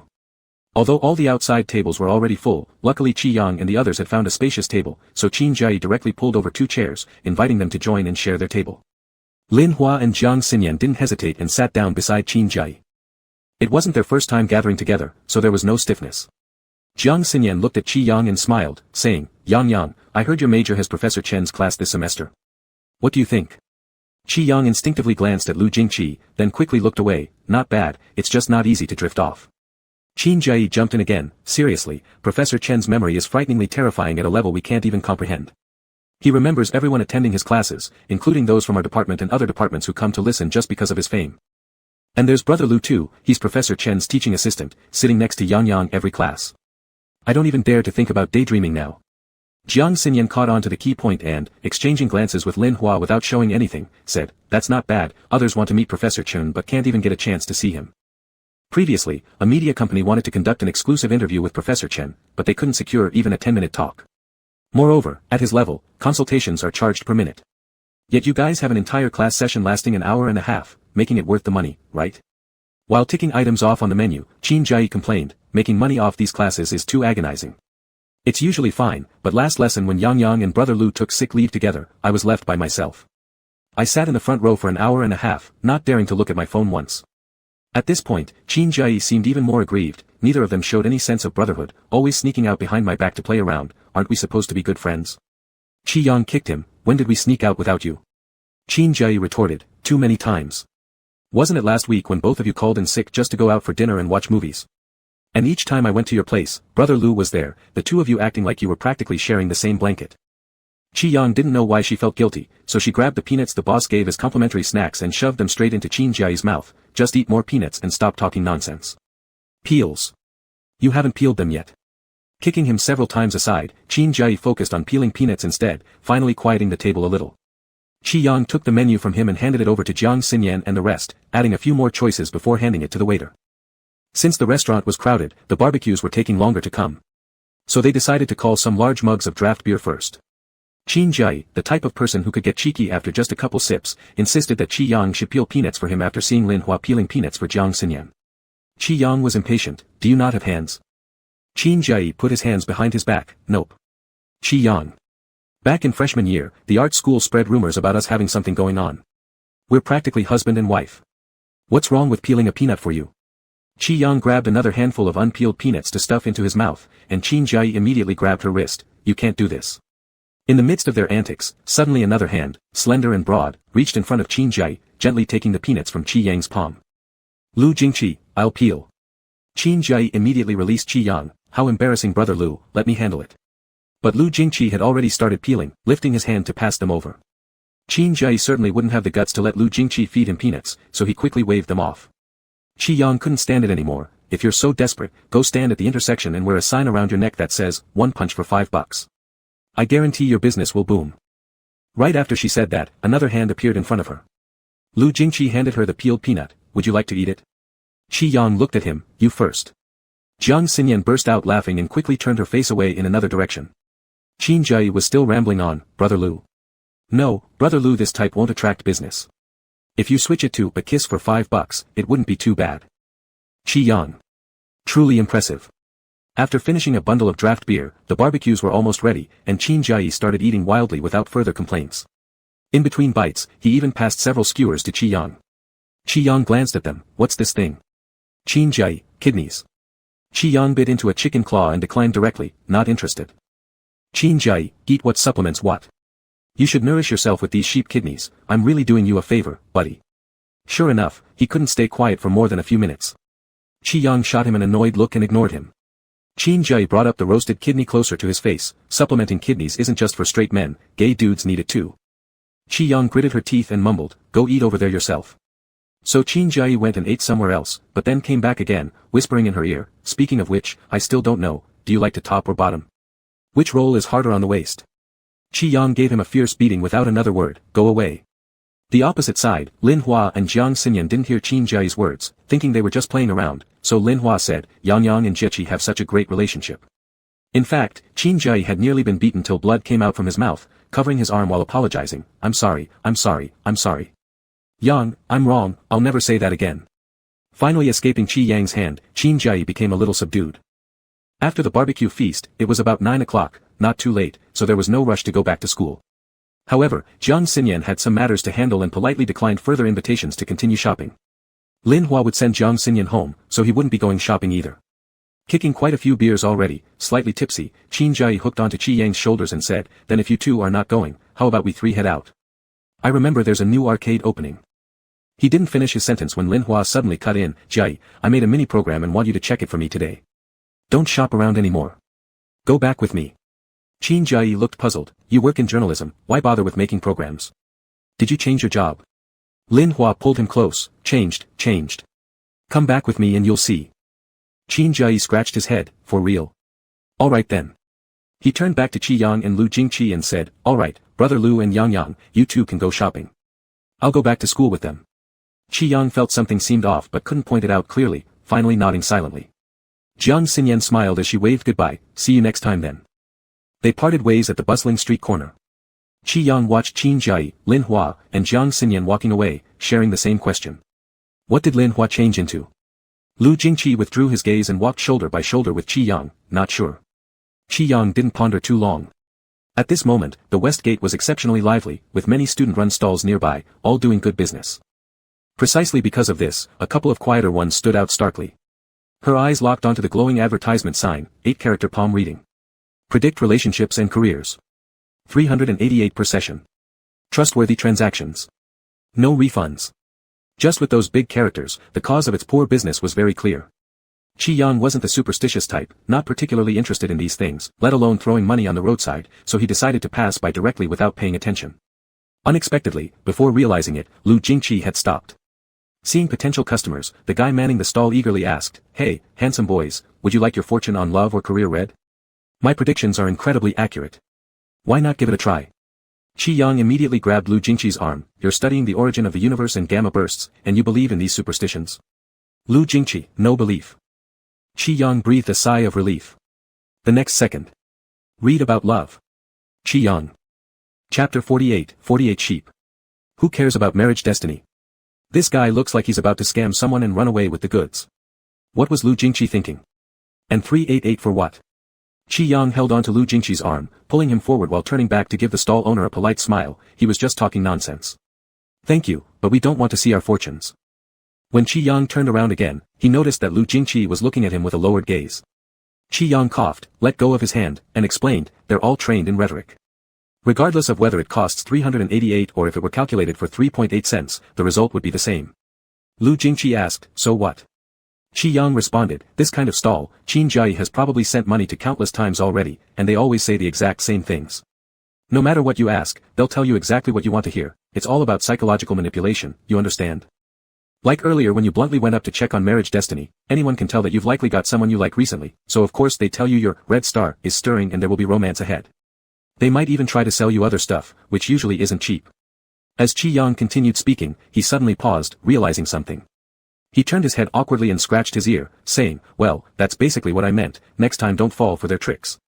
Lu Jingqi murmured, For some reason, Qi felt uneasy and continued walking after a moment, saying, actually, those things I just said were made up, I don't know much about it, no evidence whatsoever, you shouldn't take them seriously. Lu Jingqi asked, what do you mean? Qi responded, I'm just saying that if you wanted to check your marriage destiny, it must be because you like someone, nothing more. I understand. Hearing this response, Qi froze momentarily and looked up. But you're not wrong, Lu Jingqi added, I do like someone. Realizing the implications, Qi ears flushed hot immediately as he quickly turned his eyes toward the distance and walked ahead, muttering, all right then, suit yourself, it's not worth paying attention to anyway. Lu Jingqi hummed in agreement. Qi felt inexplicably uncomfortable, walking for a bit before speaking again, in fact, all those things I said just now are random fabrications. I have no idea, no basis, don't take them to heart. Lu Jingqi asked, shall I ask who it is? The thought alone made Qi ears hotter, so he snapped irritably, what does it have to do with me? Why should I care? Are you annoying or what? Even though Qi wasn't sure why, he started feeling a bit suffocated and irritable, unwilling to keep chatting with Lu Jingqi. After walking a few steps, he sped up by himself, leaving Lu Jingqi behind. Qi was walking fast and within moments found himself back near Jiangcheng University's west gate. He decided to head into campus and stop wandering further. His phone vibrated. Qi glanced at the message. Lu Jingqi, is something urgent going on? Qi yes. Lu Jingqi, what's urgent? Quietly cursing under his breath, Qi typed in his mind, of course, it's just rushing to get rid of you. He replied using a bow and thank you emoticon package, marking read without replying properly. Lu Jingqi. Unhappy, Qi threw in a string of punching, kicking, and choking emoji packages. Finally, he threatened menacingly, Lu Jingqi, don't mess with me. Not sure if it was due to his threat being effective, Lu Jingqi stopped messaging afterward. But Qi mood didn't improve, continuing to punch Lu Jingqi virtually over the internet. As he was fully engaged in hitting Lu Jingqi online, an arm suddenly slung around his shoulder from above, accompanied by a voice saying, still not vented? Startled, Qi almost dropped his phone, exclaiming, when did you come over? When you were beating me up with those emojis. Qi defended stubbornly, covering his phone, do you call sending emoticons beating up? It doesn't count as such. Lu Jingqi calmly leaned against his shoulders, asking gently, still angry? Annoyed, Qi chose to ignore him, yet couldn't help blurting out after a while, what if I am mad, are you going to control me? Why? Why indeed? Because of me? Don't flatter yourself. Who are you anyway? Qi was like a barrel of gunpowder, every question met with a retort. Although he seemed terrifying.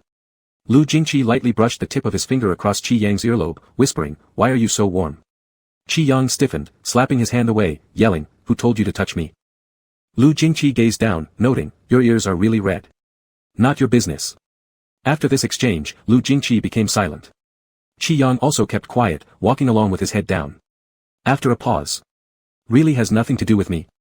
Qi still refused to answer, quickening his pace once again, leaving Lu Jingqi several steps behind. Qi didn't lift his head, pretending not to hear. Are you serious about your words? What? Lu Jingqi, will you accompany me for my birthday? Between the West Gate and Dormitory Building C was a broad, well-maintained shaded avenue with Jiangcheng University's emblems displayed on the street signs reading, Mingda West Road. The yellow glow from the streetlights illuminated the flickering shadows of 2 rows of camphor trees. The nights on Mingda West Road were always lively, filled with lush greenery and bustling crowds. Students passed by, laughing and teasing each other. Amidst this noise, Qi softly replied with a single word. A breeze rose along Mingda West Road, but it was light and gentle. Jiang City had entered spring, as Qin Jiayi put it. In this season, even the dogs at school come in pairs, let alone people. Qi Yang, seeing him raring to go again, cruelly threw cold water on him. Funny, that's exactly what gay men think too. Qin Jiayi said, no online dating for me this year, bro. Qi Yang responded indifferently, good luck with that then. Qin Jiayi held his phone up close to Qi Yang's face, asking, how about her? Isn't she pretty? Qi Yang glanced and asked casually, who is she? It's a senior girl from the physics department. Where did you meet her?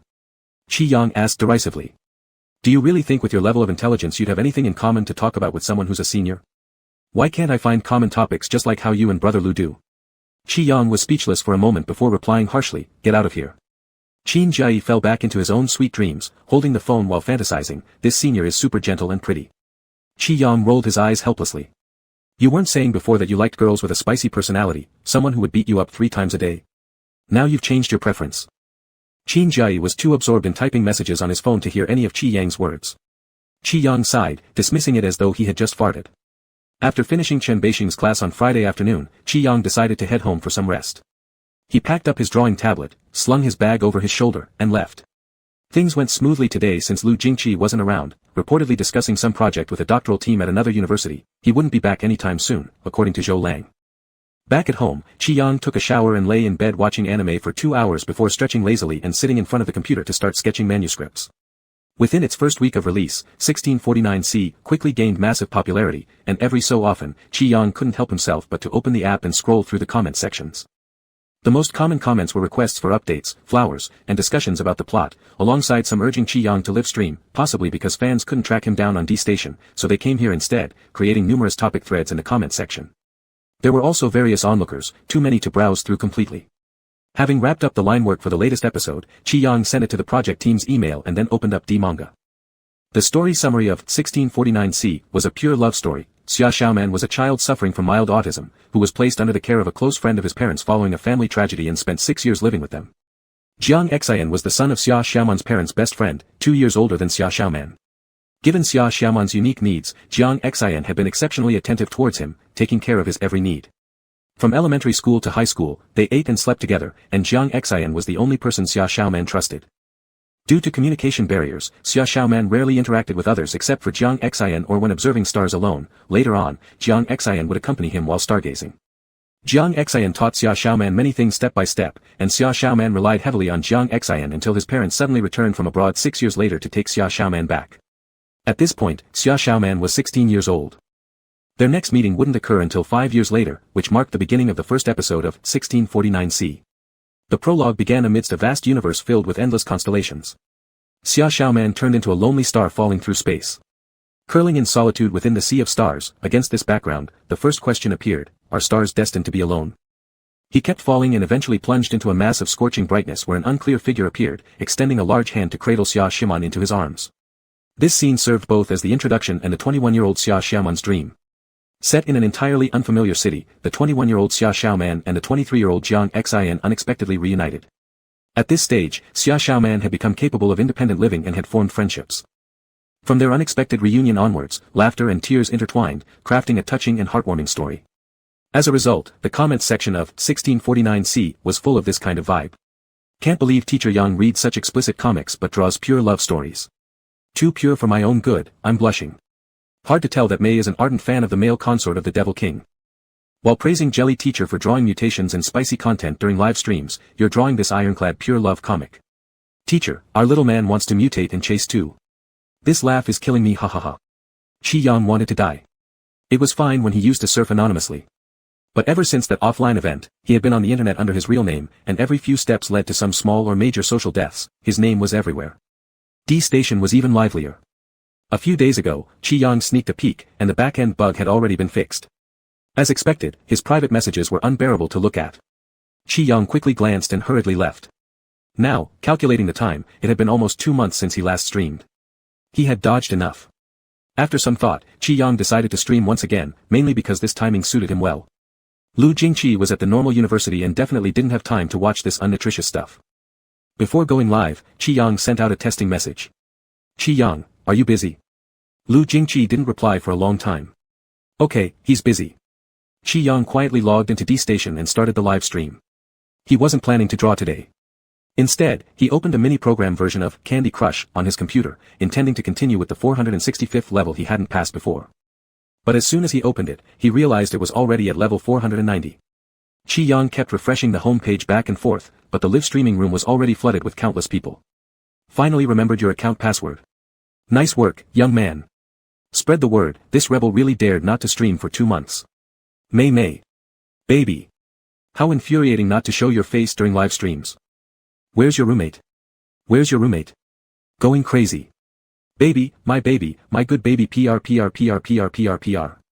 Is Brother Lou really not showing up? Ah. May, please kiss Brother Lou on the live stream, I beg you. Not showing your face makes me heartbroken. Baby, don't let your pretty face rot by covering it. Has your face insurance expired, bro? Stop playing Candy Crush. Close Candy Crush. Turn on the camera now. Immediately. Right away. If the game reached level 490, you must be playing this all day when you're not streaming. Are games more important than us? Men are all the same, gay men are no exception. Finally, Chi-Yang confirmed that Candy Crush did reach level 490, and it wasn't a game bug. He tapped in and matched a row of little cakes swiftly, then glanced at the chat and couldn't help but laugh, saying, why so many accusations? I just haven't streamed for 2 months. Not even 2 months yet, 1 more day to go. A normal body temperature shouldn't say such cold words. Take it back. I tell you to take it back. You must have been dating roommate brother if you haven't streamed for 2 months. Isn't that right? How could you talk like that last time at the comic convention? You two were practically glued together, pointing fingers. I witnessed them being very close. They were whispering behind the exhibition counter without the fans knowing. What happened overnight? How come everyone seems to have seen Mei Bao and his roommate at the Jiangcheng comic convention? Why? Chi-Yang continued playing the game while refuting the rumors, I wasn't glued together. Non-subjective behavior can't be attributed to me. It was him insisting on coming to talk to me. Don't believe or spread rumors, we're just pure friends. It's not the time when you lusted after someone's body anymore, is it? At the convention, you were so timid, why so tough today? Is it because roommate brother is on a business trip and has no time to watch your live stream? Ha, don't expose the truth, give May some face. Husband's not at home, love heart, hard to bear loneliness, love heart, passionate live stream at D station at 8 p.m, love heart, scolding online, love heart. Making me laugh till I puke ha. One more sentence about the pure friendship relationship. How could you dare to say you were pure friends in front of Brother Lou at the convention? Afraid of being rejected. Ha, afraid of being rejected to death. Chi-Yang crushed candies on the screen, pop. Afraid? That doesn't exist, does it? If a sheep is doing the deed, then the same sheep shall take responsibility. Be it the Emperor of Heaven or anyone else, I'll tell them we are purely friends. It's no secret to you all that I already clarified this with him before, but some things just got delayed. First time seeing someone needing to clear up what's supposed to be a pure friendship. You've got me crying my eyes out. He has already become such an obscure reference in our live stream. You two really seem too intimate. You won't even say roommate anymore. No mention of roommate, friend, or even calling him by his name or Lu Ji, elder brother Lu, and when referring to him as he, there is so much implied without saying anything at all. Anyway, pure friendships here don't operate like this. So, did brother Lu agree for you to clarify this?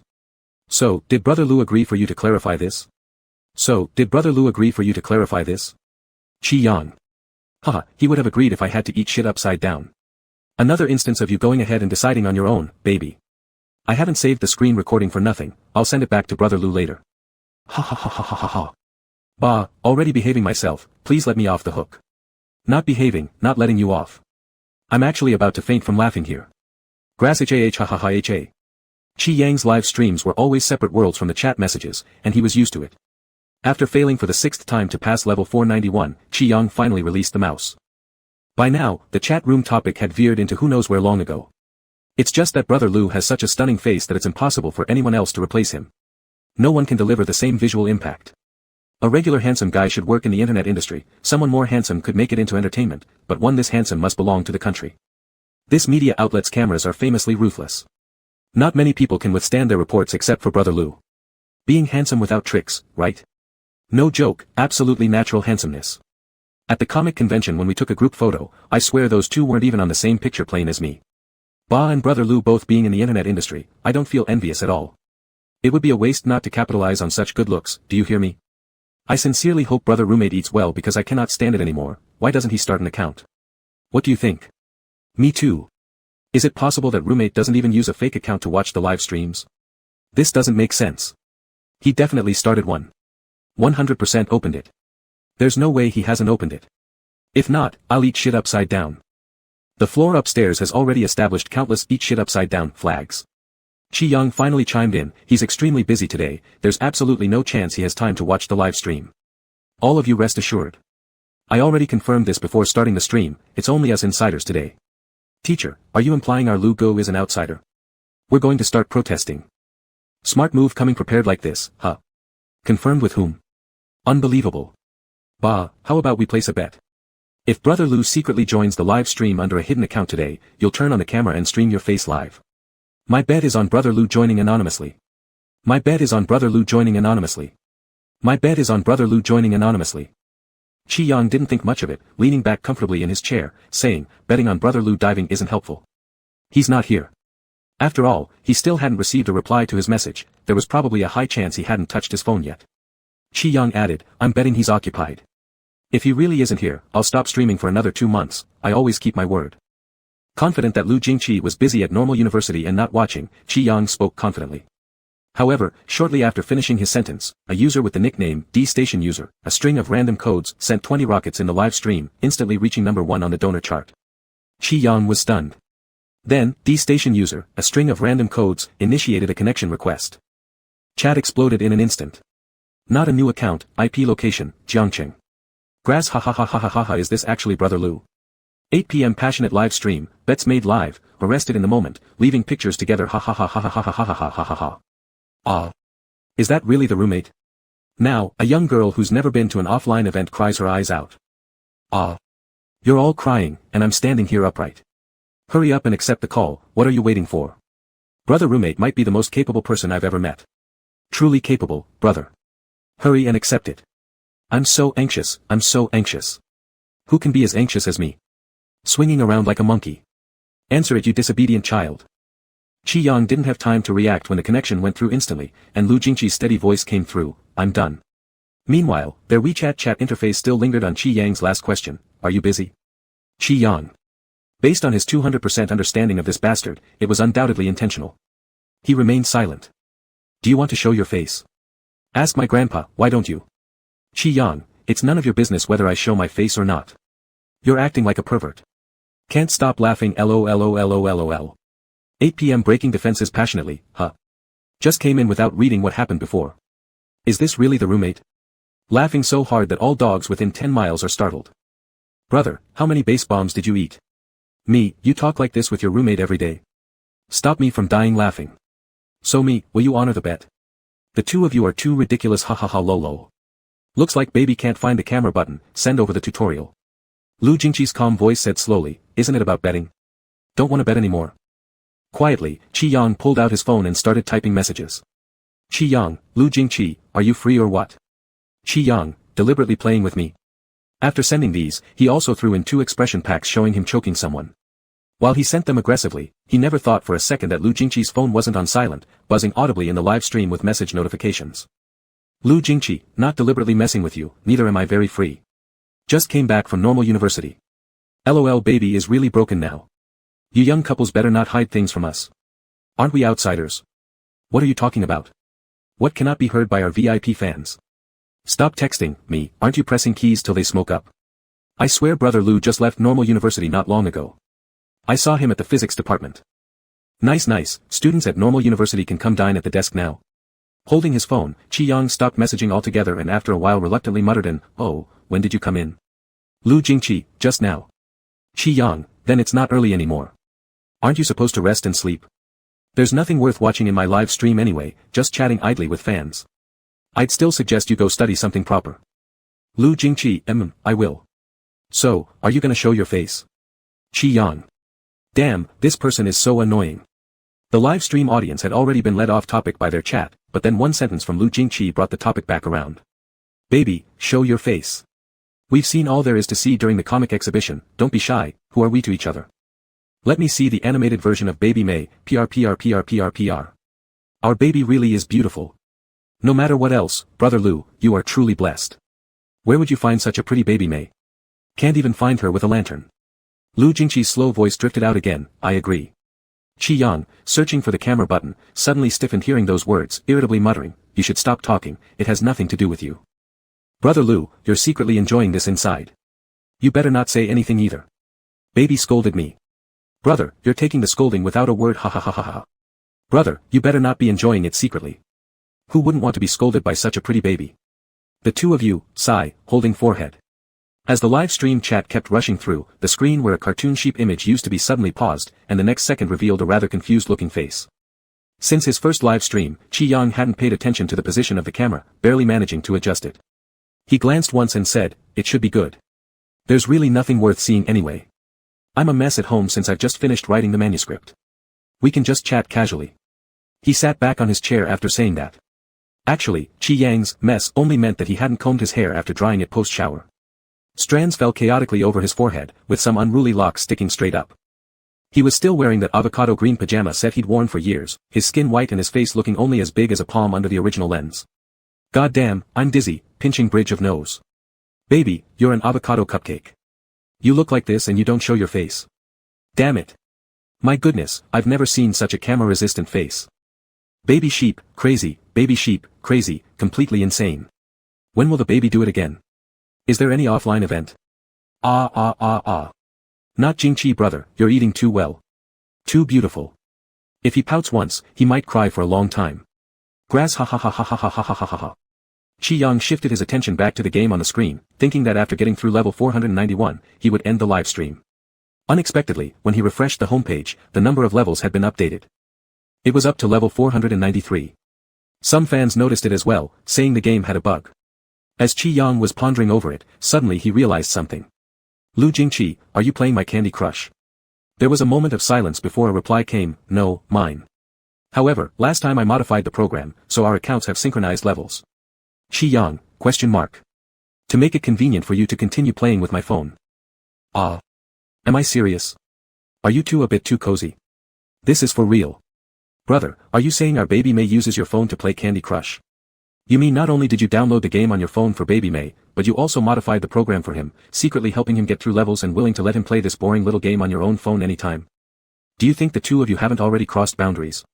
Have you downloaded this game just now and taken a look at the rankings? There are two accounts on the leaderboard that don't participate in level rankings. One is called Bragger King, the other is called Heart Thief. Aren't those two accounts yours? Nice going, even making a couple's account.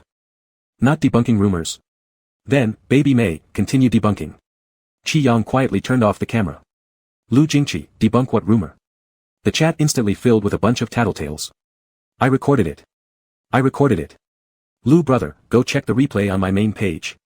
Baby May, your claim that you two are just friends made me laugh until I fell down. One does one's deeds and takes responsibility for them.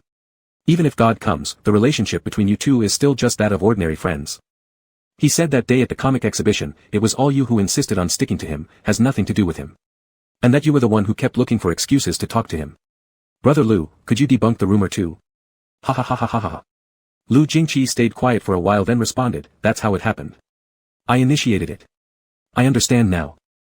Didn't I say before? You really made me cry. Our big bros caught hook-nosed and line-tailed fish. Isn't this love, guys? Are you two together or not? Not yet. Well, I'm pushing. Finally understood. So it was you who fell for our baby May first, huh? If this happens in the Flower City, you two would have rolled out of bed 800 times. Pout or not? I'll ask you again, pout or not? Forget about the box, let it go. Is this what I thought? If yes, count me in for another box. Weren't we supposed to count as one stick before? Then I'll contribute 2 boxes. What matters most is that the two of you enjoy yourselves. Seeing the comments section running wild again, Qi Yang's face burned fiercely, and he gave Lu Jingqi a thorough scolding. Originally, it was all because of you causing trouble. Why are you so idle? Go bother someone else. Stop annoying me. After finishing, Qi Yang heartlessly kicked Lu Jingqi out of the live room. The chat went berserk with laughter. There's no way around it, she's your wife. Lu brother, did I violate heavenly law? Laughed myself to tears. Brother, next time come in more discreetly and just lurk. Ha ha ha ha ha ha ha ha. The phone buzzed twice. Even with his toes, Qi Yang could guess who sent the message. He flipped the phone over and didn't pick it up until he went off stream at 10. Lu Jingqi, remember to add to the blacklist next time you kick someone. Qi Yang was dumbfounded for a moment. He clicked into Lu Jingqi's small anonymous account homepage without a profile picture. Duration spent watching live streams, 2 hours and 38 minutes. Qi Yang. I'll kill Lu Jingqi. Chapter 49, 49 Sheep. On Saturday morning, Qi Yang slept until 10 o'clock. After waking up, he discovered there was a message in the project group chat. He climbed out of bed with half-closed eyes and replied, "Okay," in the group. Lori said that a few lines of sketches needed minor revisions. He got up from the bed, splashed water on his face in the bathroom quickly, and started revising the drafts. He continued revising until noon, had something to eat, and intended to lie down again for a bit, but then he received a call from Lin Hua. Lin Hua said since it was Saturday and everyone had time, Jiangcheng wanted to invite them all to go out to play and have dinner afterward. Qi Yang asked who would be there. Lin Hua, I've called Jia Yi and Lu Gu. Jia Yi has time, Lu Gu is still uncertain. I'll let you know first. Also, Lao Ji, Lao Yao, and one of Xinyan's roommates. Qi Yang hesitated a little, but then the person on the other end of the phone changed. Jiang Xinyan's voice came through the receiver. Yang, actually today's main purpose is to set up an event for my roommate and Ji Yun to meet each other. They've only known each other for a short while, both are a bit shy, if there are too few people it will be too obvious, they might feel more restrained, so. Qi Yang understood. This was another case where no one could break the barrier. He accepted the invitation. The meeting time was at 4 p.m. Lin Hua sent him a location marker earlier. It was a popular escape room near River University. Lin Hua said he and Jiang Xinyan booked a theme suitable for 7 to 8 people, they'd play for 2 hours before dinner. Qi Yang had no objections to the plan. His objection was towards Lu Jingqi. Lin Hua told him he wasn't sure yesterday when he called, yet today, he confirmed the invitation, acting like some boss. Qi Yang sent him a sticker image, a pink bunny throttling someone by the neck. The last message from Lu Jingqi was intentionally provoking him last night, and Qi Yang ignored it. Today, he decided to vent his frustration all at once. He sent a bunch of stickers, burying Lu Jingqi's sentence completely. Lu Jingqi didn't reply, which pleased Qi Yang, who enjoyed virtually punching him across the internet very assertively. However, maybe his arrogance led to retribution in the afternoon. Their 8-player escape room theme required players to be divided into different groups, solving puzzles in separate rooms before gathering with clues in hand. Coincidentally, Qi Yang was grouped with Lu Jingqi, and he raised his hand wanting to switch teams. Today's grouping didn't seem random, it was reasonable yet peculiar. Lin Hua and Jiang Xinyan were together, Ji Yun and Jiang Xinyan's roommate paired up, Qin Jia Yi and Zhang Qinyan as well, and finally, he and Lu Jingqi. Qi Yang wouldn't dare show up at Lin Hua or Ji Yun's side. Thus, his target was Qin Jia Yi. Qin Jia Yi immediately burst excitedly, "If you want to swap, then I'll team up with Brother Lu." Brother Lu, a steadfast materialist scientific researcher, surely looks very exorcism capable. I'm scared of ghosts, but being with Brother Lu gives me a sense of security. Qi Yang agreed instantly, then I'll team with Lao Yao. Before he finished speaking, Lu Jingqi pulled him back, casually uttering a few words, I'm scared of ghosts too. Qi Yang exclaimed, that's a load of bull. Your mother looks like she could split ghosts into 2 parts. Lu Jingqi lowered his head to look at him, are you scared? Qi Yang stiffened his neck, of course not. Perfect, I'm scared, but you're not. We complement each other. Lu Jingqi naturally held his neck and shoulders, clearly having no intention of letting him leave. Qi Yang. Qin Jia Yi kept saying, and Zhang Qinyan also hooked his arm around him, Brother Qin, us journalism warriors are staunch materialists, we're not afraid of ghosts. Qin Jia Yi soul-searchingly questioned, are you good at solving puzzles if you're not afraid of ghosts? Zhang Qinyan. In the end, the groups were determined this way. Qin Jia Yi embraced the determination of imminent death, if you don't see us when you regroup, remember to come back to rescue us. Ji Yun was delighted, patted both their shoulders, go in peace. Qi Yang and Lu Jingqi entered the first escape room entrance. The scene was inside an old hospital office covered with thick layers of dust on the desks, as if no one had visited for years. Qi Yang felt a little uneasy too, he couldn't help but cough to shift his attention. Lu Jingqi, are you really scared? Lu Jingqi hummed an affirmative and then picked up a stack of patient records from the desk, flipping through a couple pages, isn't it obvious? Qi Yang. Obvious my ass, is that even human speech? He inwardly mocked but didn't dare to take a step away from Lu Jingqi, tiptoeing to pretend to look at the archives in Lu Jingqi's hands. Lu Jingqi slightly raised his eyelids and casually turned the direction of the archive for Qi Yang to view more conveniently. Qi Yang glanced at it for a while and said, this isn't a hospital, it seems like a sanatorium. Lu Jingqi, it's a sanatorium. Qi Yang, oh. Anyway, none of this was something that interested Qi Yang. Bored out of his mind, he shifted his gaze and saw a wooden box on the table. Without thinking too much, Qi Yang picked it up casually to check if there were any mechanisms. But the moment his hand touched it, the box snapped open, startling Qi Yang so much that he stumbled back a step and collided with Lu Jingqi's chest.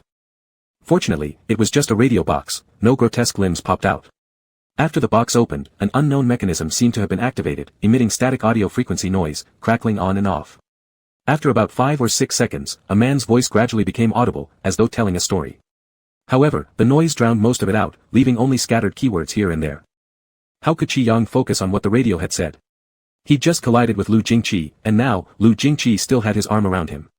Feeling embarrassed, Qi Yang shifted uncomfortably, trying to change the subject. What did the box say?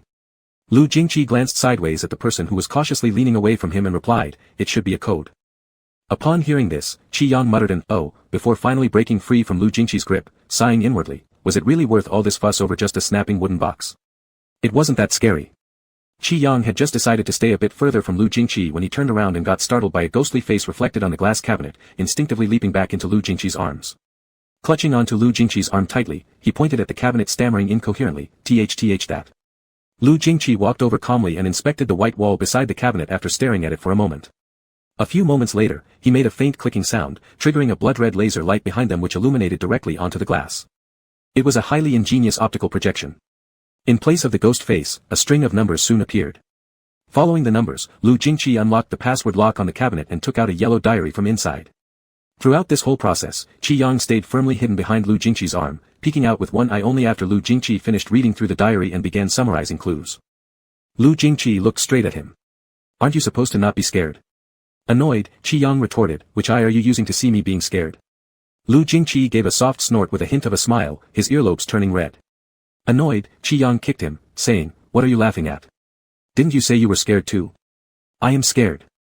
Qi Yang accused, "You lied to me." Lu Jingqi placed the diary back gently and responded coolly, "I didn't lie to you." As Qi Yang cowered there, Lu Jingqi pulled him close, revealing some old books inside the cabinet. Wrapping an arm around Qi Yang's shoulders, Lu Jingqi retrieved the books and bent down to bring them in front of his eyes so they could review them together. Qi Yang's back tensed, irritably asking, "What are you doing?" Lu Jingqi replied simply, "Nothing special, I'm just scared, looking for someone to keep me company." Having acted first and questioned later, he concluded, "Can you keep me company?" Qi Yang remained silent. Even though stubbornness had become second nature for him, he obediently read the words on the note aloud afterward. It was a rather peculiar sentence, "We are two becoming one." Lu Jingqi proceeded to the next book, all containing pathological medical textbooks. Qi Yang wasn't particularly keen on these, yet being held in Lu Jingqi's embrace felt incredibly awkward. Seeking an excuse to vent, he said, "Lu Jingqi, have you noticed you've been particularly annoying lately?" Lu Jingqi raised an eyebrow. "Temporarily not, unless you tell me." Qi Yang hesitated for a moment, continuing to find fault, "Should I just speak up when asked?" "No, my services aren't free, payment is required." Lu Jingqi remarked, "Aren't the ones from last night's stream enough?" Qi Yang. Recalling how Lu Jingqi had sent 20 rockets using a minor account during his live stream, Qi Yang couldn't help but think, disregarding other factors, this guy was undeniably rich.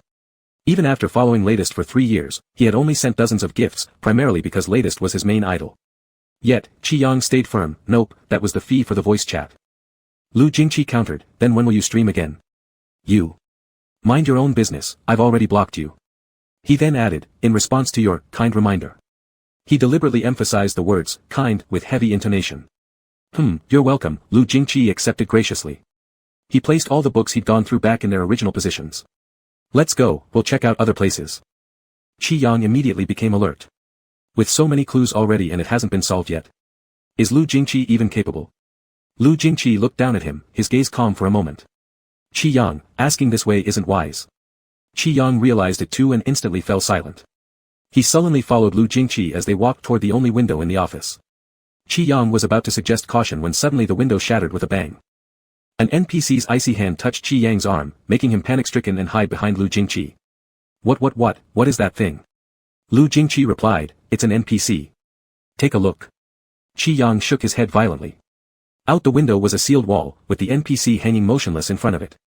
Its pale hand seemed to be pointing at something. Lu Jingqi followed its direction and saw a mechanism which revealed a picture frame partially covered by a white cloth after being opened. Taking a step forward, Lu Jingqi looked down at the person who was tightly clinging to him. Qi Yang. He moved his arm slightly but the person beside him tightened their grip even more. "Don't, move around." Lu Jingqi, afraid? Qi Yang, unwavering in defiance, retorted, "Who's afraid? But karma strikes fast for those whose mouths are ahead of their hearts." Unsure if Qi Yang hadn't checked the almanac before leaving or if he just looks particularly easy to scare, NPCs in the entire escape room were coming straight for him. The moment the door lock password was cracked, Qi Yang felt the world brighten. He and Lu Jingqi reached the rendezvous point where the others soon arrived too. Qi Yang had never thought Qin Jiayi's annoying face could feel so familiar, his voice even sounded cuter. Ji Yun remarked, didn't we get out pretty quickly? Qin Jiayi replied, don't mention it. Xiao Yi and I couldn't crack even one password. A staff member told us earlier that Yang Yang and Brother Lu had already reached the gathering point, so they guided us in fast pass mode. Totally lost the experience of solving puzzles. Qi Yang turned away from Lu Jingqi and went to find Qin Jiayi. Kneeling on his shoulder, Qin Jiayi asked, how are you doing, Yang? Was Brother Lu's puzzle-solving speed impressive? Do you feel secure following him? Not exactly. In the end, Qi Yang nearly burrowed into Lu Jingqi's embrace. It was indeed embarrassing. Behind him, Lu Jingqi stood silently while Qi Yang didn't even glance back, saying, I think you're quite reliable too. Surprised and flattered, Qin Jiayi said, me? Aha. Unbeknownst to them, fate had another surprise. As they organized the clues collected from the escape room and began the next phase of solving mysteries without the fast pass mode anymore, the immersion factor surged dramatically. Qin Jiayi's screams filled the whole escape room, always hiding either behind Zhang Qinyan or Qi Yang, or yelling, Brother Lu, save me. Jiang Xinyan even laughed because of Qin Jiayi's antics. Her roommate Xiaozheng suggested, why don't we let him walk between us? Hugging Qi Yang's arm with one hand and Lu Jingqi's arm with the other, Qin Jiayi shook his head, no need, I'm fine being between Yang Yang and Brother Lu. Qi Yang, as if he's not scared. It took them 2 hours and 40-odd minutes to complete the entire escape room. With Qin Jiayi around, Qi Yang gradually felt less afraid. Exiting the store, Qin Jiayi still clung to Lu Jingqi's arm, towering 185 centimeters tall yet behaving like a docile little bird beside Lu Jingqi. Ji Yun and Zhang Qinyan couldn't stop laughing. From now on these gatherings must include Jiayi, half the fun would be gone without him. Qin Jiayi's legs turned weak, looking up and cursing listlessly, go screw yourselves. Only my brother Lu treats me well in this world, none of you can be relied upon. Ha ha ha ha ha ha ha ha ha ha. Brother Lu treats you well so much that you barge in the middle and break up couples, right? Zhang Qinyan, that's right, hurry up and make space for Yang Yang. Ji Yun and Zhang Qinyan were just joking casually, but Qin Jiayi, unaware of any hidden meaning, asked earnestly, Brother Lu, tell me honestly, am I really disrupting your couple vibe? Lu Jingqi glanced at him, yes. Qin Jiayi. Ji Yun and Zhang Qinyan directly came over and took Qin Jiayi away. You. Can't you be more observant? Brother Lu will cut you soon. Xiaozheng and Jiang Xinyan standing together couldn't help but laugh out loud. Qi Yang noticed Lu Jingqi's gaze sweeping over him, feeling somewhat uncomfortable. He turned his head aside and muttered in his heart, wasn't today supposed to be a setup for Ji Yun and Jiang Xinyan's roommate? From leaving the escape room to arriving at the place for dinner was around 7:30 p.m. The restaurant served dishes quickly, and they ate fast as if to replenish the energy consumed during the escape game. After finishing dinner, it was just past 8 p.m. Everyone suggested going to a nearby KTV to sing some songs and drink a little alcohol. It wasn't easy gathering so many people, and most agreed. Naturally Qi Yang had no objections either. Just as he was about to follow everyone, his arm was suddenly grabbed. Qi Yang looked back, a bit confused, what's wrong? Lu Jingqi's eyes were looking down at him. Qi Yang. Qi Yang, do you have anything else to do? Lu Jingqi was quiet for a moment, no. Qi Yang's expression was still puzzled as Lu Jingqi let go of his hand, let's go. Oh. This KTV they visited today was one they'd been to before. It was last year when Lin Hua won the short video award and invited them for drinks. At that time, Lin Hua and Jiang Xinyan were still in the flirtation stage, exchanging glances with unspoken tension. But this time was different. Lin Hua and Jiang Xinyan had been dating for nearly half a year, so their words weren't held back anymore. Qin Jiayi boldly said, speaking of which, this KTV is quite fateful for us. It could be called our love KTV, right, Lin Zi? Lin Hua obviously understood what he meant, smiled shyly, and nodded. Ji Yun, you two acted like logs of wood, almost driving everyone around you crazy. Do you know what Jia Yi and I said back then? Lin Hua, what did we say? He said we should push your heads together. Qin Jiayi kicked him, you're selling me out. Damn, ha ha ha ha ha ha. You did say that, didn't you? Lin Hua and Jiang Xinyan glanced at each other, both laughing helplessly. Zhang Qinyan also chimed in, you two showing off your affection in front of all these single dogs is unfair. Jiang Xinyan couldn't help but laugh and said, even looking once counts. You should ask how many times Lin Zi has looked at you. That's right. You're just here to kill us. Amidst the ruckus, the waiters brought up plenty of alcohol, more than before. Qin Jiayi put 2 bottles in front of Qi Yang. Did you take cephalosporin with lamb this time? Qi Yang was momentarily speechless. I haven't taken it but I can't drink this much anyway, I'm not a wine barrel. Qin Jiayi dismissed his worries and said, isn't Brother Lu right next to you?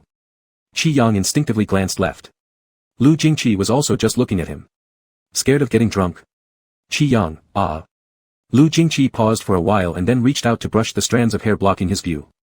Qi Yang's eyes widened as Lu Jingqi was close, brushing his hair and quietly saying, "If I'm scared of getting drunk, I'll drink instead." Qi Yang understood immediately, hurriedly pulling away and feeling uneasy as he touched his neck and said, "Oh, you mean this? It's fine. We've come out anyway, drinking a bit isn't an issue. It's okay." Once the group started drinking, Qin Jiayi and Zhang Qinyan went to pick songs and sang wildly. Qi Yang held a half glass of beer in his hand, observing Ji Yun and Jiang Xinyan's roommate Xiao Jing intentionally or unintentionally. He had felt something odd since leaving the escape room, and after finishing that half glass of beer, he finally realized what it was. These two were too normal towards each other, indeed as Jiang Xinyan had said, acting as though they just met. However, it seemed neither had any feelings for each other, interacting very naturally, like ordinary friends. Qi Yang pondered this occasionally, then lifted his eyes to glance at the organizers Jiang Xinyan and Lin Hua, only to unexpectedly find them looking at this side as well. Their gazes met, and Qi Yang froze. Jiang Xinyan looked embarrassed as if caught spying, awkwardly giving him a smile. Qi Yang was even more confused. Why are they looking at me? He remained quiet for a while where he was, turning his gaze to Lu Jingqi beside him. Suddenly, his heart thudded as if something was about to break through the surface. He hastily drank 2 sips of beer to cover it up and dared not lift his eyes again. The alcohol on the table was soon consumed halfway, and Qin Jiayi took out a stack of playing cards to organize everyone for a game of truth or dare. Ji Yun said, "Are we really going to play truth or dare? You know what kind of questions those cards have. Don't get us in trouble with so many guys around." Almost everyone burst out laughing at Ji Yun's words. "Qin Jiayi, with your comments, where does that put our Yang?" Ji Yun suddenly realized his slip, as he was strangled by Qin Jiayi and surrendered to Qi Yang with both hands up. I'm sorry, Yang. Zhang Qinyan put down the microphone and chimed in, "Even if Yang bends a bit, what's wrong with it? With Yang's looks, being with anyone is someone else taking advantage, right? Not all advantages are one-sided. Brother Lu has enough face value, doesn't he? You're not wrong about that." Everyone's eyes were suddenly on Qi Yang and Lu Jingqi. Qi Yang felt more uneasy than ever, abruptly standing up after coughing lightly and saying, "I'll use the restroom, you guys start without me." "Sure, take it slow. Haven't had too much, right?" Qi Yang shook his head and walked toward the door, a surge of indescribable emotions swirling inside him. He entered the restroom and washed his face with cold water, which instantly cleared his mind. Not that he had drunk much, just 2 or 3 glasses, far from getting tipsy. After moping around for a while, Qi Yang wiped his hands dry and left the restroom. As soon as he stepped out, he saw Lu Jingqi leaning against the wall, looking down at his phone. Qi Yang froze immediately in his steps. Lu Jingqi also put away his phone and looked up. The corridor lights in the KTV were dim, shrouding the person in front in shadow. The gleam in his eyes was hard for Qi Yang to decipher. "So you came out too?" Lu Jingqi, "Yeah." In the private room, Lin Hua and Jiang Xinyan's probing gazes had been direct and clear. Qi Yang wasn't sure if anyone besides him noticed, nor could he fathom what Lu Jingqi was thinking. He didn't dare to look directly into Lu Jingqi's eyes. "Oh, I'll go back now. What about you? Let's go." Lu Jingqi straightened up and walked shoulder to shoulder with him. Unintentionally, his arm grazed Qi Yang's, who quickly shied away. Lu Jingqi's gaze dropped. 100 excuses raced through Qi Yang's mind, but he thought Lu Jingqi would surely ask, "What's wrong?" However, Lu Jingqi asked nothing, simply shifting his gaze impassively. Qi Yang's ears turned scorching hot. It was the first time Qi Yang wished Lu Jingqi would inquire further instead of acting like everything was crystal clear. They returned silently to the private room. Without hesitation, Qi Yang sat next to Qin Jiayi and Ji Yun. Lu Jingqi paused slightly in his step. Qi Yang didn't dare look at him. By the time they returned, Qin Jiayi had already organized 2 rounds of truth or dare. In the previous round, Zhang Qinyan was the unlucky one and had to chug a large cup of beer for failing to answer correctly. Now, it was his turn to spin the bottle. There might be a newcomer's grace period. During the first 3 rounds, the spinning bottle avoided Qi Yang and Lu Jingqi altogether. Qi Yang overheard Qin Jiayi asking various random questions to everyone present, things like how many times people went to the bathroom at night and when their last kiss was. Qi Yang listened idly, his mind wandering elsewhere. Just as he reached out for a glass of beer to drink, the bottle in the middle of the table spun rapidly and wobbled to a halt, pointing precisely at Qi Yang. His hand froze mid-reach. Qin Jiayi eagerly spread a pile of cards for him to choose from, pick whichever card and answer that question. Without much thought, Qi Yang randomly pointed to one. Qin Jiayi picked the chosen card, read the surface, and then wore an enigmatic smile on his face. Straightening his posture, Qin Jiayi cleared his throat. This preamble drew the curiosity of everyone present to peek. Qi Yang sipped some beer and turned to look at Qin Jiayi.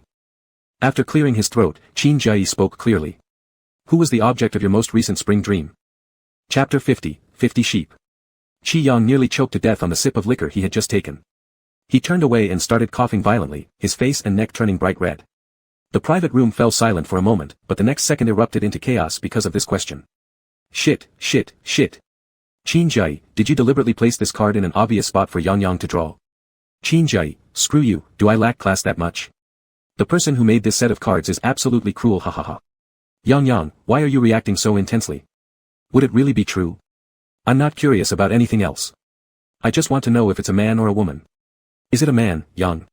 Qi Yang's whole face burned up, especially when he clearly felt a gaze from someone in the room that couldn't be ignored. Qi Yang knew exactly who it was, so he dared not look up.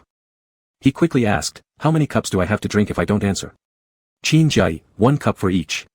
Ji Yun patted him on the back and laughed, are you really not going to answer? It's nothing. You can just make up a name, we won't know who it is. Our Yang Yang is honest. Do you think everyone's like you? How about this, Yang Yang? Just tell us if it's a male or female, and you don't have to drink. Qin Jai, stop teasing him. F***K, aren't you the most mean one here, Qin Jai? You were the one who drew this card. Exactly. Qi Yang had already picked up a full glass of wine and drank it down. Everyone was originally just joking around with him, and since Qi Yang didn't want to talk about it, they wouldn't push too hard. Very soon, this little game passed, and the bottle on the table began spinning again. But Qi Yang's mind had already drifted far beyond the confines of the drinking game. Unknowingly, after some time, Qi Yang suddenly heard a familiar voice. It said, no. No what? Uncontrollably, Qi Yang looked over, and once again without fail, his eyes collided with Lu Jingqi's deep gaze. His heart skipped a beat unexpectedly as he dared not guess how long Lu Jingqi had been looking at him like that. Ji Yun, right? Lu Gu, you sure don't look like someone who still has their first kiss. Weren't there rumors earlier that you'd given it away, Lu Gu? How's that situation now?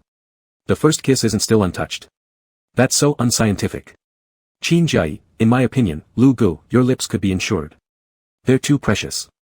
Lu Gu, I'm genuinely curious, haven't there been quite a few people chasing you all these years?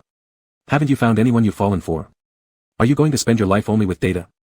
Lu Jingqi responded with a faint tone, not many. Though he only answered with 2 words, everyone present understood what he meant, leading to another heated discussion on this topic, not many. How is that possible?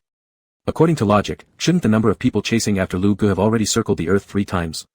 I seem to recall hearing something similar, a theory in the dating market suggesting there's actually a functional peak in singleness rates across different demographic groups. People at the top and bottom tend to remain single the longest, while those in the middle group are the easiest to couple off and receive the most pursuit. So, no one dares to pursue our Lu Gu, ha ha ha ha ha ha ha. Isn't that quite unfair for our Lu Gu? Qin Jai, do you think Lu Gu is like you, obsessing over such things every day? Brother Lu focuses on bringing happiness to humanity, you'll never catch up even in 8 lifetimes. You're really good at flattery, belittling others while praising him. Such good words out of your mouth sound so vulgar. The private room was filled with noisy chatter, and though Qi Yang seemed to be listening, his mind was somewhere else.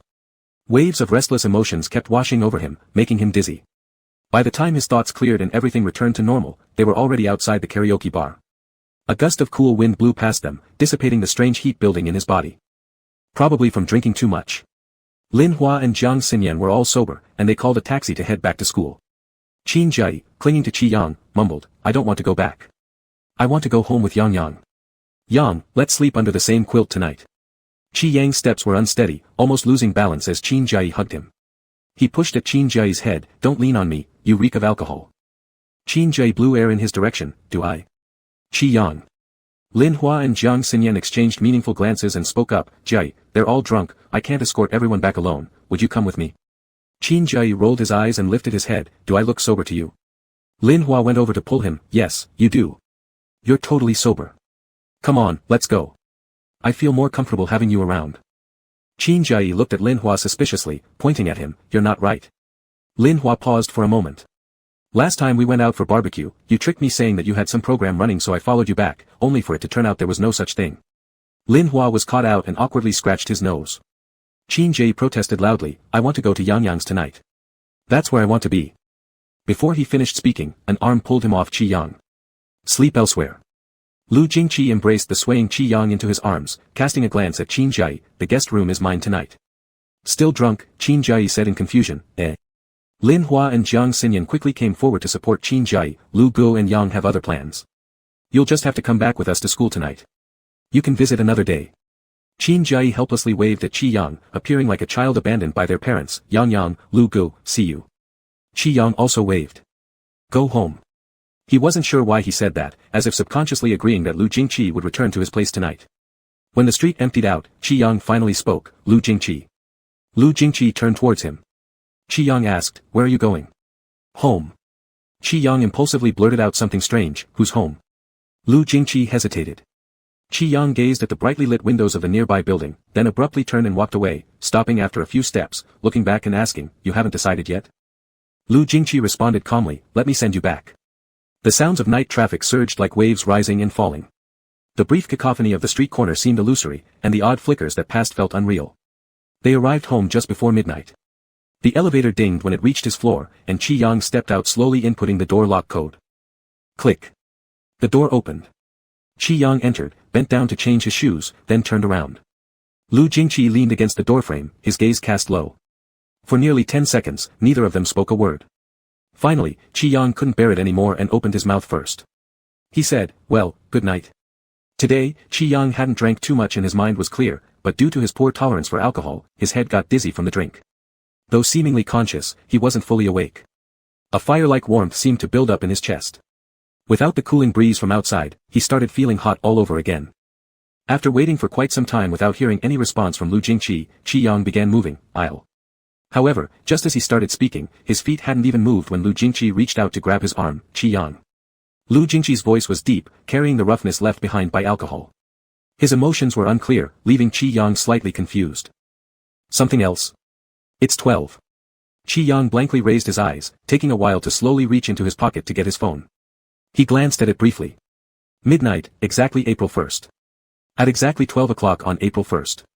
His throat suddenly felt dry. After swallowing, he said, happy birthday, Lu Jingqi. The person in front of him replied with a but didn't release his grip on his arm. With the living room door open, they stood rigid at the doorway. Qi Yang tried pulling his hand free once. But failed. Lu Jingqi held onto his arm tightly. He tried to sound casual, if there's nothing else, should we both rest early? Aren't you tired? I'm exhausted from drinking so much. There is. Qi Yang paused. In the afternoon in the escape room, you said I've been annoying recently. Lu Jingqi asked, why? Qi Yang coughed, how did you think of asking this again, didn't I say it would cost money? Lu Jingqi lowered his gaze, his voice very slow, I'll pay tomorrow. Tell me now.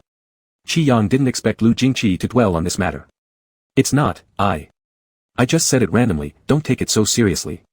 Lu Jingqi didn't say anything, and Qi Yang had even less confidence. He surrendered, okay, I admit I was lying. Don't take it to heart, go back to sleep quickly. I'm really tired from drinking. How long has recently been? A week? 2 weeks? Or a month? Qi Yang fell silent for a bit. Because I bothered you, right? Qi Yang instinctively denied, no, not at all. What things bothered you? Qi Yang, what are you talking about? I already said there's nothing. Last Monday, outside the West Gate, I said that I liked someone.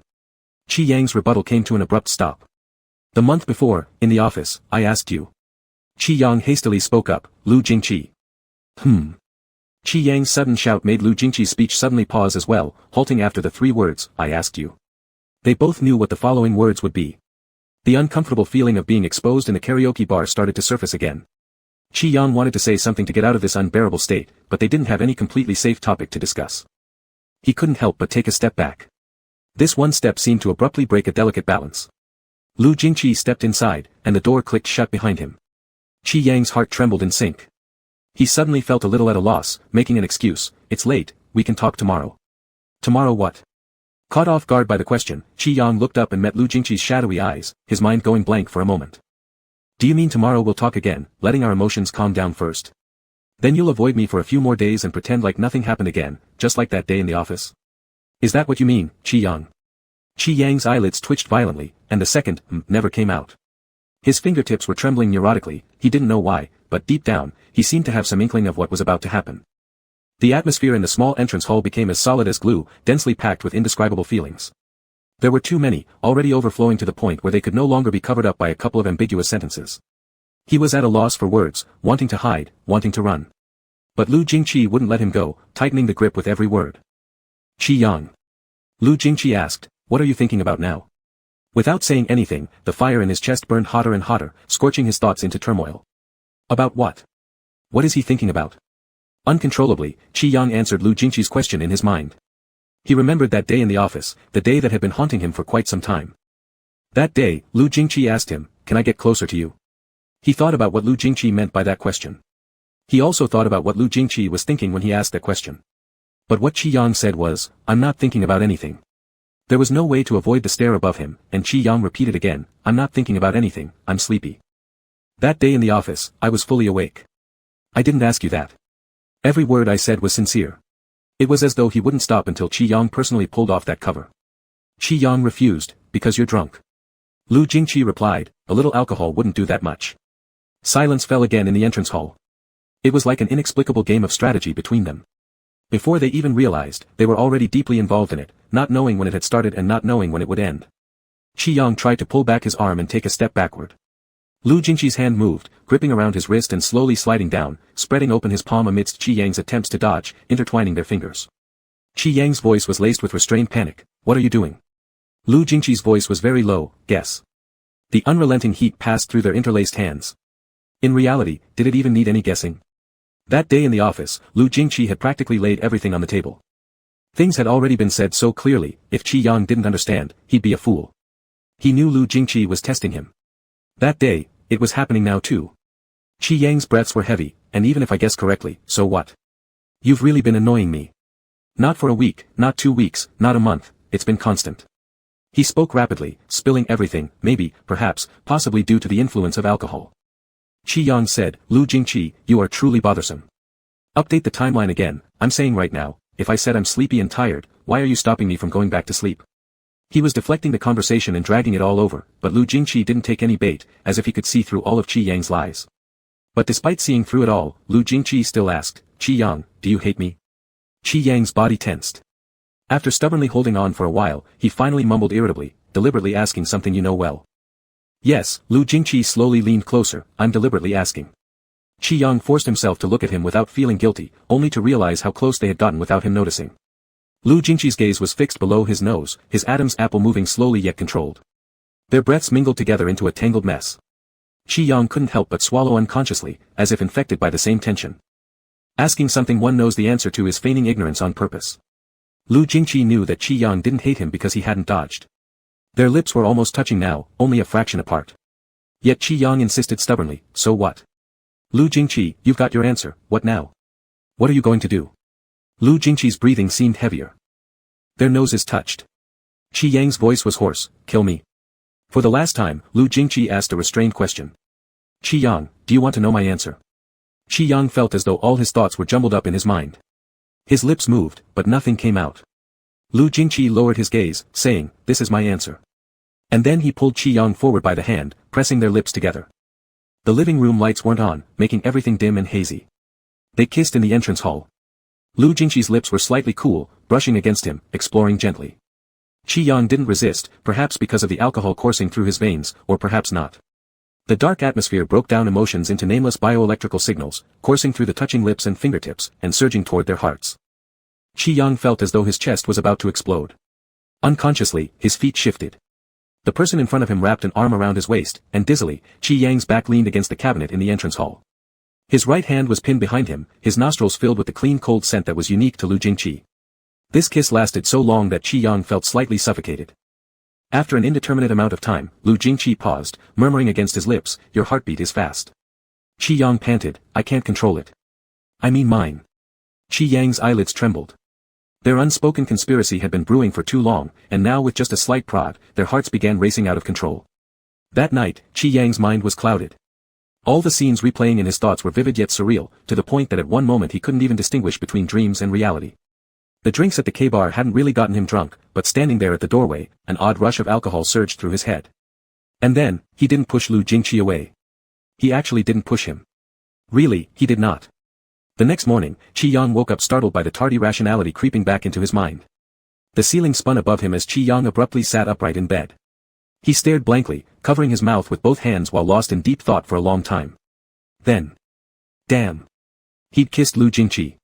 Memories of the previous night rushed back violently, turning his cheeks, ears, and neck scarlet, redder than any allergy reaction. No. Collapsing onto the bed in despair, Qi Yang rolled around hugging the blanket. Why had he kissed Lu Jingqi? Was he insane? After rolling himself into a bird's nest hairstyle, he slid off the bed again. A terrifying realization hit him. Had he cheated on latest? Qi Yang muttered under his breath. Damn it, maybe he should stop existing altogether. Feeling close to passing away, Qi Yang sat motionlessly, holding his face in his hands.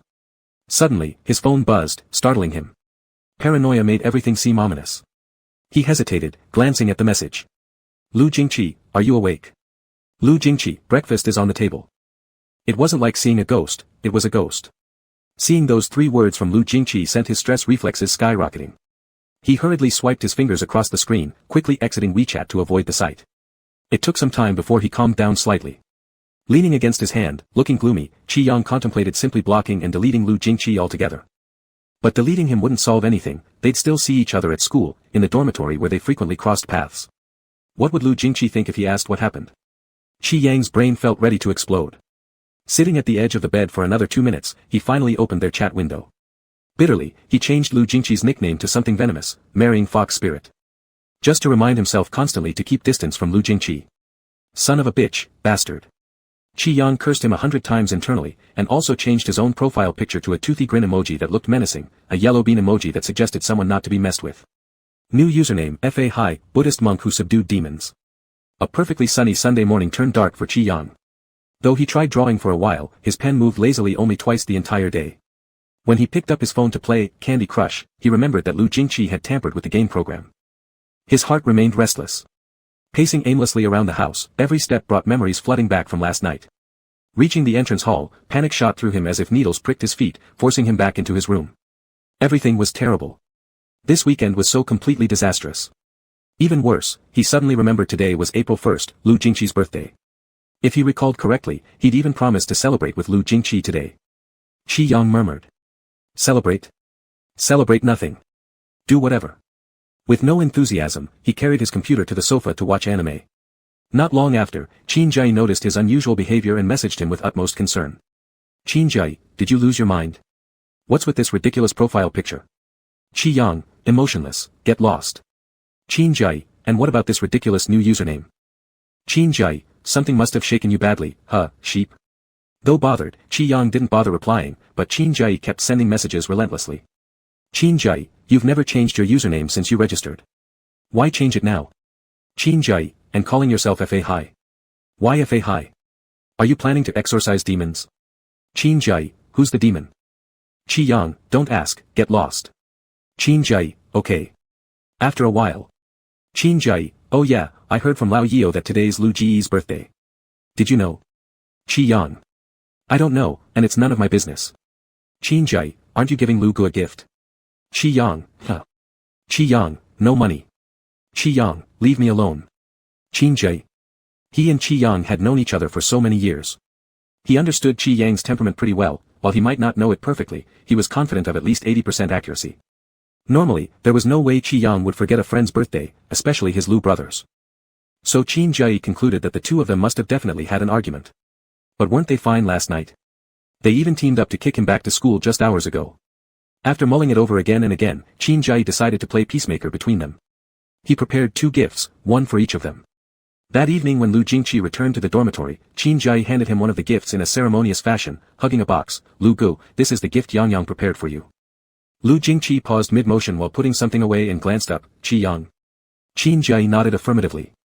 Lu Jingqi looked at the box for a moment before replying indifferently, he already gave me a gift. Qin Jai blinked, ah. Last night, he already did, Lu Jingqi said as he accepted another present from Qin Jai, adding politely, thank you. Still holding the box, Qin Jai stared blankly.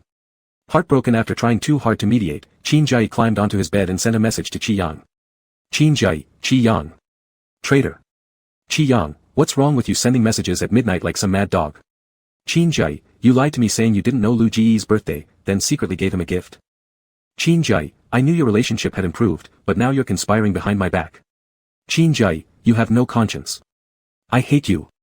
Qi Yang, when did I give him a gift? Qin Jai, still pretending. Lu Gu said you already gave it last night. Staring at the message on his phone, Qi Yang took quite a while to process its meaning. His face turned fiery red. Shit. What the hell? That bastard Lu Jingqi.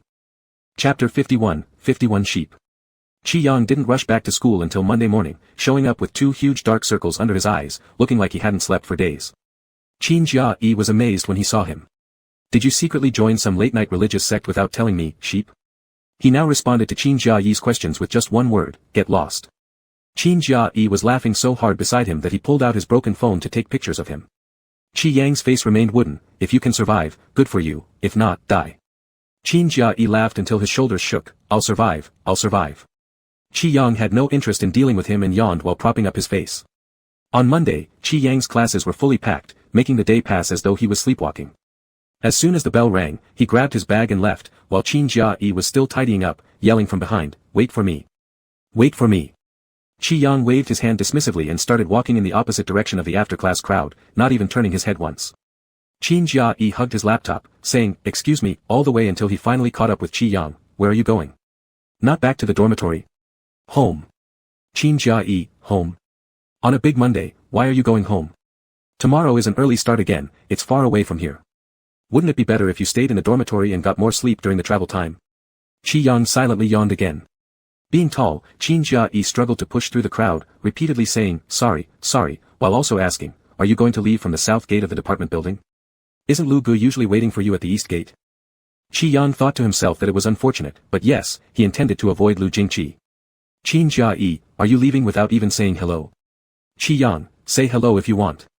Don't tell him where I'm going. As they spoke, Qi Yang turned the corner of the stairs. Qin Jia failed to keep up and quickly lost sight of him. Qin Jia. What? What on earth was happening?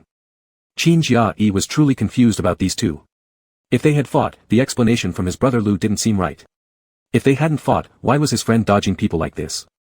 Also, regarding his brother Lu's birthday gift situation, he mentioned yesterday that Lu Gu said you already gave it last night, which caused Qi Yang to explode in anger, angrily responding, let him die. This scared Qin Jia, who went back to ask Lu Jingqi again. And his brother Lu replied, he isn't very satisfied with the gift I gave him. Qin Jia asked offhandedly, what about you, brother Lu? His brother Lu said, I am very satisfied. Qin Jia fell silent, pondering what kind of thing could be so magical. Of course, he couldn't figure it out. He originally planned to thoroughly ask Qi Yang, but after class, Qi Yang bolted out without delay, missing not only Monday but also Tuesday. And on Wednesday, without classes, he was still absent. Other roommates noticed that Qi Yang hadn't returned for several days and found it strange. Each time they met Qin Jia, they would ask, what's keeping our Yang busy this week? Qin Jia. As if he knew. This buddy of his didn't tell others everything, especially lately. Qin Jia distinctly felt that Qi Yang had more secrets lately. It might even be that his own brother Lu knows more than he does. In an acidic tone, Qin Jia said, he didn't tell me. Why don't you ask Lu Gu? Coincidentally, just as he finished speaking, the dorm door opened, and Lu Jingqi walked in. Ji Yun immediately leaned over and asked, Lu Gu, do you know what our sheep is busy with this week? He hasn't been back to the dorm for several days. Lu Jingqi paused mid-step, nothing special. Ji Yun, upset. Ji Yun, really? Who upset him? Lu Jingqi pulled open the drawer at the side of the table, picked something up, put it casually into his pocket, and before leaving the dorm, dropped one final word. Me. With a click, the door closed, leaving the few of them staring at each other in bewilderment. Qi Yang didn't expect Lu Jingqi to not only dare to pull that outrageous stunt that day but also spread rumors everywhere about him. He had only gone home for a few days, yet his phone was bombarded with messages asking if he and Lu Jingqi had quarreled. Qi Yang said no, but nobody believed him, claiming Lu Jingqi himself said he was angry. If this bastard tries spreading lies again anywhere, let's see what happens then. To avoid letting Lu Jingqi solely control public opinion, Qi Yang returned to the dormitory after his Thursday morning classes. Ji Yun and the others were there, and they were all very surprised to see Qi Yang return. They asked him, did you make up with Lu Gu? Qi Yang dropped his bag and sat on the chair, what do you mean, make up? Ji Yun, weren't you too unhappy a few days ago? Now have you decided to return to the dormitory? Qi Yang took out his phone and flipped through the messages indifferently, no, who said that? I was busy editing manuscripts those days, it has nothing to do with him. Ji Yun was skeptical, is that true? Qi Yang, yes. Seeing Ji Yun still staring at him, Qi Yang said, our relationship wasn't that good in the first place. Once again, everyone exchanged glances. At noon, when Ji Yun and others went to the cafeteria for lunch, Qi Yang also went along. Upstairs, the crowd was bustling. They found a corner spot to sit. Ji Yun looked at his phone and said, Jia Yi said he will come after he finishes his work. Qi Yang nodded and casually asked, do we need to order for him first? What does he eat? Ji Yun typed on his phone for a moment. He said there is no need, let's eat first. Qi Yang didn't think much about it. But when Qin Jia-yi arrived, he realized that the guy had concealed the actual number of people coming. Before he could react, Lu Jingqi's gaze met his. Before he knew it, Lu Jingqi had sat next to him. Qi Yang's hair stood on end, almost jumping out of his seat. Fortunately, his last bit of rationality kept him seated. Qin Jia-yi noticed his buddy's knife-like stare and awkwardly rubbed his nose without knowing what to say. Today was quite coincidental. When I came out, I just happened to meet Lu Gu, and Lu Gu had also just finished working and hadn't eaten, so we came together. Ji Yun laughed and said, that is pretty coincidental. Zhang Qinyan followed suit and nodded beside him. Kneeling like a quail, Qin Jia-yi sat down. After a while, he couldn't help muttering quietly from between his teeth, mainly, I didn't know you were at school today. No one told me. Qi Yang. You might as well not say anything. The person next to him glanced back at him. Qi Yang immediately lowered his head and silently ate a mouthful of rice. After eating one mouthful, then another, while still eating, he imperceptibly moved a little to the side. What's wrong? Lu Jingqi asked. Qi Yang instantly froze. The gazes of several people immediately focused on him, all eager for some gossip verification. Almost forgot, during these few days he was away, Lu Jingqi certainly made up plenty of rumors about him.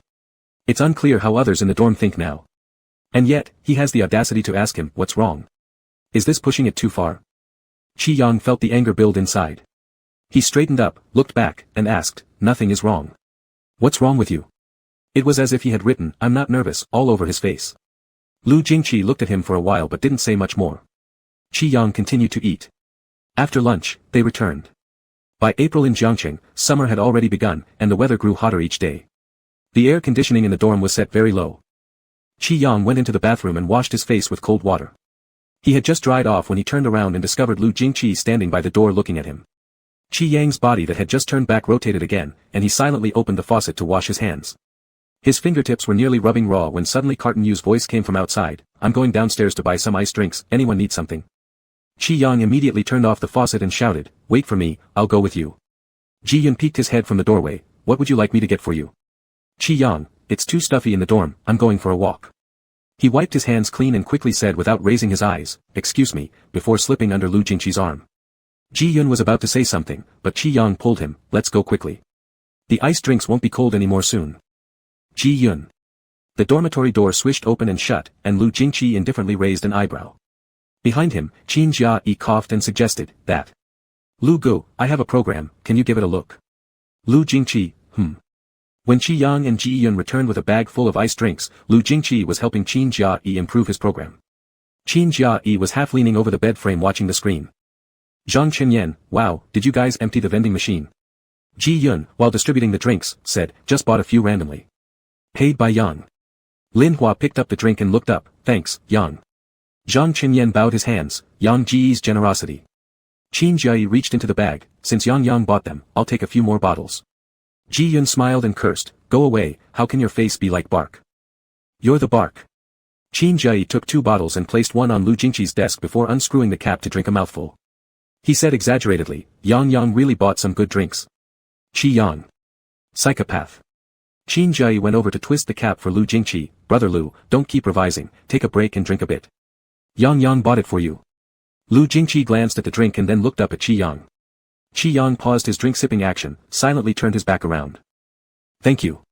A deep voice came from behind. Qi Yang immediately felt an itch all over, he touched his neck and after drinking a couple of sips aimlessly, he put down the drink and climbed onto the bed. The sounds below the bed gradually diminished as he lay down, but actually, Qi Yang wasn't sleeping. He held his phone, hesitating on WeChat's secondary account, clicking in and out again and again without purpose. Before long, much time had passed. For these few days, he kept wavering, wanting to say something to Latest, but didn't know what. When Latest last time asked him if they wanted to meet, Qi Yang didn't reply at all, and when chatting again it was Qi Yang with a thick skin teasing the other party, while Latest responded very patiently no matter what Qi Yang said, showing steady emotion like an AI. Now, Qi Yang felt even guiltier. He should die. He now doesn't have the face to flirt with anyone. And Lu Jingqi, what kind of asshole would do such things? Simply unbelievable. Qi Yang stared with wide eyes and eventually worriedly took a nap. When he woke up, it was dusk outside, Qi Yang yawned, feeling increasingly exhausted. His fingers were unwilling to move a bit. In just a few short hours, he had raced against time doing 7 or 8 dreams, and all were nightmares. One moment it was about ghosts haunting the dormitory or earthquakes, another about survival battles in bunkers against aliens, until finally turning into a grand drama, where in his dream he kissed Lu Jingqi, and suddenly, Latest, appeared saying Qi Yang gave him horns. While kissing Lu Jingqi, he thought about why latest sounded so similar, only to turn his head and coincidentally find not only the same sound but also the same appearance. The two were twin brothers. Dizzily waking up, Qi Yang cursed under his breath in a very impolite way. A few people under the bed were playing games. Qi Yang turned over and saw Qin Jiayi's phone screen right from his spot. Yawning once, he watched idly for a while, getting up slowly only after they destroyed the crystal. Qin Jiayi looked up. Did you wake up, sheep? Qi Yang softly grunted in affirmation. After looking around the dormitory, finding Lu Jingqi absent, still groggy, he heard Qin Jiayi say, looking for brother Lu. He's on the balcony answering a call. Qi Yang, ? Just as this sentence ended, the balcony door opened, Lu Jingqi pocketed his phone and walked in. Qin Jiayi's quick mouth blurted, Brother Lu, Yang is looking for you. Qi Yang's ears burned bright red. Picking up the pillow, he threw it at him. Don't talk nonsense, if you've nothing to do go lick the toilet. Lu Jingqi came over and looked at Qi Yang. Qi Yang's heart almost jumped out. Hastily throwing a few sentences, shut up. Don't speak. Swallow it back. Lu Jingqi followed obediently, Qi Yang. Qin Jiayi protested indignantly, why does my speaking get me sent to lick the toilet? Qi Yang got off the bed, irritated and said a line, then bring him along too. Qin Jiayi, Ji Yun and Zhang Qinyan beside couldn't hold back their laughter and nearly burst out laughing. After observing half a day, except for those directly involved, all members of 419 reached a consensus, bad relationship. Not true, since who outside dared to talk so rudely to their brother Lu? In the evening, Qi Yang went to take a shower, washing off the stickiness from his nap, then went to the balcony, blowing the wind while replying to the studio messages. The balcony door was closed, and Qi Yang pulled the curtain. Occasionally the dormitory would come with loud game-playing noises. Qi Yang rarely enjoyed this rare quiet here. Since its release, 1649C has been updated 7 times and its popularity hasn't declined a bit, it remains first in Dimanhua's popularity chart. All works produced by Xingui Comics set standards across all aspects, from content to art style being nothing less than premium quality. Therefore, matching it were various online and offline event invitations and collaborations. Qi Yang still owed a bunch of small Easter eggs to the organizers that he hadn't drawn yet. Of course, 1649C still had a ways to go before completion, so it wasn't particularly urgent. After finishing replying to the project team messages, Qi Yang went on to D Station, casually flipping through the comments section. As expected, nothing surprising happened there. And after a few days away, the comments section even brought up his name. Studying on the same floor as teacher Qi Yang, no need to elaborate about his skills. No proper view of teacher Yang's face, 1 star. The scariest things in the world are, being called by your online name by a friend, or being called by your real name by strangers on the internet. Both have hit Meibao hard hahaha. Teacher Xiao Yang scared us and wouldn't show his face anymore. Teacher Qi Yang, when is our Meibao going live? I've only got this one teacher with a lamb, don't let him disappear on me. Ha ha ha ha ha ha ha ha. When will teacher Qi Yang allow his roommate to appear on camera together with him? Our teacher Qi Yang is rather introverted, he wouldn't dare call his roommate husband. On the 10 virtues of Meibao. Meibao, this was just one step in my plan, next step will be kissing him, don't say more, I'll handle it at my own pace. Now dealing with roommate again, everyone getting restless. Last time during live streaming, the roommate nearly blurted it out but was scolded back by Meibao haha. Not only scolded, but also kicked out. Roommate, with 3 million followers painting blogger on D Station, I must talk, want to be his dog. Meibao, 192 Physical Institute scientific male model I must talk, I want to be his dog. You guys are really too much. Lulled mom into laughing herself dizzy. As Qi Yang was flipping through the comments, behind him suddenly came a click sound, the balcony door opened. He quickly turned off his phone and stood up straight, turning around to see that Lu Jingqi had arrived. Feeling uneasy, he coughed slightly and picked up his phone, intending to leave. But just as he reached the door of the balcony, Lu Jingqi clicked shut the door again, looking over at him, Qi Yang. Qi Yang stiffened slightly, attempting to bypass him. Lu Jingqi caught his wrist, let's talk. Qi Yang reacted reflexively, flushing red, shaking his hand free, won't talk. Lu Jingqi, why? How come why? Just won't talk. Lu Jingqi faintly responded with an glancing back at the dormitory interior then directly blocking the doorway. You've avoided me for 3 days, have you thought it through? Qi Yang looked away pretending ignorance, what are you talking about? I didn't avoid you, you're imagining things. Step aside, I'm going out to play games with them. Not thought through yet. Lu Jingqi paused for a moment, Qi Yang, I've thought through it. Qi Yang's eyes widened slightly, swallowing. That night. Lu Jingqi. Qi Yang became agitated. When I kissed you. Qi Yang rushed forward and slapped a hand over his mouth, glancing through the moving curtains at the others inside the room, then quietly and rapidly said, do you have to bring this up? Lu Jingqi lowered his gaze at him, give me a reason not to mention it. It's all past already, just pretend you forgot about it, isn't that enough? Lu Jingqi said nothing. Qi Yang both helpless and infuriated, it wasn't even anything important. And that night, I was drunk, I wasn't thinking clearly, why do you take this so seriously? Finished speaking. Qi Yang, Lu Jingqi, unreasonable. What's unreasonable? Lu Jingqi lightly took hold of his hand, saying, your reason is unreasonable, change it. Qi Yang. Stuttering for quite some time, are you perhaps expecting me to make you responsible or something? Lu Jingqi, isn't it fair? Fair my ass. Annoyed, he replied, it's not like I kissed you first. How come now you're accusing me? After this sentence, it quieted down for a while. Qi Yang was about to give another excuse when the strength in his hand suddenly increased slightly, it was the same scene as that night. Lu Jingqi held his hand, his thumb slowly rubbing against the back of his hand. Startled, Qi Yang pressed down his voice shouting, holy shit. Lu Jingqi. Let me go. Are you psycho? We're still in the dormitory. After hearing Qi Yang's words, the grip of Lu Jingqi not only didn't loosen but increased. With a gentle tug, Qi Yang stumbled forward. Qi Yang was all too familiar with this action, it was exactly what Lu Jingqi did before they kissed that night. He quickly covered his own mouth, I'm warning you. Lu Jingqi lowered his head, his gaze leisurely scanning over Qi Yang's features. How are you going to warn me? Qi Yang, don't push it. There's no future between us. I already told you I have a boyfriend. Do you know what your actions mean? Lu Jingqi seemed genuinely interested, what do they mean? Qi Yang was stuck again. Isn't it obvious? Any normal person would understand, right? Why does he keep asking? With a sharp tone, Qi Yang retorted, immoral and twisted. Anyway, I'm not single now, so leave me alone. Lu Jingqi looked like he finally understood. He paused for a moment as if thinking deeply, then asked softly, what if I don't? Qi Yang flailed his arms, you. His frustration mounted, while Lu Jingqi remained perfectly calm, holding him in an iron grip and repeating his question, what would you do? Qi Yang couldn't believe it. Are you done yet, Lu Jingqi? What do you actually want? I thought my intentions were pretty clear. Leaning closer, Lu Jingqi's Adam's apple slid slowly, Qi Yang, don't you know what I want? The sudden closeness made Qi Yang panic, causing his speech to falter, I do know, so what? Don't confuse things here. Everything has its order, even if. Though he wanted to say, even if you like me, he wasn't shameless enough for that. He mumbled through and summed up hurriedly, anyway, it's out of the question. Stop thinking about it. Who said that?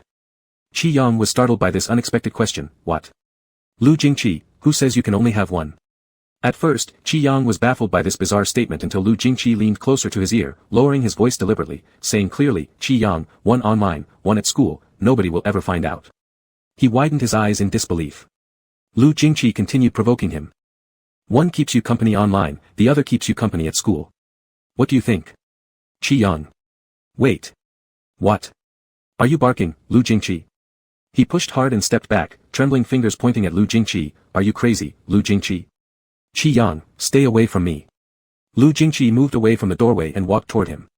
Terrified, Qi Yang immediately shouted, Qin Jai. Qin Jai. Qin Jai's voice came from inside the dormitory, huh? What is it? Seizing the opportunity, Qi Yang hastily opened the balcony door and fled without looking back. What's wrong, Yang? Nothing. Are you sure everything's fine? Yeah. Lies, all lies. That son of a gun Lu Jingqi, really having the nerve to make such suggestions. Who specified? Specified what? Chapter 52, 52 Sheep. On the morning of the same day, Qi Yang returned to the dormitory. That very night, he was scared off again and had nightmares all night long after he went back. His grievances were heavier than any ghosts. It was Chen Beixing's class on Friday. Qi Yang went to the classroom just before class started and saw from afar Qin Jia occupying the seats in the last row. He walked over unsteadily. Qin Jia, wow. Qi Yang's face facing down on the table, he stretched out a finger, shut up. Qin Jia made a zipping motion across his lips. After an unknown amount of time passed, Qin Jia keenly noticed the figure at the door and quietly called out, Brother Lu. Here. Qi Yang immediately sat up like a resurrected corpse, pulling on Qin Jia's sleeve, why do you have so much to say? Qin Jia was startled, what's wrong? Qi Yang, don't talk. Qin Jia shouted nearby, you're so fierce. Qi Yang slapped him on the shoulder, I'll beat you. Lu Jingqi approached, and Qin Jia muttered with bared teeth, tattling to Lu Jingqi, Brother Lu, you deal with him, I can't. Then he tried to make room for Lu Jingqi, but Qi Yang held on tighter, where are you going? Qin Jia, I'm leaving. Qi Yang threatened softly, dare to leave once, will you, Qin Jia? Qin Jia. This he really dared not. Under Qi Yang's coercion, Qin Jia ended up sitting in the middle, Qi Yang who acted like fireworks to his left, and Brother Lu to his right. Qin Jia thought silently, "Hey guys, today is the day I've become the third wheel." Many people trickled into the classroom. Though this course taught by Chen Beixing this semester was considered a breeze, the man himself wasn't lightweight. Especially in the field of astrophysics, there were countless admirers of all ages outside. 6 weeks into this class, the news spread wider and wider, and the number of auditors outnumbered their class. Kang Jia originally intended to use this opportunity to meet some pretty sisters. Now, however, he was forced to be compliant here. What's worse, his brother's magnetic field today seemed particularly off, he could get triggered easily. Qin Jia was almost scared to death. He supported his face while observing the people in the classroom, suddenly remembering something, then turned right to ask in a low voice, Brother Lu, the physics department in 4th year. Before he could finish speaking, his arm was pinched. Kang Jia sat up straight with a yell, "Why did you pinch me?" Qi Yang gave an emotionless smile. Kang Jia glanced at Lu Jingqi, then tentatively said, "Brother Lu." He was pinched again. So it turns out, he isn't supposed to talk to his Brother Lu. Kang Jia swallowed his words, thinking better of arguing now and planning to inquire another day. Turning his head, he said, all right, I won't talk. Is that fine?" Qi Yang let out a cold, dismissive sniff. Lu Jingqi, 4th-year physics students don't differ much from other majors, they're mostly busy preparing their thesis papers. And once again, Kang Jia got pinched. "Kang Jia, why didn't you pinch Brother Lu when he spoke?" "Why pinch me?" Lu Jingqi raised an eye slightly, "Sure, I don't mind." "Qi Yang, what does it have to do with him?" Lu Jingqi paused for a moment and responded lightly, "Is that so?" Qi Yang became angry upon hearing this, turning to Kang Jia, "What nonsense is that? Tell him to stay away from me." Lu Jingqi, "Actually, you could tell me directly." Qi Yang sarcastically remarked, "Oh great, what a big face he has." Kang Jia stood as the target, still shocked, and carefully raised his hand, "Or, maybe you two should sit together." Needless to say, his suggestion was ignored. For the rest of the lesson, he became nothing more than a human megaphone between them. Kang Jia turned his head to the left, losing hope. Brother Lu wants to switch places. Qi Yang didn't even look up as he stared at his phone, "Tell him to get lost." Kang Jia then turned his blank eyes to the right. Yang says for you to get lost." Lu Jingqi lifted his eyes without saying a word, which caused Kang Jia to mechanically turn left again, "Brother Lu says." Qi Yang waited impatiently for a bit, what does he say? Kang Jia realized. Maybe killing him would be better. After that day, Qi Yang completely disappeared from room 419 of Building C. As the lead illustrator of comics, whose feet were almost already stepping into the corporate world, his excuse was actually quite easy to find. If someone asked, Qi Yang would simply say he was working on manuscripts. If no one asked, he'd keep his toothy yellow avatar displayed online as protection against evil spirits. At first glance, everyone thought he was going to mend his ways recently. However, in reality, the social animal spent his days in chaos at home, either attending classes or lying on the sofa reading comics. Whether he had seen them before or not, during these few days he dug them all up and reread them.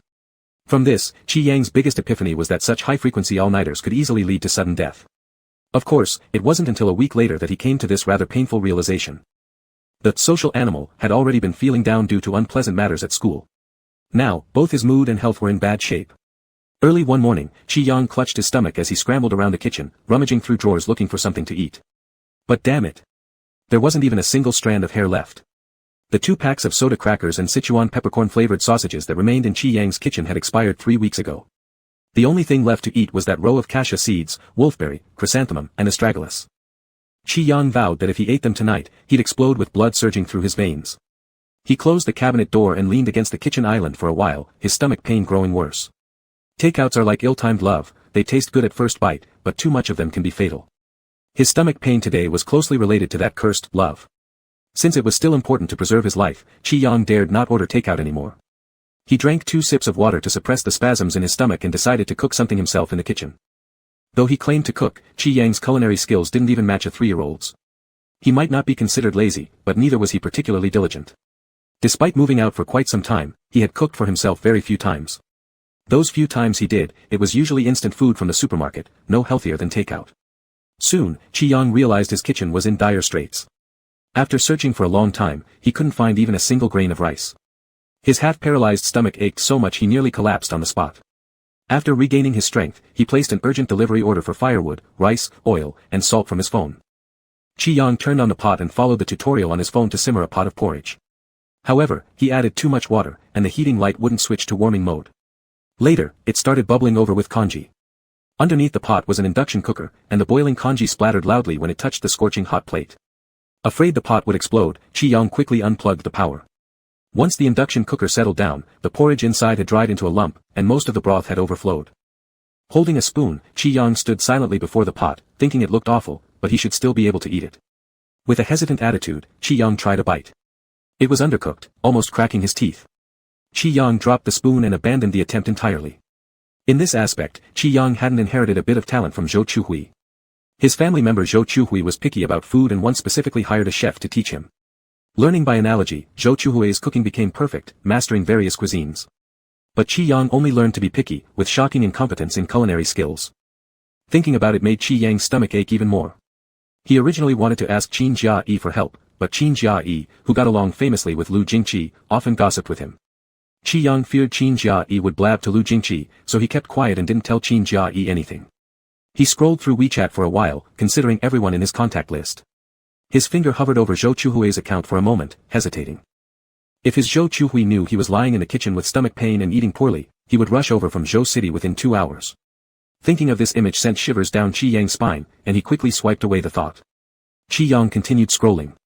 After 10 minutes, he finally found a suitable person. Latest. He remembered that Latest had once made desserts, which at the time he hadn't paid much attention to because he was distracted by Latest's impressive biceps.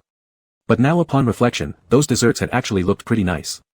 Chi-Yang opened the chat window with Latest and saw their last conversation where he had teased Latest. For some reason, he felt somewhat apprehensive. He coughed slightly and started typing. Yang slept, handsome guy, do you know how to cook? 2 seconds later. Latest, not bad. Latest, what happened? Yang slept, saving lives, I'm about to blow up the kitchen. He exaggerated his situation, explaining sincerely in the end, teach me, please. Latest, take a picture and send it to me. Chi-Yang obediently sent the war damage report. Shortly after, Latest replied. Latest, do as I say. Yang slept, okay. Following Latest's instructions step by step, Chi-Yang resimmered the porridge this time. Luckily, it didn't turn out undercooked, and the pot didn't explode. After his stomachache subsided, Chi-Yang went back to teasing others. Yang slept, you're so kind, I've fallen for you. Latest had already become immune to his sweet talk and asked, is there anything else to eat at home? Yang slept, I usually survive by absorbing the essence of handsome guys from heaven and earth. Latest paused for a moment, speak properly. Yang slept, no. Yang slept, I'm not too good at making things, generally don't keep those items at home. Latest, does your stomach still hurt? Yang slept, much better. Latest, are you eating breakfast or lunch now? This stumped Chi-Yang. He got up in the morning at 9, rummaged through cabinets with great effort, ate a bowl of porridge, and it was now 11:22. Not too early to be breakfast, but not too late to be lunch either. Yang slept, depends on the situation, if I'm not hungry, I'll eat later in the evening. Latest, now I know why you got a stomachache. Yang slept. Yang slept, you shouldn't care about this stuff. As my only cyber boyfriend, all you need to do is stay handsome, understand your role. Latest, don't. Yang slept, acting like you understand when you don't. Latest, can't pretend that. Chi-Yang. It was rare to see his online lover, who acted as reliable as a machine, say so many words. He couldn't help but tease him again. Yang slept, you're so diligent, excelling both in the gym and the kitchen. Yang slept, my cooking skills are terrible, we complement each other well. Latest. Yang slept, really. Latest, what else can't you do? Yang slept, there's so much I can't do, do you want to know them all? Latest, I'll find time to learn. Latest, so I won't fail to compliment you. Chi-Yang stopped typing with his finger on the keyboard, not knowing why he suddenly thought of that day. He was annoyed. Takeouts are like ill-timed love, but the bowl of porridge he drank today should be considered timely love, yet it didn't feel quite right. That feeling was akin to when the scorched rice hadn't been washed from the pot, flipping twice while boiling in the second pot of porridge, and now sticking to his throat. Unable to swallow or cough it out, it made him uncomfortable. Annoyed. Chi-Yang lay down on the sofa staring at the ceiling when 2 more messages arrived on his phone. Qin Jia-yi, it's almost May Day holiday, Lin Zi said they want to go mountain climbing. Qin Jia-yi, find time to join us for some fun, you're going moldy staying at home. Chi-Yang asked, who's coming? Qin Jia-yi, a few people from our dorm, who else? Qin Jia-yi, brother Lu might have other things to do, we'll ask him again later. Chi-Yang, oh. Qin Jia-yi, if you're coming, let's book tickets in advance. Chi-Yang, what day? Qin Jia-yi, me and Lin Zi will discuss, and then I'll tell you. Chi-Yang, oh. After closing the message window with Qin Jia-yi, Chi-Yang sent another message to Latest. Yang slept, are you in Jiangcheng? Latest, yes. Yang slept, then send me a location share, will you? Latest, for what? Yang slept, nothing. Qi Yang extended a tentacle to probe but retracted it after just a couple seconds. For a brief moment, Qi Yang wondered whether he should just meet Latest in person. Meet once, if there's chemistry, they could date, no feelings, just break off. Staying stuck like this felt as though he was developing pharyngitis. As expected, adults must pay for their impulsive actions. After teasing him for so long, it was already impressive that he didn't mess things up completely. Good thing Latest was broad-minded. After a while, Qi Yang sent another message. Yang slept, I have an idea. Latest, tell me. Yang slept, perhaps, we could meet in person. Qi Yang asked cautiously, every pause between the characters exuding hesitation and uncertainty. Over the internet, he could always speak boastfully without restraint, but once reality came into play, Qi Yang instinctively retreated into his snail shell. Latest, are you sure? Qi Yang fell silent again. Not sure. To be precise, he wasn't fully decided. Qi Yang was sometimes pretty stubborn in character. Zhou Chuhui often joked that he was like a wind-up frog, hopping only when pushed. Either due to pride or something else, it was harder than climbing to the sky to make him take the initiative unless someone urged him. And this? It's not something that just happened overnight, it started showing up when he was 3 or 4 years old. Back then, his father Qi Mingting's scientific research work was very busy, always flying around on business trips. When he finally had time to come back, little Qi Yang wanted him to accompany him and would sneak in and out of the room, trailing after Qi Mingting. When Qi Mingting turned around to pick him up, he would shrink back pretending to be busy. What could a 3-year-old kid be busy with? Pretending to dig up some flowers and grasses with a toy shovel. Qi Mingting thought his son was amusing, so he deliberately teased the little one, insisting that Qi Yang ask for a hug before lifting him. In the end, a phone call came and disrupted their bonding moment, sending him off on another business trip again. In the end, Qi Yang never asked for a hug either. Still too small compared to a flower pot, he hid behind big leaves peeking out with one eye. After Qi Mingting left, he pouted and cried for 3 days. And this wasn't an isolated incident. From childhood until now, Qi Yang has been like this, though he seems to have a nice and easygoing personality, in reality, he's a stubborn donkey, proud at heart. He's never once opened his mouth to ask for anything from anyone throughout his life. When he was little, other kids would ask for snacks, clothes, and toys, but Qi Yang would watch them from the side, hands clasped behind his back behaving like a good child, and would rather die than open his mouth. When he grew up, other classmates were asking for the latest model phones, travel, and even dating. However, Qi Yang showed no interest, calling all of it boring. Who would have guessed that upon entering college, he'd meet his match? Qi Yang could hold his ground against everyone, but not against Lu Jingqi, this bastard seemed to naturally counter him. Qi Yang pounded his chest twice to relieve some anger. Yang slept, then let me think about it again. This thinking went on until nightfall. Qi Yang skipped lunch, and sure enough, by evening, that damned stomachache began to resurface. He hurriedly went into the kitchen to cook porridge in a panic. But who knows if it's because Qi Yang was being heartless today and heaven didn't approve, or whatever other reason, this batch of porridge was cooked as if haunted, smoking furiously and turning completely into burnt rice. With a twitching corner of his mouth, Qi Yang turned off the stove, not daring to swallow and only tasting a shallow bit. Fine, he'll become an alchemist in the future, then. Qi Yang threw down the burnt porridge and took a picture to send to Latest, adding the comment, if you want to compliment my cooking skills, you need to be a 5-star Michelin chef level. Latest? Latest, what did you do to the pot? Yang slept, what did I do to the pot? It's more like the pot burnt me, my teeth nearly fell out. Latest, did you eat this tonight? Yang slept, no way, there's more coming. Latest, more what? Inside, Qi Yang chuckled, there's half a bag of uncooked rice in the cabinet, he could last till next year eating just 1 grain per hour. Yang slept, a feast. Latest, does your stomach still hurt? Yang slept, not anymore. Actually, Qi Yang was feeling faint from the pain. He had such bad luck today, things went wrong from morning on, yet holding on until now was almost a miracle. But as usual, Qi Yang put up a tough front. When it didn't hurt, he'd talk about the pain. When it really hurt, he'd remain silent. When Latest asked a couple of times, Qi Yang said everything was fine. After dismissing him, he thought about ordering some medicine through flash delivery. Lying semi-conscious on the sofa, it took him quite a while to place the order.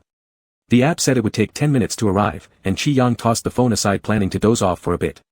Just as he closed his eyes, Qin Jiayi's message came asking about which day the tickets were booked. Qi Yang responded with an "oh." Qin Jiayi asked what he was doing, and Qi Yang said he was having a stomachache, then turned off his phone. He didn't know how long he had lain there on the sofa in a daze.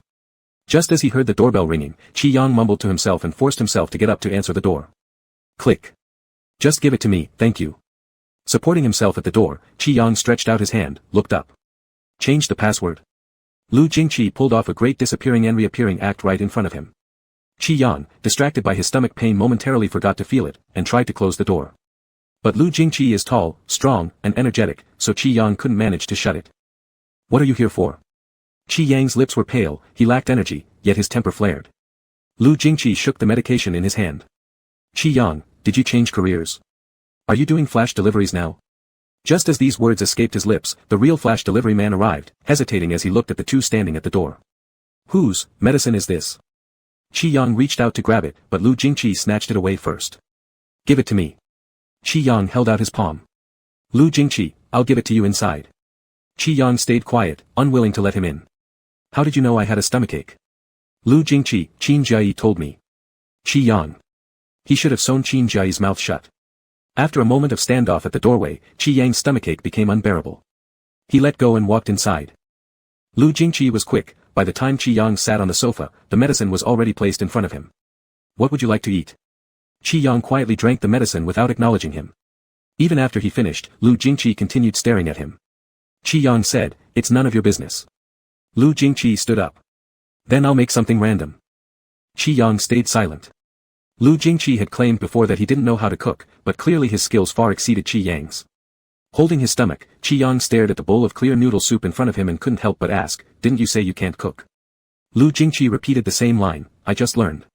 The broth of the noodles was very light, topped with a poached egg and decorated with 2 small bok choy leaves. According to Qi Yang's usual picky standards, this bowl of noodles barely met his minimum requirement, but today seemed to be an exception. Initially, Qi Yang was stubbornly resisting until the food arrived, making him comply. He hesitated for a while holding his stomach before finally giving in, thanks. As soon as he picked up the bowl, he finished it in mere minutes. Putting the bowl down, he politely added another, thank you, though trying to act composed. Lu Jingqi stood beside, his arms crossed with long fingers lightly tapping on his arm. Are you going mountain climbing? Qi Yang, feeling better now, raised his head, huh? Lu Jingqi, mountain climbing. Qi Yang didn't answer directly but asked instead, are you going? Lu Jingqi, if you're going, I might consider it. Qi Yang, after having just eaten Lu Jingqi's noodles, couldn't afford to sound too harsh, yet wasn't particularly friendly either, if you go, I won't. Lu Jingqi, then I won't go either. At first glance, it seemed like they were on the same page, but in reality, they weren't even close. Qi Yang, acting like a lord, drew back his legs and leaned further into the sofa, don't ask me if I'm going, Lu Jingqi. We are 2 independent individuals, you take care of yourself. Lu Jingqi paused for a moment, Qin Jiayi said she's already bought your tickets. Lord Qi Yang. Oh. Lu Jingqi, you'll go then. Depends on the situation.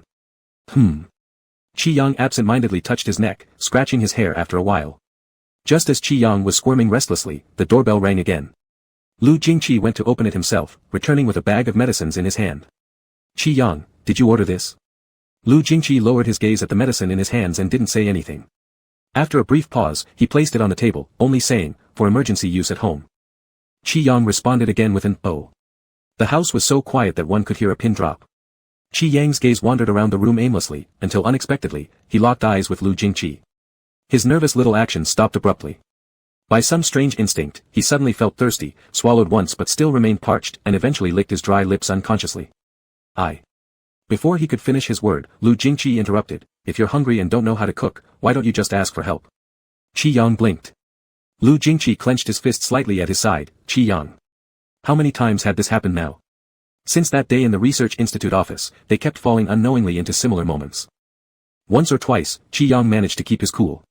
But after 3, 4, and countless more times, his neurons started twitching faintly, it was like there was a ghost luring him along. Qi Yang lost control over his thoughts, what do I really gain from all these complications? Dropping his eyelashes, he mumbled, huh? What is it? Did you catch the demon? Qi Yang slowly popped a question mark in his mind, question mark. Nickname. Also, who is the demon? Chapter 53, 53 Sheep. The monster is definitely you. You're too hard to catch, and Qi Yang is almost losing all his magic. He turned his head uncomfortably and coughed, never mind, I'll call you whatever I want. Do I have to report to you? Not necessary.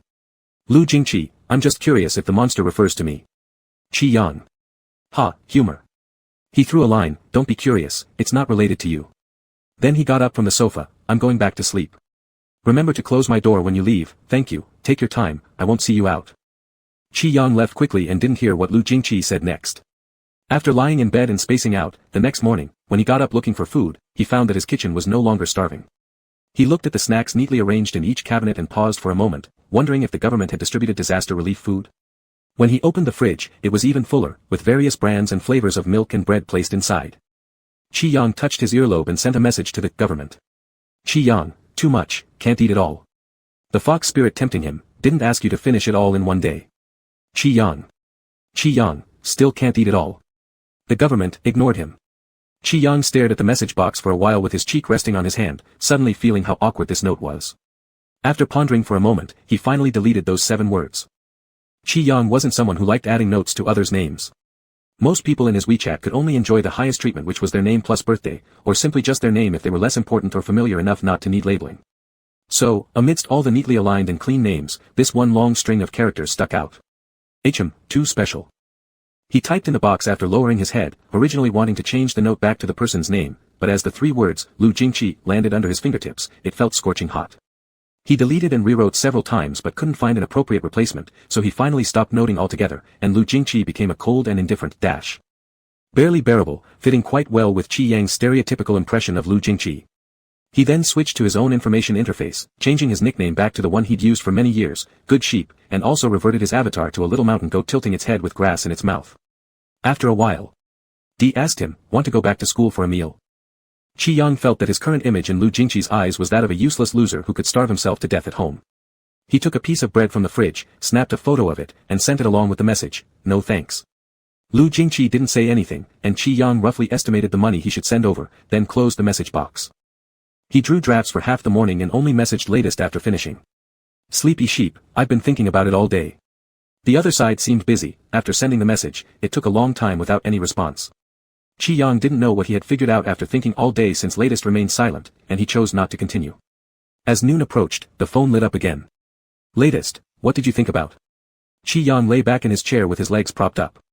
Sleepy sheep, just what we talked about yesterday. Latest? Qi Yang typed out a row of words quickly, it's about meeting up yesterday. I thought about it. But before finishing, Qi Yang paused and then quietly deleted everything. Finally, he replied, nothing. Actually, there was a lot on his mind. In the evening, Qin Jiayi sent a message informing him of the mountain climbing itinerary. The reserved tickets were for this Sunday, May 3rd. Qi Yang agreed without any further words about whether he would go or not, but only questioned Qin Jiayi about one thing. Qi Yang, can you stop telling Lu Jingqi everything? He's not my dad, why do you feel the need to report to him? Qin Jiayi, what did I say? Qi Yang, did you say nothing? Qin Jiayi, misunderstanding. Qi Yang, stop pretending, are you really innocent? Qin Jiayi, buddy, what's wrong? Qi Yang, did you tell Lu Jingqi yesterday that I had stomach pain? There was silence on Qin Jiayi's end for a long time before a sentence came, what? Qi Yang. Qin Jiayi, I didn't say that. Qin Jiayi, buddy cared about you and even ordered a courier service for you. Did you get the medicine? Qi Yang was stunned for a moment. Qin Jiayi didn't say it. Qi Yang, are you sure? Qin Jiayi, why would I lie, buddy? I swear I never said anything. I'll never be able to grab limited edition shoes in this lifetime, okay? Qi Yang looked at Qin Jiayi's oath and fell into deep thought. Then why did Lu Jingqi say that Qin Jiayi had told him? Was he sick? Qin Jiayi felt extremely wronged, you're accusing me again. Lu didn't even go to school yesterday. I didn't talk to Lu. Qi Yang, oh, sorry, my mistake. Qin Jiayi was shocked, you actually apologized to me? Qin Jiayi, even more shocking. Qin Jiayi, have you been possessed? Qi Yang. Thanks to this little incident, Qi Yang couldn't sleep well all night again. The hot summer in Jiangcheng started early and lasted late. By the end of April, it was already the deadline for sauna weather. Qi Yang woke up in the middle of the night and sat cross-legged on the bed, pressing the air conditioner until it was finally adjusted to 16 degrees, and only then did he feel somewhat comfortable. The heat in the air slowly dissipated, seemingly fading away with the occasional sound of cars passing by outside the window. As his body relaxed, his mind also became clearer. The money Qi Yang sent to Lu Jingqi was still not received, lonely sitting there on the message screen. Qi Yang's thoughts surged, aimlessly lost in random musings. With the dark sky outside, a thought popped into Qi Yang's mind, to meet latest. If things kept going on ambiguously like this with Lu Jingqi, he might split personalities. Just then, a small line of words appeared below Lu Jingqi's nickname, the other party is typing. Qi Yang froze for a moment, wide-eyed sitting upright, but when he looked again, the line disappeared quickly, as if just an illusion caused by staying awake all night. Afterward, Qi Yang squatted for a long time holding his phone, but no typing indication came again, as if it truly was just an illusion. In the wee hours of the morning, Qi Yang became totally sleepless. By dawn, he barely dozed off, sleeping day and night inverted, and when he woke up, it was already afternoon. He turned over, picked up his phone to check the time, 5:30 or 6. There was also a notification from D Station, your special attention latest is live now, come and check it out. Looking at the time, it was an hour ago. Half squinting his eyes, Chi-Yang clicked into the stream, finding that latest had finished working out. A towel was draped on his shoulder, and he was leaning sideways toward the camera, seeming to drink water. Because they mutually followed each other and he tipped a lot to latest, a very noticeable announcement popped up as soon as he entered the live room. The chat was extremely heated. Big brother-in-law has finally arrived, ha ha ha ha ha. Our late teacher is almost wilted waiting. Big brother-in-law, when will you give late teacher some more fuel? Yawn. Stayed up all night, eliminated instantly. This man is the most energetic guy within 10 miles and 8 villages. If the sky falls, let late teacher hold it. If the bed collapses, late teacher holds it. Big brother-in-law, I want to be the dog between you and late. Can you kiss late teacher and let us see? Yang Luyang, can't kiss, can't reach. What happened to big brother-in-law getting so conservative? Ever since big brother-in-law and late started following each other, big brother-in-law stopped being spicy, pointing fingers, what fun do I have left? Might be sanctioned in bed by late. You can only choose one, mouth or butt, heart. Laughing to death, ha ha ha ha ha. Why is late so prompt to finish streaming today? He usually wraps it up neatly. Want wife to watch longer, facepalm. All you gays stop it. I said stop. Suggestion, throw wife on the equipment and work hard. Where's big brother-in-law? Big brother-in-law slipped away. Ah. Slipped away in 3 minutes. Not you too. Before the chat could discuss any conclusion, latest went offline. No sooner had Chi-Yang exit the live room than he received a message. Latest, haven't you eaten yet? Yang Shuelu, are you installing surveillance at my house or something? Latest ignored his sarcasm, it's almost 6, have you even had a single meal today? Yang Shuelu, yeah, and I'm not hungry. Yang Shuelu, I just watched your live stream, and now I'm even less hungry. I told you, I survive on the essence of handsome guys like you, and you didn't believe me. Latest. Yang Shuelu, handsome guy. Yang Shuelu, babe. Yang Shuelu, boyfriend. Latest, what do you want to say? Chi-Yang held his phone, thinking about how to phrase his next words. Latest, do you want to meet up? Yang Shuelu, you know me too well. Yang Shuelu, initiate a meetup request, agree very much. Latest, have you thought this through? Chi-Yang was stubbornly defiant, there's nothing to think through, you're my boyfriend, if I want to see you, I will. Latest didn't bother to expose him for lying. Chi-Yang continued confidently, do you know?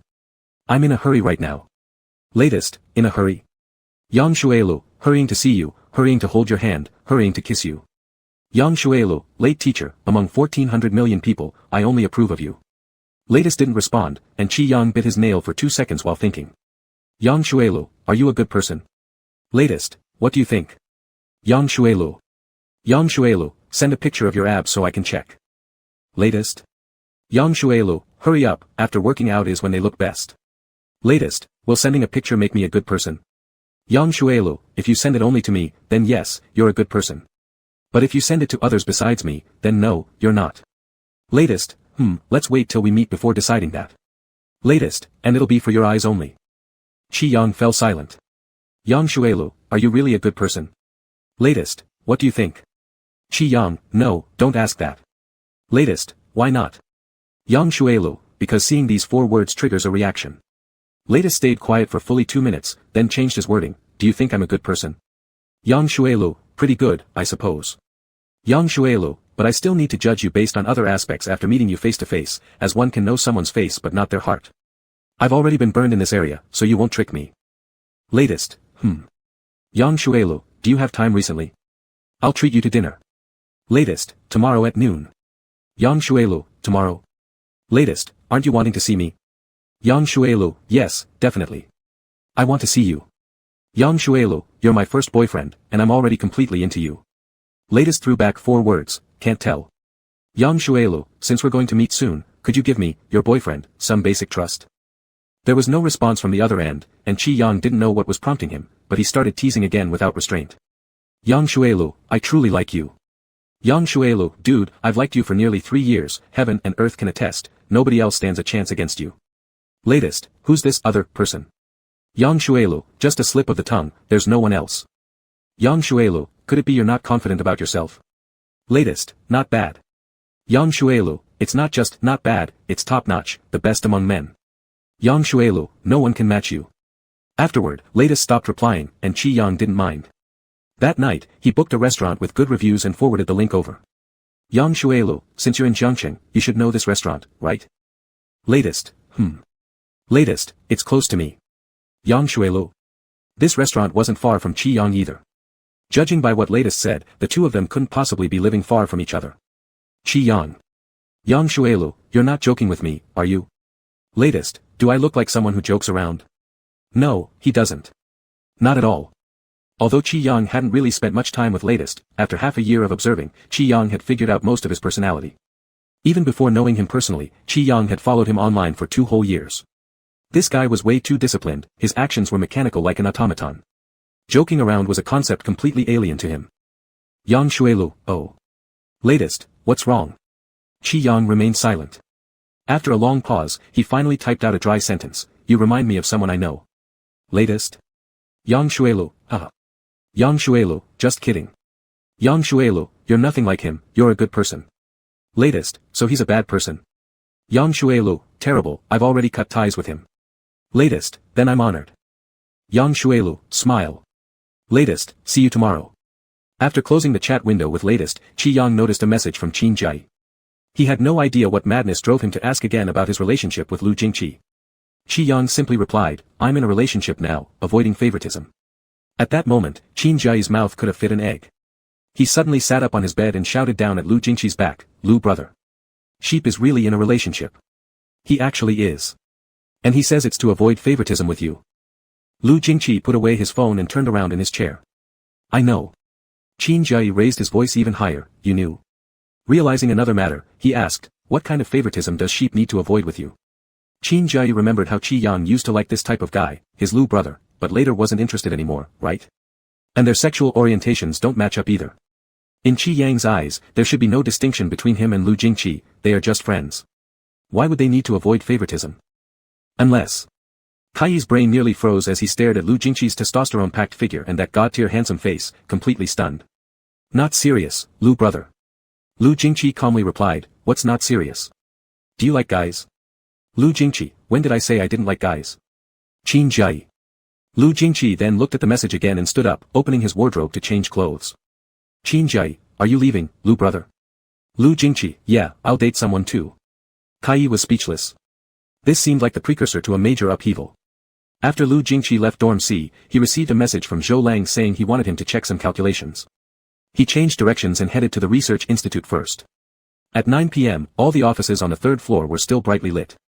Everyone was working themselves to death, afraid their projects might get preempted. When he pushed the door open, Zhou Lang was doing calculations on the whiteboard while Xingye and Meng Qiu were deeply focused on writing programs. Seeing him return, Meng Qiu lifted her head somewhat surprisedly, little Lu. Why are you back at this time? Zhou Lang threw a marker to Lu Jingqi from afar, my invited external support. Lu Jingqi walked over and casually moved the whiteboard, advancing part of the equation further. Xingye laughed, little Lu has been so busy lately, showing up like a dragon but disappearing like a shadow. Still, it's your senior brother who has enough influence to summon little Lu at this time. Meng Qiu was quite curious, what's little Lu been busy with these days? It's not like he's hiding something big from us, right? Lu Jingqi wrote down a new string of parameters on the whiteboard and said indifferently, not busy with anything, just had a few meals out. Mostly, I've been in the dorm. Xingye, so, our junior master is busy, and you're accompanying him, right? Lu Jingqi, more or less. Zhou Lang lightly made a tisk sound, walking over to physically turn the two gossiping heads back, little Lu didn't come here to chit-chat with you too. Are you done with your own programs before asking questions? Xingye shrunk his head, work-life balance, work-life balance. Zhou Lang, balance. Zhang Shua's group hasn't rested for a long time now. If our same door directions get preempted, don't cry then. Meng Qiu, Zhou's senior brother, you're more like a mentor than old Chen now. You've become concerned about the glory and disgrace of the school department. Replacing old Chen is just around the corner. Zhou Lang hit her, go play somewhere else. Xingye burst out laughing a few times. You're too narrow-minded. True school pride doesn't just lie in academic matters. For instance, when Jia Gu next door got 10 stars, Meng Qiu and I immediately went for 18 stars. Or when Zhang Shua gives his group members 1,000 yuan subsidy each month, old Chen doubled it to 2,000 for us. Do you understand? Who competes over topics these days? Zhou Lang pointed at her, you're just talking nonsense. Xingye smirked, what else? Our senior brother and junior brother are both more reliable than those next door. Old Chen now walks out with his back straighter than ever. After exchanging a few words of banter, Zhou Lang returned to the whiteboard. Lu Jingqi's equations had sharp, elongated strokes that sprawled across half of it. Zhou Lang added a few values. In this situation, we can assume the random magnetic field is confined within the shock surface. Lu Jingqi swiftly linked 3 equations together. He rotated the whiteboard slightly to do follow-up calculations on the other side. With the final stroke finishing at 0, he verified the proof Zhou Lang handed over. M is the spectral index for synchrotron radiation. Substitute it into equations A and B for computation, solving will provide proof, said Lu Jingqi. Taking advantage of the momentum, Zhou Lang reviewed the equations again while Lu Jingqi snapped the whiteboard pen shut and tossed it back into the tray. After confirming there were no issues with the verification process, he turned to leave. Xingye, leaving already, little Lu. Lu Jingqi, yeah. The office door opened and closed once more, leaving no trace of how the person came or left. Meng Qiu quietly observed everything and whispered to Xingye, what do you think little Lu is up to? Xingye thought for a moment, I don't think it's anything big. He seems to be in a heated romance. Meng Qiu, how can you tell? Xingye wagged his finger mysteriously, it's a feeling. The magnetic field around him feels different from before. Meng Qiu questioned, ? There was no news recently about any significant geomagnetic storms. On the agreed day, Qi Yang woke up early, intending not to dress too formally. However, at 9 last night, his cyber boyfriend suddenly sent him a message, what will you wear tomorrow? Qi Yang nearly analyzed these 6 words and 1 question mark to pieces. Baffled, he wondered, what do you want me to wear? Qi Yang wasn't as flashy as Qin Jai, he wasn't interested in dressing like a peacock, usually favoring comfort over style. Therefore, he hadn't given much thought to what to wear for the occasion. He replied, it's a secret. The truth was, Qi Yang hadn't planned anything yet. He recalled the attire styles of others during their previous 419 encounters. Lin Hua and Zhang Chenyan were rather understated, usually opting for regular pants and shirts. Ji Yun had a bit more personal flair, trying out trendy brands, being quite fashionable for a male college student. Qin Jai was a peacock born of money, passionate about shoe shopping, something Qi Yang had no interest in when it came to his outfit choices. As for Lu Jingqi, after careful consideration, Qi Yang deemed his style cool, expensive, and low-key. It was hard to categorize precisely, mainly because his looks and physique made him stand out without adhering to any particular style, making him an unreliable reference. Flipping through his wardrobe, Qi Yang ultimately decided to stick with his favorite casual short-sleeved shirt, almost entirely white, except for a solitary circle printed on the chest. It gave off a clean, neat impression. Slung with a single-shoulder school bag, he neatly set off before noon. The restaurant reservation was 10 minutes away from Qi Yang's home. He arrived ahead of time, waiting seated in a booth while exchanging witty messages. Yang Shuelu, handsome guy. Where are you? Yang Shuelu, I've waited 10 minutes and already feel like dying for you. Flowers. Yang Shuelu, miss you. Yang Shuelu, miss you x10086. After sending those messages and receiving no reply, Qi Yang closed the message box and cleaned the table with a wet wipe, resting his arms on it. Qin Jai had messaged him earlier but nothing important, just complaining about the subpar dormitory shower system. Qi Yang replied, definitely not as good as the massage bathtub in your house. Upon receiving a response, Qin Jai immediately suggested, no way, this garbage shower seems broken. Let me go to your place to take a bath.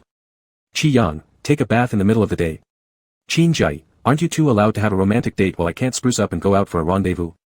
Qi Yang was baffled by the, you two, Qin Jai mentioned, holding his phone in hand, stunned for several seconds before sending a question mark back. Qi Yang, which two? Qin Jai, you and Big Brother Lu. Qi Yang sent back 3 consecutive question marks. Qin Jai, I think the two of you are really quite strange. You claim to cut ties and accuse each other of slandering me by telling Brother Lu about your stomachache, yet when it comes to dating, the two of you make plans like a couple, leaving me feeling like a third wheel with no place in this situation. Qin Jai, no meaning, I hate the both of you. Qin Jai, I'm going for a shower, nothing more to say, I'll be there soon. Qi Yang sat in the restaurant, furrowing his brows as he looked at the messages on his phone. The restaurant's environment was pretty good, the air conditioning set cool, and the speakers in the center of the ceiling were looping soothing music. Qi Yang hadn't fully understood Qin Jai's words, pausing for a moment, and then suddenly lifted his head as if sensing something. Then, amid a relaxed and comfortable dining atmosphere, he saw an unexpected visitor. Shit. An alarm sounded in Qi Yang's mind, and almost instinctively, before that gaze looked over, Qi Yang immediately crouched onto the table, using his arm to completely cover his face. Damn Lu Jingqi, how does he always linger even outside school?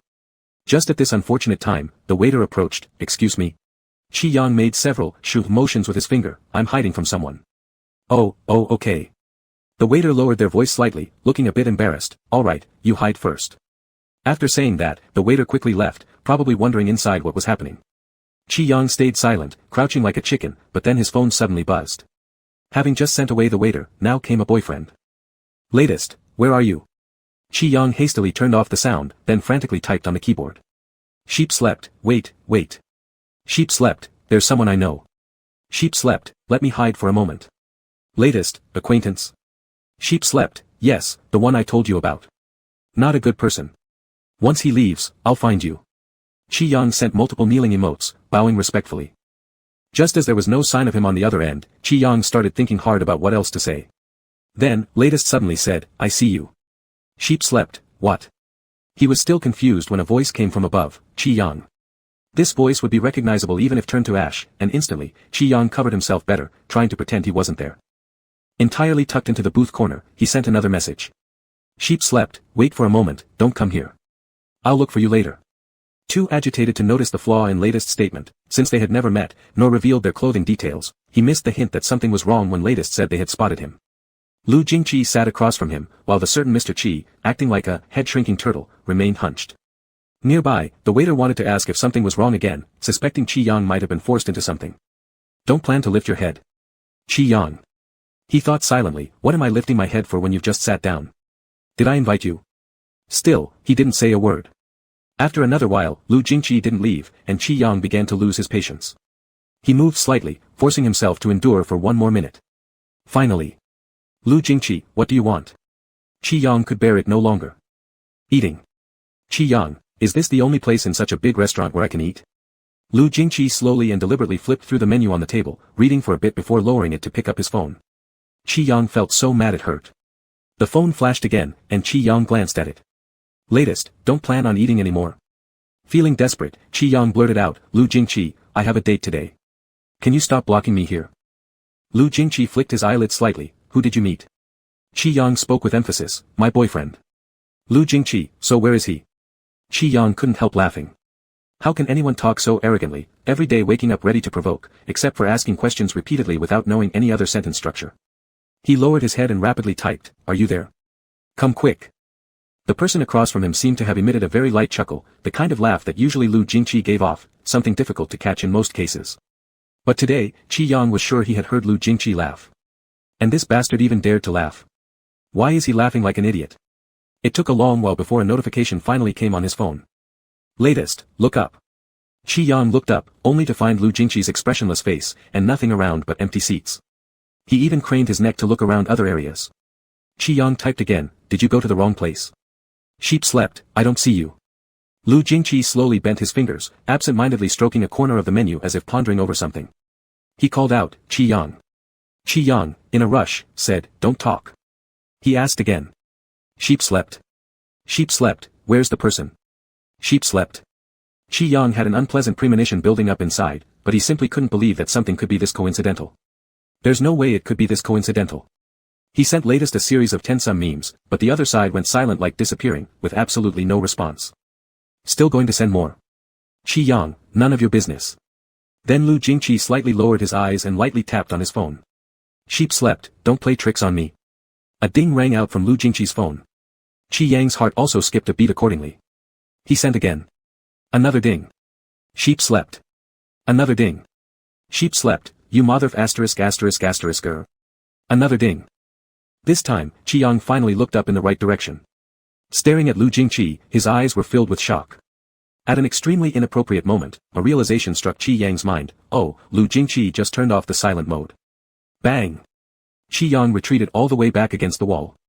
Looking at him, Lu Jingqi seemed satisfied with this reaction, and leisurely uttered 3 words. Boyfriend? Qi Yang felt like the sky was falling. You. Qi Yang pointed at Lu Jingqi, his hands trembling as if sifting through grain. For such a long time, Qi Yang didn't articulate any coherent thought, because there was too much information flooding his mind, leaving him clueless about where to start cursing. Still maintaining that infuriating tone, Lu Jingqi responded, what about me? Qi Yang wanted to smash his mouth into pieces. His mind went completely blank, flooded with all the dirty talks they exchanged while chatting. Qi Yang also wanted to destroy his own hands. Wait, it was not supposed to be hands. So all along, he was flirting via text with this bastard Lu Jingqi. Qi Yang nearly burst into flames. In a fit, he snatched Lu Jingqi's phone away, still hoping to verify it one more time, yet when he stared closely at the screen, the darkness deepened. The chat record was crystal clear. The nickname was Sheep 21. Qi Yang didn't bother wondering why Lu Jingqi changed his name to something so ridiculous. Throwing the phone back in anger, he shouted furiously, "Lu Jingqi! Are you sick or what?" Lu Jingqi gave a soft and lowered his gaze towards him. "Weren't you saying you're about to die missing me?" This line, coming out from Lu Jingqi's mouth, shocked Qi Yang to the core, no less than Qin Jiayi confessing her feelings to him. Qi Yang's face flushed red, wishing he could spit on him, cursing, "Do you have any shame? Was I missing you? You're not even worthy." Lu Jingqi deftly flicked his finger, repositioning the phone screen towards Qi Yang. "Check again." Qi Yang stiffly glared at him, refusing to look. Lu Jingqi spoke in a calm tone, "Today seems like the first meal we've shared since meeting. Qi Yang, who wants to eat with you?" Lu Jingqi, boyfriend. Qi Yang, not anymore. Break up. Right now, break up. Fuming with embarrassment and frustration, he looked ready to explode, puffing up like a blowfish. Lu Jingqi, that makes me ex-boyfriend then. This word struck the blowfish harder, making him feel even more humiliated as he hurled a napkin at Lu Jingqi. "Rather discuss with a stray dog on the street than with you." Afterwards, he added, "Rather eat with a stray dog on the street than with you, stay here by yourself." He grabbed his backpack and stood up. Lu Jingqi made no move to stop him, only asking, "Are you returning to school tomorrow?" Qi Yang, who had already started running away, yelled back, "You don't control me. Bastard. Die, Lu Jingqi." As a result of rushing out too hastily, he collided with the door while leaving. The waiter who had been standing nearby witnessing the entire thing, flailed his hands helplessly in the air as if trying to reach out. But the person was already gone without a trace. On the other side, Qin Jiayi, who discovered the home door code changed, stood outside Qi Yang's house and sent a message, "Wait, isn't it, good buddy? You're not home." Good buddy over there was already frantic with worry. How could he even care about Qin Jiayi at that moment? Chapter 54, 54 Sheep. Actually, Qi Yang had a bad feeling quite early on, especially when Qin Jiayi mentioned that he hadn't told Lu Jingqi about his stomach ache. But people are sometimes like this, they refuse to believe things, and subconsciously categorize them as impossible. Even though he already had a fleeting thought that the only person besides Qin Jiayi that he had told about his stomach ache was latest. But in the end, Qi Yang still easily drew a conclusion, impossible. Looking back now, what kind of impossible? Lu Jingqi was practically sticking to his face claiming to be latest. Qi Yang's head was dizzy and full of embarrassment. He was just one step away from depression.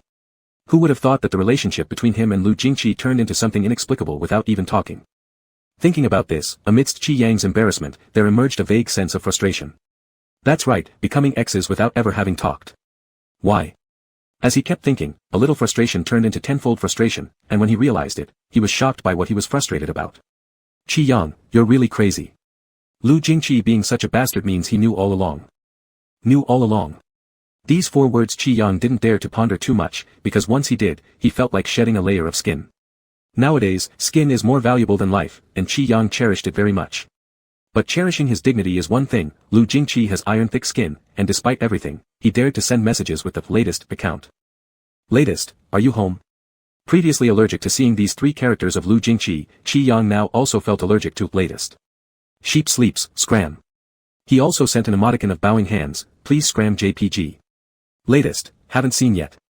With complaints filling his mind, Qi Yang watched the message, muttering curses against Lu Jingqi and wondering what exactly hasn't been seen.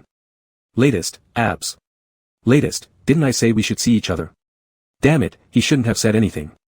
Originally, Qi Yang wasn't brave enough to delve deep into it, but now, Lu Jingqi's words completely broke through Qi Yang's defense. He felt almost evaporating, yet Lu Jingqi continued breaking his resistance. "Latest, holding hands. Latest, kissing. Latest. Latest, message screenshot." Qi Yang wished to immediately go over and wipe Lu Jingqi out. "Sheep sleeps, before you explain this clearly, I will not ever talk to you again." Furious, he shut down WeChat too with the attitude that his head could be chopped off, blood could flow, but his dignity cannot be lost.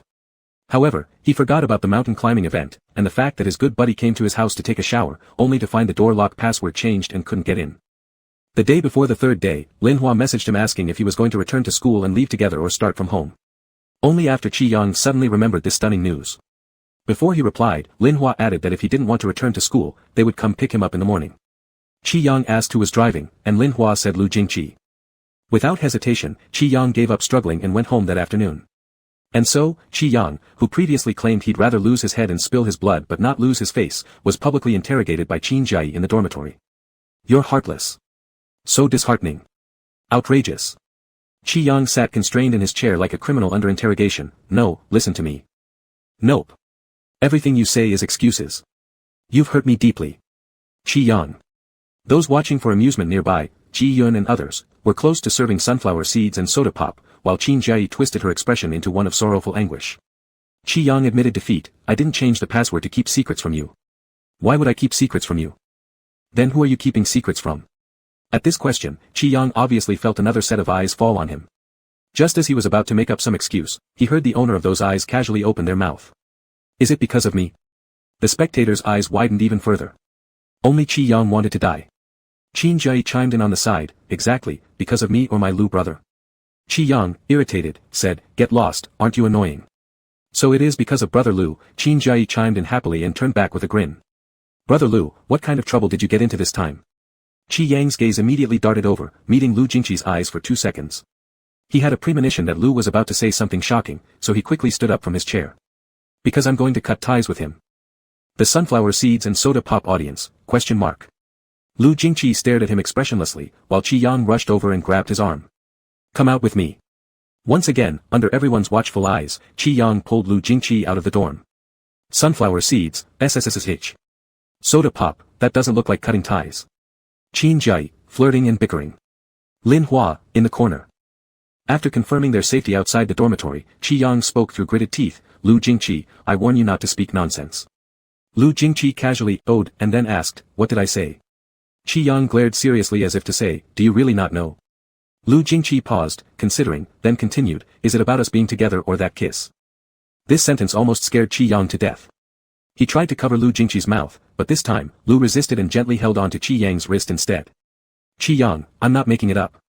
Lu Jingqi leaned closer, saying, it's all true. Even though Jiangcheng University was already on a May Day break, there were still quite a few students left on campus. People kept passing by like fish in the corridor, occasionally glancing their way with looks of mild surprise. Qi Yang's face flushed bright red, and he quickly created some distance between them, whispering urgently, what facts? I broke up with you that day, we have no relation now. I didn't agree. Qi Yang stammered for a moment. It's because you lied to me. Lie. Qi Yang raised his head, ready to speak confidently, when Lu Jingqi added, seems like you harassed me first. Qi Yang. Damn. He couldn't refute that. Qi Yang took a deep breath strategically and began, although. Lu Jingqi showed great interest in hearing what would come next, but after hesitating for half a sentence, Qi Yang suddenly heard the dorm room door open, with Qin Jiayi's voice faintly coming from inside. Seizing the opportunity, Qi Yang shook off Lu Jingqi's hand and ran away. Just stay there. Lu Jingqi's eyes followed Qi Yang's retreating figure for 2 seconds before turning away and following closely behind. Why are you running so fast? Where is brother Lu? How should I know? You just dragged brother Lu out. Oh, I don't know either. All members of room 419 woke up early on the 3rd day. Qin Jiayi and Lin Hua had reserved tickets for 10 o'clock in the morning.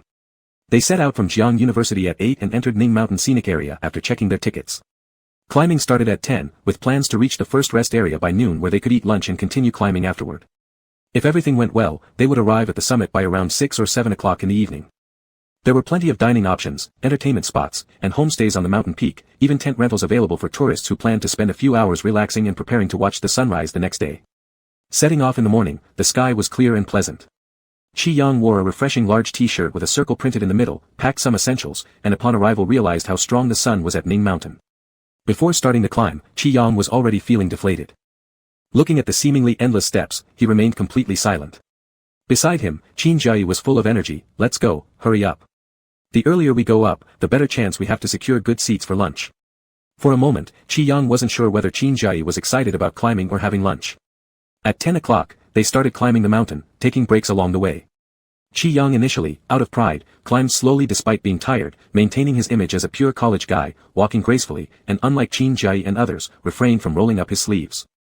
But 20 minutes later, Qi Yang felt dizzy from exhaustion, struggling to catch his breath properly. Supporting himself with bent knees, he looked up and asked, how much longer? Qin Jiayi, with bare arms, picked a small wildflower from the railing. Probably another 40 minutes to reach the rest area.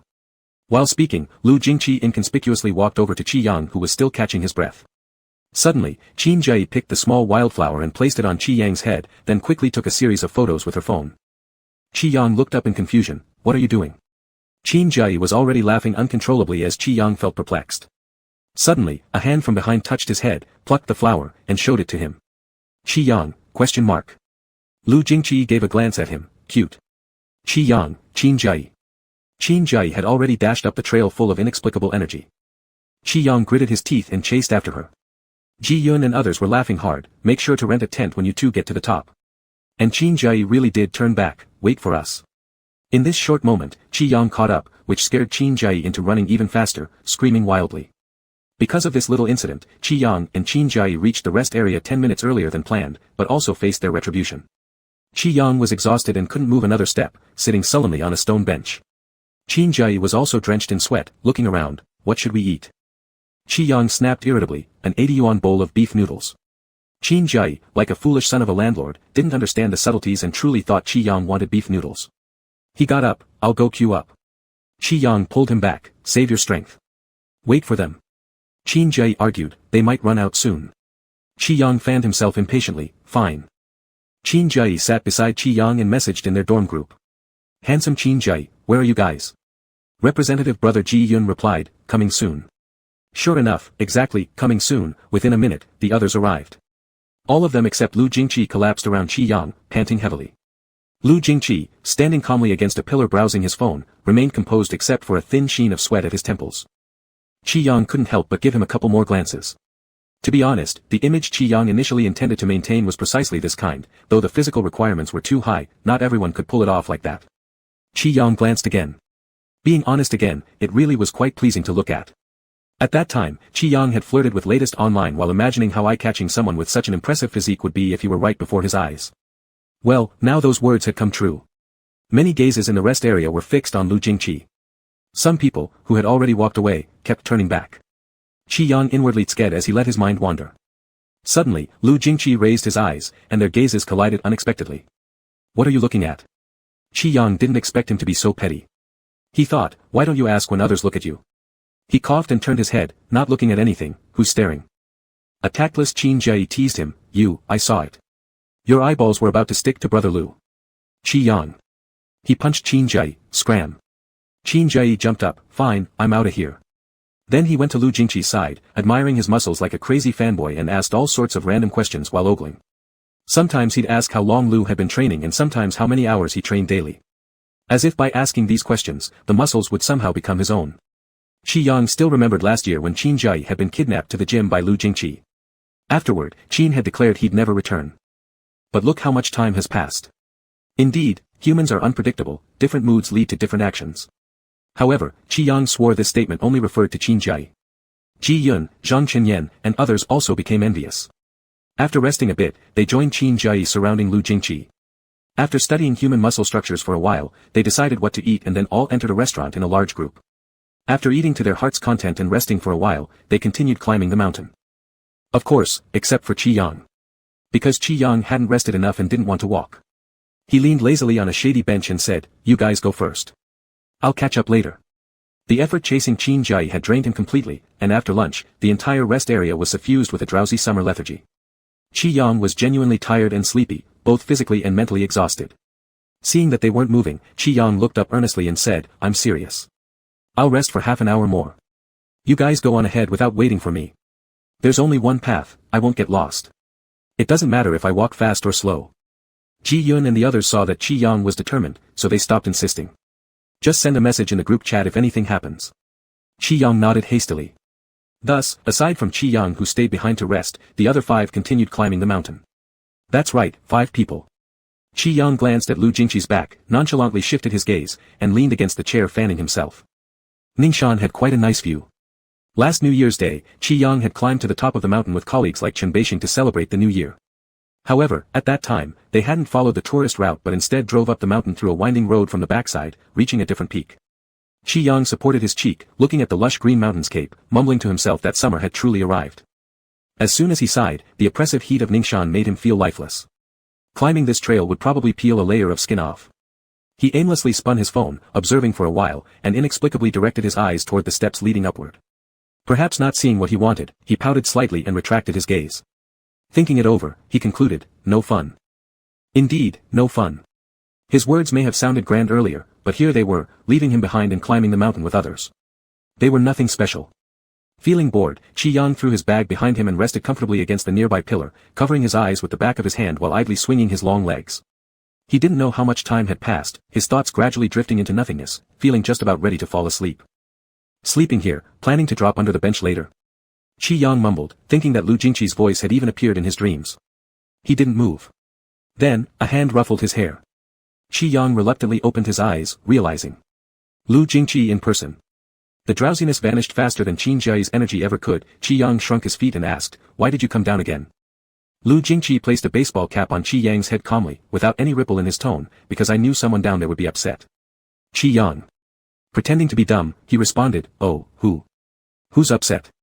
Why are you coming to me when you should be finding the upset person?" Lu Jingqi ignored him. Only then did Qi Yang notice a pile of things in his hands. A sound whirred by his ears.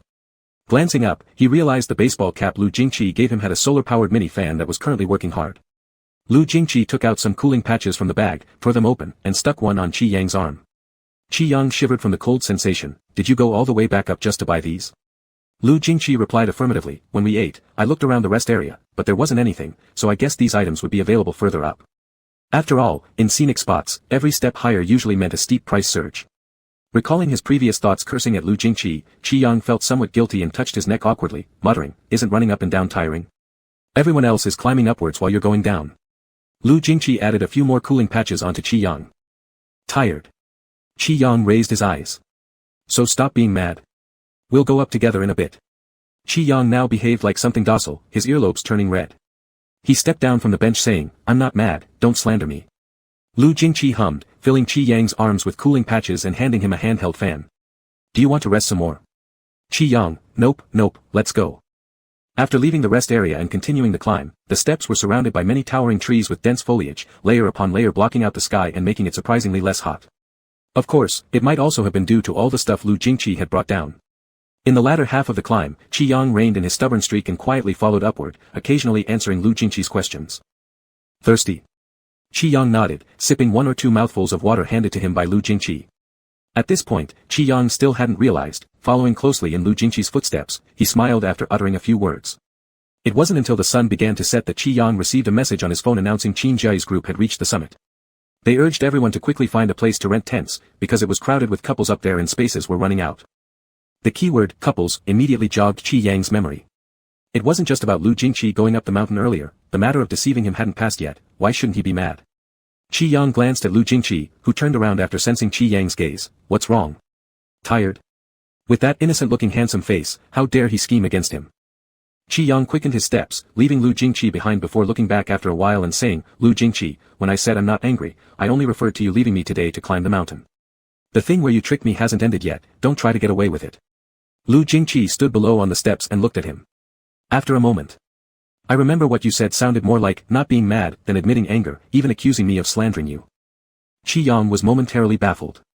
"Huh? Did I say that? What exactly did I say?" Lu Jingqi took a step forward. "So, you're mad because I didn't stay in the rest area with you, right?" Qi Yang's brain was overheating but Lu Jingqi's eyes flickered with laughter, and he quietly explained again, "I didn't leave you." Qi Yang got irritated again, kicked him, and ran off without looking back. They finally reached the summit 40 minutes after Qin Jiayi's group. By then, this group had already found a stall selling noodles and started eating. The mountaintop at dusk was lively, mostly filled with young people. Some were playing the guitar and singing, familiar or unfamiliar surrounding faces humming along with the accompaniment. Others were taking photos and recording videos as check-ins.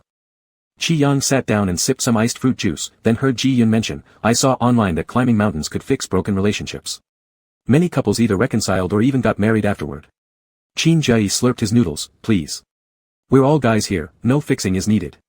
Ji Yun chuckled, "Are you allergic to romance, Qin Jiayi?" Qin Jiayi, "Dude, I'm not allergic to romance, I'm allergic to all that mushy stuff that has nothing to do with me."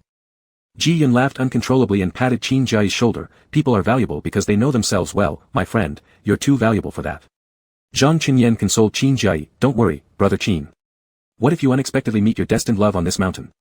Expensive Qin Jiayi pointed casually with his hand, "You mean that rock?" Zhang Qinyan burst into laughter. Bending over, his shoulders shaking, No, I didn't mean that, brother Qin. How can it be a rock? Maybe it could be sheep. Qi Yang. How did this bring him into the conversation? Qin Jiayi shook his head in apparent despair. "No way, sheep already mentioned he's dating." The others, dating? Qin Jiayi leaned over and draped an arm over Qi Yang's shoulder. "He told me himself. Feeling exposed under the stares of the group, Qi Yang irritably shoved Qin Jiayi away and denied, "Not true, I was teasing him." Qin Jiayi snorted, "You think I'd believe that?" Not only did he not trust Qi Yang, but he also gave Lu Jingqi away. "Brother Lu is seeing someone too. He told me himself." Qi Yang looked over, caught each other's eyes briefly, and hastily negated it for him. "He's not seeing anyone." Qin Jiayi made a look like, "What nonsense are you talking about?" "Qi Yang, not dating, really not dating. We're both teasing you, and you believed it." Ji Yun, "Ha ha ha, why such a sour face, Jiayi? Isn't this a good thing? We're all single with you." Qin Jiayi pointed at the two, "You two are outrageous. You're deceiving me again." Qi Yang touched his nose, "Don't be upset. We won't play tricks on you next time." Lu Jingqi remained silent throughout the exchange. After finishing their noodles, they planned to rent a couple of tents to spend the night and watch the sunrise tomorrow morning. But shortly after renting the tents, they heard a distant rumble of thunder somewhere far away. Qi Yang looked up at the sky, feeling uneasy. "Did the forecast mention rain today?" Qin Jiayi responded casually, "Nope, we checked ahead. No mention of rain. Don't worry at all, it won't rain." Right after he finished speaking, another thunderclap roared from the horizon. Not only them, many surrounding people were now looking up at the sky with worried expressions. "Shit, is it really going to rain? The forecast said no rain, didn't it? I'm pretty sure I can smell the moisture in the air. Damn. What the hell, my weather app just updated. There's a heavy rain warning. Fuck, no way." The smarter ones had already begun heading towards the ghost houses and hotels. Zhang Qinyan said, "Mountain weather's unpredictable, it doesn't follow the rules." Qi Yang stretched out his hand to feel the air, but before he knew it, Qin Jiayi and Ji Yun were sprinting away like mad. They weren't actually that short, they just looked shorter when standing next to Lu Jingqi. But among normal people, their heads practically floated above the crowd. They ran as if the mountain was about to collapse at any moment, prompting others to realize what was happening and follow them. 2 minutes later, Qin Jiayi sent a cheerful update on the phone. He took pictures of 3-room keys. "Luckily, Ji and I are quick-witted. The last 3 rooms of this inn are ours now." Just as everyone finished reading the message, thunder roared across the sky again, and heavy rain poured down from everywhere. Chapter 55, 55 Sheep. By the time Qi Yang and the others arrived, they were all drenched by the heavy rain. The homestay hotel was no less generous, directly jacking up the price and fully demonstrating the excellent tradition of exploiting tourists at scenic spots. Even so, it was still in high demand. In the hall of the homestay hotel, many people were negotiating on how to share a room. Qi Yang's group was relatively lucky, though they had to share a room too, at least it wasn't with strangers. They were dividing room cards as they went upstairs. Qin Jiayi initially thought about drawing lots, but before he could say anything, one of the room cards in his hand was snatched away by Lu Jingqi. Lu Jingqi put his arm around Qi Yang and said, "You guys can decide for yourselves." Qi Yang. The other straight men were even less particular and randomly drew a card, "Then I'll just be with little Yi." Zhang Qinyan had no objections, "Fine." Qin Jiayi also quickly arranged to share a room with Lin Hua. After entering the room, Qi Yang discovered that although the homestay hotel charged a high fee, its environment was not good either. There was only 1 bathroom and 1 bed, no sofas, and because it was located on a mountain, there was a serious shortage of hot water supply, with all sorts of adverse conditions stacked together. Without a word, Qi Yang changed into slippers and muttered, "With this weather, will we be able to see the sunrise tomorrow?" "Without unexpected incidents, we can, the downpour usually stops quickly." Qi Yang, Ed, and after changing shoes, noticed Lu Jingqi looking at him. Qi Yang paused, "What? Is there something on my face?" "No." Lu Jingqi pushed open the bathroom door, "Go take a shower." Qi Yang didn't refuse, fearing that if he waited longer, the lack of water would prevent him from showering altogether. Better to resolve it swiftly. He efficiently took a quick rinse inside, turned off the water afterward, and then encountered a new problem. Clothes. Who would have thought of this before climbing the mountain? None of them brought an extra set. Now their clothes were completely soaked, leaving them with 2 choices, go out naked or rewear the wet clothes. Holding his acidic t-shirt, Qi Yang silently decided he'd rather die than wear this thing again. Just as Qi Yang was at a loss, the bathroom door was suddenly knocked on, and Lu Jingqi's voice came from outside, "Clothes." Qi Yang opened the door a small crack, just enough to stick his head out. Immediately, Lu Jingqi handed him something, a disposable pajama set provided in the homestay hotel's closet. A set of loose short-sleeved shirts and shorts, the quality wasn't great, felt a bit stiff and scratchy, but it was better than nothing. Qi Yang quickly changed into it, then wrung out his dirty clothes with cold water. After packing them up, he stepped out with the hairdryer. He said, "The hot water should still be sufficient, you should hurry." Lu Jingqi, Ed in agreement. Qi Yang plugged in the hairdryer and began drying the clothes. Amidst the buzzing of the wind sound, he heard the bathroom door click open followed by a splash of water. Qi Yang's clothes were thoroughly soaked, but the wind power of the hairdryer felt negligible. After blowing for half a day without much result, Qi Yang's waist and arms started to ache. He leaned against the bay window for support. At that moment, the bathroom door opened. Qi Yang looked up absent-mindedly and casually asked, "Do you want me to dry your clothes as well?" The sentence barely came out before trailing off abruptly. His eyes widened, almost dropping the hairdryer. In haste, he placed the hairdryer down, coughing several times. Don't you have any clothes to wear?" Lu Jingqi only loosely wrapped a bath towel around his lower body as he approached, wiping the water from his earlobes. "I don't."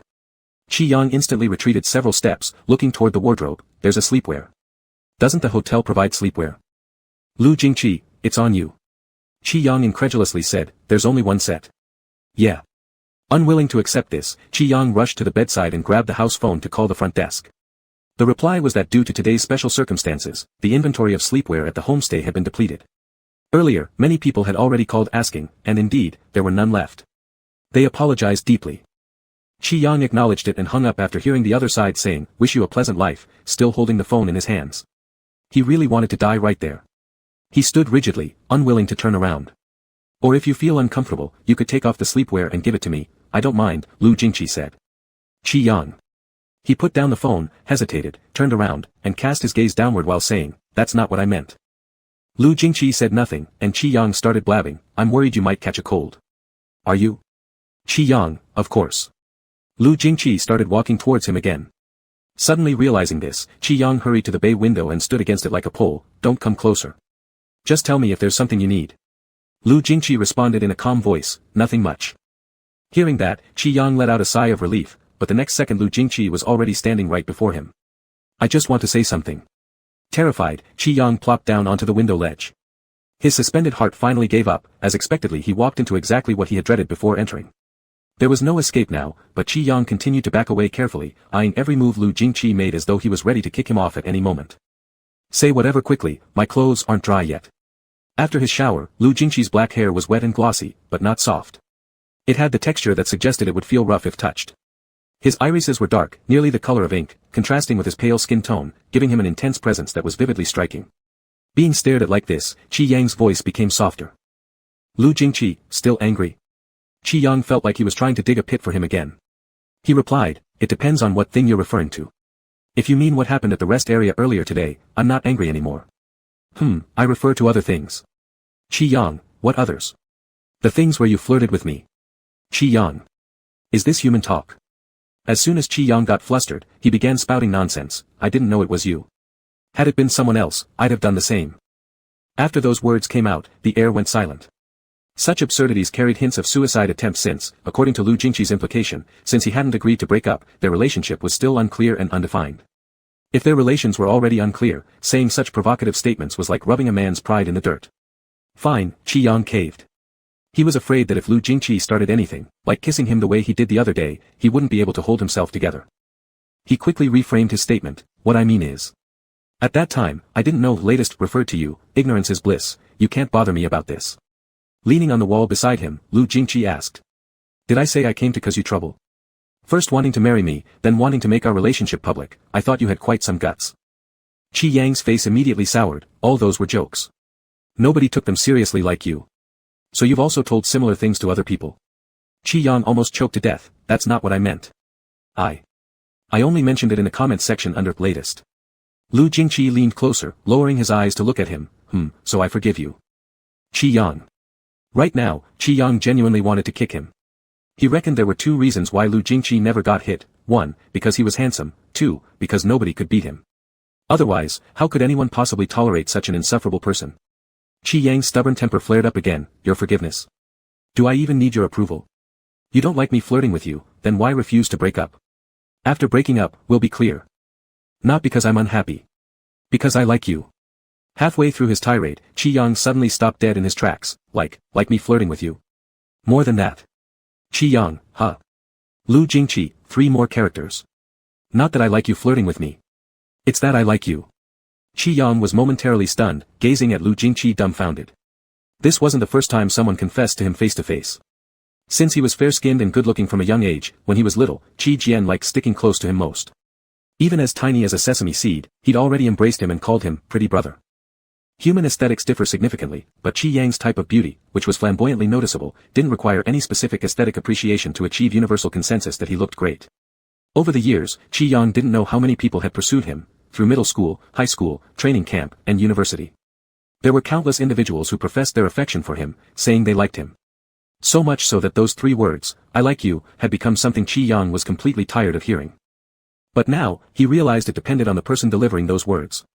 Qi Yang was a stubborn sort, especially when it came to matters of this nature. Qin Jie once commented on his character after getting familiar with him. She said that he was overly sensitive and dramatic, plagued by a long list of annoying traits. Though Qi Yang would never admit it verbally, deep down, he understood that only a few people could genuinely tolerate him in an intimate relationship, and among them were Qin Jie and some family members. Similarly, Qi Yang's stubbornness made him highly defensive, having more opinions and strong ideas than the average person. While he resisted many others, he couldn't resist certain key figures. For instance, Qi Mingting was always busy and exhausted by his scientific research work, with chronic bronchial issues making him cough often. Whenever Qi Yang heard him coughing, his tough exterior crumbled. Zhou Chu could also pretend well, acting pitiful and shedding 2 tears before him to make him surrender immediately. Similarly, Qi Jian and Qin Jie were no different. Even though Qi Yang usually acted harshly toward them, he'd eventually relent under any situation due to the special bonds he shared with these individuals. Qi Yang understood why he acted this way. Later, another person joined the list of those he couldn't resist, Lu Jingqi. At that time, Qi Yang wondered if Lu Jingqi was destined to counteract him because every encounter with Lu Jingqi left him at a disadvantage. Sometimes, this frustration caused him to vent his anger towards Lu Jingqi, deliberately provoking him by saying things like, "I dislike you," a few times. However, for someone like Qi Yang, whose personality leaned towards aloofness, there wasn't much energy wasted on truly despising anyone.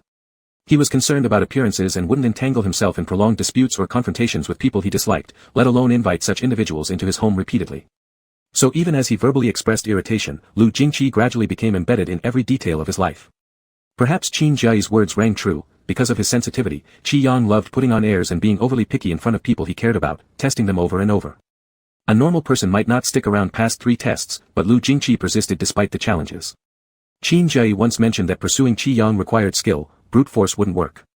Because Qi Yang was obstinate, sentimental, and disliked superficial displays of emotion, it took a circuitous and deliberate process to win his favor. And thus, Lu Jingqi accompanied Qi Yang through this winding path. These 3 words, "I like you," had quietly become an unspoken understanding between them. Every time they questioned each other's motives in various situations, this simple truth remained their answer. Qi Yang's lips moved slightly as he tried to speak, but his heart pounded too loudly for words to come out. With a low voice, Lu Jingqi addressed him, "Qi Yang. Can we make up?" Qi Yang's eyelashes trembled slightly. "What do you mean, make up?" Lu Jingqi continued, "Can you stop being mad at me?" Qi Yang pursed his lips and stayed silent, mumbling after a while, "I thought you didn't care, staying calm all the time and deliberately upsetting me." Lu Jingqi lowered his gaze, casting a faint shadow beneath his thin eyelids. "I care." Qi Yang responded sarcastically, "I can't tell, you don't seem anxious at all." Supporting himself nearby with his pale wrist, Lu Jingqi replied softly again, "I'm anxious." Something in Qi Yang stirred, and almost compulsively, he decided to ask everything he wanted answers for. "Is that so? How are you anxious?" Afterward, he inwardly scolded himself for being melodramatic. Lu Jingqi's fingers curled slightly, lightly touching the edge of Qi Yang's clothes. "I can't sleep. I messed up all my proofs and calculations, from step 1 to the last." Qi Yang suddenly fell silent, his heartbeat accelerating unexpectedly, his face burning. "Oh. So were you thinking about me when you couldn't sleep?" "Yes. In fact, I wasn't really mad," Qi Yang admitted. Humans, as complex creatures, have differing moods depending on their emotions. And Qi Yang was a clear example of this volatility. He continued, "I just didn't want to lose face in front of you, but you made me embarrass myself big time and laughed at me." "I wasn't laughing at you," Lu Jingqi said. "You just looked adorable." Once again, Qi Yang caved. "Have you finished asking?" Qi Yang nodded, temporarily, "Yes." "All right," Lu Jingqi answered. Then he added, "The kiss the other day wasn't for my birthday wish." It took Qi Yang a moment to understand what Lu Jingqi meant. "Then what counts as your wish?" Lu Jingqi didn't answer directly but slowly leaned closer, his breath caressing Qi Yang as he asked softly, "I've never asked before, did you really not prepare a birthday gift for me?" Qi Yang involuntarily shivered. It was impossible for him not to have prepared.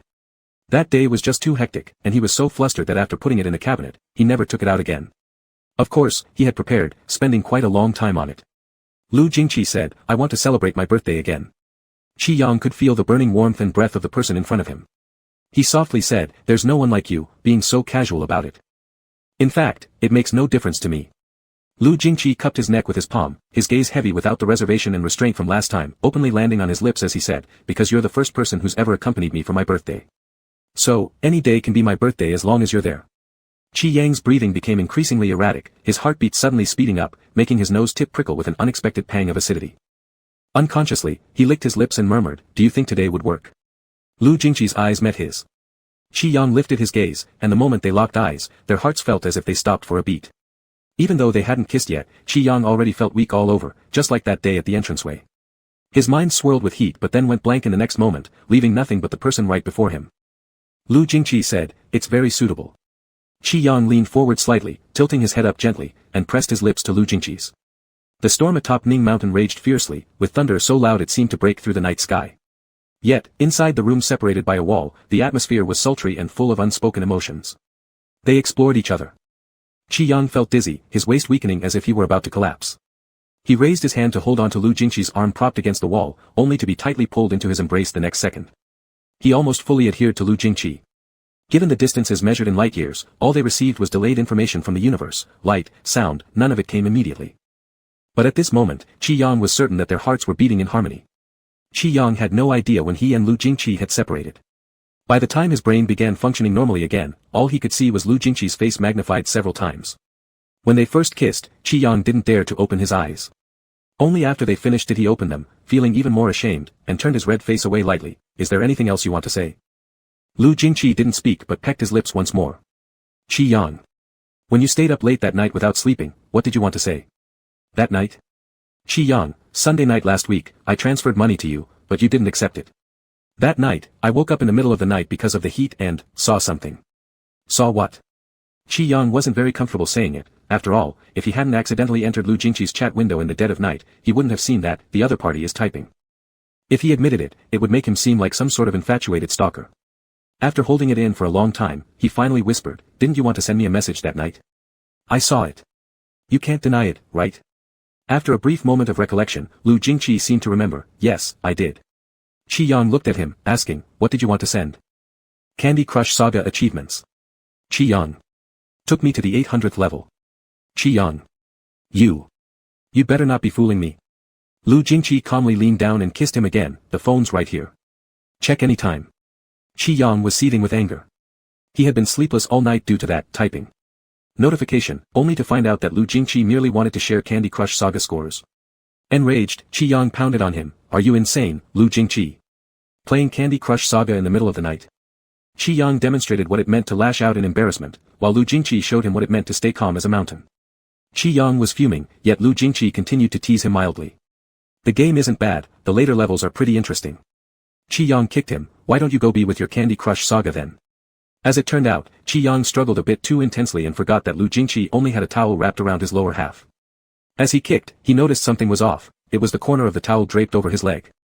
Fortunately, Qi Yang reacted quickly and reached out to grab the towel. And he did manage to catch it. Even though he practically pulled it right to the front of his own body. Stiffening, Qi Yang said hesitantly, do you believe me if I say this wasn't on purpose? Lu Jingqi replied indifferently, I believe you. Qi Yang felt something was wrong with that response. Sure enough, Lu Jingqi's next sentence was, then tie it back, will you? This day had brought Qi Yang a roller coaster of emotions, but luckily, the towel ended up securely tied again. It's just that, closing his eyes while tying still led him to the wrong spot, 7 times in all. The rain outside stopped around 10 o'clock. He sat at the head of the bed watching Lu Jingqi construct some impressive drying contraption using a hairdryer. His t-shirt puffed up like a balloon under the blast of hot air and dried quickly. Sitting cross-legged, Qi Yang said, Lu Jingqi, if one day I'm stranded on a deserted island and can only bring one thing, I would definitely take you. Lu Jingqi wiped his hair dry and responded, it's an honor. It sounds so official, Qi Yang remarked. Lu Jingqi changed his tone, I'm glad. Qi Yang stared at him, then asked, if you were stranded on a deserted island and could only bring one thing, what would you bring? I wouldn't be stranded on a deserted island, Lu Jingqi replied flatly. Annoyed, Qi Yang said, suppose you were. There is no suppose. Inside, Qi Yang began bubbling with resentment as a sense of imbalance took hold. Just as he was about to let it get to him, Lu Jingqi walked to the bedside and said, however, if you asked a different question, for example, who do I like most? Who is most important to me? The first person I think of for anything, I can give you a very clear answer. At these words, the sour bubbles inside Qi Yang flipped 180 degrees. Ah, Qi Yang uttered before clarifying even though he already knew, who is it? Leaning down, Lu Jingqi kissed his forehead, you. Hearing that, Qi Yang was thrilled. When people are happy, they often say things without thinking. Blinking his eyes, Qi Yang teased mischievously, Lu Jingqi, have you ever thought about what if latest wasn't you? What if that day I met latest and liked him, then we wouldn't have a chance. Lu Jingqi lightly arched an eyebrow. So. Realizing something wasn't quite right, Qi Yang bit his lip and abruptly recognized the peril he had placed himself in. Coughing nervously, he tried to retreat, oh. I didn't mean that, I just said it. So, Qi Yang, who do you like more? Confused by the question, Qi Yang asked, who do I like more? Aren't you both the same person? Lu Jingqi blocked his escape route and pulled him over, saying, before we met, you didn't know we were the same person. Silent, Qi Yang couldn't respond. Lu Jingqi pressed further, so, who do you like more? Unprepared for Lu Jingqi's jealousy striking so quickly, Qi Yang promptly conceded, you, of course, I like you better. However, this wasn't the correct answer, as Lu Jingqi followed with, but latest, is me too. We've been flirting for so long, are you saying you don't like it? Beating with sweat on his forehead, Qi Yang panicked. He struggled against the grip. No, it's not what you think. I also like it, it's not that I dislike it. I made a mistake in wording. Lu Jingqi pushed further, so you like both of us. On the verge of losing his mind, Qi Yang's face turned bright red, but he struggled to explain properly. Then, to his shock, Lu Jingqi suddenly tilted his head away, throat bobbing with vibrations. The jerk was laughing. Qi Yang exclaimed incredulously, what? You're playing me? Regaining composure as he turned back with unprecedented mirth twinkling in his eyes, Lu Jingqi feigned innocence, not at all. Enraged, Qi Yang tugged on his ear. Why are you laughing? Lu Jingqi stopped laughing and leaned down to kiss him, no reason. Qi Yang gave him a few light pats on the shoulder but ultimately didn't push him away. Cut it out, I figured out, you're like a rice ball. Looked at from the outside, you're pure white, but when you cut into you, your core is dark, yet the only thing about you that's likable is your handsome face. Lu Jingqi retorted, isn't it exactly what you like? A handsome guy. Qi Yang countered immediately, I'm not that superficial. Lu Jingqi added teasingly, and you also like someone with a good figure. This one struck a nerve that Qi Yang couldn't deny. Didn't you say once that your biggest dream was to kiss a handsome man? Damn it, why did Lu Jingqi still remember that nonsense? He quickly covered Lu Jingqi's mouth, stop bringing up old stories. There's no one like you. That was just random talk. Not like. What isn't like? It doesn't sound like random talk. Qi Yang obstinately said, then how about this, I never got the chance to kiss anyone, so I'm naturally curious. So what about now? Qi Yang mumbled, what now? We've only kissed 2 or 3 times so far. I haven't really tasted anything yet. Let's save this question for later. Lu Jingqi hummed softly and climbed onto the bed, let's ask later then. Sleep early. Qi Yang froze. As Lu Jingqi turned around, he suddenly asked in a low voice, Lu Jingqi, don't you think it's too fast that we're sleeping together in the same bed right after getting together? Lu Jingqi replied indifferently, only if you want to do something. Choked by his words, Qi Yang shook his head hurriedly, no. I don't want to do anything. I just mentioned it casually. After saying that, he quickly rolled over to the other side of the bed, pulling the blanket and burying himself underneath. At one end of the bed was Lu Jingqi, while at the other was Qi Yang, with enough space between them to fit several more Qi Yangs. Holding the edge of the quilt tightly, Qi Yang lay completely still. Click. Lu Jingqi lifted his hand to turn off the light. Darkness engulfed the room, making the sense of hearing and touch dominate. The friction of his body against the blanket kept scratching his eardrums, one stroke after another. It was too quiet. Qi Yang could barely control his breathing and heartbeat. He wasn't sure if Lu Jingqi could hear them, but they sounded crystal clear to him. He thought, it felt as if he was about to explode. Just at that moment, Qi Yang suddenly felt the bed dip a little next to him. Stunned, a warm hand reached over and firmly grabbed his hand in the pitch darkness. Qi Yang's palms were sweating, and he swallowed hard, trying to make his voice sound calm, what's wrong? Lu Jingqi didn't reply. Instead, the next second, Qi Yang was pulled into his embrace. A low voice above his head whispered, why are you hiding so far away? The sound made Qi Yang's ears tingle, prompting him to unconsciously rub them as he mumbled, not hiding, just cooler over here. An obvious lie, yet Lu Jingqi played along, are you hot? Qi Yang didn't respond, keeping his hands and feet rigidly still, avoiding any contact even though they were lying so close. Lu Jingqi nuzzled against his face and said suddenly, you're really hot. Qi Yang pushed away his hand, irritated, are you annoyed or what? Do you even plan to sleep? Didn't we agree to watch the sunrise tomorrow morning? Yes, we will. Though Qi Yang spoke with great determination, his cerebral cortex remained so excited that he lay awake all night. He picked up his phone to check the time, it was 12 o'clock. Unable to fall asleep, an impulse came over him to stealthily launch the game, Match 3, planning to continue playing from where Lu Jingqi had left off, right at level 800. But once he opened it, he realized there was no such level. The screen clearly showed they were only at level 493, without having advanced a single level since Qi Yang last played. Turning around, he saw that Lu Jingqi was awake too. Qi Yang shoved his phone under Lu Jingqi's nose. Where's the level 800? Lu Jingqi's Adam's apple moved as he responded, there is no level 800. Then what the hell did you want to tell me that night? Lu Jingqi took the phone away, his voice low and deep, the words I wanted to say that night have all been spoken tonight. Chapter 56, 56 Sheep. Qi Yang felt that the relationship between people was really strange. The day before climbing the mountain, he was still warning Lu Jingqi not to talk nonsense. However, after spending one night at the homestay, the two of them officially got together. In the morning, Qin Jai came to knock on their door. At that time, Qi Yang was still sound asleep in Lu Jingqi's arms. Lu Jingqi got up to open the door while Qi Yang was half asleep, listening to the noise at the door. Lindsay and I checked the weather forecast. It will rain today as well, just a drizzle. It's expected to last all day. Once it gets light, let's take the cable car down the mountain. Okay. Is Yang Yang still sleeping? Yeah, we went to bed late last night. By 9, we'll be back at the hotel. What were you two doing in the room? Lindsay and I took a shower and then went to sleep. Afterwards, Qi Yang didn't hear what Lu Jingqi said, and he drifted off into dreams again. In an instant, he sat bolt upright from the bed like struck by lightning. Lu Jingqi had returned and closed the door long ago. He handed over the dried clothes to him, and Qi Yang looked at Lu Jingqi as if he'd seen a ghost. His voice was hoarse. What did you say to Qin Jai just now? Just now. Lu Jingqi put down the clothes and said, what you're asking about should have been an hour ago. Qi Yang became even more confused. Lu Jingqi, I said we played some games. That's all. Lu Jingqi, yeah. Qi Yang still felt dizzy, as if he was dreaming. He slowly blinked his eyes, remained dazed for a moment, and then yawned. Oh. I thought you told him.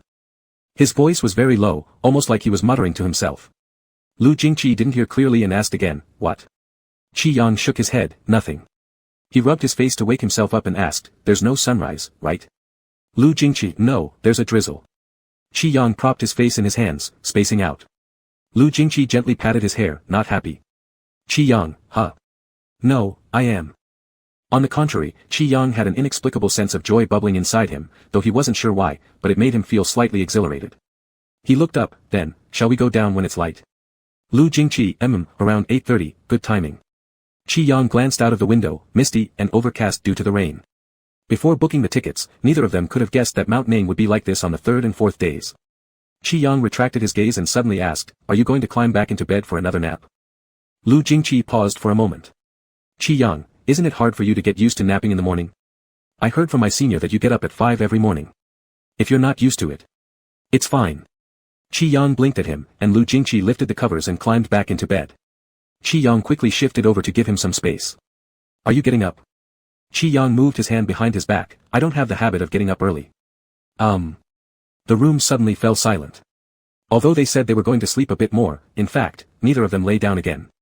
Qi Yang's fingers fidgeted with the bedsheet, and he finally couldn't help opening his mouth. Lu Jingqi. What's wrong? Qi Yang raised his eyes and found that Lu Jingqi was very close. As long as Qi Yang leaned forward a little, their lips could touch. He lowered his eyes, seeing Lu Jingqi's hand resting on his thigh, with long, thin fingers and distinct joints. Qi Yang stared at that hand, noticing a small mole on Lu Jingqi's thumb at the metacarpophalangeal joint. As he was lost in thought, he saw that hand lifting up. Qi Yang froze for a moment, and then the hand rested on his cheek. Qi Yang's chin was gently tilted upwards. The next second, Lu Jingqi leaned over and kissed him. Qin Jai came to knock on the door again at 8:10 in the morning. Leaning against the door frame, he yawned, the rain stopped just now, but it feels like it might come down again. Let's hurry up and go. Both of them inside the room had already packed up. Qi Yang walked out. Do we need to buy tickets for the cable car? Qin Jai, yes, Lindsay has already gone. Qi Yang, oh. Qin Jai stared at his face for 2 seconds. Is there any good news for you?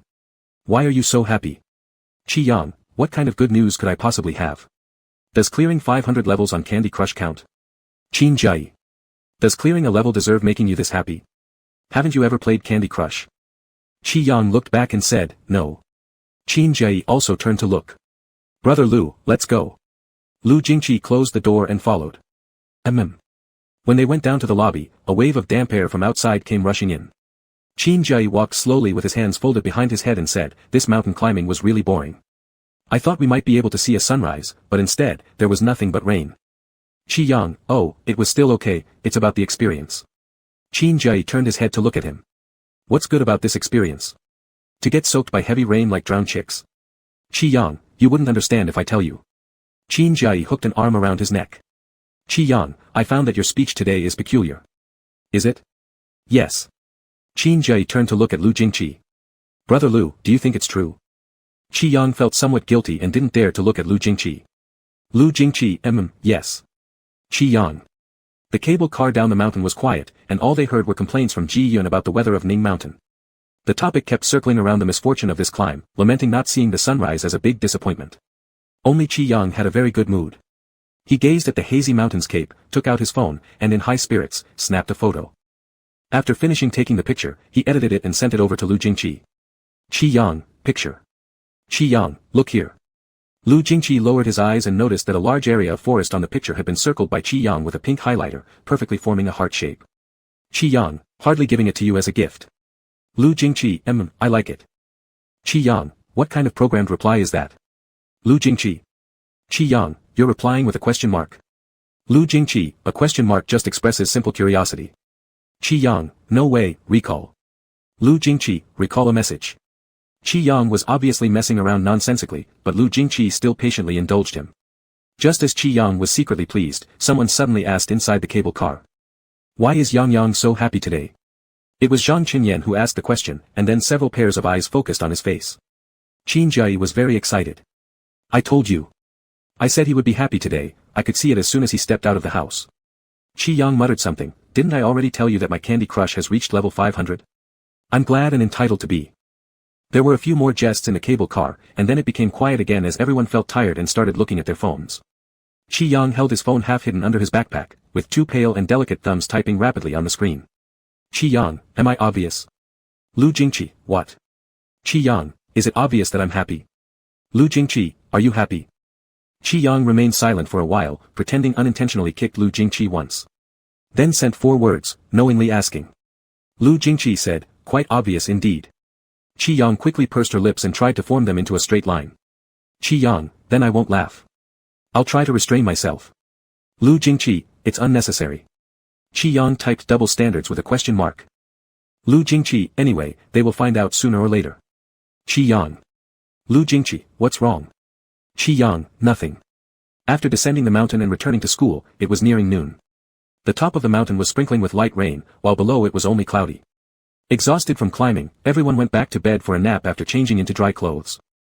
Qi Yang took one extra step, washing himself and changing into clean clothes before getting into bed. On the 5th day, classes at Jiangcheng University began, students returned gradually, and after a May Day holiday filled with continuous rain, the entire campus was enveloped in summer's heat waves. The west side of Mingda Road was shaded with lush greenery, dappled sunlight penetrating through the gaps in the leaves scattered onto the ground. On Wednesday, Qi Yang and Qin Jai had no classes, having just eaten lunch outside the west gate, they leisurely strolled along to digest their food. Qin Jai bared his arms complaining, it's getting hotter and hotter, Zhoucheng remains cooler, whereas Jiangcheng feels like a big sauna room. Qi Yang lazily typed on his phone without raising his head. Yeah, it's hot. Oh right, isn't your sister taking the college entrance exam soon? Do you have any plans? Qi Yang. There are plans, actually Zhou Chu will join her, going to Norway after the exam. What? Norway? Qi Yang. Norway. Going so far away?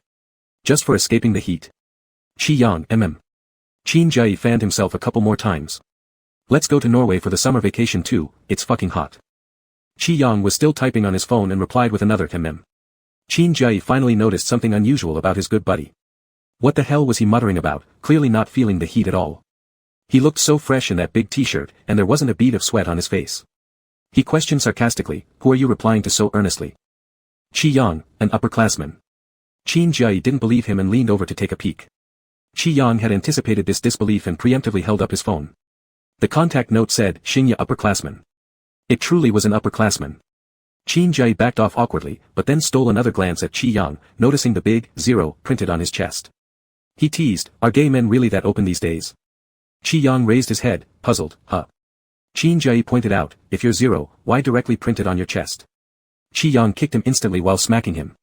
Are you blind, this is a circle. Circle. Your damn 0 isn't written like this. Qin Jai was almost choked to death. I'm wrong, I will be more careful next time, my eyesight is bad. After a pause, Qi Yang stopped hitting him. You deserve to be beaten every day. Qin Jie seemed to have recalled some painful past, sighed. Qi Yang, raising an eyebrow, asked impatiently, what's wrong again? Qin Jie, I've been single for too long. Even if my future girlfriend beats me every day, I'd accept it willingly. Qi Yang, so you're a masochist. Qin Jie gave him a side-eye glance, vulgar. Qi Yang. When they reached the end of the west side of Mingda Road, Qi Yang said, I'm going to visit my upperclassmen at the research institute, do you want to come? Qin Jie waved his hand, I'll pass. I'm injured inside from your beating, let me lie down to recover. After parting ways with Qin Jie, Qi Yang bought several cups of cold drinks, packaged them well, and purchased some sweet cakes before slowly heading towards the research institute. Xingye told him there were many watermelons in the office for everyone to eat together. When Qi Yang arrived, he realized she meant many, as in, a lot. There was a huge basket of watermelons placed by the door. There were 3 people in the office. Zhou Lang was eating watermelon at his desk, while Xingye and Meng Qiu were holding a blender to make juice. Qi Yang handed out the cold drinks and pastries to them and asked, why did you buy so many watermelons? Zhou Lang, Professor Lin had someone deliver them. Qi Yang, did you buy a juicer too? Xingye, the juicer is purchased by Xiao Lu, Little Lu, oh, and there is also a small ice maker in the corner, also bought by Little Lu. In this weather, our office has the most complete equipment in the entire office area. Qi Yang nodded slightly, oh, he said, where's he? Xingye lifted her head, who? Oh, you mean Xiao Lu. Old Chen took him away to discuss a project. He should be back soon. Qi Yang originally wanted to give him a surprise, but now missed his chance. Seeing him standing there, Xingye said, why don't you sit for a bit? Xiao Lu will be back soon. Let me make you a glass of watermelon juice. Meng Qiu shouted loudly, don't put the watermelon rind into the juicer, you've thrown quite a few pieces in. Xingye, my mistake, my mistake. Qi Yang pulled a chair and sat beside Lu Jingqi's desk. Zhou Lang handed him half a piece of melon and a spoon, saying kindly, don't be shy. Thank you, senior brother. Upon hearing this, Xingye quickly prepared a cup of juice and handed it to him. Qi Yang obediently said, thank you, senior sister. Xingye felt incredibly delighted and pinched his cheeks lightly. So tender. Meng Qiu made a sound of disapproval behind them. How can you act like a weirdo, obsessing over coding to the point of madness? Don't scare the junior brother. Xingye, says you, hurry up and send those watermelons over, Zhang Shua and their entire office are waiting for you. Meng Qiu, do I become just a watermelon delivery guy now? Xingye burst out laughing, that's perfect anyway since you obviously don't want to run programs. After the office quieted down again, Qi Yang couldn't help but started inspecting Lu Jingqi's desk. It was cleaner than his own face. He realized for the first time that Lu Jingqi might have a slight obsession with tidiness, the keyboard and mouse were arranged meticulously. Feeling mischievous, Qi Yang reached out and deliberately pushed them crooked. Unknown how much time had passed, when the office door opened and voices from outside floated in. Qi Yang glanced up and caught sight of Lu Jingqi. He was holding a melon in his hands, with a pile of snacks that Xingye had given him, along with watermelon juice and other fruits. Qi Yang inexplicably felt like he was in kindergarten after school hours, parents coming late to pick him up and the teacher bringing him to the office, where he'd eat and drink and cool down with air conditioning while waiting for the parents. He coughed slightly and put down the melon. Xingye looked over, did old Chen let you go? Lu Jingqi walked in, no, we're done. Xingye nodded and called out, have some watermelon. There's still plenty left. Meng Qiu already sent several over to Zhang Shua's team, but there's still half a basket. Lu Jingqi responded with an and approached Qi Yang, resting his long hand on the back of the chair, when did you come? Qi Yang touched his ear, not too long ago, about 20 minutes ago. Lu Jingqi, you didn't send me a message. Qi Yang, aren't you busy? I didn't want to disturb you. Lu Jingqi said nothing. Behind him, Xingye asked, where has Meng Qiu gone delivering melons? He hasn't returned yet. Just as she finished speaking, Meng Qiu appeared at the office door, followed by Zhang Shua's team in a large group. I must say, your group is kind of extravagant. Whose office can afford an ice machine in the summer? Even if they could buy it, they couldn't pay the electricity bills. Jealousy warps my face. Moving around different offices on this floor was common, especially among peers who were all from the same program. They would politely address each other as seniors or juniors. Back when Yumu was around, he was always a frequent visitor to their team's office. Xingye leaned casually against the chair and provocatively said, what can we do? Our junior brother is capable. The speaker responded, sister, stop acting smug, just because you've got benefits doesn't mean you should act superior. You'd make people from Sun Professor's team cry if you told them this, hey, have you heard?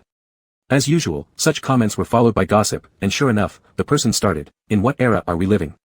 Their office is still using second-generation CPUs, and they're stuck with 32-bit outdated junk operating systems, they're so stingy it's maddening. Don't even mention Sun Professor, that old jokester, filled with mischief. Qi Yang listened intently to the gossip for a moment. When he glanced back, he noticed that the keyboard and mouse he had nudged were back in place. Lu Jingqi was searching something on the whiteboard, and Qi Yang saw it, quietly pushing the items again. He deceives 2 students every year, computers older than they are, I feel sorry for them. You feel sorry for others now? We've got a broken fan in our office blowing bent, don't abuse old stuff anymore. Indeed, one shouldn't make comparisons. Once you do, sleep eludes you. You can't lose sleep over it, you need to make Zhang Shuo lose sleep. How could Chen Beixing keep overshadowing him? Why wait for approval? You're right, he can endure it. Ha ha ha. Qi Yang sipped on his watermelon juice and glanced again. The keyboard and mouse were reset once more.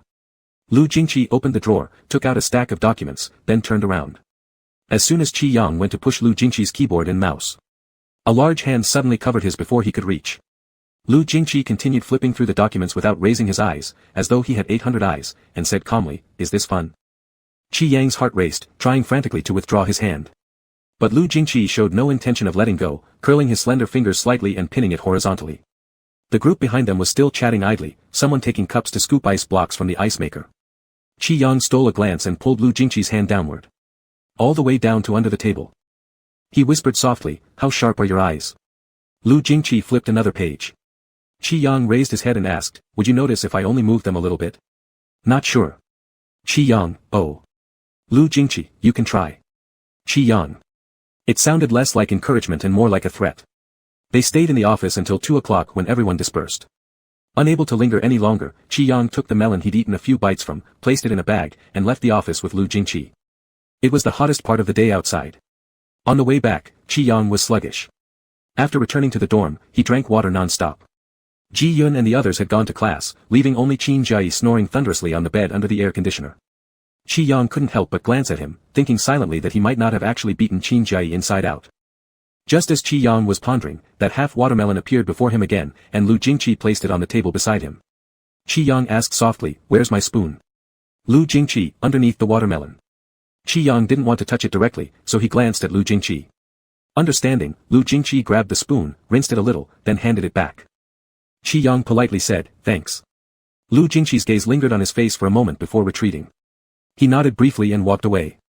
Sitting at his seat, Qi Yang quietly ate the watermelon while watching anime with his headphones on. He wasn't sure how long he had been absorbed in the show when, after disposing of the trash and washing his hands in the restroom, he also rinsed his mouth. Then, he got up intending to leave. But right as he was about to step out, someone suddenly blocked the bathroom entrance.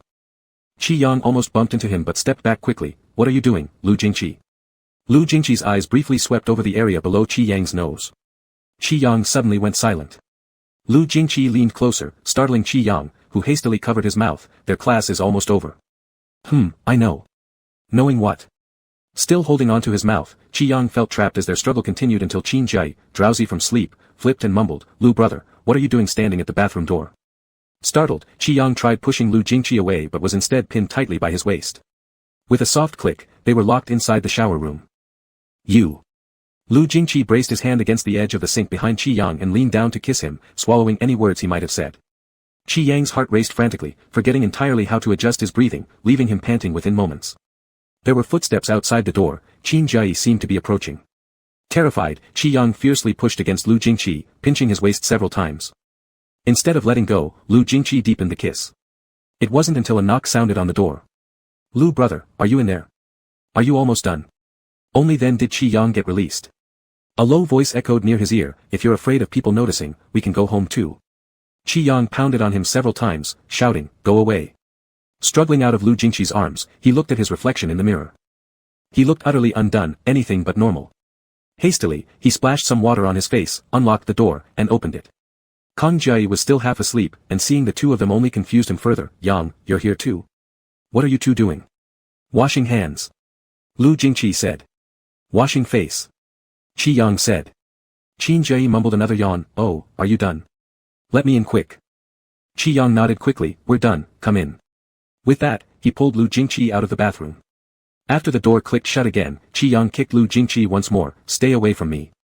Lu Jingqi wasn't the least bit embarrassed, looking at him calmly and asking, "How far should I stay?" Qi Yang wouldn't play word games with him, snapping, "No nonsense." Lu Jingqi hummed, then kissed him lightly again. Qi Yang nearly jumped, glaring daggers at him. That night in the dorm, with everyone around, Qi Yang didn't dare give Lu Jingqi even a glance. They were all busy yelling and arguing over video games. This mage must be trolling, this is absurd, Qin Jai muttered angrily with a lollipop in his mouth. After a long and frustrating round ended, they all looked disheveled from the loss. Putting his phone away, Qin Jai said, no more, no more. Let's eat something. He picked up a bag of chips from his desk, tore it open, and crunched on a couple. Yang, do you want some? Qi Yang sat silently at his desk, oh, no thanks. Qin Jai turned to Lu Jingqi, Lu brother, do you want some?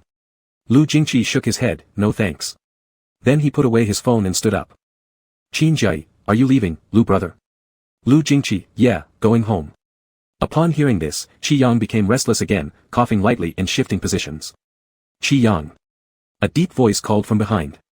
Qi Yang's back tingled, forcing himself to act calm, what is it? Teacher Lin wants to help you make up for some missed astronomy lessons. Come along. Qi Yang. Suddenly, a hand gripped onto the backrest of his chair. Qi Yang swallowed. Oh, good. Chapter 57, 57 Sheep. 1649c actually doesn't contain that much obscure astronomical knowledge, nor does it require a quasi-doctor studying celestial theoretical physics to explain it. Lin Tianyi certainly wouldn't carelessly ask someone to do such a trivial thing. Lu Jingqi didn't even bother to find a logically coherent excuse, making Qi Yang's face turn red before he even left the dormitory, almost letting others notice. After leaving Building C, Qi Yang walked alone on one side, fidgeting with his backpack strap, keeping a full meter of distance from Lu Jingqi. At this time, there were many students on the Mingda West Road, bustling with noise. Qi Yang lowered his head and typed on his phone. Qi Yang, Lu Jingqi. The person next to him heard the special notification sound from his phone but ignored it. Qi Yang sent again, Lu Jingqi. Still no response. Qi Yang, Lu Jingqi, Lu Jingqi, Lu Jingqi, Lu Jingqi, Lu Jingqi. No movement. Qi Yang, did Teacher Lin really say that? The person beside him acted as if they were deaf. Qi Yang, unable to bear it any longer, looked up, look at your phone. Lu Jingqi finally reacted, walking to his side and putting an arm around him. Then, he lifted the phone by grabbing Qi Yang's hand. After a second, a voice came from above his head, no. Qi Yang was forced to hold up his phone, somewhat annoyed, it wasn't for you to see mine. Lu Jingqi raised an eyebrow, is it different? Qi Yang. Lu Jingqi asked again, what does the dash in the note mean? Qi Yang, what dash? He glanced at the screen, that's your nickname, what does it have to do with me? Lu Jingqi, so you haven't noted anything for me? Qi Yang fell silent. Lu Jingqi, Qi Yang. Qi Yang was now scared, let's go back, I'll change it when we get there. Lu Jingqi said nothing, so after looking around, Qi Yang quickly whispered, I'll change it until you're satisfied. Finally, like a dignitary bestowing grace, Lu Jingqi, Ed. Qi Yang wanted to punch him. When they got home, Qi Yang bent over at the entrance, entering the password. The person behind seemed to remember something and started bringing up old grievances. Did you change the password because you didn't want to see me? Qi Yang almost pressed the wrong button due to his words, turning back with annoyance, that happened so long ago, why are you still bringing it up? Last week. With a correct input, a ding sounded, the door opened. Qi Yang rushed inside, throwing out, indeed, I didn't want to see you last week. After changing his shoes and heading towards the sofa, he didn't hear Lu Jingqi's voice from behind. Unable to resist, Qi Yang stopped and turned back, adding, of course, that was also last week's matter. No one forces me to continue not wanting to see you just because I didn't want to last week. This was already the most straightforward compliment Qi Yang could offer. Lu Jingqi, ed again and walked over. Qi Yang was dissatisfied with his, standing there glaring as he awaited a continuation. Having said all that, how come Lu Jingqi didn't climb down the steps to praise him a bit? While waiting for an answer, his lips were suddenly kissed. Lu Jingqi, so this week you want to see me? Qi Yang, I've always wanted to see you. After these words were spoken, Qi Yang's face instantly turned red, and all the momentum from earlier vanished with that kiss. He stood there for quite some time. When he eventually spoke, it came out as, That's not what I meant. Qi Yang truly had a stubborn personality, but his stubbornness was of the kind that could bend both ways. Lu Jingqi, which meaning? Not that I really didn't want to see you. I know. Qi Yang's face turned even redder. Very uneasy, he kept touching his neck, glancing sideways at the sofa, oh. If you know, then that's fine, isn't it? Weren't we talking about changing the notes? If you want to change them, let's do it. Want to change? Lu Jingqi's gaze dropped, but now there's something else I want more. Qi Yang's eyelids trembled slightly. Moments later, he mumbled, actually, I do too. Lu Jingqi, is it the same thing? Qi Yang pursed his lips slightly. Lu Jingqi leaned down, his nose touching Qi Yang first. Qi Yang shivered slightly, his breathing suddenly becoming heavier. He opened his mouth, we've only been together for a few days, and we've kissed so many times already. It's still not enough. Lu Jingqi's breath caressed his lips, ticklish yet warm. Qi Yang's mind began to grow hazy again. He lightly tiptoed, and Lu Jingqi kissed him.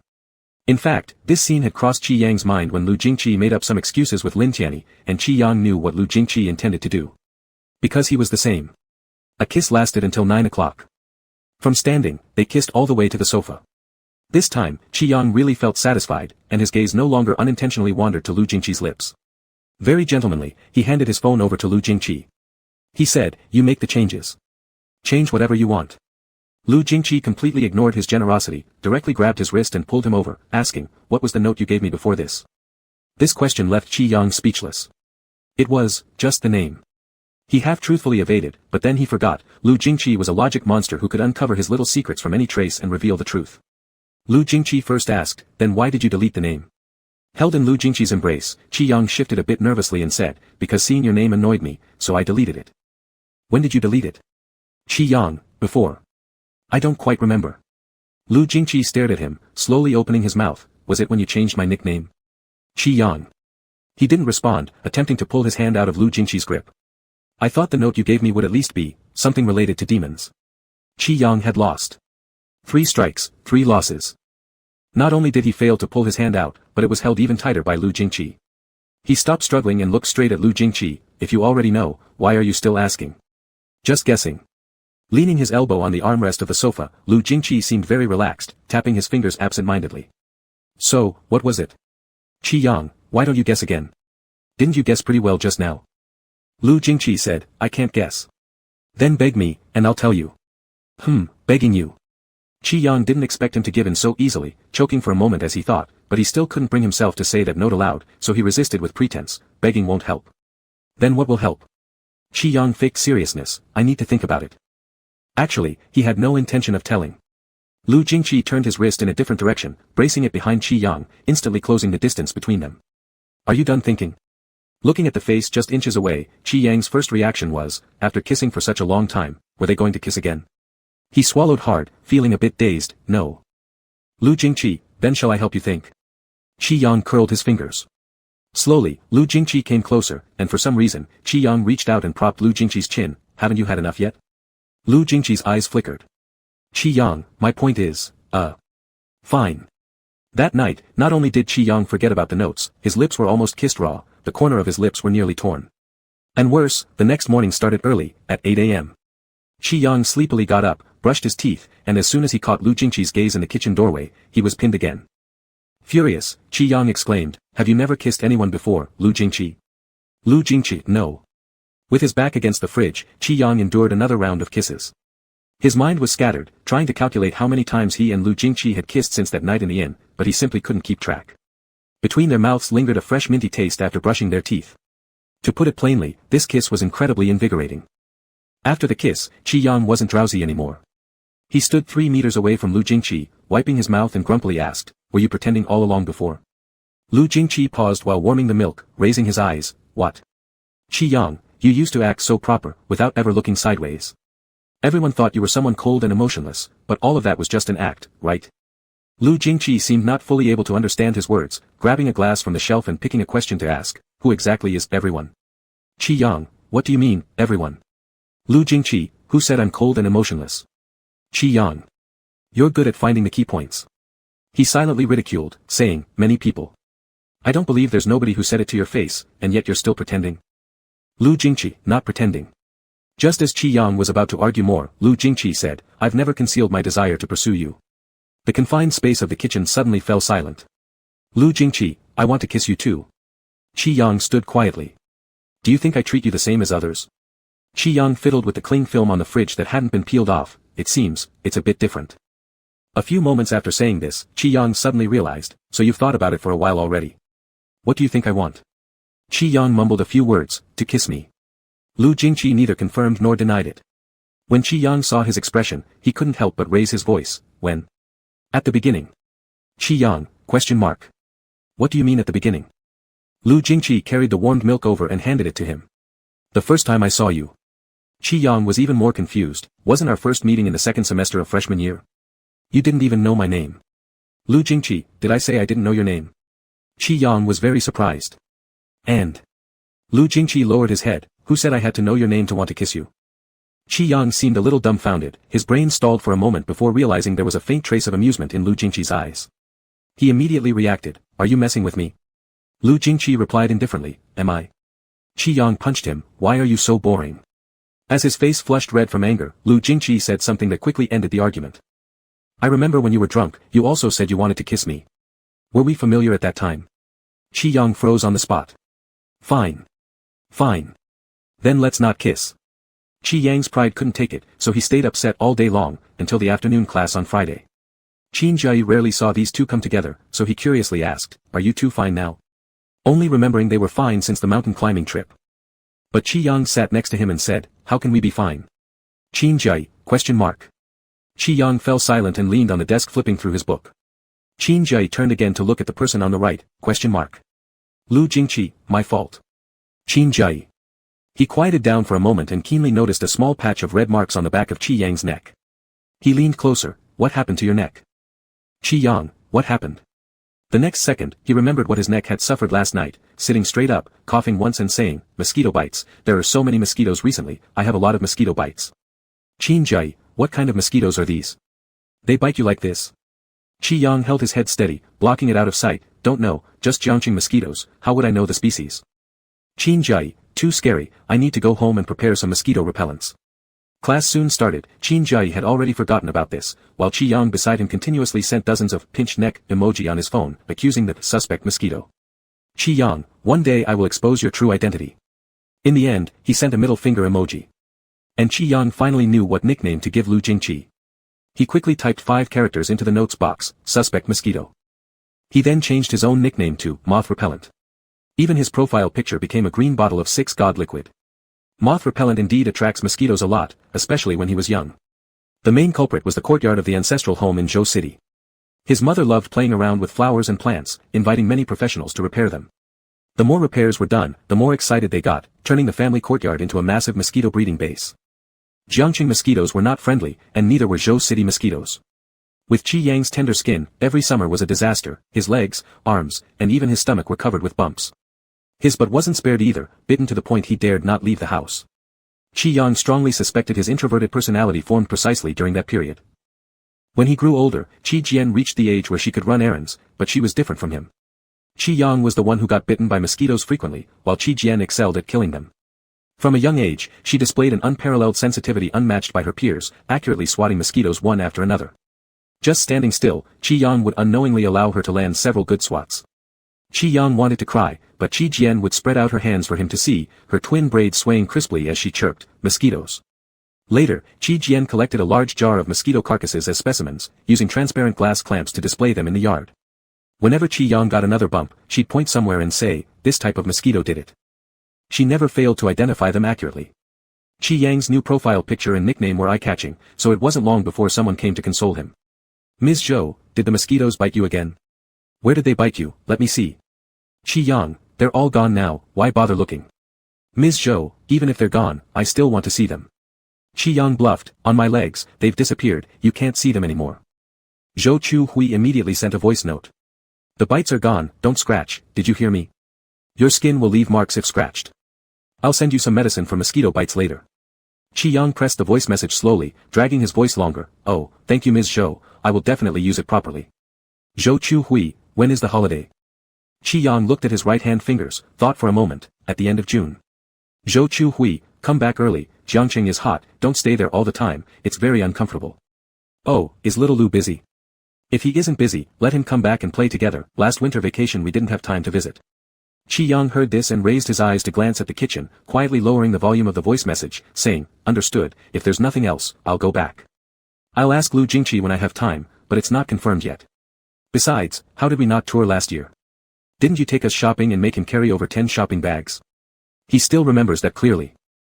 Zhou Chu Hui indeed scolded loudly, fortunately Qi Yang had already lowered the volume. Zhou Chu Hui, are you mocking me? Mocking the 50 steps by taking about 100. I asked you to take people out to play, but instead, you took them to sleep in the cinema. Neither the Zhus nor the Qis have such hospitality. Qi Yang stubbornly said, that was Lu Jingqi's own choice to watch a movie. Zhou Chu Hui sent him an abstract emoticon package to mock him, which she undoubtedly borrowed from Qi Jian. Qi Yang. Well, you can invite him yourself then, anyway, I can't learn your family's way of entertaining guests. Just as these words were spoken, there was a commotion from the kitchen side. Chi Yang quickly released the voice message button, then turned off Zhou Chu Hui's message box. He stepped down from the sofa in slippers, went into the kitchen, took a round of it, picked up a cut piece of apple, and said, Lu Jingqi, are you secretly attending cooking classes behind my back? Lu Jingqi, no. Chi Yang leaned over, then did you learn on the spot? Lu Jingqi lifted his phone to show him the electronic recipe. Chi Yang, oh, you're quite talented. Complimentary to you. Chi Yang bit another piece, indeed quite complimentary. Just as he was about to eat the last half, Lu Jingqi suddenly tilted his head and nibbled it away from between his lips. Chi Yang stared wide-eyed, why? Aren't there more? I've eaten already, it's full of saliva. Lu Jingqi glanced at his lips. Chi Yang realized and covered them quickly. Eat, it's yours. After his apple was snatched, he turned around and rummaged through the fridge for an ice cream cone. Ever since this suspected criminal mosquito frequently appeared at his house, Chi Yang's standard of living began to rise sharply, and his self-discipline, no, he should call it his law was terrifying, going to bed early, getting up early, 3 meals a day without fail, each meal nutritionally balanced. Lu Jingqi always claimed he couldn't cook, but every meal he made suited Chi Yang's taste perfectly. Anyway, ever since Lu Jingqi arrived, Chi Yang never had stomachaches again. If Zhou Chu Hui knew her son was being taken care of by someone far away in Jiangcheng, she would be moved to tears. Chi Yang leaned against the refrigerator eating an ice cream cone when Ms. Zhou's message frame started flashing on his phone again. Ms. Zhou, is little Lu with you? Chi Yang played dumb, huh? His Ms. Zhou from a previous life must have been a roundworm because just by hearing one word, huh, she sensed something was amiss and immediately called over. Chi Yang clumsily almost threw away the ice cream cone. Lu Jingqi noticed and looked back at him. Chi Yang put a finger to his lips and shushed quietly, then rushed out holding the phone. What are you doing? He's not here, just me alone. My son wouldn't live with others like that, even Qin Jai coming over for 2 days got chased away by me, really, look, no one is in the room, and no one is in the guest room. Chi Yang took a bite of the ice cream and mumbled, Lu Jingqi is busy at school. Not everyone is as idle as your son, he really isn't here. Why don't you send him a message? Why ask me? Kitchen. No one in the kitchen either, maybe a bird flying outside hit the window. Chi Yang was just fumbling around with excuses on his phone when he accidentally collided with someone as he turned around. Dazed, he looked up. Lu Jingqi was leaning against the wall with crossed arms. Ms. Zhou. Chi Yang's freshly spun lie was instantly exposed. Zhou Chu Hui had particularly sharp ears. Chi Yang. What nonsense are you telling me? Chi Yang, nope.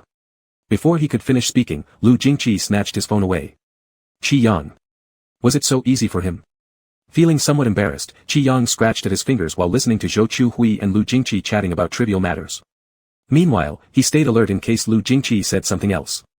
After a while of this, Chi Yang wanted to head into the kitchen but was held back by another hand from Lu Jingqi. As he looked up, Lu Jingqi gave him a faint glance. Chi Yang immediately lowered his gaze again. A few minutes later, even their summer holiday plans were settled.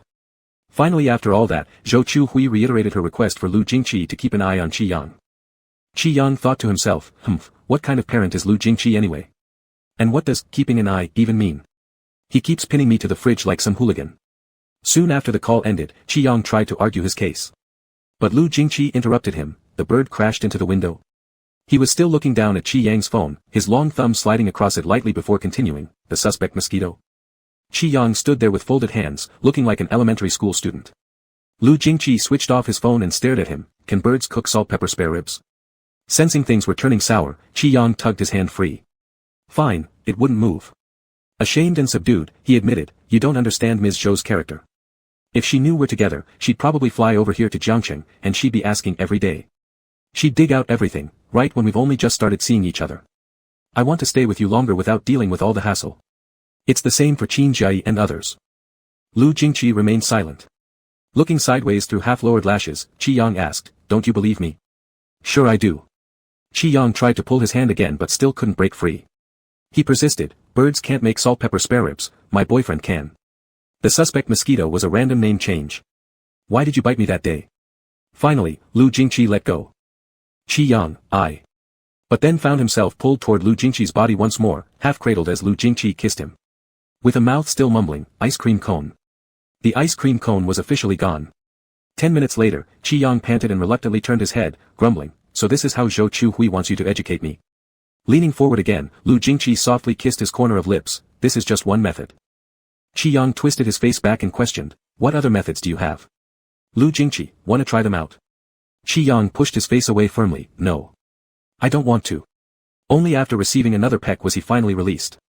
Lu Jingqi went to tidy up the remains of the ice cream cone that fell on the floor, and Qi Yang returned to the kitchen to search for another one. From outside the kitchen, Lu Jingqi still managed to comment, "Will you eat dinner after having so many ice cream cones?" Qi Yang didn't look up, of course. Eating ice cream doesn't conflict with eating meals. Lu Jingqi stopped talking after that. Just as Qi Yang happily grabbed another vanilla-flavored ice cream and began tearing open its packaging, Lu Jingqi came back from cleaning up, and in a flash, took the cone from him. "Eat it tomorrow." Qi Yang almost revolted right there and then, but Lu Jingqi lifted the cone high, daring him to snatch it back if he dared. "What makes being taller by a few centimeters so special?" He said, okay, I won't eat anymore." "Good." Standing to the side, Qi Yang watched resentfully as Lu Jingqi casually tossed the ice cream back into the fridge. "My mom doesn't care how many cones I eat." "Lu Jingqi, I'm not your mom." Qi Yang was stunned. Lu Jingqi's gaze flickered over, paused a moment before he spoke. "I voluntarily went to the cinema, not for watching movies. Just because I wanted to spend time with you." Chapter 58, 58 Sheep. Zhou Chui sent the medicine he was waiting for, which arrived 2 days later.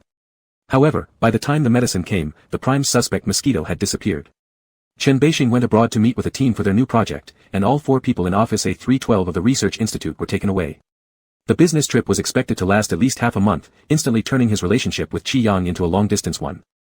He attended classes during the day and drew drafts at night, streaming live, and before he knew it, many days had passed. His boyfriend abroad had a completely opposite schedule. Qi Yang said "good night" in the morning and "good morning" at night, almost confusing himself mentally. Eventually, he stopped asking altogether. On Friday, after submitting his draft, Qi Yang lurked in the project group's chat room and watched everyone chatting, joking around, and sending provocative images. Among them, Zhao Shi took the lead with pictures so lewd they were painful to look at. Over time, Qi Yang had endured quite a bit from Zhao Shi's influences. "Zhao Shi, my net friend photoshopped Jiang Xian's picture. I laughed until I cried." "Zhao Shi, picture." "Zhao Shi, teacher Yang can't draw mutated chase, but the netizens surely know how to Photoshop." The others in the group saw the picture and started spamming messages. "What is this ridiculous picture? Ha ha ha ha ha ha.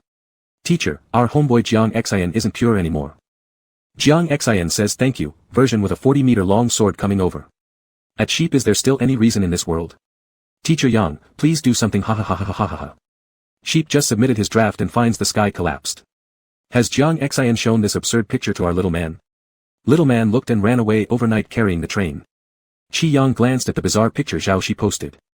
"Sheep, too outrageous. Can't control it." The others continued laughing in the group chat as Qi Yang switched interfaces after a while. Not long after, Zhao Shi private chatted him. "Zhao Shi, does this chase look familiar to you?" Qi Yang. "Qi Yang, I'm going to report you to the cyber police." Zhao Shi, no. Zhao Shi, haven't you seen that this is the dragon chase from Teacher Jelly's, without holy light, version? Zhao Shi, picture. Zhao Shi even helpfully zoomed in on and pointed out the specific part of the picture for him. Qi Yang fell silent. "Qi Yang, thank you, even if I memorized the manga thoroughly, I wouldn't remember details like this." Zhao Shi, now you remember. Zhao Shi, our house's baby dragon's chase can mutate. Qi Yang, get lost. Qi Yang, I'll seal your account someday. Qi Yang, middle finger. Zhao Shi, if you dare say such things when Teacher Yang streams live, why shouldn't I say it privately? Zhao Shi, Teacher Yang, log on and draw me a sexy guy for critique. Qi Yang, exhausted after handing in the manuscript, I'm going to play some games in an entertainment stream. Qi Yang, refer to the neighboring live streaming room of Teacher Chu, you can let him draw sexy guys for you. Zhao Shi, Teacher Chu's soul has exploded recently. He's been painting fiery anime shows, if I mention such vulgar stuff, he would throw me out. Qi Yang, you realize that too, right? Qi Yang, Teacher Yang isn't someone who deals with vulgarity either.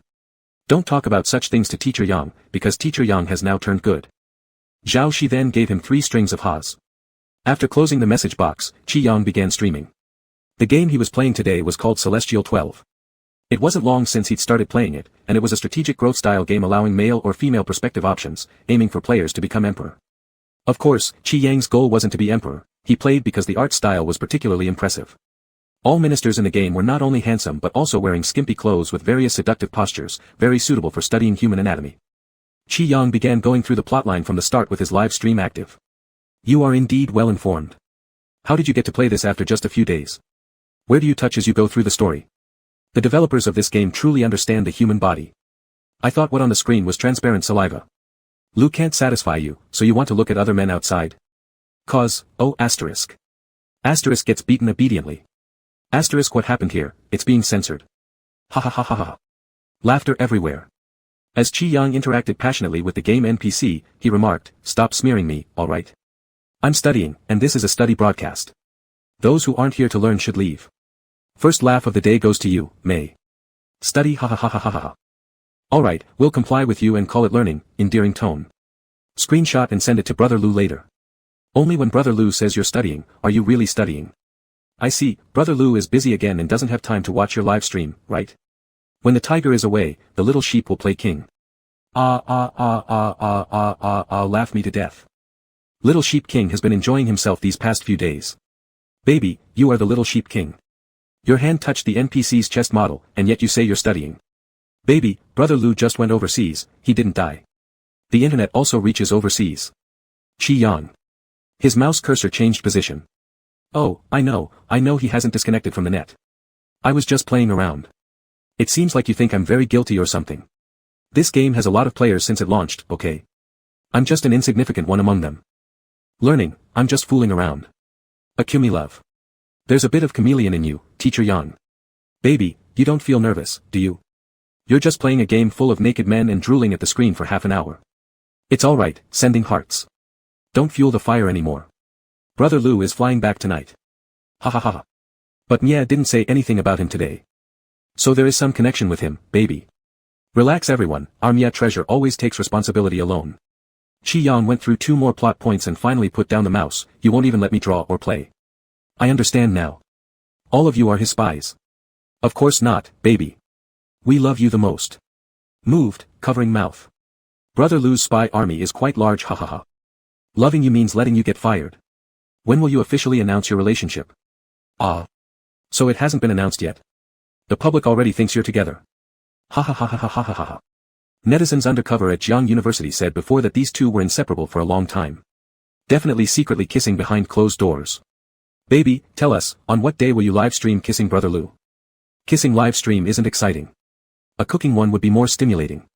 Suddenly thinking, games and drawing aren't allowed. Then how about D-station attention on so many borderline lewd guys? You've got a point there. Qi Yang, I haven't subscribed. There are only 60 people on my follow list, all official accounts and painting bloggers. I'm not taking this blame. Big account without small accounts. Where's your small account then? Did the small account go crazy liking dirty stuff, Mia? Which borderline guy does Mia like the best? Which of those borderline men can match Brother Lu's physique? Neighboring latest requests combat. True, late teacher's physique is really strong, but he looks like a robot. So, does anyone know if latest is real? No idea. They didn't tell me. Isn't late teacher married? If he has a spouse, how could he be a robot? They say his spouse is also a robot. Ha ha ha ha ha. Forum has a thread exposing that these two are part of a marketing team. Spouse might be a real person, has an account. Who is spouse? Spouse ID is sheeped. I have a plan. Keep your plan. Seeing this, Qi Yang quickly denied everything 3 times, not me, it has nothing to do with me. I don't have a secondary account. There are thousands of users on D-Station called sheeped. They can't all be me, right? So baby sheep, do you really not fancy late teacher? Ha ha ha ha ha ha, she likes him to death. I think Mia must have tipped at late teacher's live stream. Mia has tipped every single borderline guy's live stream. I searched for D-Station usernames related to sheep, and there are over 70,000. I understand now. Mia created 70,000 accounts. Each account follows one borderline guy. Are there 70,000 borderline guys on D-Station? There'll be more and more soon. It gets boring after watching too much. It turns out only cool guy qualifies as heaven sent. Just like the way you dislike me liking you. Human nature is inherently lowly. Your Majesty has never seen such a type. Grass, ha ha ha ha ha ha ha. Qi Yang spent the weekend at home for 2 days. Without Lu Jingqi around to supervise him, his quality of life visibly declined. Not only was his schedule irregular, but most importantly, he wasn't eating well. Qi Yang didn't want to order takeout and usually stayed in school. The canteen at Jiangcheng University served some pretty decent meals, with a few windows that Qi Yang especially liked. He would often visit them, and occasionally, Qin Jia would join him for an indulgent meal outside. Qin Jia, who had a similar taste, would also accompany him. Qin Jia was praising his recent emotional stability while simultaneously scolding him for being ungrateful and heartless. Qi Yang was sucking on candy while watching anime at the table when he responded to Qin Jia's comment with an insult, "Go away." Qin Jia retorted, "Only when Brother Lu isn't around do I become your good buddy, I'm your backup friend." Qi Yang sarcastically replied, you can't even catch up as my backup. Qin Jia, incredulous, grabbed his shoulders and shook him, how can I not keep up? I think my looks are only second to Brother Lu, can Jiangcheng University find anyone handsomer than me? Qi Yang, speechless, pushed his hand away, if there's no mirror, you'll pee anyway, Qin Jia. Qin Jia really went to check himself in the mirror, then after a while, he said, I look handsome, very distinctive too, it's just that Brother Lu and I aren't on the same track, among straight men, I'm the top face, among gay men, Brother Lu is the top. Qi Yang paused his motion of biting the candy and looked up. Qin Jia flicked his hair a couple of times to look cool and suddenly remembered something, oh, right, did you know Brother Lu likes men? Qi Yang remained silent. Qin Jia leaned in as if sharing a big secret, for real, I'll stake my head on this, Brother Lu personally told me he likes men, absolutely true. Qi Yang finally came back to his senses, oh. Qin Jia was astonished, you're just saying, oh. You already knew. Qi Yang touched his ears, no, I didn't know. Qin Jia doubted this. Qi Yang kept quiet and continued watching anime. Qin Jia questioned, Brother Lu likes men, aren't you excited? Qi Yang asked back, why should I be excited? Qin Jia pointed out, because you're a man. Qi Yang responded dryly, so are you. Qin Jia urged, stop changing the subject, be serious. Do you think Brother Lu might have a crush on you? Qi Yang swung his legs, I look so handsome, who knows? Qin Jia stroked his chin, come to think of it, Brother Lu does treat you differently than others. As he spoke, he lowered his head, looking at Qi Yang like he was observing a monkey, you do look better than others, though still less attractive compared to me. Qi Yang kicked him, right, you're so handsome. Then, could it be possible that Lu Jingqi has a crush on you? Qin Jia exclaimed, what the hell? I'm a straight guy. Qi Yang retorted dryly, then say it to Lu Jingqi. Qin Jia placed a hand over his chest, dude, I don't like men, let alone someone like Brother Lu who could send me flying with one punch. I prefer sweet and soft sisters. What if Brother Lu really likes me? Qi Yang smirked, if you have the guts, tell that to Lu Jingqi. Qin Jia sighed deeply, while Qi Yang got up holding his phone. Qin Jia kept nagging behind him, sheep, why don't you try seducing Brother Lu? I think you two suit each other. Qi Yang simply replied, alright, I'll go tomorrow. Qin Jia kept following, let's make 419 happen between the two of you. Internal consumption would be such a waste, wouldn't it? Slap. Qi Yang entered the bathroom, giving Qin Jia a cold shoulder by closing the door in his face. Finally, his ears were at peace. Sitting on the toilet, Qi Yang sent a message to Lu Jingqi. Qi Yang, when did you tell Qin Jia that you like men? There was no response from the other side, which was normal because according to the time difference, it was about 4 in the morning where Lu Jingqi was. Bored, Qi Yang sent another message, handsome, miss you. Then withdrew it. Qi Yang, want to kiss you. Withdrew again. Qi Yang, don't want to have a long-distance relationship. Withdrew again. Every message Qi Yang sent, he immediately withdrew, enjoying the process immensely. Qi Yang, I saw you taking a shower that day. Qi Yang, your chest muscles are huge, how much per night? Qi Yang, red beans grow in the south. Qi Yang, Lu Jingqi is a male model. Qi Yang, kiss JPG. Qi Yang, kiss JPG, X10086. After sending the last kiss across the network line, Qi Yang also withdrew the last emoticon package, leaving the chat window lonely with only the first question remaining. Just as he was about to get up, his phone vibrated. Suspicious mosquito, why did you withdraw so many messages? It was obvious that the other side had just woken up, and Qi Yang was carefree. Qi Yang, mind your own business. What did I send? Qi Yang, since you don't check messages often, I won't tell you. Qi Yang, guess then. Suspicious mosquito paused for a moment, 2 days before we went hiking. Qi Yang, what are you talking about with 2 days before hiking? Suspicious mosquito cited a message, a few days before hiking. You said it on the day before we met. Qi Yang, oh. He glanced at the time again and said, aren't you awake pretty early? Suspicious mosquito, yeah, can't sleep. Qi Yang, why? Missing me? Suspicious mosquito, how did you know? After a long pause, Qi Yang typed 4 characters, I'm a mindworm. After sending this message, Lu Jingqi didn't reply for a long while. Qi Yang's legs went numb from sitting too long. 2 minutes later. Suspicious mosquito, I've gotten up, talk later. Qi Yang. What a cold response. Holding his phone, Qi Yang waited a bit, realizing Lu Jingqi had indeed disappeared after that message. Feeling annoyed, he cursed Lu Jingqi silently in his mind, closed the chat window, and came out of the bathroom. Fine, if it's about replying later, he wasn't too bothered. Not overly concerned, Qi Yang walked out and circled around Lu Jingqi's desk, tilting the neatly stacked books askew. That night, not overly concerned, Qi Yang had a dream where Lu Jingqi returned to the country. Upon waking up, all he saw on his phone was Lu Jingqi's cold message, talk later. This left Qi Yang restless and unable to sleep by 6 in the morning. For the next few days, Qi Yang didn't send a single message to Lu Jingqi. Instead, Lu Jingqi asked him twice what he was doing, but Qi Yang left those messages unread. During this period, he also conducted a live stream, repeatedly reviewing the plot of the drama series 12 Stars, praising one nobleman over another, never mentioning Lu Jingqi. On Thursday, Ji Yun and the others decided to go drinking after class. They chose a bar near Jiangcheng University where they were quite familiar. It was a rather pleasant clear bar where their dorm had gathered last year. However, today only 5 of them were present. Everyone still vividly remembered Qi Yang's drunken state from last year, laughing as they teased him, "How many cups are you planning to drink today, sheep?" Qi Yang, "What do you mean how many cups?" Ji Yun, "How many until you're knocked out, ha ha ha ha ha." Zhang Chenyan, "I remember last year, Yang Yang fell after 3 cups. But Yang Yang drank 9.5. Ji Yun, "Let's give Yang Yang 3 beers then." Qin Jia kept waving the electronic screen for ordering drinks at Qi Yang, "How about I get you more fruit juice instead, big brother?" Qi Yang, "Just amazing." In the end, they naturally didn't order any fruit juice. The server brought out 7 or 8 boxes of beer and included 2 fruit platters for free. Qi Yang remarked, "Last time, I didn't see this bar being so generous." The server replied, "That table's guests sent these and said to charge it to their bill." It was strange, how did someone send fruit platters to 5 big guys? They looked up, and in the corner booth, someone waved. "Oh, an old friend, Yu." He gave Qi Yang a bright smile, revealing his teeth in a very enthusiastic manner. For a moment, everyone quieted down until Qin Jia broke the silence, saying, "No wonder they say sports students have white teeth." Ji Yun and the others couldn't hold back their laughter, slapping the table. "Damn, you're not kidding. I saw his 2 rows of teeth just now." Yu was actually a really decent person, even though he could be a little stubborn sometimes.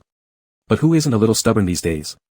Qi Yang lifted his beer glass and gestured a thanks to him without making a sound. Yu was delighted and immediately gulped down the contents of his glass. Soon enough, their table got lively as well, with Qin Jia leading the fun with exaggerated jokes and boasting, clinking glasses on the table continuously. Qi Yang listened intermittently while unintentionally having 3 or 4 cups. Though Zhang Chenyan mentioned that he'd fallen drunk after 3 cups last year, his mind remained clear even after the 3rd cup passed. Whether it was due to the beer having a low alcohol content or Qi Yang improving his alcohol tolerance, anyway, he didn't get drunk easily and still found time to occasionally check WeChat on his phone. Qin Jia boasted like crazy, making everyone laugh wildly. Ji Yun hooked his arm around Qin Jia's neck, forcing alcohol down his throat while laughing and scolding him, "You're bullshitting here." Qi Yang laughed along, too. After the laugh, he took another glance at his phone. He didn't know what was wrong. Even though he felt the excitement and enjoyed the others' casual joking, there was still a hollow feeling in his chest. It was like sitting at a table filled with dishes you loved, except the centerpiece that you adored most wasn't there. It's not that the other dishes weren't tasty, but it made him restless, constantly thinking of that one dish that never came. And the more it stayed out of reach, the more he craved it. Qi Yang glanced at his phone again, only to suddenly realize he had been circling around the top pinned message all along. His fingers paused for a moment. Then he internally sighed 3 words, "Is it really necessary?" Qi Yang was usually quite reasonable and extremely conscious of appearances and stubborn. Asking him to cajole or act cute and clingy was practically impossible, even when he was much younger. Back then, he would follow Zhou Chuehui around, but the wildest thing he ever did was hiding Zhou Chuehui's shoes about to go out, assuming that without those shoes, Zhou wouldn't leave far. His tumultuous waves always seemed hidden deep inside, his yearnings and affections too. After 3 rounds of drinking, they had consumed half their beer. Finally, in response to the urging from his friend's table, Yu came over from the corner booth to have a cup with them. On this side, apart from Qi Yang, none of the others had interacted much with Yu, only hearing stories that he was quite formidable on the court and generous since he sent the fruit platters earlier. So, they warmly welcomed him and invited him to sit down. By now, Qi Yang had already had 8 cups and was dizzy, barely able to prop up his head as he watched them drink. Perhaps slightly tipsy from alcohol already, Ji Yun and the rest hit it off quickly with Yu after just a few drinks, addressing each other, brother, and little brother, which soon led to ordering more alcohol until empty glasses accumulated excessively on the table.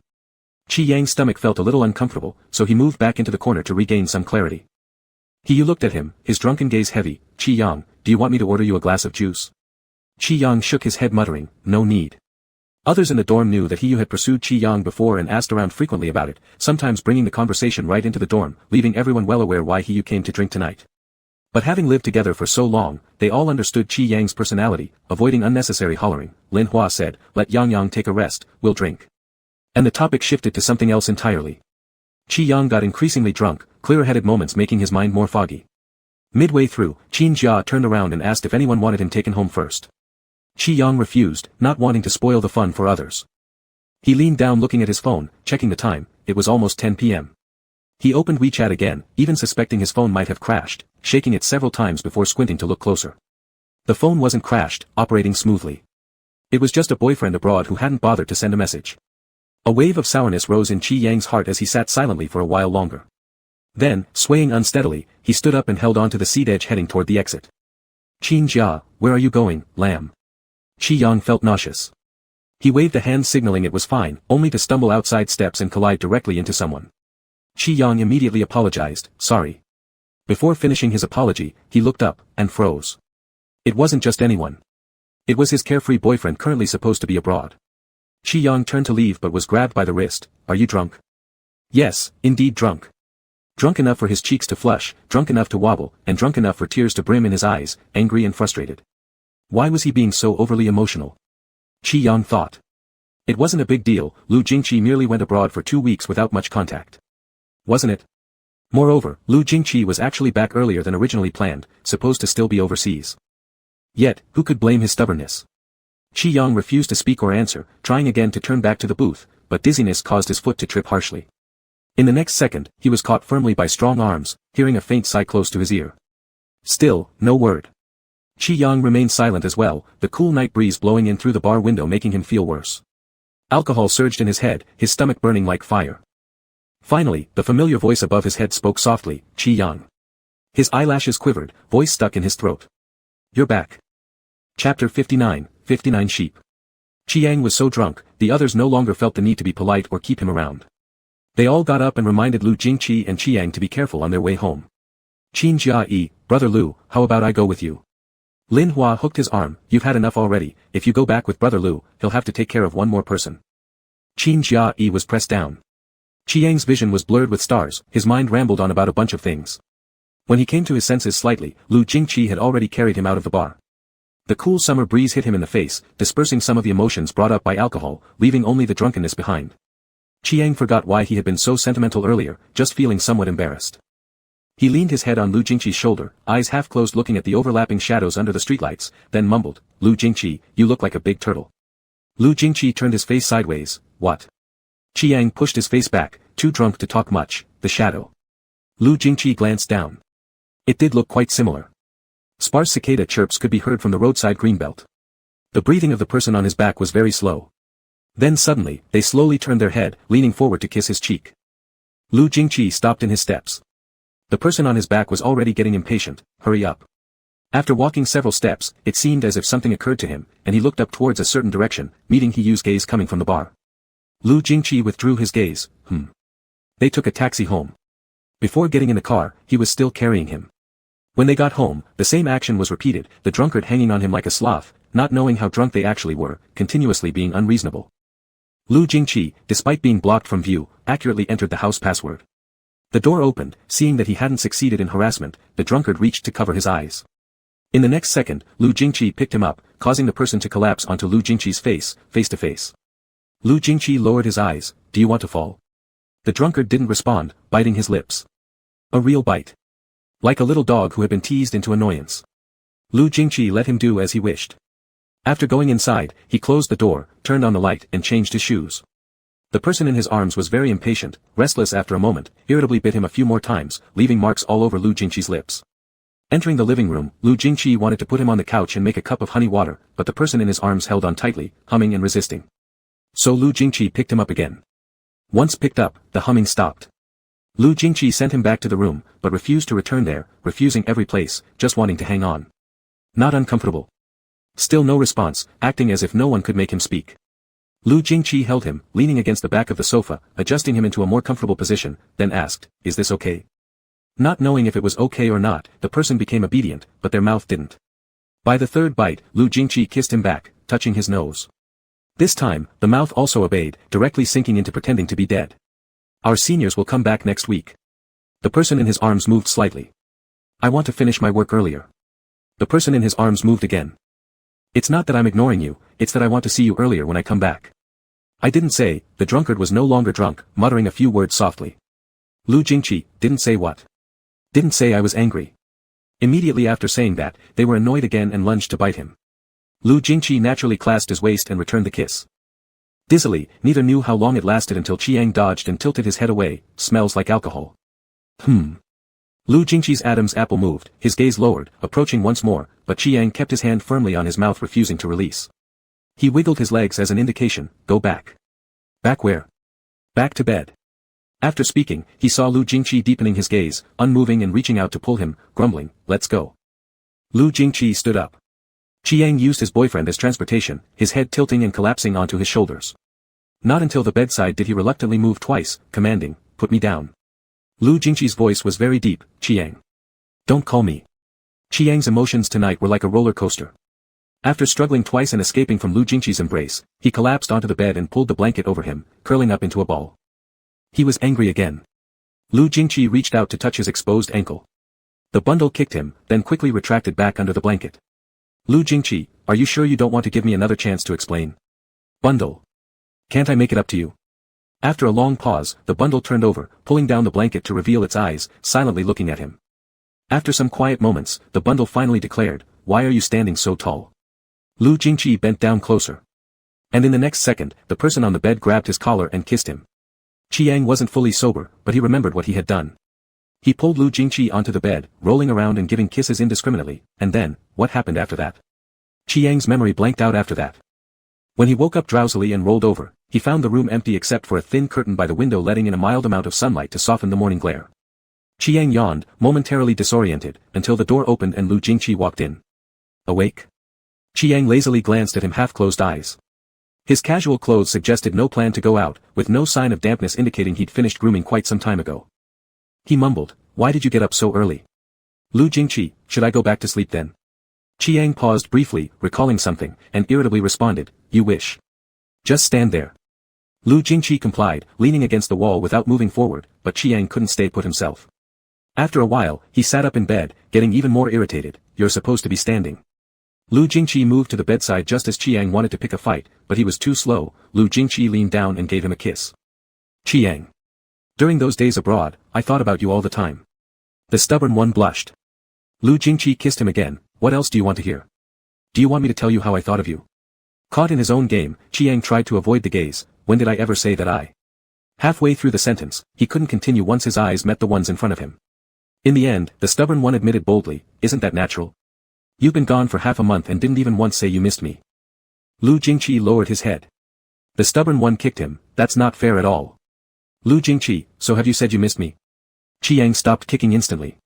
Did you? He did, but none of those sentences were serious, and he took them back right after saying them. Chiang regretted digging such a big hole for himself. Lu Jingqi continued to inquire, when? Trying to pull back his foot, Chiang found it held fast by Lu Jingqi, who said, I did say it, I did. And then I took it back, but it still counts, right? Lu Jingqi looked at him with an approving Feeling guilty, Chiang struggled and tried to run away, no more chatting with you. Barely forgiving you this time. No second chances. He scrambled towards the other side of the bed, intending to get off from there, but after taking only 2 steps, he was dragged back. Not knowing where he got such strength, Lu Jingqi effortlessly hoisted him off the bed. Startled, Chiang flailed his hands and legs, what are you doing? Lu Jingqi held him firmly and slightly tilted his chin upward to gaze at him, didn't you like it last night? Their faces were so close that Chiang involuntarily slowed his breathing. He clearly remembered last night's events and knew very well that they shouldn't be brought up now. It was obviously alcohol-fueled antics, and mentioning it now was deliberately stirring trouble, wasn't it? That was last night, and who said I liked it? I just didn't want to walk. Want to walk today? Chiang made 2 weak hums without much conviction. Lu Jingqi kissed him on the lips gently. Chiang stopped humming. After lying still for a few seconds, he poked him, put me down. Hurry up. Lu Jingqi stood unmoving. Chiang's legs hanging across his waist flailed as he tried to break free, Lu Jingqi. He squirmed around on Lu Jingqi, thinking he might break free, but to no avail. Unexpectedly, Lu Jingqi grabbed his calf and with a slight tug, sapped all of his strength. Frightened, Chiang quickly clutched onto Lu Jingqi's shoulders. Lu Jingqi's voice was slow, Chiang, do you enjoy asking questions that don't need answers?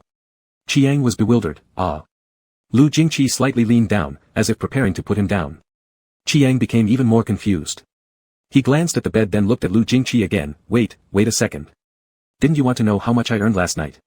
Why stop asking now? Chiang's eyes widened instantly, as if struck by lightning. He shouted loudly, you saw. Lu Jingqi put him down, but not in the way Chiang wanted. Like fish on a cutting board, he was carelessly thrown onto the bed. His legs were still wrapped around Lu Jingqi's waist, his arms hanging around Lu Jingqi's neck. It felt like he was about to be slaughtered. Desperately trying to pull back his hands and feet to retreat, the next second Lu Jingqi's knees were pressed between his legs, leaning forward. So you didn't really want to know how much I earned last night, did you? Chiang, lying there looking up at Lu Jingqi whose face nearly touched his own, couldn't help feeling overwhelmed after having just woken up. Chiang became a bit timid. I was just joking. I thought you were still asleep. Gradually, his defiance came back. You pretended to be asleep without responding to me, right? Deliberately. Yes. Lu Jingqi admitted straightforwardly, which instead left Chiang more uncertain. After a long struggle, Chiang finally spat out, "You tricked me again, apologize to me." "I'm sorry." "Then why don't you move aside? Am I really supposed to pay you?" Lu Jingqi's gaze lightly roamed over his face, speaking slowly, "Not necessary. I'll do it for free." "For you," Lu Jingqi gently brushed Chiang's hair with his hand supporting beside him, "it's only free because it's you. Just tonight, okay? What do you think?" Chiang's face heated up again. "And weren't you claiming you saw something when I was showering that day?" "Just seeing, huh?" Lu Jingqi's nose casually grazed against his cheek. "Doesn't that seem too much of a loss?"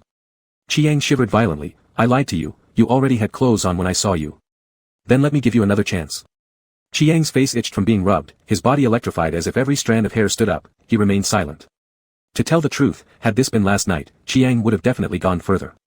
Now sober, reason returned alongside some sense of self-respect, and there was no way he could allow such reckless behavior under broad daylight, simply out of shame. Desire and rationality had fought each other. Chiang's fingers dug into the bedsheet as he whispered, "Another day, I still have some drafts unfinished. And besides, I promised my fans a live broadcast today." Lu Jingqi pushed his rationale away. "We still have time." Chiang tried to argue further, "If I draw during the day and broadcast at night, it will leave me no time for drafts. At night, will you be streaming, drawing, or playing games?" Chiang originally planned on gaming since he never expected Lu Jingqi to return last night. Upset, he intended to play Star 12 anyway, yet these words transformed at his lips, "I'm not sure yet." "Is that so?" Lu Jingqi questioned, "Did you plan to continue pretending to be an emperor in the game?" Chiang. A blow to his pride. Lu Jingqi, "Don't want to anymore." Chiang got angrier. He realized Lu Jingqi always loved keeping quiet until piling everything up to confront him later. Whenever Chiang tried to wriggle out of it, Lu Jingqi had something else lined up waiting for him.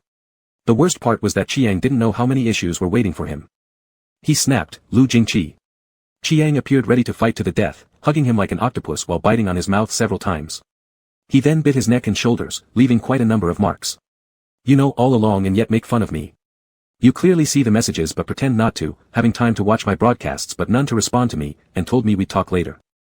Chiang grew angrier with every word. The fire extinguished last night blazed back now. He pulled Lu Jingqi's neck toward himself. "What's wrong with missing you? Who says I can't miss you? You're my boyfriend. If I want, I should be able to think about you 24 hours a day and have 23 of those hours spent together with you. Is that wrong? I fell for you and started this relationship because I like you, but now I also have to pretend to be understanding. Because you're busy, I shouldn't send messages to bother you. Why should I? You didn't say anything about me staying single during the honeymoon period when we were together." After Chi Yang's outburst, an eerie silence enveloped the room as if a mute button had been pressed. The soft gauze curtain fluttered slightly, letting in some cool morning breeze of summer. Chi Yang felt suffocated by keeping silent, but revealing all his reasons for sulking recently made him feel somewhat irrational. He felt embarrassed. Lu Jingqi was aware of it all along. There was no need to break down just over this. His eyelids became warm, and his face flushed with embarrassment. He wanted to add something. I didn't mean it that way." But before the words escaped, his lips were sealed. Lu Jingqi kissed him. The curtain swayed again, allowing sunlight to stream through, casting a gentle halo on the two lying on the bed. As it danced with the moving curtains, it seemed to wrap them softly. Chi Yang half closed his eyes, fumbling fingers reaching towards the light shining off Lu Jingqi's skin. In a moment, the light was gone. His fingers curled, lightly scratching through Lu Jingqi's hair as he murmured faintly, "I'm not mad." He wasn't angry. Yet, how to describe his feelings? Was it resentment? He felt like a child who'd anticipated a school trip, only to find out at the last minute that his parents couldn't come due to work. It was like the gift he'd long expected turned into something else. It was akin to achieving a perfect score on a test and receiving the toy he always desired, yet being told he could only play with it once a week. Chi Yang thought, he'd only just begun dating Lu Jingqi, with their honeymoon phase barely lasting a few days before plunging into a half-month-long transnational long-distance relationship disrupted by a nearly 12-hour time difference that thoroughly chilled all the excitement within him. He'd started throwing tantrums from the moment Lu Jingqi left. Because he simply wanted to be with Lu Jingqi all the time, he loved it and didn't want any distance. Thus, his childish antics emerged. He was such a person. Yes, he was someone who acted without reason. Qi Yang bit back at Lu Jingqi, their sweat-soaked noses brushing against each other. He tugged Lu Jingqi's collar, leaning closer, whispering, Lu Jingqi, I really, really like you. It's just that he was so stubborn that only the most unwavering love would make him lower his guard. Previously, he asked Lu Jingqi a rather sentimental question, why does he like him? That was quite sentimental, indeed. So much so that after daring to ask, he quickly laughed it off without waiting for an answer. However, Lu Jingqi, as if knowing what Qi Yang was thinking, said calmly as usual, then suddenly looked over at him one day and stated, love doesn't need a reason. At the time, Qi Yang didn't fully understand it, but later, upon experiencing the same overwhelming unnamed fondness, everything clicked. Indeed, all theories require calculation and proof to support their validity, but love doesn't. Because love isn't a logic problem solved by rigorous calculations, it's not about loving someone because they are cute or pretty or smart. Love defies logic. It's because of your love that you find the other person cute, beautiful, and intelligent. That night on Ningxian Mountain, Lu Jingqi mentioned he liked handsome faces and good physiques, making Qi Yang think he was rather superficial. But during their separation, he realized it was completely wrong. No one could replace Lu Jingqi, not even an exact duplicate. He only liked Lu Jingqi. And he didn't know exactly when this thought first appeared, yet it slowly consumed his entire mind. He clearly understood He Yu's intentions in the bar, his gaze always lingering on him, even after he'd already left with Lu Jingqi. Dazed, he leaned on Lu Jingqi's shoulder, locking eyes with He Yu still inside the bar. He didn't know exactly what he was thinking at that moment, but he just wanted to do it. So, he tilted his head and kissed Lu Jingqi's cheek, filled with pride, as if to say, this is my boyfriend. Obvious enough. Yes, Lu Jingqi was his boyfriend. He had lived for 22 years without a boyfriend, and Lu Jingqi was his first. This word seemed to have some kind of magical power. Whenever Qi Yang associated his boyfriend with Lu Jingqi, his body would always surge with a warm restlessness, and even his heartbeat would become erratic. Lu Jingqi kissed him deeply, and during their entwined moment, Qi Yang's hand lightly landed on Lu Jingqi's chest before teasingly provoking, Lu Jingqi, your heartbeat is so fast.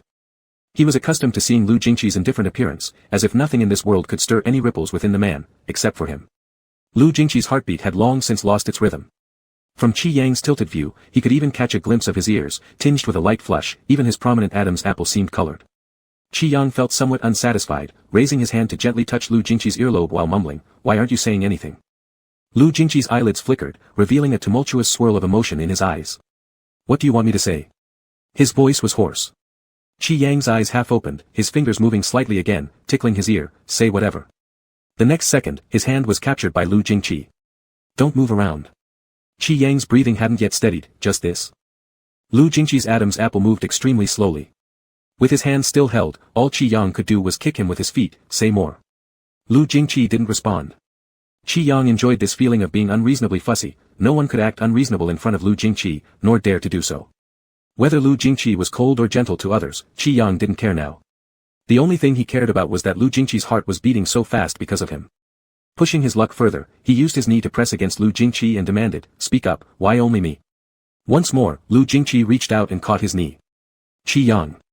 Qi Yang leaned forward, observed for a moment, then kissed his ear softly, what do you want to say? Lu Jingqi remained quiet for a long time, before asking hoarsely, does the draft really have to be submitted today? Qi Yang hesitated a bit. Lu Jingqi's body suddenly relaxed. The lines of his neck softened as he melded tightly with Qi Yang. At this instant, Qi Yang understood. Lu Jingqi caressed his hand tenderly at his fingertips, expressing his concealed emotion silently yet sincerely.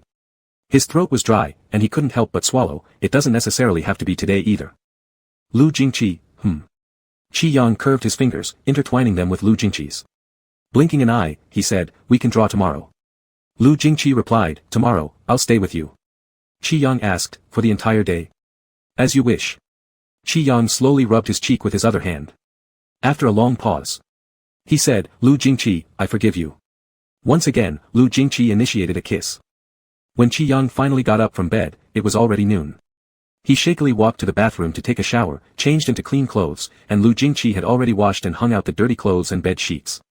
With a sense of inspection, he wandered around the house, then entered the kitchen and lifted each pot cover to review the dishes planned for lunch, barely finding them satisfactory. He opened his mouth to request, I want fish tomorrow.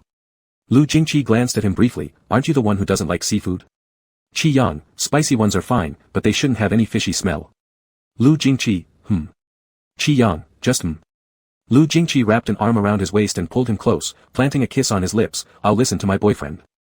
Qi Yang's face flushed red, he coughed and turned his head aside, changing the topic, are you coming back to Jiangcheng with us during summer vacation or will we go ahead?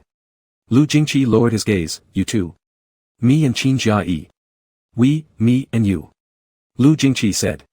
Realizing the implication, Qi Yang followed up, so how many days should I wait for you?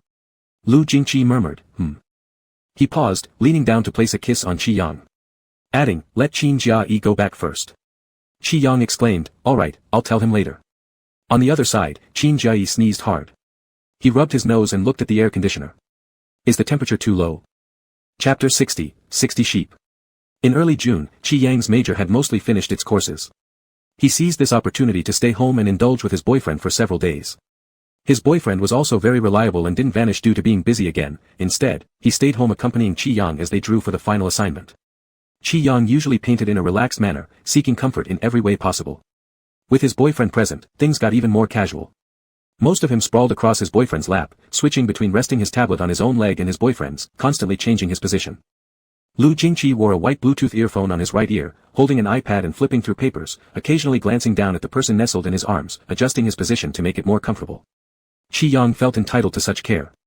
When tired from painting, he'd simply tilt his head up for a kiss. Lu Jingqi was like a hired male model, doing exactly what Qi Yang wanted, let him touch wherever he pleased. At first, Qi Yang remained somewhat restrained, just holding hands or feeling the biceps. Later, he became more unrestrained, directly sliding his hand under Lu Jingqi's shirt from the hem, moving from waist to chest and beyond. Lu Jingqi's skin was very pale and smooth, his muscles beautiful and strong, providing excellent tactile feedback. Once Qi Yang started touching him, he couldn't stop, trying new things until Lu Jingqi groaned softly and pinned his hand down. Qi Yang resembled a decadent ruler, thoroughly enjoying himself. At times, when held back, he would simply pull Lu Jingqi by the collar and lay back, kissing him while jokingly saying, if Professor Chen knew I interrupted your literature reading every day like this, I'd probably be sentenced to death. Lu Jingqi threw the iPad aside, gently removed his headphones, and leaned his forehead against Qi Yang's, replying, then Professor Lin should feel the same. You always send your drafts just before the deadline. Qi Yang wrapped his arms around Lu Jingqi's neck, responding, then let's both face execution together. Lu Jingqi's chest rose and fell slightly as he murmured and then kissed Qi Yang. During this period, Qi Yang and Lu Jingqi lived almost oblivious to worldly matters. Although manual intimacy dominated their interactions, they were already close in everything but the final step. Spending so much time together, many times Qi Yang struggled adapting to situations involving a third party. He frequently forgot that others might not know about their relationship. Once, Lu Jingqi was called back to the research institute by Chen Beixing, and Qi Yang went back to his dormitory to fetch some items, intending to wait. He dozed off while waiting and woke up when Lu Jingqi had already returned to the dorm. Half asleep, Qi Yang stretched his neck to try to kiss Lu Jingqi. Suddenly, the sound of Ji Yun and Zhang Chenyan talking interrupted them, waking Qi Yang completely. He realized he had nearly kissed Lu Jingqi at a distance less than a centimeter apart. Quickly backing away, Qi Yang was embarrassingly overwhelmed. This situation wasn't isolated. Sometimes when Zhang Chenyan or Ji Yun innocently commented, why are Yang and brother Lu suddenly so close? Qi Yang wondered if they'd inadvertently revealed too much. When he asked Lu Jingqi, Lu replied there was nothing wrong, but Qi Yang still sensed something was amiss, until he discovered evidence from Lin Hua. Lin Hua knew. And Lu Jingqi knew Lin Hua knew too. The cause of the issue originated from their last gathering before the vacation. Lin Hua's exams extended until late June. After the exhausting exam week ended, everyone decided to celebrate by having dinner together before leaving school. The restaurant was outside the West Gate, one they often visited. On this night, nobody drank alcohol. The group ate enthusiastically, chatting about holiday plans and future intentions. They finished eating just past 10 o'clock. Lin Hua, Ji Yun, and others were heading back to school, as were Qi Yang and Lu Jingqi. Only Qin Jia remained undecided. Seeing all eyes on him, Qin slung an arm over Qi Yang's shoulder, saying, our major finished early. I'll go back to Yang's place, then we'll return to Jiangcheng together in a few days.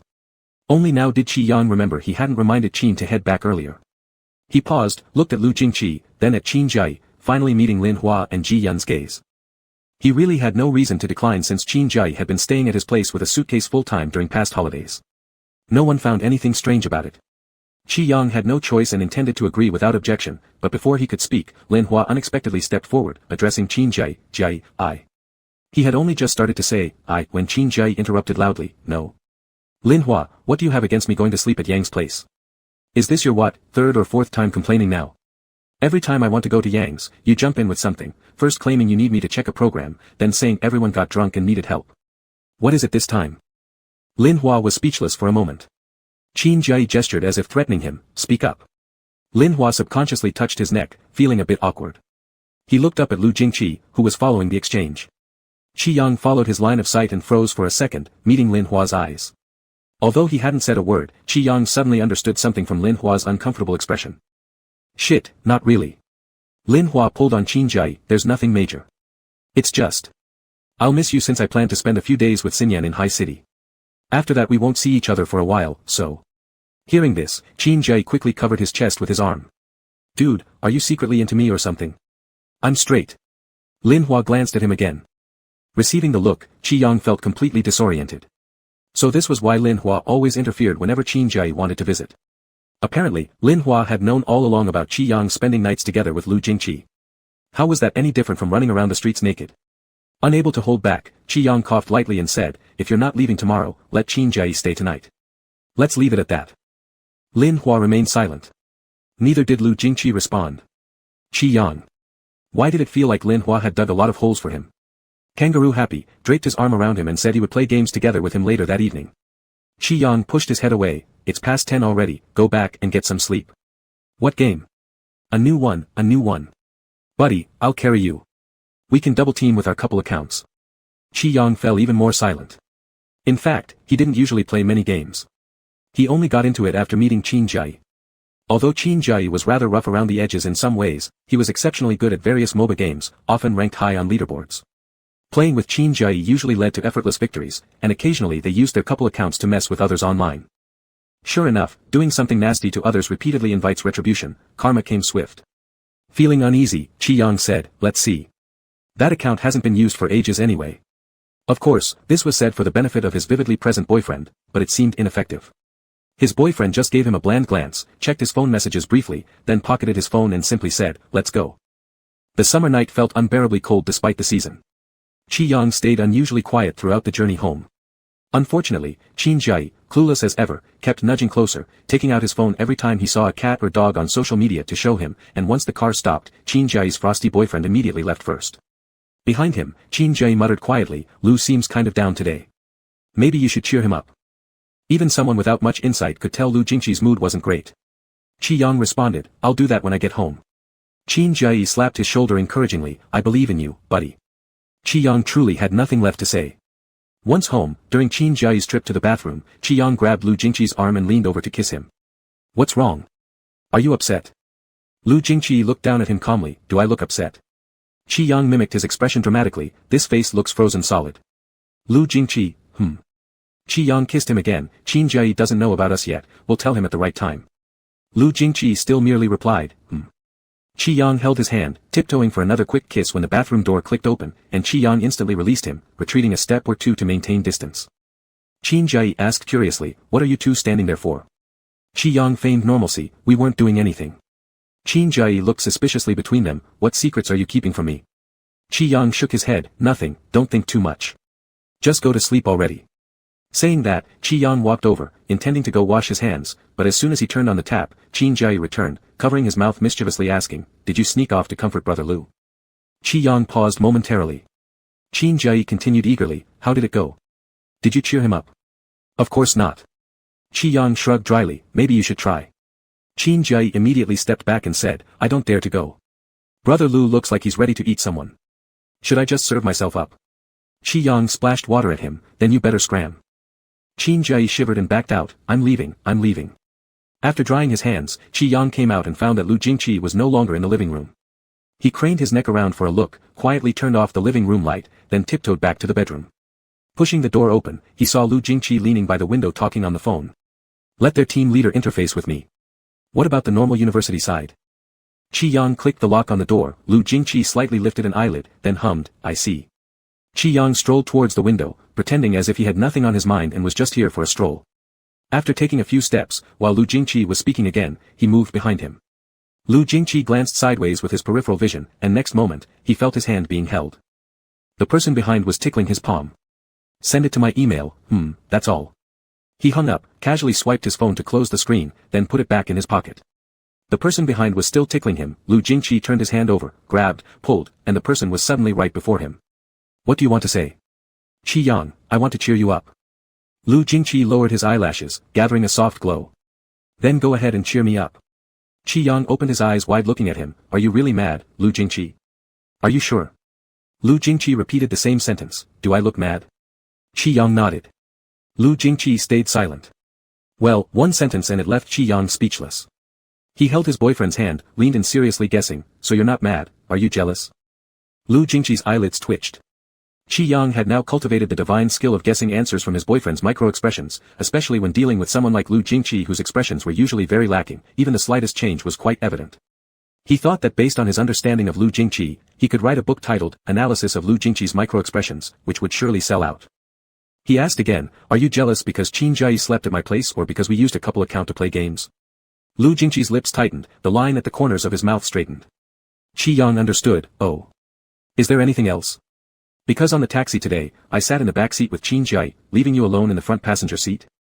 Or because Qin Jai rested against me earlier today while watching videos? Alright then. After reviewing these incidents, Qi Yang realized he had committed quite a few offenses. Although Qin Jai was undoubtedly a straight male, if viewed from Lu Jingqi's perspective, such scenes must have been pretty heart-stabbing just to look at. He said, you know Qin Jai is 100% straight, over all these years we've always been clean. Even if I stripped and lay down in front of him, he wouldn't. He didn't finish his sentence when his boyfriend furrowed his brows, and Qi Yang immediately retracted his words, truthfully saying, also, regarding that couple nickname, it was randomly chosen. His username was so convenient that when I registered, many other names were already taken, so I just changed one character from his name to make it mine. It looks like a couple nickname but actually we only played together, nothing more. Do you want to use a couple nickname with me, Lu Jingqi? His boyfriend's face finally thawed a bit, he wrapped an arm around his waist pulling him closer, then leaned down near his lips, as if wanting to kiss him but didn't end up doing so, just letting his gaze repeatedly trace over his lips.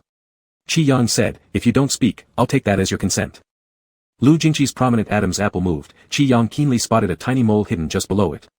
He suddenly remembered another mole on Lu Jingqi's thumb joint, feeling inexplicably dry-mouthed. He lifted his hand towards Lu Jingqi's Adam's apple, missing the first time and not touching the mole. His fingers continued moving, lightly brushing against until reaching below Lu Jingqi's Adam's apple, and then he heard a low grunt from Lu Jingqi. Qi Yang innocently whispered, there's a mole here. Lu Jingqi, Qi Yang, there's also one on your thumb. Lu Jingqi brushed his lips against him, whether intentionally or unintentionally. Qi Yang asked, where else do you have moles? You guess. Qi Yang, can't guess. The slight warmth and pressure, along with mingling breaths that caused a ticklish sensation, grazed his lips once more. Qi Yang touched the mole on his hand, Lu Jingqi, I really can't guess. Lu Jingqi, what should we do if you can't guess? Their lips brushed together then parted, only to meet again. A light friction, and Qi Yang swallowed hard as he leaned in.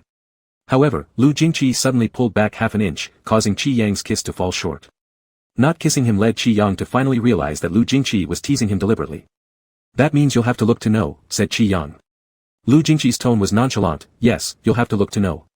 Qi Yang moved closer again, this time Lu Jingqi didn't dodge. Then are you still jealous? Are you still upset? It depends.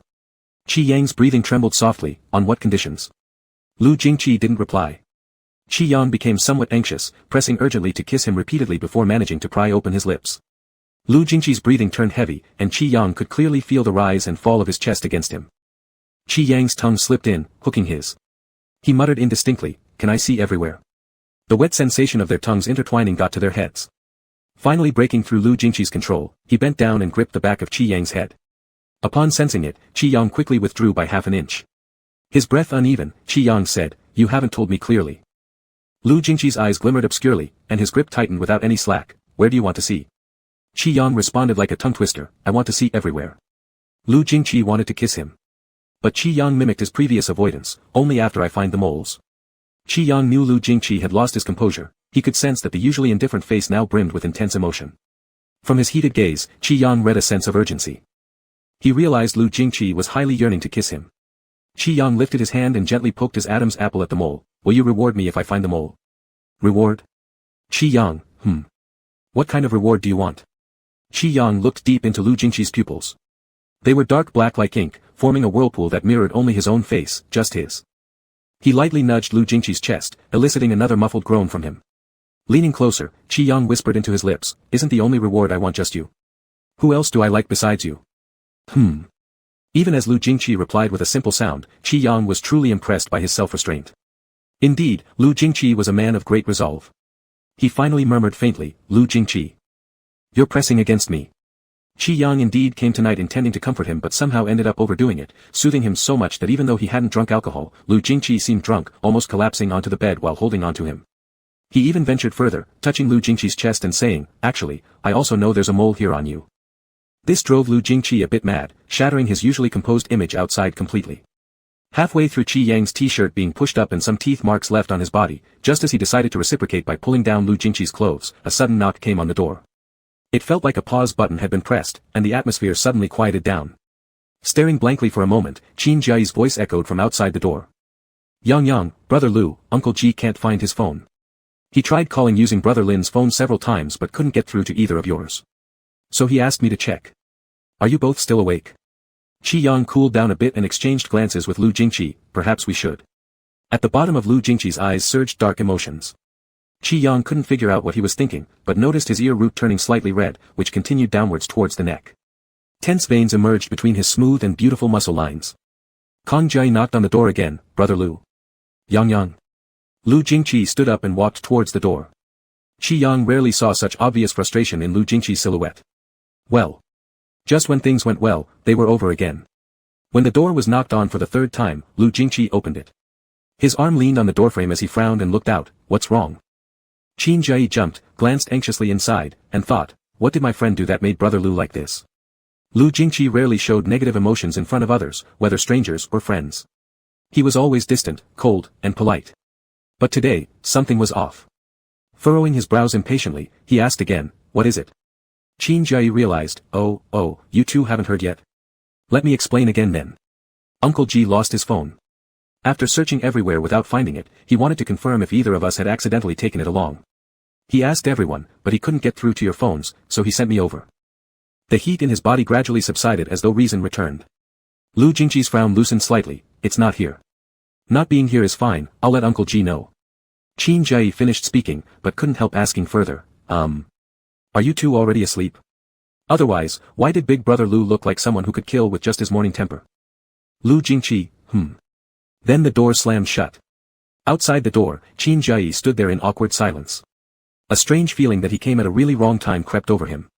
Inside the room, Qi Yang sat cross-legged on the bed, conscientiously replying to a few messages for Ji Yun, and after finishing, looked at Lu Jingqi standing by the bedside. "Should we go to sleep early?" His boyfriend froze again, without uttering a word. Qi Yang coughed lightly, feeling inexplicably nervous. "Or, shall we continue?" It got even colder. Qi Yang touched his ears and shifted closer to the edge of the bed, glancing discreetly. Oh, it seems they can't continue anymore. Actually, he was aware that once interrupted, continuing later would most likely be impossible. However, he couldn't figure out what Lu Jingqi was thinking right now.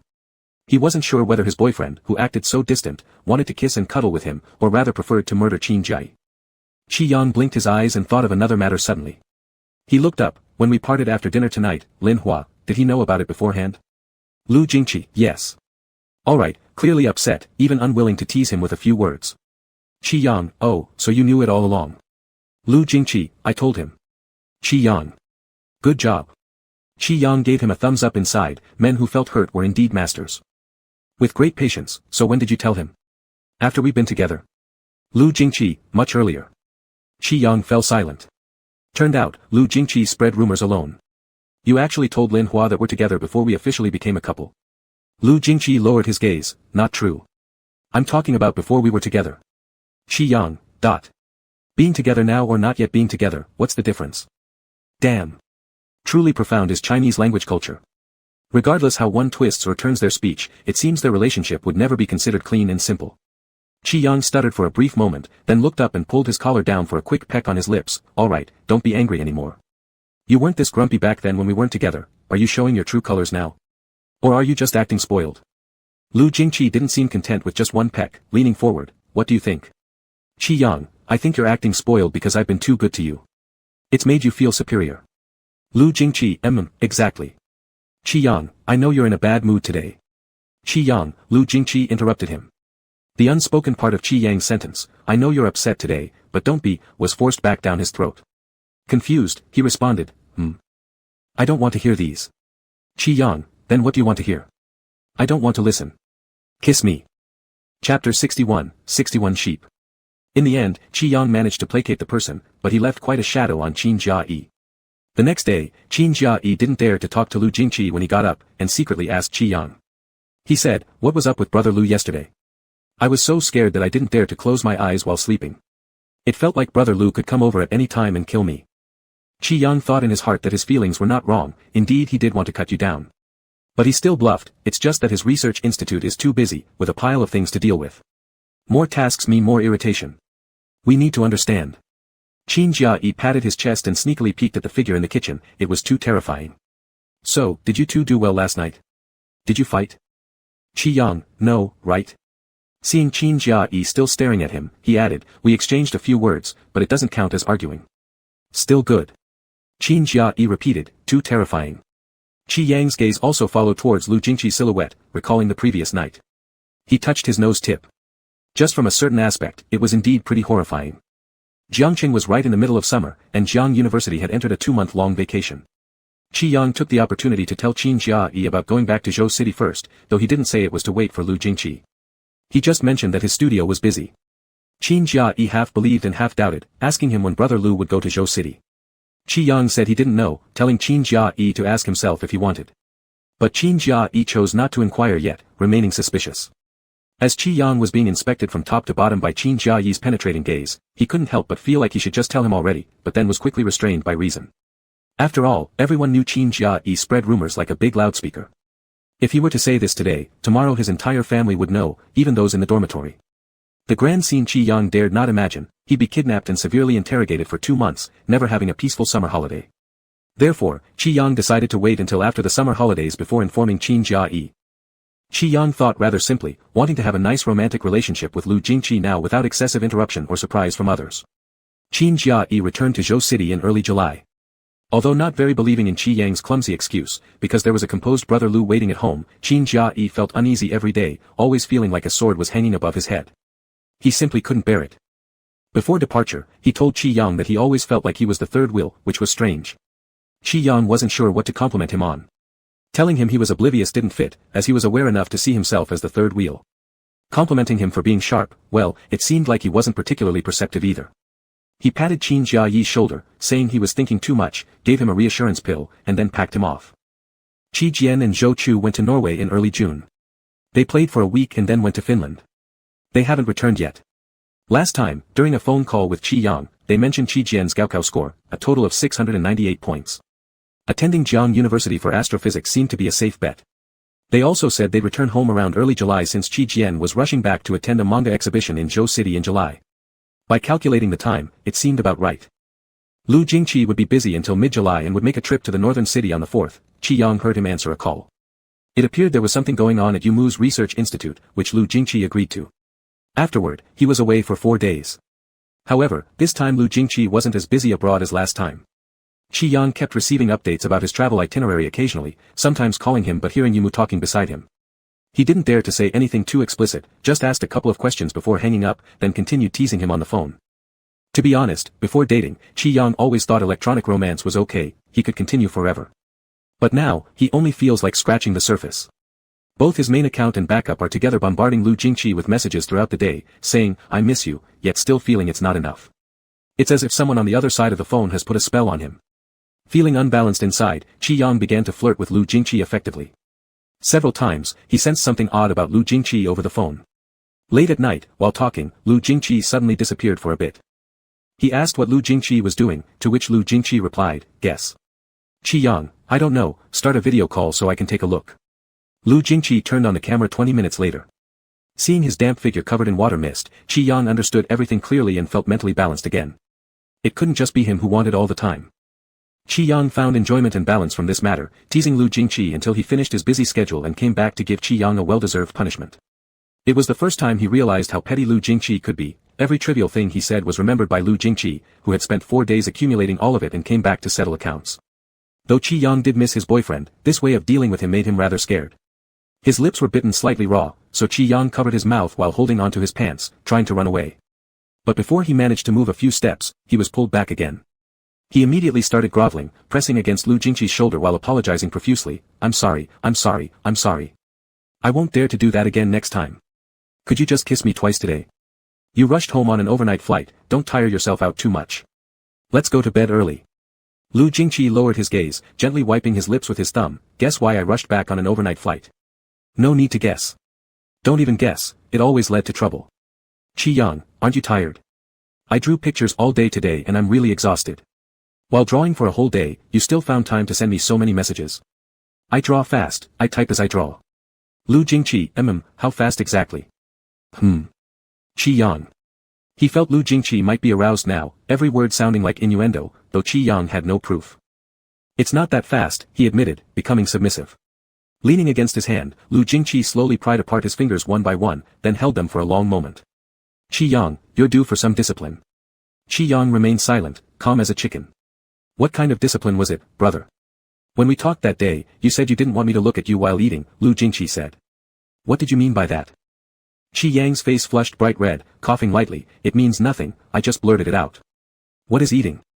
Qi Yang avoided his eyes. Just, eating is eating. There's no other meaning to it. I truly meant nothing else. His words became hotter in his mouth, making him increasingly nervous. Damn, he shouldn't have learned those seductive lines from D Station. Lu Jingqi clearly understood everything and responded to each sentence without missing a single word. Just as he thought about this, Lu Jingqi quietly asked again, what does eating mean? Qi Yang wanted to flee. Don't you plan on explaining it to me in detail? Qi Yang couldn't escape even a little bit. Please stop asking. I promise I won't say it again next time. I just saw someone else say it, so I used it to play around with you. Don't take it seriously. I truly meant nothing else.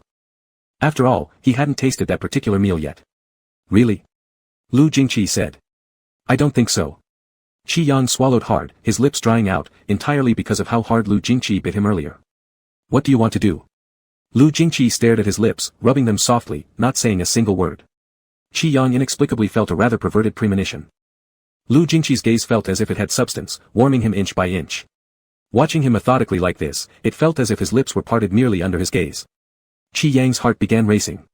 Too wild. He dug his own grave. After coming back from the northern city, Lu Jingqi returned to school. Everyone else was on vacation, but there seemed to be countless matters awaiting Lu Jingqi at the institute. Qi Yang could only touch him briefly during the evening, and even then it wasn't serious. He heard from Xingye that there was a team from a science university conducting exchanges nearby, so he asked more questions. Xingye sent over a photo, where the person stood tall and handsome with crossed arms, slightly turned face engaged in conversation with another individual. Absolutely formal and restrained.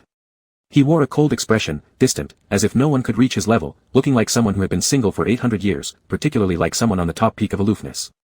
In reality, only Qi Yang knew that despite Lu Jingqi appearing composed and proper, secretly he did things such as forcing people to eat. So, Lu Jingqi's human-robot persona was fake, right? Where's the true robot-human?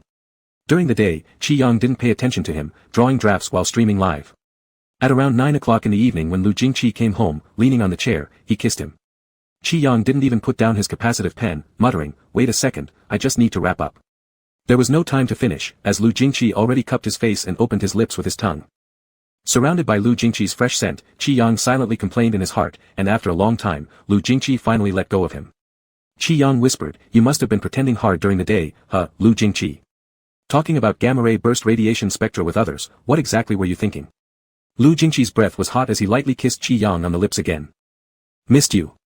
Qi Yang moved closer, his lips brushing against Lu Jingqi's. Missed me? What do you mean? Lu Jingqi didn't reply. Qi Yang, do they know what you're like behind closed doors? They don't. Qi Yang reached up to rub his earlobe. You're burning up. Lu Jingqi's throat tightened. So are you going to admit you've been pretending? What? Qi Yang repeated, are you going to admit this aloof demeanor of yours is all fake? Lu Jingqi fell silent for a moment, then muttered two words, perhaps. You are faking it. Lu Jingqi looked at him. Qi Yang made as if to kiss him but just brushed past and backed off. He said, I'll finish up with the remaining drafts, don't disturb me. Lu Jingqi responded, though he didn't move away, instead reaching out to gently stroke the corner of his lips. Qi Yang kept staring at the board without looking up. What's wrong now?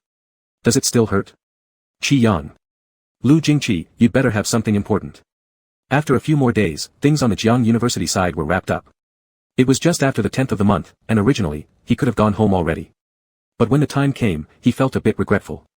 It was hard for Lu Jingqi to finally have some free time, and they hadn't even had 2 good days together before heading back to Zhou City. It felt unfair, so Qi Yang decided not to go back yet and wait until the 15th. Zhou Chu would be returning with Qi Jian after some time, during which she had called several times, complaining about how hard it was to bear the summer in Jiangcheng City, urging him to return to Zhou City sooner. Qi Yang always claimed the studio was busy, somehow managing to bluff her each time. So for the next while, Qi Yang and Lu Jingqi started dating passionately once again from home. He truly felt a bit like an emperor indulging in pleasures rather than responsibilities, especially when the project team cried desperately over deadlines. This feeling became stronger and stronger. An emperor, skipping morning court sessions, neglecting official memos, indulging with concubines day after day. Him. Waking up at 10 in the morning, perpetually rushing to meet deadlines, making time only to date Lu Jingqi. This comparison made him the perfect image of a decadent emperor. Zhao Shi sighed deeply and sent a message to question him. Zhao Shi, not caring about drawing your drafts is one thing, but even live streaming has stopped. To be honest, Teacher Yang, your current behavior is making me feel estranged from you. Qi Yang, I'm fine. Zhao Shi, how are you fine? Zhao Shi, you're practically missing in action. Zhao Shi, tell me, how many deadlines have you rushed? I feel like Sister Lori wants to talk to you. She secretly chatted with Teacher Lin about you at a meeting the other day. She said you're in love. Zhao Shi, are you in love or not?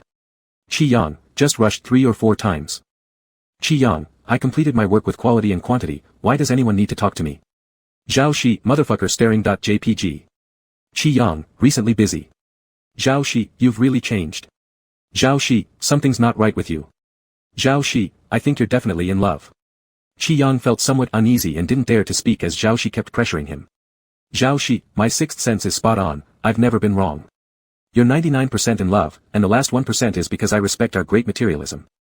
Zhao Shi, who are you in love with? Is it the roommate I saw at that comic convention? Zhao Shi, is it him? Your fans keep saying so. Qi Yang. Zhao Shi. Being quite measured, Zhao Shi accepted the confirmation gracefully as Qi Yang admitted quietly, yes, I'm in love. Zhao Shi, holy shit. Qi Yang, don't tell anyone first, I don't want to deal with too many people. Still, Zhao Shi shouted, holy shit. Qi Yang, don't curse, have I ever failed to submit my work on time? If Lori asks you, just tell her I've been busy at home. Zhao Shi, that's not the point. The point is that you've suddenly started dating, and when we met at the comic convention, I already felt something wasn't right between the two of you. You insisted that you two were just acquaintances, not very familiar. Qi Yang, at that time, we were indeed not close. Zhao Shi, well, you sure developed quickly. Qi Yang, fast? With the semester nearly over, how could that be fast? Zhao Shi tutted a few times, although incredibly, he assured he'd keep his mouth shut tightly until Qi Yang made the announcement himself. Qi Yang stared at the 2 words, official announcement, for a while. Actually, he had always been quite indifferent to this sense of ceremony. From childhood to adulthood, he was not a person who liked to show off. He thought there was no need to tell everyone about certain things, and others could not possibly interfere in his emotional life. He liked low-key dating, liking the secret and special feeling of things only known to him. No one had the chance to see what Lu Jingqi was like in private, except for him. Besides, he truly didn't like dealing with those awkward questions. On the 13th, Qin Jiayi called him to ask when he would return to Zhou City, as Qin Jiayi's birthday was coming up in late July. Qi Yang said it would be in a couple of days. It was indeed set for 2 days later, however, due to Qin Jiayi's call, Qi Yang suddenly remembered something. The birthday gift he prepared for Lu Jingqi had yet to be given out. He had genuinely prepared it, planning to give it to Lu Jingqi on April Fool's Day, but after being startled by Lu Jingqi's kiss, he hadn't dared to meet him for several days. After that, the gift had remained untouched in the cabinet. On the night atop Ning Mountain, when Lu Jingqi asked him about this, Qi Yang briefly recalled it, but then the joy of being together made him forget about it again. Now, he finally remembered for the 3rd time. He returned to the room and rummaged through the cabinet for a gift box specially wrapped at a store. It wasn't very heavy but had some weight, substantial enough when held in his arms. He picked it up and decided to place it on the most conspicuous table in the room so Lu Jingqi would see it as soon as he entered. Unexpectedly, just as he took a step and turned around, the door opened. Lu Jingqi paused for a moment, his gaze landing on the box in his hands. Qi Yang stood there slightly dazed. Your gift. What gift? Qi Yang, a birthday gift. Lu Jingqi approached, looked for a while, then lightly raised an eyebrow. Didn't you already give it to me? Not at all. Don't tell me that 10-minute kiss that night was the gift. I'm not that kind of person. I carefully prepared gifts for my friends. Lu Jingqi quibbled over the word, friends. Qi Yang shoved the gift into his arms. We weren't together back then, so naturally, we were friends. I prepared it for a long time. If you hadn't acted impulsively that night, I would have given it to you the next day. Lu Jingqi took the box and looked down. Qi Yang was still muttering, you even spread rumors to Qin Jiayi. After he finished, Lu Jingqi still gazed downward. Qi Yang asked, aren't you going to open it and take a look? Lu Jingqi responded with an, Seeing his slow movements, Qi Yang directly reached out and started unwrapping it himself. Halfway through, he remembered something and covered the box, saying, why don't you guess what it is? Lu Jingqi, can't guess. Hearing this, Qi Yang became more excited, recalling how Lu Jingqi always liked making him guess things. He took the box back and stepped away. Still guess. You have to guess if you want me to give it to you. Lu Jingqi, is it a painting? Qi Yang. Shit. Did you cheat or get divine insight? Didn't you say you couldn't guess? Turns out you were fooling me. Qi Yang, looking disgruntled, shoved the gift at him. Fine, fine, you unwrap it yourself. Lu Jingqi asked, what is the painting of? Qi Yang, guess. Lu Jingqi didn't say anything, just lowered his head and opened the gift box. The framed painting inside was wrapped in a layer of light brown soft cloth. He took it out and placed the box on the table. Qi Yang couldn't help but glance at his expression. Quite calm, nothing could be read from it. The soft cloth was gently removed, revealing the painting underneath. At first glance, it was an endless sea of stars. A closer look revealed a track converted from clock elements within the star sea, floating many astronomical data points dimly. These data continued extending, stretching toward the figure in the bottom left corner. The person was calculating, flipping through countless pages filled with proofs, the data transitioning from flat to three-dimensional, slowly rising as if pulled by gravity toward the dazzling sky. In the bottom right corner, a date was written in pencil, March 11th of this year. Qi Yang touched his nose. At the time, I didn't know why I painted it this way. It just came to mind, and I felt it should be like this. Lu Jingqi's fingers lightly touched the painting frame. Qi Yang restrained himself again and again but couldn't help asking one question, do you like it? Lu Jingqi said, I like it. He blinked, oh. Then he looked again, didn't you? Lu Jingqi set down the picture frame, I did. Qi Yang tilted his face up slightly to look at him, and just as he moved, Lu Jingqi's kiss fell on him. I thought it was. The rest of the words were swallowed away. Well, that works too. On the 15th, Qi Yang and Lu Jingqi returned together to Zhou City. After receiving the news, Qin Jiayi came over right away, waiting for them with the rest of the family. The plane landed in the evening, and as soon as they entered the house, they were surrounded. Well, to be precise, Lu Jingqi was surrounded. His family's enthusiasm made Qi Yang feel as though Lu Jingqi was their real son. But strangely enough, during last year's winter vacation, Qi Yang had still found Lu Jingqi annoying whenever he came to his place, feeling that everyone in his family favored him. Now, however, his stance suddenly changed, thinking that Lu Jingqi ought to be liked by everyone. He was, after all, his boyfriend. Zhou Chuhui from his family prepared a large table of dishes today, eager to invite Lu Jingqi to taste them, while his father Qi Mingting wanted to drag Lu Jingqi to the study for a lesson, talking about Alvain waves and resonant magnetic perturbations non-stop. Qi Yang said casually nearby, why don't you two split him in half and each take one part? Then, he got hit by Zhou Chuhui. Qi Yang held his head, okay. These two then took Lu Jingqi away, and Qin Jiayi sighed softly beside him, our parents really like brother Lu. Qi Yang replied offhandedly, that's normal. Qi Yang, I mean elders usually like such steady personalities. Qin Jiayi, actually, I like brother Lu too, but I can't forget the look in his eyes that day when he seemed ready to kill me, it was too scary. I'm actually a little afraid of him now. Qi Yang, don't worry, he's been in a good mood lately, he won't harm you. Qi Jian remained silently observing from the side, watching for a while before following Zhou Chuhui and the others. That night, the dinner was lively. Qin Jiayi was a great audience, praising every dish on the table to the heavens, making Zhou Chuhui laugh constantly. Meanwhile, Qi Mingting kept relentlessly engaging Lu Jingqi in conversation during the meal. He would speak a bit after every bite, making Qi Yang's head spin. Sure enough, not long after, Zhou Chuhui punished him. Zhou Chuhui kicked him, do you have such a big teaching addiction? Can't you let little Lu eat his meal properly? Qi Mingting finally quieted down. After dinner, however, he cornered Qi Yang and asked, son, isn't there any way for little Lu to consider applying for our school's graduate program? Qi Yang paused for a moment, Professor Qi, he has already refused you twice, so asking me is no use. Qi Mingting wouldn't admit it, when has he ever rejected me? Qi Yang counted on his fingers for him, the first time was on the first day of his winter break when he said he planned to go directly into a PhD program. The second time was when he left and you asked him to reconsider. He just responded with an, wasn't that refusal obvious enough? Still, Qi Mingting wouldn't give up. Qi Yang knew his father well. He said, you should really stop trying. He has finished the approval process for his direct PhD, 3 senior professors from his school including Teacher Zheng wrote recommendation letters for him. Even Teacher Zheng can't lure him away, so why are you coming to ask me?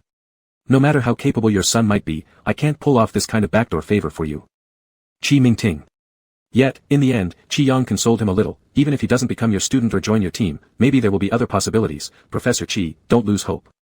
After all, who knows, one day he might even become your son-in-law. On the other hand, Qi Jian had spent the whole night observing and finally reached a conclusion. He stopped the person at the stairwell corner and poked his head out to ask, sister-in-law, have you started dating my brother? Chapter 62, 62 Sheep. In the evening, Qi Yang went back to take a shower. He had just finished when Qin Jiayi came knocking on the door, inviting him over to play games. Qi Yang opened the door, drying his hair as he said, "No, I'm going to sleep." "Come on, there's nothing else to do anyway," Qin Jai urged. "Let's go to my room and invite Brother Lu along." At the mention of Brother Lu, Qi Yang's hand paused mid-motion while drying his hair. "Let's go. When can't you sleep?" "You can sleep tomorrow," Qin Jai continued. Qi Yang asked hesitantly, "What game?" "The new game you mentioned last time." "No, this one." Qin Jai raised the cartridge in his hand. "Racing 21, it supports 4-player multiplayer." "Go call Brother Lu." Qi Yang pretended to hesitate for a moment, saying almost reluctantly, "Should I really?" And then added, "All right, let's go."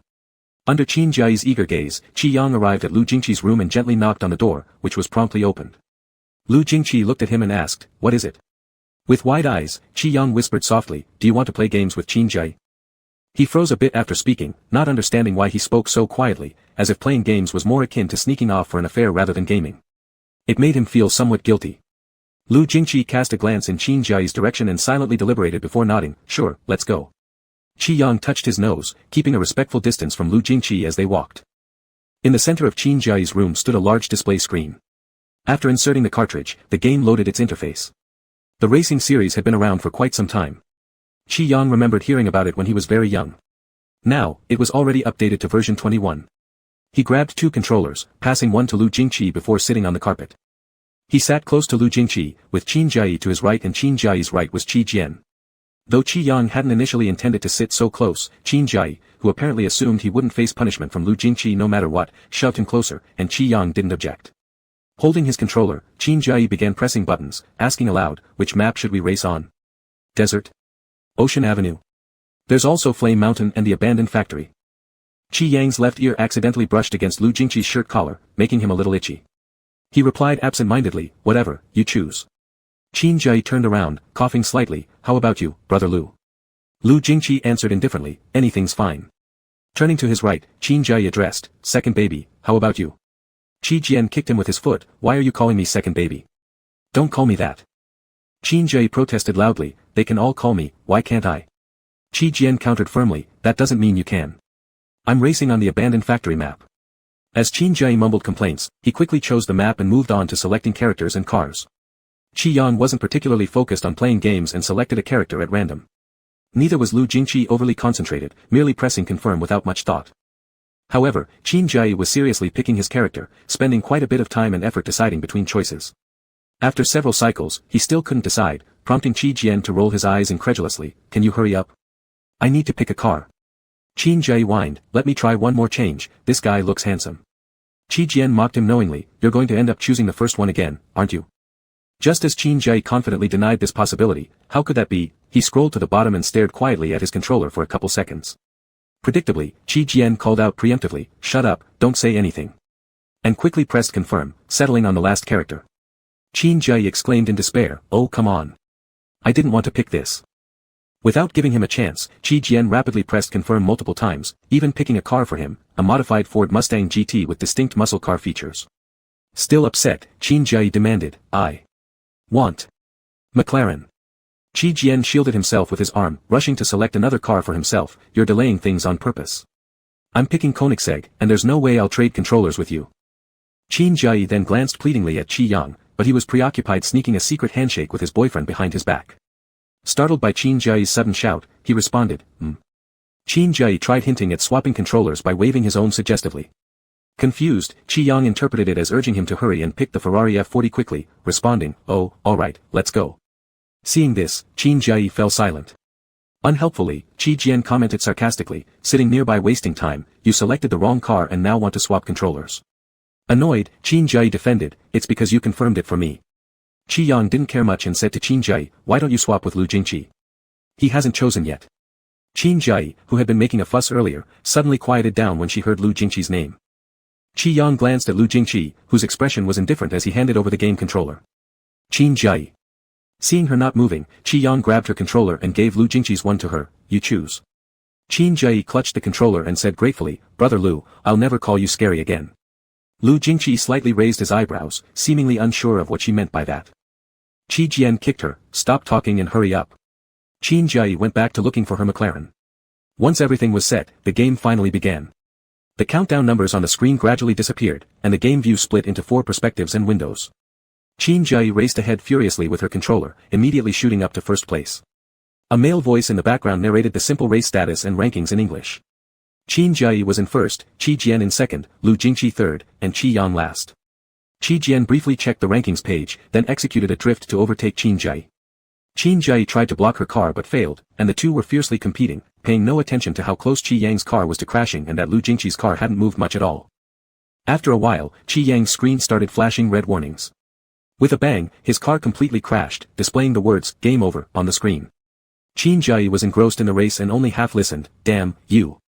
Qi Yang put down the controller with a regretful face and muttered, "I'm not very good at playing." Due to his car being scrapped, his ranking faded into a box outside of the active race rankings. With both hands free, Qi Yang sat idly for a moment before suddenly changing his posture. He propped up his left leg and placed his hand casually. Then he gently tickled Lu Jingqi. There was no reaction after a single tickle, not even an eyelid fluttered. Qi Yang retracted his hand and asked deliberately, "Why are you running last, Lu Jingqi?" His tone was neither high nor low, just enough for those nearby to hear. Hearing this, Qin Jia also threw in a sentence mid-race, "That's right, brother Lu, why are you running last?" Lu Jingqi remained silent initially until he felt another gentle tickle on his waist. Only then did he lower his head to look at the person beside him. "And what about you?" Under the cover of his clothes, Qi Yang's hand continued its mischief. He looked up. "What?" Lu Jingqi's voice was also steady, loud enough for those around him to hear. "How come you ran last too earlier?" The room fell silent for a moment. Qin Jia interjected again, "Yeah, little sheep, why were you running last earlier?" Qi Yang blinked his eyes. Why? Could it be for any reason other than? Because his thoughts were entirely on his boyfriend. He replied, "I'm just not good at it." Lu Jingqi responded with a simple nod, "Me neither." And shortly after, Lu Jingqi's car also crashed. Qi Jian. Enough already, all of you. In the end, this game became just Qin Jia striving innocently for first place, while Qi Jian's focus wasn't entirely on the game either. But seeing how enthralled Qin Jia was, she continued playing alongside her begrudgingly. As for Qi Yang, ever since Lu Jingqi put down his controller, his heart seemed to have flown away. He slowly moved his hand, glanced at his phone, and typed a line of text in the chat window. "If you didn't want to play, why did you agree to come over?" After finishing, he slightly turned his phone and showed it to Lu Jingqi. Lu Jingqi glanced down and lightly gripped his hand. The answer was simple. A warm, large palm covered his, continuously transferring body heat. Qi Yang pretended to drop his left leg and then propped up his right leg instead. Lu Jingqi held onto his hand more tightly. The summer night saw some dissipation of the heat. A cool breeze blew from the balcony direction, the door open, carrying faint, cluttered sounds, maybe some bugs chirping. He hooked his finger lightly, catching Lu Jingqi's fingertips, then slowly rubbed them. Later, Qin Jia and Qi Jian finished their first race, then they played a second, a third. They kept playing until nearly midnight. Zhou Chu came upstairs to knock on the door and reminded them to sleep early. Only then did everyone stop playing. After leaving Qin Jia's room, they all parted ways. Before heading back, Qi Yang was stopped by Zhou Chu at the door. "The weather has been pretty good these days. How about taking little Lu out for a stroll tomorrow? Mom found some travel guides, and you three can pick something together." Zhou Chu then pulled out her phone and flipped through the guides to show him. They were rich with pictures and texts, vividly illustrating each destination. Qi Yang took the phone and glanced down. "Sure, send it to me, I'll take a look later tonight.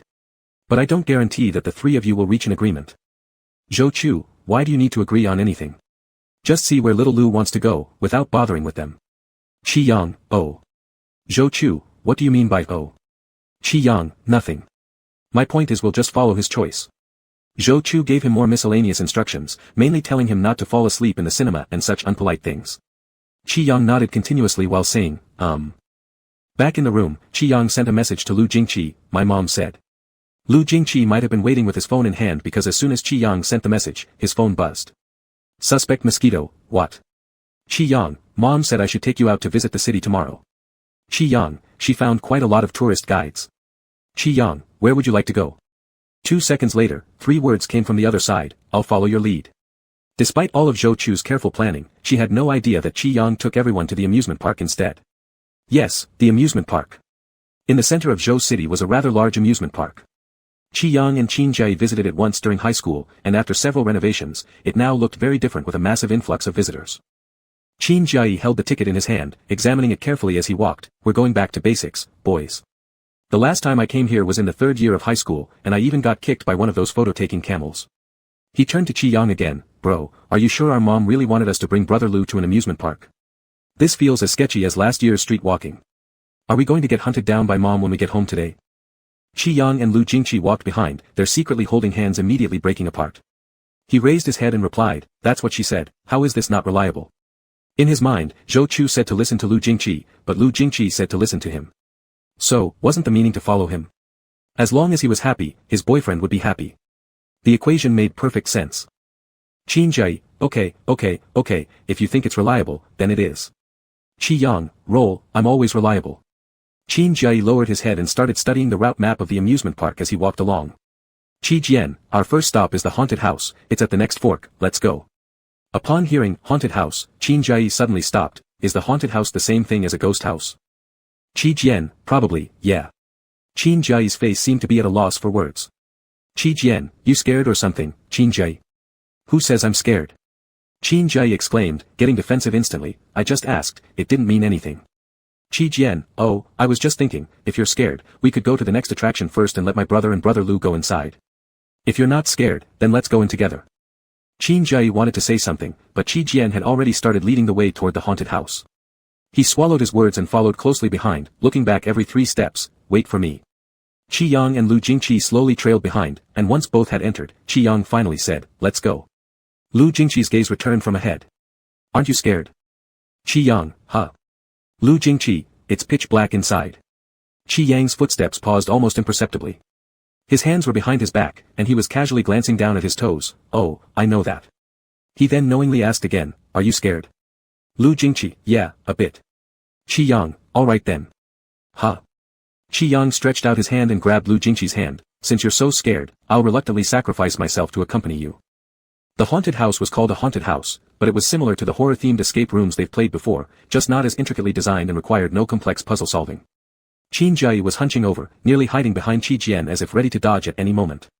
Qi Jian wasn't particularly affected by all this but was rather exhausted from Qin Jai's exaggerated reactions. Standing at 169 centimeters, she had become a human shield for the 186 cm tall Qin Jai. She couldn't help feeling irritated several times. Can you act more like a man, Qin Jai? Qin Jai, I am not. I am not. I am not. While chaos erupted ahead, there wasn't a sound from the rear. Qin Jai had been dashing his head down all along, completely oblivious to the situation until they exited the haunted house and noticed, where are Yang Yang and brother Lu? Qi Jian leaned against the side wall, aware of what might have happened, and said aloud, my brother is timid, you know that, so he's probably still inside. Let's wait a bit longer. Cold sweat trickling down his forehead, Qin Jai stepped out into the sunlight. Fear should make you run faster. Why are they taking longer than me? Qi Jian replied lazily, I don't know. 5 minutes later, Qi Yang and Lu Jingqi emerged. The two stood far apart, almost in opposite directions. Looking them up and down repeatedly, Qin Jai asked, did you two fight? Qi Yang, no. Qin Jai, then why are you standing so far apart? Qi Yang, oh, you're talking about this, it's too hot when we stand too close, I'm just not used to it. Qin Jai remained incredulous as he walked closer to Qi Yang and continued questioning him. It wasn't like that during the last escape room game where you stayed so far away from each other too, was it? Qi Yang, yes. Qin Jai, stop faking cuteness. You're definitely lying to me. Qi Yang. Which I saw him faking cuteness. Qi Yang, believe it or not, whatever. Climb. After saying that, Qi Yang started walking ahead briskly, with a light step, a happy heart, and an utterly cheerful expression, looking nothing like someone who'd just come out of a haunted house. Instead, he looked like someone who'd just gone on a date. This thought hit Qin Jai, and he wondered how his buddy could be dating in a ghost house of all places. It was too eerie. He shook his head quickly and caught up. Qi Jian, leaning against the railing, couldn't help twitching the corner of her mouth. After recovering her gaze from Qin Jai, she stared at the person before her and remarked, I can't understand. Lu Jingqi glanced at her, what can't you understand? Qi Jian, you and my brother are almost making out right in front of us, and yet he hasn't realized it. Lu Jingqi. Qi Jian, unfortunately, I'm studying astrophysics. If my future research direction were neuroscience, I would definitely slice Qin Jai's brain and study how his cerebral sulci and gyri are formed. Lu Jingqi responded faintly, not a bad idea. Qi Jian softly clicked her tongue. There were many rides in the amusement park. After going around, they excluded the overly thrilling ones and those that seemed too childish, leaving only a few choices. Qi Yang, feeling tired, sat down on a shaded bench. By his side, Qin Jai called out as though beckoning ghosts, is this where we stop? Neither playing here nor there. Keep walking, you're really hard to please. Qi Yang leisurely wiped his hands with a tissue, hard to please or not, I didn't ask you to serve me. Go ride your carousel over there without disturbing my rest. Before Qin Jai could say anything, Qi Yang directly told him, I'm thirsty. I want water. After drinking, I'll have energy to keep playing. Qin Jai, who are you commanding here? I'm not going, do you think I have no arms and legs? Qi Yang rolled his eyes at him. Qin Jai was about to retort when Lu Jingqi spoke up, what do you want to drink? Without hesitation, Qi Yang blurted out, soda flavored with green grapes, chilled of course, also grilled sausages, and cotton candy. Lu Jingqi, alright. Then he turned and left. Qin Jai stared wide-eyed, wow. Lowering his head to browse through his phone, Qi Jian sat beside him, stretched out her legs, yawned, and tauntingly added, see? You don't need to serve him. Qin Jai scratched furiously like a restless monkey trying to think of something to say. After struggling for a long time, he finally choked out, why can you boss brother Lu around like that? Qi Yang, without even raising his head, replied, because I'm likable. Qin Jai, rubbish. Qi Yang, if you feel imbalanced, go try ordering him around and see if he listens. There was no way Qin Jai dared to do so. Fine, I agree, you're more likable. Happy now? Qi Yang accepted it happily, lifting his head and grinning, good sense of self-awareness. Qin Jai thought that Qi Yang was becoming insufferable. A little while later, Lu Jingqi returned. Qin Jai thought his comment was premature as Qi Yang turned out to be even more annoying. They couldn't eat a meal properly or drink in peace. Having two hands seemed purely decorative since Qi Yang expected Lu Jingqi to open bottle caps for him while he munched on sausages like the man was offering him a great favor. Qin Jai, munching on a sausage Lu Jingqi had passed him, couldn't resist teasing, why don't you ask him to carry you around in a sedan chair? Qi Yang, not bad at all. Qin Jai. You've changed, and now you're being utterly unreasonable. Qi Yang, I wasn't ever that reasonable, were you born yesterday? Qin Jai. Qi Yang drank some soda from Lu Jingqi's hand, then after finishing it, patted his rear and got up, let's go, I want to play some more. Qin Jai, when I get home today, I'm definitely going to tell on you. Qi Yang, what exactly will you tell? Qin Jai, I suspect this amusement park trip is your plot. Mom certainly didn't mean it this way, and today is supposed to be bringing brother Lu out to have fun, yet from start to end, all you've done is boss brother Lu around. I'm sure to let Mom know about your evil deeds. Qi Yang dismissed this easily, go ahead, report if you want. I don't care. After all, it's what Lu Jingqi agreed to do, who had stated that he would listen.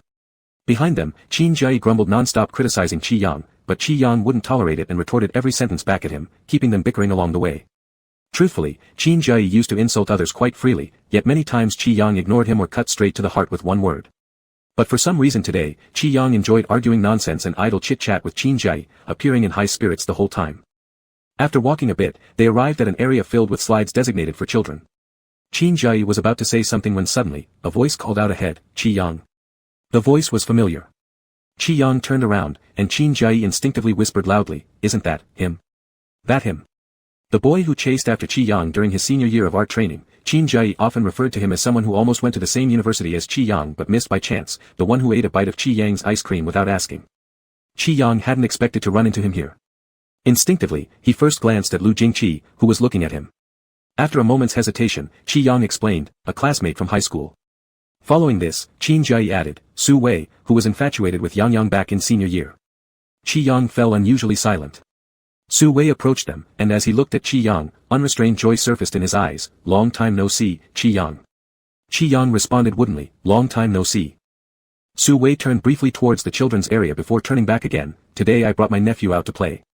I didn't expect to run into you, it's been a long time since our graduation reunion. This is really unexpected. Are you doing well?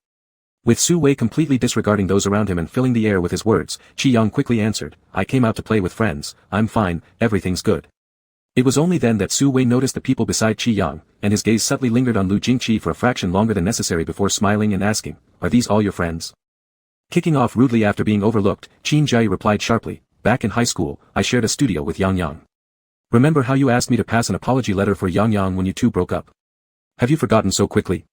Su Wei chuckled lightly, not too fazed, we were young and reckless back then, we've moved past that. Qi Yang scratched his ear awkwardly. Su Wei continued, oh, yeah, things are starting to come back to me. You used to hang out with Qi Yang going to and from school, and even travel together on weekends, I remember. Then Su Wei glanced at Qi Jian, addressing Qi Yang, you've mentioned your sister to me, but who's this next to you?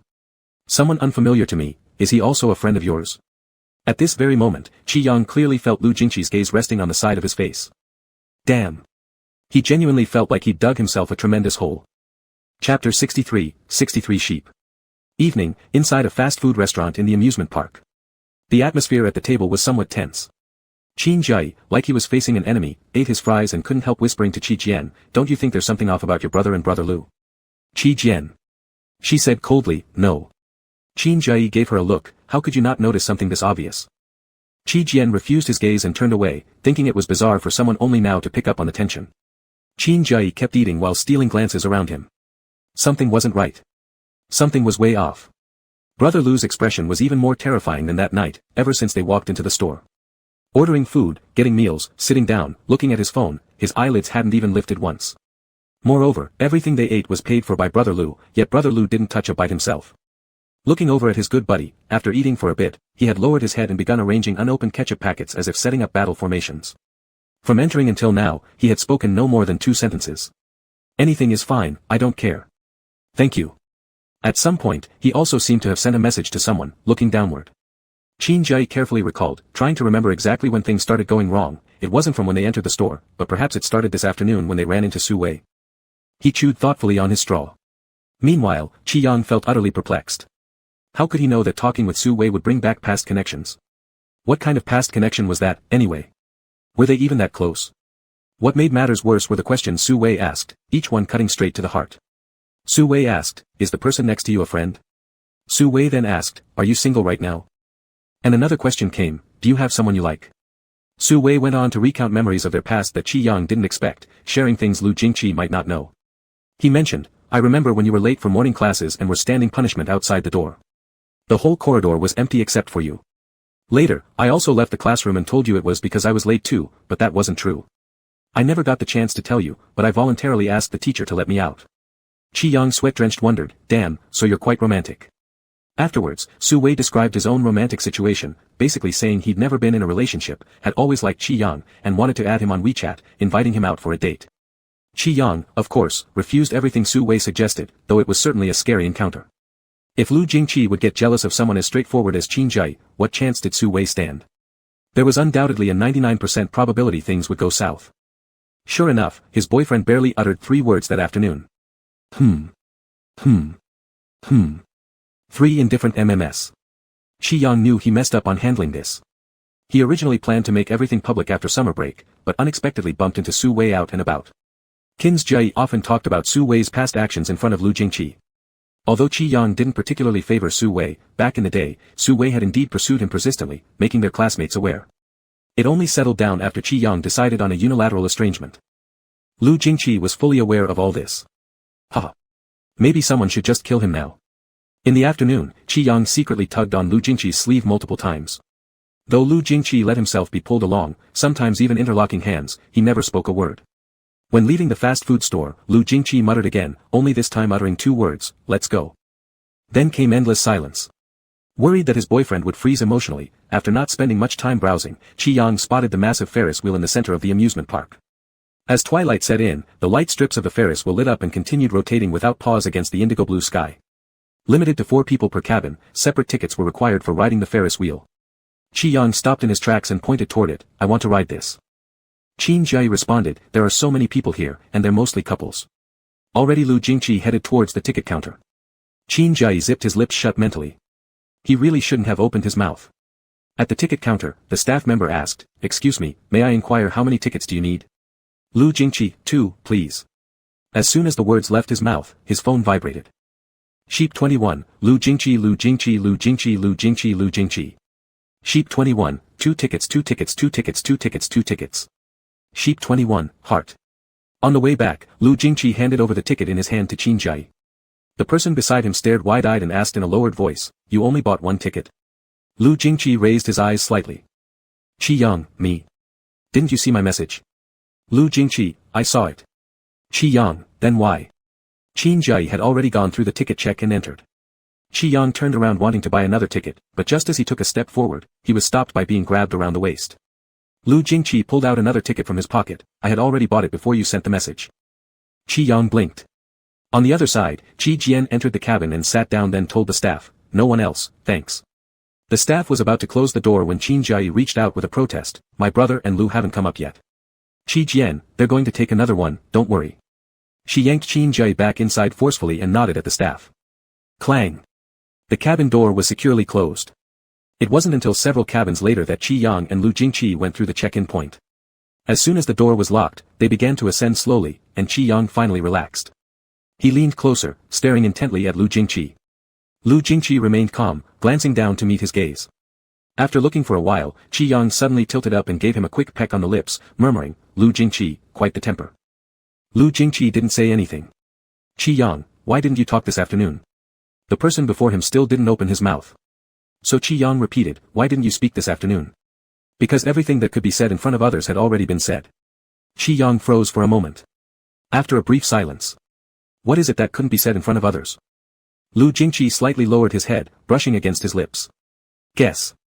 Qi Yang didn't guess, instead answering with another question, "Are you jealous?"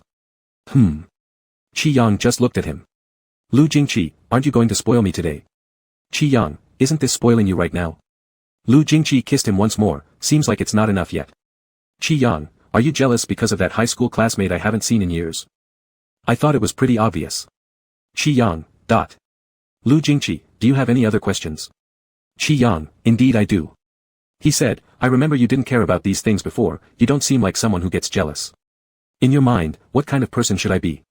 Qi Yang replied earnestly, "According to my initial impression of you, in such situations, you would quickly analyze that I don't like that so-called high school classmate at all. There's no relationship between us, nothing that could jeopardize our romantic situation exists. And for you, being jealous is an internal waste of time, it's clearly meaningless. In your world, shouldn't efficiency rank first?" Lu Jingqi was silent for a moment. "That makes sense. But maybe the person you're talking about isn't me." Qi Yang slightly furrowed his brows. Lu Jingqi continued, "I often get jealous." "Huh? Not just your high school classmate, Hiyu, Shuesheng, Xiaofengyu." Qi Yang became even more confused. Of course, he knew Hiyu, and also recognized the name Shuesheng, mentioned casually by Qin Jiai, a sophomore who pursued him. But Xiaofengyu, who exactly was that? He half-tilted his face, almost pressing into his boyfriend's eyes, searching for more answers. He asked, "Who is Xiaofengyu?" "Lu Jingqi, at the gymnasium Building C in the beginning of the year." "Building C gymnasium? Lu Jingqi, he hit on you." "Hitting on him? Hell, that dude." Qi Yang recalled now.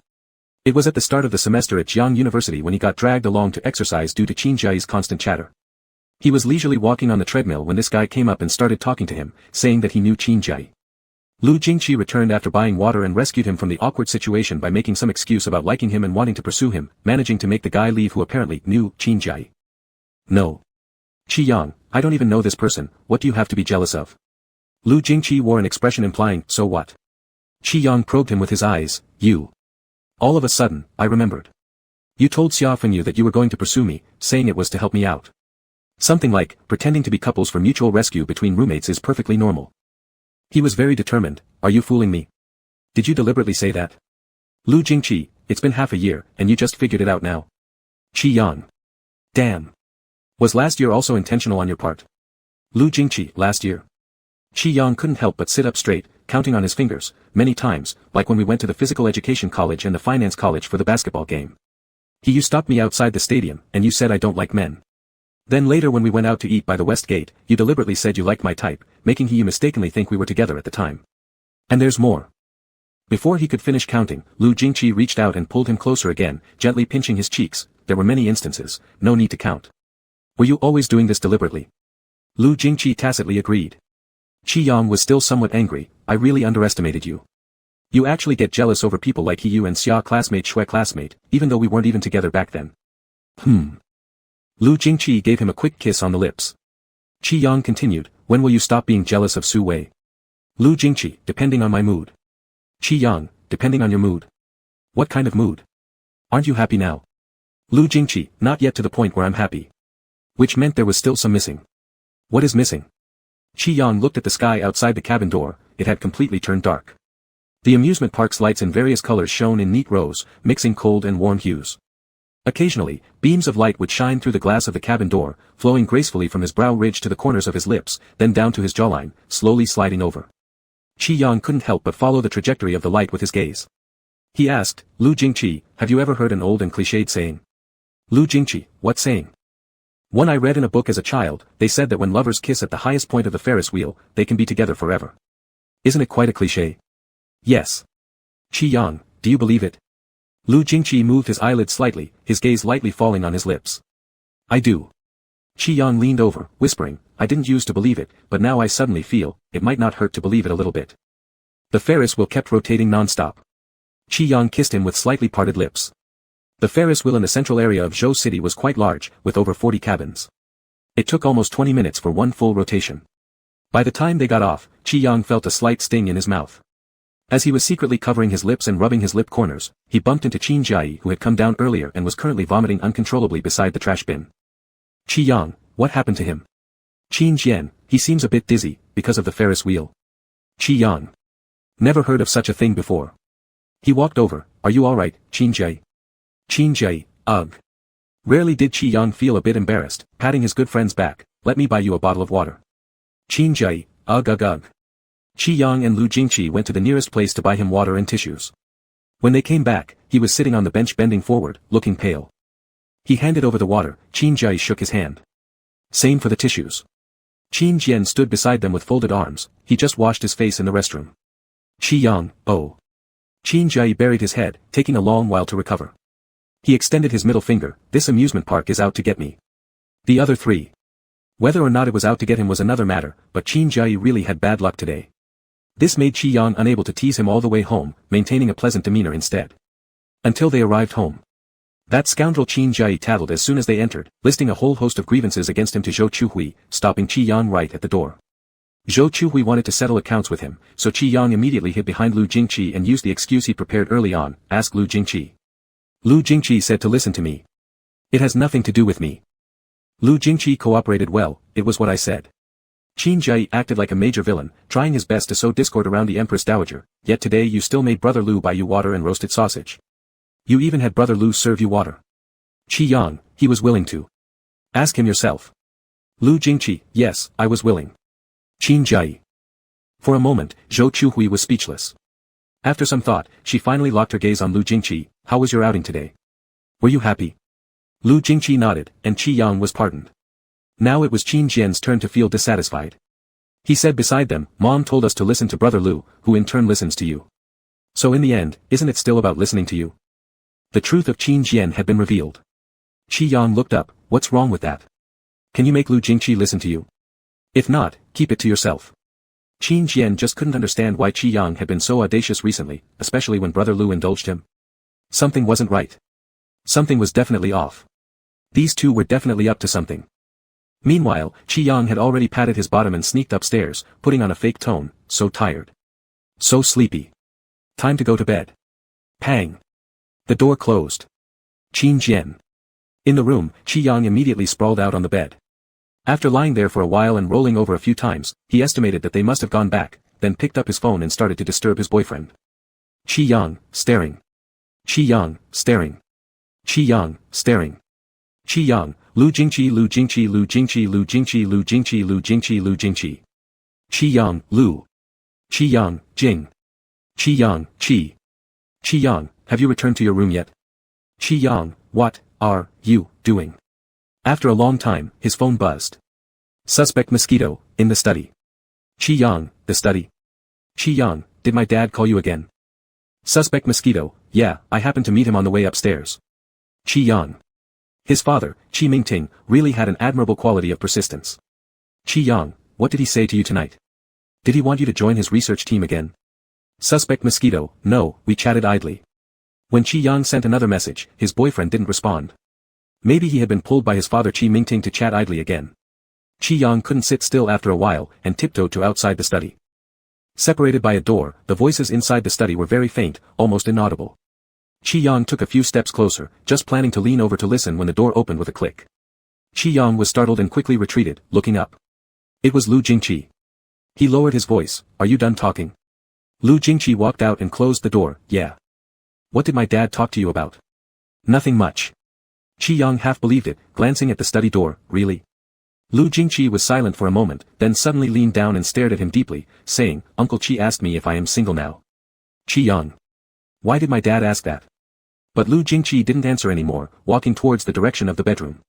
Qi Yang realized this, following up to ask, then how did you respond? Lu Jingqi, you guess. Qi Yang tugged at his sleeve, no guessing, tell me. Lu Jingqi didn't say anything. Qi Yang followed him all the way until they reached the bedroom door, and Lu Jingqi hadn't answered his question. Qi Yang still didn't let go, Lu Jingqi. Lu Jingqi finally spoke, slowly asking, "How do you want me to respond?" Qi Yang was momentarily speechless, as Lu Jingqi came closer to him. "Do you want me to say I'm single or not single?" Qi Yang. Lu Jingqi's arm wrapped around his waist, and his palm leaned against the wall as he leaned down, kissing him on the lips. "I said I'm single." Qi Yang was startled by the kiss and quickly scanned around. Seeing everything quiet, he exhaled and turned his head to find fault. "If you're single, why did you kiss me?" "Lu Jingqi, you said you were single too, so who was the one kissing me on the Ferris wheel?" "Damn." Qi Yang didn't expect Lu Jingqi to hold on to this, muttering, "Before we got off the Ferris wheel, didn't you say you were happy?" "Lu Jingqi, I was happy then, but now I regret it." Qi Yang was silent for a moment. "So, you mean I need to comfort you again?" Lu Jingqi lowered his gaze, seemingly agreeing. Qi Yang looked around again, then kicked open the door to Lu Jingqi's room, dragging him in by the collar. When Qi Yang woke up the next day, he saw a very unfamiliar ceiling and light fixture above him, and the thin blanket coiled around his waist wasn't his either. Oh. Right. He hadn't returned last night. Qi Yang lazily yawned, sat up in bed, and looked around. Noticing Lu Jingqi wasn't in the room, he planned to sneak back before people woke up. However, as he approached the door, he heard voices outside. It was Zhou Chuhui and Lu Jingqi. "Zhou Chuhui, stay here for a while during this period. If you need anything, just let uncle and auntie know. Don't argue with Debao. He has always been playful like this since he was a child and doesn't listen to anyone. I'll teach him later." Qi Yang. If his memory served right, last winter break she said he stayed indoors too much and didn't go out, but now why is she calling him overly playful? Just because he took Lu Jingqi to the amusement park. And Lu Jingqi agreed and even wanted to date with him, so why did all the blame fall on him alone? Qi Yang stood indignantly behind the door. The speaking voices continued outside and Qi Yang pressed himself against the door again to eavesdrop. Lu Jingqi, "Yeah, I know, auntie. Like hell you do." Qi Yang grew even more upset. "Zhou Chuhui, but if you're tired these few days, rest well at home. The summer vacation is long. You can plan slowly after some time. By the way, your uncle Qi mentioned." Zhou Chuhui stopped midway, leaving Qi Yang craning his neck closer trying to hear the continuation of her sentence. He thought silently, what's being said? "Zhou Chuhui, when did this happen? Why didn't you bring her over to Zhou City together? It would have been so lively, and auntie could take a look too. Boy or girl? How long have you been together?" At this point, Qi Yang immediately realized what they were talking about. So last night, Lu Jingqi lied to him again. While Qi Yang was muttering to himself, he didn't catch what Lu Jingqi said or notice that the conversation outside had already ended. Sticking close to the door, the next second it clicked open. Qi Yang hastily dodged to the side. There was a momentary pause when the door opened. Zhou Chuhui asked, "What happened?" A faint voice of Lu Jingqi came through, "Nothing, auntie." Qi Yang remained utterly silent like a chicken. Click, the door closed. After entering, Lu Jingqi casually leaned against the door and turned his head to look at him. "Qi Yang, you clearly said yesterday that you replied saying you were single. You tricked me." Lu Jingqi admitted very straightforwardly. Qi Yang intended to protest further, but Lu Jingqi asked again, "Did you sleep well?"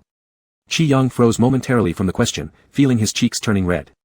It was obvious Lu Jingqi was teasing him, because after the two went at each other passionately for half an hour last night, he refused to leave the bed. Lu Jingqi questioned him if he was sure about staying. Burying his head low, Qi Yang muttered, "I don't sleep well every day, thinking about you every night. Today, I want to sleep with you. Don't make me leave." He said it very seriously, but in reality, he hadn't slept well at all the previous night. Lu Jingqi locked both the balcony and the bedroom doors, switched off the light, and the air in the room felt charged with anticipation. Before long, they fell into each other's arms once again. Young bodies were eager for more, and Lu Jingqi didn't appear to be as detached as he seemed. Every shallow breath inside the thin quilt of the air-conditioned room carried their restraint until midnight, when Qi Yang finally drifted to sleep. Only 3 to 4 hours, there's no way he slept well. Unable to resist, Qi Yang licked his dry lips and lowered his gaze elsewhere. "Of course I slept well, extremely well." He didn't hear Lu Jingqi respond, so he asked, "Didn't you sleep well?" Lu Jingqi, "Slept well." Qi Yang, "Then isn't that settled?" Are we going to sleep together tonight?" Chapter 64, 64 Sheep. Qi Yang felt that he had been acting recklessly lately. Since the night he spent in Lu Jingqi's room, for the next 3 or 4 days he didn't go back home. Sometimes, even during the day, he would stay over there, claiming Chen Beixing and Lin Tianyi had important matters to discuss. Though he said he was busy, in reality they were pulling the curtains shut and kissing intensely until they lost all sense of time. It wasn't clear who initiated it, but it seemed to be Qi Yang. However, every time he regained his senses amidst their passion, he found himself pinned down by Lu Jingqi. His lips would feel swollen and numb from the kisses, and no matter where he retreated, whether it was near the door or the bathroom, Lu Jingqi followed him relentlessly, pushing him step by step toward the bed. Lu Jingqi acted a little crazy, losing both reason and composure. A light blush spread across his throat and earlobes. Feeling the unusual warmth of Lu Jingqi's body, Qi Yang teased him, lightly scratching his rolling Adam's apple and saying, "You're a guest, and yet you dare to act so boldly in someone else's house." Lu Jingqi replied hoarsely, "The guest follows the host's convenience. When did the guest ever get to decide this?" Lu Jingqi shifted his lips lower, biting another spot as he murmured, "Maybe I won't be a guest for long." It wasn't entirely wrong. But it was still very bold. Occasionally, Zhou Chuhui would come with some fruit, and sometimes Qi Mingting would show up unannounced with something needing solving together, making the door open and close frequently. In those moments, Qi Yang watched as Lu Jingqi could be aggressively kissing him one second and then earnestly pretending to respect elders the next. He pretended really well, fooling everyone except Qi Yang who knew his mind was elsewhere. Lu Jingqi wanted to kiss him. And when the door closed again, that's exactly what happened. He was pushed against the door, kissed passionately. Qi Yang tugged on his collar, unable to resist asking, "Did you used to act like this before?" "What?"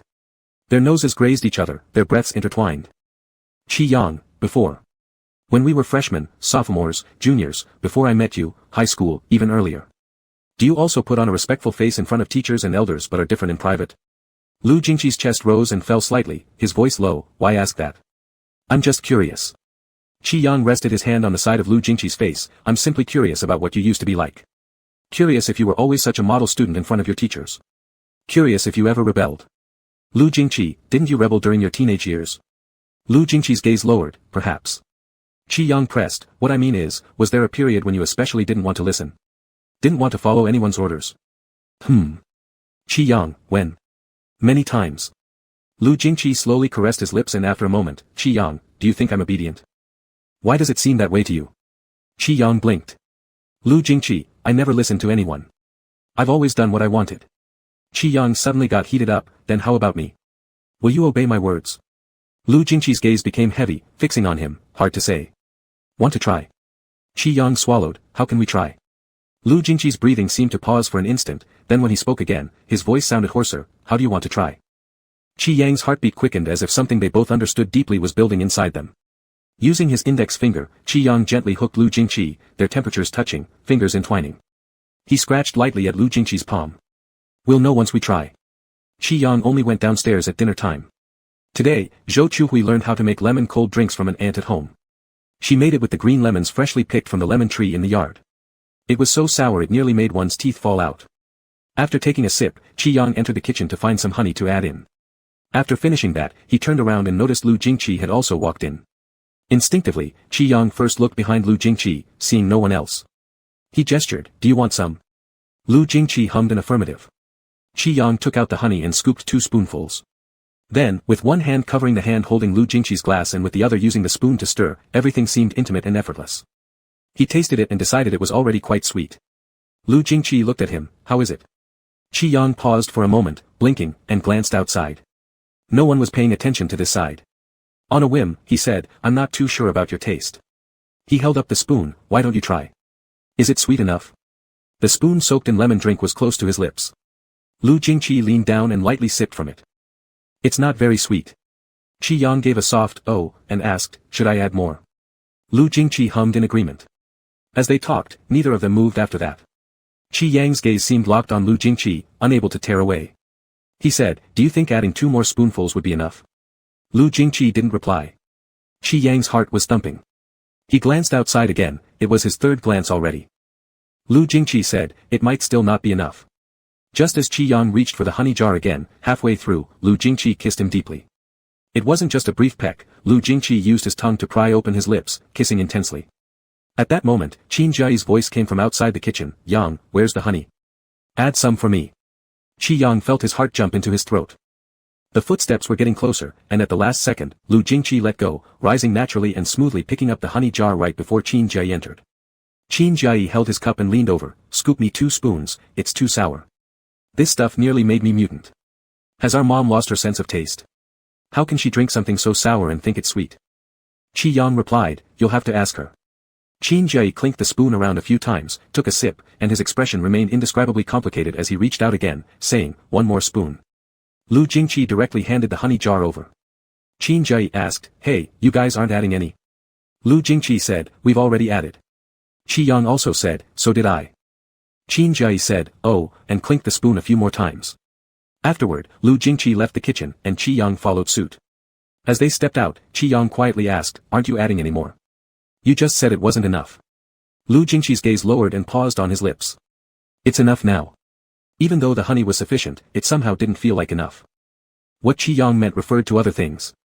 Before returning to Zhou City, Qi Yang had actually prepared himself to endure 2 months of celibacy. He hadn't planned on letting others know too soon, so initially, he thought they could pretend to be friends for 2 months with Lu Jingqi, waiting until they returned to Jiangcheng City before doing anything further. But apparently, he had overestimated their self-control. They kept testing each other, continually seeking moments in every unnoticed corner to touch each other, but each time stopping short, leaving them feeling increasingly frustrated and yearning. That night, he had boldly stayed in Lu Jingqi's room. Whether it was the dark environment stimulating dopamine or something else entirely, reason seemed lost, and they were glued together in fervent kisses. The summer heat was intense, even with the air conditioning set as low as possible, only managing to drive off a superficial layer of warmth. His body was covered in sweat, and his waist was tightly held in Lu Jingqi's hands. Lu Jingqi was even more out of control. In the deep night between kisses, Qi Yang caught sight of raw desire unmasked in Lu Jingqi's dark eyes for the first time. Qi Yang seemed to understand what Lu Jingqi was thinking, his mind clouded by the burning gaze until a simple kiss later left him wanting more. It was like some threshold had been raised, or rather, they had become addicted, needing deeper contact to feel satisfied. But considering the current situation, such thoughts were somewhat dangerous, sneaking kisses under everyone's watchful eyes needed to remain covert. Qi Yang thought, how come this summer vacation was so long? On the 6th day back home, they finally went out again. A highly anticipated summer blockbuster had hit the box office, earning over 100 million yuan shortly after its release, showered with online praise. Following Qin Jie's strong recommendation, they bought tickets for the 7 p.m. showing. It wasn't too early or too late, a pretty suitable time. Besides, Qi Yang refused outright to go out during the day anyway, citing reasons like being hot, tanned, and tired, offering countless excuses. Qin Jie joked, "When you run to Brother Lu's room during the daytime, you never complain about being tired. What makes you rush there so often? Is there something good in Brother Lu's room?" Holding a bucket of popcorn and walking at the front, Qi Yang didn't turn around as he responded, "Mind your own business. Isn't it because it's cooler in his room?" Qin Jie whispered behind them, "How can I trust that?" Qi Yang didn't bother to reply. Qin Jie leaned closer to Lu Jingqi and continued his meaningless chatter, the same old boring questions, with equally formal responses from Lu Jingqi. "Busy. Got something to do." Qin Jie complained they were ganging up to deceive him. Qi Yang thought inwardly how true that was, they couldn't exactly tell him the truth about locking lips in private. For a straight guy like Qin Jie, that revelation would be too much of a shock. When they entered the theater, they found most of the seats already taken. The movie was clearly a hit, even the late show was packed out. They had bought 4 connected seats in the 6th row in the middle, but it looked like only 2 were left. Qin Jie hopped over each seat and noticed 2 guys sitting where Qi Yang and Lu Jingqi were supposed to be. Just as he opened his mouth to speak, Qi Yang said casually, "Never mind." The 2 young men probably had the wrong seats and checked their tickets, preparing to stand up, but Qi Yang added, "No need to switch." "Where are your seats?" One of them replied, "Row 9, seats 5 and 6. "Really sorry for the trouble." Qi Yang shook his head, muttering no worries, then handed the bucket of popcorn to Qin Jie and stepped out. He put away his ticket and said to Lu Jingqi, "Let's switch seats." Lu Jingqi made no objections and followed him toward the back. The movie was about to start, and the lights dimmed. Some audience members were whispering excitedly about highlights they had seen online.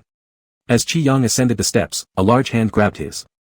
His footsteps hesitated slightly, before calmly intertwining back in the next moment. They sat down at seats 5 and 6 on row 9, just as the big screen lit up, illuminating the surroundings brightly. Yet, the hands holding together did not part. Dry and warm palm against palm, Qi Yang could hear the drumming of his own heartbeats. The movie was a deeply meaningful absurd comedy. Laughter would occasionally ripple through the dark hall, as if all the audience's attention followed the plot. Unable to resist, Qi Yang glanced left.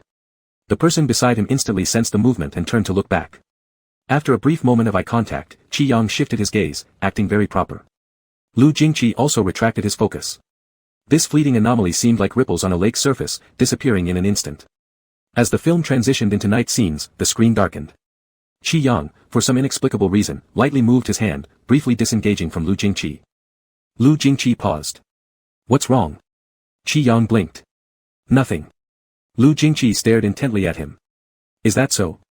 Before Qi Yang could nod, Lu Jingqi softly questioned, "Then why let go?" "Huh?" Lu Jingqi gripped his hand again. Qi Yang didn't pull away, instead quietly leaning closer after a pause and asking, "I'm just a little uncertain." Lu Jingqi echoed, "Uncertain." Qi Yang clarified, "Lu Jingqi, are we on a date right now?" The question fell just as the movie cut into a long silent empty shot. The cinema grew eerily quiet, so much so that the slow rhythm of their breathing could be heard. They were incredibly close. Once the silence broke, the atmosphere of the movie transformed drastically. Chaotic and bizarre sounds triggered waves of laughter from the audience. In this moment, Qi Yang heard Lu Jingqi say one word. Yes. Qi Yang barely remembered the first half of the movie. From the second half onwards, his focus went completely awry. He wasn't sure if it began with that single word, yes, or when Lu Jingqi leaned down to give him a light kiss on the lips. Everything else faded away, except for Lu Jingqi. Their fingers interlocked tightly as they quickly kissed again in the dimness before breaking apart. Qi Yang's nervous heart beat thunderously, and he scarcely managed to feel the warmth from Lu Jingqi's lips. The cold and warm contrast of the screen's glow became the sole barrier of their hidden rendezvous. With heightened adrenaline, half of Qi Yang's body sank into the spacious seat. Leaning into Lu Jingqi's ear, he whispered softly, "It's my first time kissing someone outside." "Not someone else," Lu Jingqi corrected. Qi Yang seamlessly continued, "My boyfriend, then." Qi Yang teased further, "That's still the first time you've corrupted me." Lu Jingqi replied, "It's my first time too." Qi Yang's lashes fluttered. "Alright, then we're even." Lu Jingqi remained silent for a moment before kissing him again. The movie lasted over 2 hours. It was hard-won dating time squeezed in between their busy lives. They were greedy yet restrained, trying to satisfy their longing for each other during this passionate phase through hand-holding and fleeting kisses. But hormones create an insatiable addiction, light touches were never enough. Before the movie ended, Qi Yang spoke softly. "Lu Jingqi." The person before him had eyes that seemed like deep vortices. Qi Yang swallowed. "I think."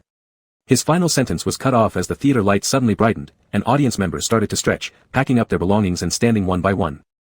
Qin Jai, who looked happy after being moved by a good film, waved at them upon standing. "Yang, Brother Lu, want to eat something outside?" Qi Yang decided not to say what he planned.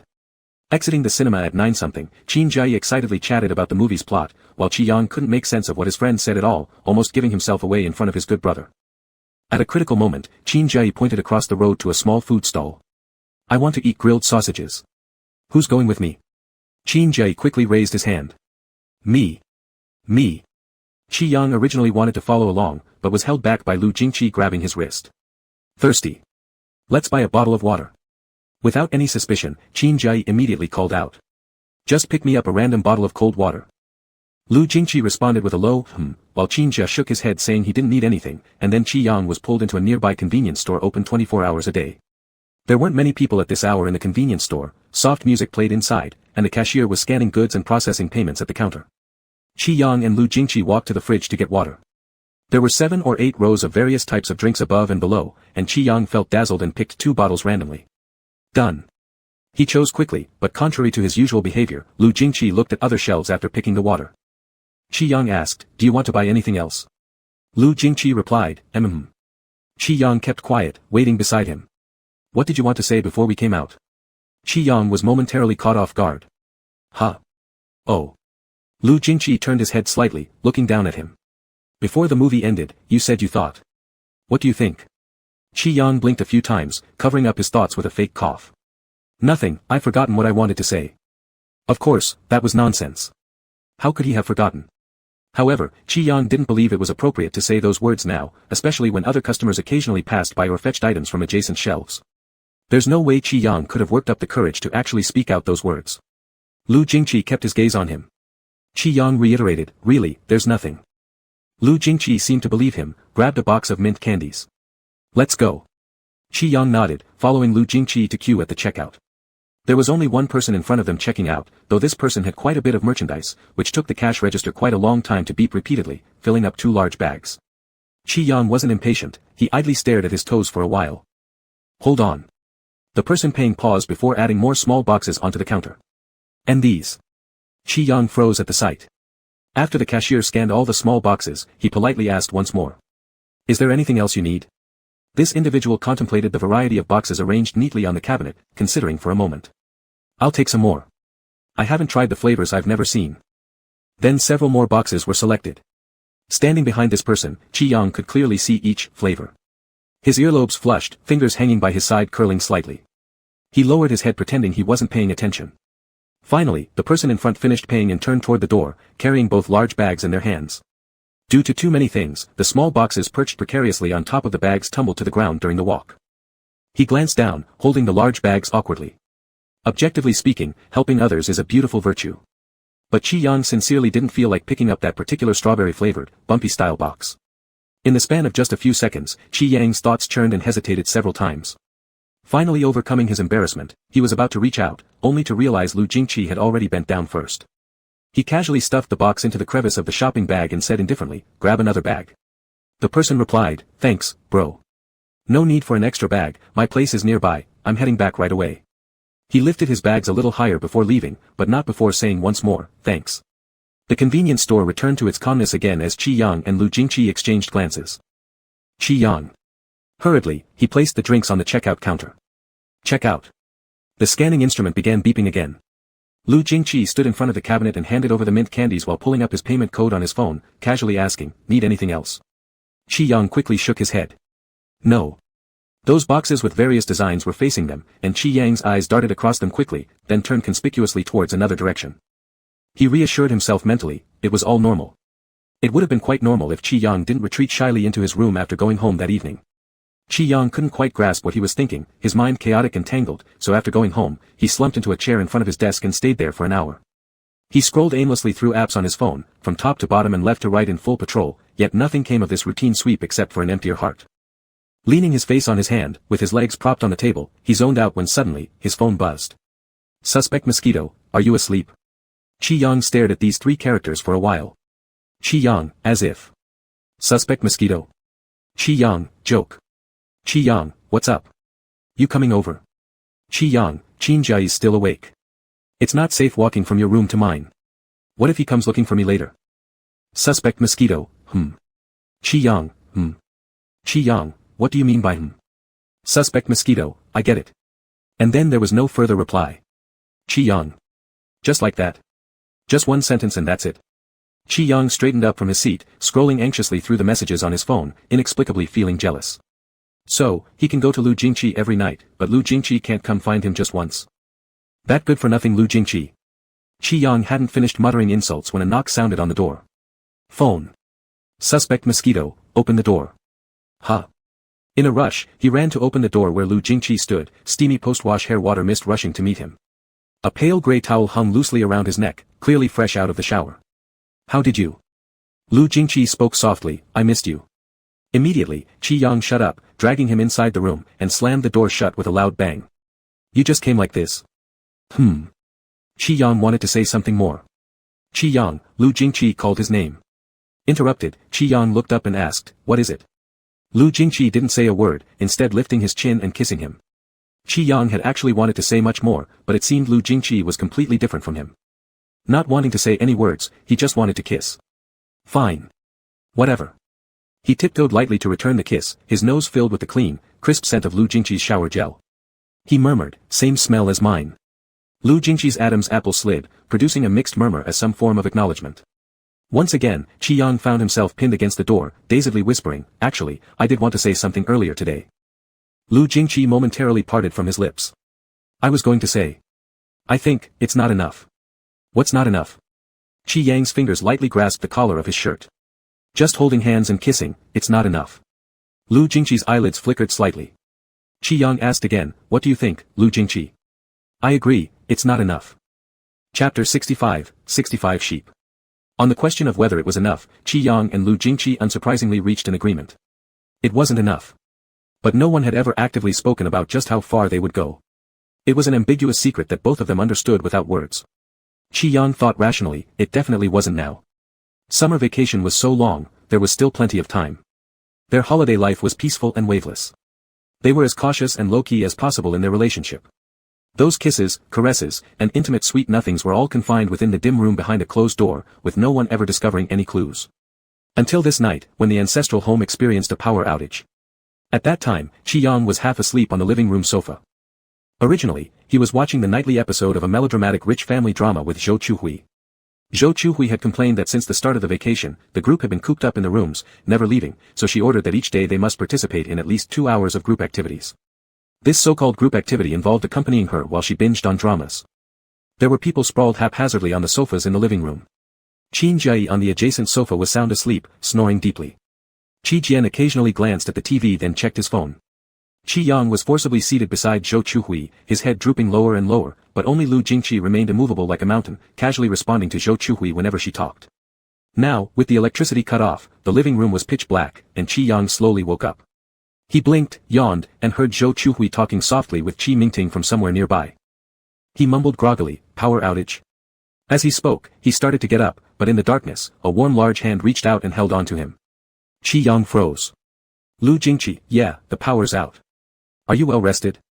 Qi Yang wasn't actually that sleepy, he just dozed off because the show was too boring. Before he could respond, another voice came near his ear, "If you're tired, go upstairs to sleep." That voice seemed closer than before, resonating low in his ear. He heard the steady heartbeat of the person beside him, and felt their slightly elevated body temperature. Thus, the answer, not very sleepy, inexplicably went unspoken. He said instead, "Tired." In the darkness, there was a sudden silence. In that instant, Qi Yang thought he heard Lu Jingqi's heartbeat quicken. A subtle atmosphere spread between them, but it was interrupted the next second by another voice. Zhou Chuhui assigned them a few simple tasks, to investigate the situation of the neighboring households on the street, retrieve spare lamps from the utility room, and check if the cookies she baked were done, among other things. Being given these instructions, Qi Yang agreed with a single sound and headed out. After wandering around locally, he discovered everything around was dark and pitch black. Asking some neighbors revealed that it was likely due to the neighborhood circuit being aged and under repair. The old house was often like this. There had been previous power outages and water cuts for various reasons, so Qi Yang didn't find it unusual. After thanking them, he wandered back home. He informed Zhou Chuhui about the situation, thereby bringing tonight's group activity to an end. While ascending the stairs, he semi-jokingly said he was sleepy, but halfway up, he stopped and seemingly asked without intent, "Where's Lu Jingqi?" Zhou Chuhui replied, "He went with your dad to the utility room to look for a lamp." Qi Yang responded with an, "Oh." Zhou Chuhui was extraordinarily perceptive and looked up to ask, "What's wrong?" Qi Yang hastily replied, "Nothing, I'm going to sleep." With that, he immediately left. Back in his room, Qi Yang leaned against the door, pulled out his phone, and started tapping away after browsing through a couple of screens. Initially, he was typing on WeChat, but halfway through, he changed his mind, deleted everything, and switched to a secondary account, continuing to type on that instead. "Yang sleeps, boyfriend is not home. Yang sleeps, come quickly to my room." Sure enough, 5 minutes later, Qi Yang received a question mark. Qi Yang then sent another message using his primary WeChat account. "Qi Yang, are you done? Suspect mosquito, Qi Yang again sent via the secondary account, "My boyfriend is done, time is tight, you have 10 minutes. Latest, what can I do with 10 minutes? Qi Yang, cheek against the screen enlarging, steal, affection. Suddenly, the other side went quiet. Qi Yang kept sending messages persistently until the door behind him abruptly opened. Before Qi Yang could even react or ask, someone had already grabbed his arm. Lu Jingqi slipped in silently, clicked the lock on the door. Qi Yang's throat tightened, "You came so fast." Lu Jingqi remained quiet, his finger lightly grazing against his arm. "Me?" Qi Yang blinked. "Lu Jingqi, who am I?" Qi Yang quickly caught on and turned the question around. "Depends on which role you prefer more, boyfriend or illicit lover." Lu Jingqi never hesitated when it came to making choices, he held Qi Yang's waist and leaned in for a kiss. "Looks like you'll have to guess who I am." The next words on Qi Yang's lips were swallowed entirely into that kiss. Unable to maintain balance, Qi Yang stepped back 2 paces until he leaned against the corner of the wall. Lu Jingqi pressed deeply into him, not leaving even a sliver of space between them. Qi Yang had no time for this tiresome guessing game. He retaliated by nipping at Lu Jingqi and mumbled, "For deceiving me." Lu Jingqi pressed even deeper. In the end, Qi Yang didn't bother with guessing. Leaning against the wall, his chest rose and fell rapidly as Lu Jingqi hovered closely before him, gently stroking his red-swollen lips with his fingers. "Qi Yang. If you have something to say, just say it. Why keep calling my name?" Lu Jingqi lowered his gaze and whispered softly. "Because your name sounds good." Qi Yang felt his ears heat up. "So that's why you've always been calling me? I thought you were trying to intimidate me whenever you used my full name." Lu Jingqi, maybe a little bit. Qi Yang. Lu Jingqi. What is it? Qi Yang, nothing, just threatening you back. Lu Jingqi kissed his cheek gently. Fully accepted. Qi Yang, tickled by the kisses, dodged slightly and flipped over to kiss him instead. Qi Yang hadn't noticed how easily provoked Lu Jingqi was before, they were entangled in another deep kiss again soon after. Unbeknownst to them, some time passed until the darkness before their tightly closed eyelids suddenly transformed into a warm soft red. The light came on. Half opening his eyes, Qi Yang instinctively reached out to fiddle with Lu Jingqi's earlobe. Murmuring, "The electricity's back." Lu Jingqi murmured an indistinct continuing the kiss that slid from his lips down to his chin, then rightward, landing on his cheek near his ear. Being sensitive to ear touches, Qi Yang recoiled instinctively, ready to speak. But in his peripheral vision, he caught sight of a figure. His heart skipped a beat as he abruptly widened his eyes. Shit. Holy crap. Both exclamations came simultaneously, one from Qi Yang, the other from Qin Jai. With flushed cheeks, Qi Yang moved away instantly as if electrocuted, while Lu Jingqi looked behind him upon hearing the sound. Qin Jai stood dumbfounded in the doorway of the balcony. The balcony door still wasn't closed. His trembling fingers pointed accusingly toward them, muttering repeatedly after half a minute, you. Lu Jingqi, yes. Qi Yang. Back in the room, Qi Yang sat cross-legged on the bed, his face pale as death. Qin Jai lamented dramatically from the side, this is outrageous. Outrageous. You two are utterly devoid of any morality. Qi Yang raised his hand defensively. There's only one left now. Lu Jingqi was just called away by Ms. Zhou. Qin Jai, stop changing the subject. Qi Yang retracted his hand. Just let me explain once more. Qin Jai, explain. Are you explaining how you managed to fool your best buddy? I'm so disappointed in you. I did plan to tell you, honestly. My plan was to tell you after the summer vacation because we haven't been together long, just a little over 2 months. 2+ months. Before Qin Jai could raise his voice again, Qi Yang hastily interrupted. Fine, just 2 months. Qin Jai was still unsatisfied, to which Qi Yang couldn't help but respond, it's not like you wouldn't spread it around loudly. If I had told you earlier, would I even be able to spend my summer vacation peacefully? I'd already have been tied up and interrogated by my parents. So after the summer vacation. Qi Yang, after the summer vacation, everyone will be busy. By telling them later, it gives people some time to adjust gradually, work while adjusting, finish work, adjustment also finishes, everyone happy. Qin Jai looked unconvinced. Qi Yang, I'm serious. That's exactly how I planned it. You can ask Lu Jingqi. Qin Jai still found it hard to accept, even though he often teased his good friend into pursuing Lu brother, he was just joking around as a typical guy, never expecting to come across such a shockingly vivid scene today. Originally, he came looking for his buddy under the cover of darkness to play cards, only to be petrified on the spot. He coughed. How long have you two been, secretly hooking up like today? Qi Yang was struck by his choice of words, what do you mean, secretly hooking up? We are a legitimate couple. Qin Jai, then illicit lovers. Qi Yang. Qin Jai, affair partners. Qi Yang almost choked on his own saliva. He kicked Qin Jai. Do you want to die? Qin Jai pointed at him. Where did I go wrong? Qi Yang, you're braver than I thought. Qi Yang rested his face in his hands with frustration. Qin Jai, are mom, dad, and sis still unaware? Qi Yang sighed irritably. Yes, they don't know. Qin Jai grunted twice. Alright. Qi Yang, what's your plan? Qin Jai, flatter me, or I'll expose you right now. Qi Yang rolled his eyes. Earlier, I said you should go lick the toilet. Qin Jai turned immediately. I'm going. Qi Yang jumped off the bed. I'll say it myself without your help. Qin Jai stopped him as he ran. Are you sure? Are you ready for the third-degree interrogation? Qi Yang smirked, huh. He rushed to the door and just as he was about to open it, it clicked open. Lu Jingqi looked at the both of them and butted into the battlefield. Seems like I got here first. Shall I be the one to tell? Qi Yang. Qin Jai. Damn. It was bound to be an extraordinary day, their fates were sealed that they couldn't avoid the severe questioning. Sitting on the sofa surrounded by people, the questions fired at them were all similar to what Qin Jai had asked. When? How long? Where? Why didn't you tell us? And so on and so forth. Qi Yang's complexion turned deathly pale x2. This scenario he had foreseen, he had known this would happen. He stayed silent listening as Lu Jingqi provided a perfect answer. With logical reasoning and sincere emotions, it deeply moved even Qi Yang who couldn't help but wonder inside, what? Zhou Chuhui, I told you so. Qi Mingting shook his head. Son has grown up, there's nothing we can do. Qi Jian. Qin Jai, when it rains, sheep must marry. Qi Yang covered his face in silence. It was driving him crazy. Before returning home, Qi Yang hadn't expected the secret to come out so quickly and so suddenly. The relationship between him and Lu Jingqi was laid bare for everyone. To be fair, he was more restrained now than before. At least before, fewer pairs of eyes were staring straight at him and Lu Jingqi like this. Now, any time they spent together exceeding 10 minutes warranted another round of scrutiny from his family members, each pair of eyes as piercing as a searchlight, even if sometimes Qi Yang was merely having a conversation with Lu Jingqi. He felt as though he'd never be able to wash away the shame, especially in front of Qin Jai. No matter what he did, Qin Jai believed that he must have surely stolen a kiss with Lu Jingqi. In some sense, wasn't this considered wrongful accusation?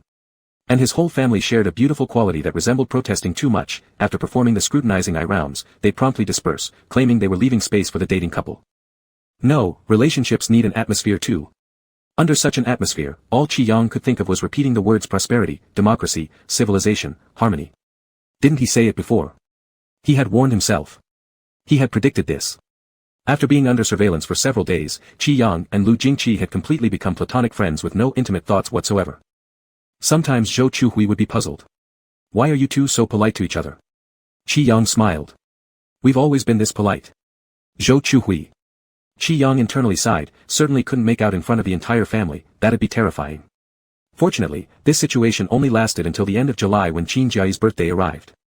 Lu Jingqi received multiple calls from Chen Beixing. Generally speaking, there were a few meetings in August that he had to attend, urging him to return to Jiangcheng earlier. Lu Jingqi accepted the request and returned to Jiangcheng after Qin Jiayi's birthday.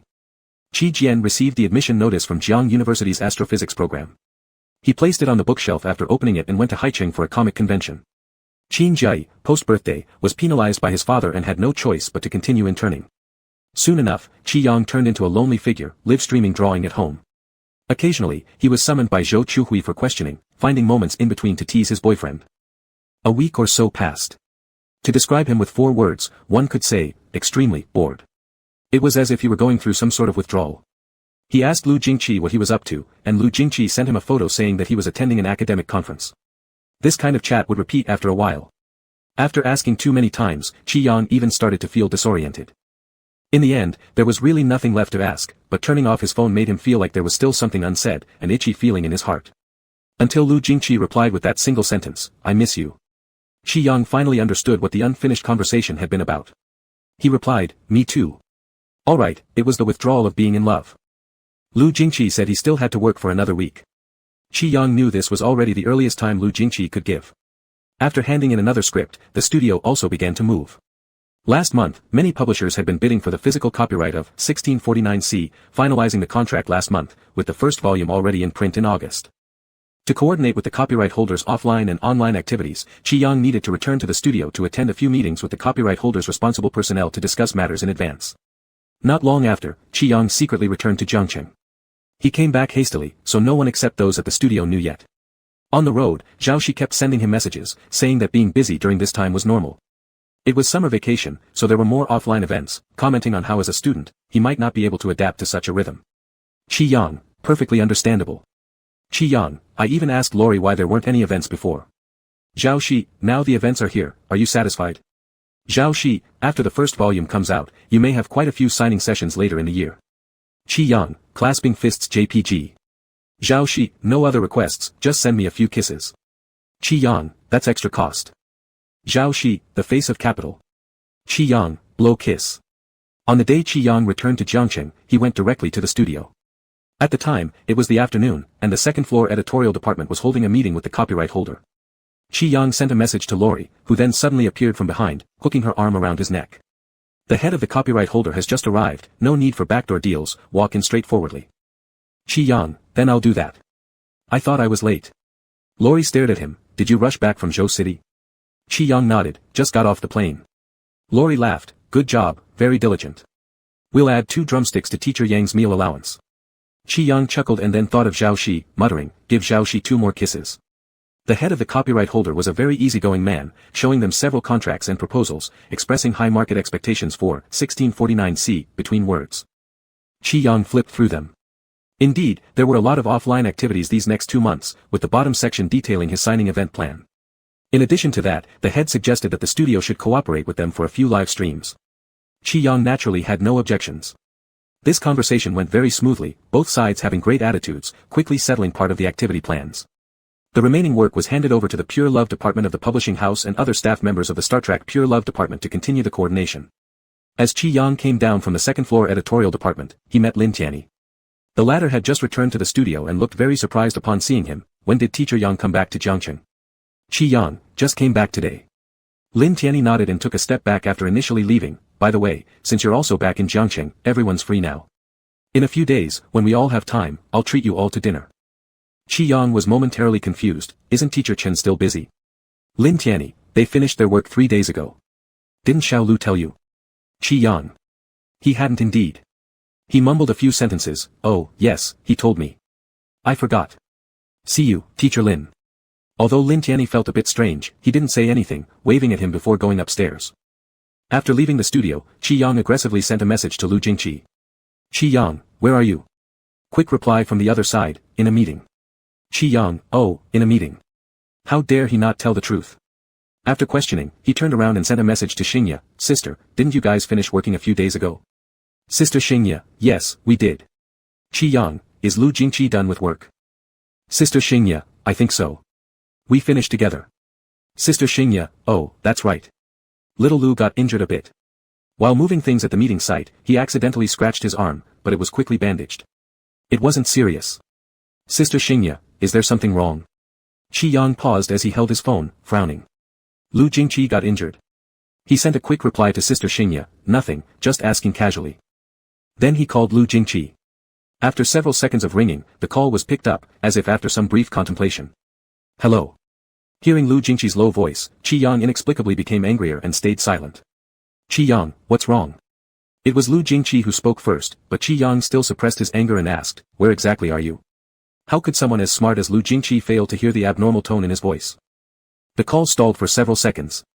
At home. Lu Jingqi said, are you in Jiangcheng? Qi Yang, otherwise? It's only allowed for you to be busy, not me. Lu Jingqi, when did you come back? Qi Yang, don't question me like you're interrogating a criminal. Why should I answer you? Only Qi Yang's breathing could be heard in the call. He was indeed very angry. Lu Jingqi paused for a moment. I scratched my arm, just got it bandaged, but it's not serious. I didn't want you to worry from so far away in Zhou City. After finishing, he added, it doesn't hurt. And then finally, I'm at home, I came back yesterday, it hasn't been long. Qi Yang felt strange about how his mood had suddenly shifted. From getting more and more angry, it reached a peak and then suddenly dissipated, like a balloon that had burst. He was somewhat awkward after calming down. So, what did the doctor say? Lu Jingqi just gave some simple instructions, nothing serious. But what? Lu Jingqi, I'll tell you when I see you. Qi Yang went quiet. Lu Jingqi, come home. Qi Yang rubbed his nose and muttered, my place isn't tidied up. Lu Jingqi, alright, I meant where I am. Our other home. Qi Yang inexplicably blushed upon hearing this. Fine. Indeed. All the same. By the time Qi Yang arrived, 15 minutes had passed since their conversation ended. Just before reaching the door, he began to feel embarrassed again, perhaps because of the half-month they were apart which made him less casual than when he was in Zhou City. As Qi Yang was lost in his own thoughts, the door clicked open. He looked up and locked eyes with Lu Jingqi. Lu Jingqi was wearing very loose pajamas, but one could still see the solid, smooth muscle lines beneath the soft fabric. He lowered his gaze towards Qi Yang, his Adam's apple moving slightly. That embarrassment disappeared all at once, and Qi Yang stepped forward to check his arm. Qi Yang. Lu Jingqi said, if you're unhappy, I won't hide things from you next time. Whatever Qi Yang wanted to say was scattered by this simple act of submission. He squeezed his palm and looked up at Lu Jingqi. What were you thinking? I'm not unhappy, I'm worried about you. Lu Jingqi's eyelids trembled slightly. Qi Yang kissed his lips several times. Sometimes you act like a blockhead, sometimes you don't. You're really strange. Lu Jingqi's heart thudded as he tightened his grip on the slender waist of the person in front of him. The door clicked shut, and he lowered his head to seek out Qi Yang's lips. Ken would also say, I like you. Lu Jingqi's breathing became a little uneven. Ken would kiss you like this. Qi Yang, wood is different too. Lu Jingqi, wood wouldn't miss you as much as I do. Qi Yang, how much do you miss me? How come I can never figure it out each time? It's my fault. I should let myself be more obvious. Qi Yang thought. He thought that Lu Jingqi was a very reserved block of ice wood when he didn't see him, and a blooming flower wood when he did. Although they were both types of wood, who could blame him for liking this wooden personality? Qi Yang tugged at his collar, opening his lips to bite back. Lu Jingqi, next time you really can miss me more obviously. It's not illegal. Lu Jingqi, like what? Qi Yang, you ask me that kind of question. Lu Jingqi paused in kissing him, then deepened the kiss again. Not necessarily. I just think that if I get any more obvious, it might be inappropriate for younger audiences. Chapter 66, 66 Sheep. They hadn't seen each other for just a little over half a month, yet it felt like an eternity. The warmth and emotions that used to run rampant when they were together now surged again with fervor and passion. Qi Yang couldn't recall how he ended up on the sofa, but he regained awareness only when he touched the bandage on Lu Jingqi's arm, reminding him why he had come rushing over. He quickly stopped Lu Jingqi by holding his jaw, interrupting the passionate and chaotic kiss. Qi Yang's mind cleared, and he panted slightly, "Let me take a look at your wound." The boyfriend in front of him still seemed somewhat unclear-headed, with dark pupils swirling with intense, unrestrained desire. His Adam's apple moved slowly as he said, "It doesn't hurt," his voice hoarser than before. "Who asked you?" "Let me see, hurry up." "Lu Jingqi, it's not very serious." The person beneath him wouldn't listen and reached to pull him while murmuring incessantly, "I know, I just want to check. Just let me take a quick glance, why are you making so much trouble? Don't move."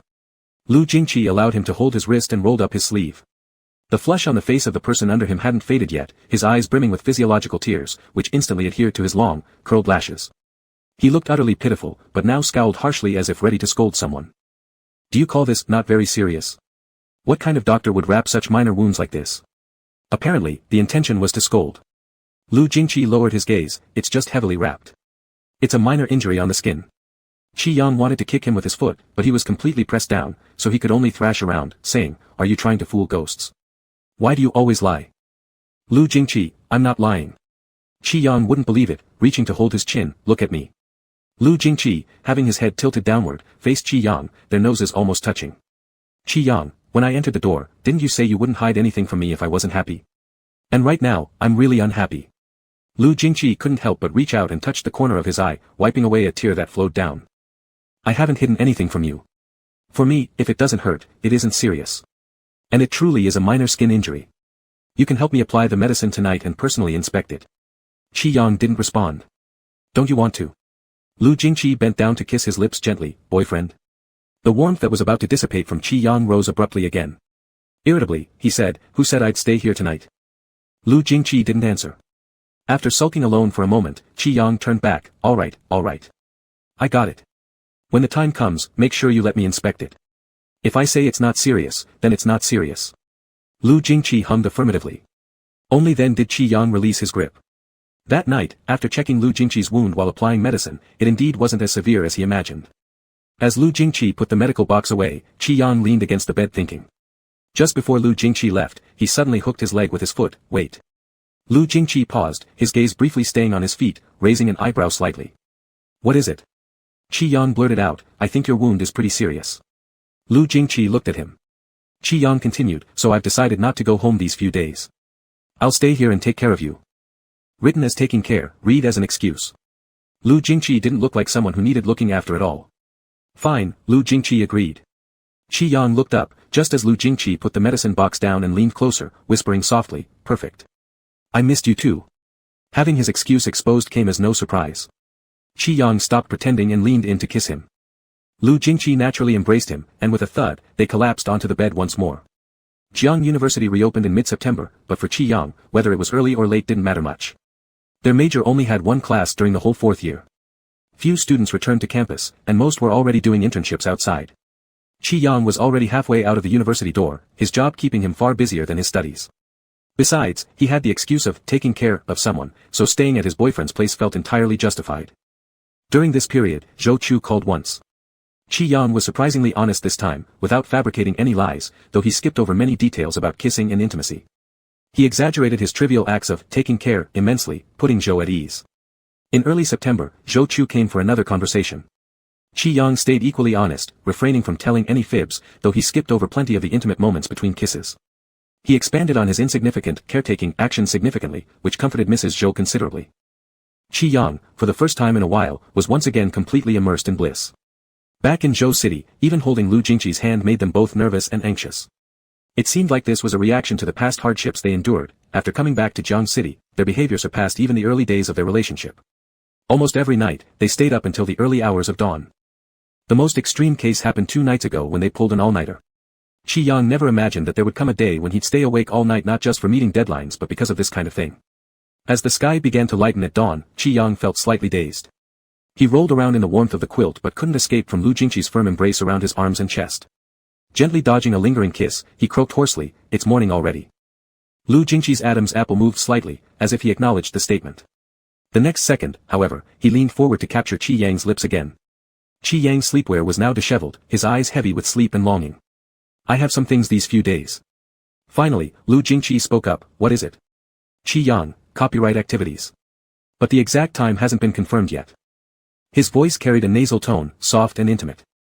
They hadn't gone all the way yet, only kissing and caressing each other, but even this simple contact left them endlessly fascinated. Lu Jingqi tightened his grip on his hand and brushed his lips over Qi Yang's fingertips. Offline. Qi Yang, there's also online, likely starting with online activities, live streaming. Still half dreaming, Qi Yang turned his head to poke him lightly, asking, did you hear me? What does mean? Lu Jingqi planted a serious kiss on his lips, responding, I heard you. Qi Yang, Lu Jingqi. Then there was silence again. Qi Yang squirmed slightly, ticklish under the touch. He covered his ears, rolled over to grab his phone, and checked the time. 5:12 a.m. He turned and shoved the glowing screen right into his boyfriend's face. Morning. It's your time to get up. Lu Jingqi murmured against his shoulder, I don't want to get up today. Qi Yang caught the hidden meaning in his words, but he really couldn't handle it anymore, so he ducked away and buried his head. I'm sleepy, I want to sleep. Stop kissing me. It seemed Lu Jingqi could only pick up on the word kiss. Thinking about the summer when Lu Jingqi forced him to eat during his stay in Zhou City, Qi Yang had grumbled many times. This time, though, Lu Jingqi took care of eating himself, completely voluntary, with no coercion, and did so extremely seriously. By then, Qi Yang had exhausted every ounce of his energy and drifted off to sleep while pushing the man beside him further toward dreams. They slept from dawn till dusk, reversing their body clocks to California time zone domestically. When Qi Yang woke up, Lu Jingqi wasn't in bed. Still yawning, Qi Yang got up, took a shower, and walked out of the room while replying to messages on his phone, eventually discovering Lu Jingqi's figure in the home gym. This boyfriend was highly disciplined. All those excuses he'd mouthed were just lies. In reality, he secretly visited the gym daily, as if burdened by the KPI to outdo others through sheer physical training. Qi Yang tiptoed inside and swiftly patted Lu Jingqi's strong glutes. Lu Jingqi cast a calm glance over, looking like he'd noticed Qi Yang's presence long before. Feeling unaccomplished, Qi Yang humphed and asked, when did you come here? An hour ago. Qi Yang said, oh. Because of the injury on Lu Jingqi's arm, he avoided a lot of exercises due to the risk of tearing something more severely. So, he only jogged for 40 minutes, followed by a short leg workout. Twisting open a bottle of water, he said, you had a lot of messages this afternoon. Was it from your studio? Qi Yang replied while typing on his phone, yeah, there's a live stream tomorrow. It's planned by the copyright holder. After finishing, he looked up, asking, are you free recently? Lu Jingqi sipped some water, nothing much to do. Qi Yang feigned nonchalance, saying, oh. I'll be pretty busy, might not have time to accompany you. Lu Jingqi glanced at him and paused for a moment, I'll go with you. Qi Yang pressed further, even for the offline activities. That was exactly what Qi Yang wanted to hear. Finally satisfied, he leaned over to take the water bottle from Lu Jingqi's hands, sipping from it as well. He then began to look around at the interior of the gym. This was the first time Qi Yang entered this gym. He hadn't visited Lu Jingqi's house too many times before anyway, once was when Lu Jingqi was sick, and the other was this very trip. That's why Qi Yang found this environment familiar only now. Did you do your live fitness streams here before? Lu Jingqi, did you notice so much? Qi Yang shoved the water bottle back into his hands and took a tour of the gym, confirming his suspicion. He turned around and glared at the culprit, how could you have the audacity? Audacity for what? Qi Yang said confidently, for deceiving me. Lu Jingqi put down the water bottle and pulled him closer with his arm, then how could you have the audacity? Qi Yang, what am I supposed to be audacious about? How could you flirt with me? They're all strangers on the internet who sent you countless private messages. It's hard for me not to notice them. Qi Yang stubbornly countered, it wasn't just me who messaged you.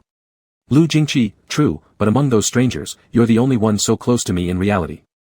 Qi Yang snapped, so, let me get this straight, when we started dating, it was all your plan, to play tricks on me? Lu Jingqi tilted his brows as if he didn't understand his logic, why would I want to trick you? Because I flirted with you. Lu Jingqi replied, I don't seem to have that much free time. As Lu Jingqi drew Qi Yang closer, his mouth remained tightly shut for a while. Lu Jingqi leaned down and touched foreheads with him. However, during the time we communicated online, I found you to be pretty idle. Qi Yang, where did you learn all these random things from? Qi Yang yelled, You have such a slow reaction time, we've been together for more than 3 months, and you're just figuring this out now. Lu Jingqi still insisted on his old statement, this isn't about settling accounts. Qi Yang, it clearly is. It's curiosity. Lu Jingqi placed a large hand over his phone, curiosity about where you learned these tricks, so I can learn too. Qi Yang. Damn, after so long without hearing that line, it felt oddly familiar. Qi Yang gave him a quick kiss, not really, Lu Jingqi, you've tricked me enough already. In a relationship, turning a blind eye is crucial. Do you understand? I'm not sure. Qi Yang lectured him, and before he knew it, Lu Jingqi had kissed him, closing both their eyes. Qi Yang. Clearly, neither of them could actually turn a blind eye. After dinner, Qi Yang replied to all the messages from his studio, finalizing the time for tomorrow's online live stream. Lori mentioned she'd send over the procedure file later. While waiting, Qi Yang lounged on the couch browsing the D station, reviewing all the videos on Lu Jingqi's main page again. The more he watched, the more he thought it absurd that he had been deceived before. All because he'd been too timid. With Lu Jingqi walking around in front of him daily, he never mustered up the courage to scrutinize closely. Had he not been so hesitant, he might have discovered some telltale signs. Just admirable. While Qi Yang was aimlessly browsing, Zhao Shi suddenly forwarded him a video from the D station. From the cover alone, it was clear what kind of content it was. Zhao Shi, pure borderline material, no emotion, pure technique. Zhao Shi, it's pretty popular lately. The figure is good, you should study this. Qi Yang clicked into it and saw a perfect, shonen, character. Qi Yang echoed like a broken record, no emotion, all technique. Zhao Shi, how about it? Not bad, right? Qi Yang, not bad, very good at going.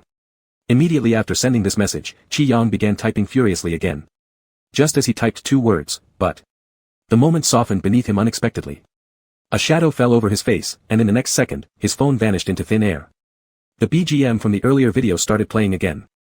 Lu Jingqi, lowering his gaze, carefully watched the entire video from beginning to end. Qi Yang, dot. Lu Jingqi moved his eyes from the phone to look at him. Qi Yang raised his hand, let me explain. Lu Jingqi said lightly, do you like this type of content? Qi Yang protested, I didn't say I do. I was just praising the quality. I didn't say I liked it. Moreover, I plan to compliment you through Zhao Shi, you're the one I truly like. Lu Jingqi glanced down again, you liked the video. Shit. Qi Yang leaned forward to check and, sure enough, he had liked it. It's an accident. You accidentally made me press it when you grabbed my phone. Lu Jingqi remained silent, watching the video again. Hearing the BGM feel like a haunting reminder, Qi Yang reached out to snatch the phone, stop watching it. Zhao Shi sent it to me, it's just something I went along with, I didn't intend to watch it. Lu Jingqi remarked, didn't wipe anything clean. He paused briefly, then continued, but if you like this type, I can try. Qi Yang. Are you going to dive into the ocean? Lu Jingqi, no. Would you like to try it on the bed? Qi Yang nearly choked on his own saliva, can't you stop being so straightforward? It turned out Lu Jingqi could be even more straightforward. With a lift from his 2 arms, Qi Yang was directly carried off. The path clearly indicated they were heading towards the bedroom. After struggling a couple of times, he urgently protested, I just woke up. I'm not sleepy yet. Lu Jingqi, are you done with me or what? Lu Jingqi, I want to give it a try. Qi Yang, I don't want to try. Protest ineffective. In the end, they still tried, leaving Qi Yang flushed and flustered, almost unable to get off the bed. Actually, Qi Yang didn't get off the bed either. When he received Lori's file, it was already past 10 o'clock. Leaning against Lu Jingqi's shoulder, he reviewed the document. He thought as he read, what a sly character, Lu Jingqi. The live stream scheduled by the copyright holder was set for the next afternoon at 3 o'clock. It was a D-station live stream chat room. The manager had told him in advance that he would need to appear on camera, so Qi Yang did not let himself get too carried away this time. He dressed appropriately. There were multiple guests in the chat room besides Qi Yang, including the host and other colleagues from their project team. The main agenda for today was to answer questions about 1649C for an hour, followed by several giveaway activities involving merchandise. Finding a window with sufficient light, Qi Yang placed his computer there waiting for notification in the group. Then he logged into the chat room with a secondary account for a quick peek. The guests hadn't entered yet, but the online viewership had already hit 300,000. Oh, pretending to swing around like a monkey. Baby, my baby.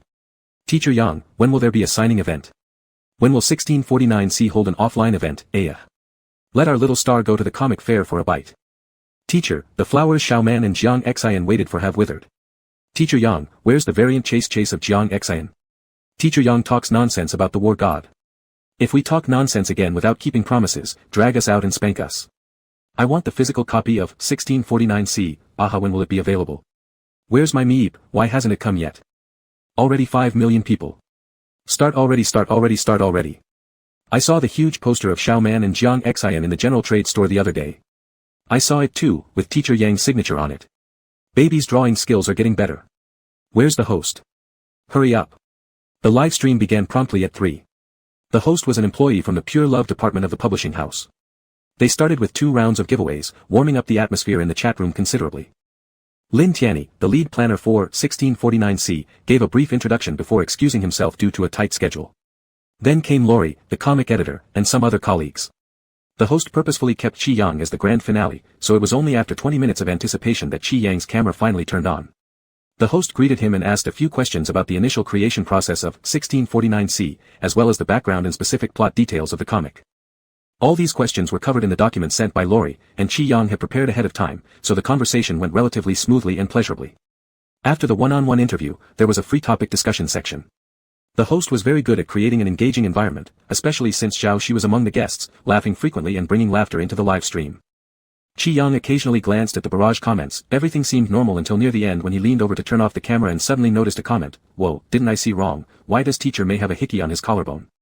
This comment appeared abruptly and strikingly. Qi Yang's hands trembled, and he quickly shut off the camera with a click.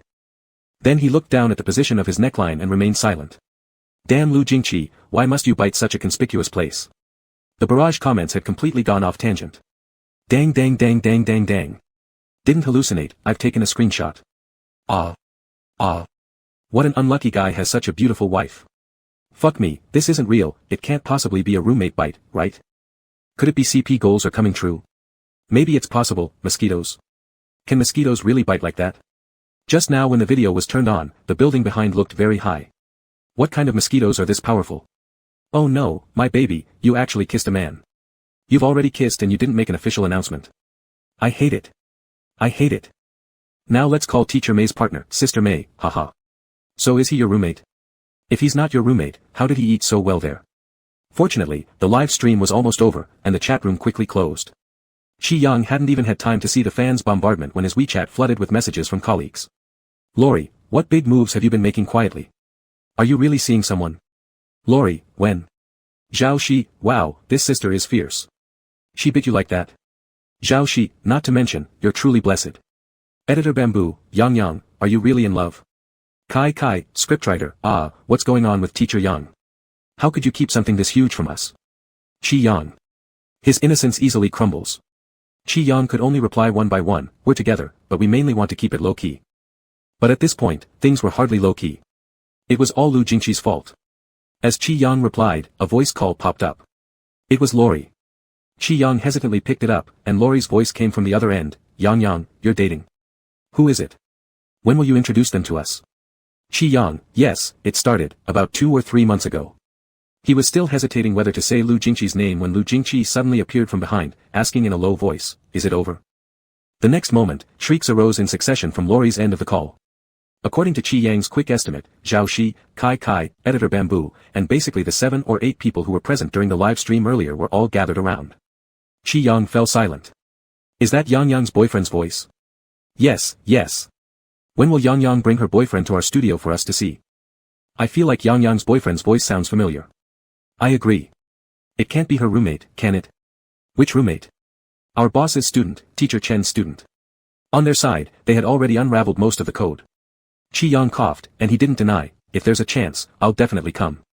Seeing Qi Yang admit it, Zhao Shi was thrilled and shouted from the phone, bring Sister May next time during the live stream. Good idea. I agree. Brilliant idea. Lu Jingqi, I'm looking forward to it. Qi Yang kicked him. Looking forward to shit. After hanging up, Qi Yang directly jumped onto Lu Jingqi, biting his shoulder a few times, then punching him a few times, and yelled angrily, did you do that on purpose? Lu Jingqi hugged him, this time wasn't intentional, it was an accident. Qi Yang, do you know what I'm asking? Lu Jingqi looked at him with interest.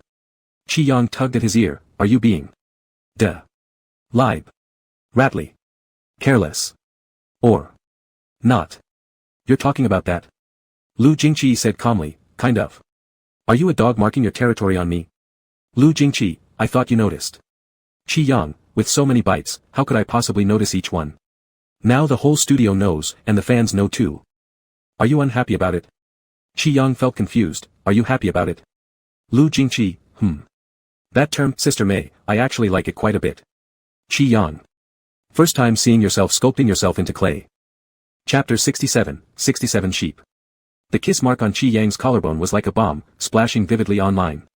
Comments in his section rarely started to sprout all sorts of high-rise buildings again. 9 out of 10 comments were speculating about who his boyfriend was, and some even bought stocks directly in the comment section. Roughly divided into several factions, the first faction is roommate, the second faction is Zhou, the third faction is an unknown online dating boyfriend, and various small factions they guessed randomly. Absolutely. It's the roommate.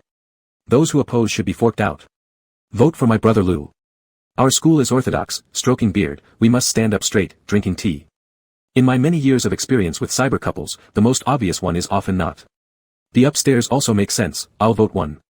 Mud? Are you fishing everywhere? Ha ha ha ha ha. Anyway, I'm voting for Teacher Si Zhou. Teacher Si Zhou is a good man in the comic circle. A soulmate. Who did he crush on, I won't say. My baby has only spoken a few words to Teacher Si Zhou.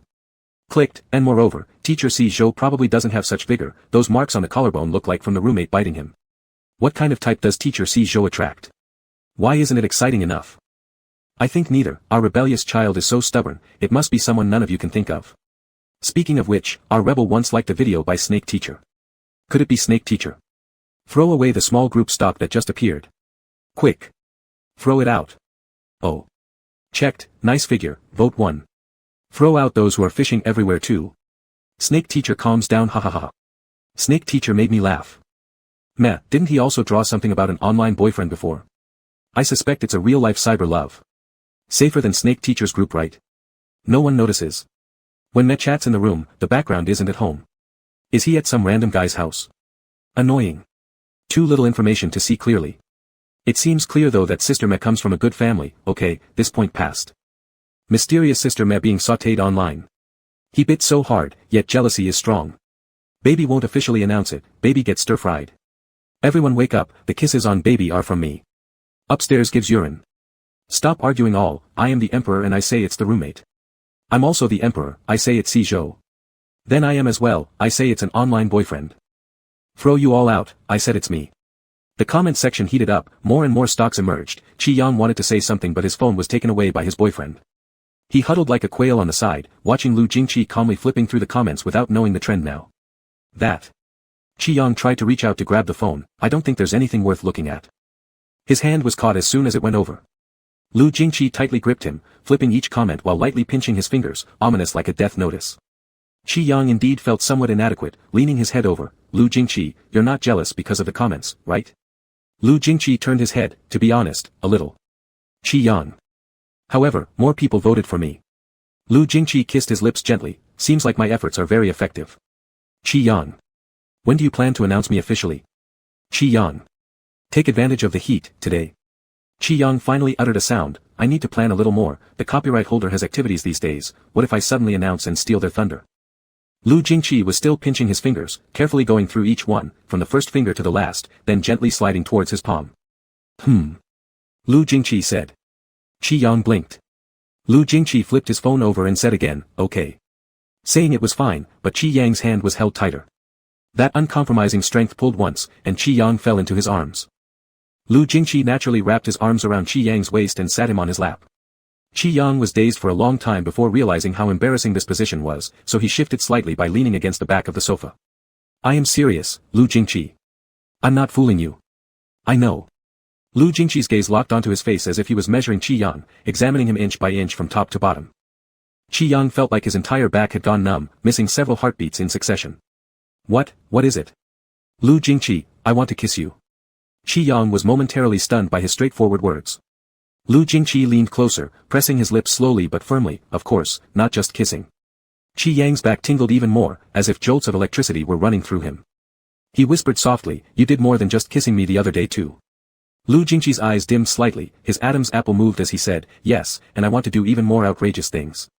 Qi Yang's breathing became erratic, weren't we talking about making the announcement? Shouldn't we stop talking about this? Already finished. Lu Jingqi grabbed the back of his neck firmly, we're on a different topic now. Qi Yang's eyelashes trembled. What exactly is this new topic? He asked helplessly, up to you. Lu Jingqi kissed the corner of his mouth lightly, I'm thinking about you. Quite obviously so. Did you notice? Qi Yang's ears burned red. Well, it certainly wasn't suitable for children. He muttered, this is exactly what you mean by more outrageous. Not at all. Their gazes met, and Qi Yang felt his heart was about to leap out of his throat. Swallowing hard, he encircled the person in front of him and whispered, then what? Lu Jingqi didn't answer. Instead, he put his desires into action. Qi Yang hadn't shed tears easily since childhood, stubborn, unwilling to cry. But today, he truly cried, on the couch first, trying desperately but futilely to escape, pleading multiple times until it ended up in bed. His whole body felt washed in hot sweat, his eyes red, and his brain completely shut down. Yet amid all this, he still managed to have random thoughts, such as, what difference did it make in the end? In a daze, he cursed a few times, wondering initially whether Lu Jingqi had learned something secretly somewhere. Later, he pondered where Lu Jingqi had picked up these skills. Finally, sobbing, he groaned, learn something proper next time, Lu Jingqi. Lu Jingqi told him there are many relevant documents both domestically and internationally, acquired through very formal channels. Qi Yang gave up. For this kind of thing, does it really matter much whether the channel is formal or not? Absolutely unnecessary. However, the scientific spirit of inquiry that his boyfriend displayed indeed deserved respect. Despite cursing and crying for half the night, the first reaction Qi Yang had upon waking up the next morning was to reach over and bite him. Lu Jingqi had woken up early, his computer beside the bed filled with papers and data. Seeing that Qi Yang was awake, he extended his hand toward him, but Qi Yang refused any courtesy and bit him directly on the hand, only to remember at the last second what that hand had done. Annoyed, he pushed him away. Why aren't you biting anymore? Qi Yang shot him an angry glare, it's none of your business. Honestly speaking, Lu Jingqi's hands were quite beautiful, long fingers clearly outlined, with strong veins weaving across the backs of his hands. But Qi Yang couldn't quite get over the psychological barrier. Recalling that before they got together, Qi Yang had only seen these hands write data, perform calculations, and type on keyboards. Now, strange and lewd ideas flooded his mind instead. Qi Yang blushed crimson from these thoughts, coughed once, and buried himself further under the blanket. Lu Jingqi typed a few commands on the computer and asked casually, not getting up. Qi Yang, nope. Lu Jingqi, but weren't you saying earlier that you needed to wake up early today? Qi Yang. Damn Lu Jingqi, bringing that up shamelessly. He grabbed a pillow and threw it at him, mind your own business and leave me alone. In the morning, Qi Yang got up to rush a poster draft for the copyright holder. Moving from the bed to the carpet and then to the sofa, no matter where he settled, he always felt uncomfortable in his seat. Eventually, he lay back on the bed. Lu Jingqi went outside the balcony to take a call, and Qi Yang stopped working and pulled out his phone to reply to Zhao Shi's messages.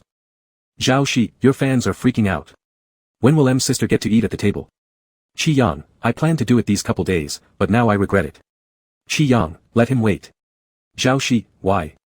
Qi Yang, no reason. Zhao Shi, got it. Qi Yang, you. What have you gotten this time? Zhao Shi, something's happened that made M's sister kneel on the washboard. Qi Yang.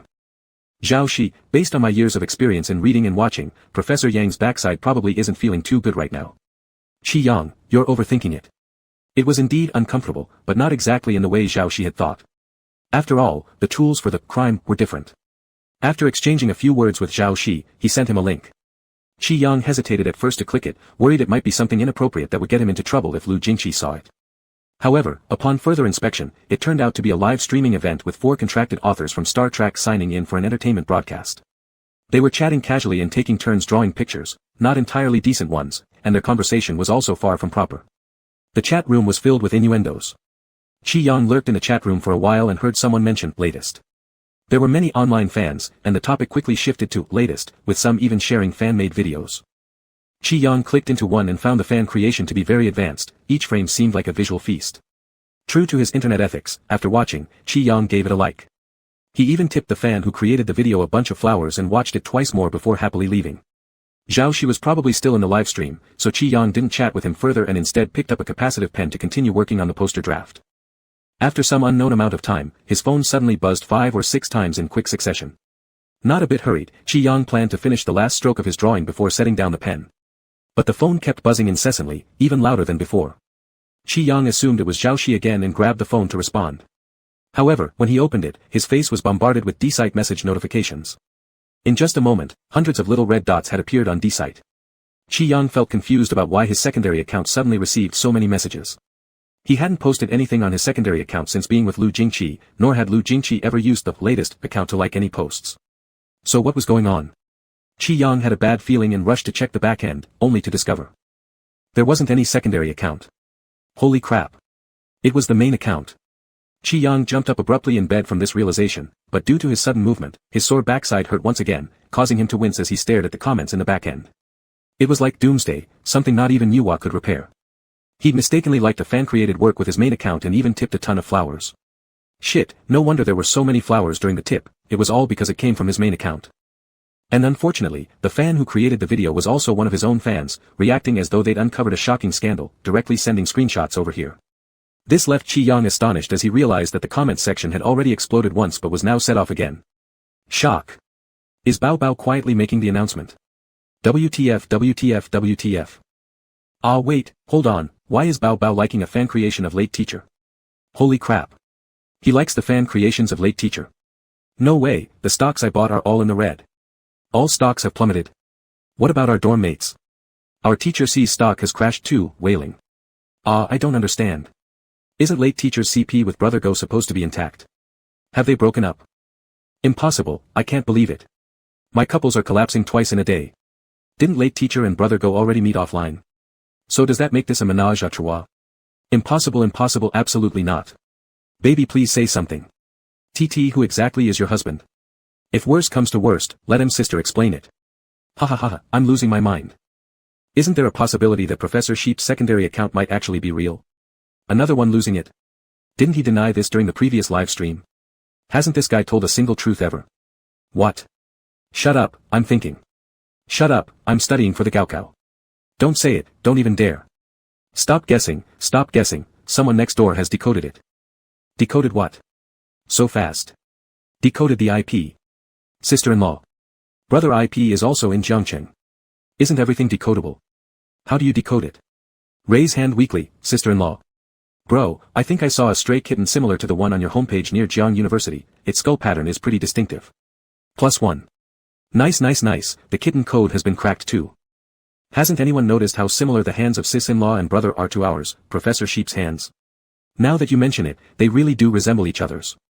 Shit, is there any real proof or am I just bouncing around like a rat in a melon field? After checking out some liked videos from Yang Luyang's profile, many were mentioned by M in his live streams. I'm just saying there's a possibility. The name Yang Luyang sounds very much like something Prof would come up with. Maybe he's trying to mislead us when he said D-site has lots of accounts named Yang Luyang. Is the person upstairs Einstein? Despite that, Prof has never said anything definitive. He just denies it, but someone searched and found there are 70,000 user IDs called Yang Luyang, which made me laugh so hard. I think it's pretty solid evidence now. I feel like this kind of thing is exactly what our renegade son would pull. Professor Bao. Is it Yang Luyang? Is it the number one spouse next door? So does that make Professor late wife then? SOS. SOS. Aren't we having a heyday of masks being uncovered? Qi Yang felt, he should have just announced it himself. It seemed he had underestimated the speed at which the internet could unmask someone. His fake persona was completely exposed, and to add insult to injury, some fans who loved gossip compiled all the comments left by Yang Luyang under latest Professor Yang's posts. Qi Yang nearly went blind reading them as his face disappeared behind the internet lines. Yang Luyang, what is this? Big nanny fruit. Head bowed, amnesia spray. What is this? Big nanny fruit. Head bowed, amnesia spray. What is this? Big nanny fruit. Qi Yang wanted to gouge out his own eyes. LMAO ha ha ha ha ha. Not Professor Mud. You're so cute, I love you for real. Professor Late's chest is huge. Nobody else has those dimensions online. And. So did you two meet in person? It seems like it's real ha ha ha ha. The stock buyers of that relationship have risen again, stroking the beard. No wonder Prof wanted to paint a picture about an online boyfriend before. Some people said then if he's giving us a tease, turns out it was true. If it's Professor Late, I can deal with it. The only one who can rival roommate stocks is Professor Late. Who agrees? Who opposes? Knife. The online boyfriend stock is still going strong, babies. We shouldn't call this a stock anymore. This is basically an official announcement. I agree that Professor Late kisses baby live. Live kiss doesn't mean much. I agree with live sex. What the heck? Exciting. Not so fast, babes. I'm genuinely curious, what type of polyamorous relationship is this? Huh. During Professor Bao's previous live streams, the roommate was obviously smitten with our dear Bao. The guy was practically glowing red. You can even tell from voice chat recordings. Red glow. He, let's take another bold guess. Maybe Professor Late is actually roommate's alter ego. Ends here, speculations getting way out of control. Dang. During that Jiangcheng convention, the roommate was present too. That body shape was hard not to fantasize over. This time, we're truly doomed. No. Don't make it real. Professor Late hasn't disclosed their IP. They once leaked a Californian IP though. California? On guard. Seriously revealed a California IP? Absolutely true, picture provided. Still unclear how roommate guy connects with California. Roommate once gave a lecture in California. But I don't think that's enough evidence. There's so little information on Professor Late. Judging just by physique alone, after putting on clothes, it's hard to tell. Agree. Still, I lean more towards triangle romance theory, dark flame burning intensely, Meh, call it NP then. All of you. Too many, 2 is already too much. Worried about our Maybow's skin drum. Enough. Enough of your nonsense. Think from another perspective, can't our roommate guy own 2? Is the roommate an octopus? Octopuses have 8 limbs, thank you. When Qi Yang saw this, he knew the disguise would not last forever. His head was buzzing as he spent a long time scrolling through the comment section. Suddenly, there was a click sound as the balcony door opened and Lu Jingqi walked in after hanging up his phone. What's wrong? Qi Yang blinked and silently handed over the phone. After looking at it for a while, Lu Jingqi said, there aren't 2, but there can be props. Qi Yang turned bright red and snatched back the phone in a flash. Is that the point? I'm not an octopus either. Qi Yang raised his leg to kick him. Suddenly, Lu Jingqi emitted a humming sound as if laughing, then grabbed his ankle. What do you think is the focus here? Qi Yang was pulled by the foot and lay half-tilted on the bed. After staying quiet for a moment, he mumbled, of course it's about blowing my cover.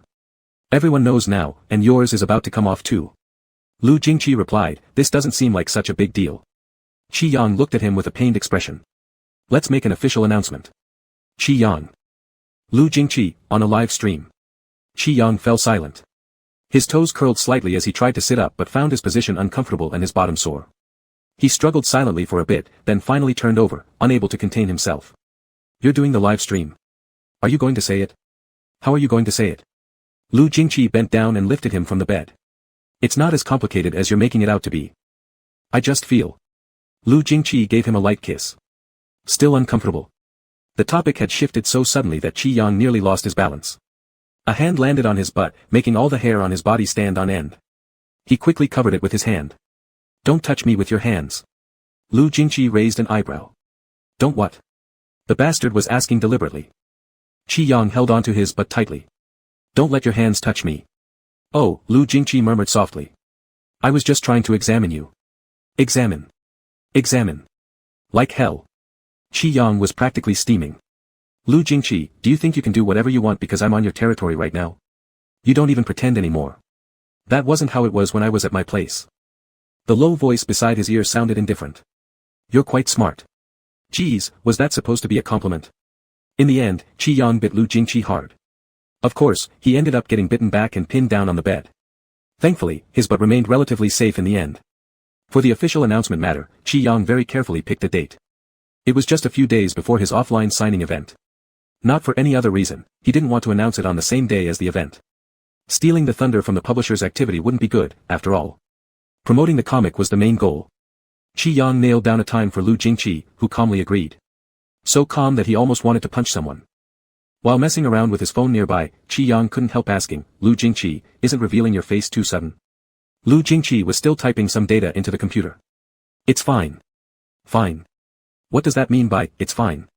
Latest's account was soon approaching 40 million fans, and between fans' exaggerations, things were getting bizarre. Some even assumed Latest had 8 legs. Occasionally in the comments section, there were calls for a 40 million fan, special giveaway, but they were rare since Lu Jingqi never responded to those. Few fans treated it as serious, mostly just chatting idly. If Late Teacher live streamed and revealed their face for 40 million followers, I'd be willing to drive a luxury car and live in a villa. But on that day, under this comment, a reply from the author suddenly appeared. Latest, today. The comments section went berserk. Ah. Really? Isn't this too sudden? What is going on, what is going on, what is going on? Must take a photo together with Late Teacher's second comment zone reply, scissors pose. Who remembers the last one was replying to brother or sister-in-law? Clear soup great lord. Aren't you announcing officially? Latest, yes. Chapter 68 Sheep. Latest's live broadcast preview came without any warning, but the official announcement was indeed traceable. Sheep. Some fans of Latest and a couple fan named Yang actually always existed because Qi Yang had been at the top of the list ever since he started following Latest 2 years ago, generously tipping without any hesitation, attending every single live stream without fail. Although the fans were all Latest's fans, Yang's pseudonym over here was also well known. Speculations about their online dating and meeting in person have never ceased. Now that Latest has personally acknowledged the announcement, the fans are all buzzing with excitement. Comment section is flooded with statements like they've been following this blogger for years and finally, it's become alive. This is unbelievable, friends. I'm still stuck in the era where Latest was an AI blogger. After waking up, is Teacher Late announcing now? Teacher Late, you really do make big moves silently. Not to brag, but this brother looks like someone who can accomplish great things and has amazing patience. Holy crap, is Teacher Late going to reveal his face? Now. Now. Now. What's the situation here? Holy cow, holy cow. Don't know what's going on, I'll just squat here and watch. Only Qi is very nervous. This is too nerve-wracking. Qi didn't feel nervous even when participating in activities organized by copyright holders, but streaming live together with Lu Jingqi, it's simply unimaginable. If a year ago, someone said to him, "You're going to announce live streaming with Lu Jingqi," Qi would certainly think that person was insane. And now, it's him who seems to be losing his mind. Qi even thought for a moment that he should just flee home and let Lu Jingqi stream alone. However, this sincere suggestion was rejected as soon as it was voiced, and he was even held firmly by his boyfriend, who remained completely calm from beginning to end, and kissed him a bunch. Qi hummed while covering his mouth, protesting. Protest invalid. The large and small accounts on the mobile phone exploded with messages constantly dinging. The location chosen by his boyfriend for the live stream was the same place where Qi participated in the last copyright holder activity. Not much to say first, but the lighting is quite good. The cryptic data on Lu Jingqi's computer for some incomprehensible papers has been replaced with a live stream interface. Even though the camera hasn't been turned on yet, tens of thousands of viewers have already surged into the live room. WTF WTF WTF exciting. Revealing face and making announcements. Don't know which one to get excited about first, but I'm definitely excited. Just dropped by from another stream to see the truth, haha. My lord, it's been so long since Teacher Late last streamed. Brother, you usually don't even think about having an account anymore, TT. Silent if not big move. Speaking of which, are you planning to live kiss your wife today? Teacher Late, unfamiliar start to a live stream. +1. Not at the gym today. Should be with your wife today. So is your wife our sis-in-law, bro? Sis-in-law hasn't shown up for a long time either. Is sis-in-law in the live room today? Yes, still number 1, hahaha. Not sis-in-law, dude. Either sis-in-law loves deeply or she's live streaming today with you. Although, aren't you fans connected to each other? Didn't someone decode that sis-in-law's main account name is Yang Sleeps Early? Ah. Holy cow, these two know each other. Decoded info provided by the other side's fans, hahaha. Not your decoding station, but I'm truly offline from the village network now. WTF, I'm not a fan, but I remember Teacher Yang looked super badass. Me too, I saw Teacher Yang once at a comics convention, his face is the most legendary in the comic circle. Grass, there are so many people here. With such a great face, it's hard to imagine what Teacher Late looks like. Why hasn't Teacher Late come out yet? People, where are the people? Teacher Late's live streams are usually short, sharp, quick, and straight to the point. Teacher Late, is your wife too shy? During the flood of comments that were being rapidly refreshed on the screen, the microphone in the live stream was turned on for a second and then quickly turned off again. Some keen listeners managed to catch a low voice in panic saying, "Let's wait a little longer." WTF, Teacher Late's wife is right in front of the screen. What? It was turned off too fast, didn't hear anything. Seems like it's a baby with a good voice, haha. Although today's start to the live stream is unprecedented, I have a feeling that Teacher Late might be planning something big. I can't take it. Give me a bit more, just a bit more, you guys kiss already. Are you really kissing? Stop warming up and turn on the camera before you kiss. Teacher Late, please man up. Who exactly is your wife? I'm dying here, Aya. Save me, save me, save me. Hurry up. Hurry up. I'm going crazy. The microphone in the live stream stuttered for a moment, and then the next second, a deep male voice came through. Good morning everyone. WTF. My eardrums shattered. Holy crap. Teacher Late, are you really a bass cannon? Where's your wife? Where's your wife? Dude, your voice nearly killed me. Show your face. Show your face. Why aren't you showing your face? TSK. This voice sounds so familiar. Wow, what a man among men. Pure masculinity. Showing your face isn't important now, just let your wife say something already. Stop changing the topic. Hey. Teacher Late's wife isn't the focus right now, the key is, what does our precious husband actually look like? Amidst the frantic urging, the camera in the live stream finally turned on. And thus everyone on the screen saw this picture, a boy dressed in a white t-shirt clean as snow, his ears red, and seconds ago he had been hastily trying to cover someone else's hand, his tone full of barely hidden anxiety, you. In the next second, as if realizing the camera was already on, the flush from his ear roots spread all over his handsome, delicate profile. He straightened up, sitting there in front of another tall and strong figure, his voice slightly tense. Well, hello everyone. I am Little Sheep Goes to Sleep Early. It seemed like the entire live room froze in shock for a moment, and then immediately afterwards, the comments erupted in chaos.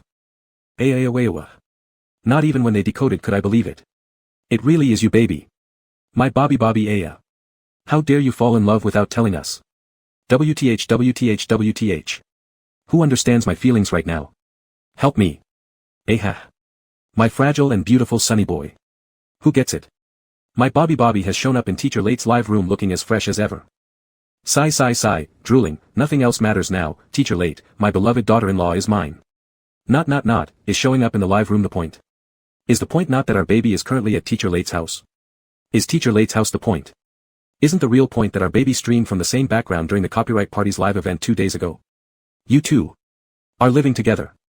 Living together is the key point. Is the key point not whether these two are sleeping in the same bed? Why oh why did the conversation drift to this? Is sleeping in the same bed the point? Aren't you all terrible at finding key points? Is the key point not whether these two have done it yet? Not, completely off topic.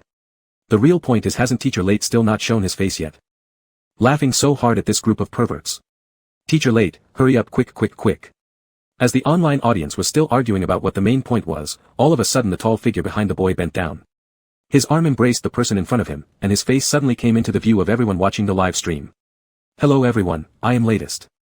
The person in front of the camera had extremely deep-set eyebrows and eyes, with a narrow and long bone structure that was a very standard, heavy, type of appearance, but without any mixed-race vibe, only giving off the feeling that this person was probably not someone you'd want to mess with. Qi Yang felt like he'd been pricked by a needle, his back tingled, and he whispered to Lu Jingqi, who was holding on to him, Lu Jingqi. Can you please let go of me a little? Today's triple strike. Me? You guys? What on earth is going on? Hold on. Help. Ay. Teacher Late, did you save the galaxy in your previous life? OMG. This face. Nope, young man, step back first, let me process this. How well suited are these two faces? WTF Teacher Late has an otherworldly beauty. No, it seems the people upstairs really don't know. Teacher Late is Mei Bao's roommate. Laughing so hard I feel insane, I can't stop laughing ha. Roommate brother, why don't you come out already? My brain is in shock. To be honest, I'm stunned. Roommate brother, is there a problem with your entrance? Suggest redoing it, thank you. Our Mei Bao and roommate brother have both beautifully appeared in Teacher Late's live stream, X. I'm not stunned haha, honestly could I say I guessed it earlier? Laughing dead ha, it was clear from the start that roommate brother is plotting something huge ha. Feels like the internet cut off. What are you all saying? Wah. So, do you mean? Teacher Late and Teacher Yang actually knew each other all along. Yeah ha, I'm laughing my head off. Underneath Teacher Late's skin is Mei Bao's roommate, hilarious, they've been showing up on Mei Bao's live streams instead. Teacher Late's roommate identity makes more appearances on Mei Bao's live stream than on his own, ha. Truly too dramatic, laughing myself dizzy. Not you, who taught you to be a roommate like this? Exactly, who taught you to be a roommate like this? Who taught you to be such a terrible roommate? Grr. Who taught you to be this kind of roommate? Is the big reveal roommate brother underneath Teacher Late's mask even the main point?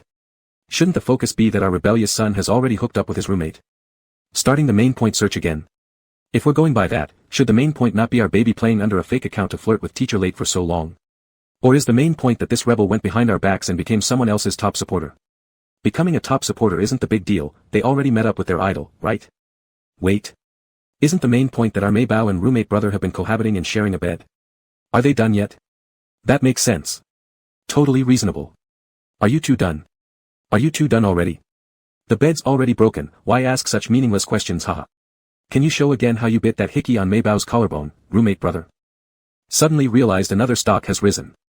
Our roommate stock is genuinely top tier. Both the roommate stock and online boyfriend stock are rising ha. Roommate brother, you truly are an undercover devil dog.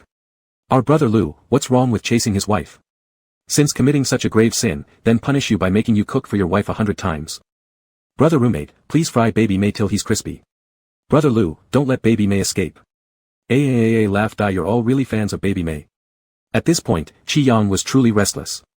He half-consciously shielded his face and explained, it's not like we've been together long either. We just started in May, only 3 months. May. Only. Baby, it's already almost September. Correction, you've been together for 4 months. 4 months and still not married. 4 months. When's the baby due? Am I joking? Don't make things up ha, nobody said our baby is pregnant. Who said that? Laughing so hard I'm going to throw up. Together since May and just now confessed in September. Weren't you two just, doing it this whole time? Lu Jingqi, you've been together for 4 months already. If you haven't done it yet, I'll look down on you. Lu Jingqi, are you able to or not? Roommate brother, why aren't you punishing baby May more thoroughly? Aren't you a man? My treasure, my little sheep, so pitiful. Ha ha ha ha ha ha. The floor above is laughing too excitedly. Qi Yang. Off screen, Lu Jingqi held his hand tightly, softly caressing his fingertips as he said, 4 months isn't long. Isn't long? Roommate brother, don't be unreasonable. 4 months could have been enough to, you know. 4 months could have been enough for a baby. After 4 months, you should act like old married partners. Lu Jingqi, I meant compared to the many years to come. Mud. Why do you silence me, brother? You're really silent now, brother. Laughing so hard, all of you are perverts except my brother who's a pure love enthusiast, right? Brother Lu, your pure love scares me. Afraid you can't handle baby May properly, huh? Can pure love last for 7 times in one night? Someone weakly suggested that teacher Late's figure might break the bed. Break the bed first before handling baby May properly. Ahahaha, stop talking about such spicy topics, throws a handkerchief, dot. Please don't stream live anymore. Go do it somewhere private. I can't believe this. This can't be true. We're all precious veteran fans. What can't we see? Agree. Agree. A bunch of agreements made Qi Yang feel like steam was coming out of his head. He wanted to block the comments but they were all right there in front of him. Every single one caught Lu Jingqi's attention clearly. Qi Yang's ears were burning hot, feeling like he'd just ridden a roller coaster. He whispered very quietly beside Lu Jingqi, is there anything else to say? If not, then, let's end the live stream here. Everything we needed to say has already been said. Baby, what are you talking about? You just started streaming. Oh my goodness, baby May, your last live stream was ages ago. If you keep this up, we'll just come over to watch you live in person. Ha ha ha ha, saliva dripping, my baby May, you're driving me crazy. I suggest teacher Late go to the gym right now, and give his wife an intense gym session. Gym is good because there's lots of equipment. Gym play is truly amazing. Because of the overwhelming number of online viewers, the comments section frequently strayed into odd directions. Qi Yang immediately covered Lu Jingqi's eyes with his hand and quickly said, in a while, 1649C will have some offline activities.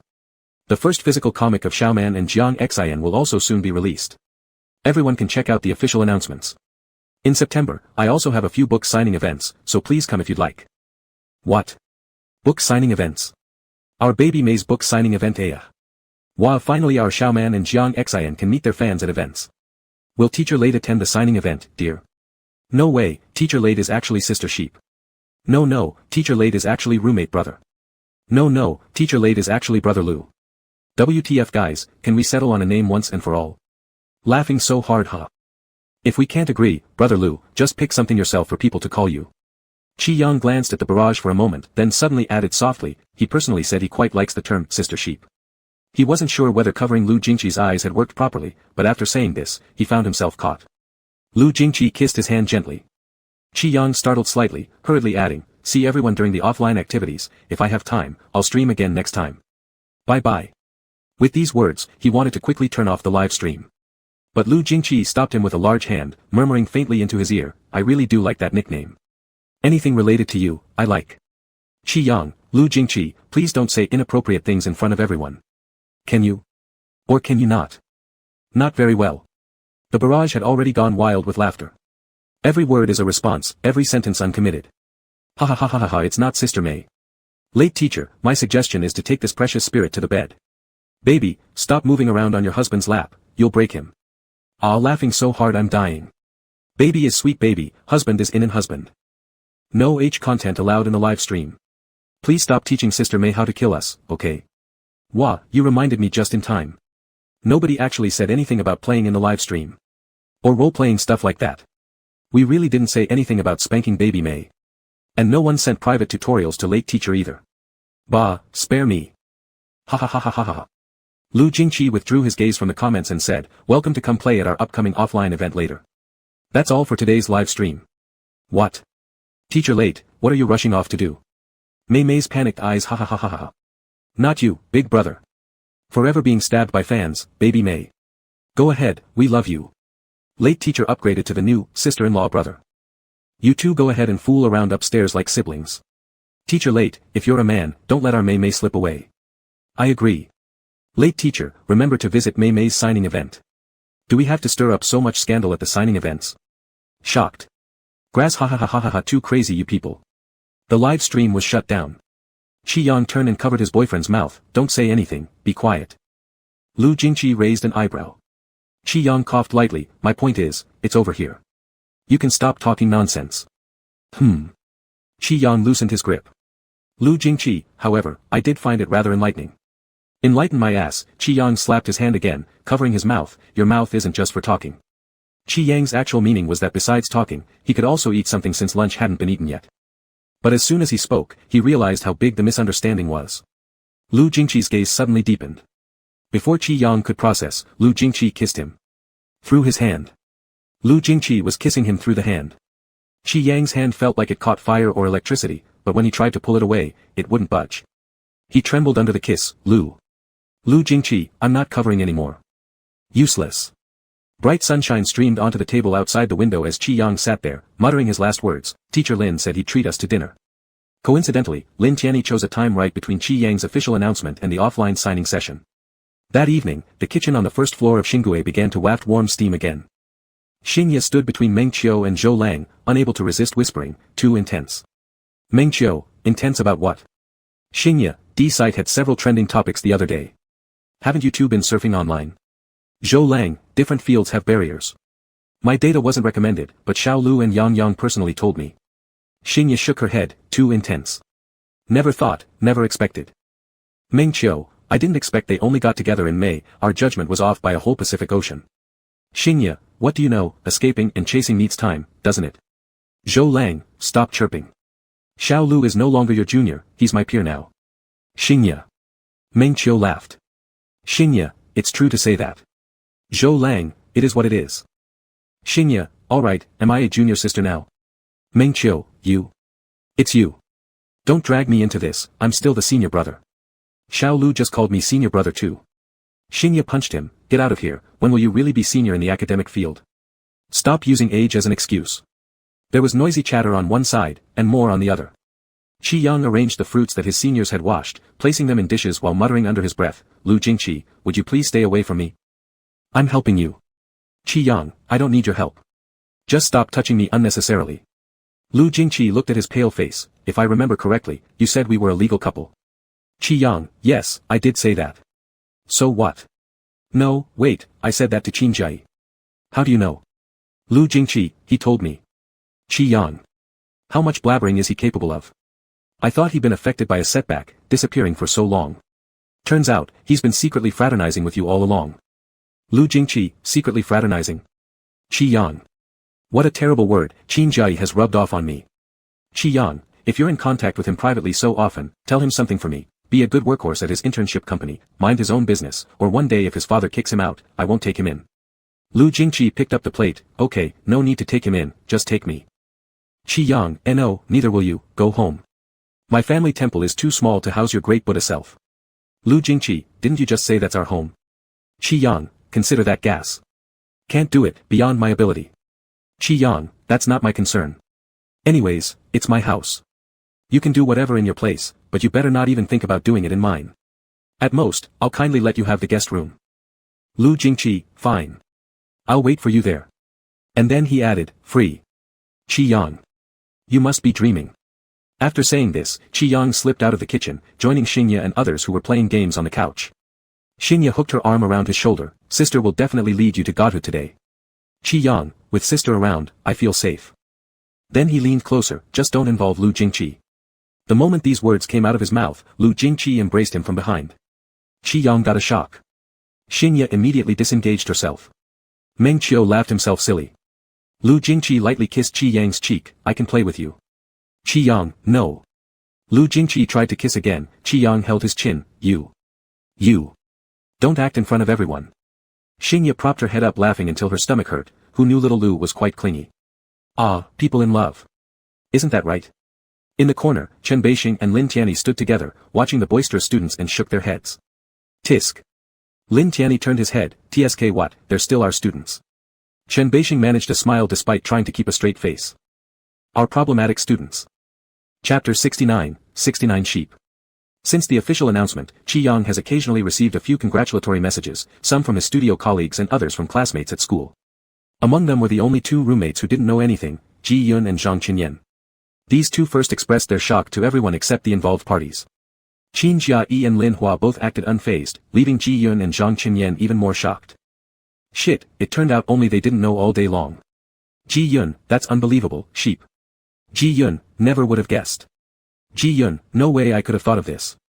Ji Yun, shocked. It's evident he's very shocked.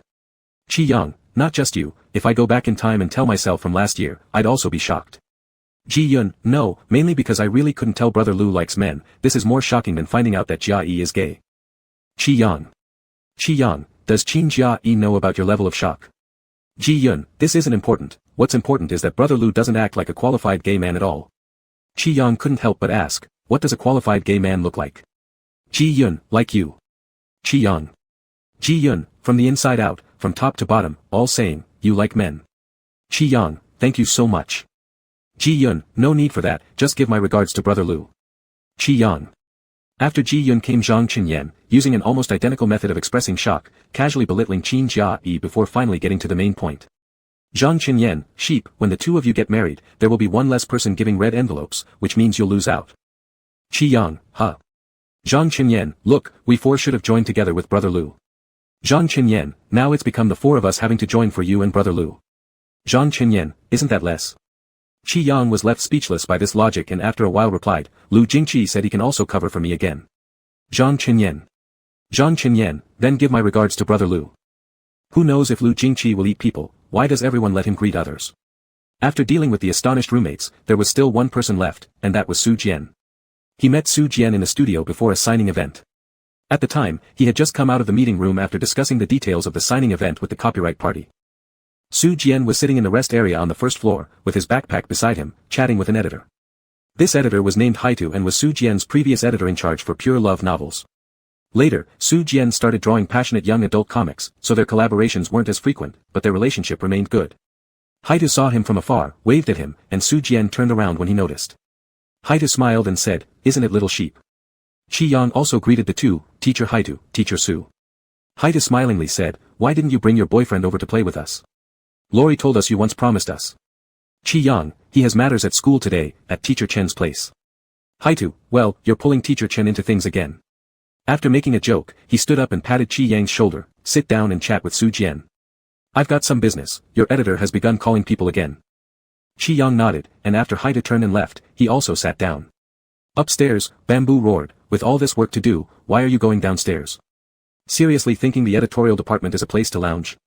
Haitu still moved leisurely, smiling and looking up to say, not lounging around, I'll be right there. Bamboo, don't grin foolishly, hurry and get upstairs. Even after being scolded, Haitu wasn't annoyed. He even waved goodbye to the onlookers behind him, you carry on. After Haitu went upstairs, Qi Yang and Su Jian fell into silence. Just as Qi Yang was thinking about starting a random topic, Su Jian spoke first, congratulations. Qi Yang had recently heard these words too many times, naturally knowing what it referred to. He didn't bother hiding it anymore and earnestly said, thank you, Teacher Su. Su Jian smiled softly upon seeing his manner, what are you thanking me for? Did I contribute to the two of you being together? Qi Yang choked on his words. Su Jian, if liking you in the past counts. Qi Yang never expected Su Jian to say something like this next, nearly choking, and looked up in great shock, ah. Su Jian handed him water, you shouldn't be so shocked. Qi Yang took the water and nodded, absolutely should.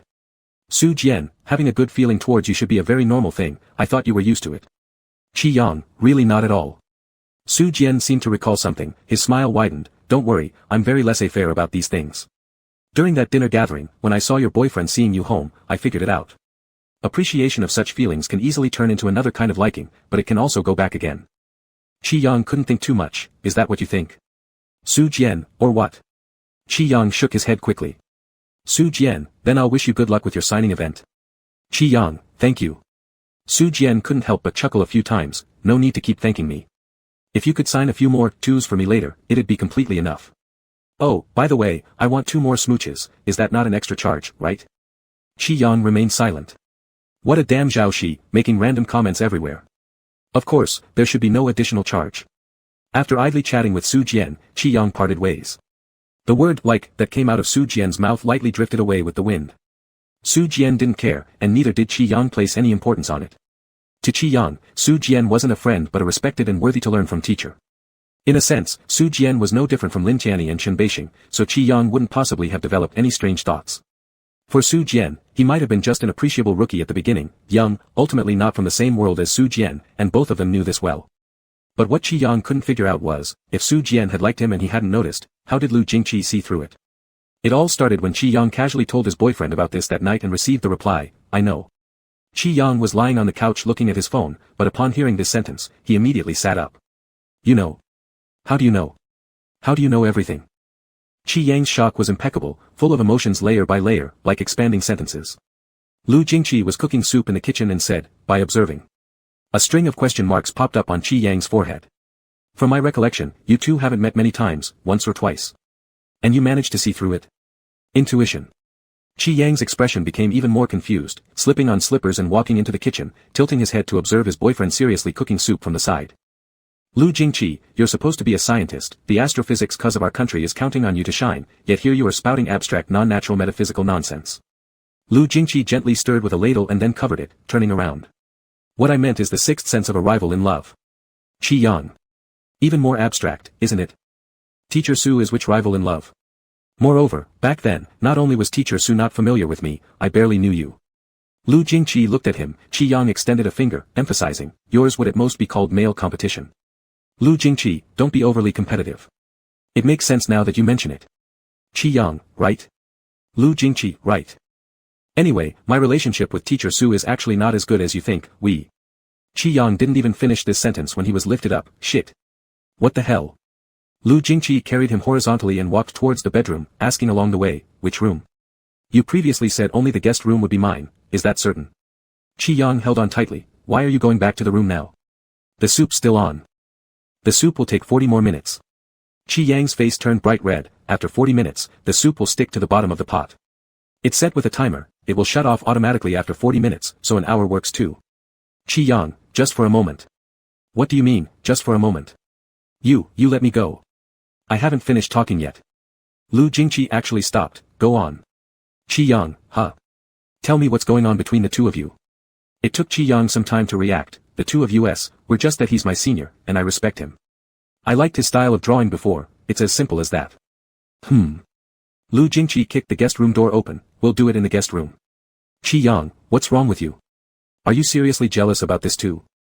Qi Yang was thrown onto the bed and he turned over, crawling towards the other end of the bed. "If you're going to be like this, why don't you also draw comics?" "Good idea. Hell of an idea. If only he hadn't mentioned it. Too petty. No class." Qi Yang cursed inwardly but kept muttering sweet nothings such as, "I only like you," which were drowned by kisses. All right then. Considering his good mood, it would do. Soon came the day of Qi Yang's signing event. The comic was from the first batch of releases of 1649C. Fans had waited for a long time, and the venue was bustling with people. Qi Yang was at the exhibition area when Lori handed him a stack of staff badges. He found Sheep's badge and clipped it onto his chest. Lori smiled at the person next to him, "Little Lu, do you need one?" Qi Yang, "Nope." Lu Jingqi, "That's fine." Qi Yang turned around to look at him, "What are you saying? You're not working here today." Lori, "Oh come on, even the family members of the staff can wear them, right, Little Lu?" Qi Yang hesitated for a moment, then grabbed a sticker and slapped it on Lu Jingqi's chest. Afterward, he tapped it with his hand, perfectly fitting. Lori was amused. "Next time, make sure to prepare a family member badge. Our studio has a bunch of single dogs. This is the first time our lead artist brings along family. Next time we'll have more experience." Qi Yang pulled Lu Jingqi, "Sister Lori, ignore him, this will do." Before Lori could add anything else, Qi Yang had already dragged Lu Jingqi away. Just stepping out of the 1649C exhibition booth, they were met face-to-face by a wave of fans. "Meow meow. Oh, holding hands. Isn't that our late teacher going offline with their wife? How come there's a sticker on Brother Lu's chest? Why didn't Teacher Yang prepare a family badge for her husband, haha?" Qi Yang, "There's no such thing as a family badge, okay? He's not staff today, giving him a sticker is already quite nice." "Wrong, how can there not be? Tian-E teacher had one for offline events." Heavens. Some fans were feigning shock, covering their mouths. Tian-E teacher actually prepared a family badge for his husband. Is this what love looks like? Brother Lu, can you put up with this? Exactly, you mustn't let Teacher Yang off. Qi Yang raised a hand, "Don't fan the flames. I didn't mean it." "Do you believe them? Brother Lu, do you believe?" "I don't. Unless you two kiss right now." Qi Yang, "I." Lu Jingqi's eyes were already fixed on him. "What are you looking at me for?" Lu Jingqi, "I want one too." Qi Yang, don't mess around. You didn't care earlier. I want it now. Ha ha ha ha, laughing myself to death. Mei Bao, give it to him, if others' husbands get it, yours should too. This is love. Isn't Brother Lu Chen teacher's student? Mei Bao, without a family badge, how will Brother Lu raise his head in front of Teacher Chen? Qi Yang. Which master student compares such trivial stuff? Qi Yang, you shouldn't incite so. His sentence was cut off when Lu Jingqi pulled him away. Behind them, the fans were laughing louder. Let Brother Lu get the family badge, don't take him to the small dark room. You guys are too mischievous, ha ha ha ha ha. Mei Bao, we still love you. We are thinking of your happiness. Just a kiss from Brother Lu, and that's it. You're our little sheep. Just a kiss is fine. Later on, Mei Bao has to sign autographs. Ha ha ha ha ha ha ha ha. When the signing event began, fans waiting in line quickly noticed the family member badge on Lu Jingqi's chest, which had been changed, since it was drawn by Qi Yang on cardboard. It read, Sheeps. And around it were lots of small hearts. So very, family. The fans who came for the signature couldn't help but laugh. Teacher Yang, after you sign, can your family also sign one? It doesn't have to be a name, just Sheeps is fine. The fans behind erupted with laughter, ha ha ha ha ha. Qi Yang covered his face for a moment, then handed the comic book to the person beside him. Lu Jingqi remained composed, swiftly signing Sheeps before closing the book and handing it back to the fan. It's perfect. Not sure what else to say, wishing Teacher Yang and his family 100 years of bliss and soon the birth of an heir. Qi Yang. Thank you. No need to thank, your happiness matters more than anything. After saying this, the fan laughed and slipped away. Afterward, Qi Yang signed over 200 books, almost breaking his hand. The fans were so generous, they just waved and handed their books to Lu Jingqi. The family member isn't here, let the family member sign, give yourself a break. And not only did he sign them, each book signed got a well-wishing comment about soon having a baby. What a flood of blessings. Finally, Qi Yang couldn't stand it anymore and sent Lu Jingqi away. The fans stretched their necks to ask, where's your family member, Mei Bao? Qi Yang, back home to breastfeed the child. The fans laughed themselves crazy, and this random joke from Qi Yang made its way to D Station, where a new topic appeared in the comments section under Late's account, late teacher breastfeeding the child. What a ghost, ah ha ha ha ha ha ha ha, I'm dead from laughing. That's what Teacher Yang said, I witnessed it. I was at the scene, I really laughed until I screamed. Late teacher's incredible figure finally found another use beyond just providing cleanser for our little Mei Bao. Too absurd. The event started with, sooner have a child, and ended with already back home to breastfeed the child. This speed, astonishing. Just saying they'd stir-fry something huge during the event. How much effort must have gone into cooking up a baby like this? Ha ha ha ha ha ha ha ha. Baby, daddy, and mommy have given birth to me. The fans went wild in the comments section. Soon after, someone noticed that the latest avatar for an account that had never been updated showed a piece of paper written with, Sheeps. In early September, Qi Yang attended 3 offline events in a row, causing pain in his hands for several days as he nearly developed tenosynovitis. Fortunately, apart from submitting drafts on time, there were no other plans for the rest of the month. Qi Yang stayed home like a pampered master, always asking his boyfriend to massage his hands or apply warm compresses when bored. Gradually, the stiffness wore off. However, Qi Yang remained lazy even after recovering, and his WeChat chat records with his boyfriend were full of flirtation and food orders. Qi Yang, late teacher, I miss you. Qi Yang, can you come home earlier today? Qi Yang, if not, it doesn't matter, I'll ask again later. Qi Yang, late teacher, can you come home earlier today? I want to kiss you, and I want to eat the pepper salt ribs cooked by your own hands. Suspect Mosquito was quite busy these days at school. Doctoral freshman had all sorts of procedures and materials to submit. Also, he was working on a new project. According to Xingya, it was quite a significant topic. Moreover, the research institute would hold a welcoming ceremony for freshmen soon. Although Lu Jingqi's direct PhD process differed from others, he still felt obligated to show up as one of the newly enrolled doctoral students. Qi Yang knew that sometimes Lu Jingqi wouldn't check his phone when he was busy, but when boredom struck, he could send dozens of messages regardless of whether Lu Jingqi checked his phone or not. Qi Yang, I haven't eaten the soup buns from Sue's restaurant for such a long time, I want to eat some, I want to eat some. Qi Yang, of course, it's not that it tastes good. I just want to eat it because you bought it. Qi Yang, darling. Qi Yang, boyfriend. Qi Yang, I miss you. Qi Yang, in the future, don't hide your workouts from me. I'll set an alarm and watch you train. Qi Yang, I'll supervise you. Qi Yang was chattering on endlessly, his fingers flying across the keyboard with delight, when there came a buzzing sound.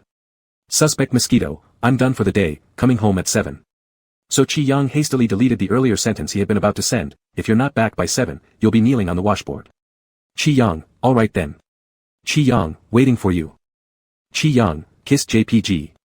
Suspect Mosquito replied with a simple, Qi Yang was used to this.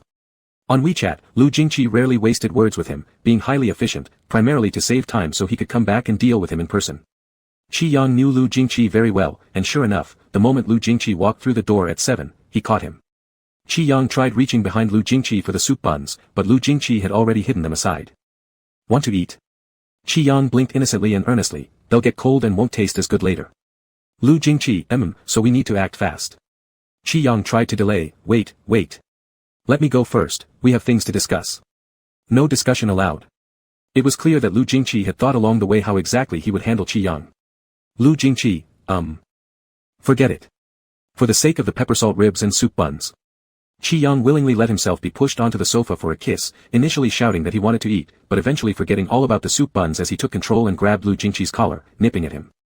I didn't ask you earlier, why were you dressed so formally today? Lu Jingqi, the freshman ceremony. Qi Yang sniffed, today. Lu Jingqi's shirt collar had been half unbuttoned, draped loosely around his chest. Qi Yang didn't hesitate, shoving his hand inside and exploring freely. Afterward, Qi Yang continued to tease, did you give a speech? I did, but it was brief. Qi Yang's hand wandered around his waist, show me a picture. Lu Jingqi, leaning back on the couch with his neck fully exposed to Qi Yang, replied, I don't have any pictures, but Zhou Shixiang took some. Lu Jingqi, Jiangcheng University's website probably has them too. Qi Yang straddled his lap and pulled out her phone to look. It was easy to find, right on the Jiangcheng University homepage banner. After a couple of scrolls, Qi Yang found the photo he wanted to see. The speaker on stage had a faint gaze, slightly looking down at the audience below, his lean, long hands lightly holding the microphone. Qi Yang couldn't tell what Lu Jingqi was saying in that moment from just the picture, but it wasn't important. The man who appeared neat and composed in front of everyone at that moment now looked like this in front of him. Lu Jingqi wouldn't bring his serious and aloof demeanor into their private world. The air was warm and restless, and when Qi Yang touched his throat, which was reddening slightly, he made a flustered and uncontrollable movement.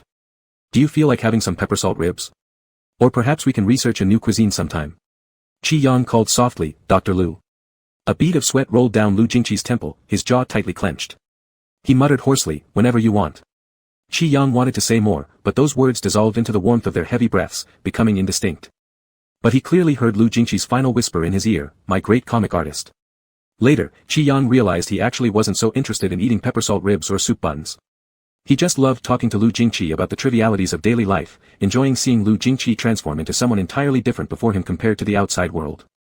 Lu Jingqi was a fantastic cook, but later Qi Yang would always intentionally tease him, my Dr. Lu, didn't you put enough salt again? Whether or not it was true, it didn't matter, what mattered was that Qi Yang really liked this new nickname. He finally figured out what new note to write for Lu Jingqi. Suspect mosquito. Delete. From now on, only Dr. Lu. Chapter 70, 70 Sheep. When his Dr. Lu flew to London in November, it was just this one trip, by himself, with an 8-hour time difference. He was always busy, like a mythical dragon where only the head shows and never the tail. Since Qi Yang found out that latest was actually Lu Jingqi, he finally understood why the update frequency of latest was so irregular. As someone in the comments section put it, the guy usually doesn't even remember he has such an account. Not to mention accounts, when Dr. Lu is truly busy, he even forgets to eat meals. Qi Yang even suspected whether he had forgotten about having a boyfriend altogether, so he would send messages questioning him whenever there was an opportunity. Qi Yang, heartless. Do you still remember your boyfriend on the other side of the ocean? As expected, he received a huge question mark from his Dr. Lu. Qi Yang even suspected the question mark might be an automatic reply from Lu Jingqi. Qi Yang, take back your question mark. Dr. Lu, message retracted. Qi Yang. Dr. Lu, just came out of the Research Institute. Going back next Monday. After reading the message, Qi Yang looked at the time, it was 10 in the morning locally. Considering China is 8 hours ahead of London, that meant Lu Jingqi was at 2 o'clock in the morning there. 2 in the morning. Just coming out. Qi Yang, is it illegal to rest on time in London? Dr. Lu, the situation today was special, I stayed in the Research Institute for a bit longer. Dr. Lu, of course, mainly because I want to go back earlier. Qi Yang, well, not necessarily. Qi Yang, Lu Jingqi, don't overwork yourself, I need to take care of you after all. You know my cooking skills are terrible. What if I poison you? I'm not ready to find myself a West Chamber romance yet. This time, Lu Jingqi gave him a solid question mark, and didn't retract it. Dr. Lu. Qi Yang. Dr. Lu, don't worry, I won't overwork. It's all for you. Qi Yang. What does it mean, all for you? Lu Jingqi said something else rather suggestive. Qi Yang was worried that his boyfriend might really collapse physically, so he stopped teasing him aimlessly and urged him to return to the hotel and rest. But then it was Lu Jingqi who wouldn't let up. Dr. Lu, arriving at 10 p.m. next Monday. Qi Yang, oh, I see. Dr. Lu, and then? Qi Yang, and then what? And then you should sleep, it's already 2 in the morning. Dr. Lu, don't you have anything else to say? Qi Yang's mind didn't catch up right away, say what? His Dr. Lu disappeared, without a sound. Qi Yang thought he had gone off to work again, scratched his head and said, sleep early then. Dr. Lu, Qi Yang. Qi Yang, what? Dr. Lu, I miss you. It wasn't until Qi Yang saw these words that he instantly realized, he almost forgot that his Dr. Lu harbored a whiny, affectionate little creature deep inside, loving nothing more than sugary banter. Qi Yang immediately sat up straight and began typing furiously, miss you, I miss you too. Every day, I think of you for 23 hours, 59 minutes, and 59.9 seconds. Thinking of you has flattened mountains, dried seas, and darkened the skies. Qi Yang, kiss kiss kiss JPG. Qi Yang, I'm missing you to death, sweetheart, come back soon. Dr. Lu paused for a while. While Qi Yang kept typing kiss kiss kiss, a voice message came through. Lu Jingqi's voice transmitted through the receiver, separated by an 8-hour time difference and nearly 10,000 kilometers straight-line distance, slow and husky. Qi Yang, I miss you. Qi Yang's hand froze mid-motion as his finger hovered above the keyboard, pausing for a long moment. Then he clicked on a video call. The other side answered quickly. The background was the empty streets of London, where streetlights were faintly bright despite the late-night curtain of dawn, though no passers-by could be seen. Lu Jingqi wore a deep grey trench coat over his shirt. His coat hung loosely open against the cold wind of November in London. His ears were slightly red, his gaze lowered towards the screen, saying softly, the temperature dropped in Jiangcheng City. Why are you dressed so thinly? Qi Yang, lounging limply in the mattress with his cheek propped on a pillow, mumbled lazily, not cold inside. He murmured a few more words but his eyes hadn't left the boyfriend on the other end. Qi Yang, it looks colder there. It's sunny here. Bright sun. Very comfortable. A warm glow framed Lu Jingqi's lashes as he passed under a dim yellow lamppost. Qi Yang asked again, why are you walking back? Don't you have a car? Dr. Lu, the hotel is near the research institute, I'll be there soon. Okay. Qi Yang tapped his fingers behind the camera, moved his feet a bit, and then showed Dr. Lu the window area. Look, the sun, isn't it bright? Dr. Lu softly said, A silence fell between them. Qi Yang wanted to say he missed him but thought those 2 words were too light and couldn't express even a fraction of what he felt. At that moment, Qi Yang suddenly understood Dr. Lu's feelings. He realized why Dr. Lu rarely spoke on the phone when on business trips because when Qi Yang saw Dr. Lu, he had nothing else to say, he just wanted to hug the person in front of him, give him a kiss, have intimate moments, and tell him how much he missed him in between their lips' touches. Qi Yang regretted making this video call. His expression drooped slightly, becoming listless, and he softly said, Lu Jingqi, can you confirm you'll be back next Monday? On the other side, Dr. Lu had already entered the hotel. It seemed he met someone, paused, and exchanged a few words. The receiver transmitted a couple of short English sentences with a heavy London accent. Qi Yang could barely understand that it was one of the colleagues from the research institute. After the conversation ended, Dr. Lu simply said, see you, and stepped inside, replying, I can go back. His voice was hoarse from staying up late, sounding even deeper and more resonant. After an oh, Qi Yang stopped talking until Dr. Lu returned to the hotel room. Returning next Monday, it's now only Tuesday. Dr. Lu placed his phone on the coffee table. Qi Yang moved around on the bed watching Dr. Lu tidy up. 10 minutes later, Qi Yang, staring at his damp forehead hair and bathrobe, said, I want to see. Dr. Lu had just sat down on the sofa, plugged in his computer charger, and upon hearing this paused for a second before glancing over. Qi Yang. Dr. Lu seemingly didn't understand, calmly asking, see what? Qi Yang's gaze shifted downward, never mind, are you not going to sleep yet? Soon. Qi Yang, oh. He moved from one end of the bed to the other, will you take off your clothes before sleeping? Dr. Lu picked up his phone after closing his laptop, and suddenly all that remained in the screen was his face. Do you not know whether I'll do it or not? Qi Yang coughed, this is just out of worry that your habits abroad might differ from at home.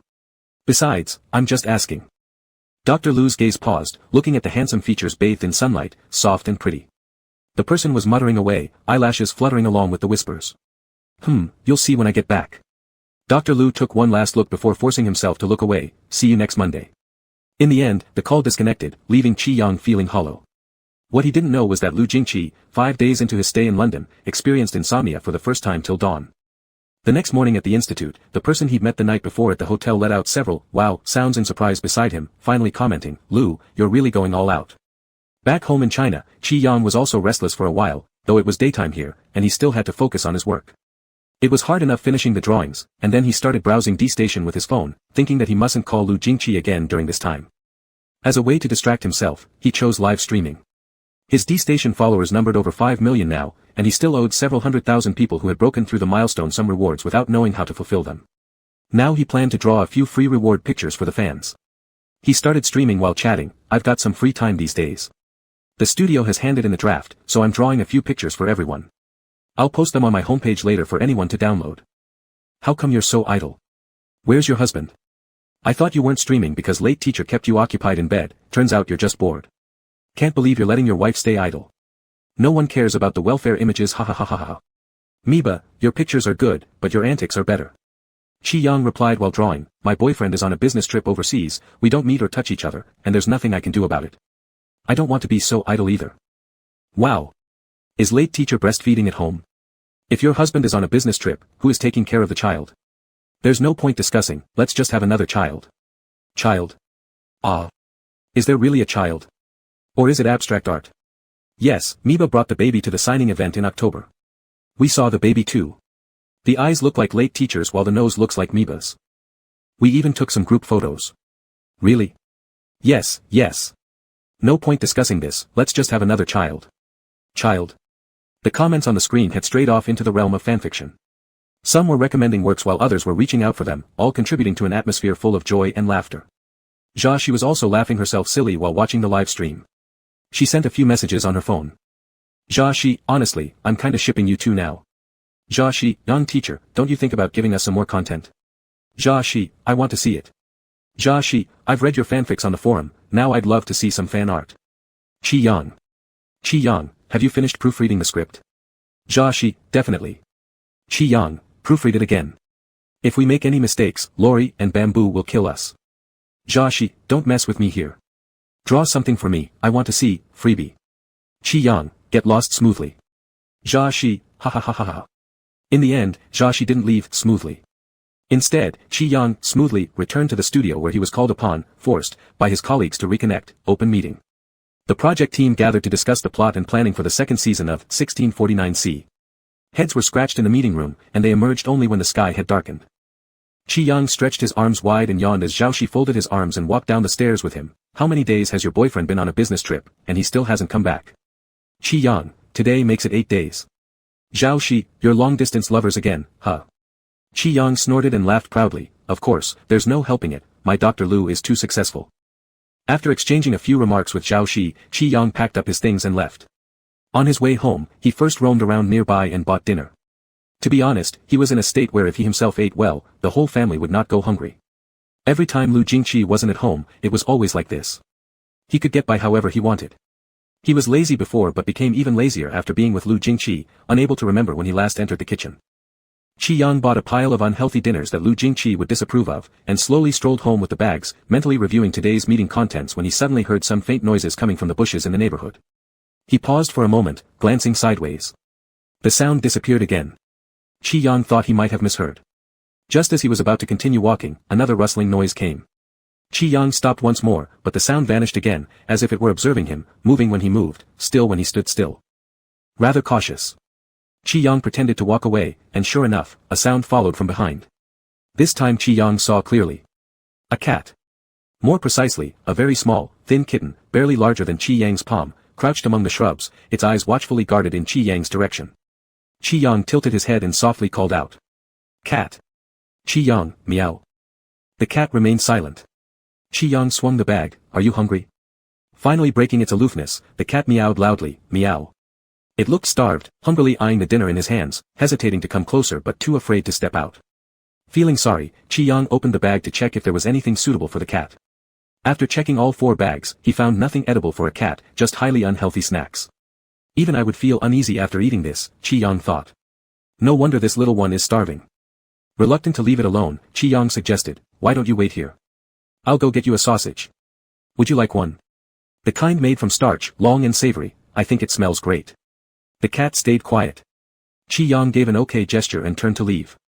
But as soon as he moved, the cat leaped from the grass right at his feet. Chi Yang looked down. The cat quickly pounced onto the top of his shoe, curling into a perfect ball, not moving anymore. Chi Yang froze on the spot. Chi Yang, you don't want the sausage. The cat didn't budge. Chi Yang, how about something else then? Let me think. There's a pet hospital nearby. If you give me 10 more minutes, I'll get you some cat food. The cat rested solidly on his shoe as if planning to take a nap right there. Qi Yang. Gently raising his leg slightly, Qi Yang tried to take a step. But the kitten was so light it slipped off his shoe and fell. In the split second of falling, the kitten nimbly flipped over and jumped back up to the same spot, staying perfectly still once again. So this means, it's decided to stick with him. Qi Yang seriously said, "Little cat, I'm going to buy you food." The cat stretched its paw and caught his trouser leg. When Qi Yang moved twice, the cat raised its head and meowed a few pitiful cries, switching from wary eyes to clear innocent ones. Meow. After a moment of silence, Qi Yang took a picture of the little thing perched on his shoe and sent it to Zhao Shi. Zhao Shi, huh? Qi Yang, what do you think the situation is? Zhao Shi immediately replied, the cat's determined to move forward. Qi Yang. Zhao Shi, clearly it wants to go home with you, it has acknowledged you as its owner, Teacher Yang. Zhao Shi, you're going to have a son. Qi Yang. Son. This word struck Qi Yang, making him remember what the livestream fans had chatted about. What does it mean to predict things accurately? Qi Yang replied to Zhao Shi, it could be a female kitten, how did it become son? Zhao Shi, are you going to keep it? Qi Yang looked down at the cat and asked, do you want to go home with me? The cat licked its paw and meowed softly. Seems like it has latched onto him. He responded, this seems not my decision but the cat's decision. Qi Yang planned to discuss this one last time with the kitten, gently wiggling his foot while earnestly saying, kitten, I've never kept a cat before. Are you sure you want to follow me? Because of his movement, the kitten's body tilted, yet it quickly readjusted itself and clung tightly to his trouser leg. After a brief silence, Qi Yang picked up the cat carefully from his shoe. Whatever, it wasn't as if he stole the cat, it climbed onto his shoe by itself, and there was no way around it. Qi Yang vaguely remembered there was indeed a pet hospital near his house, though he wasn't exactly sure of its location. He searched for it on his phone. It was 500 meters away. It wasn't far, and the kitten was behaving very obediently, staying quietly in his hand. Qi Yang had to carry both dinners and check his phone at the same time, which wasn't convenient, so he put the cat into his pocket. The kitten stayed calm again, completely unworried that Qi Yang would sell it, instead showing complete trust in him. Upon arriving at the hospital, Qi Yang handed the little kitten over for a full physical examination. The cat was quite lively, jumping all around during the checkup as if mistaking the doctor's hand for prey, using its back legs with great effort. The test results came out quickly, the kitten showed signs of mild malnutrition and slight ear inflammation but no other major issues. Following the doctor's advice, Qi Yang bought some medication for the cat as well as temporary canned food designed for transition periods before returning home with the kitten. When Zhao Shi learned about this news, she remarked, don't you think netizens can be prophetic? They said earlier in the day what turned out true by night, you've got yourself a son now. This was the second time Qi Yang heard the word son from Zhao Shi's mouth. Qi Yang looked down at the little cat munching on its cat food like a bulldozer on the floor. Perfect. On Sunday, when Lu Jingqi returned to the hotel, he received a message from his boyfriend, Lu Jingqi, I've got good news. Lu Jingqi, what is it? There was no reply. Leaning against the sofa, Lu Jingqi asked again, what's the good news? After a long pause, a few words finally came back, we're going to be dads. Lu Jingqi. In just 3 short days, Qi Yang had already stocked up everything needed for the cat, food, drink, living supplies, even toiletries. At night, the little cat climbed all over the living room walls, and during the day, it ate and slept endlessly. Its health improved significantly, and the follow-up examination confirmed no problems. Feeling reassured, Qi Yang eventually remembered to seriously tell Lu Jingqi about this development. He dropped hints a couple of days ago, but apparently Dr. Lu hadn't picked up on them, perhaps because they went beyond what a materialistic scientific researcher could normally accept, causing some kind of system crash.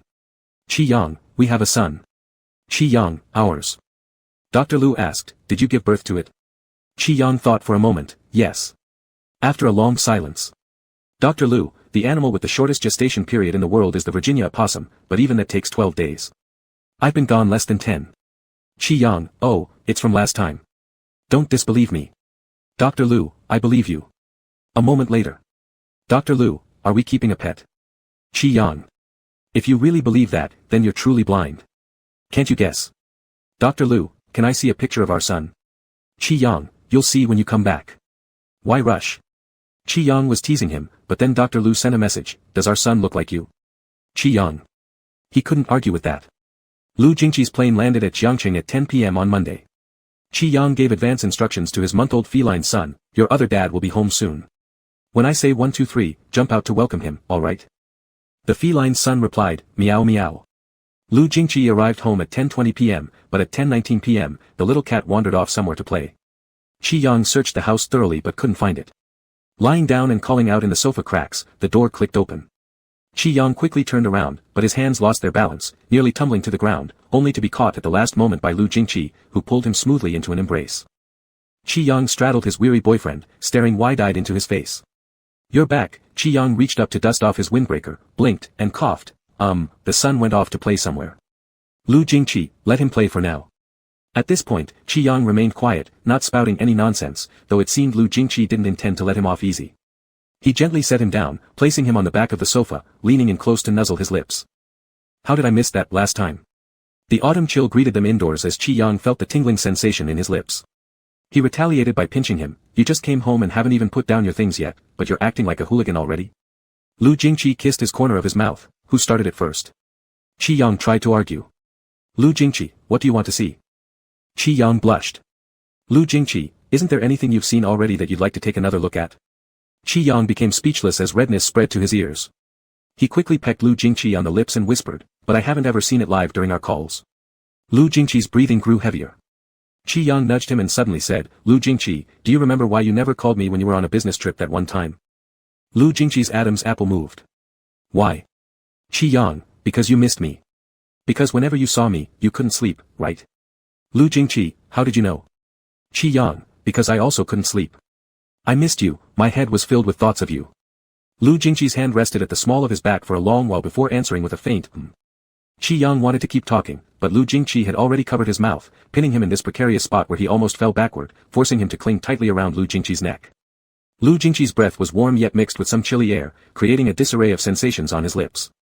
Qi Yang tugged at his coat, muttering, "I haven't seen this piece of clothing before. It's new." "Qi Yang, suits you, I like it." Lu Jingqi kissed even deeper, and just as he was about to carry him into the bedroom, something suddenly pulled at his pant leg. He paused.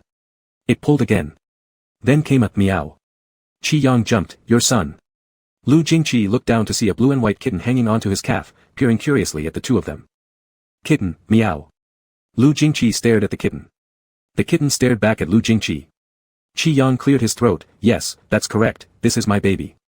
Lu Jingqi cradled Qi Yang's waist with one arm, leaning slightly with the other to pick up the cat. The kitten swayed mid-air, curling up as it dangled. Lu Jingqi asked, "Does it have a name?" Qi Yang glanced at the kitten seriously and replied, "Yes." Lu Jingzhao. Chapter 71 Sheep. Lu Jingzhao's name was just casually picked by Qi Yang. He hadn't thought much of it at the time, but his boyfriend didn't see it that way. He said to me, "This name doesn't sound like my son, more like my younger brother." Qi Yang considered for a moment. "Actually, that works. You can be his older brother, I'll be his father. We each take our own role." And then Qi Yang was promptly punished. Hard. Harsh. Sanctions. Only his but knew how much he had to pay for this name. In the end, Lu Jingzhao stayed as Lu Jingzhao. Before long, it was nearing December and Qi Yang's birthday. The previously quiet 419 dorm group suddenly became lively.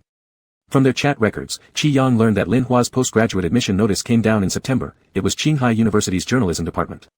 He was the only one in the dorm besides Lu Jingqi who planned to further his studies. After some casual chatting, Lin Hua asked, "Yang birthday is coming up, let's gather, shall we?" "At the usual spot." "Handsome kinsman Qin, when did we even have a usual spot?" Ji Yun.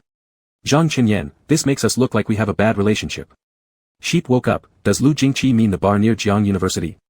Lin Zi, even someone who rarely comes back to the dorm knows about it. "You guys need to get it together." Handsome kinsman Qin, "Oh, a bar, you could have just said so." Lin Zi, "This shows we have good relationships."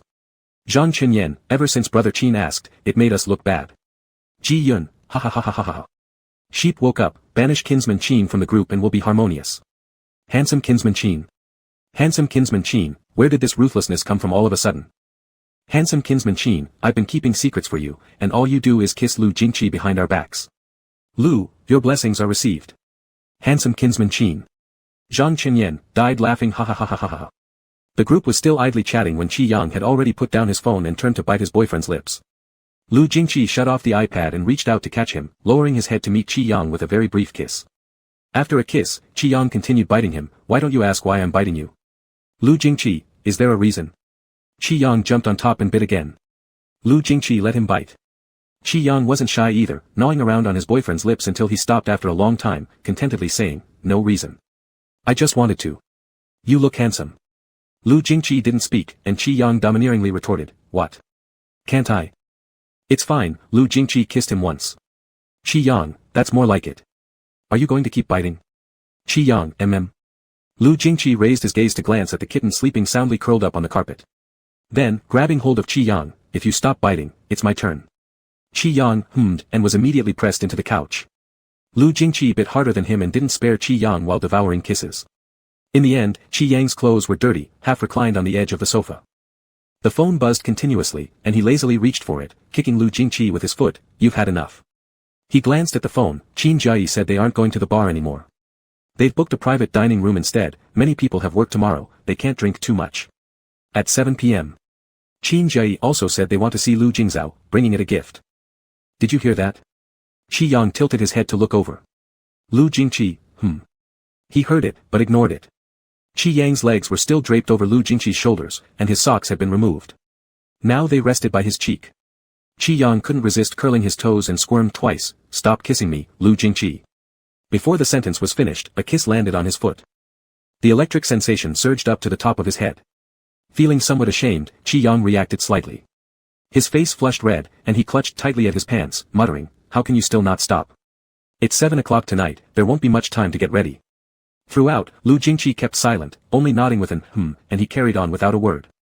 In the midst of it, Qi Yang dizzily grabbed onto Lu Jingqi's hair, murmurously asking, still not enough?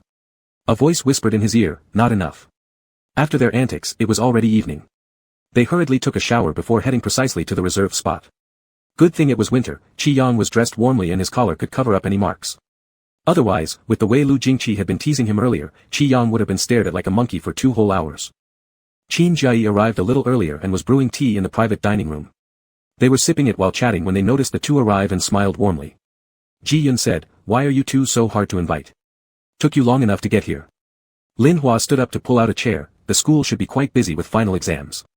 And Lu brother is in Professor Chen's group. It's good that he could find time to come at all. Qin Jiayi clicked his tongue repeatedly as Qi Yang sat down and glared at him. What's wrong with your mouth? Qin Jiayi replied, I'm just remarking. If you don't understand, stop being loud unnecessarily. Where are your big boy and his girlfriend? Qi Yang drank some tea to ease the chill, at home sleeping. I was saying, on such a great day, you didn't even bring my nephew along. Unaware Zhang Qinyan widened his eyes upon hearing this. When did Yang Yang and Lu brother have a kid? Ji Yun burst into laughter, nearly falling off his chair, saying, didn't you know? Zhang Qinyan, ah. Qin Jiayi patted Qi Yang on the shoulder, you didn't know, huh? It's my brother's biological child. Zhang Qinyan looked at Qi Yang, then turned to Lu Jingqi talking with Lin Hua and asked, what's the name? Qin Jiayi replied, Lu Jingzhao, shares our Lu brother's surname. Eyes look like Lu brother, nose looks like Yang Yang. I've got pictures. Zhang Qinyan quickly leaned in, and Qin Jiayi pulled out his phone and opened the photo album. There, right in the middle of the screen, was a small blue and white kitten sprawled across Lu Jingqi's shoulder playing with his collar, this picture taken by Qi Yang and later secretly saved by Qin Jiayi. Zhang Qinyan. Qin Jiayi, isn't he a spitting image? Zhang Qinyan, he does resemble them, though from the name, he seems more like Lu brother's younger brother. Lu Jingqi turned back from his conversation with Lin Hua and corrected, he's our son. Qi Yang scratched his nose, looking rather sheepish. After chatting about this topic, the dishes arrived quickly. They hadn't seen each other in half a year, and everyone had plenty to share. They talked about their studies, work, relationships, and the atmosphere became very lively. Lin Hua mentioned his graduate study plan again and also brought up Jiang Xinyan. Like him, Jiang Xinyan secured a spot at Jiangcheng University too, both progressing together with a steady relationship. Ji Yun and Zhang Qinyan were now interning at a media company, always pondering about getting officially hired. As for Qin Jiayi, who had options to pursue either offense or defense roles, he was currently interning at a gaming company. He started working on a project last semester, developing games earnestly, although he always acted casually and said he'd go back to take over his parents' business if things didn't work out.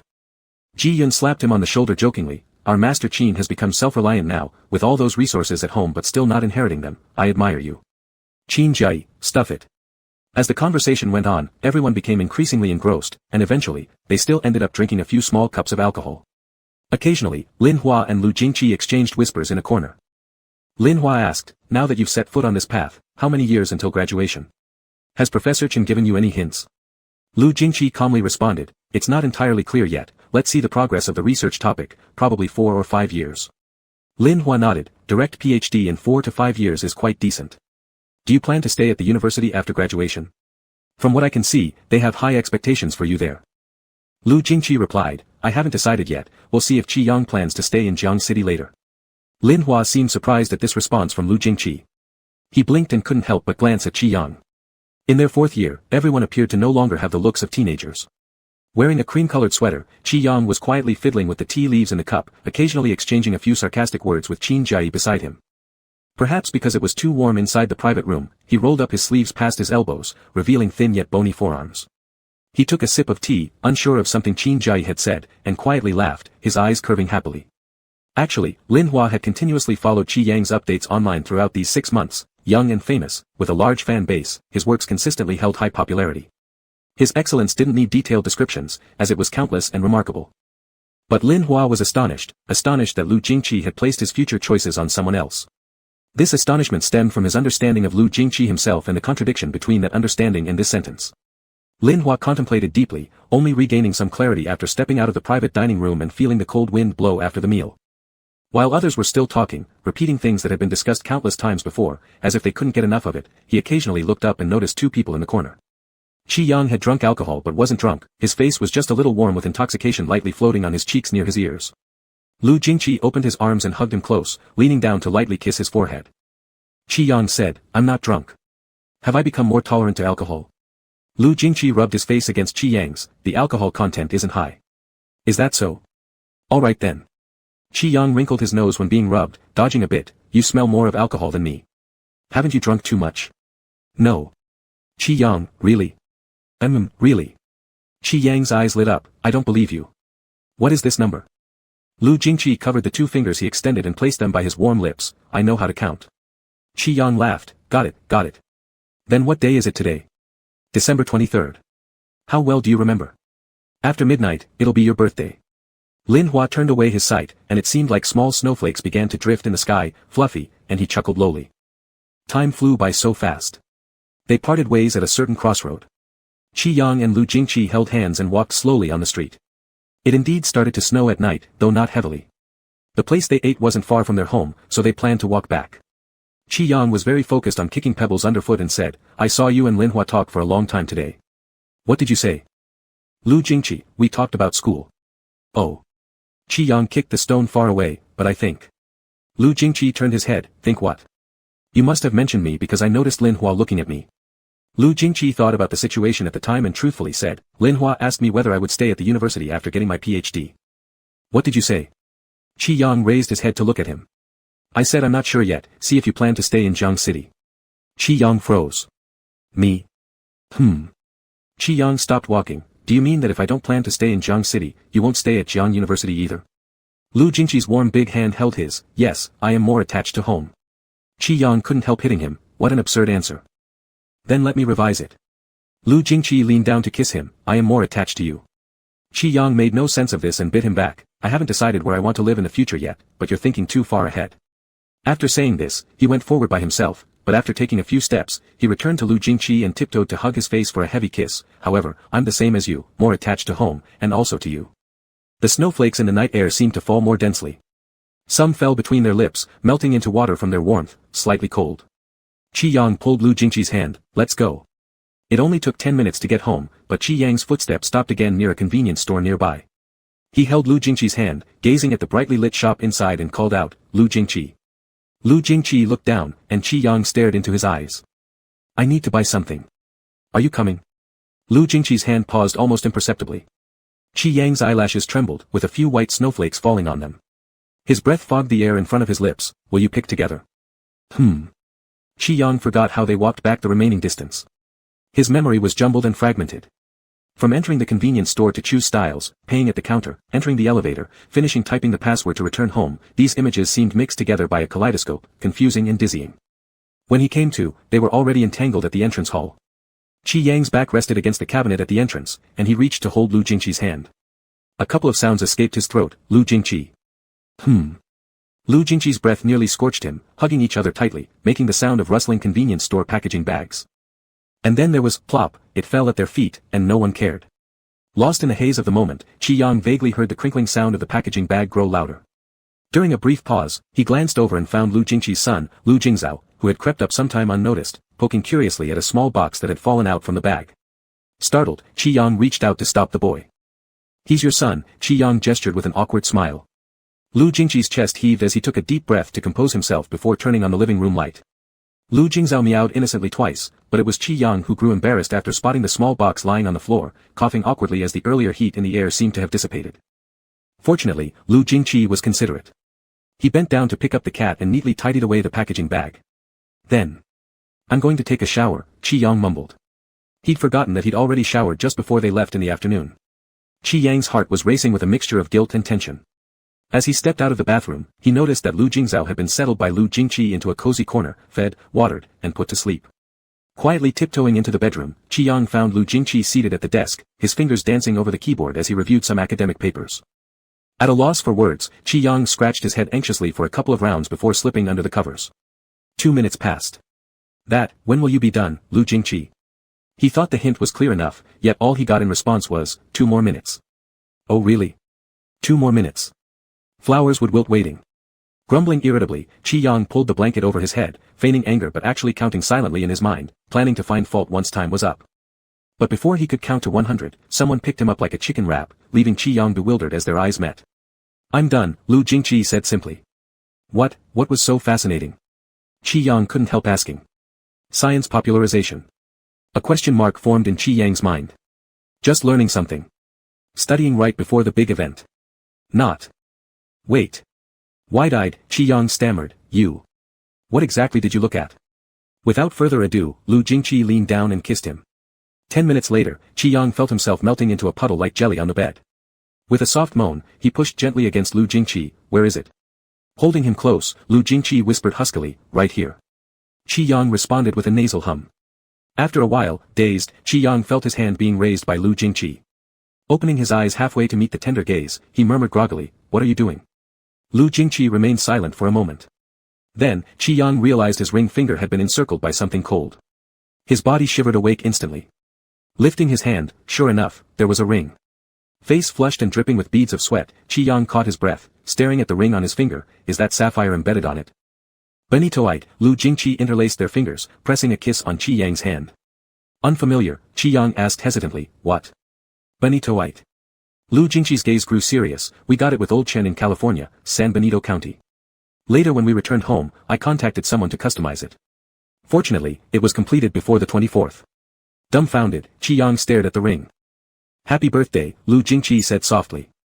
Still stunned, Qi Yang blurted out automatically, "Thank you." Realizing what he'd said, his face heated up immediately, his eyelids quivering as he embraced Lu Jingqi and kissed him deeply. I love it." December 24th arrived silently. Countless people were wishing each other a Merry Christmas Eve, but only Qi Yang received this exclusive blessing. Happy birthday. Of course, Qi Yang didn't forget about the important thing he still hadn't seen. Where's the item? Under the pillow. Oh. There were plenty more. When Qi Yang woke up the next day, it was already afternoon. He turned over in bed, clutching his sore bottom helplessly thinking, it's over. Now he felt as if he had been pulled 10 days straight by a whip, his whole body ached, completely falling apart. Another flip. Phew, at least the bed didn't break. Thankfully, the bed was sturdy. Qi Yang squirmed under the covers, wanting to get up but unable to due to a sore back that felt like it might crack. He actually thought Lu Jingqi was considerate yesterday. Nonsense, forget all of that, Lu Jingqi didn't deserve compliments at all. Was he even human? While Qi Yang was silently cursing and venting, lost in despair, Lu Jingqi opened the door and walked in. Instantly, Qi Yang froze and buried himself in the blanket, pretending to be dead. But then he noticed, this bastard actually dared to yank his covers. No, it wasn't just pulling off the blanket, Lu Jingqi went straight for his butt. Shit. Qi Yang instantly bounced up, holding the blanket tightly as he pointed at him, what are you doing again? He was so hoarse when he spoke that even he was shocked. Lu Jingqi, however, stayed calm, showing no signs of embarrassment after getting caught looking at someone's bare behind. He said, the medicine we used last night, I want to check if it got better. Qi Yang's face turned even redder. Lu Jingqi reached out towards him, but Qi Yang slapped his hand away, stop pretending to be a good person here. Last night made it crystal clear who Lu Jingqi truly was. Extremely despicable, the Eastern among bad guys. Unforgivable. As Qi Yang remained curled up on one side, seething with righteous indignation, Lu Jingqi suddenly stretched out his arms and forcibly carried Qi Yang away. You, what? His boyfriend, unfazed, replied casually, yeah, I'm not a good person. And just like that, Qi Yang was uncovered and inspected. Damn, how infuriating. Fuming, Qi Yang exclaimed, I'm ruined now. Lu Jingqi raised an eyebrow. Qi Yang continued, I can't even look at you properly anymore. You're too perverted. Lu Jingqi, you're not human. Lu Jingqi leaned down and gave him a peck. Startled, Qi Yang nearly jumped, what did you kiss me for?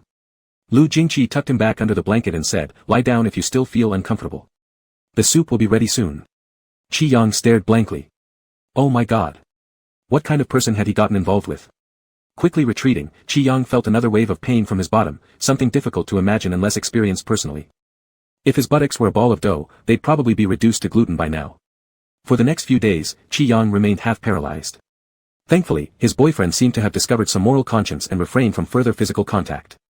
Feeling justified, Qi Yang indulged himself in being imperious for a week, ordering his boyfriend around like a master commands his servant. Whatever direction he pointed, his boyfriend followed without hesitation. However, things started to take an unusual turn by the end. More accurately, it began to verge on weirdness, which was also Qi Yang's intention. He was seeking payback.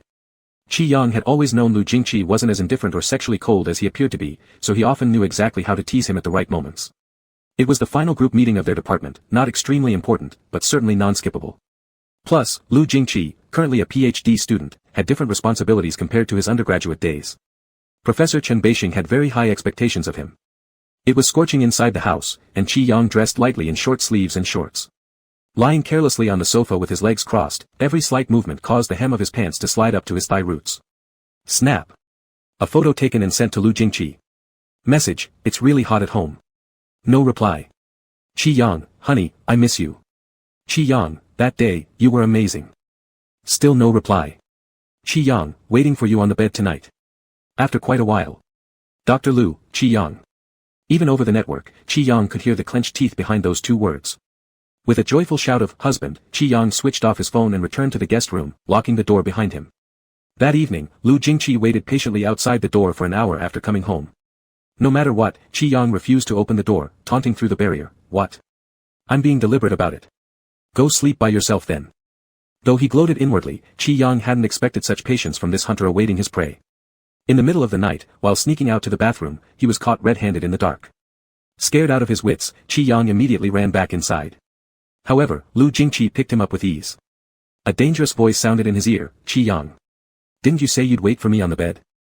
Qi Yang. Compliant already. Chapter 72, 72 Sheep. People really shouldn't indulge in pleasures, once started, it's hard to quit. Qi Yang had overindulged his desires. Even Zhao Shi noticed something off when he saw him and mysteriously whispered in his ear, you've been having quite a blissful life, haven't you? Qi Yang, question mark.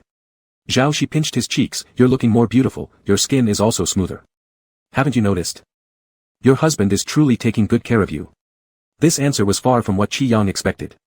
He feigned ignorance, what are you talking about? I don't know what you're saying. You must be mistaken. Zhao Shi remarked, it's written all over your face, your husband is doing well in bed. Qi Yang. Life was already getting too indulgent, couldn't Zhao Shi avoid talking like that anymore? After being indulgent for half a month, it finally reached the end of the year. Originally, Qi Yang planned to bring Lu Jingqi back to Zhou City for the new year, but the timing didn't align correctly. Lu Jingqi had to fly to California with Zhou Lang and Chen Beixing on the 26th, and the earliest they could return would be on New Year's Eve. Qi Yang wouldn't have it. Yes, he wouldn't have it again. Qi Yang pouted on his boyfriend who was cooking dinner, like an inflated octopus. He tugged at his ears and wrapped his arms around his neck while saying, Lu Jingqi, do you plan to run away after having your way? The boyfriend remained unhurried as he chopped vegetables, why should I run away? Qi Yang crossed his long legs around his boyfriend's waist, being completely unreasonable, never mind, you're just running away. I'll try my best to come back before New Year's Eve. Qi Yang wouldn't listen and bit down a tooth mark on his face. Lu Jingqi turned around to kiss him, but Qi Yang dodged, not letting him kiss. He mumbled, what am I supposed to do if I miss you these few days? You speak. Qi Yang. Lu Jingqi paused his hand movement. Qi Yang said irritably, what? Do you mind accompanying me to spend the new year abroad? Qi Yang blinked once, suddenly quiet. This time, Lu Jingqi kissed his lips precisely, I miss you too, let's go together. Qi Yang swore he didn't mean it that way at first. But since Dr. Lu from his family invited him, he'd better reluctantly accompany him to California this time. That evening, Qi Yang informed his family about the matter with Lu Jingqi. Ms. Zhou Chu was very understanding, making the communication smooth. They handed over Lu Jingzhao to Qin Jiayi to bring back to Zhou City for the new year, making all necessary arrangements. On the 26th day, Qi Yang boarded the plane to California with Lu Jingqi. A 5-day trip to California, Qi Yang traveled light, and his luggage was pitifully minimal compared to the items carried by Dr. Lu. As Qi Yang put it himself, things didn't matter, people did, as long as he arrived. But unexpectedly, he came full of excitement and then found his circadian rhythm completely flipped. He spent 3 days sleeping in the hotel, feeling sleepy every day, leaving no time to think about what his boyfriend might be up to. By the time he woke up, the sky was already dark. He yawned groggily in his bedspread. When he heard the electronic sound of the hotel room door unlocking, he knew his boyfriend had finished work and returned. Qi Yang reached out for his phone without turning towards the door, noticing Lu Jingqi had called him during the day, but he missed every single one. Who knew adjusting to the time difference would be so difficult? The spot beside him sank slightly, and the familiar cold scent entered his nostrils. Qi Yang burrowed deeper under the quilt. With half-closed eyes, he flicked through his phone and murmured, "You're so cold." His boyfriend gave him a quick kiss on his chilled cheek. Qi Yang shivered and turned to pull the man into the covers. "Did you sleep the whole day?" Lu Jingqi asked. Qi Yang hugged his boyfriend, burying his face in his neck and saying, "Guess what? I couldn't sleep last night, all because you never mentioned this issue before. I thought it would be easy to adjust to the time zone here." Amused laughter rumbled above him, and Qi Yang pinched him. "What's there to laugh about?" Lu Jingqi extended his hands and tenderly ruffled the hair of the person in his embrace. "It will soon be over. We can go back to China earlier." Qi Yang remained silent, staying huddled. Lu Jingqi adjusted his posture to hold him differently. Qi Yang still lay silently. After a moment, he rustled upward and leaned his head back, then opened his mouth and playfully bit down on Lu Jingqi's Adam's apple. Lu Jingqi stiffened. Qi Yang held his neck and continued kissing him right at the same spot, changing angles with a mischievous twist. Qi Yang now felt fully awake. There was no other way. It's the fault of the time difference, he gets lively only at night. He hummed twice, calling out softly, "Lu Jingqi. What's wrong?" Qi Yang listened to his heavy breathing, and called again in his ear, "Dr. Lu." Lu Jingqi didn't respond a second time. Qi Yang asked, "It's so cold outside, but you're hot, did you warm up this quickly?" Lu Jingqi lowered his head to kiss him, but Qi Yang avoided it, covering his lips with his hand while their gazes intertwined. A moment later. "Actually, there's no rush, we can stay longer." Qi Yang explored his lips gently with his fingers, saying, "This is the first time I'm spending the new year with my boyfriend abroad." Their hearts beat rapidly together, heat flowing through their limbs. Lu Jingqi grasped his hand and caressed it softly. "Are you sure about this?" Qi Yang said, "Does this need such serious thought?" Lu Jingqi didn't answer if it needed careful consideration. Instead, he initiated contact by lightly touching his fingertips with his lips. Qi Yang tilted his head to look at him. "Stop pretending, you must be happy inside, right?" The corners of Lu Jingqi's eyebrows lifted slightly into a faint smile as he kissed Qi Yang. California doesn't celebrate the Spring Festival, but there were events organized by local Chinese communities nearby, making the streets lively on New Year's Eve. Qi Yang listened to the festive music outside and urged Lu Jingqi, "Hurry up." Lu Jingqi was busy tying the scarf around his eager boyfriend's neck. "It's not that cold outside, many locals don't even wear down jackets, let's go," Qi Yang buzzed, mentioning that according to a post online they would get lucky money for arriving early. Qi Yang was experiencing the first overseas New Year celebration with his boyfriend. Everything was fresh and new to him, making him unable to stay still. However, his Dr. Lu could hold his patience. Just when Qi Yang stepped out the door, he was pulled back, given only one word, "cold." And then continued tying his scarf. Finally all tied up snugly, Qi Yang struggled slightly with his head and neck, speaking muffled, "You've wrapped half my face. Who are you going to kiss when we celebrate the countdown?" His Dr. Lu gave quick yet decisive responses, grasping the back of his head, planting an accurate kiss on his lips. "All right." Qi Yang followed quietly, tugging Lu Jingqi downstairs. After leaving the hotel, Qi Yang noticed numerous lanterns hanging along both sides of the street and the characters for good fortune stuck on shop windows with couplets pasted alongside them, exuding a strong festive atmosphere. They walked leisurely along the road, stopping intermittently until they reached a bustling crowd area filled with bright lights and boisterous laughter and cheers everywhere. Someone handed Qi Yang a keychain adorned with 4 or 5 miniature year beast figures. He promptly thanked and wished Happy New Year. The person reciprocated the greeting, smiled warmly before departing, adding another well-wishing phrase, "Wishing you lifelong happiness and eternal love." Startled for a moment, Qi Yang then chuckled softly, looking up at Lu Jingqi who also stared back at him. Qi Yang said, "Wish for lifelong happiness." Lu Jingqi murmured quietly, "Eternal love." The event started soon after. Numerous Chinese faces appeared in the streets dancing and singing together to celebrate the coming of a new year. There were several notifications from mobile phones, messages and red packets sent over from the other side of the ocean carrying New Year blessings. In fact, during these days, Qi Yang received quite a few red envelopes. Zhou Lang and Chen Beixing took the plane last night planning to spend the New Year in California, so he sent them a large red envelope too. An elderly professor from the local Astronomical Physics Institute familiar with Lu Jingqi specifically prepared a red envelope requesting Lu Jingqi to deliver it to him. The elderly professor was very advanced in years, an authentic Californian, not overly familiar with Chinese culture. The red envelope printed with the words, "Congratulations on getting rich," contained a few crisp American dollars inside. Lu Jingqi's phone also contained a poorly pronounced Chinese message recorded by the old professor who said, "Happy New Year, sheep." Even though the professor wasn't deeply acquainted with Chinese culture, the genuine affection and blessing within were unmistakably felt and thus created no sense of cultural dissonance. At that moment, Qi Yang also pressed Lu Jingqi's phone recording a message, "Happy New Year, Professor Feynman." As midnight approached, amid cheers in the street, fireworks illuminated the indigo sky in California. Qi Yang looked up, his eyes reflecting the sparkling stars across the sky. He said, "Happy New Year, Lu Jingqi." Lu Jingqi replied, lowering his gaze, "Happy New Year." Under the grand fireworks in the streets of California, they kissed each other. Happy New Year. Praying for eternal happiness. This year, Qi Yang and Lu Jingqi spent the Spring Festival in California. Initially, they thought of returning to China after the celebrations, but by the third day of the first lunar month, Qi Yang suddenly changed his mind and wanted to travel with Dr. Lu. His ideas were rather sudden, and if anyone had hesitated, he would have obediently returned home. However, his Dr. Lu followed every whim of his and was also a decisive action taker.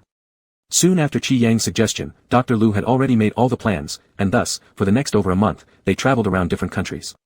When they left, Qi Yang was wrapped warmly. When they returned to Jiangcheng City, trees there had already turned green. Due to their indulgence, upon returning to China, Qi Yang faced numerous headaches. First was the graduation project, then the drafts for the studio, activities and book signings for the copyright holder, along with their cat son Lu Jingzhao who stayed 2 months at Grandma's house. They hadn't seen each other for 2 months, and the cat had become a ball. Because Qi Yang was too busy, Lu Jingqi went back to Zhou City to pick up the cat. When it arrived home, Qi Yang didn't dare to recognize it. He pointed at the cat, astonished, "Is this Lu Jingzhao?" Lu Jingqi petted the cat's head, "Yes." Qi Yang. Had his friend Zhou Chu started feeding pig feed to cats? The answer was no. As Qi Jian explained, it wasn't fatness, it was Grandma's love making the cat puff up. Puff up. Very good. Later, Qi Yang focused on his graduation project and rarely went home, so he entrusted full care of the cat again to Lu Jingqi. Qi Yang patted the plump head of Lu Jingzhao and said, "Your dad is very authoritative in fitness matters, I believe following him will surely turn you into a male Buddha cat. Come on, son." Half a month later, the son gained another 2 pounds.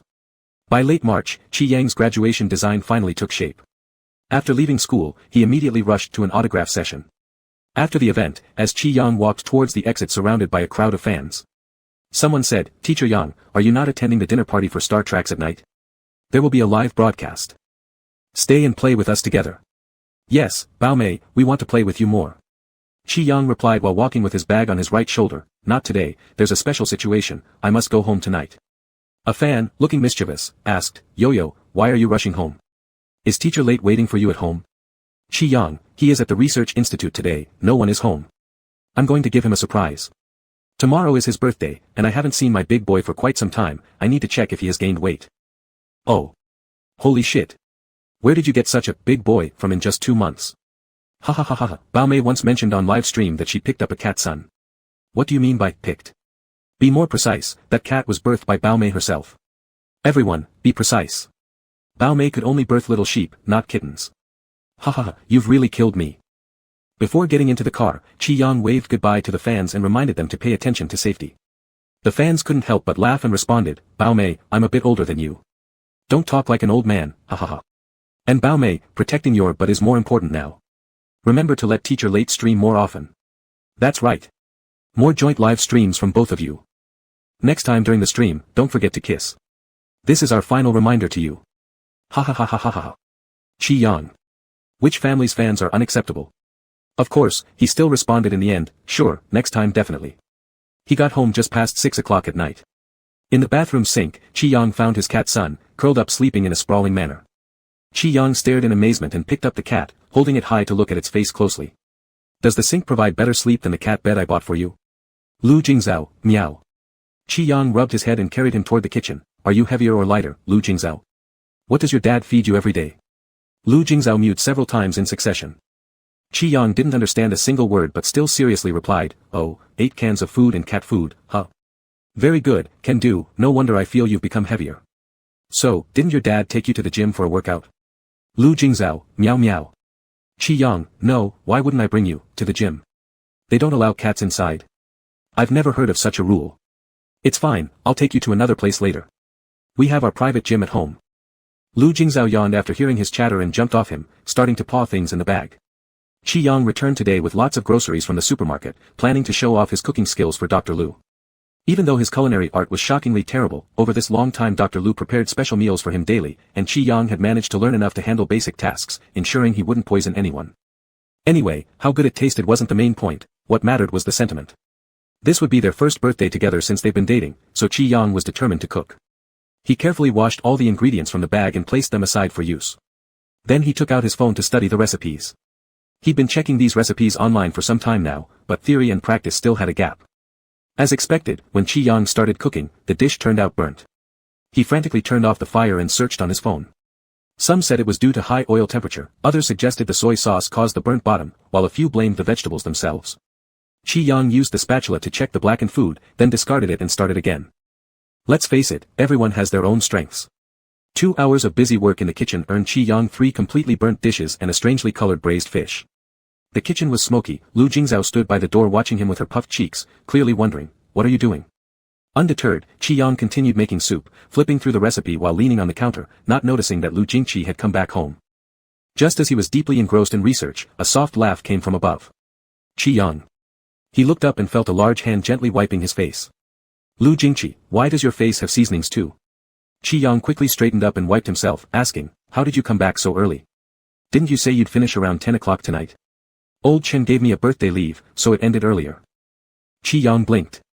I'll do it. Lu Jingqi rolled up his sleeves and took over the mess. Upon hearing this, Qi Yang quickly grabbed his hand. This is my surprise for you, how can you snatch my credit? Lu Jingqi leaned over and kissed him, softly saying, you've already surprised me, I'm especially happy. Qi Yang's face heated up as he replied with a kiss, alright, as long as you're happy, then I'm also happy. In the end, it was still Dr. Lu who personally handled everything. The cake they ordered arrived at 9 o'clock. There were cream sheep and stars that Qi Yang made himself in the store, although a bit ugly, but Lu Jingqi liked them very much. Surprise 1 was accomplished before 12 o'clock. To make his boyfriend even happier, Qi Yang also prepared surprise 2. However, this surprise was somewhat hard to express. Despite being mentally prepared for a long time, Qi Yang still couldn't bring it up actively. By the time he finished stalling, it was past midnight. Moreover, Lu Jingqi didn't mention it either. The lights in the room had been turned off, and the bed was dimly lit. After a kiss, Qi Yang quietly asked, Lu Jingqi, why haven't you asked if I prepared a gift for you? Lu Jingqi didn't answer. Qi Yang, can you guess? I can't. Qi Yang pulled him under the quilt. Last year, you guessed correctly. What's with the Their eyes briefly met, then slowly traced down to the chin. Qi Yang watched his rolling Adam's apple, and their breaths intertwined.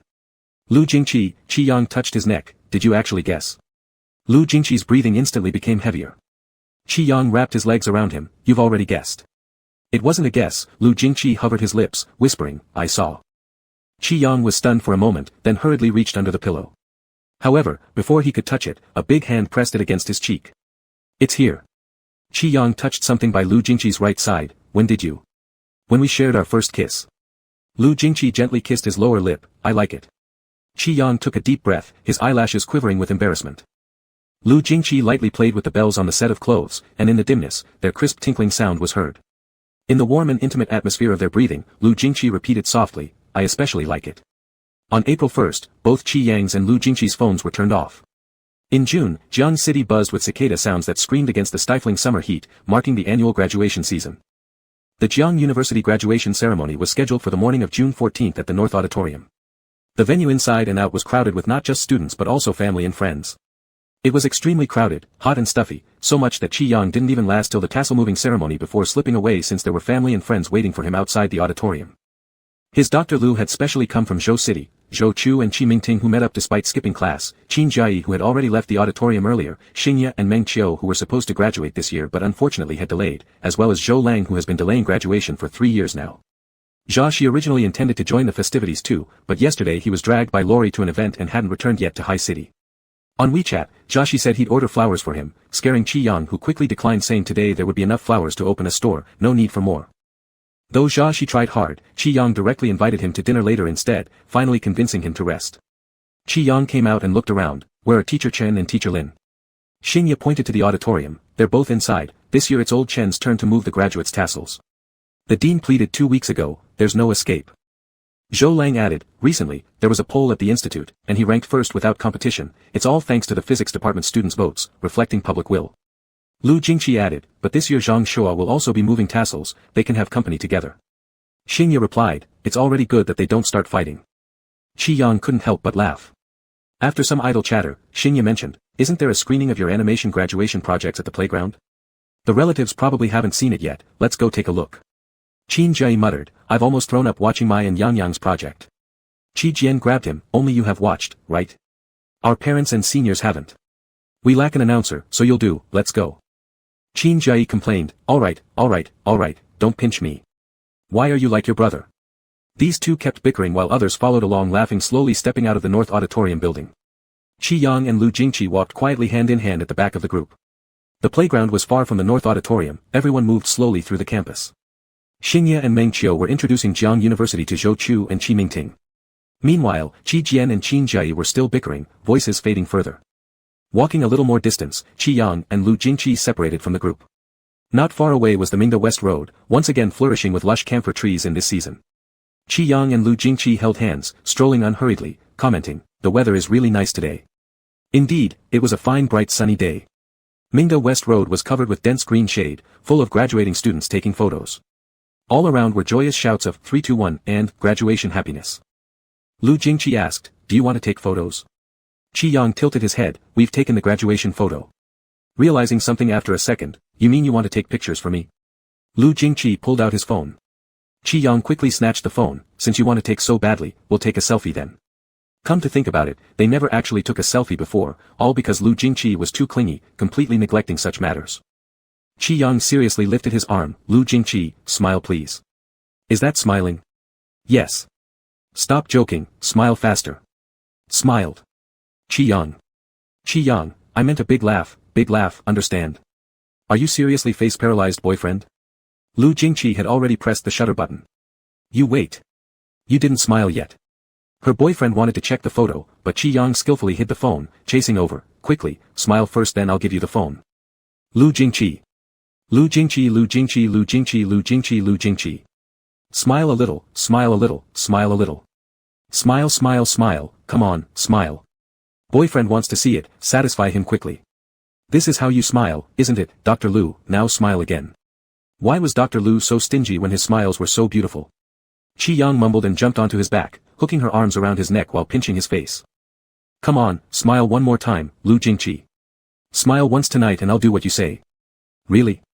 Really, really. If it's not true, I'm a puppy. Quick, smile, smile, smile, smile, smile. Lu Jingqi. Dr. Lu. Boyfriend. End of the story.